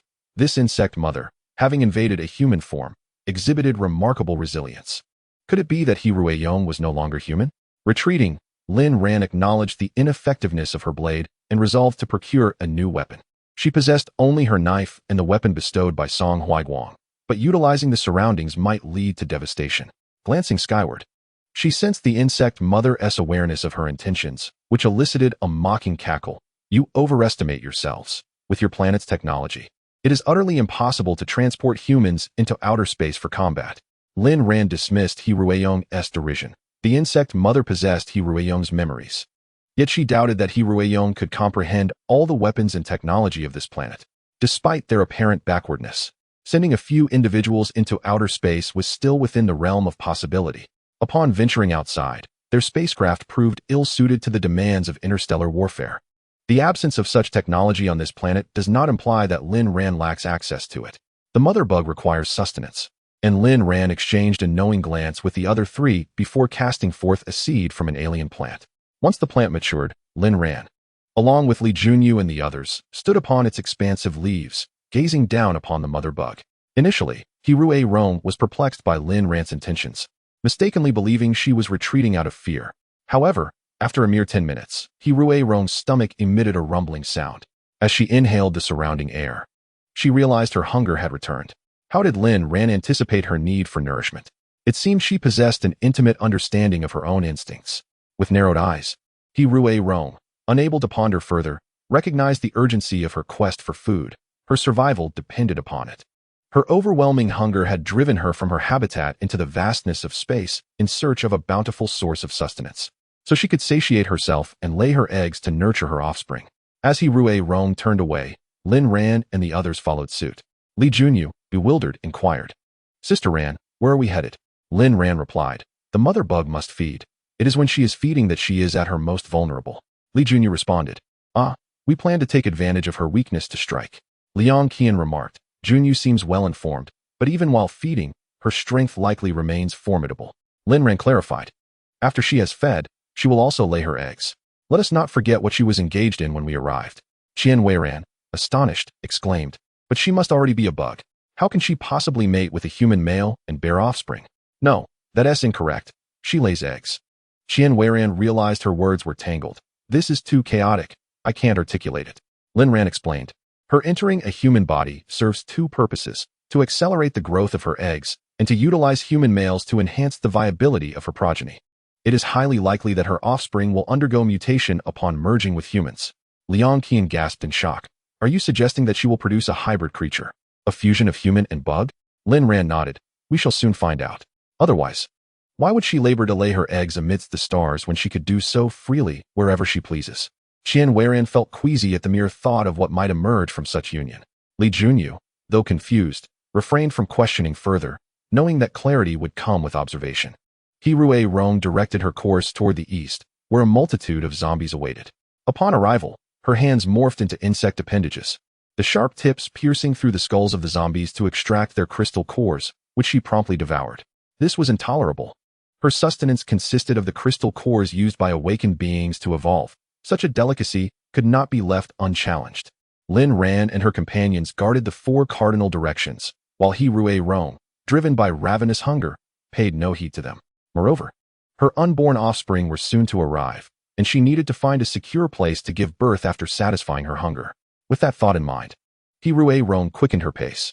Lin Ran observed her intently, and after Heatwaves consumed over 90 crystal cores, Lin Ran tossed an object onto the mother bug's appendage. Having satiated her hunger, the mother insect, eager to lay her eggs, had no time to spare. She swallowed it whole. Liang Qian was unaware of what Lin Ran had discarded, yet she surmised it would serve a significant purpose. After Heatwaves departed, Lin Ran encircled the area with exotic plants, rendering Heatwaves unable to escape. Swiftly, she ascended the mountain. Her speed was remarkable, and her abdomen visibly expanded, appearing as though it might rupture at any moment, yet her movements remained agile. At the entrance of a cave, Heatwaves paused, digging into the earth with her feet. Entering the cavern, she could no longer concern herself with Lin Ran and the others. Her offspring were about to be born, and she was filled with anticipation to behold their forms. Would they emerge as formidable beings? If so, they could inhabit this planet, transforming it into a sanctuary for her kind, leaving behind a few human males for her to breed with. How delightful! Heatwaves reclined upon the ground, fixated on her abdomen. This time, she expected to bear over 20 offspring, perhaps even more, all of which would be born at the 3rd tier.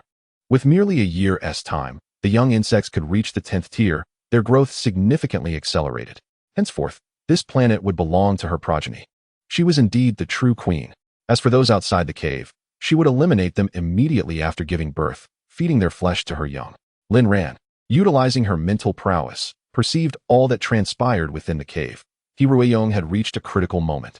The insects had begun to emerge.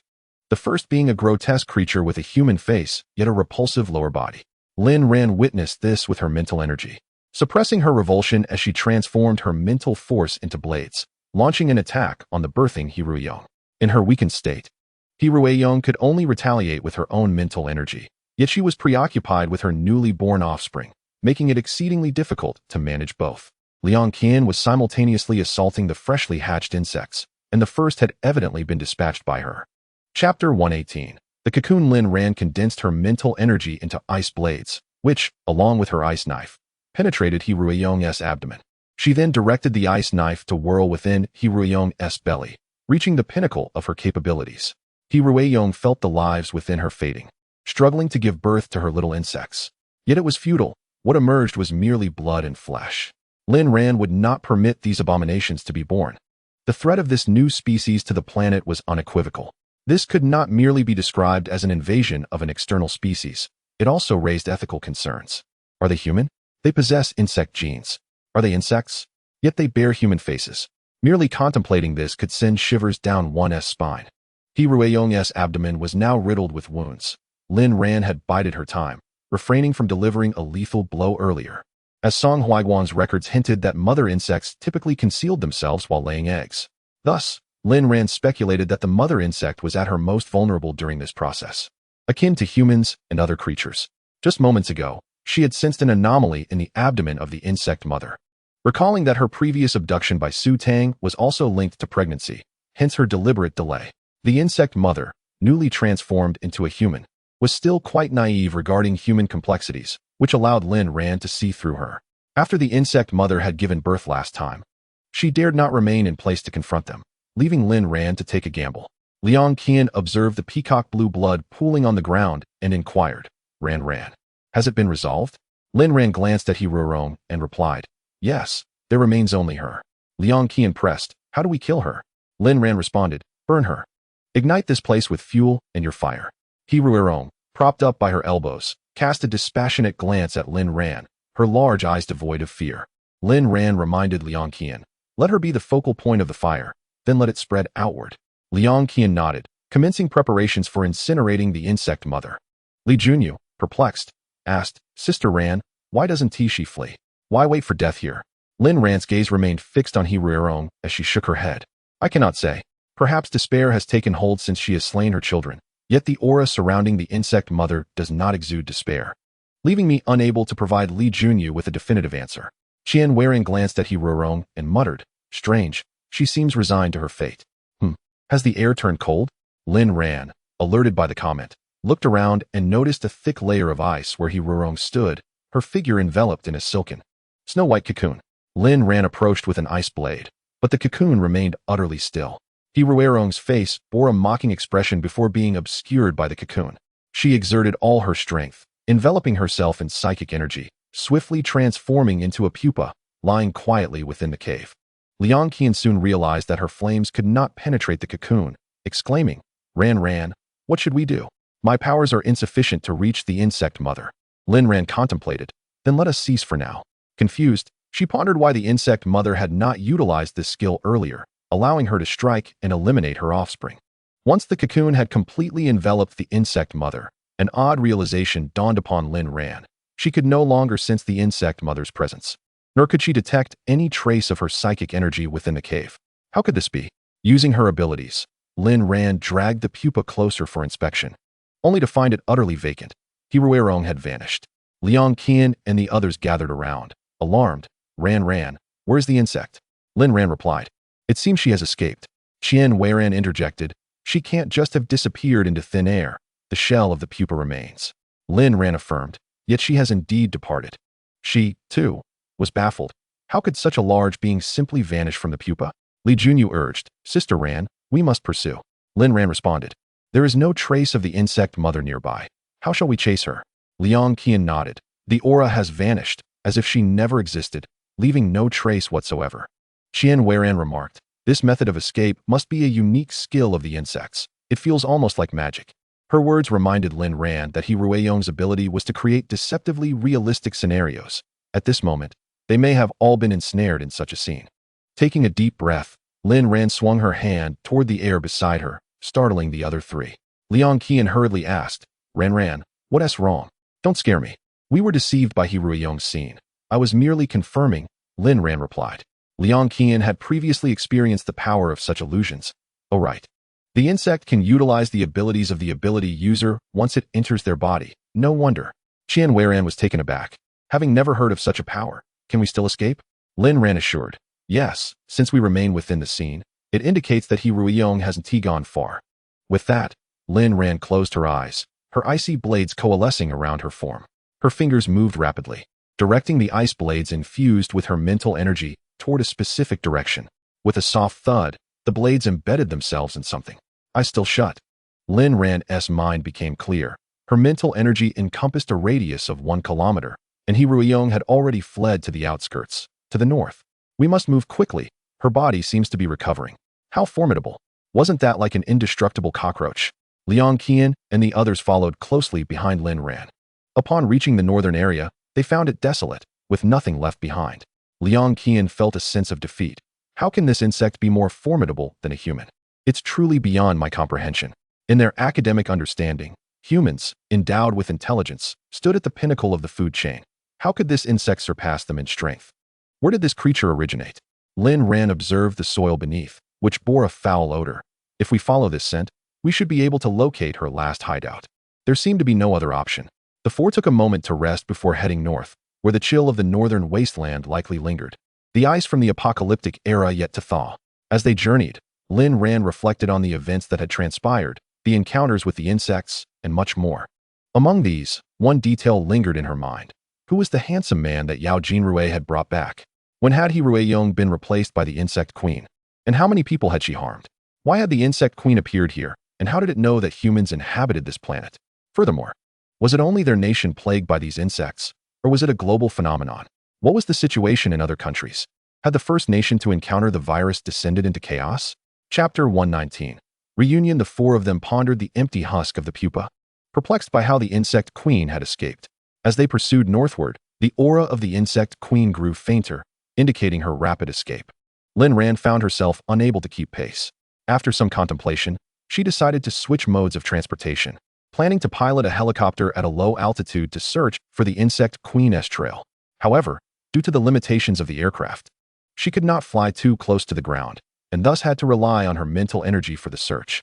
As Lin Ran and her companions boarded the helicopter, they heard a commotion not far away. Lin Ran was taken aback, as the presence of the approaching individuals felt quite familiar to her. Song Huiguang had long sensed Lin Ran's trajectory, and without a moment's hesitation regarding the potential exposure, he retrieved his aircraft, pulling along Kai Chunshan and Zhang Sini. In merely a minute, they appeared before Lin Ran, intercepting her helicopter, which was poised for takeoff. Lin Ran shut down the engine and acknowledged Song Huiguang with a nod, allowing him to finally exhale in relief. After nearly a month of pursuit, he had finally caught up with Lin Ran, and fortunately, she was safe. Lin Ran glanced at Song Huiguang's aircraft, taken aback by his apparent lack of concern for suspicion. She then disembarked from the helicopter, addressing him casually, Jiang Tuan. With a hint of exasperation, Song Huiguang replied, "You are remarkably swift. I hardly managed to keep pace with you." Lin Ran felt no qualm about her speed, though she was genuinely surprised that Song Huiguang had followed her all this way. Kai Chunshan and Zhang Sini also admired Lin Ran's ability to traverse such challenging terrain with such speed, causing their commander to chase her across numerous locations before finally catching up. After introducing Liang Qian and Qian Wei to Kai Chunshan and the others, Lin Ran shared her discoveries from the journey. Upon hearing her account, Song Huiguang furrowed his brow. "Are you saying that the mother bug spun a web and enveloped itself like a pupa before disappearing?" Kai Chunshan and Zhang Sini were taken aback. The mother bug had made its way to the surface? How were they unaware of this? Lin Ran affirmed, "Yes, we were just about to pursue it when you arrived. Now, it would be futile to chase after it." Song Huiguang had not previously heard of such a capability of the mother bug, yet the Alliance's understanding of the creature was far from exhaustive, and it was possible that it had concealed its abilities. "Let us take my aircraft," he suggested, "as it can fly at lower altitudes, unlike the helicopter, which has its limitations." Lin Ran, grappling with this very issue, readily agreed. "All right." Li Junyu curiously regarded Song Huiguang. "Are you the handsome elder brother from before?" Song Huiguang nodded. "Indeed. Have you recovered?" Li Junyu replied, "I suppose I have, thanks to Sister Ran. And thank you." Though she did not specify the nature of her gratitude, Song Huiguang understood it to mean she was thankful that he had not perceived her as a monster. "You're welcome," he said. Lin Ran ushered Liang Qian and the others onto Song Huiguang's aircraft, which was indeed the latest model, befitting a commander of the Alliance, and certainly not inexpensive. As they traveled, Song Huiguang relayed his findings to Lin Ran, and together they synthesized the information they had gathered. Lin Ran, discerning a crucial detail from his words, furrowed her brow and inquired, "Are you suggesting that the mother bug is hermaphroditic? If both its forms enter a human host, they would not be confined to a single individual?" Lin Ran had not detected any other presence on Heroyong, indicating that there was indeed only one bug within her. This suggested that the other must reside within another human, leaving them with two bugs on their planet, one male and one female. Heroyong had been discovered at the base of Yao Jinrui, and the strikingly attractive man she had brought back. Could he be the male bug that had entered a human body? If so, the implications were dire. They had merely pursued Heroyong, neglecting to seek out that captivating man. He must have already succeeded. Lin Ran conveyed her suspicions to Song Huiguang, who, upon hearing her, recognized the gravity of the situation. Since the apocalypse, there had been no reports of superhumans conceiving, yet during their journey, they had learned of dozens of women expecting in a particular base. Lin Ran concluded that the male insect must be residing in that very base and suggested they head there. reasoning that the insect queen would not be able to pursue them for the time being. Song Huaiguang had no objections. Her words underscored the seriousness of the matter. If the queen aimed to accelerate the growth of her offspring, utilizing human reproduction would indeed be the swiftest method. With the sexes separated, the rate of reproduction would be even more rapid.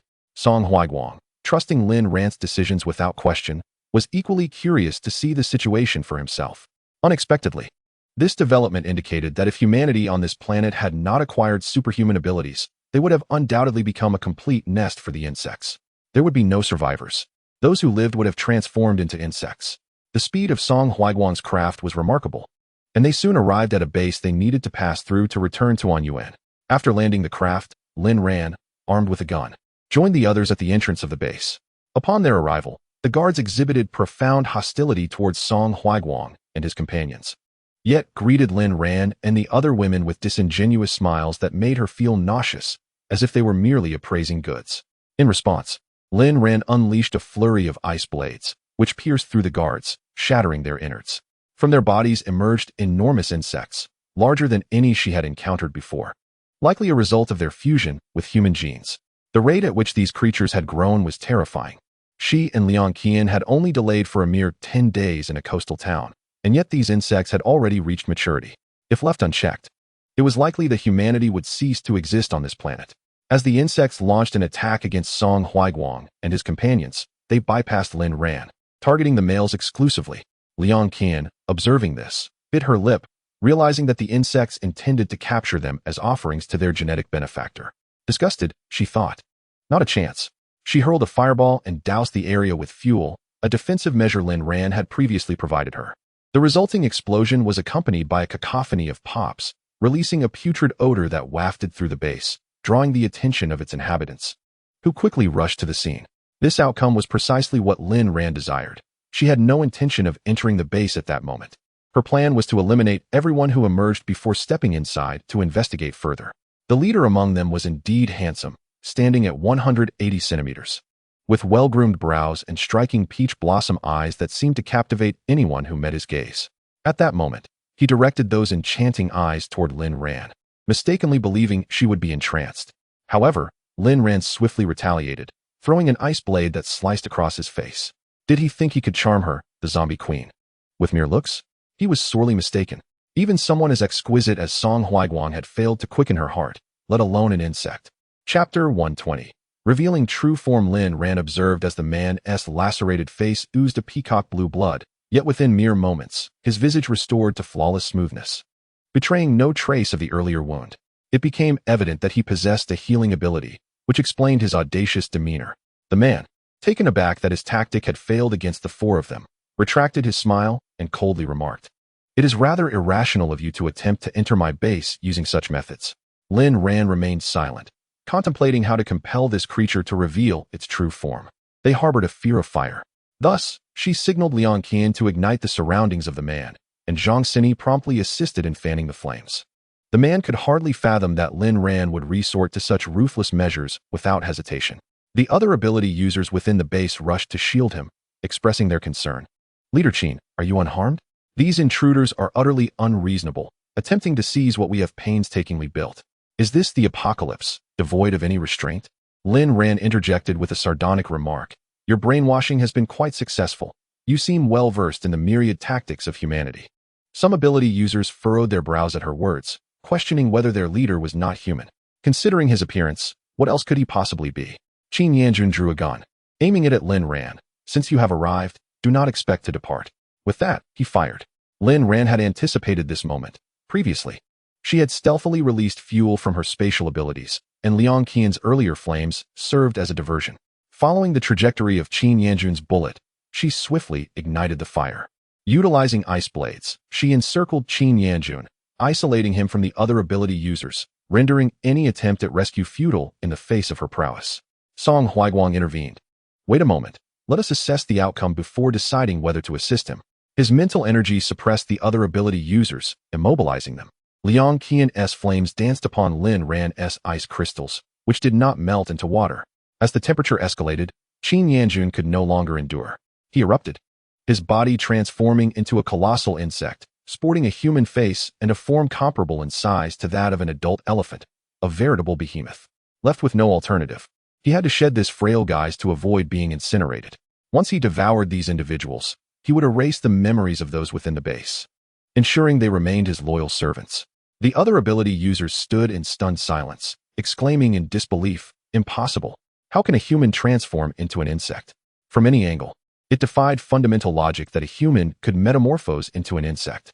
Song Huaiguang urged, "If you are not convinced, go closer and see if that face belongs to your leader."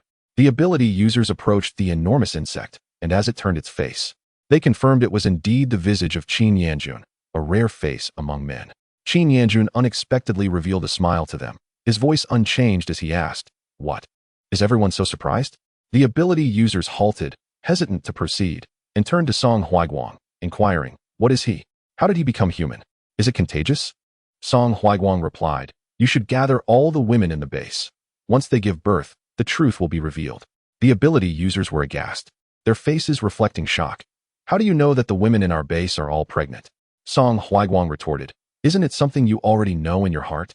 The ability users rushed into the base, realizing that if Qin Yanjun was indeed an insect, then the multitude of women enamored with him, those who were pregnant, might be bearing something far more sinister than mere fetuses. Qin Yanjun glared fiercely at Lin Ran, seething, "You ruined my plans. Die, die." He unleashed a bolt of lightning directly at her, but Lin Ran merely extended her hand and grasped his lightning, unaffected. Qin Yanjun's eyes turned crimson with disbelief. How is this possible? His lightning ability, his pride and joy, had reached the 9th tier, unmatched within the entire base. Who was this woman, who not only exposed his true identity upon arrival, but also left him with no room to maneuver? Song Huaiguang sensed something unusual. This insect's strength was nowhere near as formidable as it had been among the stars. Was it due to the separation of male and female? If so, why had they parted? Together, they would have had no rivals on this planet. While Lin Ran and her companions dealt with Qin Yanjun, Song Huaiguang and Kai Chunshan began to scour the perimeter of the base, as the underground insect eggs had begun to hatch, drawn by the potent scents permeating the air. It seemed that the overwhelming number of pregnant women in the base had created an atmosphere too enticing for the newly hatched insects.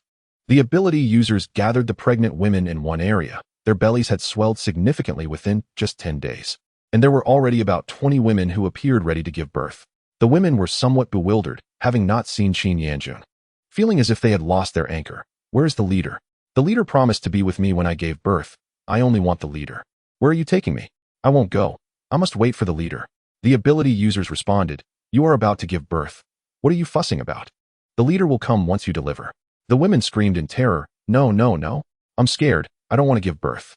Before the echoes of their cries faded, one woman curled up on the ground, clutching her belly, unable to contain her agony. Someone, please save me. I feel like I'm dying." Blood had already begun to seep from beneath her, a nauseating stench filling the air. Unlike the blood of human women during childbirth, hers was a peculiar peacock blue, unsettlingly abnormal. Furthermore, she was only about half a month pregnant. Could a human truly give birth so quickly? Even without knowledge, one would understand that human gestation typically lasts 10 months, but this was merely half a month. The ability users, fearing that a monster might emerge, distanced themselves from the women, watching from afar. Soon, the first woman to succumb to the pain delivered an object, 5 soft, irregular eggs, the shells punctured by something sharp, threatening to break open at any moment. Before long, the sharp object pierced the soft shell, revealing its true form. The sounds of retching echoed around. Even the strong men among the psychics were disgusted by the scene before them. From the eggs laid by these women, emerged bizarre and repulsive creatures resembling worms. Upon their birth, these worms paid no heed to the women, instead making a beeline towards Qin Yanjun. Song Huaiguang intercepted the worms, commanding, "Chunshan, Sinny, kill. Do not allow the worms the time to grow." Chapter 121. The purpose of the worms. The battle between Lin Ran and Qin Yanjun had reached a critical juncture. Qin Yanjun had exhausted all of its abilities but could not inflict any significant damage on Lin Ran. Rather, it only sustained numerous injuries. Even its healing powers proved futile, as it recognized the formidable strength of Lin Ran's mental prowess. To triumph over her, it would require merging with her. However, due to their differences, they had resolved to pursue their own paths and wagered on who would conquer this planet first. Forcing the women of this planet to give birth swiftly was the quickest method it could conceive. Yet it was utterly unprepared for the fact that the impending births had already been detected by these individuals. How could such weak humans discover it in advance? This perplexed it greatly. The body it inhabited was favored by human women, and it had seized the opportunity to acquire it after a protracted effort of honing and refinement. Thus, this body had become its own, a complete fusion. To revert to its former worm state would demand a substantial cost. Lin Ran denied Qin Yanjun any respite. This time, she unleashed the full extent of her mental strength, collaborating with Liang Qian to suppress Qin Yanjun, obliterating its lower half. Aware that its demise was imminent at the hands of this deranged woman, and with the wager against the female yet unresolved, Qin Yanjun could not afford to perish. Its eyes darted, seeking an opportunity to flee. Utilizing an ability it had yet to deploy, it burrowed into the earth after its lower half was destroyed, attempting to escape underground.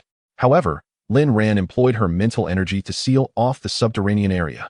Qin Yanjun collided against the earth multiple times in vain, yet it remained, biding its time for its limbs to regenerate. During this respite, a pungent odor assaulted its senses, surrounded by a viscous substance. It recalled that this material had been present when it was encircled by flames moments ago. Did this woman intend to incinerate it underground? Indeed, before it could make its escape, flames ignited around it. The lower half, only just beginning to regenerate, forced it to relocate once more. Yet, the underground was entirely sealed by Lin Ran. It was akin to a cornered beast, on the verge of being engulfed by flames when suddenly, a whirlpool appeared. Whisking it away, Lin Ran opened her eyes. Not good, it has escaped. Liang Qian inquired, who saved it? Based on the lingering aura, Lin Ran, unfamiliar with it, replied, I do not know. It is a presence I have never encountered before. Who could possibly know of Qin Yanjun's whereabouts underground? Was it the fleeing He Ruiyong? It was not her. He Ruiyong was gravely injured, and finding a place to hide and recuperate was already pressing. So how could she take such a considerable risk to save this male insect? What other secrets lay hidden within this base that she had not yet uncovered? Or what other undisclosed truths might be concealed within this creature? After Lin Ran had cleared the underground area, she and Liang Qian, along with a few others, ventured into the depths of the base. The air was filled with the heart-wrenching cries of women in labor, sending shivers down the spines of Qian Weiran and Liang Qian. Qian Weiran muttered, giving birth is terrifying. Although Li Junyu was still a young girl, her thoughts ventured far. Sister Ran, are all the children in this base Qin Yanjun-s? Those eggs that were birthed hatched into insects, crawling on the ground, and every time a song Huaiguang emerged, it was swiftly eliminated without hesitation. Lin Ran replied, if they are all insects, then they must certainly be Qin Yanjun's handiwork. Even if there were pregnancies before, they were likely replaced by the insects. That is the purpose of the insects. Li Junyu grimaced. What a wretched creature, the Sea King. This insect is so repugnant. Yet these women are compelled to bear its children. Even if they are unaware, wouldn't they fear the rapid growth of their bellies in just over 10 days? No matter how much humanity might mutate, it cannot transform to such an extreme. Transitioning from 10 months of gestation to giving birth in a matter of days. Are these women devoid of common sense? Moreover, why are all the women in the base surrounding Qin Yanjun when the other men are still alive? Lin Ran speculated that the insects must have exerted mental control over these women. Otherwise, how could so many have acquiesced so willingly? Song Huaiguang was already aware that Qin Yanjun had been rescued and had not encountered the aura that now emanated. After dispatching the smaller insects, he approached Lin Ran to discuss their next course of action. Lin Ran proposed, we head east, towards the sea. I suspect the insect mother will retreat to the ocean to heal. She wouldn't venture into the starry sky now. Doing so would require abandoning He Ruiyong's body, which was evidently a sacrifice she was unwilling to make. Both the female insect and Qin Yanjun seemed to take satisfaction in human forms, with both wanting to use them to propagate their lineage. One wonders where such notions originated from. The ability users in the base, upon witnessing the slaughter of the newly birthed insects, looked down with disdain at the women lying there. They had previously thought themselves favored by Qin Yanjun, but now it was evident that he was merely a loathsome insect, and their offspring were also insects. Would any man dare approach these women in the future? Who knew if remnants of Qin Yanjun still lingered within them? The mere thought made the ability users feel nauseous. Without waiting for the women to recover, the ability users swiftly departed from the base. Those who appeared not to be pregnant also left, yet Lin Ran had no intention of allowing them to depart so easily. We will take these women with us and reassess the situation in 15 days, Lin Ran decided. She resolved to escort them to the seaside. After 15 days of back and forth, if they were indeed pregnant, it would be time for them to give birth. There were over 30 women, all relatively young, seemingly in their 20s. Her gaze was vacant, and the turmoil in her stomach became unbearable, leading her to kneel on the ground and retch uncontrollably. Some women covered their faces in tears, believing that their romantic entanglements with such handsome men filled their hearts with joy. Engaging in activities with beloved companions at night was deemed perfectly normal, with the odds of fortune favoring them. They had never doubted Qin Yanjun's character. Even when he indulged in peculiar whims during their time together, they silently acquiesced, for their love for him was profound. Yet, the unfortunate reality was that they had fallen for a mere parasite, perhaps even nurturing its offspring within them. This thought intensified their nausea. Kai Chunshan and Zhang Xini observed these women silently, refraining from offering assistance. They found it hard to believe these individuals were unaware of Qin Yanjun's true nature. Yet they still chose to approach him, rendering them unworthy of sympathy. The confines of the base were limited. It was impossible for them not to have heard the rumors regarding whom Qin Yanjun associated with. Their willingness to surrender themselves in such circumstances only commanded their admiration for these women's audacity. Having made such choices previously, they were now bound to endure the consequences alone. Lamentation would serve no purpose. Lin Ran led the 30-odd women away from the base, their spirits seemingly drained, recovering only by the following day. Chapter 122. Submerged beneath the waves, Lin Ran journeyed eastward, witnessing women giving birth to grotesque creatures, human faces upon insect bodies, an utterly horrifying sight. The absence of reproductive isolation between these extraterrestrial beings and humans was a terrifying reality. Despair filled the eyes of the women as some, unable to bear the agony, chose death after giving birth to these abominations. Lin Ran found herself at a loss on how to address this situation. For these women, living was indeed a torment, while death offered an escape from their suffering. She had initially intended to delve into their minds and seal away these memories with her mental powers. However, there was no assurance that the barriers would remain intact forever. Thus, she could only watch apathetically as some women succumbed to death, later retrieving their remains. Those who endured the pain and chose to live were escorted by Lin Ran to a remote village, where she left behind seeds of various plants to encourage their self-sufficiency. Upon her departure, she utilized exotic flora to obscure the area, hoping that time would heal their wounds. After ensuring the safety of these women alongside Song Huaiguang and others, they boarded the aircraft, heading directly towards the eastern coastline. Neither Lin Ran nor Song Huaiguang detected the presence of the mother insect among the stars. Realizing it had not returned to the sky, the ocean seemed the most likely refuge for it, and Qin Yanjun, offering ample space and resources. The sea was inhabited by zombie beasts, sustained by crystal cores that would allow them to survive for extended periods. With sustenance, they could gradually recuperate. Therefore, it was critical to act swiftly. Moreover, should the two insects merge, their combined strength would be formidable, leaving Lin Ran and Song Huaiguang uncertain of their ability to confront them. The speed of Song Huaiguang's aircraft was remarkable, reaching the shore in a mere 10 minutes. Had it not been for the need to care for those women, their journey would not have been prolonged by several days. Upon reaching the seaside, Lin Ran unleashed her mental power, and Song Huaiguang did likewise. The two swept the seabed thoroughly, yet no trace of the creatures was found. Lin Ran furrowed her brow, exclaiming, "Strange, where could they be?" She then gazed skyward, where the clouds had returned to their former pristine white. The ominous black clouds had vanished, and sunlight streamed through the clouds to the ground, yet not a whiff of the creatures could be detected. Over the past few days, Liang Qian had seized every opportunity to enhance her abilities, and she had extended her mental power beneath the sea surface, but she still struggled to reach the skies above. Ran, I found nothing at the seabed. Perhaps my mental power is still insufficient, Liang Qian pondered, attributing the lack of discoveries to her own limitations. Lin Ran replied, "Indeed, they are not at the seabed, nor are they in the sky. It seems as if they have vanished from this planet entirely." Hearing the exchange between Lin Ran and Liang Qian, Kai Chunshan turned to Song Huaiguang and inquired, "Jiang Tuan, have you detected any signs of the creatures?" Song Huaiguang shook his head. "No, it is indeed as Lin Ran described. It is as if the creatures have suddenly disappeared from the earth." This was puzzling. Could it be that the mother creature had assistance on this planet? Lin Ran resolved to explore the seabed further. Although her mental power could extend below, the complexities of the seabed might harbor aspects she had overlooked. Song Huaiguang shared this intention, switching the aircraft to submarine mode, and promptly began to descend. Qian Weiran and Liang Qian exchanged astonished glances, whispering, "Does our country possess such extraordinary technology?" Liang Qian shook her head. "I have never heard of it." It seemed that Song Huaiguang's device, akin to Lin Ran's robot, was not of their planet. Could it imply the existence of extraterrestrial civilizations? This was the only explanation Liang Qian could conceive, yet Lin Ran had remained silent on the matter, leaving her too apprehensive to inquire further. Perhaps it is concealed? Qian Weiren speculated. This was not an implausible notion. Some things were indeed better left in obscurity, and there were times when discretion was necessary. Liang Qian agreed. It is a possibility. As long as we can locate the mother creature, what does it matter what kind of aircraft it is? Song Huaiguang's descent was swift, and before long, they found themselves in the deep sea, where, intriguingly, not a single fish was in sight, nor any microorganisms. This absence heightened Lin Ran's vigilance.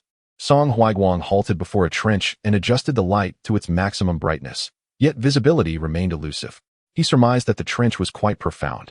Lacking any information about the trench in Jiang Heming's memories, Song Huaiguang summoned all his mental power to prepare for any unforeseen circumstances. As Lin Ran extended her mental power, she realized it could only reach a maximum of 2 kilometers, confirming that something was amiss with this trench. Even amidst the starry sky, her mental prowess flowed unimpeded. One could only imagine the depths of the ocean. This indicated that a formidable presence obstructed her mental energy. Song Huaiguang pressed his lips tightly together, for an aura that should not be present here had emerged from the abyss. Lin Ran cast a sidelong glance at Song Huaiguang, noticing the gravity in his eyes. Jiang Tuan, something is amiss here. I cannot quite articulate what it is. Song Huaiguang replied. Indeed, something is wrong. Let me investigate further. Lin Ran discerned the caution in his tone. He recognized this aura. She looked at him in astonishment and silently took out protective suits, distributing one to each of Li Junyu and the others, admonishing, "Wear these at all times, even during combat." She also provided 2 additional suits to Kai Chunshan and the others, and Zhang Xini observed her expression, which bore an unprecedented seriousness. Lin Ran had already identified the nature of this aura. Having returned from the Alliance over a decade ago, it was not surprising that she had forgotten its essence. However, from Song Huaiguang's gaze, she recognized the source, a type of cosmic beast that Alliance soldiers dreaded encountering on the battlefield. Such beasts were exceedingly rare, and their appearances often resulted in the loss of nearly 2/5 of the Alliance's forces. They feasted upon carbon-based life, particularly reveling in human flesh and blood. Yet, Lin Ran had never heard of such a cosmic beast thriving in the depths of the ocean. She had encountered this type of cosmic beast thrice on the battlefield, each encounter claiming numerous lives. By fortune, she had survived. Jiang Tuan, I believe we must retreat, Lin Ran insisted. With only 7 of them, they were utterly incapable of confronting such a cosmic beast. Song Huaiguang agreed, swiftly activating the flying apparatus, but the colossal creature beneath the sea had already been roused. Chapter 123, Relocating the Position. Lin Ran sought to withdraw for the sake of Liang Qian and Qian Weiren, who had never undergone training to battle cosmic beasts. Only she and Song Huaiguang could not ensure the safety of everyone. Moreover, this was the deep sea. Even if they were to engage the cosmic beast, they would need to change their position. Song Huaiguang aimed for a hasty retreat, but the creature in the trench appeared to have been disturbed. Lin Ran sensed the water's agitation with her mental energy. It was about to emerge. Liang Qian surveyed the surroundings, seeing nothing amiss. Ran, who do you think is coming out? Lin Ran replied, a monstrous entity, far more terrifying than the mother worm. Kai Chunshan and Zhang Xini fell silent, pondering why their nation was plagued by entities beyond their comprehension. What was amiss? Qian Weiren murmured in confusion. What could be more terrifying than the mother worm? Li Junyu licked his lips, undeterred. What is there to fear? It's just a battle. I don't believe we can't win. Lin Ran found herself bemused. Indeed, they could not win, unless it was an underage cosmic beast. However, she had reassessed the situation and concluded that they faced a fully grown beast, seasoned in combat. She and Song Huaiguang could barely engage, while the remaining 5 would swiftly become the creature's morsels. Lin Ran, do not underestimate it. This entity is no fool. It possesses both courage and cunning, with formidable strength and a mental prowess that has reached the zenith of known levels. Upon hearing Lin Ran's words, Liang Qian comprehended the gravity of the situation. Ran, why would such a powerful being be on our planet, concealed within the oceanic depths? Could Qin Yanjun's abduction be connected to this creature? Lin Ran had already ascertained that the ominous presence beneath was that of the celestial beast, astonished to discover it had mastered the art of traversing time and space. At this moment, Song Huaiguang was in a state of discontent, harboring grave doubts that these celestial beasts, along with the worm mother, had been brought along during his passage through the time tunnel. If this were indeed the case, the weight of his culpability would be immense. Lin Ran shared a similar concern. She too speculated that the worm mother and the celestial beast had accompanied her during her time traversal. Otherwise, the situation would be utterly nonsensical. She had never heard of such monstrous beings emerging from the mother planet, nor had there been any related reports in the news or on the internet. Given the nature of humanity on the mother planet, the discovery of something strange would be impossible to suppress entirely, unless intentionally hidden by malicious forces. Yet traces would still remain. However, Lin Ran had no recollection whatsoever. After a moment of silence, Lin Ran responded to Liang Qian's inquiry. It was indeed responsible for the abduction. Since when had the celestial beast allied with the worms? If this were true, the calamities facing their planet were only just beginning. Liang Qian asked, "Is this creature more difficult to eliminate than the worm mother?" Lin Ran affirmed, "Indeed. It can clone itself. Any severed part transforms into a new life form, perpetuating the cycle of regeneration. They also have a penchant for feasting upon human flesh and blood." Qian Weiran interjected, "Is this creature akin to a zombie?" Lin Ran clarified, "Not precisely a zombie." Qian Weiran's remark sparked a realization in Lin Ran. She needed to obtain the genes of the celestial beast to compare them with those of the virus, as there might be discoveries to be made. After Song Huiguang's vessel departed, a large creature resembling a soft-bodied arthropod slowly emerged from the oceanic trench, directly pursuing the direction in which Lin Ran and her companions had fled. A sumptuous feast was presented, and they could not afford to ignore it. Lin Ran had already spotted the immense creature following them, its size comparable to a small boat, with a thick exoskeleton and two formidable pincers. The row of teeth on the pincers suggested that if one were to be caught in its grip, escape would be futile. Its crushing force was not to be trifled with. Liang Qian and the others, observing the creature's appearance on the screen of their vessel, were rendered incredulous. How could such a formidable arthropod exist? Was this truly an animal, or did the celestial beast possess an extraordinary visage? Lin Ran remained vigilant, acutely aware of their surroundings, estimating that within 3 minutes, the celestial beast would catch up to them. Song Huiguang had already maximized their speed. Yet the celestial beast glided through the depths with the grace of a fish, displaying remarkable prowess. Kai Chunshan and Zhang Sini were continuously confronted with new revelations, as Lin Ran supplemented explanations for many questions that Song Huiguang had not had time to address. Li Junyu stared at the screen, unblinking.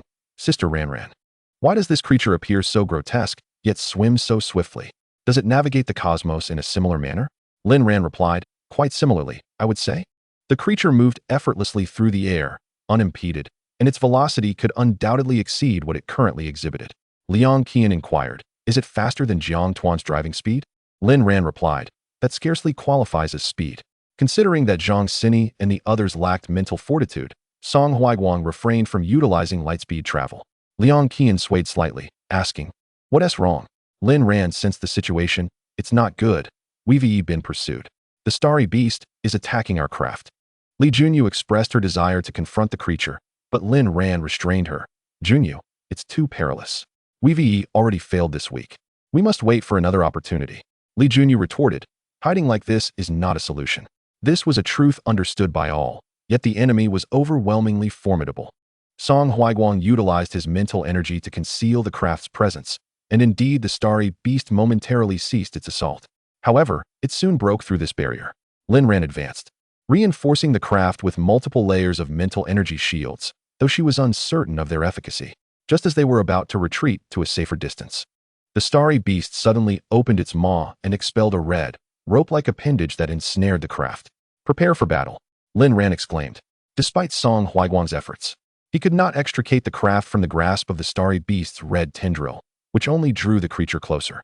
Lin Ran had no choice but to gather everyone aboard the craft, cautioning them. "The creature's power is no exaggeration.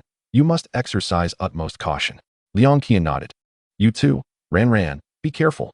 With the craft ensnared, Lin Ran found herself unable to move. The starry beast pursued relentlessly, its tentacles extending to tightly grasp the craft and pull it closer. At the moment the beast approached, Lin Ran hurled several ice blades, infused with mental energy, toward it. They pierced into the beast's body with ease, yet the wounds were trivial, akin to mere tickles. The starry beast, unfazed, continued to pull the craft closer. With 6 tentacles, it lifted the craft and hurled it violently. Song Huiguang exerted immense effort to stabilize the craft, commanding loudly, "Everyone, fasten your straps and brace yourselves. Do not sway, or I shall be concerned." "Understood. We will heed your commands." In Chapter 124, Lin Ran's assistance proved invaluable. Rather than fastening her safety belt, she remained at the front of the craft, fixated on the screen, finally beholding the full form of the starry beast. To her astonishment, it was an adult specimen. Its strength doubled compared to its juvenile counterpart. She had underestimated the creature's ability to survive in the ocean. Junyu, stay with Qian and the others. Do not leave the craft. Li Junyu nodded. All right, don't worry about me, Sister Ran Ran. Lin Ran exchanged a glance with Song Huaiguang, noticing his own tension. Their numbers were perilously few. Although Kai Chunshan and his companion were soldiers, they lacked experience in modern warfare, making them ill-equipped to confront such a ferocious predator as the starry beast. The same could be said for Liang Qian and her companions. Song Huaiguang accelerated the craft to its maximum speed, yet in the water, it could not outrun the starry beast. Soon, the craft was ensnared by the creature's tentacles, bound tightly. Then, the celestial beast dragged the aircraft upward, intending to leave the seabed. At that moment, Lin Ran caught sight of He Ruiyong and Qin Yanjun, who were nestled within the belly of the celestial beast, seemingly yearning to merge once more. Song Huaiguang, piloting the aircraft, attempted to break free, but the craft's propulsion was significantly hindered underwater. Jiang Tuan, He Ruiyong, and Qin Yanjun appeared on the brink of merging within the celestial beast's abdomen. Lin Ran conveyed her observations to Song Huaiguang, stating that they were currently trapped and unable to act. The merging of the insects would exponentially enhance their power, yet they were too preoccupied to intervene. Lin Ran suggested, let us wait until the celestial beast brings us above ground, and then we shall escape. The celestial beast, a formidable creature adept at traversing the cosmos, exhibited remarkable speed, emerging from the ocean's surface in mere minutes, seemingly intent on transporting Lin Ran and her companions into the starry expanse. Seizing the opportunity, Lin Ran retrieved the weaponry she had purchased after her retirement from her spatial compartment, directing her mental energy to launch projectiles toward He Ruiyong's location. 1, 2, 3, culminating in a total of 10 weapons piercing the celestial beast's abdomen. A thunderous roar reverberated as Liang Qian and the others witnessed a gaping hole appear in the beast's belly, applauding in delight. Subsequently, Lin Ran targeted the celestial beast's tentacles, detonating them with precision. The aircraft plummeted, but Song Huaiguang executed a backflip, maneuvering the aircraft out of the celestial beast's range. Lin Ran's assistance proved invaluable. After a moment of tranquility, Liang Qian and the others were astounded to observe that the celestial beast's severed appendages were regenerating at a visibly rapid pace. Liang Qian gasped in disbelief. Why, Ran? Am I seeing things? Qian Weiran assured her, your eyes are fine. Those tentacles are indeed regrowing. Liang Qian exclaimed, then it's practically immortal. Qian Weiran responded, it would appear so. If that is the case, our weaponry may prove ineffective, even if the bullets remain lodged within the celestial beast. Its regenerative capabilities are simply too formidable. Song Huaiguang piloted the aircraft to the ground, peering through the cockpit's canopy at the colossal creature above, his brow furrowed in concern. Lin Ran remarked, Jiang Tuan, our manpower may be insufficient. Song Huaiguang nodded in agreement. Indeed, the forces we can mobilize are regrettably limited. Lin Ran calculated that the surviving human population in the entire nation was less than 50 million, and she was uncertain about the circumstances in other countries, though she suspected they were not faring much better. Given such a vast population base, with fewer than 50 million survivors, the situation was dire, particularly for smaller nations. Furthermore, other countries might not heed their call for assistance. Lin Ran inquired, Jiang Tuan, how many weapons do you have left? Song Huaiguang pondered briefly. I provided you with one spatial compartment, leaving me with another. There aren't many. Each spatial compartment could contain 20 weapons, so combined, they had only 40. The others would struggle to utilize these weapons effectively. Lin Ran promptly resolved, we must return to An Yuan and consult Uncle Zhou. She was already aware of Song Huaiguang's previous visit to An Yuan and his encounter with Li Yunhai and others. Song Huaiguang asked, are there weapons in An Yuan? Lin Ran. Uncle Zhou mentioned that he knows the location of the nation's weapons. If we bring him along to retrieve them, we may have sufficient resources for a while. The appearance of this starry beast signifies that the passageway in the cosmos is now open. It is likely that other entities might venture through. The barriers of the starry sky have been breached, and the mother of insects probably traversed through this very portal. The weapons at their disposal are woefully inadequate. Song Huaiguang. Very well, I shall follow your lead. This nation possesses some usable weaponry that can offer a temporary defense. However, their destructive impact on the environment is considerable. If we can avoid their use, it would be preferable.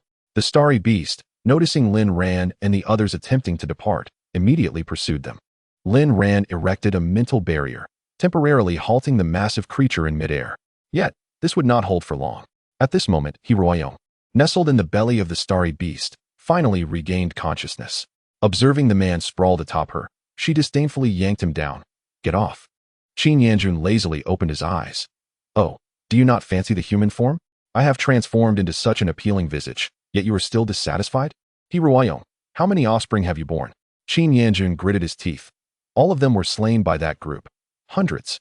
Those children were born with the strength of the third tier. Within a year, they could mature into adults, yet those humans were utterly vile. Hiroyong, it is your own weakness. Qin Yanjun crossed his arms. We are equally matched. Hiroyong clenched her teeth, her features surprisingly returning to their normal state. This male's demeanor was indeed quite irksome, always nitpicking, wishing to keep his distance. Previously bound together by necessity, now that they could part ways, who would still desire such a bond? She longed for her own freedom. Qin Yanjun shared a similar sentiment. The human experience was undeniably more exhilarating. Merely contemplating it made him feel as if he could soar. This planet was truly fascinating. No wonder the king of the cosmos chose this locale. Hiroyong's body had suffered significant damage, and it was only after being rescued by the starry beast that she began to recuperate, though she had yet to fully recover. Lin Ran's mental prowess was exceedingly formidable, inflicting damage that struck at her very essence. While humanity had its merits, their frail physical forms were a notable drawback. She needed to enhance this body. Otherwise, should she encounter Lin Ran again, she would find herself at a disadvantage. Furthermore, the man by Lin Ran's side intrigued her. She desired to sample his essence. Hiroyong licked her lips, exuding an air of determination. Qin Yanjun silently mocked. This female is truly shameless, constantly fixated on men. Since she showed no interest in merging, he too grew weary of her company. He would seek out a place abundant with women to continue his lineage. Qin Yanjun closed his exquisite glazed eyes, employing his healing abilities to mend his wounds.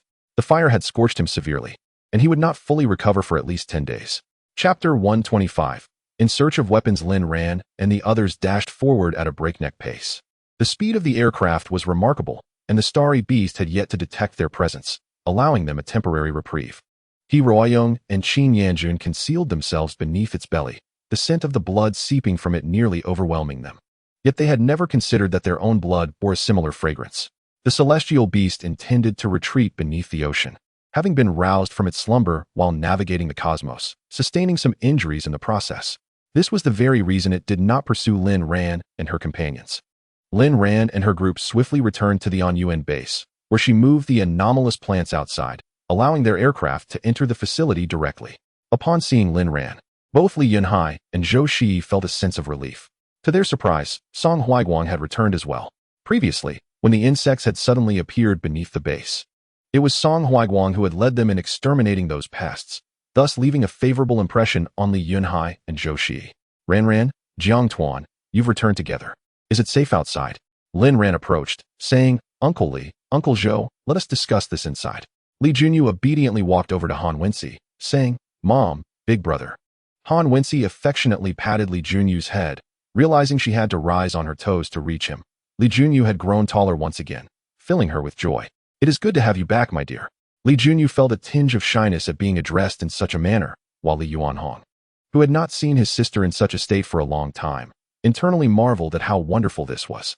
As they walked, Lin Ran shielded their conversation from the surroundings, recounting the events they had encountered along the way to Li Yunhai and Zhou Shi. After listening, both men were left speechless, unsure of how to respond. Li Yunhai finally asked, Ran, how did these things come to be? Lin Ran replied, I suspect that the barrier of the cosmos has been breached. The celestial beasts are inherently capable of traversing space. Upon sensing the weakness here, they simply made their way over. Li Yunhai inquired, but how do you know all of this? Lin Ran smiled and said, let us just say, Uncle Li and Uncle Zhou, that I foresaw it in a dream. However, this isn't the time for such discussions. The celestial beast has already appeared, and it will be exceedingly difficult for us to eliminate it. Zhou Shi interjected, did you return to seek those weapons? Lin Ran nodded. Our current arsenal is limited, and I fear that if the passage opens further, other entities might cross over, exposing our planet to even greater calamities. If that occurs, it will be more than just the apocalypse. The very existence of our planet will be at stake. These celestial beasts consume carbon-based life forms, devouring all living beings before moving on to the next planet. No celestial body will be spared. Zhou Shi posed the crucial question, given the might of these celestial beasts, can our weapons even harm them if they can traverse the cosmos? Lin Ran responded, it depends on the quantity, and we must not detonate them on our planet, or it would lead to mutual destruction, rendering the battle meaningless. Zhou Shi remarked, however, to my knowledge, our nation's space endeavors have not yet advanced to the point of constructing warships for combat in outer space. Lin Ran reassured him, Uncle Zhou, there's no need for concern about that. I have a plan, provided we have the weapons. Zhou Shi was taken aback, but since Lin Ran claimed to have acquired this knowledge through her dreams, he decided to set aside his doubts. They had to deal with the formidable beast first, otherwise, the entire planet would be lost, leaving no room for future considerations. Very well, let us depart at once. Li Yunhai remained at the base while Lin Ran departed on Yuan with Zhou Shi.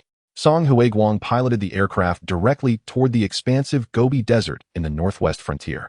Many of Zhou Shi's classmates were employed in this region. Initially, they had presumed that the virus would not spread so swiftly to this area. However, upon their arrival, they were met with desolation, overgrown with weeds, and the laboratory personnel had vanished. Lin Ran, upon arrival, discerned the location of the weapons. Such a vast amount of energy could not elude the perception of a psychic. Song Huiguang landed directly above the concealed weapons site, and Lin Ran leapt from the aircraft. Li Junyu followed her, inquiring once they reached the ground, Sister Ran, shall we begin excavation? Lin Ran replied, no need. Several robots emerged from Song Huiguang's aircraft, equipped with tools, and began drilling multiple holes. Lin Ran utilized her psychic plant abilities to excavate a substantial opening, then descended into the depths. The underground was shrouded in darkness, and even with illumination, visibility was limited. The weapons were intact, and Lin Ran breathed a sigh of relief. Zhou Shi, trailing behind, remarked, Ran, the weapons should still be here. There are no signs of tampering. Lin Ran nodded. Indeed, I did not expect Uncle Zhou to have experience in this field. Zhou Shi replied, that was my dream. It is a pity. Lin Ran encouraged, it's all right. There will be future opportunities. Zhou Shi's eyes briefly sparkled before dimming again, but I lack the strength now. I am aging. Lin Ran reassured him, you are not old. With the emergence of psychic abilities, human lifespans may polarize. Either they extend or, due to the physical toll of these powers, individuals may meet an early demise. Lin Ran hoped for the former. Upon reaching the weapons storage, Lin Ran stowed half of the arms within her own spatial storage, leaving the remainder for Song Huiguang, as both would undoubtedly need to split their forces to confront the star beasts. After securing the weapons, the group did not linger. They needed to visit the space center, a location unfamiliar to both Lin Ran and Zhou Shi. Lin Ran was uncertain of the current developments in aerospace. They could only rely on luck. Her farm did not possess warships. Such vessels were prohibitively expensive, and she had believed her life to be stable, rendering such large investments unnecessary. Now, it seemed that to venture into the cosmos, only small aircraft could accommodate them, which could not possibly carry many passengers, with just herself and Song Huiguang. Unless they chose to confront the star beast in a mutually destructive manner, it would be impossible to defeat it, especially considering other potential circumstances. Upon arriving at the space center, Lin Ran detected some commotion, urging, stop, there are people inside. They were not zombies but psychic individuals. Lin Ran felt elated. If there were living psychics here, acquiring information about aerospace matters would be straightforward. At that moment, Song Huiguang called out, introducing himself, I am Jiang Hemming, the captain of the On Yuan Special Operations Team, here to inquire about some matters. The individuals inside responded, emerging from within, 3 in total, 2 men and a woman, all clad in military attire. It was likely the first time in a long while they had encountered living humans, and their expressions were filled with excitement. Wonderful. Finally, someone has come. Lin Ran and her companions approached, and the trio shared with them the events that had transpired at the Space Center. Lin Ran, the situation outside is not much better than here. On the contrary, this place is considerably safer. After listening to Lin Ran and the others, the 3 realized how terrifying the world had become. It was no wonder that communication had ceased, leaving everyone unreachable. They had exerted considerable effort to remain hidden here, evading the zombies' relentless search, and fortunately, their perseverance had finally paid off. Chapter 126. The Space Center. The 3 survivors at the Space Center were all elite professionals in their field. Song Huiguang was the most suited to discuss the matter, and after outlining the background and circumstances, he promptly led Lin Ran and the others to view the latest spacecraft. Upon arrival, Lin Ran beheld a rocket-like vehicle. While its design was somewhat adequate for combat in the starry sky, it lacked the convenience of a disc or spherical shape. Furthermore, given the current technological constraints, the vehicle's power supply posed a significant challenge. It would likely only sustain flight for a few hours, albeit barely. Song Huiguang was also pondering the power issue. But regrettably, he had not brought many energy crystals. Even if he had, the spacecraft would require extensive modifications, consuming considerable time. Lin Ran turned to one of the survivors and inquired, "How many such vehicles does your center possess?" A woman named Zhou responded, "There are a total of 5, each with a different design. There is also one latest model, the largest, but it hasn't been assembled yet." With only 3 individuals and no power system to support the assembly, completing the task was impossible. Lin Ran requested Zhou to lead them to view the newest vehicle. Holding the keys, Zhou guided Lin Ran and the others underground. This area had once been bustling with people before the outbreak of the virus. Now, it had transformed overnight. She had not even had the chance to contact her family, believing that the government would dispatch assistance. Who could have foreseen such an incomprehensible outcome? Lin Ran remarked, "Your decision to remain here was indeed wise. Even venturing outside does not guarantee survival. In such frigid conditions, few would endure the outdoors." Zhou replied, "Initially, we were not alone. Some wanted to venture out to make contact with the outside. However, Lin Ran soon grasped the fate of those who had ventured out, as they had either turned into zombies or been devoured by them. They quickly descended into the underground chamber, which was spacious and filled with scattered parts.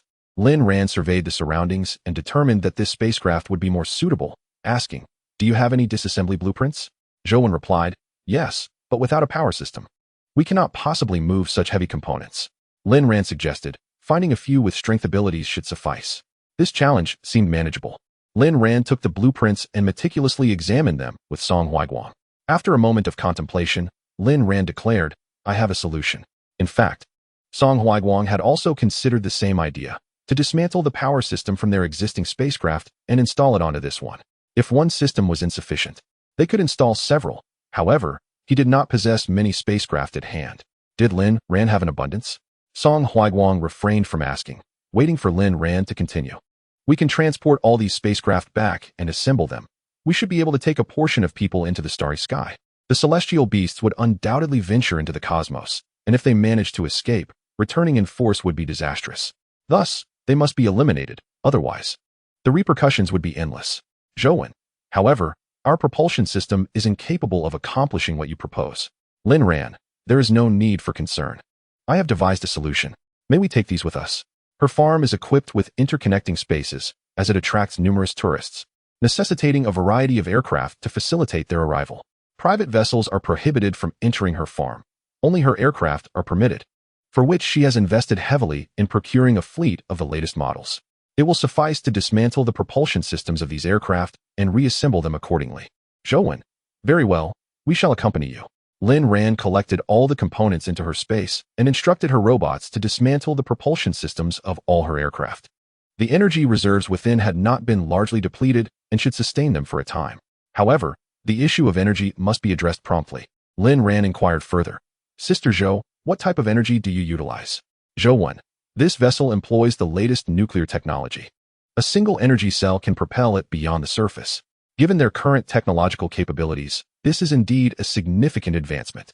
Lin Ran pondered for a moment before asking, "Sister Zhou, how advanced is your research on energy? Have you explored other energy sources?" Zhou shook her head. "We have, but with little progress. Our talent has been depleted, and there is no one with the capacity to pursue this research. Even if we were to attempt it now, it would be too late. We can only hope that the energy from the aircraft on our planet will sustain us through this conflict." Lin Ran lowered her gaze, reflecting on these matters, and suddenly recalled her initial purchase of this planet when she had reviewed its mineral distribution. There was a slight leakage of energy in the deep sea, albeit minimal. Thus, she had acquired it at a modest price. That small leakage of energy should suffice to support this battle. Lin Ran gathered all usable materials from the space center, including machinery. Subsequently, she and her companions escorted Zhou and the others back to Anyuan, completing the journey in less than 2 hours. Upon their return, Li Yunhai felt a wave of relief. The outside world was perilous. Ran, did you obtain the weapons?" Lin Ran nodded. "Li Yunhai, what must we do next?"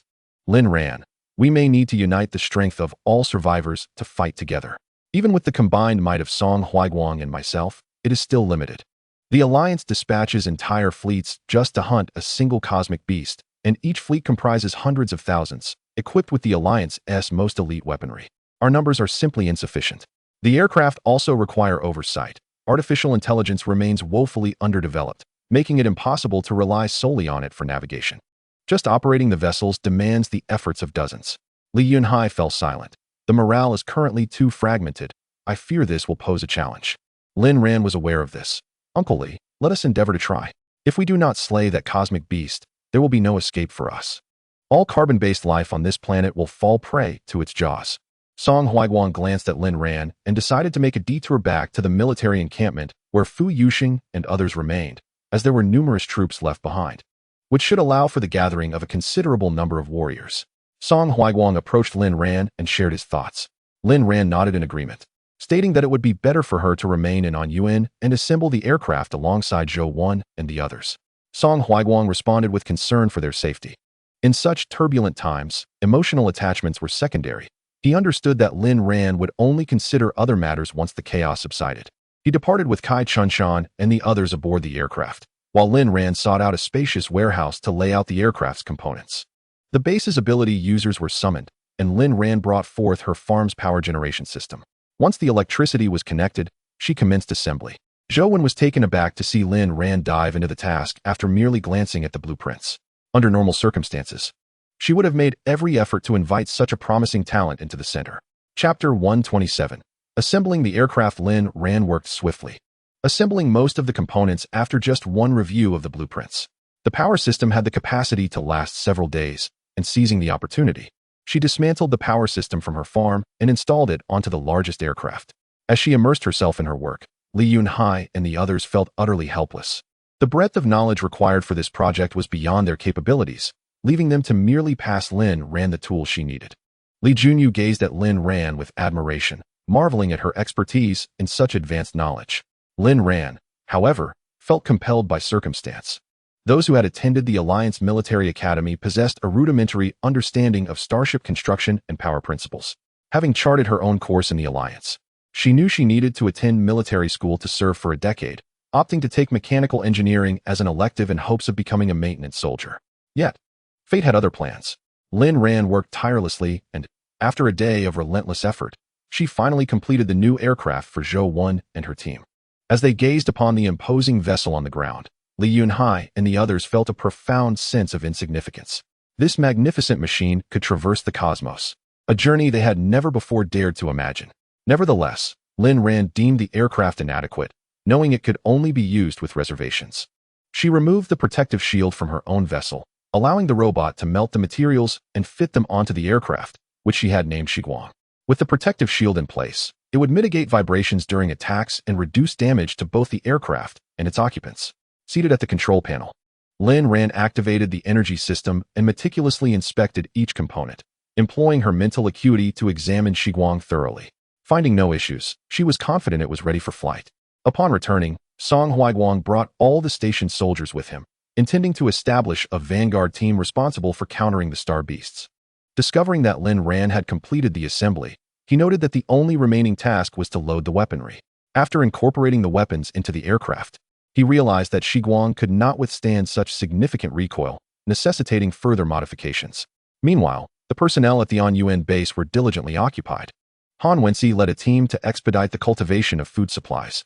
Acutely aware that the duration of their battles in the cosmos was uncertain and that sustaining their provisions was imperative, there are still supplies to be prepared. A myriad of items, both large and small. Liang Qian and Qian Weiran, with little else to occupy their time, busied themselves alongside her at the base. Lin Ran sat on the ground, taking a moment to rest, sipping water as beads of sweat trickled down her forehead. Song Huaiguang handed her a handkerchief, suggesting she wipe her brow. "Oh, thank you," she replied. Seated beside Lin Ran, Song Huaiguang remarked, "I never anticipated that we would engage in such an inadequately prepared battle in this place." "Indeed, yet we have no choice but to fight," Lin Ran acknowledged. He then posed a question that had weighed on his mind. "How did you return?"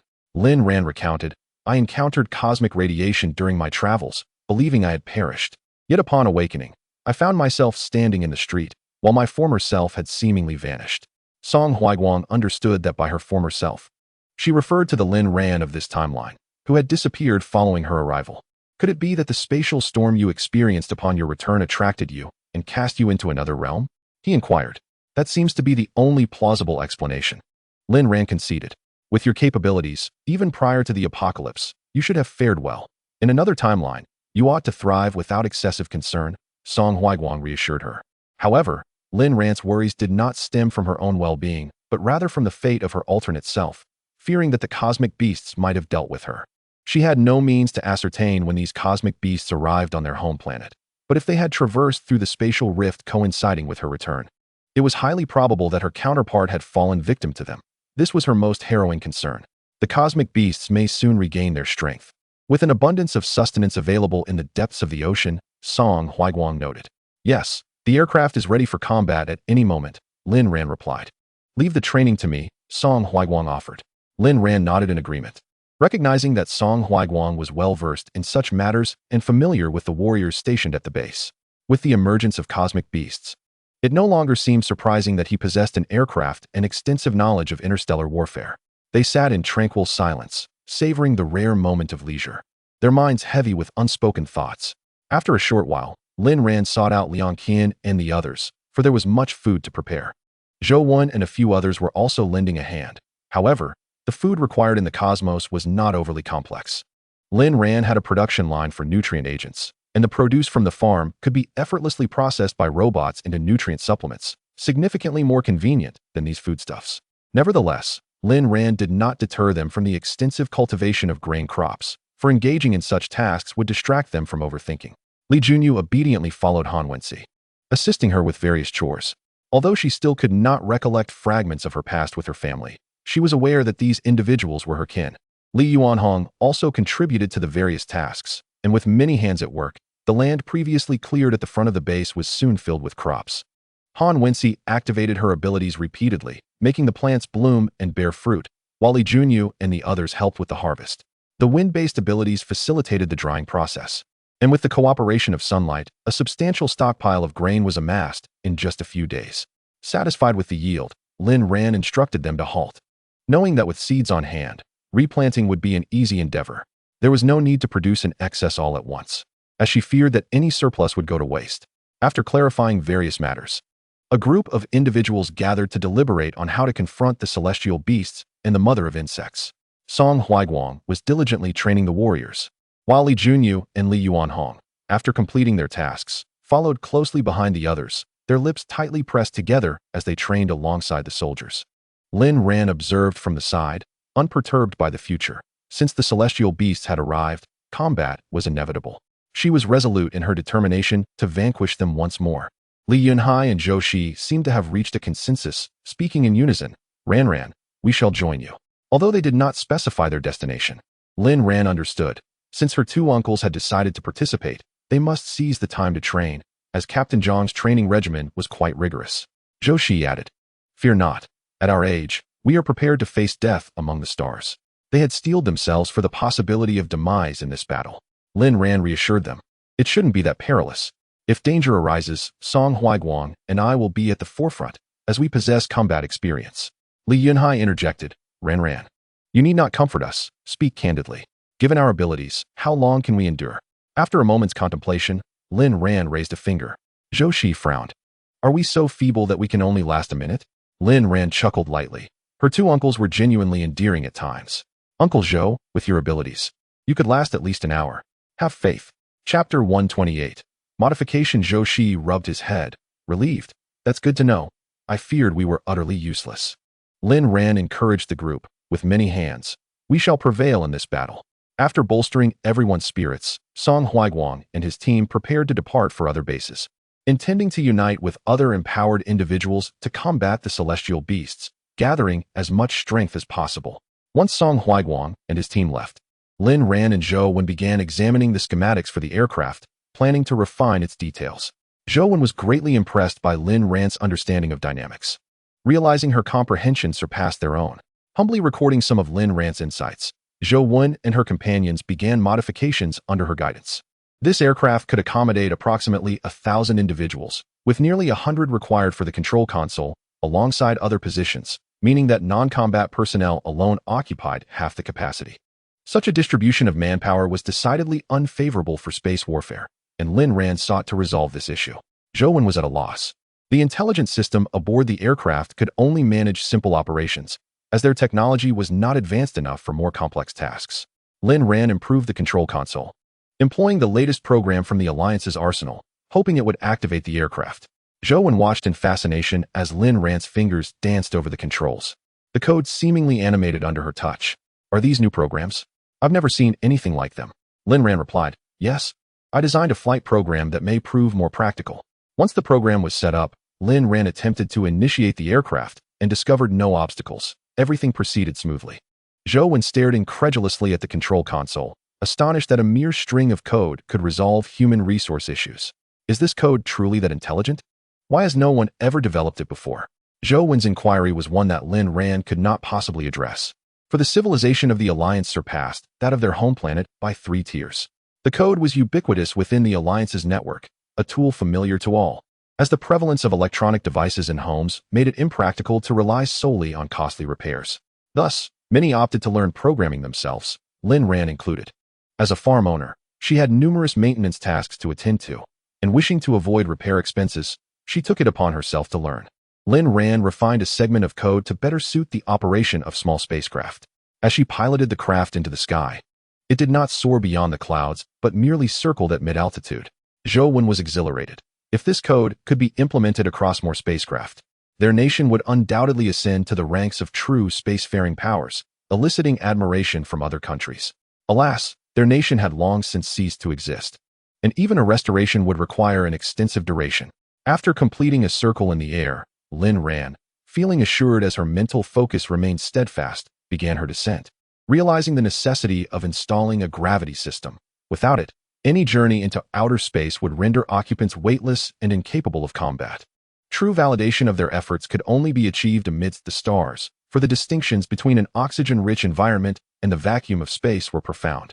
Upon landing, Lin Ran exited the craft, while Li Yunhai and others on the ground observed with a mix of anticipation and trepidation. Had it not been for the onset of the apocalypse, this spacecraft might not have emerged for several more years. The nation's aerospace technology had made remarkable strides in recent years, yet several critical technologies remained unresolved. The dream of space exploration was the fervent aspiration of countless generations. The personnel at the base felt a sense of unease upon witnessing the imposing vessel, a circular, albeit not perfectly round, craft measuring the size of 5 soccer fields. With an intricate 6-layered internal structure, each layer serving a distinct purpose. Zhou Wen had previously mentioned that, had the apocalypse not occurred, this spacecraft would have launched its first crew of astronauts in 2 years to explore the depths of the cosmos. This expedition might have spanned a decade or two, with an uncertain return.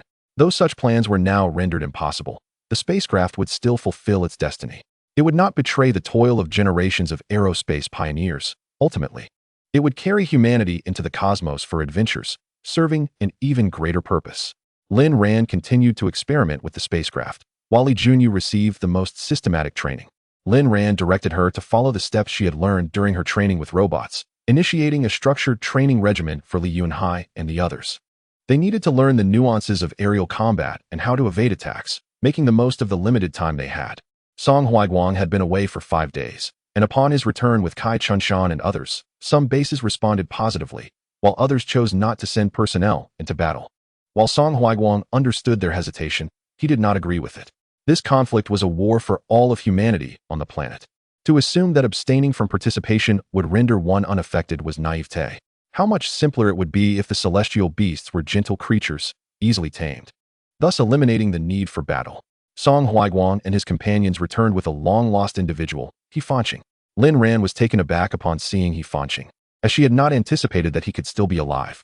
Although his mental faculties were compromised, he had survived. This time, He Fanqing did not shout threats of killing her, nor did he label her as a monster.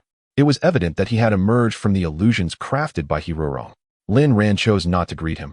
She felt no sympathy for such a person. Individuals with weak convictions are prone to extremes. Despite Song Huaiguang having awakened him, He Fanqing continued to place his faith in Hirorong, disregarding the life-saving grace she had once bestowed upon him. Only Kai Chunshan and a few others in the base were aware of this situation. Zhou Changyi and his girlfriend, Xie Yi, also arrived, yet none of them acknowledged He Fanqing. It was unworthy of their time. He Fanqing recognized that he had lost his comrades and their camaraderie. A consequence of his own actions. He could blame no one but himself. Ultimately, it was his sister who was the true instigator. He had initially believed he would die alone in solitude, but after a period of unconsciousness, he awoke. He encountered several peculiar individuals with extraordinary abilities. By stealthily following them, he learned of the terrifying insects plaguing his country, creatures that devoured humans and paraded in their skins. He had slain several, and the sight of them nearly made him retch. On his journey back, he inquired of Song Huaiguang regarding the origins of these insects, deciding to return and fight alongside them. Although he felt remorse towards Lin Ran, he understood that in times of peril, every additional person contributed to their strength. Lin Ran did not scold him, she merely glanced at him, her gaze colder than that directed at a stranger. He Fanqing comprehended that he had lost this group of comrades. Lin Ran busied herself, deliberately avoiding He Fanqing. During a conversation between Liang Qian and Qian Weiran, he overheard a name, He Ruerong, his sister. He Fanqing remained concerned for her well-being and approached them, asking, "I heard you mention encountering He Ruerong on the road. Do you know where she is now?" Chapter 129. Apologies are futile upon witnessing this. Lin Ran exchanged a knowing glance with Liang Qian, who became vigilant, prepared to launch an offensive at any moment. He Fanqing bitterly smiled inwardly, realizing that he had lost favor in their eyes. So be it. He had sown these seeds of misfortune and must bear the consequences alone. Qian Weiran, puzzled, asked, "You share the surname He. Is He Ruerong your sister?" He Fanqing nodded, "Yes. She has been rather unruly and has long misunderstood Lin Ran. I apologize." Qian Weiran thought to herself, does he truly mean it? His sister, with her character, is merely unruly? She decided it was best to distance herself from him, fearing the contagion of low intelligence. After saying this, He Fanqing turned his gaze to Lin Ran, but she paid him no heed. Engrossed in discussing new ideas with Zhou Wen, Zhou Wen's eyes sparkled as she listened. These concepts were foreign to them, and the knowledge Lin Ran imparted opened a door to a new world. Had they acquired this knowledge sooner, their nation could have led humanity in exploring the cosmos. Lin Ran was preoccupied with her own affairs, while Song Huaiguang commenced his specialized training upon his return. Their time frame was exceedingly tight. Lin Ran and Song Huaiguang had calculated the recovery period of the stellar beasts, realizing they had scarcely 10 days remaining. To forge a team capable of combat in the cosmos within this limited span was a formidable challenge, yet Song Huaiguang resolved to exert his utmost effort. Meanwhile, Lin Ran began to retrofit her robots, transforming them entirely into combat models. Altogether, she possessed nearly 1,000 robots on her farm, which could be assembled into a makeshift mechanical legion. Song Huaiguang, upon witnessing this, found himself both amused and exasperated, wondering if anyone but Lin Ran would undertake such an endeavor. "What will you do with these modified robots afterward?" he inquired. Lin Ran arched an eyebrow. "What else can I do? I'll just revert them back." "Very well." However, the materials of her robots were far from optimal, rendering them vulnerable to destruction in battle. Song Huaiguang felt a pang of regret. Had he brought his own robots along, they might have formed a more formidable unit. He Fanqing observed the flurry of activity around the base, feeling utterly helpless in his inability to contribute. It was undeniable that he felt dejected. The mere fact that everyone still allowed him into the base was a testament to their forbearance. Some, like Zhou Changyi, even avoided speaking to him, opting to circumvent his presence altogether. Xie Yi, perplexed, remarked, "Big guy, has your comrade's sanity truly returned?" Zhou Changyi dismissed it. "What does it matter? Whether he recovers is no longer significant." At the time of his rescue by Jiang Tuan, He Fanqing had indeed regained consciousness. Yet he stubbornly clung to the desire to eliminate Lin Ran. From that moment, their bond of camaraderie was irrevocably severed. He was a soldier, devoted to the protection of his nation, yet he failed to recognize that, despite her monstrous nature, Lin Ran's actions were consistently aimed at safeguarding the remnants of humanity and the nation itself. Lin Ran had never forgotten her identity as a soldier, while He Fanqing, driven by his attachment to his sister, had become resolute in his opposition to her, effectively rendering him a non-comrade.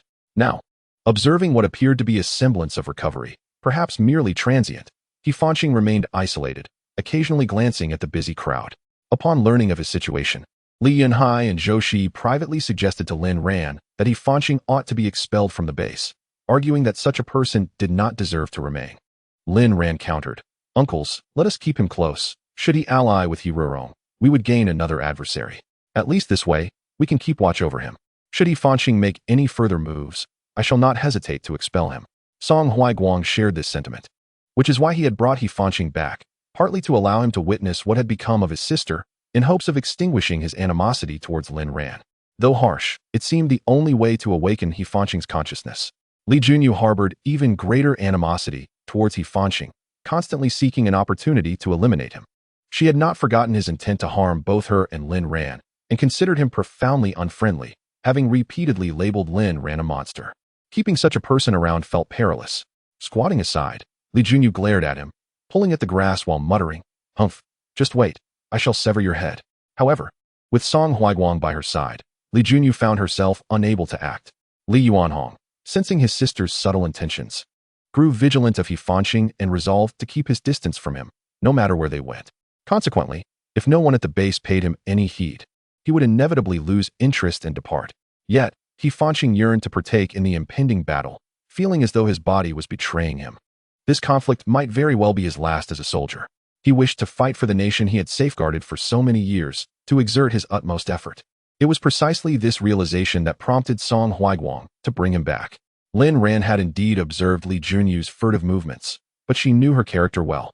Without her permission, Li Junyu would not truly take action, at most delivering a mere beating to He Fanqing. A single strike would not be fatal, after all. The progress of those trained by Song Huaiguang over the past 10 days had been modest, given the stringent conditions of interstellar combat.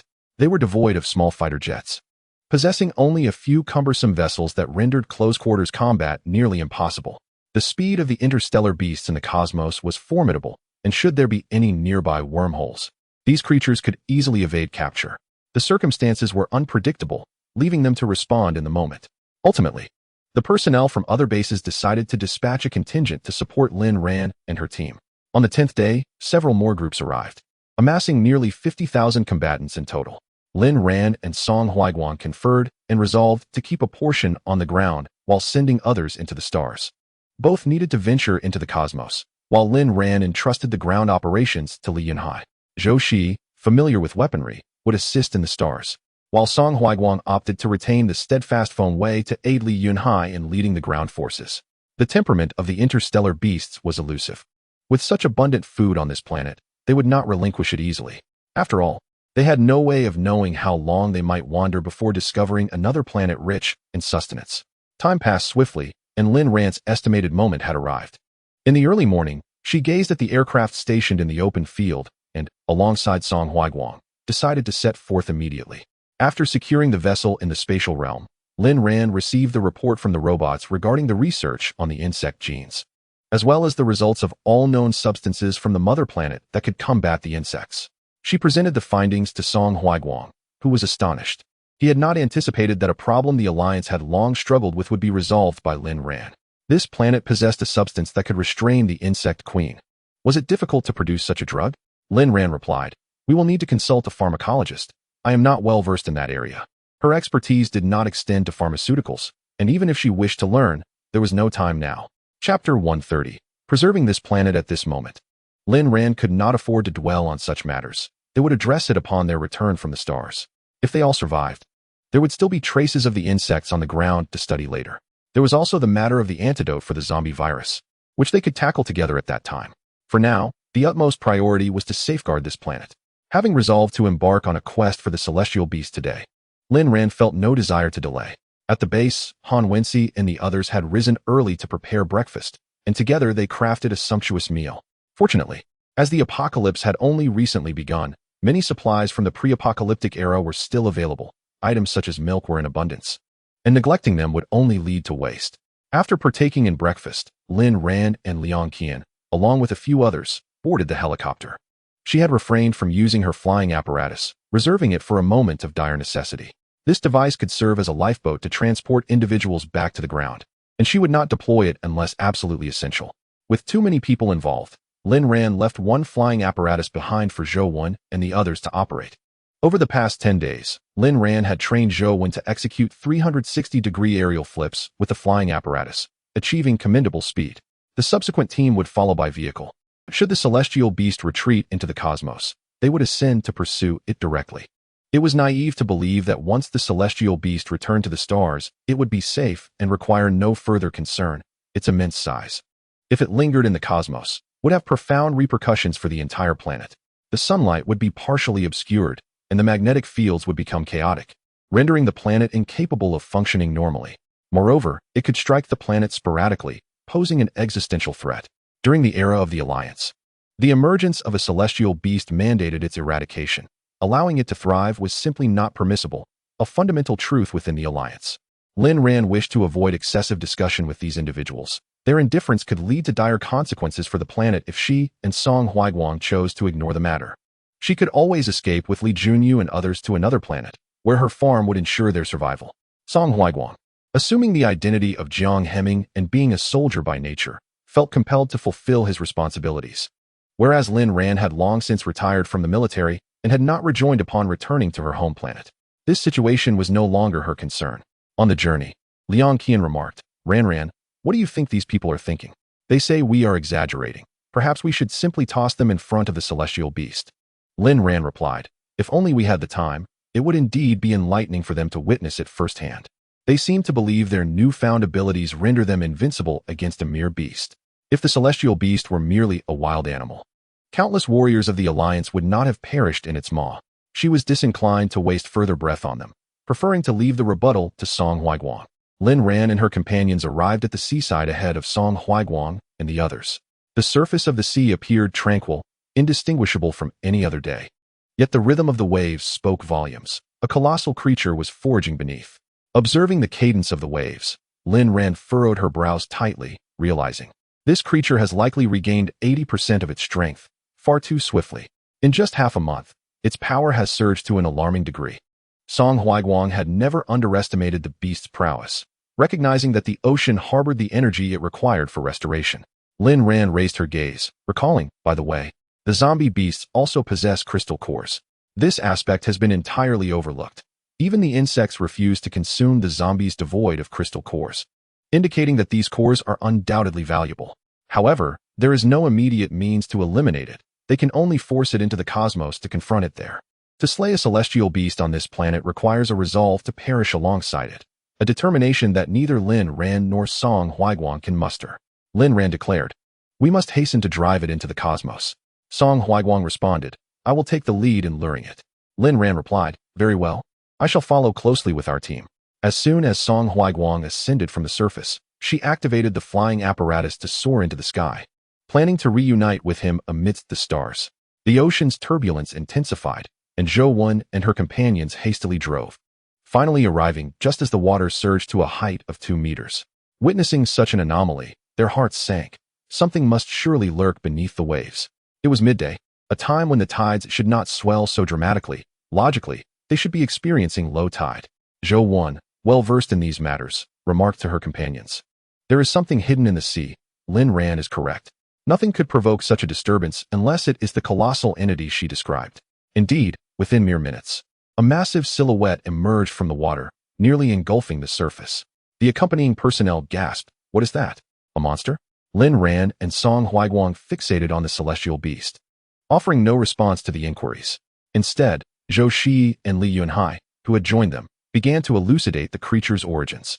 After hearing the explanation, a hush fell over the group. Previously, when Song Huaiguang visited their base warning of impending disaster and the emergence of formidable beasts, they had been skeptical.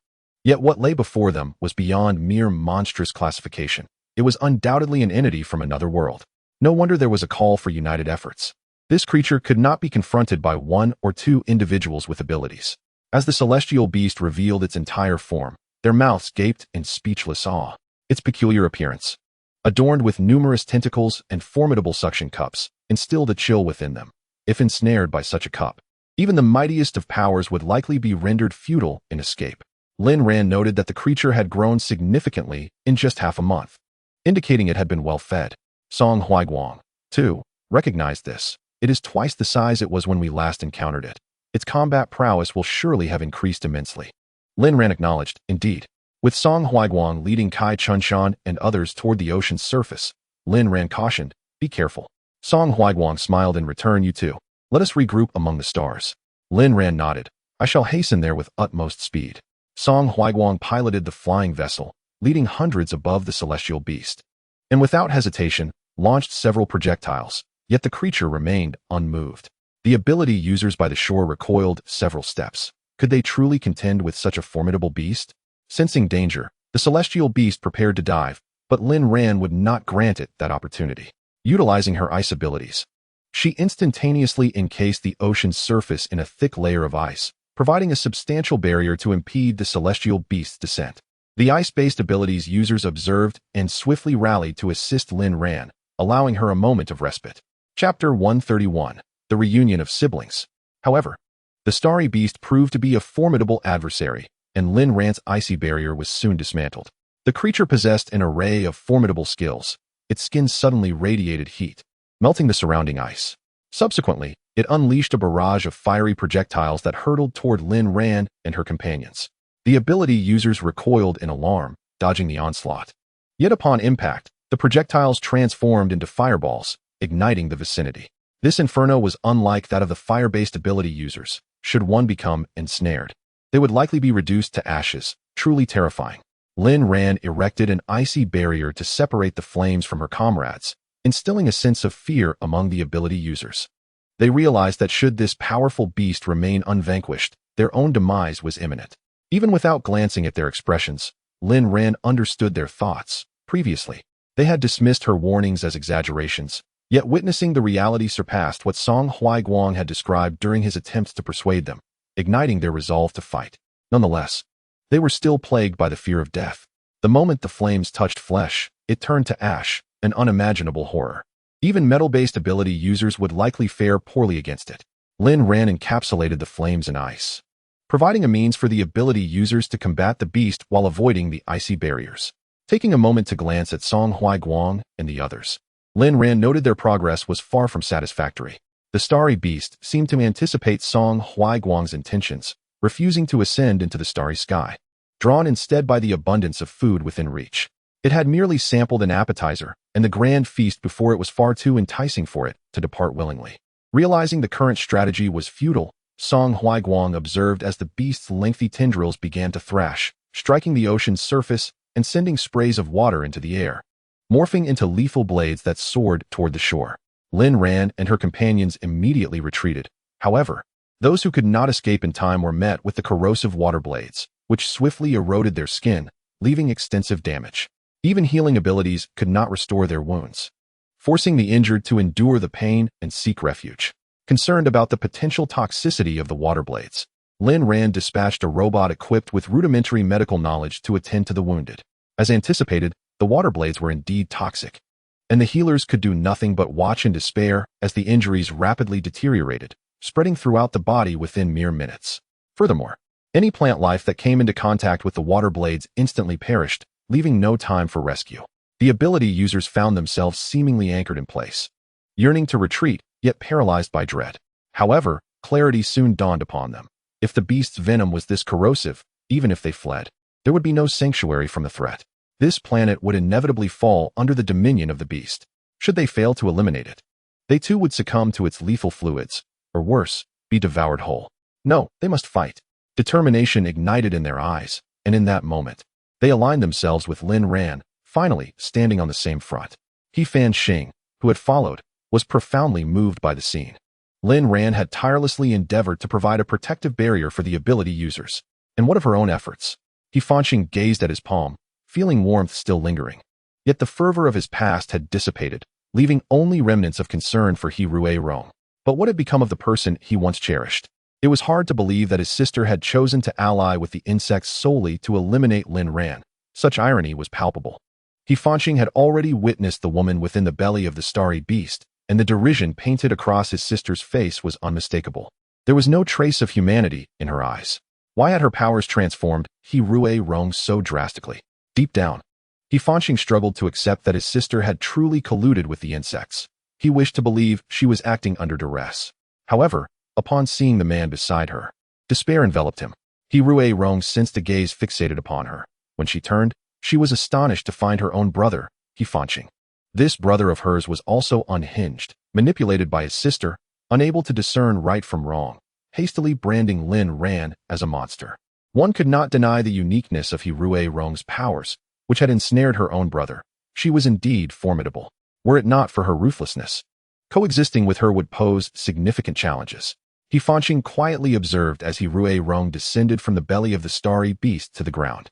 With a mocking tone, she remarked, "What brings you here?" Suddenly conscience-stricken. "It's too late." He Fanqing scrutinized He Rui Rong's face, which was etched with hatred.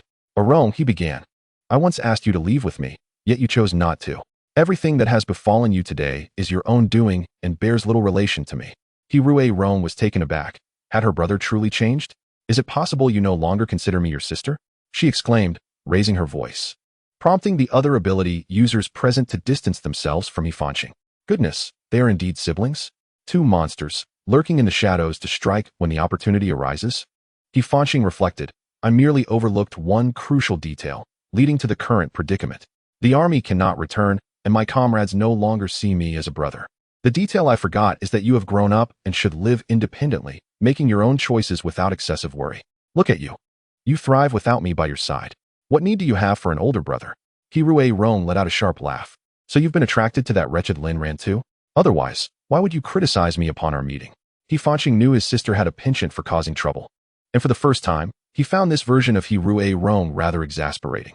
He chose not to answer her question. "Rong, come with me. Otherwise, you may face dire consequences." With a dismissive tone, He Rui Rong replied, "Kill me? Do you truly overestimate them, brother? I'm not concerned about these few inept individuals. Aside from Lin Ran, none can contend with me. As for Jiang Hemming, I have plans for him. He will become the father of my children. In due time, Jiang Hemming will become a pariah, losing any right to disdain me." At this moment, the mother bug relinquished control of her body back to He Rui Rong. He Rui Rong approached Lin Ran, but He Fanqing stood in her way. "Rong, wake up. You are being manipulated." He Rui Rong replied, "Step aside, or I will kill you too. Lin Ran is a monster. If it weren't for her, I wouldn't have endured all this suffering, wouldn't have become someone else's plaything, and wouldn't have forged an alliance with this creature. I am willing to sacrifice everything to eliminate Lin Ran." Hearing this, He Fanqing realized that his sister had succumbed to madness and was beyond saving. "Come with me, and you might have a slim chance of survival. If you stay here, you will have no way out." He Rui Rong suddenly burst into laughter, as if He Fanqing were sharing a grand joke. Chapter 132. Yet they are cunning. Lin Ran was preoccupied with countering the attacks from the stellar beast, leaving no time to attend to the He siblings. After separating from He Rui Rong, He Fanqing had intended to find a cave and wait in solitude for death. Unexpectedly, he survived through the relentless agony and gradually regained his clarity. He sensed that if fate spared his life, it must mean he had unfinished business. Though he never anticipated it would involve battling his own sister.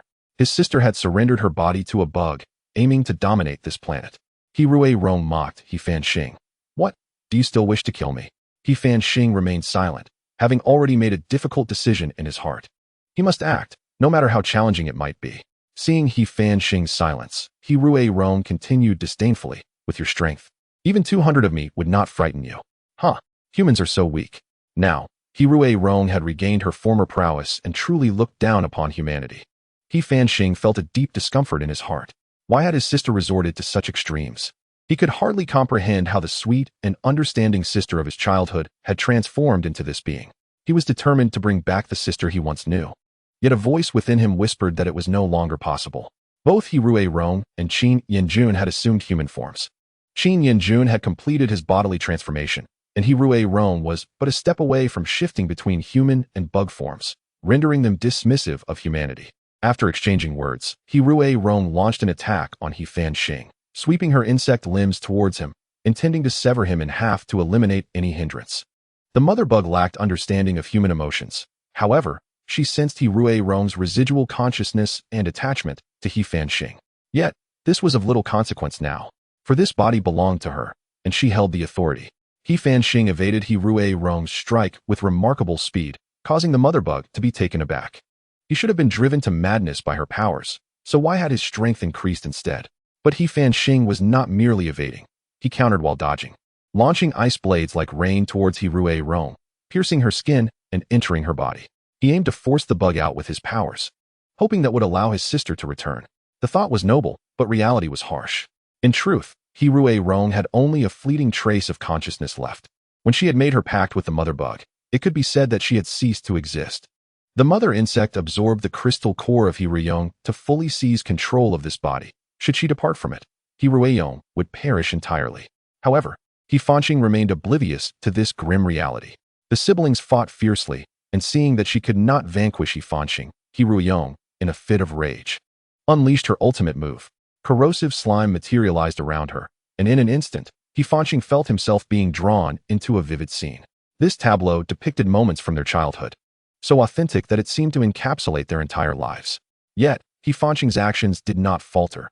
He recognized this illusion as a deliberate fabrication intended to halt his assault. Had this occurred previously, he might have indeed succumbed to the ruse, but his past experiences had fortified him against such deceptions. Hiruyong was likewise taken aback to find her powers ineffective. The remnants of her consciousness restrained her from harming Yifanqing. Qin Yanjun, observing from the sidelines, scoffed. When did you become so soft-hearted? Spending all this time unable to kill a single person, you've allowed human emotions to sway you. How ironic that you claim to be formidable, a cold-blooded mother insect. Hiruyong bared her teeth at Qin Yanjun. Shut your mouth, you insufferable man. I don't need your unsolicited advice. With a huff, Qin Yanjun turned away. This female had always been domineering, and it was precisely this nature that made him contemplate their separation. Now, enjoying his freedom, he awaited the day she would plead for him to merge with her. He had no intention of indulging her. Leaving Hiruyong to her own devices, Qin Yanjun departed, resolved not to waste his energy on this man. Retreating to the side of the starry beast to leisurely watch their skirmish. After all, it was only a matter of time before the starry beast claimed this planet. Soon, all its inhabitants would belong to him, bearing his offspring and turning this world into his progeny. Yifanqing, witnessing the man's departure, found himself unable to seize the opportunity to retaliate.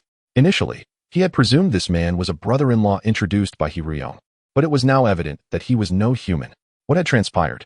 The news he and Song Huiguang received upon returning to Anyuan had been incomplete, leaving him unaware of Qin Yanjun's true identity. Yet now, suspicion gnawed at him. You two are in cahoots. Hiruyong retorted, Oh, but I am your dear sister. If that is your reasoning, does it not imply that you are just like me? Yifanqing relentlessly directed his ice blades and earth clumps towards Hiruyong, never relenting. And due to his superior level, she struggled to defend herself. Lin Ran, taking a moment to observe this peculiar sibling duo, noted Hiruyong's continual retreat, surmising that she still harbored concern for Yifanqing. As Qin Yanbin attempted to depart, Lin Ran swiftly intercepted him, advancing to unleash her powers without granting Qin Yanjun a moment to react. The tendrils of her yizhi surged forth, ensnaring Qin Yanjun within expansive leaves. Her abilities cascaded one after another, leaving him in a state of disarray. He had not anticipated the extraordinary level of this human's mental prowess, rendering him defenseless. He realized he could not afford to remain passive. Qin Yanjun exhausted all means to free himself from the constraints of the alien vegetation, yet, upon his destruction of it, even more sprouted forth. One patch after another enveloped the beach, leaving him with no place to set foot. Though humanity may be feeble, they possess cunning. In this moment, Qin Yanjun truly comprehended the essence of that statement. In the skies above, the star beast was utterly incensed by Song Huiguang, its roar echoing across the heavens. However, Song Huiguang remained unperturbed as the artillery shells accurately struck the abdomen where Hiruyong and Qin Yanjun once stood, creating gaping wounds upon the star beast. The creature had not anticipated that this planet harbored weapons capable of inflicting harm upon it. It had assumed it could reign supreme on this primitive world, only to encounter two individuals whose weaponry was specifically designed to counter its might. Song Huiguang, unfazed by the confrontation, continued his assault, consistently provoking the star beast into a frenzy. His intent was to drive the creature beyond the surface, thus ensuring the safety of the planet during the ensuing battle. Yet, the star beast remained defiant, unwilling to abandon this world, even as the shells embedded within its body shattered its innards. For it knew that ascending into the skies would prompt these beings to unleash devastating weapons against it. As long as it remained, they could not wield their armaments, for they must protect their own realm. Chapter 133. Encircling Hiruyong, Lin Ran had not anticipated the star beast's remarkable intelligence, prompting her to board a craft and join Song Huiguang and the others. After deliberation, they found no better strategy. They could only continue their assault on the star beast until it succumbed to madness, granting them an opportunity.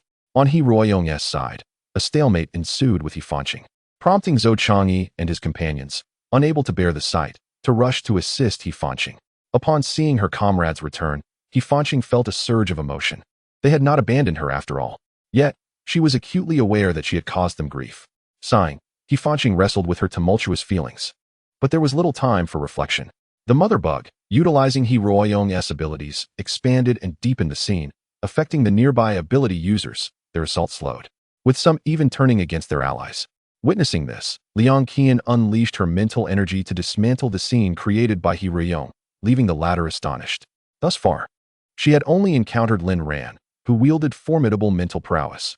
Although Liang Qian's abilities did not quite match Lin Ran's, she was nonetheless among the elite. Hiroyong, wary of her newfound adversary, redirected her attacks towards Liang Qian, precisely as Liang Qian had intended, as long as Hiroyong was distracted. Zhou Chang'e and his allies would have their chance. Seeing Hiroyong shift her focus, Zhou Chang'e and his companions unleashed a barrage of bullets into her body as if they were mere trifles. Hifanqing closed her eyes, unable to bear the sight. Already foreseeing her sister's fate, Zhou Chang'e and the others would not spare her. Their previous restraint in not killing Hiroyong had merely been out of respect for her. Now, having fused with the insects, even her own kin had no reason to spare her. Xie, having trained vigorously over the past days, had significantly enhanced her strength. Her flames now racing toward Hiroyong's form. Liang Qian, with her mind divided, relentlessly assailed Hiroyong with her mental prowess, while her flames intertwined with those of Xie, creating a fiery cord that scorched Hiroyong, causing her to leap in distress. Cursing under her breath, Hiroyong soon felt the limitations of her human form and began her transformation into a monstrous being. Her face elongated, and her already large eyes became even rounder and more exaggerated, resembling an enlarged version of a dragonfly's compound eyes, an unsightly sight indeed. Witnessing this transformation, Hifanqing's heart sank. Was her sister truly resolved to abandon her humanity? What kind of obsession had driven her to such a state? Yet, they had never crossed paths. The only encounter they shared was when they returned Lin Ran's vehicle to his home. In the past, in her letters, she had mentioned Jiang Hemming, but back then, Rome was still young. How could such deep feelings have been concealed? Even if such feelings existed, Ahi's heart was never with Rome. No matter what schemes she employed, given Ahi's character, he would never succumb to them. He had never cherished anyone to such an extent. The joys of the past had long faded with time. The depth, duration, and intensity of her sister's feelings were unfathomable to Hifanqing. Upon completing her transformation, Hiroyong charged at Liang Qian, who deftly countered her attack. Li Junyu provided assistance from the sidelines, her planned abilities ensnaring the monstrous appendages of Hiroyong, while Qian Weiran commanded the plants to join the fray. With the help of Li Junyu and Qian Weiran, the flames of Liang Qian and Xie ignited around the insect mother. However, this fire posed no threat to the already transformed Hiroyong. Her monstrous form was formidable. Although the human body had its merits, if only it weren't so feeble. Zhou Chang'e and his companions were repulsed by Hiroyong. Her heart was utterly corrupted, which explained her fusion with the insects, transforming her into such a grotesque creature. We must eliminate her, they thought. Feng Wei's metal abilities continuously targeted Hiroyong. But to their surprise, a chitinous structure sprouted from her back, producing a clanging sound upon impact. Xie felt nauseated by Hiroyong's appearance, but was powerless to alter her fate. Approaching Zhou Chang'e, she whispered, "Big guy, is there not a way to resolve this once and for all? This back and forth is futile. Even the strongest need time to recover." Hiroyong's attacks, now exponentially more potent post-transformation, were merely a delay tactic. Their abilities would inevitably wane, and they would likely become fodder for the insects. She had no desire to perish within the belly of a beast. If she were to die, she preferred a swift end rather than providing sustenance for the creatures. Zhou Chang'e suggested, "Let us first ascertain her weaknesses, then we can collaborate. Surely we will make some progress." Lin Ran and Song Huaiguang had informed them of the insect's vulnerabilities. Yet they were oblivious to any weaknesses Hiroyong might possess in her current state. Thus, they were left to explore on their own. In the midst of their conversation, Fu Yuxing's water blade penetrated Hiroyong's body, aiming to cause some damage. However, Hiroyong sensed the intrusion and forcefully expelled the water blade from within her. Her voice turned sharp and piercing. "Fool, do you think this can kill me?" Fu Yuxing had no intention of relying on his meager strength to slay a queen insect. He was merely seeking its vulnerabilities. The other supernatural beings, witnessing Hiroyong's transformation into an insect, were filled with shock and revulsion. Some had encountered such creatures before, while others had not. Those unfamiliar with insects could not help but retch. It was terrifying. Their powers surged towards Hiroyong, yet the creature remained unfazed, as if their assaults were mere tickles. Its exoskeleton bore the familiar traits of a bug, and Hiroyong sported elytra on her back, seemingly poised to take flight with a mere flick. The assaults from the supernatural beings on the ground were utterly ineffective against Hiroyong, which prompted Qin Yanjun to find the situation rather tedious. Humanity could never triumph over such beings, a pitiful lot, destined to become their sustenance and nourish their offspring. The scene on the ground was chaotic, and Feng Wei had no choice but to instruct Fu Yuxing to evacuate the injured while he pressed on. However, Hiroyong appeared to grow weary of the game and intended to return to the Star Beast. When He Fanqing saw her about to leave, he immediately blocked her path. "Erong, you cannot go. If you leave, all hope is lost." Hiroyong had no desire for human forgiveness. "Step aside, or I shall devour you whole." He Fanqing implored. "Erong, listen to me. I know you still possess some consciousness. You must counterattack swiftly. This is your body. Do not allow anyone to exploit it." Hiroyong's insect legs swept across, delivering a crushing blow to He Fanqing, nearly sending him away. "This is her plea for me to spare you. Otherwise, you are not even worthy of being a snack." He Fanqing urged. "Erong, remember your childhood with your brother. You must awaken. Come back to us." Hiroyong did not respond, continuing her assault, and He Fanqing found himself overwhelmed, sustaining multiple injuries. Chapter 134. In the stars, Hiroyong's form had fully transformed into that of an insect, her hardened exoskeleton shielding her body. He Fanqing's ice blades could not penetrate her defenses. This combat was proving arduous for He Fanqing. Was this the might of an alien creature? Indeed, humans were incomparable. Yet, it was ironic that such a creature dwelled within human forms. Liang Qian was at her wit's end. Her psychic energy could only withstand the queen insect for a mere half hour, and inflicting serious harm was a formidable challenge, leaving her feeling powerless. He Fanqing, lacking psychic abilities, was oblivious to Liang Qian's despondency and earnestly inquired, "How can we possibly kill such a thing?" No one could answer him, for they were all in the dark. Liang Qian muttered softly, "Its shell is so hard. We likely need to get close to blast it away. Or perhaps detonate it from within. It might just do the trick." She had heard Lin Ran mention this method, albeit hesitantly, as it was a last resort. Lin Ran would not resort to it unless absolutely necessary. He Fanqing overheard Liang Qian's musing, pondering the concept of self-detonation, which sounded like sacrificing one's own body as a bomb, dragging the insect down with them into oblivion. However, is it truly possible for the human body to generate such immense energy? He Fanqing was perplexed, but Hiroyong's assault was already upon him, leaving him no time to ponder this question. Lin Ran and Song Huaiguang, suspended in midair, found themselves unable to draw the starry beast beyond the surface of the planet. In desperation, they unleashed a formidable surge of mental energy, enveloping the entire globe. The starry beast finally sensed the imminent danger, clutching Qin Yanjun. Its colossal form vanished in an instant. Song Huaiguang, piloting the craft, immediately pursued, while Lin Ran hastened back to the ground. Noticing Liang Qian still engaged in combat with Hiroyong, Lin Ran urged, "Qian, ascend first. Let the siblings settle their scores."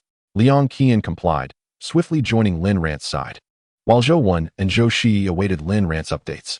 Approaching Zhou Shi, Lin Ran declared, "Uncle Zhou, Sister Wen, let us commence our journey." Understood. Lin Ran had insufficient protective gear, providing only Zhou Shi and Zhou Wen with the necessary equipment. There was no time to spare. Her farm lacked the raw materials for such protective suits, making mass production an arduous task. Once the group was prepared, Lin Ran activated the craft, ascending smoothly into the sky, where the occupants held their breath in anticipation. While still grounded, all seemed well. However, once they broke through the surface and floated in the air, it was likely that everyone would forget their training. Lin Ran had previously installed a gravity system, but had neglected to inform them. As the craft emerged from the ground, the passengers were surprised to find themselves firmly grounded rather than suspended in midair. It was only then that Lin Ran recalled, casually stating, "You can move freely within the craft. You are not restricted. I have equipped it with a gravity system." Though the craft's amenities were somewhat rudimentary compared to the Alliance's, it sufficed for their needs. Zhou Wen unfastened her seatbelt, curiously exploring the interior of the craft, discovering no hindrance whatsoever. Lin Ran, what is the principle behind this gravity system? She inquired eagerly. Lin Ran replied, "I cannot explain it in detail, but I know it functions as such. Perhaps after we vanquish the starry beast, you could dismantle it for study?" Agreed. If they could fully comprehend this gravity system, their future crafts would no longer need to worry about gravitational challenges. The craft traveled swiftly, and within merely half an hour, they ascended above the clouds, nearly breaching the surface. Yet, Lin Ran halted here, turning back to address the group. "In a moment, the craft will exit the atmosphere. Please be mindful of your bodily reactions. If anyone feels unwell, speak up beforehand. There would undoubtedly be reactions to the cosmic environment. It remained to be seen how each individual would cope. Although Song Huaiguang had undergone training, it was still a different experience from the authentic environment. Indeed, as the craft surged beyond the surface, a chorus of sounds erupted within the cabin: vomiting, headaches, tinnitus, confusion, an array of responses. This was merely a mild reaction. Lin Ran paused, granting them a moment to acclimate. Even Zhou Wen and the others found the transition into the genuine cosmic environment somewhat overwhelming. How can one articulate this sensation? It is profoundly uncomfortable, as though both the heart and mind are estranged from oneself.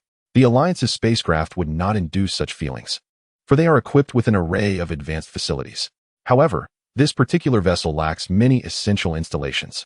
This predicament is precisely why Lin Ran and Song Huaiguang have resolved to act swiftly. Prolonged engagement would be detrimental to their cause. Pursuing the starry beast. Song Huaiguang arrived at the rear of this blue planet's moon, where the shadows concealed the creature's form. It believed itself to be well hidden.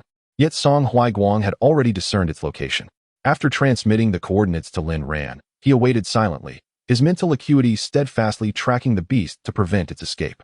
As the others began to acclimate, Lin Ran accelerated their pace, maneuvering to flank the starry beast alongside Song Huaiguang.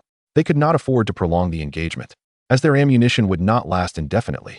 Although there is light in the starry expanse, the starry beast remained obscured behind the moon, a dark mass difficult to discern. Qin Yanjun realized that the human physique was woefully inadequate for exposure to the cosmos, compelling him to adopt a more insect-like form. Adhering to the abdomen of the starry beast, both the beast and the insect were poised for battle. Lin Ran instructed Zhou Shi and Zhou Wen to prepare themselves, emphasizing the necessity for precision. Any misfire would waste a precious shell and allow the starry beast to evade capture. With all preparations complete, Lin Ran pressed the weapon's launch button. The moment the projectile was propelled forth, her mental force surged in tandem, trailing behind the starry beast. Due to speed constraints, the projectile was ensnared by the beast's tentacles and, upon detonation, was violently flung aside. Lin Ran furrowed her brow, lamenting the squandered shot. While the others felt their hearts race in response, the explosion merely severed the creature's tentacle, which could regenerate indefinitely, rendering it invulnerable. Was it truly impossible to vanquish this monstrosity? Lin Ran established communication with Song Huaiguang. How fares your situation? Jiang Tuan, the weapon launch system of the vessel requires enhancement. Otherwise, we shall fail to hit our target, Lin Ran replied. She had previously contemplated this issue, assuming it manageable. While she could bolster speed with her mental energy, the starry beast exhibited remarkable cunning, evading direct confrontation and skillfully deflecting the projectile despite the risk of losing a tentacle. Song Huaiguang recognized this intelligence. The starry beast was far more astute than any they had encountered before. Chapter 135. No solution. Lin Ran steadied herself and discharged several smaller projectiles. However, the environmental conditions of the cosmos significantly hindered their velocity. The issue lay with the weaponry. There was no viable solution. Zhou Wen also acknowledged the gravity of this predicament. Realizing their design harbored substantial flaws, data was incomplete. Lin Ran, is it too late to make improvements now? Lin Ran shook her head. If we return to the surface and ascend again, the starry beast will have long since vanished. She continued, if necessary. We could maneuver the vessel to the nearest location. Though perilous, it would significantly enhance our accuracy. Zhou Wen replied, it ultimately boils down to a lack of technological prowess. Lin Ran encouraged, dwelling on this is futile.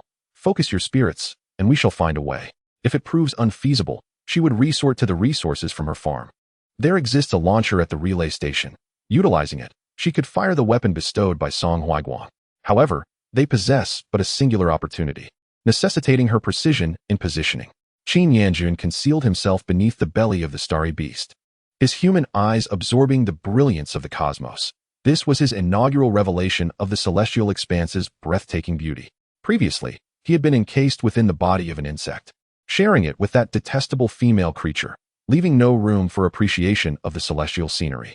Yet human eyes are adept at discerning beauty. At this moment, he beheld a splendor worthy of eternal remembrance.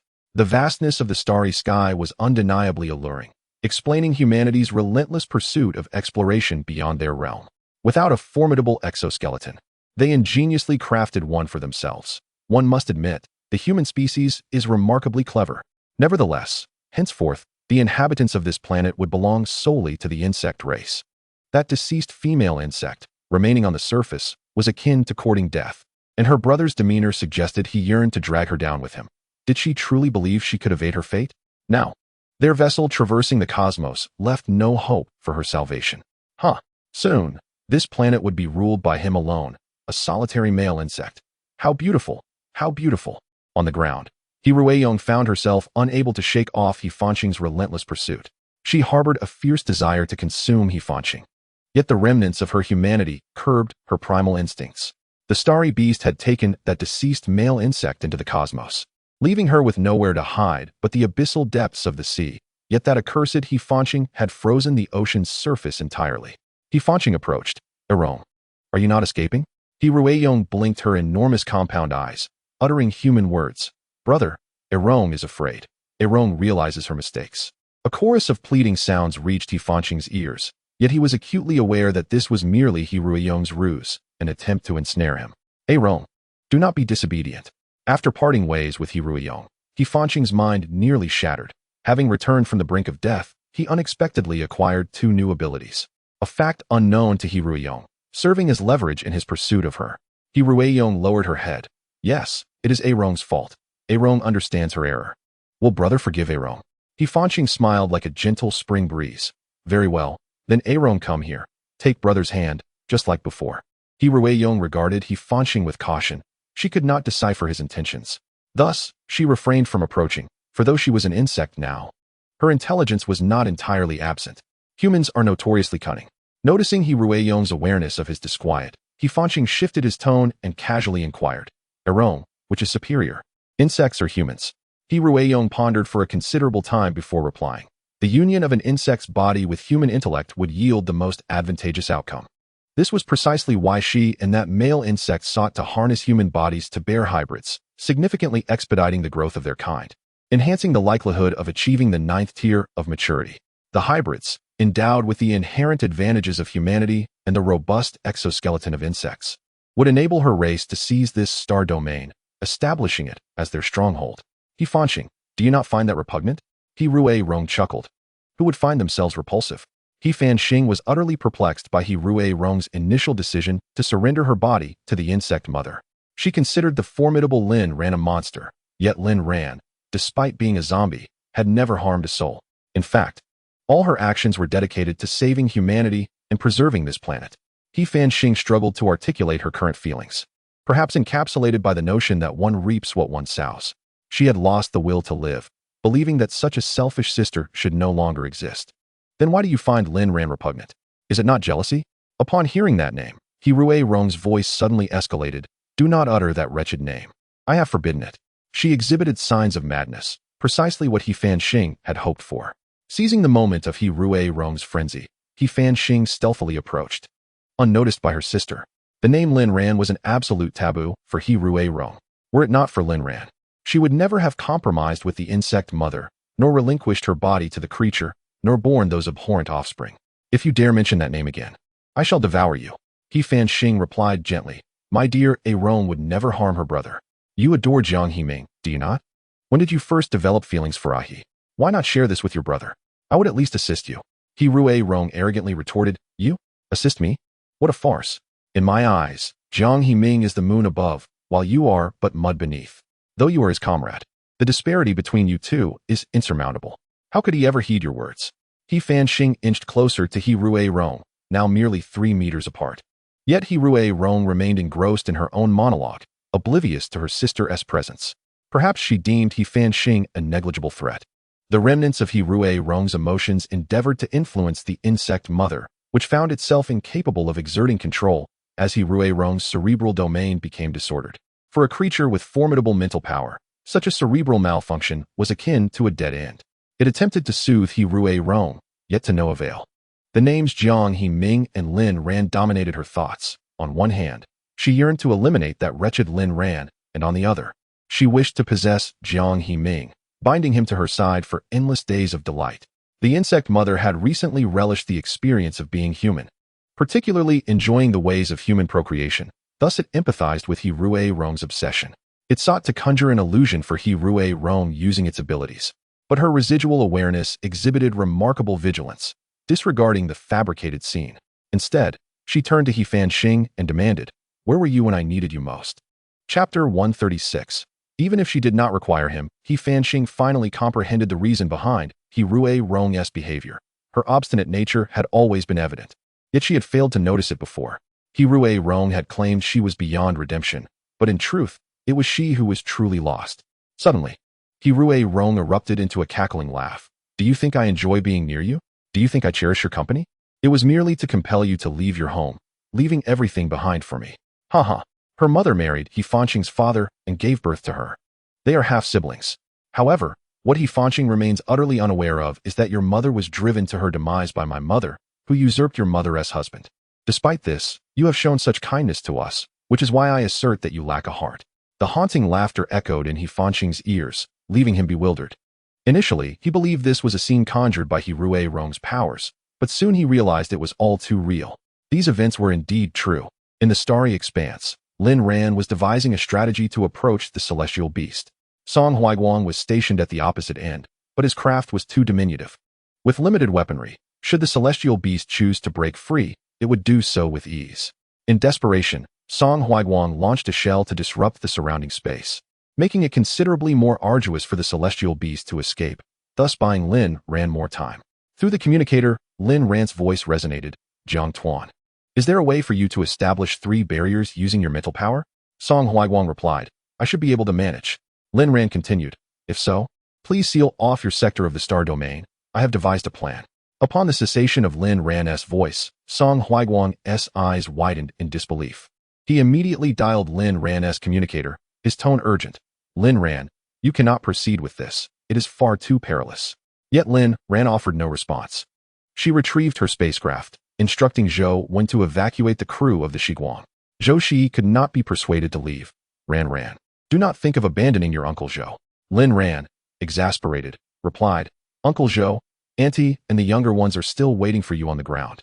Accompanying me could lead to grave misfortune." But Zhou Shi was resolute. "No, I cannot depart. I cannot allow you to bear all of this alone." Lin Ran countered, "But Yan and Junyu are here. I am not alone." To Zhou Shi, "You all remain children, and such burdens should not fall upon you." He yearned to be a hero as well. Since Lin Ran had instructed Zhou when to take everyone away, it was evident she was prepared for the worst. In the apocalyptic times, he had failed to protect Lin Ran, and now at this critical juncture, if he were to abandon her, he would surely face his wife's reproach for lacking manly valor. If death was to come, let it be in a worthy manner. He trusted that his children and wife would understand. Lin Ran asserted, "Uncle Zhou, I am not seeking death. I merely wish to draw closer to the celestial beast, thus enhancing my accuracy." She valued her life dearly. Moreover, she was not alone, as she had Liang Qian and the others with her, and she could not afford to take such monumental risks. Her intent was to minimize losses. Sending them away was a means to conserve energy. And should the celestial beast attempt to flee to the ground, with Zhou Wen and the others present, it would not succeed. Unable to persuade Zhou Shi to leave, Lin Ran resolved to let him stay. Zhou Wen did not return to the ground, but instead followed Lin Ran's instructions to halt near the atmospheric layer. The powers of the ability users were unleashed, weaving a net that enveloped the entire planet. Should the celestial beast attempt to veer off course, it would fall into their trap. When the time comes, utilizing the abilities of the psychics will surely give the starry beast a run for its money. Once everything was prepared, Lin Ran accelerated the spacecraft to its maximum speed. The starry beast, observing the approaching vessel, cautiously retreated a few paces. Its tentacles suddenly elongated, attempting to ensnare Lin Ran's craft. However, Lin Ran's piloting skills were remarkably adept, allowing her to evade the creature's grasp and position herself within its encircling tendrils. A perfect range for attack. After arranging everything in the cosmos, Song Huiguang entrusted the spacecraft to a robot and donned his protective armor, exiting the vessel. He could not permit Lin Ran to take such risks alone. In this moment, he yearned to be by her side, even if she did not require his presence. He Ruiyong seemed eager to unveil the secrets she harbored. When the apocalypse descended, my parents sought to devour me.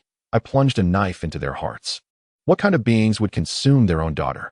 He Fanxing's heart skipped a beat as he inhaled deeply. And there's more. Today, let us clarify our feelings.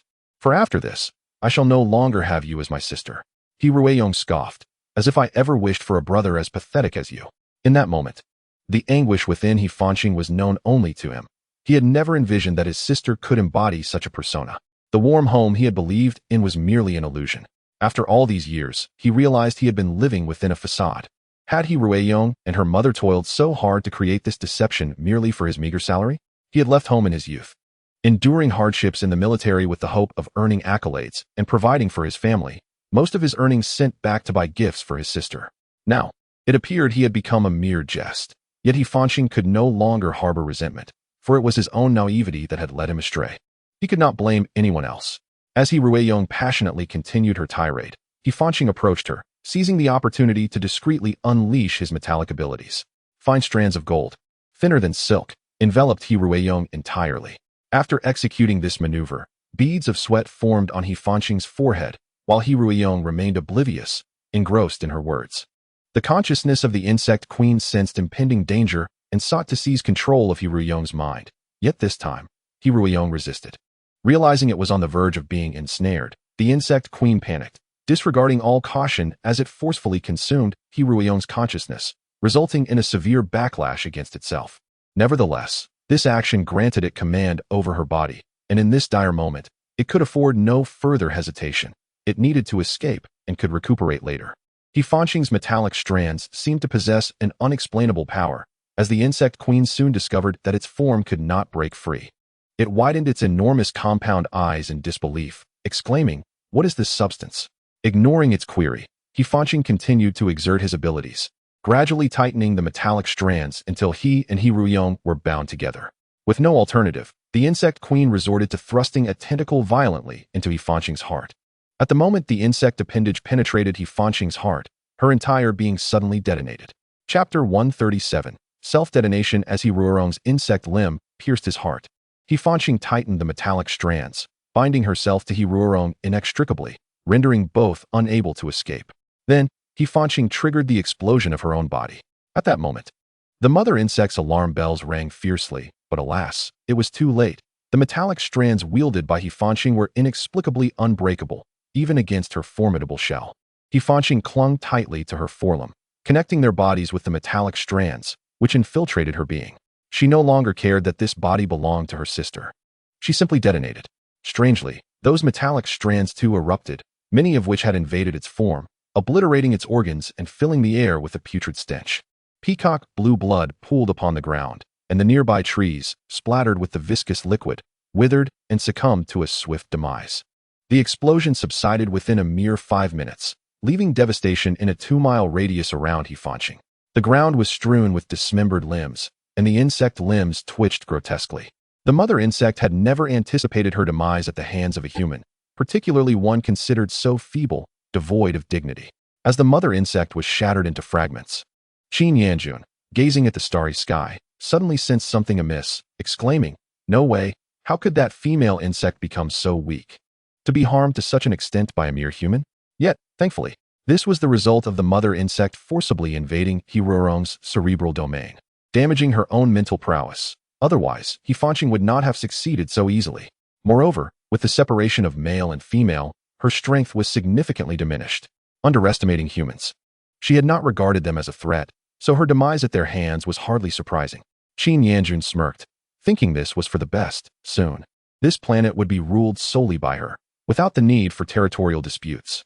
How amusing it was that the self-important female insect perished without leaving a single spawn behind. In the end, he was the victor. Lin Ran sensed the tremors in the ground, recalling Fanqing and Rueyong. Her instinct told her that Fanqing had done something. Yet this was a choice made by Fanqing herself. She had kept Rueyong on the surface to prevent the two insects from merging. Without their fusion, their strength would be vastly disparate, making them easier to handle. The mother insect must have been dazed by something to abandon her own body. It was difficult to fathom her reasoning. However, this provided them with a moment of respite and the opportunity to eliminate the mother insect.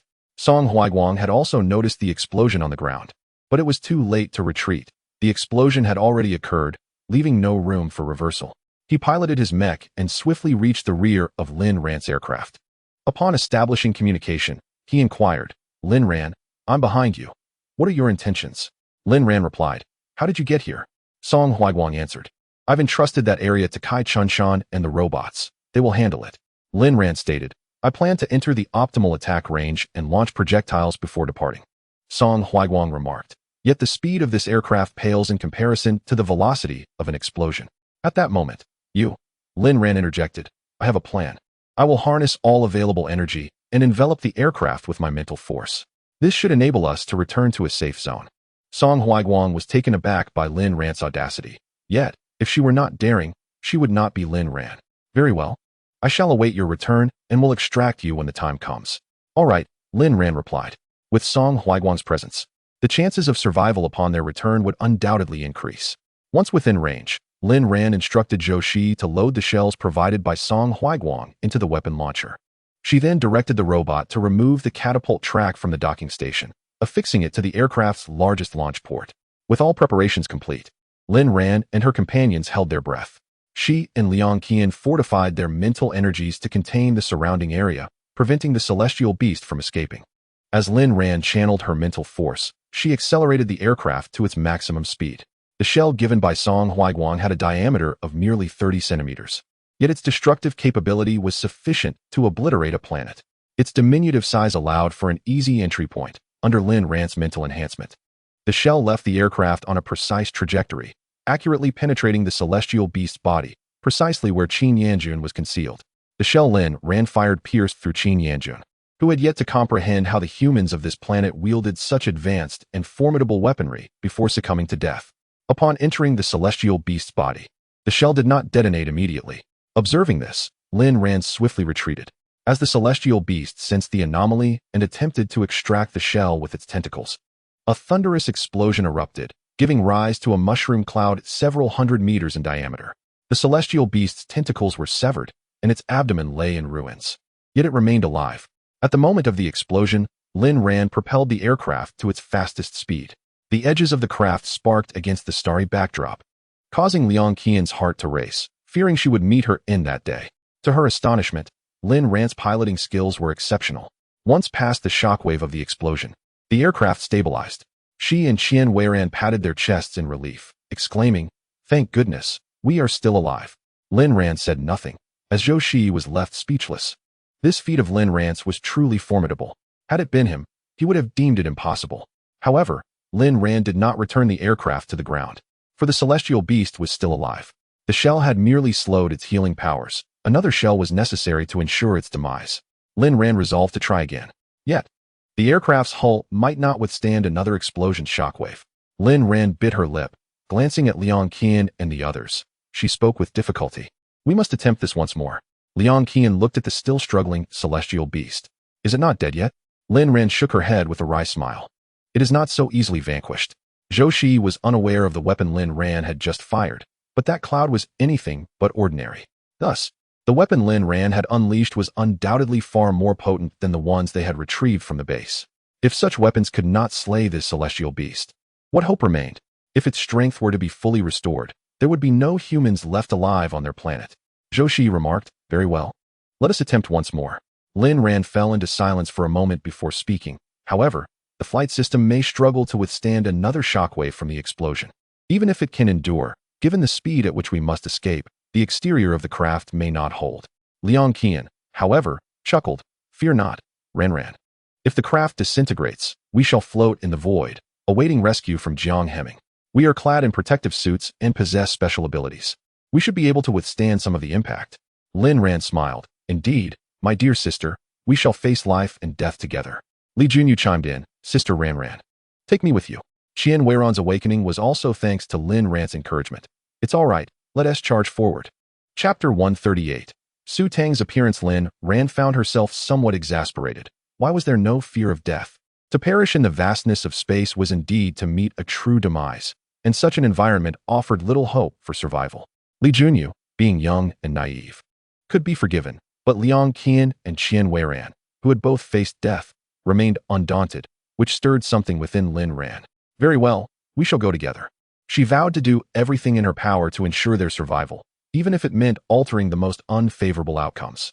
The exterior of the craft had sustained considerable damage during their previous escape, compelling Lin Ran to advance with utmost caution. Song Huiguang followed closely in his mech, while Kai Chunshan and the others brought their crafts along. Upon departing his vehicle, Song Huiguang left instructions for the robotic pilot to fire the cannons once they reached a suitable position, provided they avoided human targets. After finding the right spot, Lin Ran steadied the craft. If they had a starship, the process would have been far less troublesome, as the weaponry would function flawlessly. For now, she had to make do. The ejection system she had dismantled should support the launch of 3 shells. Success or failure hinged on this moment. Under Lin Ran's insistence, Liang Qian and the others donned their space suits, which were layered with protective gear she provided. The mother planet's space suits would offer some degree of shielding against cosmic radiation, ensuring that even if Liang Qian and the others fell into the void, the damage sustained would not be catastrophic. Once everything was prepared, Lin Ran took a deep breath and pressed the weapon launch button. 3 shells were ejected from their respective ports, and the formidable mental energy of Song Huaiguang merged with Lin Ran's, pinning the celestial beast firmly in place. Qin Yanjun, seeing the shells hurtling towards him, shouted, You must flee. This is a death sentence. I do not wish to die." Yet the colossal form of the celestial beast remained unmoving.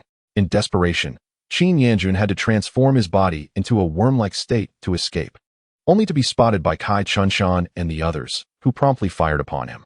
It must be said that this creature lacked intelligence, despite its formidable power when merged. It foolishly chose to separate and linger near humans, effectively courting its demise.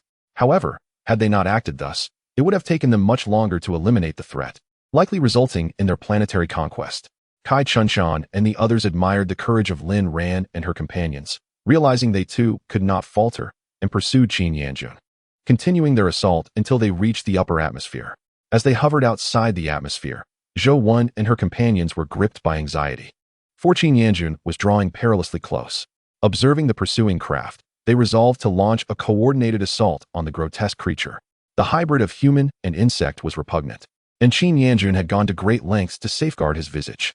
His insect limbs shielded his face, and when projectiles struck him, severing those appendages, he utilized his healing abilities to restore them, regrowing new ones to continue his defense. This back and forth transpired multiple times, despite depleting his powers. His relentless pursuers showed no signs of yielding, unleashing an unending barrage of ammunition upon him. With no other recourse, Qin Yanjun resorted to using his own body as a weapon against Kai Chunshan and his craft. However, controlled by robots, they outpaced him, and with Zhou Wen's group also launching their own attacks, he found himself caught between 2 fronts, uncertain where to strike first. In that moment, he recalled the formidable strength he had experienced while merged with the female insect, astonished at the disparity in power once they separated. Qin Yanjun plummeted swiftly, intent on penetrating the atmosphere and returning to the ground, fervently wishing to reunite with the female insect. Otherwise, he would be unable to contend with these superhuman adversaries. Zhou Wen and her team had woven several traps in the upper atmosphere, including layers of ice, flames, and tumultuous clouds crackling with lightning. Even if he managed to reach the surface, he would emerge battered and bruised. His singular focus was to return to the ground. Although the female insect had been blasted away, if he could swiftly locate her brain domain and merge once more, they would regain their formidable might. This ability was inherent to their kind, yet it necessitated a union of both male and female. As for the female insect, why insist on a deadly rivalry when capitulation could yield mutual benefit? As Qin Yanjun traversed the inferno, he shed considerable amounts of his exoskeleton, his painstakingly nurtured body suffering from the relentless assaults of fire, ice, and electricity, resulting in visible fissures. He gritted his teeth and persevered. Zhou Wen and her companions, astonished that the creature still lived despite its trials, watched as he sped through the flames and ice, enduring the torment of lightning. But upon reaching the ground, he was still able to move. Zhou Wen and her team descended, no longer concerned for Lin Ran and the others still amidst the cosmos. Upon landing, Qin Yanjun struggled to drag his battered form in search of the female insect, only to realize he had miscalculated. His return point was considerably distant from where the female had been blasted by Yifanqing. Surrounded by Zhou Wen's group, his powers ensnared, Qin Yanjun regarded them with a cold smirk. "If you value this planet, I dare you to proceed. Should you self-destruct, why would I not?" The ability users exchanged uncertain glances, at a loss for their next move. At that moment, upon hearing the commotion from above, Su Tang arrived with her own team, fortuitously positioned in that direction. After fleeing, Su Tang had assembled a group. They were unaware of her past, her lineage, or her ties to the Loncong laboratory. Yet they were in awe of her formidable prowess. Upon spotting the grotesque hybrid of human and insect on the ground, Su Tang's heart leapt with joy. Finding this creature could lead her to her parents. This male insect must mean the female was nearby, and with such an aesthetically intriguing form. She wondered what significant discoveries might arise from further examination. Su Tang resolutely decided to collaborate with others to bind Qin Yanjun. This unfortunate individual, who had narrowly escaped one peril only to fall into another, found himself in a dire predicament. Zhou Wen, not anticipating that someone would capture Qin Yanjun before her, stepped forward to negotiate with Su Tang. "Greetings, this creature is our long-pursued foe. Might you consider handing him over to us?" Su Tang's tone was decidedly unfriendly, brimming with hostility. "What purpose does he serve for you?" Zhou Wen, perplexed by Su Tang's animosity, revealed Qin Yanjun's identity, which only deepened Su Tang's resolve not to relinquish him. It is utterly impossible for a human body to traverse the cosmos without any protective gear. Yet Qin Yanjun had achieved this feat, thanks to his formidable exoskeleton. Su Tang was convinced that a thorough study of his shell could lead to groundbreaking technological advancements. Thus she would never let him go. Zhou Wen was taken aback by Su Tang's unreasonable demeanor. Who could tell what further schemes this creature might have? There was a genuine concern about being manipulated. However, Su Tang was not one to heed Zhou Wen's warnings. If she were, she would not be Su Tang. Moreover, she intended to utilize Qin Yanjun to locate the female creature. Although Zhou Wen had a sizable entourage, she wished to avoid conflict with her own people and could only speak politely. Yet, despite her earnest entreaties, Su Tang remained unmoved, her expression one of palpable impatience. "Enough. I am quite occupied and have no time for this verbal sparring." Chapter 139. Lin Ran disappears. At this critical juncture, Lin Ran was in a race against time. The spacecraft had reached its optimal position, with only minutes remaining until weapon deployment. Song Huaiguang's heart raced as he observed the significant damage to the spacecraft's exterior. Whether Lin Ran could endure was uncertain, and even if she managed to hold on, the occupants would surely be ejected. He feared he might not arrive in time to offer assistance. Once the spacecraft was stabilized, Lin Ran commenced operations, with the weapon fully loaded and acceleration complete. She urged her team, "Are we all prepared? I am about to press the launch button." A resounding affirmation echoed back to her. "Ready." Silently counting to 3, Lin Ran pressed the launch button while deftly maneuvering the spacecraft, tilting it away from its original position. The rapid acceleration caused the outer shell of the spacecraft to begin disintegrating. Inside, due to the extensive damage, even at maximum speed, Lin Ran could not evade the explosive shockwave. A violent tremor shook the vessel, signaling that something had gone awry. Gritting her teeth, she steered the spacecraft outward, determined to buy time for her companions. Zhou Shi broke into a sweat, his heart racing to his throat. Suddenly, he found himself suspended in midair, surrounded by debris floating chaotically. In a panic, he grasped a piece of metal, glancing back in search of Liang Qian and the others. But they were nowhere to be seen. Behind him, a mushroom cloud loomed silently against the starry backdrop, and both Lin Ran and the celestial beast had vanished. Liang Qian pushed aside the metal fragments obscuring her, momentarily disoriented. She attempted to walk, but realized she was floating, utterly unable to exert any force. The sounds emanating from her could only be heard by her alone. Liang Qian was in a state of desperation as she searched for Lin Ran, her hands frantically sifting through debris, yet she could not glimpse a trace of Lin Ran. Moreover, Song Huaiguang was nowhere to be found. Panic gripped Liang Qian's heart. After what felt like an eternity, she finally spotted Zhou Shi, who was struggling to maneuver a metal panel. It took them a good 10 minutes to reunite. However, they could not remove their protective masks to speak, so they resorted to gesturing, ultimately understanding that neither had located Lin Ran. They were left to linger together, with Qian Weiran also missing, as was Li Junyu, which caused Liang Qian great concern for their safety. At last, Kai Chunshan arrived, rescuing Liang Qian and Zhou Shi into the aircraft. Following a thorough disinfection, they removed their protective suits and inquired whether Kai Chunshan had seen Jiang Hemming, Lin Ran, or Li Junyu. Kai Chunshan shook his head. The aircraft surveillance had not captured any sign of them, and he had searched thoroughly upon arrival. It was as if these three had vanished without a trace. Liang Qian's heart plummeted. "Lin Ran, please be safe." In the instant of the explosion, Song Huaiguang had sensed the aircraft disintegrating and hurried to its location, erecting a psychic barrier to intercept the shockwave of the explosion, at the cost of sustaining injuries himself. As Lin Ran fell from the aircraft, she initially spotted Li Junyu and the others unharmed, allowing her to breathe a sigh of relief before turning to assist Song Huaiguang. However, she was unable to reach him, and together they plummeted into the nebula formed by the violent explosion. The surface of the nebula was solid. Upon landing, Lin Ran swiftly checked on Song Huaiguang, who was frowning and unresponsive. It appeared he had overexerted his mental energy, and would require a significant amount of time to recuperate. Without hesitation, Lin Ran retrieved a restorative potion from her space and administered it to him. Noticing his breathing steady, she probed his cerebral domain with her psychic energy and found no signs of damage, which relieved her. They could only wait for him to awaken on his own. With nothing else to occupy her, Lin Ran tended to her farm, having drawn out a portion of her robots, leaving only a few to manage the land. The harvest was plentiful, albeit the work would be slow. Time in the starry expanse seemed to stretch endlessly until, at last, Song Huiguang opened his eyes. Upon seeing Lin Ran, his expression brightened. "Lin Ran, are you all right?" Lin Ran replied calmly, "You mustn't be so reckless in the future. It is far too dangerous." Song Huiguang smiled. "I promised I would protect you to the best of my ability." Lin Ran countered, "But this is too much of a gamble." Song Huiguang reassured her, "But look, I am unscathed, and my mental energy has fully recovered." Lin Ran found herself at a loss for words. "Well, as long as you are fine, we should focus on how to leave this place." Song Huiguang asked, "Oh, do you have another aircraft?" Lin Ran confirmed, "I do. It's in my space." Curiously, Song Huiguang inquired, "Your farm didn't come along, did it?" Lin Ran nodded. "Indeed, it did." No wonder she was so unconcerned. She had invested so much effort into that farm, which was equipped with comprehensive facilities. After some contemplation, Song Huiguang resolved to clarify his own matters with Lin Ran. "Lin Ran, I am Song Huiguang." Lin Ran was taken aback. "I know you are Song Huiguang." Song Huiguang maintained a smile at the corner of his lips. "But I am also Jiang Hemming." "What?" Lin Ran suddenly looked up. "Are you saying you are Song Huiguang, yet also Jiang Hemming?" Song Huiguang, indeed. Lin Ran recalled that during the explosion, when she traversed, Jiang Hemming had reached out to her. It was likely he perished in the explosion. Song Huiguang's words validated her suspicion.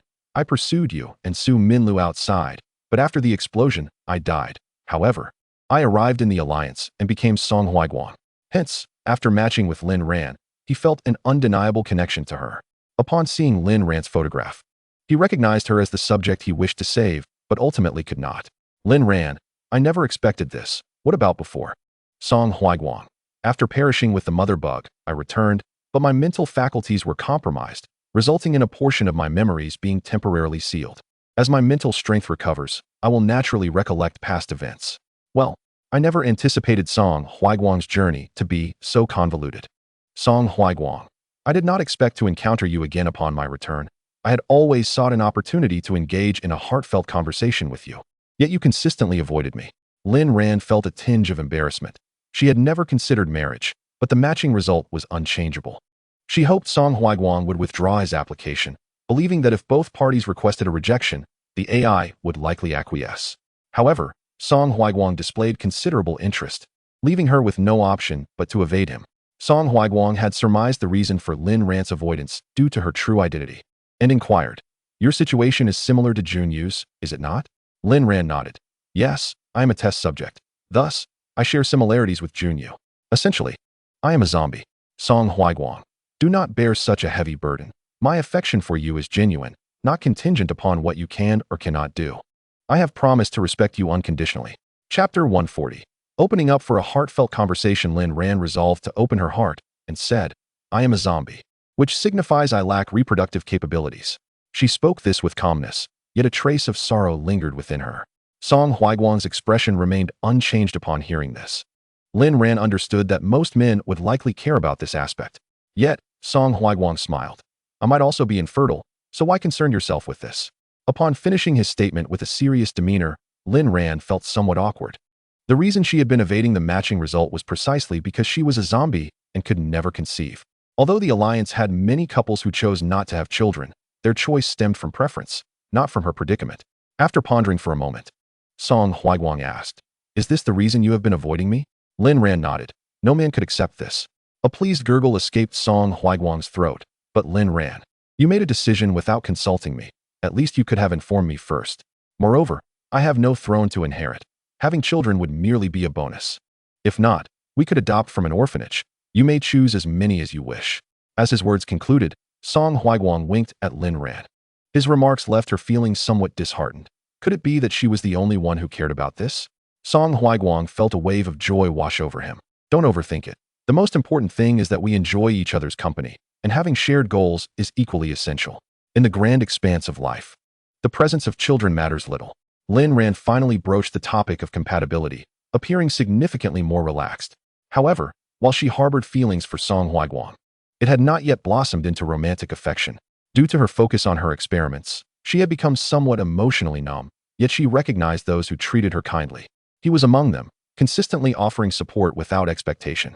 Others like Li Yunhai, Zhou Shi, and Liang Qian also treated her well. But their sentiments belonged to a different emotional realm. Love was an experience Lin Ran had yet to encounter, leaving her uncertain of its true nature.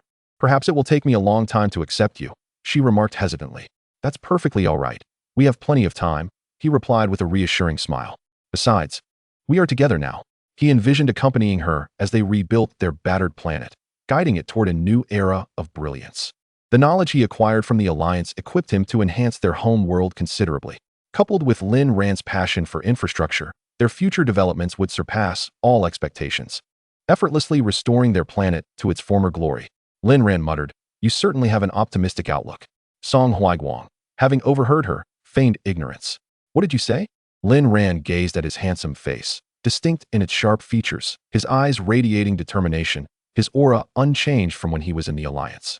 They needed to strategize their return and seek out Junyu and the others. "I still have one spatial node left, though I'm uncertain of its contents." Song Huaiguang produced the item, a gift from his father in the alliance, said to have been passed to him by someone. Lin Ran fell silent upon seeing it. For this spatial node was one she had sent away. Rumors of prolonged conflict had prompted her to donate supplies to the alliance, and this node contained weaponry, nutritional agents, and protective gear, all in vast quantities. Noticing Lin Ran's peculiar expression, Song Huaiguang inquired, "Could this spatial node belong to you?" She nodded and recounted the story, perplexed as to why it had ended up in his father's possession.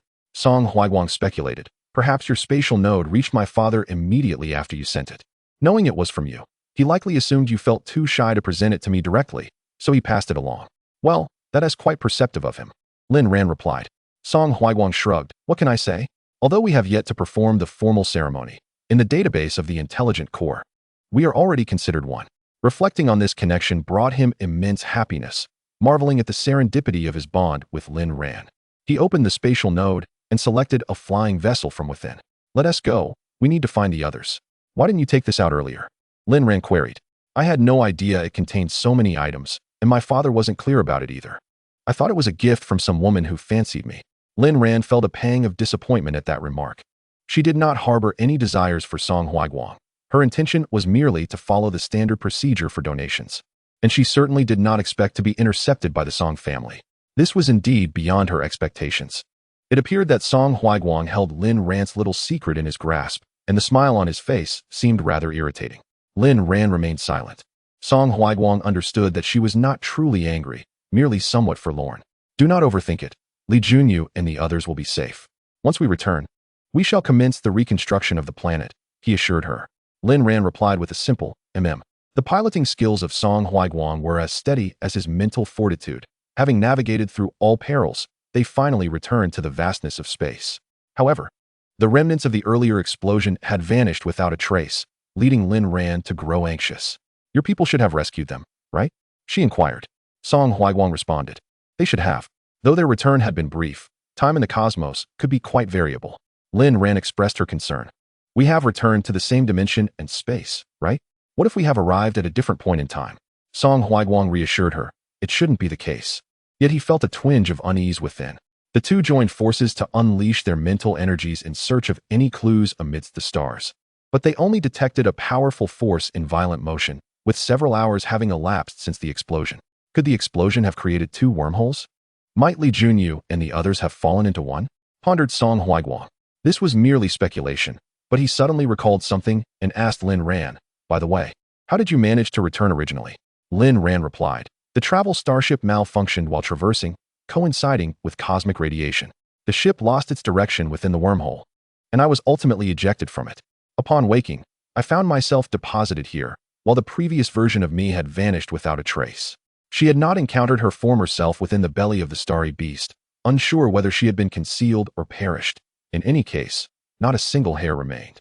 Lin Ran decided not to dwell on it. Even before the apocalypse, her strength was not insignificant, and as long as she remained vigilant, survival should not pose a problem.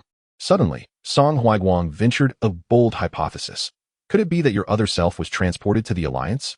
Lin Ran furrowed her brow. Then I would have to start from scratch again. What a hassle. Song Huaiguang reassured her. Regardless, she is not you, and I can discern that. Lin Ran closed her eyes, searching for the presence of Li Junyu, but to no avail. Instead, she detected lingering traces of Zhou Shi and Liang Qian. Chapter 141. The tomb of the attire. Lin Ran was worried that Li Junyu and Qian Weiran might have encountered misfortune. She sensed the energy of the two wormholes. But now that they had disappeared, how could she locate them if Li Junyu and Qian Weiran happened to have fallen into one? This posed quite the dilemma. Lin Ran and Song Huaiguang piloted their craft, surveying the nearby star fields. Undeterred, they made another circuit and finally stumbled upon Qian Weiran, disheveled and covered in dust. In a hidden corner, her protective suit had sustained several rips, but fortunately, her visor remained intact, preventing her from suffocating. Song Huaiguang released the tether, pulling Qian Weiran into the spacecraft. Lin Ran wielded a disinfectant gun, bestowing upon her a thorough cleansing, before assisting her into a pristine protective suit. Qian Weiran enveloped Lin Ran in a heartfelt embrace, exclaiming, "Sister, it's truly wonderful to see you alive." Lin Ran inquired, "What is this? Have you come to terms with your fate, no longer wishing for death?" Qian Weiran nodded emphatically. "I must carry on for the sake of my parents." Although she had taken their lives, the weight of that sin would forever accompany her until her last breath. Lin Ran affirmed, "Indeed, that is the right mindset. By the way, have you seen Junyu?" Qian Weiran responded in surprise. "Huh? She isn't with you?" Lin Ran shook her head. Despite Song Huaiguang piloting the craft into distant star realms, they had yet to locate her. Lin Ran felt a heaviness settle in her heart. While Li Junyu's life should be safe, if she had fallen into a wormhole, to where might she be transported? Song Huaiguang had led the mother worm into the wormhole, meeting a shared demise, yet he returned. Lin Ran hoped fervently that Junyu had been sent to a tranquil realm, free from apocalypses, disasters, and wars. With no alternative, Lin Ran and Song Huaiguang returned to the surface, both wishing for Li Junyu's safe return. After their departure from the starry expanse, a massive vortex suddenly emerged at the site of the previous explosion, spiraling faster, swiftly engulfing two figures until they vanished from sight. Upon returning to the ground, the trio discovered Zhou Shi and Liang Qian had been rescued by Kai Chunshan and others. They were recovering. A solitary source of joy for Lin Ran. Upon seeing Lin Ran, Liang Qian rushed over, embracing her tightly. "You scared me to death. I thought I'd never see you again. I'm so relieved." "Yes, all is well. What is the situation on the ground?" Lin Ran inquired. Fu Yuxing replied. "We haven't seen Zhou Wan and the others. They've been pursuing Qin Yanjun back to the surface. They're likely a short distance from our location." Lin Ran could still sense the remnants of the self-detonation. She never anticipated that He Fanqing would choose such a path. It seemed he had come to a definitive understanding. Whether one is a monster or not is inconsequential. She had never harmed anyone. The vivid scenario involving He Ruoyong had driven He Fanqing to confusion, a reflection of his own wavering resolve, and had nothing to do with her. In contrast, Kai Chunshan and the others were profoundly affected by He Fanqing's demise. Having been comrades for many years, they were familiar with his character, yet he had a sister like that, which undoubtedly led to his tragic fate. As for Lin Ran, she bore no blame. On the contrary, her actions were something none of Kai Chunshan and the others could undertake. Such an individual deserved respect. Whether she was a zombie or not, she was genuinely striving for humanity's sake. Others might have chosen to disengage, but perhaps her identity rendered such a choice impossible for her. In silence, Kai Chunshan and the others constructed a symbolic grave for He Fanqing, standing straight as they rendered him a military salute. The area, now shrouded in darkness from the explosion, resembled a lifeless void. Kai Chunshan and his companions were acutely aware that, had it not been for He Fanqing's self-sacrifice, He Ruoyong would not have perished, allowing the infestation to take root on their planet, potentially thriving indefinitely. Fortunately, the only remnants of the creatures now lay buried beneath the earth and deep within the ocean, eggs waiting to be eradicated once they concluded their immediate endeavors, paving the way for a tranquil reconstruction of their world. Upon witnessing the completion of He Fanqing's memorial, Lin Ran retrieved a bouquet of white nebula daisies from her space, a distinguished honor bestowed upon fallen warriors of the Alliance, symbolizing bravery and purity. She placed the flowers before the memorial, sighed softly, and departed in silence. Some individuals and their actions defy clear moral judgment. Although He Fanqing's path had diverged from her expectations, her sacrifice led to He Ruoyong's demise, thus rendering her a heroine. He Fanqing had contributed to both the planet and humanity, and any personal grievances she harbored were of little consequence. Had it truly escalated, she could have quietly eliminated Hefanching or confined her to her own space to perish alone. Yet, fate did not unfold in that manner. Upon Hefanching's awakening, Lin Ran felt an inexplicable sense of relief. After Lin Ran left, Kai Chunshan and the others approached the gravestone, gently caressing its surface, silently bidding farewell to Hefanching. They never anticipated such a heroic end to his life. The ground was littered with shattered fragments, rendering it impossible to discern which belonged to Hefanching and which to He Ruyong. Not a single bone remained of Hefanching, his body reduced to mere remnants. Was this his self-imposed punishment? Perhaps so. Kai Chunshan and his comrades could not find answers, only the echo of a sigh, as they reaffirmed their respect for this fallen comrade. He was undeniably a soldier, always had been, and would forever remain their ally. Song Huaiguang held great admiration for such a person. Despite his stubbornness and past mistakes, he had not wrought an irreparable outcome. Rather, it was he who faced the consequences of his errors, ultimately choosing to perish alongside his sister. Although He Ruyong had lent her body to the mother worm, Song Huaiguang understood that a fragment of her consciousness lingered. Thus, in a certain sense, he had indeed taken the life of his malevolent sister with his own hands. With a salute to Hefanching's gravestone, Song Huaiguang stood in solemn tribute.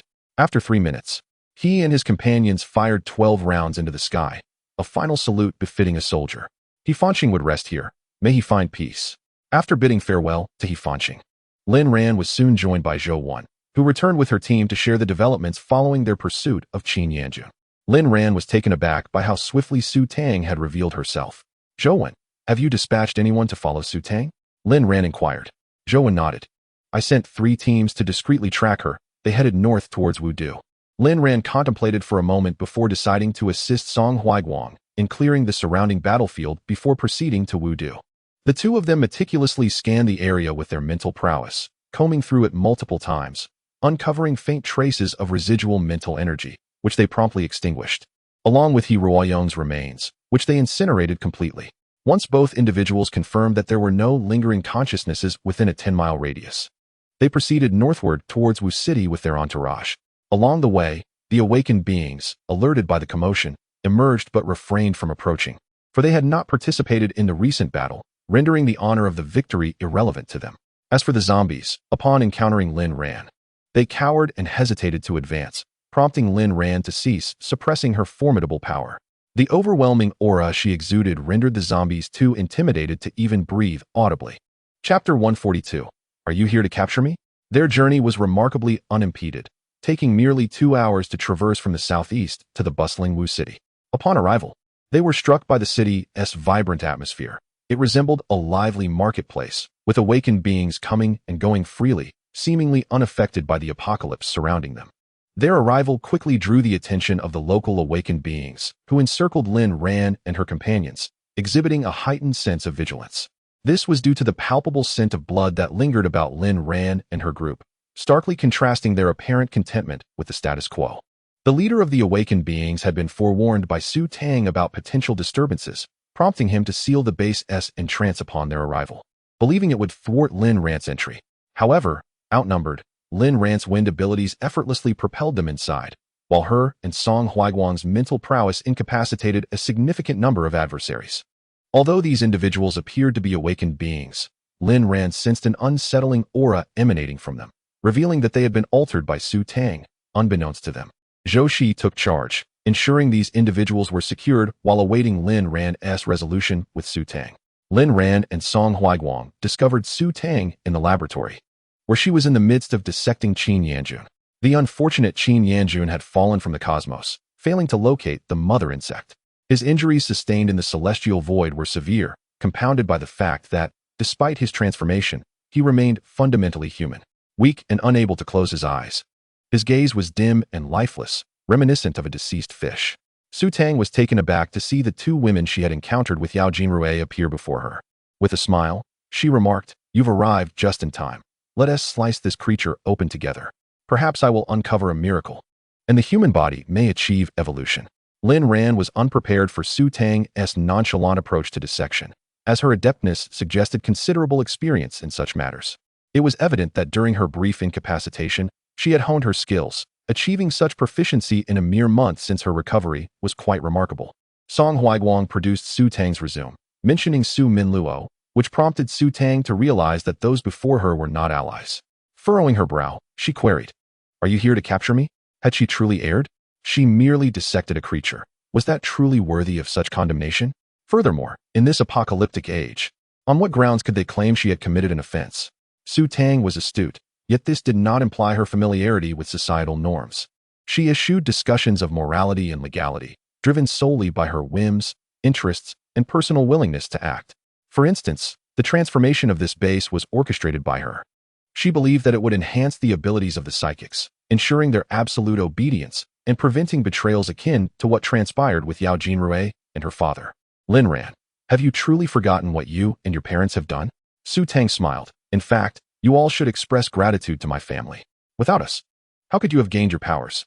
Su Tang felt a sense of pride in her role, believing their family had ushered in a new era. Albeit through a rather harrowing process, the outcome was ultimately favorable. The others present found it hard to accept that such calamity stemmed from the hands of a charming and beautiful woman. Moreover, her tone was disturbingly casual, as if she were simply inquiring if one had eaten that day. Lin Ran, you incited Yao Jinrui and others to slay psychics for their cores, all to restore yourself. And you think there is nothing wrong with that? Su Tang replied, when you find yourself confined to a wheelchair, then we can discuss this.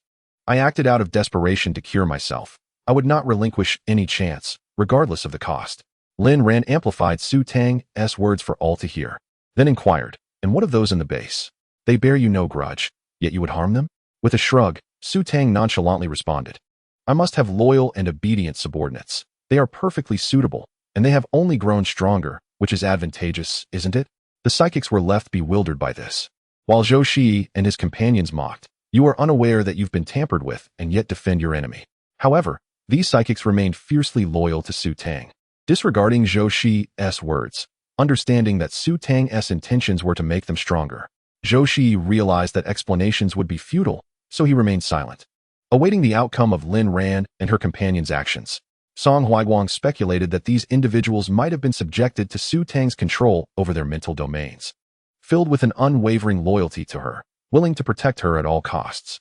Soon, the area around Zhou Shi transformed into a battlefield, as these psychics resisted any attempts to capture Su Tang. Seeing Su Tang in such a state, Lin Ran decided against holding back.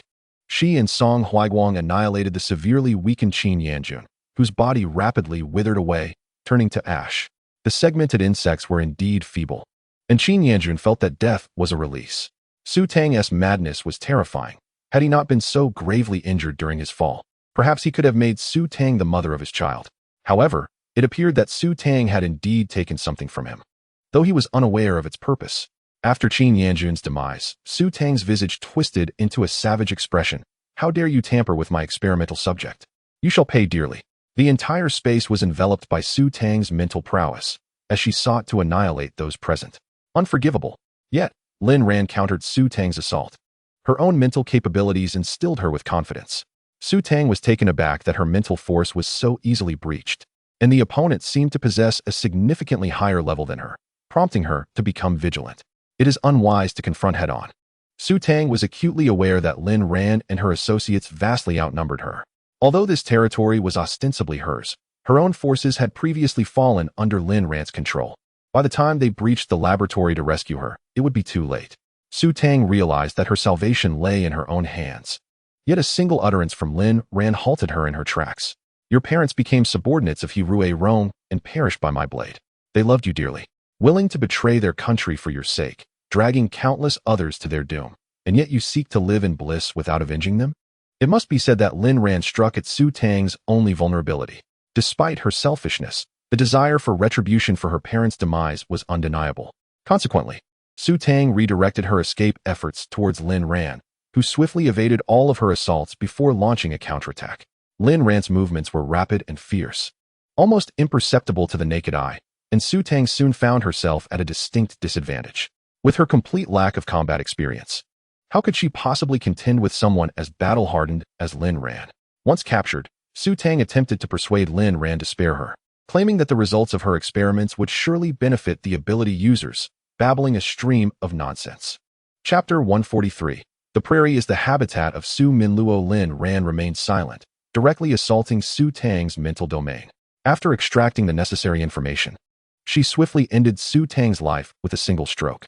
Allowing Su Tang to live would only endanger the surviving ability users. The planet required stability and could no longer endure turmoil. Su Tang was caught off guard by Lin Ran's ruthlessness. It felt as if all her strength had been siphoned away. The mental prowess she once prided herself on failed to prevent Lin Ran's intrusion. This woman was formidable. Had it not been for the woman giving birth who had momentarily occupied Lin Ran, Su Tang might have perished then and there. Su Tang's eyes closed in death, not only failing to avenge her parents, but also succumbing to an untimely demise. How could she accept such a fate? Liang Qian kicked the severed head that had rolled to her feet, setting it ablaze until nothing remained. This woman, with her seemingly adorable appearance, committed acts that sent chills down one's spine, yet she remained oblivious to her own wrongdoings. It was truly beyond description. The demise of such a person was a blessing. Who could guarantee that they would not be the next to meet a similar fate? After eliminating Su Tang, Lin Ran and Song Huaiguang lifted the mental restraints on the others, leaving them bewildered and utterly disoriented. Upon realizing they had been controlled by a woman, their faces turned a sickly hue. They erupted in anger, declaring, "Where is that vile wretch? I want to kill her. Kill her." Liang Qian replied, "She is already thoroughly dead. You have no chance." Lin Ran had no time to entertain these individuals. She and Song Huaiguang proceeded to obliterate everything within the laboratory, leaving not a trace behind. She feared the emergence of more lunatics like Su Tang, who could potentially bring about further chaos. This planet had endured so much. It required time to recuperate, and humanity, too, needed to find peace. With the advent of abilities, no one could ascertain whether this was a boon or a bane, and what transformations might lie ahead for the human body remained shrouded in uncertainty. Upon learning of Su Tang's demise, the extraordinary individuals departed. As lingering in that place only filled them with revulsion, it was utterly stifling. Following their exit, Lin Ran and her companions meticulously scoured the Wudu laboratory. Within the cerebral realm of Su Tang, she unearthed several hiding spots of Su Min Luo, intending to eliminate each one sequentially after addressing immediate concerns. Astonishingly, Su Tang was aware that Su Min Luo had cloned multiple versions of herself, and since Su Min Luo was a clone of Su Tang, the intricacies of their connection were indeed convoluted. The essence of Qin Yanjun and He Rue had utterly vanished from the planet, prompting the subterranean creatures to sense their parents' absence and hastily emerge from the ground in a bid for escape. Yet, in their current weakened state, they were swiftly discovered by the extraordinary individuals and incinerated without mercy. As the saying goes, cutting the grass without uprooting the roots allows it to sprout anew in spring. Lin Ran was determined to prevent any further emergence of these creatures on the planet. Thus, after clearing the surface, she and Song Huaiguang resolved to construct a protective barrier around the planet. With limited resources at hand, they would have to await the restoration of some order before commencing their endeavors. Once the area was thoroughly cleansed, Lin Ran, accompanied by Liang Qian and Qian Weiran, proceeded to another base. Wherever there were inhabitants, the possibility of Su Min Luo resurfacing remained, as her objectives aligned closely with those of Su Tang. Their shared aspiration was fundamentally rooted in seeking a means to prolong their existence in a healthier manner. This, perhaps, remains humanity's timeless pursuit. Song Huaiguang left a contingent of warriors to assist in the reconstruction of the base, as significant manpower was also required to rehabilitate the environment. The devastation wrought by the creatures was immense. The newly sprouted plants withered due to the creatures' activities, and in areas where they appeared, not a blade of grass thrived. The wood-type extraordinary individuals exerted considerable effort to revive the flora. Unfortunately, the deceased plants were beyond salvation. The harm inflicted by the creatures was irreversible. Lin Ran bestowed upon these extraordinary beings seeds of various plants, including grains, vegetables, and others conducive to enhancing greenery. The remainder of the endeavor relied upon the extraordinary individuals, as the ultimate form their homeland would take rested upon their collective imagination. Lin Ran also presented some of her infrastructural blueprints, which the extraordinary individuals could reference for design modifications. Although her planet functioned as a farm, the infrastructure and construction were no mere boast. She could undoubtedly rank among the top 3 most beautiful private planets, with her construction projects significantly enhancing her standing. She was genuinely willing to invest for convenience. The extraordinary individuals marveled at Lin Ran's blueprints, finding them remarkably, well, abstract, and doubting their ability to replicate such results. Lin Ran encouraged them, asserting that without attempting, they would never know what they could achieve. Now that they all possessed extraordinary abilities, it was imperative to leverage them fully. The reconstruction of the planet depended on their collective efforts. Reflecting on her words, the extraordinary individuals acknowledged the truth. The planet's reconstruction was not a task to be completed in a day or two, and they would take their time to contemplate. After leaving Wudu, Lin Ran and her companions headed straight for the northern grasslands, believing that such a desolate expanse would deter Su Min Luo, as she required human presence. Unexpectedly, she chose to take the opposite path and ventured into the encampment on the grassland. By the time Lin Ran arrived, there were no living souls left. The remaining zombies were either missing limbs or had broken legs, evidently having endured significant torment. Upon seeing humans, these zombies instinctively sought refuge, revealing the profound fear they harbored towards those with abilities. These zombies had developed new consciousness within their brains, rendering them irredeemable. Lin Ran dispatched them all and subsequently set the area ablaze to cleanse it completely. Song Huaiguang became aware of the classification of zombies and was astonished by the virus's potency. It not only infiltrated the human body, but also mutated once more. This raised the concern that the virus within them might have transformed into a new strain. Liang Qian voiced this question, to which Lin Ran replied that the answer could be easily obtained by finding Su Min Luo and having her examine a zombie slice. Liang Qian, wide-eyed, responded, Ran, that's too gruesome. While my curiosity is piqued, I would rather remain ignorant of the answer, for I fear I might not be able to bear it. Ignorance allows me to live each day joyfully. Lin Ran nodded. Indeed, a teachable spirit. If one lives in constant fear, how can one endure the future? Thus, Lin Ran chose not to dwell on such thoughts. The path they would take, she entrusted to time. After eliminating the zombies in the area, Lin Ran followed the lingering aura deep into the grassland, where she discovered a shifting sand dune. She knew that Su Min Luo was beneath the sand. There is something beneath this sand. Qian Weiran proposed, I can use my planned abilities to move the sand, otherwise we cannot descend. Lin Ran agreed. Very well, let us work together. With the strength of numbers, Qian Weiran's wind abilities came into play, creating a whirlwind that lifted the sand deep into the grassland. After several trips back and forth, the true form of the sand dune was revealed. Chapter 145. Let the killing begin. Lin Ran utilized her planned abilities to clear the sand aside and employed a robot to dig a tunnel downwards. Beneath the sand lay a vast space, where Su Min Luo should be located. Regardless of which clone of Su Min Luo this was, Lin Ran perceived them all as Su Min Luo. As they shared her fervor for extreme experimentation, disregarding human relationships, ethics, and morality in their actions against their kind. Therefore, they could not be spared. The tunnel was quickly established, and Lin Ran crafted steps from ice crystals for the group to descend.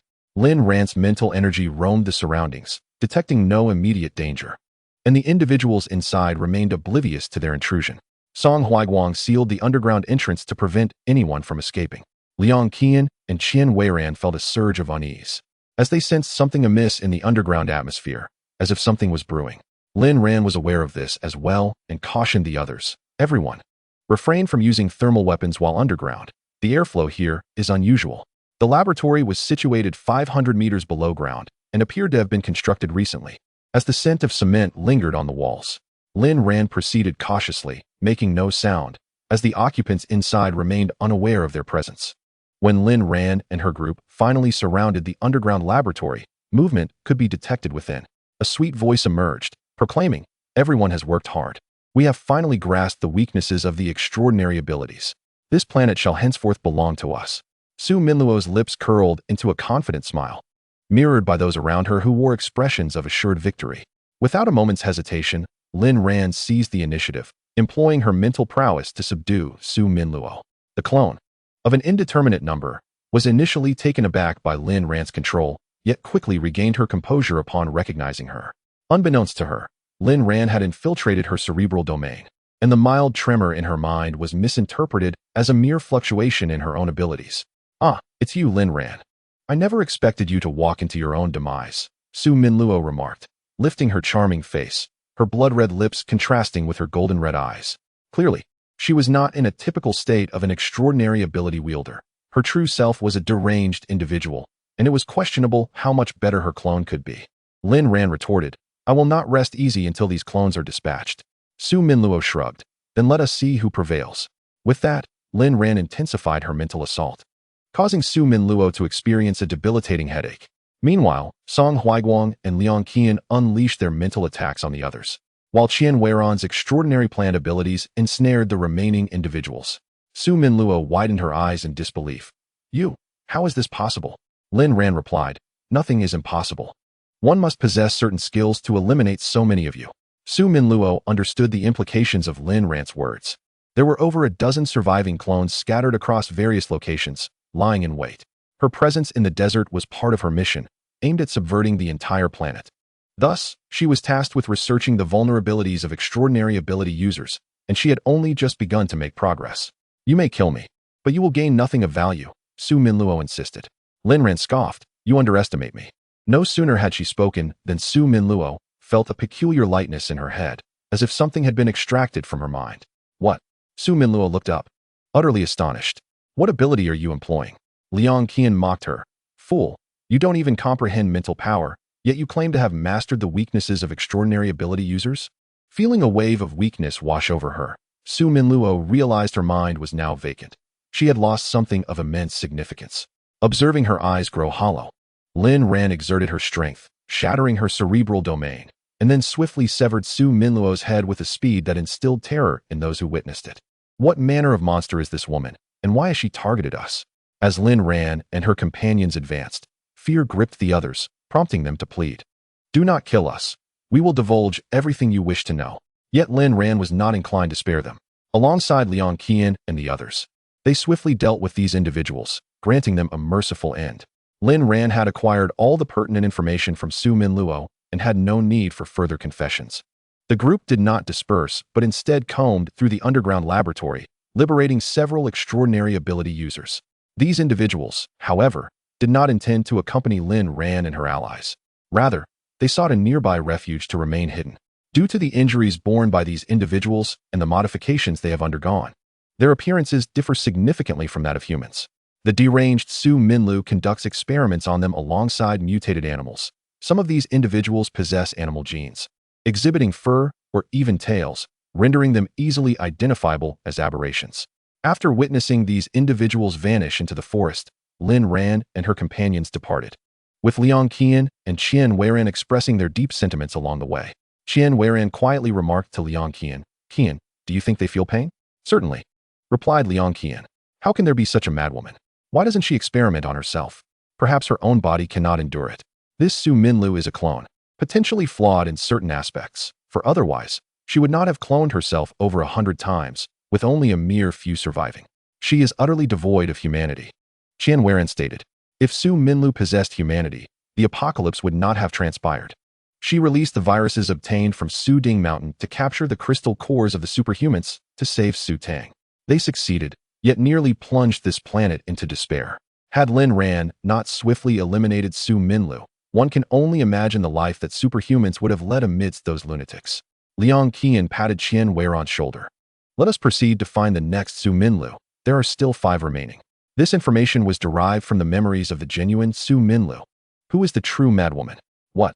There are more? Qian Weiran exclaimed. Otherwise, do you think Ran would venture out and exert such effort? Goodness, how many more are there? Please tell me, so I can brace myself, Qian Weiran urged. Liang Qian calculated, approximately 5, perhaps more. The others listening to their conversation regarded this Su Minlu as a thoroughly insane individual, conspiring such horrifying schemes without fear of retribution. Yet, who can truly assert the existence of retribution? Song Huiguang remained silent throughout the journey. Although the planet now appeared revitalized, the genuine trials lay ahead: production, the restoration of order, and the propagation of humanity, among others. These were the true challenges, and while the environment seemed restored, it had not genuinely improved. The remnants left by the insects would gradually erode the planet's interior. If these were not eradicated, the planet would be beyond salvation. Chapter 146. A heavy burden ahead. Lin Ran led her team to the next location, fortunate that her helicopter proved efficient, minimizing travel time.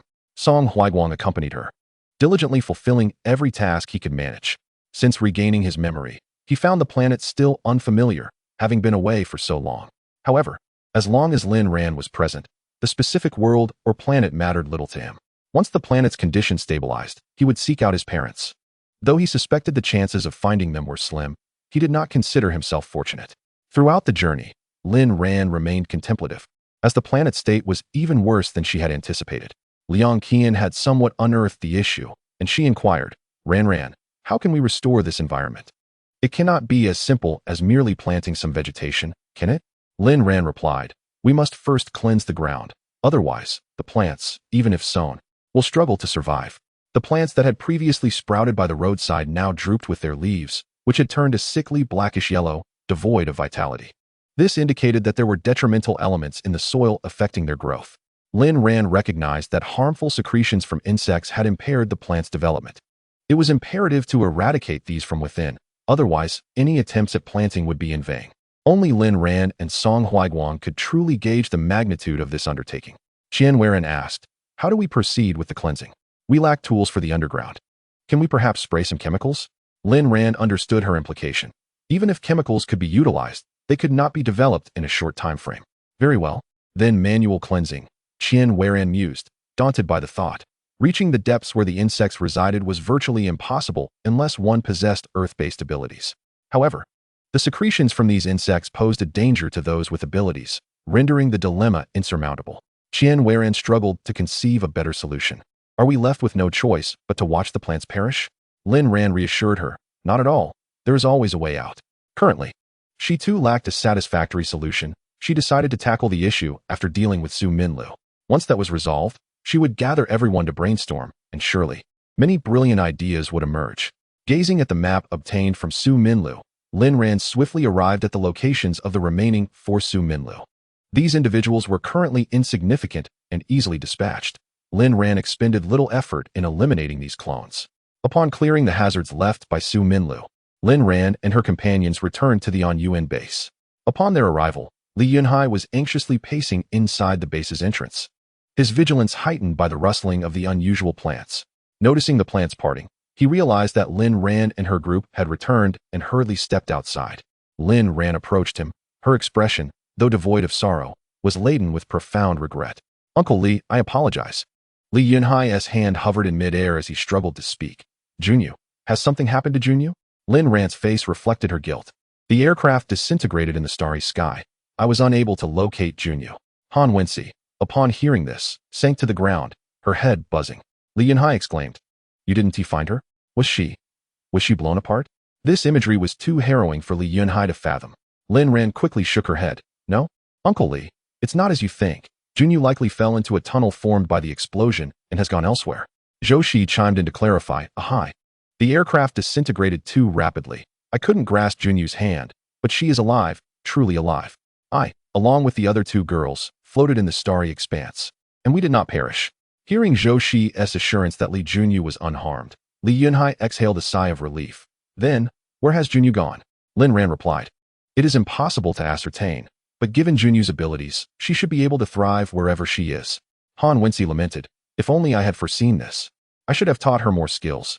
Then she would manage well no matter where she found herself. Li Yunhai, Ranyan, in this lifetime, will I ever see Junyu again? Lin Ranyan remained silent, but Song Huaiguang offered some comforting words. Uncle Li, many things are uncertain. Junyu may have gone to another place for training. When the time is right, she will surely find a way to return. Li Yunhai pondered for a moment. Yes, Junyu will definitely find a way back. I just need to live a little longer, and I will surely see her again. Wiping the sweat from his brow, he worried for Li Junyu.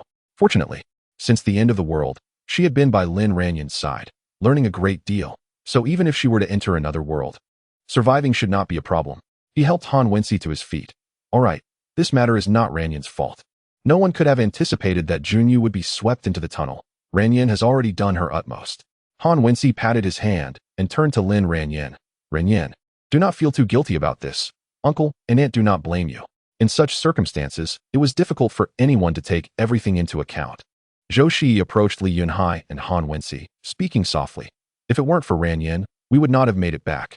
Before the aircraft disintegrated, Ranyan gave us all the protective gear and kept holding on to Junyu. When the aircraft broke apart violently, she had us 4 board the escape pod while she faced the crisis alone. Zhou Shi recounted much. Although the events in the starry sky occurred in an instant, many details could have led to their demise had Lin Ranyan not seized them. The incident involving Li Junyu was indeed an accident, as he had not noticed how she fell into the tunnel. Ultimately, the greatest responsibility lay with him. Li Yunhai, I understand. I will not blame Ranyan. Good. As long as you can comprehend that. Ranyan, she nearly didn't make it back. It was Captain Jiang who brought her back. Otherwise, one can only imagine how perilous the situation was. Even if Li Yunhai had not witnessed it, Zhou Shi chose not to elaborate further. Li Yunhai, it is a relief that you all returned safely. Let us enter the base. You must be exhausted. Food has already been prepared in the base. Lin Ran led everyone inside, and after settling down, she began to modify the underground environment. Song Huaiguang was responsible for developing a treatment for the zombie virus. Lin Ran shared her findings with him. He was cautious and ventured outside the base several times with Kai Chunshan and others, confirming the presence of multiple waves of zombies. They discovered that, as Lin Ran had indicated, some zombies developed a different consciousness after their transformation, making them beyond salvation. Thus, he began exterminating zombies outside. Those who could be rescued were brought back to the base, ready for treatment once Lin Ran's medication was prepared. The base's doctors were summoned, each fulfilling their duties. While Lin Ran's robots had been tirelessly producing medication, the quantity should be sufficient for treating the zombies in Anyuan. For zombies in other areas, Lin Ran would produce medication to hand over to Song Huaiguang, allowing him to manage those situations. She had even more pressing matters to attend to, restoring communication on this planet. Without communication tools, she could not reach others. She was entirely unaware of the current situation outside, making her efforts feel exceedingly passive. Chapter 147, A Time of Rejuvenation upon returning to the Anyuan base. Lin Ran immersed himself in a whirlwind of activity. Song Huaiguang, accompanied by his entourage, traversed various bases, informing the leaders of the apocalyptic calamity and distributing medication designed to heal the afflicted zombies. He elucidated the characteristics of those zombies that could be saved, sharing this vital information with everyone rather than limiting it to the base leaders alone. This strategy ensured that if the leaders and higher-ups remained inactive, other individuals, driven by the hope of saving their loved ones, would take matters into their own hands. Should they encounter zombies deemed irredeemable, there would be no objections. However, if there were still those who could be salvaged yet the medication was withheld, the populace would rise against the oppressors. Song Huaiguang understood the power of the masses. While one or two dissenters might be disregarded, a collective force could not be ignored. Unfortunately, many leaders of these bases were short-sighted, fixated solely on extracting the precious cores from the zombies' brains. The prospect of saving lives conflicted with their ambitions, as rescuing the zombies would diminish their access to advanced cores. After departing from one base, Song Huaiguang and his team did not stray far, but stealthily returned. Witnessing the leaders destroy the medication, enraged, Kai Chunshan and his companions rushed out, making the incident known to all. The base leader was swiftly overthrown by the awakened, who united their strength to eliminate the individual responsible for the destruction of the medication. From that point onward, whenever Song Huaiguang visited a base, he presented the medication in front of all the awakened individuals. He recounted the events from the previous base, instilling a sense of caution among subsequent leaders who dared not repeat such actions. Although Song Huaiguang and his team could have executed this task independently, the time required was prohibitive. The zombies in need of salvation could not afford to wait, lest they fall victim to the awakened seeking cores. Discussions of righteousness and morality were futile. The apocalypse had persisted for several months, and while a few still retained their humanity, they were becoming increasingly rare. Thus, Song Huaiguang and his companions hastened their efforts, ultimately visiting all the bases within a span of 10 days. The medication was successfully delivered, and the remaining responsibility fell to the bases. Those zombies who were salvaged experienced significant recovery following the administration of the medication, with many awakening after the third dosage and acquiring second, third, or even fourth abilities. Yet, some could not confront their past and chose death instead. The medication proved to be a double-edged sword. While some embraced their second chance, others, with lesser coping abilities, succumbed to despair. This mirrored the journey of Lin Ran, who ultimately persevered, resolved to honor her parents' legacy by contributing to the construction of a new world. She understood that her parents, who dedicated their lives to serving the people, would undoubtedly wish for her to continue their work, striving for restoration in the aftermath of such a cataclysm. Meanwhile, Lin Ran, alongside Liang Qian and the Awakened, began efforts to cleanse the surroundings of the Anyuan base, devising a preliminary plan to eliminate the corrosive remnants left by the subterranean eggs and insects. The Earth-based psychics, adorned in Lin Ran's protective suits, can navigate through the subterranean realms, managing to remain underground for approximately 1 hour, during which they can establish several hectares of territory. There are several hundred such suits, and the team has split up to undertake their missions, with Zhou Wen and her companions also joining the Anyuan base. Lin Ran's prowess in the cosmos has left Zhou Wen in profound admiration. Such an individual is truly worthy of allegiance. Although Lin Ran may not require her followers, her insights into the cosmos, her innovative designs for spacecraft, and her familiarity with space travel captivate Zhou Wen deeply. Whenever time permits, Lin Ran engages in discussions about spacecraft design with Zhou Wen, proving immensely beneficial to her understanding. Zhou Wen remarked, "Lin Ran, if this were a prosperous era, with your design philosophies, our nation would undoubtedly stand as the most formidable.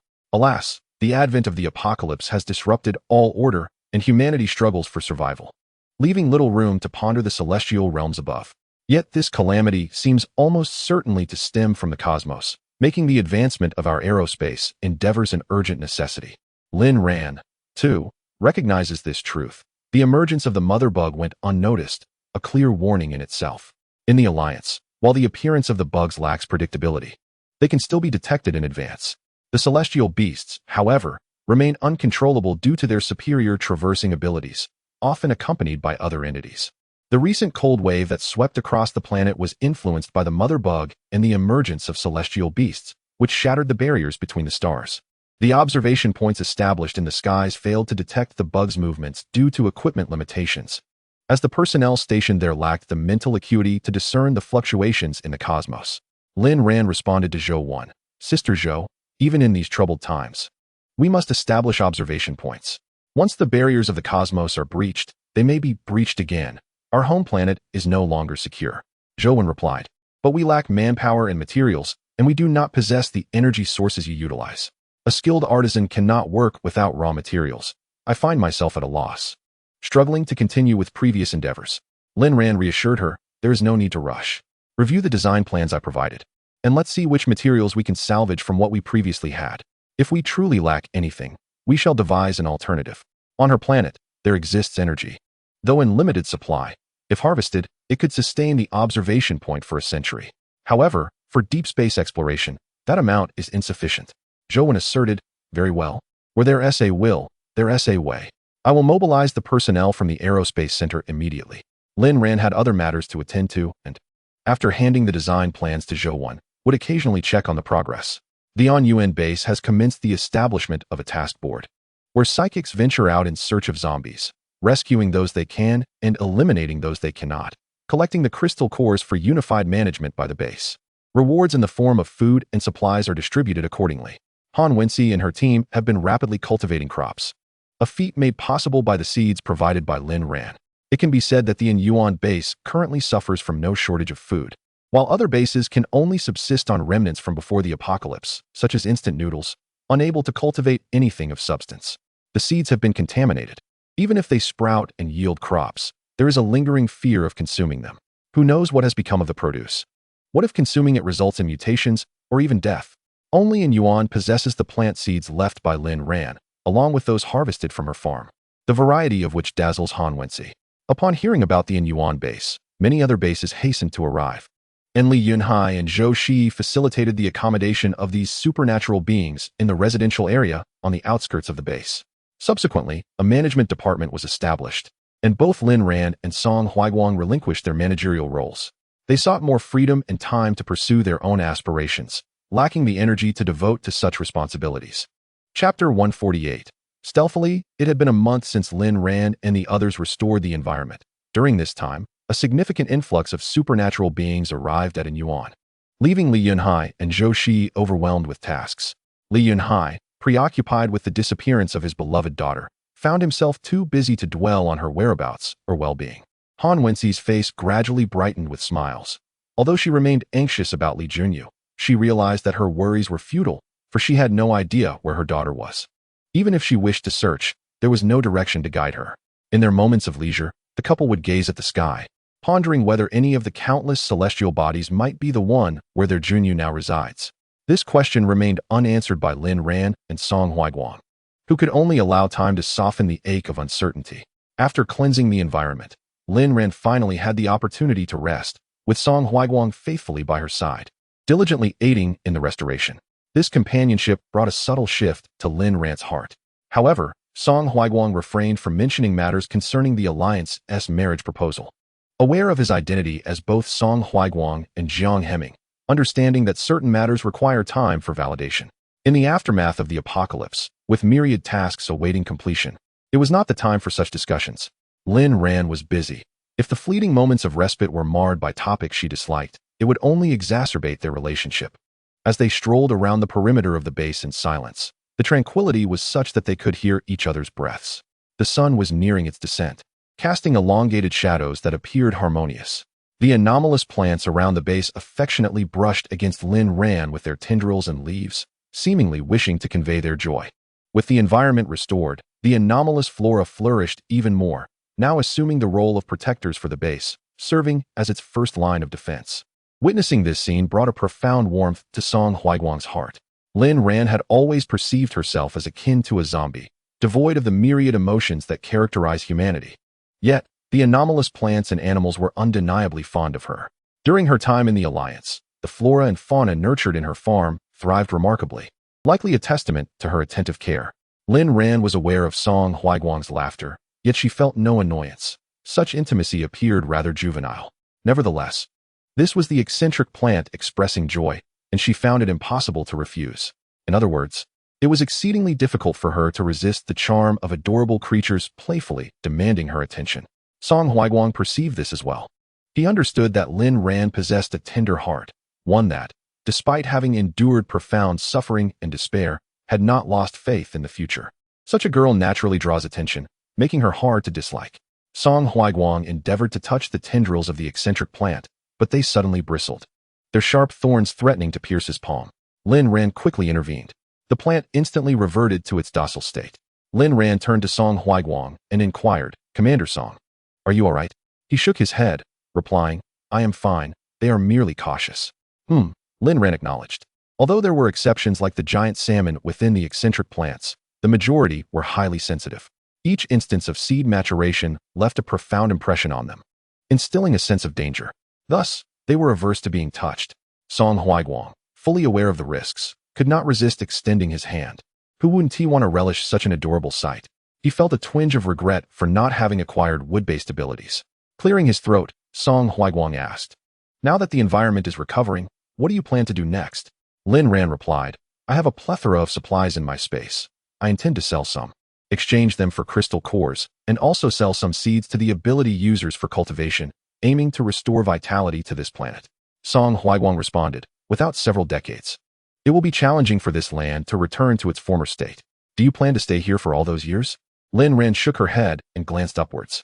Following her gaze, Song Huiguang looked up as well. It was still evening. Yet the faithful satellite had already appeared beside the planet, its shadow now enormous. Their battle against the celestial beast had significantly impacted the satellite, as the overwhelming energy had halted its trajectory of escape from the planet. It remained there, returning to a position from tens of thousands of years ago, silently guarding its planet. Lin Ran's intentions were instantly understood by Song Huiguang. After a few moments of silence, he spoke, "Given our current technology, preparing for a voyage would require extensive resources." Lin Ran met his gaze. "I understand. I do not intend to leave just yet. The planet has not fully recovered, and I cannot leave it in uncertainty." Song Huiguang recalled something and asked, "How is the progress on the design you provided to Zhouwen?" Lin Ran sighed. "It is slow. The materials are challenging to procure, as they are not experts in this field." Song Huiguang suggested, "Perhaps we should unite everyone's efforts, seeking out any ability users with relevant expertise and approach the research from various angles. This may expedite our results." Lin Ran conceded, "That seems to be the only option. On this planet, materials suitable for crafting starship hulls are scarce. Even if they exist, the current machines are incapable of extracting them. Lin Ran must devise alternative methods to create the starship's exterior. The information in her database is comprehensible only to her and Song Huiguang, leaving the two of them to ponder together." Song Huiguang suggested, "Allow me to handle the materials. I will dedicate some time to research." Lin Ran replied, "That works. Your efficiency is superior." With a smile, Song Huiguang remarked, "It's not just that. I am well acquainted with these materials, both from the Alliance and the home planet. I merely wish to see if there are any shortcuts available." After a thorough discussion while circling the base, Lin Ran felt considerably lighter, and her interactions with Song Huiguang became less awkward. This was a positive development for Song Huiguang, and he hoped to maintain this dynamic moving forward. Upon their return, Liang Qian noticed the smiles on both faces, clearly indicating their happiness. She nudged Qian Weiran with her elbow and teased. Do you think these two might soon be an item? Qian Weiran glanced at Lin Ran and then at Song Huiguan for a few moments. The Jiang team still has hurdles to overcome. Lin Ran's gaze towards him is undoubtedly that of a comrade, and Jiang is deeply entrenched. Liang Qian sighed. I wonder when I will encounter a reliable one myself. Qian Weiran reassured her. No rush. Let's finish our tasks first. Only when everyone has settled down will there be time to contemplate such matters. Liang Qian agreed. True. Keep it up, you beautiful girl. After Lin Ran's return, Xie poked Zhou Changyi. Big guy, your captain seems off lately. He couldn't have secretly won Lin Ran over, could he? Zhou Changyi shrugged. You overestimate our captain. That is simply impossible. Intrigued, Xie asked why not. Zhou Changyi pointed to his head and whispered, Lin Ran hasn't yet realized her potential, and our captain still has a long way to go. Chapter 149. The wedding. Xie felt a deep sympathy for Jiang Hemming. However, she believed that a woman like Lin Ran was worth waiting for. As a woman herself, she appreciated Lin Ran's character, and while men may have different perspectives, a man like Jiang Hemming would not be drawn to the delicate type. For instance, someone like herself. She found solace in her own big guy, giggling. Just then, she felt Zhou Changyi take her hand, his affectionate voice enveloping her from above. What are you pondering, little one? Brought back to reality, Xie gazed up at Zhou Changyi with affection. I was contemplating how to treat you even better. She was determined not to let her man be swept away by other women, especially since some single women at the base had been casting peculiar glances at Kai Chun-shan, who was unattached. It felt as if they were about to devour him whole, reminiscent of a time when they hadn't seen a man in centuries. The thought sent shivers down Xie's spine, leaving her curious about Kai Chun-shan's own thoughts. Zhou Changyi patted her head, puzzled by her sudden concern. You're not feeling threatened, are you? He asked cautiously. Xie replied, Huh? No, not at all. Zhou Changyi continued. Then why the peculiar thoughts? Xie teased. You really are a slow-witted fool. Yet, perhaps that is for the best. A few days ago, Jiang Hemming found himself pursued by several highly skilled women, who clandestinely engaged in a contest to determine who among them possessed the greatest strength, and thus, the right to court him first. For reasons unknown, this fervent pursuit has recently subsided. The gazes of those women, once filled with admiration, have shifted, leaving Xie intrigued. Did the tall one, Jiang Tuan, do something? Where have those women who trailed behind him vanished to? Zhou Changyi surveyed the surroundings and remarked, according to Chun-shan and the others, our commander took matters into his own hands and gave them a good thrashing, warning them to cease their pursuit, or they would face consequences each time they dared to appear. Xie's brows furrowed momentarily, acknowledging his ruthlessness. Indeed, he shows no mercy. Yet such a man is truly admirable. Your commander possesses remarkable tactics. Zhou Changyi replied, absolutely. He is utterly devoted to Lin Ran and would not dare to provoke her. If Lin Ran were to witness Jiang Hemming being pursued by so many women, even if he took a step forward, he would likely retreat. Xie suggested, let us finish our work for today and then practice together. Zhou Changyi took her small hand in his large one. All right, I shall shoulder the burden. With determination, Zhou Changyi began to cultivate the land surrounding the base, which they had contracted, ensuring that the future harvest would belong to them. He energetically took on the heavier tasks, allowing Xie to handle the lighter ones. They had already agreed that once the base stabilized, they would invite Lin Ran and Jiang Hemming as witnesses for their marriage. By day, Zhou Changyi busied himself with Xie, while by night, he teamed up with Kai Chun-shan and others to hunt zombies. He meticulously collected the crystals obtained from their hunts, saving them for their wedding, as they were currently the most valuable currency. Though he lacked gold, he possessed strength and skill. Thus he resolved to dedicate more effort to slaying zombies, aiming to provide Xie with a perfect wedding. Meanwhile, Xie silently observed all of this. After Zhou Changyi set out, she joined Liang Qian and Qian Weiran in leaving the base, also seeking to hunt zombies. But in the opposite direction of Zhou Changyi's group, Liang Qian teased, won't your tall one get furious upon discovering this? Xie smiled. He will undoubtedly be upset, but he's a man. A little coaxing will suffice. Qian Weiran, having experienced romance, nodded knowingly. Your big guy should be easy to appease. Xie agreed. Perhaps it was her reliance on his affection that emboldened her to venture out with Liang Qian and the others. In this apocalyptic world, the establishment of a new order remains uncertain. As long as zombies roam, danger persists. Zhou Changyi may protect her for a time, but what of the long term? She cherished him, yet worried for his well-being. Thus, quietly enhancing their strength is essential for them to stand shoulder to shoulder in battle. In such a world, both must grow stronger to survive. This sentiment resonated deeply with Liang Qian and Lin Ran, who wholeheartedly supported her. Liang Qian encouraged Xie, saying, "Persevere. You will surely achieve it." "All right," replied Xie. Time swiftly passed, and a month later, Zhou Changyi had gathered enough crystal cores. In the presence of Lin Ran and others, he proposed to Xie, who readily accepted.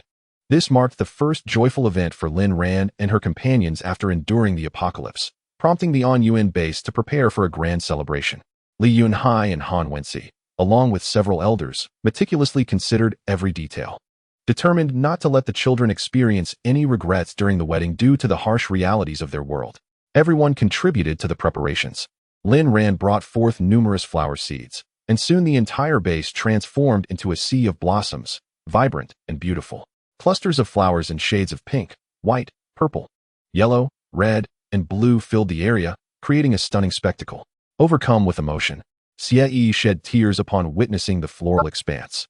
This was the finest blessing and her vision of a perfect wedding. Zhou Changyi presented Xie with a substantial number of crystal cores as a betrothal gift. In response, she opened her own box, smiling as she declared, "Here is my dowry." The sheer quantity of crystal cores left Zhou Changyi speechless, and with a heart full of tenderness, he vowed to cherish her for a lifetime, never taking her companionship for granted. Xie nestled into Zhou Changyi's embrace, knowing they would rely on each other, striving to thrive in this complex world. "Cheer for me, Mom and Dad," she implored. As her tears soaked into Zhou Changyi's shirt, a bittersweet sensation enveloped him. From now on we are a family. I will work hard. Rest assured." "Yes, let us live on for our parents as well," she affirmed. Agreed. With that, they embraced tightly, their lips meeting in a moment of blissful connection. Lin Ran, observing the newlyweds, felt a stirring in her heart. In this world, it was truly a rarity for two lovers to unite, as the bonds they formed inevitably invited numerous complications and heightened dangers. Yet, their positive outlook and willingness to strive gave her faith in their bright future. The others in the base, witnessing this scene, were also filled with sweet envy. Couples exchanged knowing glances, instinctively contemplating the next step, while those hesitant to settle remained unresponsive to their partners. Lin Ran surmised that joyful news would likely echo through the base in the future, though she wondered if little ones would arrive as they once did. Chapter 150. Time slips through our fingers after a period of busyness. Lin Ran paused, having focused all her energy on defense. The progress of Zhou Wen and her team was slow, as they lacked much theoretical knowledge. Lin Ran had to teach them one by one, and it was only after more than 2 months that they finally grasped the concepts. Several more couples at the base had tied the knot, yet there were still no updates regarding the arrival of babies. Lin Ran speculated that supernatural abilities had indeed brought harm to humanity, and it was likely that there would be no significant developments for quite some time. Without the birth of new infants, as they aged and eventually perished, this planet would inevitably face a bleak future, or perhaps transform into a paradise for other species. It is a future that no one would wish to witness. The absence of new life signifies a loss of hope. Lin Ran found herself at a loss, having had no exposure to the medical field during her time in the Alliance, unless she were to learn it anew. Fortunately, Song Huiguang had some knowledge in medicine. He posted a notice at the base, gathering students and researchers in the fields of medicine and genetics to form a special research team aimed at identifying and resolving this pressing issue. While Lin Ran focused on defense, Song Huiguang and the assembled individuals immersed themselves in research, utilizing the instruments from the Loncong laboratory that Lin Ran had stored in her space. She also modified several robots to assist in their studies. With the aid of these robots, Song Huiguang swiftly discerned the root of the problem. The virus had altered human genes, resulting in the emergence of supernatural abilities. As for fertility, he discovered that some individuals with supernatural powers had their reproductive vitality in a dormant state, affecting both males and females, which posed a significant challenge. It was essential to find a drug to activate their reproductive capabilities. It was anticipated that for several years, there would be no naturally conceived infants, although existing medical conditions allowed for in vitro fertilization. The loss of countless lives and the transformation of some into zombies left their base devoid of medical professionals in this field, necessitating a search for help elsewhere. After deliberation with others, Lin Ran ultimately dispatched several teams to various bases in search of such talent, while she and the others remained to defend their base. Xie and Zhou Changyi chose to venture out, treating it as a unique honeymoon trip. The altered terrain and environment provided a refreshing contrast to their previous surroundings. Upon the departure of Xie and her team, Lin Ran immersed herself in defense design, while Zhou Wen inspired by her, made rapid progress on the spacecraft. She absorbed knowledge with the veracity of parched earth soaking up rain, having completely surpassed her previous understanding. Lin Ran had opened the door to a new world for her. And Liang Qian and Qian Weiran quietly followed Lin Ran, eager to learn. Everything at the base was proceeding in an orderly fashion. With Lin Ran's assistance, Zhou Wen finally completed the design blueprint for the aircraft. The remaining task involved material research and development, which required time. However, Lin Ran was not in a hurry. Recognizing that the planet needed time to recover, and she could source the necessary materials from her farm. A month later, Xie Yi and her team returned, bringing back several individuals who had been experts in genetics prior to the apocalypse, as well as some university students in the field. They had put forth considerable effort to persuade these individuals to join them, even presenting Song Huiguang's research report, which ultimately prompted these experts to decide to come to Anyuan. Otherwise, they would have been difficult to convince.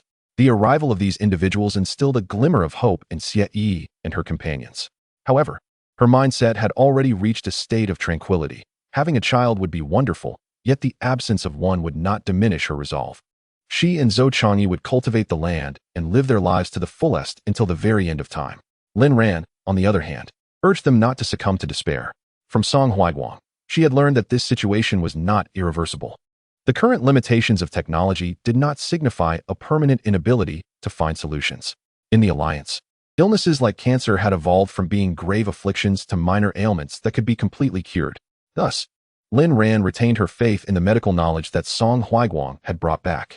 With a smile, Lin Ran remarked, "You must bear several children, otherwise I shall be remiss for hoarding all that formula." Xie Yi, taken aback, inquired, "You possess such foresight?" Lin Ran replied, "I merely thought of stockpiling goods for future profit." Xie Yi internally scoffed, "Haven't you amassed enough wealth already? Surely you must possess dozens of truckloads of crystal cores by now." Xie Yi conceded, "All right, I will have two. If the opportunity arises." Lin Ran countered, "Two? That won't suffice. With all my formula, you could bear an entire football team." Xie Yi earnestly questioned, "Are you not saving any for yourself?" Lin Ran, bewildered, responded, "What?" Observing her expression, Xie Yi felt a sense of comfort. When everyone is in good health, you should also have your chance, shouldn't you? If it is indeed possible. This was a notion Lin Ran had not truly contemplated. She was aware of her own health issues, but believed she might be different from others. Well, perhaps in a unique way? "Oh, I shall leave it to fate," Lin Ran mused. Coincidentally, Song Huiguang overheard this remark. With a gentle smile, he quietly said to Lin Ran, "Is it merely left to fate?" Lin Ran cast him a glance. This fellow had been unyieldingly close, and it seemed her steely resolve was beginning to waver just a bit. After shooting him a side-eye, Lin Ran discreetly walked away. The man's appearance was indeed striking. While it differed from how he looked during his interstellar days, he remained exceptionally handsome. Such a handsome man was difficult to resist. With nothing pressing at the moment, Lin Ran found her mood stabilizing. The people around her were either discussing romance or love, while only Song Huiguang quietly followed, refraining from mentioning the subject again. For some reason today, the topic resurfaced, and she wished to avoid it. Thus she silently distanced herself. Song Huiguang sighed, resolved to persevere. He believed Lin Ran would eventually notice him. Lin Ran walked ahead, with Song Huiguang trailing behind, a sight that had become a familiar scene at the Anyuan base. Han Wenxi, watching, felt anxious for Song Huiguang and remarked to Li Yunhai, "At this rate, when will Jiang Heming ever win Lin Ran's heart?" Li Yunhai replied, "Do not fret unnecessarily. I believe Ran harbors feelings for him, but is simply unable to take that step. Perhaps she has her reservations, or is merely shy. I have faith these two will become a couple. None are more suited to each other than they." Li Yunhai gazed up at the boundless sky, pondering the whereabouts of his beloved Junyu, wondering if she had enjoyed a warm meal and whether she felt frightened. In his heart, his once frail daughter had transformed into a formidable woman, yet she would forever remain that small child cradled in his arms. Time slips away through our fingers, and half a year has passed. The base has gradually begun to regain vitality. The crops sown by Han Wenxi and the others have finally yielded a harvest. Although it pales in comparison to the past, it is sufficient for their sustenance. Zhou Wen has made breakthroughs in the materials for aircraft, while Lin Ran has discovered a source of energy. Chapter 151. I was always capable of living a long life. Lin Ran unearthed a moderately abundant reserve of rare energy in the deep seas of her home planet. After refinement, this energy could be utilized to extend the flight range of aircraft, requiring only a small amount for considerable distances. It could also be employed in constructing defensive facilities that would envelop the entire planet, meeting their current needs adequately. Lin Ran was engrossed in her work, with Song Huiguang closely following her. The projects that Lin Ran lacked the energy to undertake were all shouldered by Song Huiguang, creating an almost harmonious dynamic between them. Since their in-depth conversations, the female ability users at the base have abandoned their aspirations towards him, recognizing the formidable nature of this man. They dare not provoke him. Only someone as powerful as Lin Ran could keep Song Huiguang in check. They chose to maintain a respectful distance from him and shifted their attention to other ability users. As Lin Ran set out to construct defensive facilities, Song Huiguang joined her in the endeavor. The two worked tirelessly, ultimately designing a defense suitable for their planet. Although it required time for construction, for them, erecting a defensive structure was a trivial task. After storing their materials in their spatial compartment, they departed. Lin Ran selected 5 locations: southeast, southwest, northeast, and northwest, adequately covering the planet. The central position was designated in her homeland, while the 4 cardinal directions were calculated as the optimal sites. Once the defense was established, the planet would be cloaked, rendering it impervious to external signals, star beasts, and the mother insect. Conversely, they would be able to detect imminent dangers approaching the planet from the surface, allowing them to prepare in advance. This arrangement would not guarantee absolute safety, but it would certainly prevent further attacks from star beasts and the mother insect, enabling the planet to truly recuperate. Song Huiguang understood this, which is why he was dedicated to collaborating with Lin Ran on the construction of the defensive facilities. They ventured forth without companions, as Lin Ran's robots were sufficient for the task. Song Huiguang also desired some private time with Lin Ran, knowing that remaining at the base would mean a prolonged wait for her to relent. With a heavy heart, Song Huiguang piloted the aircraft into the skies, while Lin Ran gazed down at Anyuan base. Surrounding them was a lush expanse. The remnants of destruction had finally been cleared away, allowing the planted trees to flourish. With the harvest of food crops, their worries regarding sustenance had dissipated. Li Yunhai and the others had traveled to various cities to retrieve usable textile machinery, initiating a revival across multiple industries. Lin Ran was confident that upon her return, after collaborating with Song Huiguang to establish a protective barrier, these individuals would be poised to produce the first bolt of fabric. She had provided Han Wenxi with ample Rami seeds and materials for the Alliance's protective suits, all resources cultivated from her planet. She had also shared the design blueprints with Han Wenxi, hoping to witness the mass production of protective gear upon her return. Such preparations would ensure that everyone would be adequately equipped for future battles in the cosmos. Song Huiguang cast a glance at Lin Ran, noting her relaxed demeanor, and quietly inquired, "The planet's recovery rate appears satisfactory. We should not have to worry excessively in the future."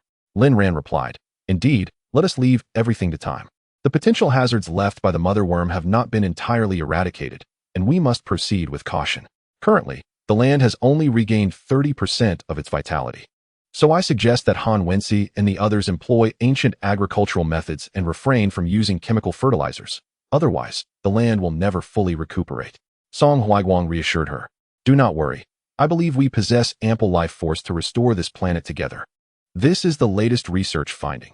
The medical personnel brought back by CIE and her team have not only tackled reproductive issues, but have also discovered that humans may have extended their lifespan due to extraordinary abilities while studying our current DNA and physical structure.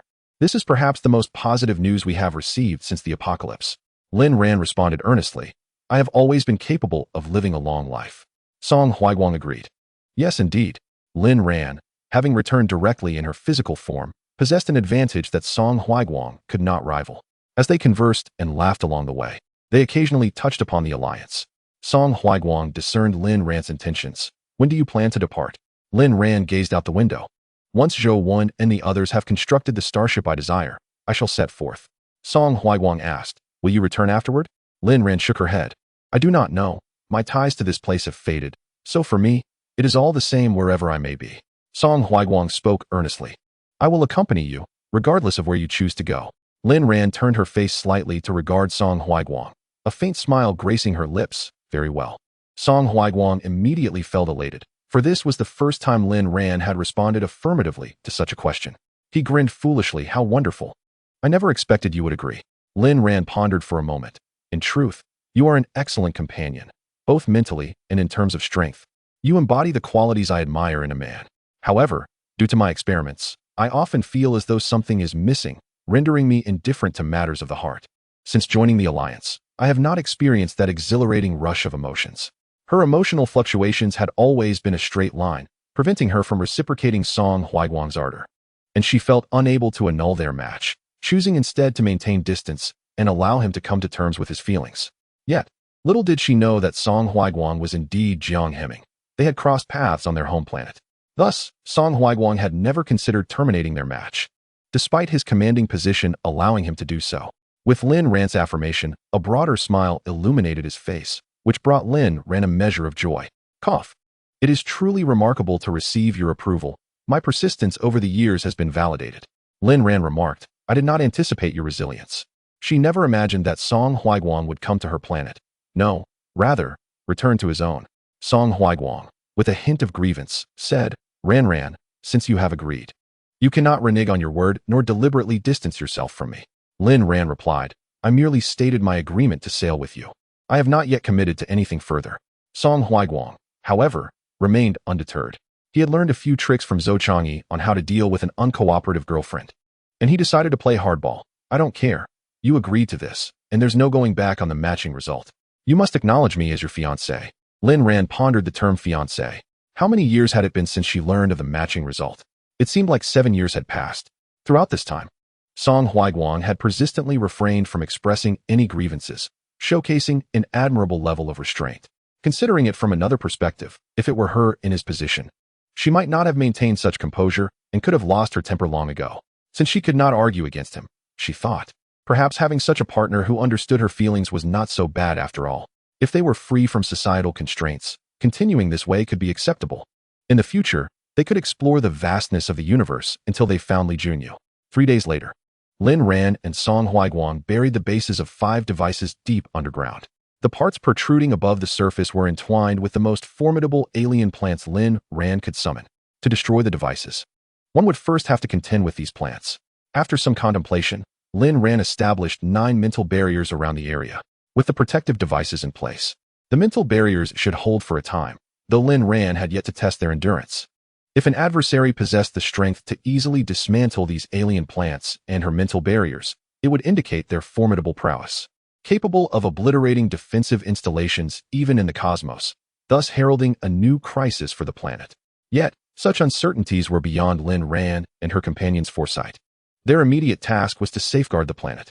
Song Huaiguang silently set up his own mental barrier. Ran, this method consumes a great deal of mental energy. Are you all right? He understood that only through experience could one grasp the toll exacted by establishing such mental barriers, and he worried for Lin Ran. Lin Ran shook her head. I'm fine. Once we complete this, we'll return to Anyuan and take a break. After we construct the starship, I plan to embark on a voyage. Song Huaiguang had already anticipated her intentions. All right, once we return, we shall begin designing a starship capable of interstellar travel to explore the cosmos and observe how it differs from the Alliance. Thank you, Song Huaiguang, and thank you, Jiang Heping. Song Huaiguang smiled indulgently. No need for thanks. This is what I ought to do. Regardless of who I am, it is my duty to support you. After securing all 5 protective installations, Lin Ran activated the defense mechanism. In an instant, a transparent protective shield enveloped the entire ground. Even if meteors were to strike, they would be deflected away. The defensive structures were designed to keep those meteors and asteroids at bay while also providing early warnings. Should any celestial beasts or insect queens appear in the starry expanse, the defense systems would sound an alarm, allowing those on the ground to receive immediate notifications and prepare for battle. With these defensive measures in place, their location on this planet would be significantly safer than elsewhere. After accomplishing all this, Lin Ran felt a greater sense of reassurance even if she wished to leave. Song Huaiguang and Lin Ran stood on the ground, gazing up at the sky in silence. It was not until half an hour later, after Lin Ran had assured herself that the defensive facilities were secure, that she turned and returned to the spacecraft with Song Huaiguang. The moment the craft descended, Lin Ran experienced an uncanny sensation, as if another version of herself were engaged in the same endeavor. Yet, that other self seemed so frail. Dismissing her perplexities, Lin Ran closed her eyes and sat quietly, appearing somewhat fatigued. Song Huaiguang felt a pang of compassion, yearning to embrace her and offer solace, yet he remained still. It was only upon their return to Anyuan base that Lin Ran opened her eyes, the weariness on her face having vanished. Upon seeing Lin Ran and Song Huaiguang return, Li Yunhai and Zhou Shi breathed a sigh of relief. Lin Junyu had already vanished, and Lin Ran must not encounter any further troubles. During Lin Ran's absence, Liang Qian and Qian Weiran had been closely following Zhou Wen, assisting her with various tasks. Before Lin Ran departed, she had provided Zhou Wen with numerous design blueprints, and upon piecing them together, Zhou Wen was rendered speechless. To her astonishment, the assembly resulted in a colossal interstellar spacecraft, akin to a battleship, indeed significantly larger than that. This vessel could navigate the cosmos. Zhou Wen's hands trembled. She was uncertain if she could fulfill this role, but pressed on. Fueled by the eagerness to witness the realization of such a starship, the mere thought of participating in its creation exhilarated her to the point of sleeplessness. Liang Qian and Qian Weiran noticed her enthusiasm and began to suspect the true purpose of Lin Ran's designs. That evening, while resting, Qian Weiran brought her blanket to Liang Qian's room, lying on the bed and asking, "Qian, what are your thoughts?" Liang Qian, with a mask on her face, replied, "Wherever Ran Ran goes, I shall follow." After all, she was already alone, and it was unlikely she would find a suitable partner in the near future. Thus, embarking on an adventure seemed thrilling. Interstellar travel was an exhilarating prospect. Qian Weiran chimed in, "Just remember to take me along. Don't leave me behind." Liang Qian inquired, "Have you made up your mind?" Qian Weiran affirmed, "Yes, leaving here might be for the best, even if it means my spirit wanders in a foreign land. It matters not. This planet holds too many memories for me. Sometimes, in the stillness of night, reflecting on them is quite painful." Liang Qian empathized with her sentiments. "Indeed, perhaps we will discover a habitable planet and become its pioneers." Qian Weiran mused, "I hadn't considered that. I simply wish to escape this familiar environment and live in an unfamiliar place. An alien world seems most fitting for me, free from my past. I yearn for a fresh start." Liang Qian responded, "Very well, let us accompany one another. Perhaps we might even marry an extraterrestrial? Haha. Though if I can't find someone suitable on Blue Star, it's unlikely I will out there." Qian Weiran laughed, "Rest assured, with me by your side. If Ran Ran ever has children, we shall not be bored. There will be plenty of fun activities to partake in." Oh. Liang Qian realized that she had overlooked an important detail. She would have forgotten if it weren't mentioned. Indeed, there is still hope for the future. Let Ran Ran and Jiang Heming have more children, and we shall take on the responsibility of looking after them. It must be said that their vision for the future is quite beautiful. Even in slumber, they have begun to dream of a fantastical world, embarking on a new chapter of life. Upon the return of Lin Ran and Song Huaiguang, Liang Qian seized an opportunity to confront Lin Ran, inquiring whether she secretly wished to leave with Jiang Heming in search of Li Junyu. Surprised that Liang Qian had guessed her intentions, Lin Ran affirmed with a simple yes. Liang Qian immediately embraced her, saying, "Let it be known that even if you plan to leave quietly, you must remember to take me and Qian Weiran along. Wherever you go, we shall follow, and there will be no turning back." Lin Ran solemnly asked, "Even if we never return to this place in this lifetime, will you still have no regrets?" Liang Qian replied resolutely, "No regrets." Lin Ran nodded in agreement. "Very well, but it won't be so soon. You can enjoy the pleasures of this post-apocalyptic world for now. I estimate that it may take at least a year to construct the starship." Liang Qian responded, "That is fine. During this year, Qian Weiran and I will strive to better ourselves. When we do arrive on another planet, we shall not bring you shame." Lin Ran encouraged, "Good, then hurry and work hard. Also, remember to read the books I gave you. You must memorize that knowledge well, lest you find it difficult to impress others." Watching Liang Qian depart with her little steps, Lin Ran shook her head. If they were to join her, this journey through the stars would not be lonely, and she found herself somewhat looking forward to it. As time flowed with the rise and fall of the sun and moon, everything on this planet returned to normal. Only the issue of human reproduction had yet to witness a miracle. Zhou Wen and Lin Ran joined forces, and with the assistance of numerous robots, their starship was completed after a year. Lin Ran and Song Huaiguang concealed their activities in the vicinity, so no one was aware of what Zhou Wen and the others were up to. It was only after the starship was finished that Lin Ran spoke to Li Yunhai. "Uncle Li, Jiang Heming and I plan to venture out." Li Yunhai assumed they merely wished to travel, as the rejuvenated planet was indeed beautiful. "Well then, go ahead. But do take care," he advised. Although there was no immediate threat to them on the planet, it was still wise to remind them. Noticing that Lin Ran had not responded for a while, Li Yunhai looked at her in surprise until she finally said, "Uncle Li, my journey with Jiang Heming this time has no definite return date, or rather, no return at all." Li Yunhai's hand trembled slightly. "Where do you intend to go?" After a pause, he shakily pointed to the sky above. "Up there?" Lin Ran nodded. Yes, I wish to find Junyu. Though the chances are slim. I still want to search for her. Li Yunhai responded, Ran, I cannot agree. The risks are far too great. What if Junyu returns halfway? Lin Ran countered. How would Junyu find her way home? Li Yunhai conceded, that is indeed true. Junyu likely wouldn't even know how to operate a spacecraft, let alone navigate through the vastness of the universe to find her way back. Lin Ran, I am uncertain whether I will be able to find her. However, if I do and time permits, I shall convey your longing to her. Perhaps she will find a way to return. I will also chart the coordinates along the journey to prepare for her homecoming. Li Yunhai, I will accompany you. Lin Ran shook her head. Uncle Li, my presence alone suffices. You must guard this planet. Should Junyu return, what if she cannot locate you? Li Yunhai was indeed troubled. Should we not allow her brother to join you? Lin Ran sighed. He is just wed.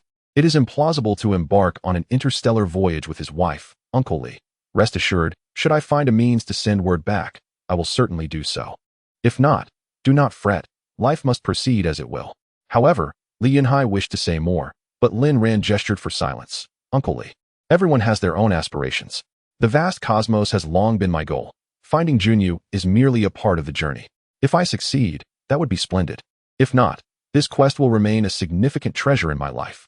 Regardless of where my soul may eventually reside, I shall find peace. Understanding Lin Ran's stubbornness, Li Yunhai ceased his persuasion. Then do take care on your journey. Lin Ran, very well. I have left you ample supplies and some educational materials on machine manufacturing. Uncle Li, when you have the time, encourage those you trust to learn. The future of this planet rests in your hands. Li Yunhai, understood. The knowledge Lin Ran imparted to Li Yunhai was derived from her studies within the Alliance. With this wisdom, it should not take long for Blue Star to grow strong. Additionally, these individuals possess extraordinary abilities and longevity. Perhaps Li Yunhai will indeed wait for Li Junyu's return from another galaxy. After their conversation, Lin Ran departed from the On-Yuan base. Their starship had been positioned in a spacious area, while Liang Qian and Qian Weiran followed Lin Ran. Unknown to them, several individuals trailed behind, having sensed Song Huaiguang's departure. Zhang Sini had persistently clung to Song Huaiguang over the past few days. With no choice, he revealed his intention to leave, prompting Zhang Sini, now unencumbered, to insist on accompanying him. Ultimately, he transformed from 1 into 3, with only Zhou Changyi remaining behind, as he and Xie Yi sought a stable life together. As Lin Ran and her group departed, Zhou Changyi and Xie Yi refrained from seeing them off. The pain of parting was too profound, so they stood at the On-Yuan base, gazing skyward, offering a silent farewell. Lin Ran cast one last glance at the ground. Countdown. 3, 2, 1 launch. Her hands moved swiftly, pressing all the buttons. Song Huaiguang assisted at her side as the starship ascended steadily, soon breaking through the clouds and reaching the outer atmosphere. After pausing momentarily beyond the atmosphere, Lin Ran and the others beheld Blue Star one final time before turning away. The starship advancing into the dark expanse of the cosmos, leaving the blue planet behind. Zhou Wen, Zhang Sini, Kai Chushan, Feng Wei, Liang Qian, Qian Weiran, and more than 20 others on the starship gazed through the bridge at the breathtaking scenery outside, each awed by the beauty of the starry sky. This journey, without regret. The end.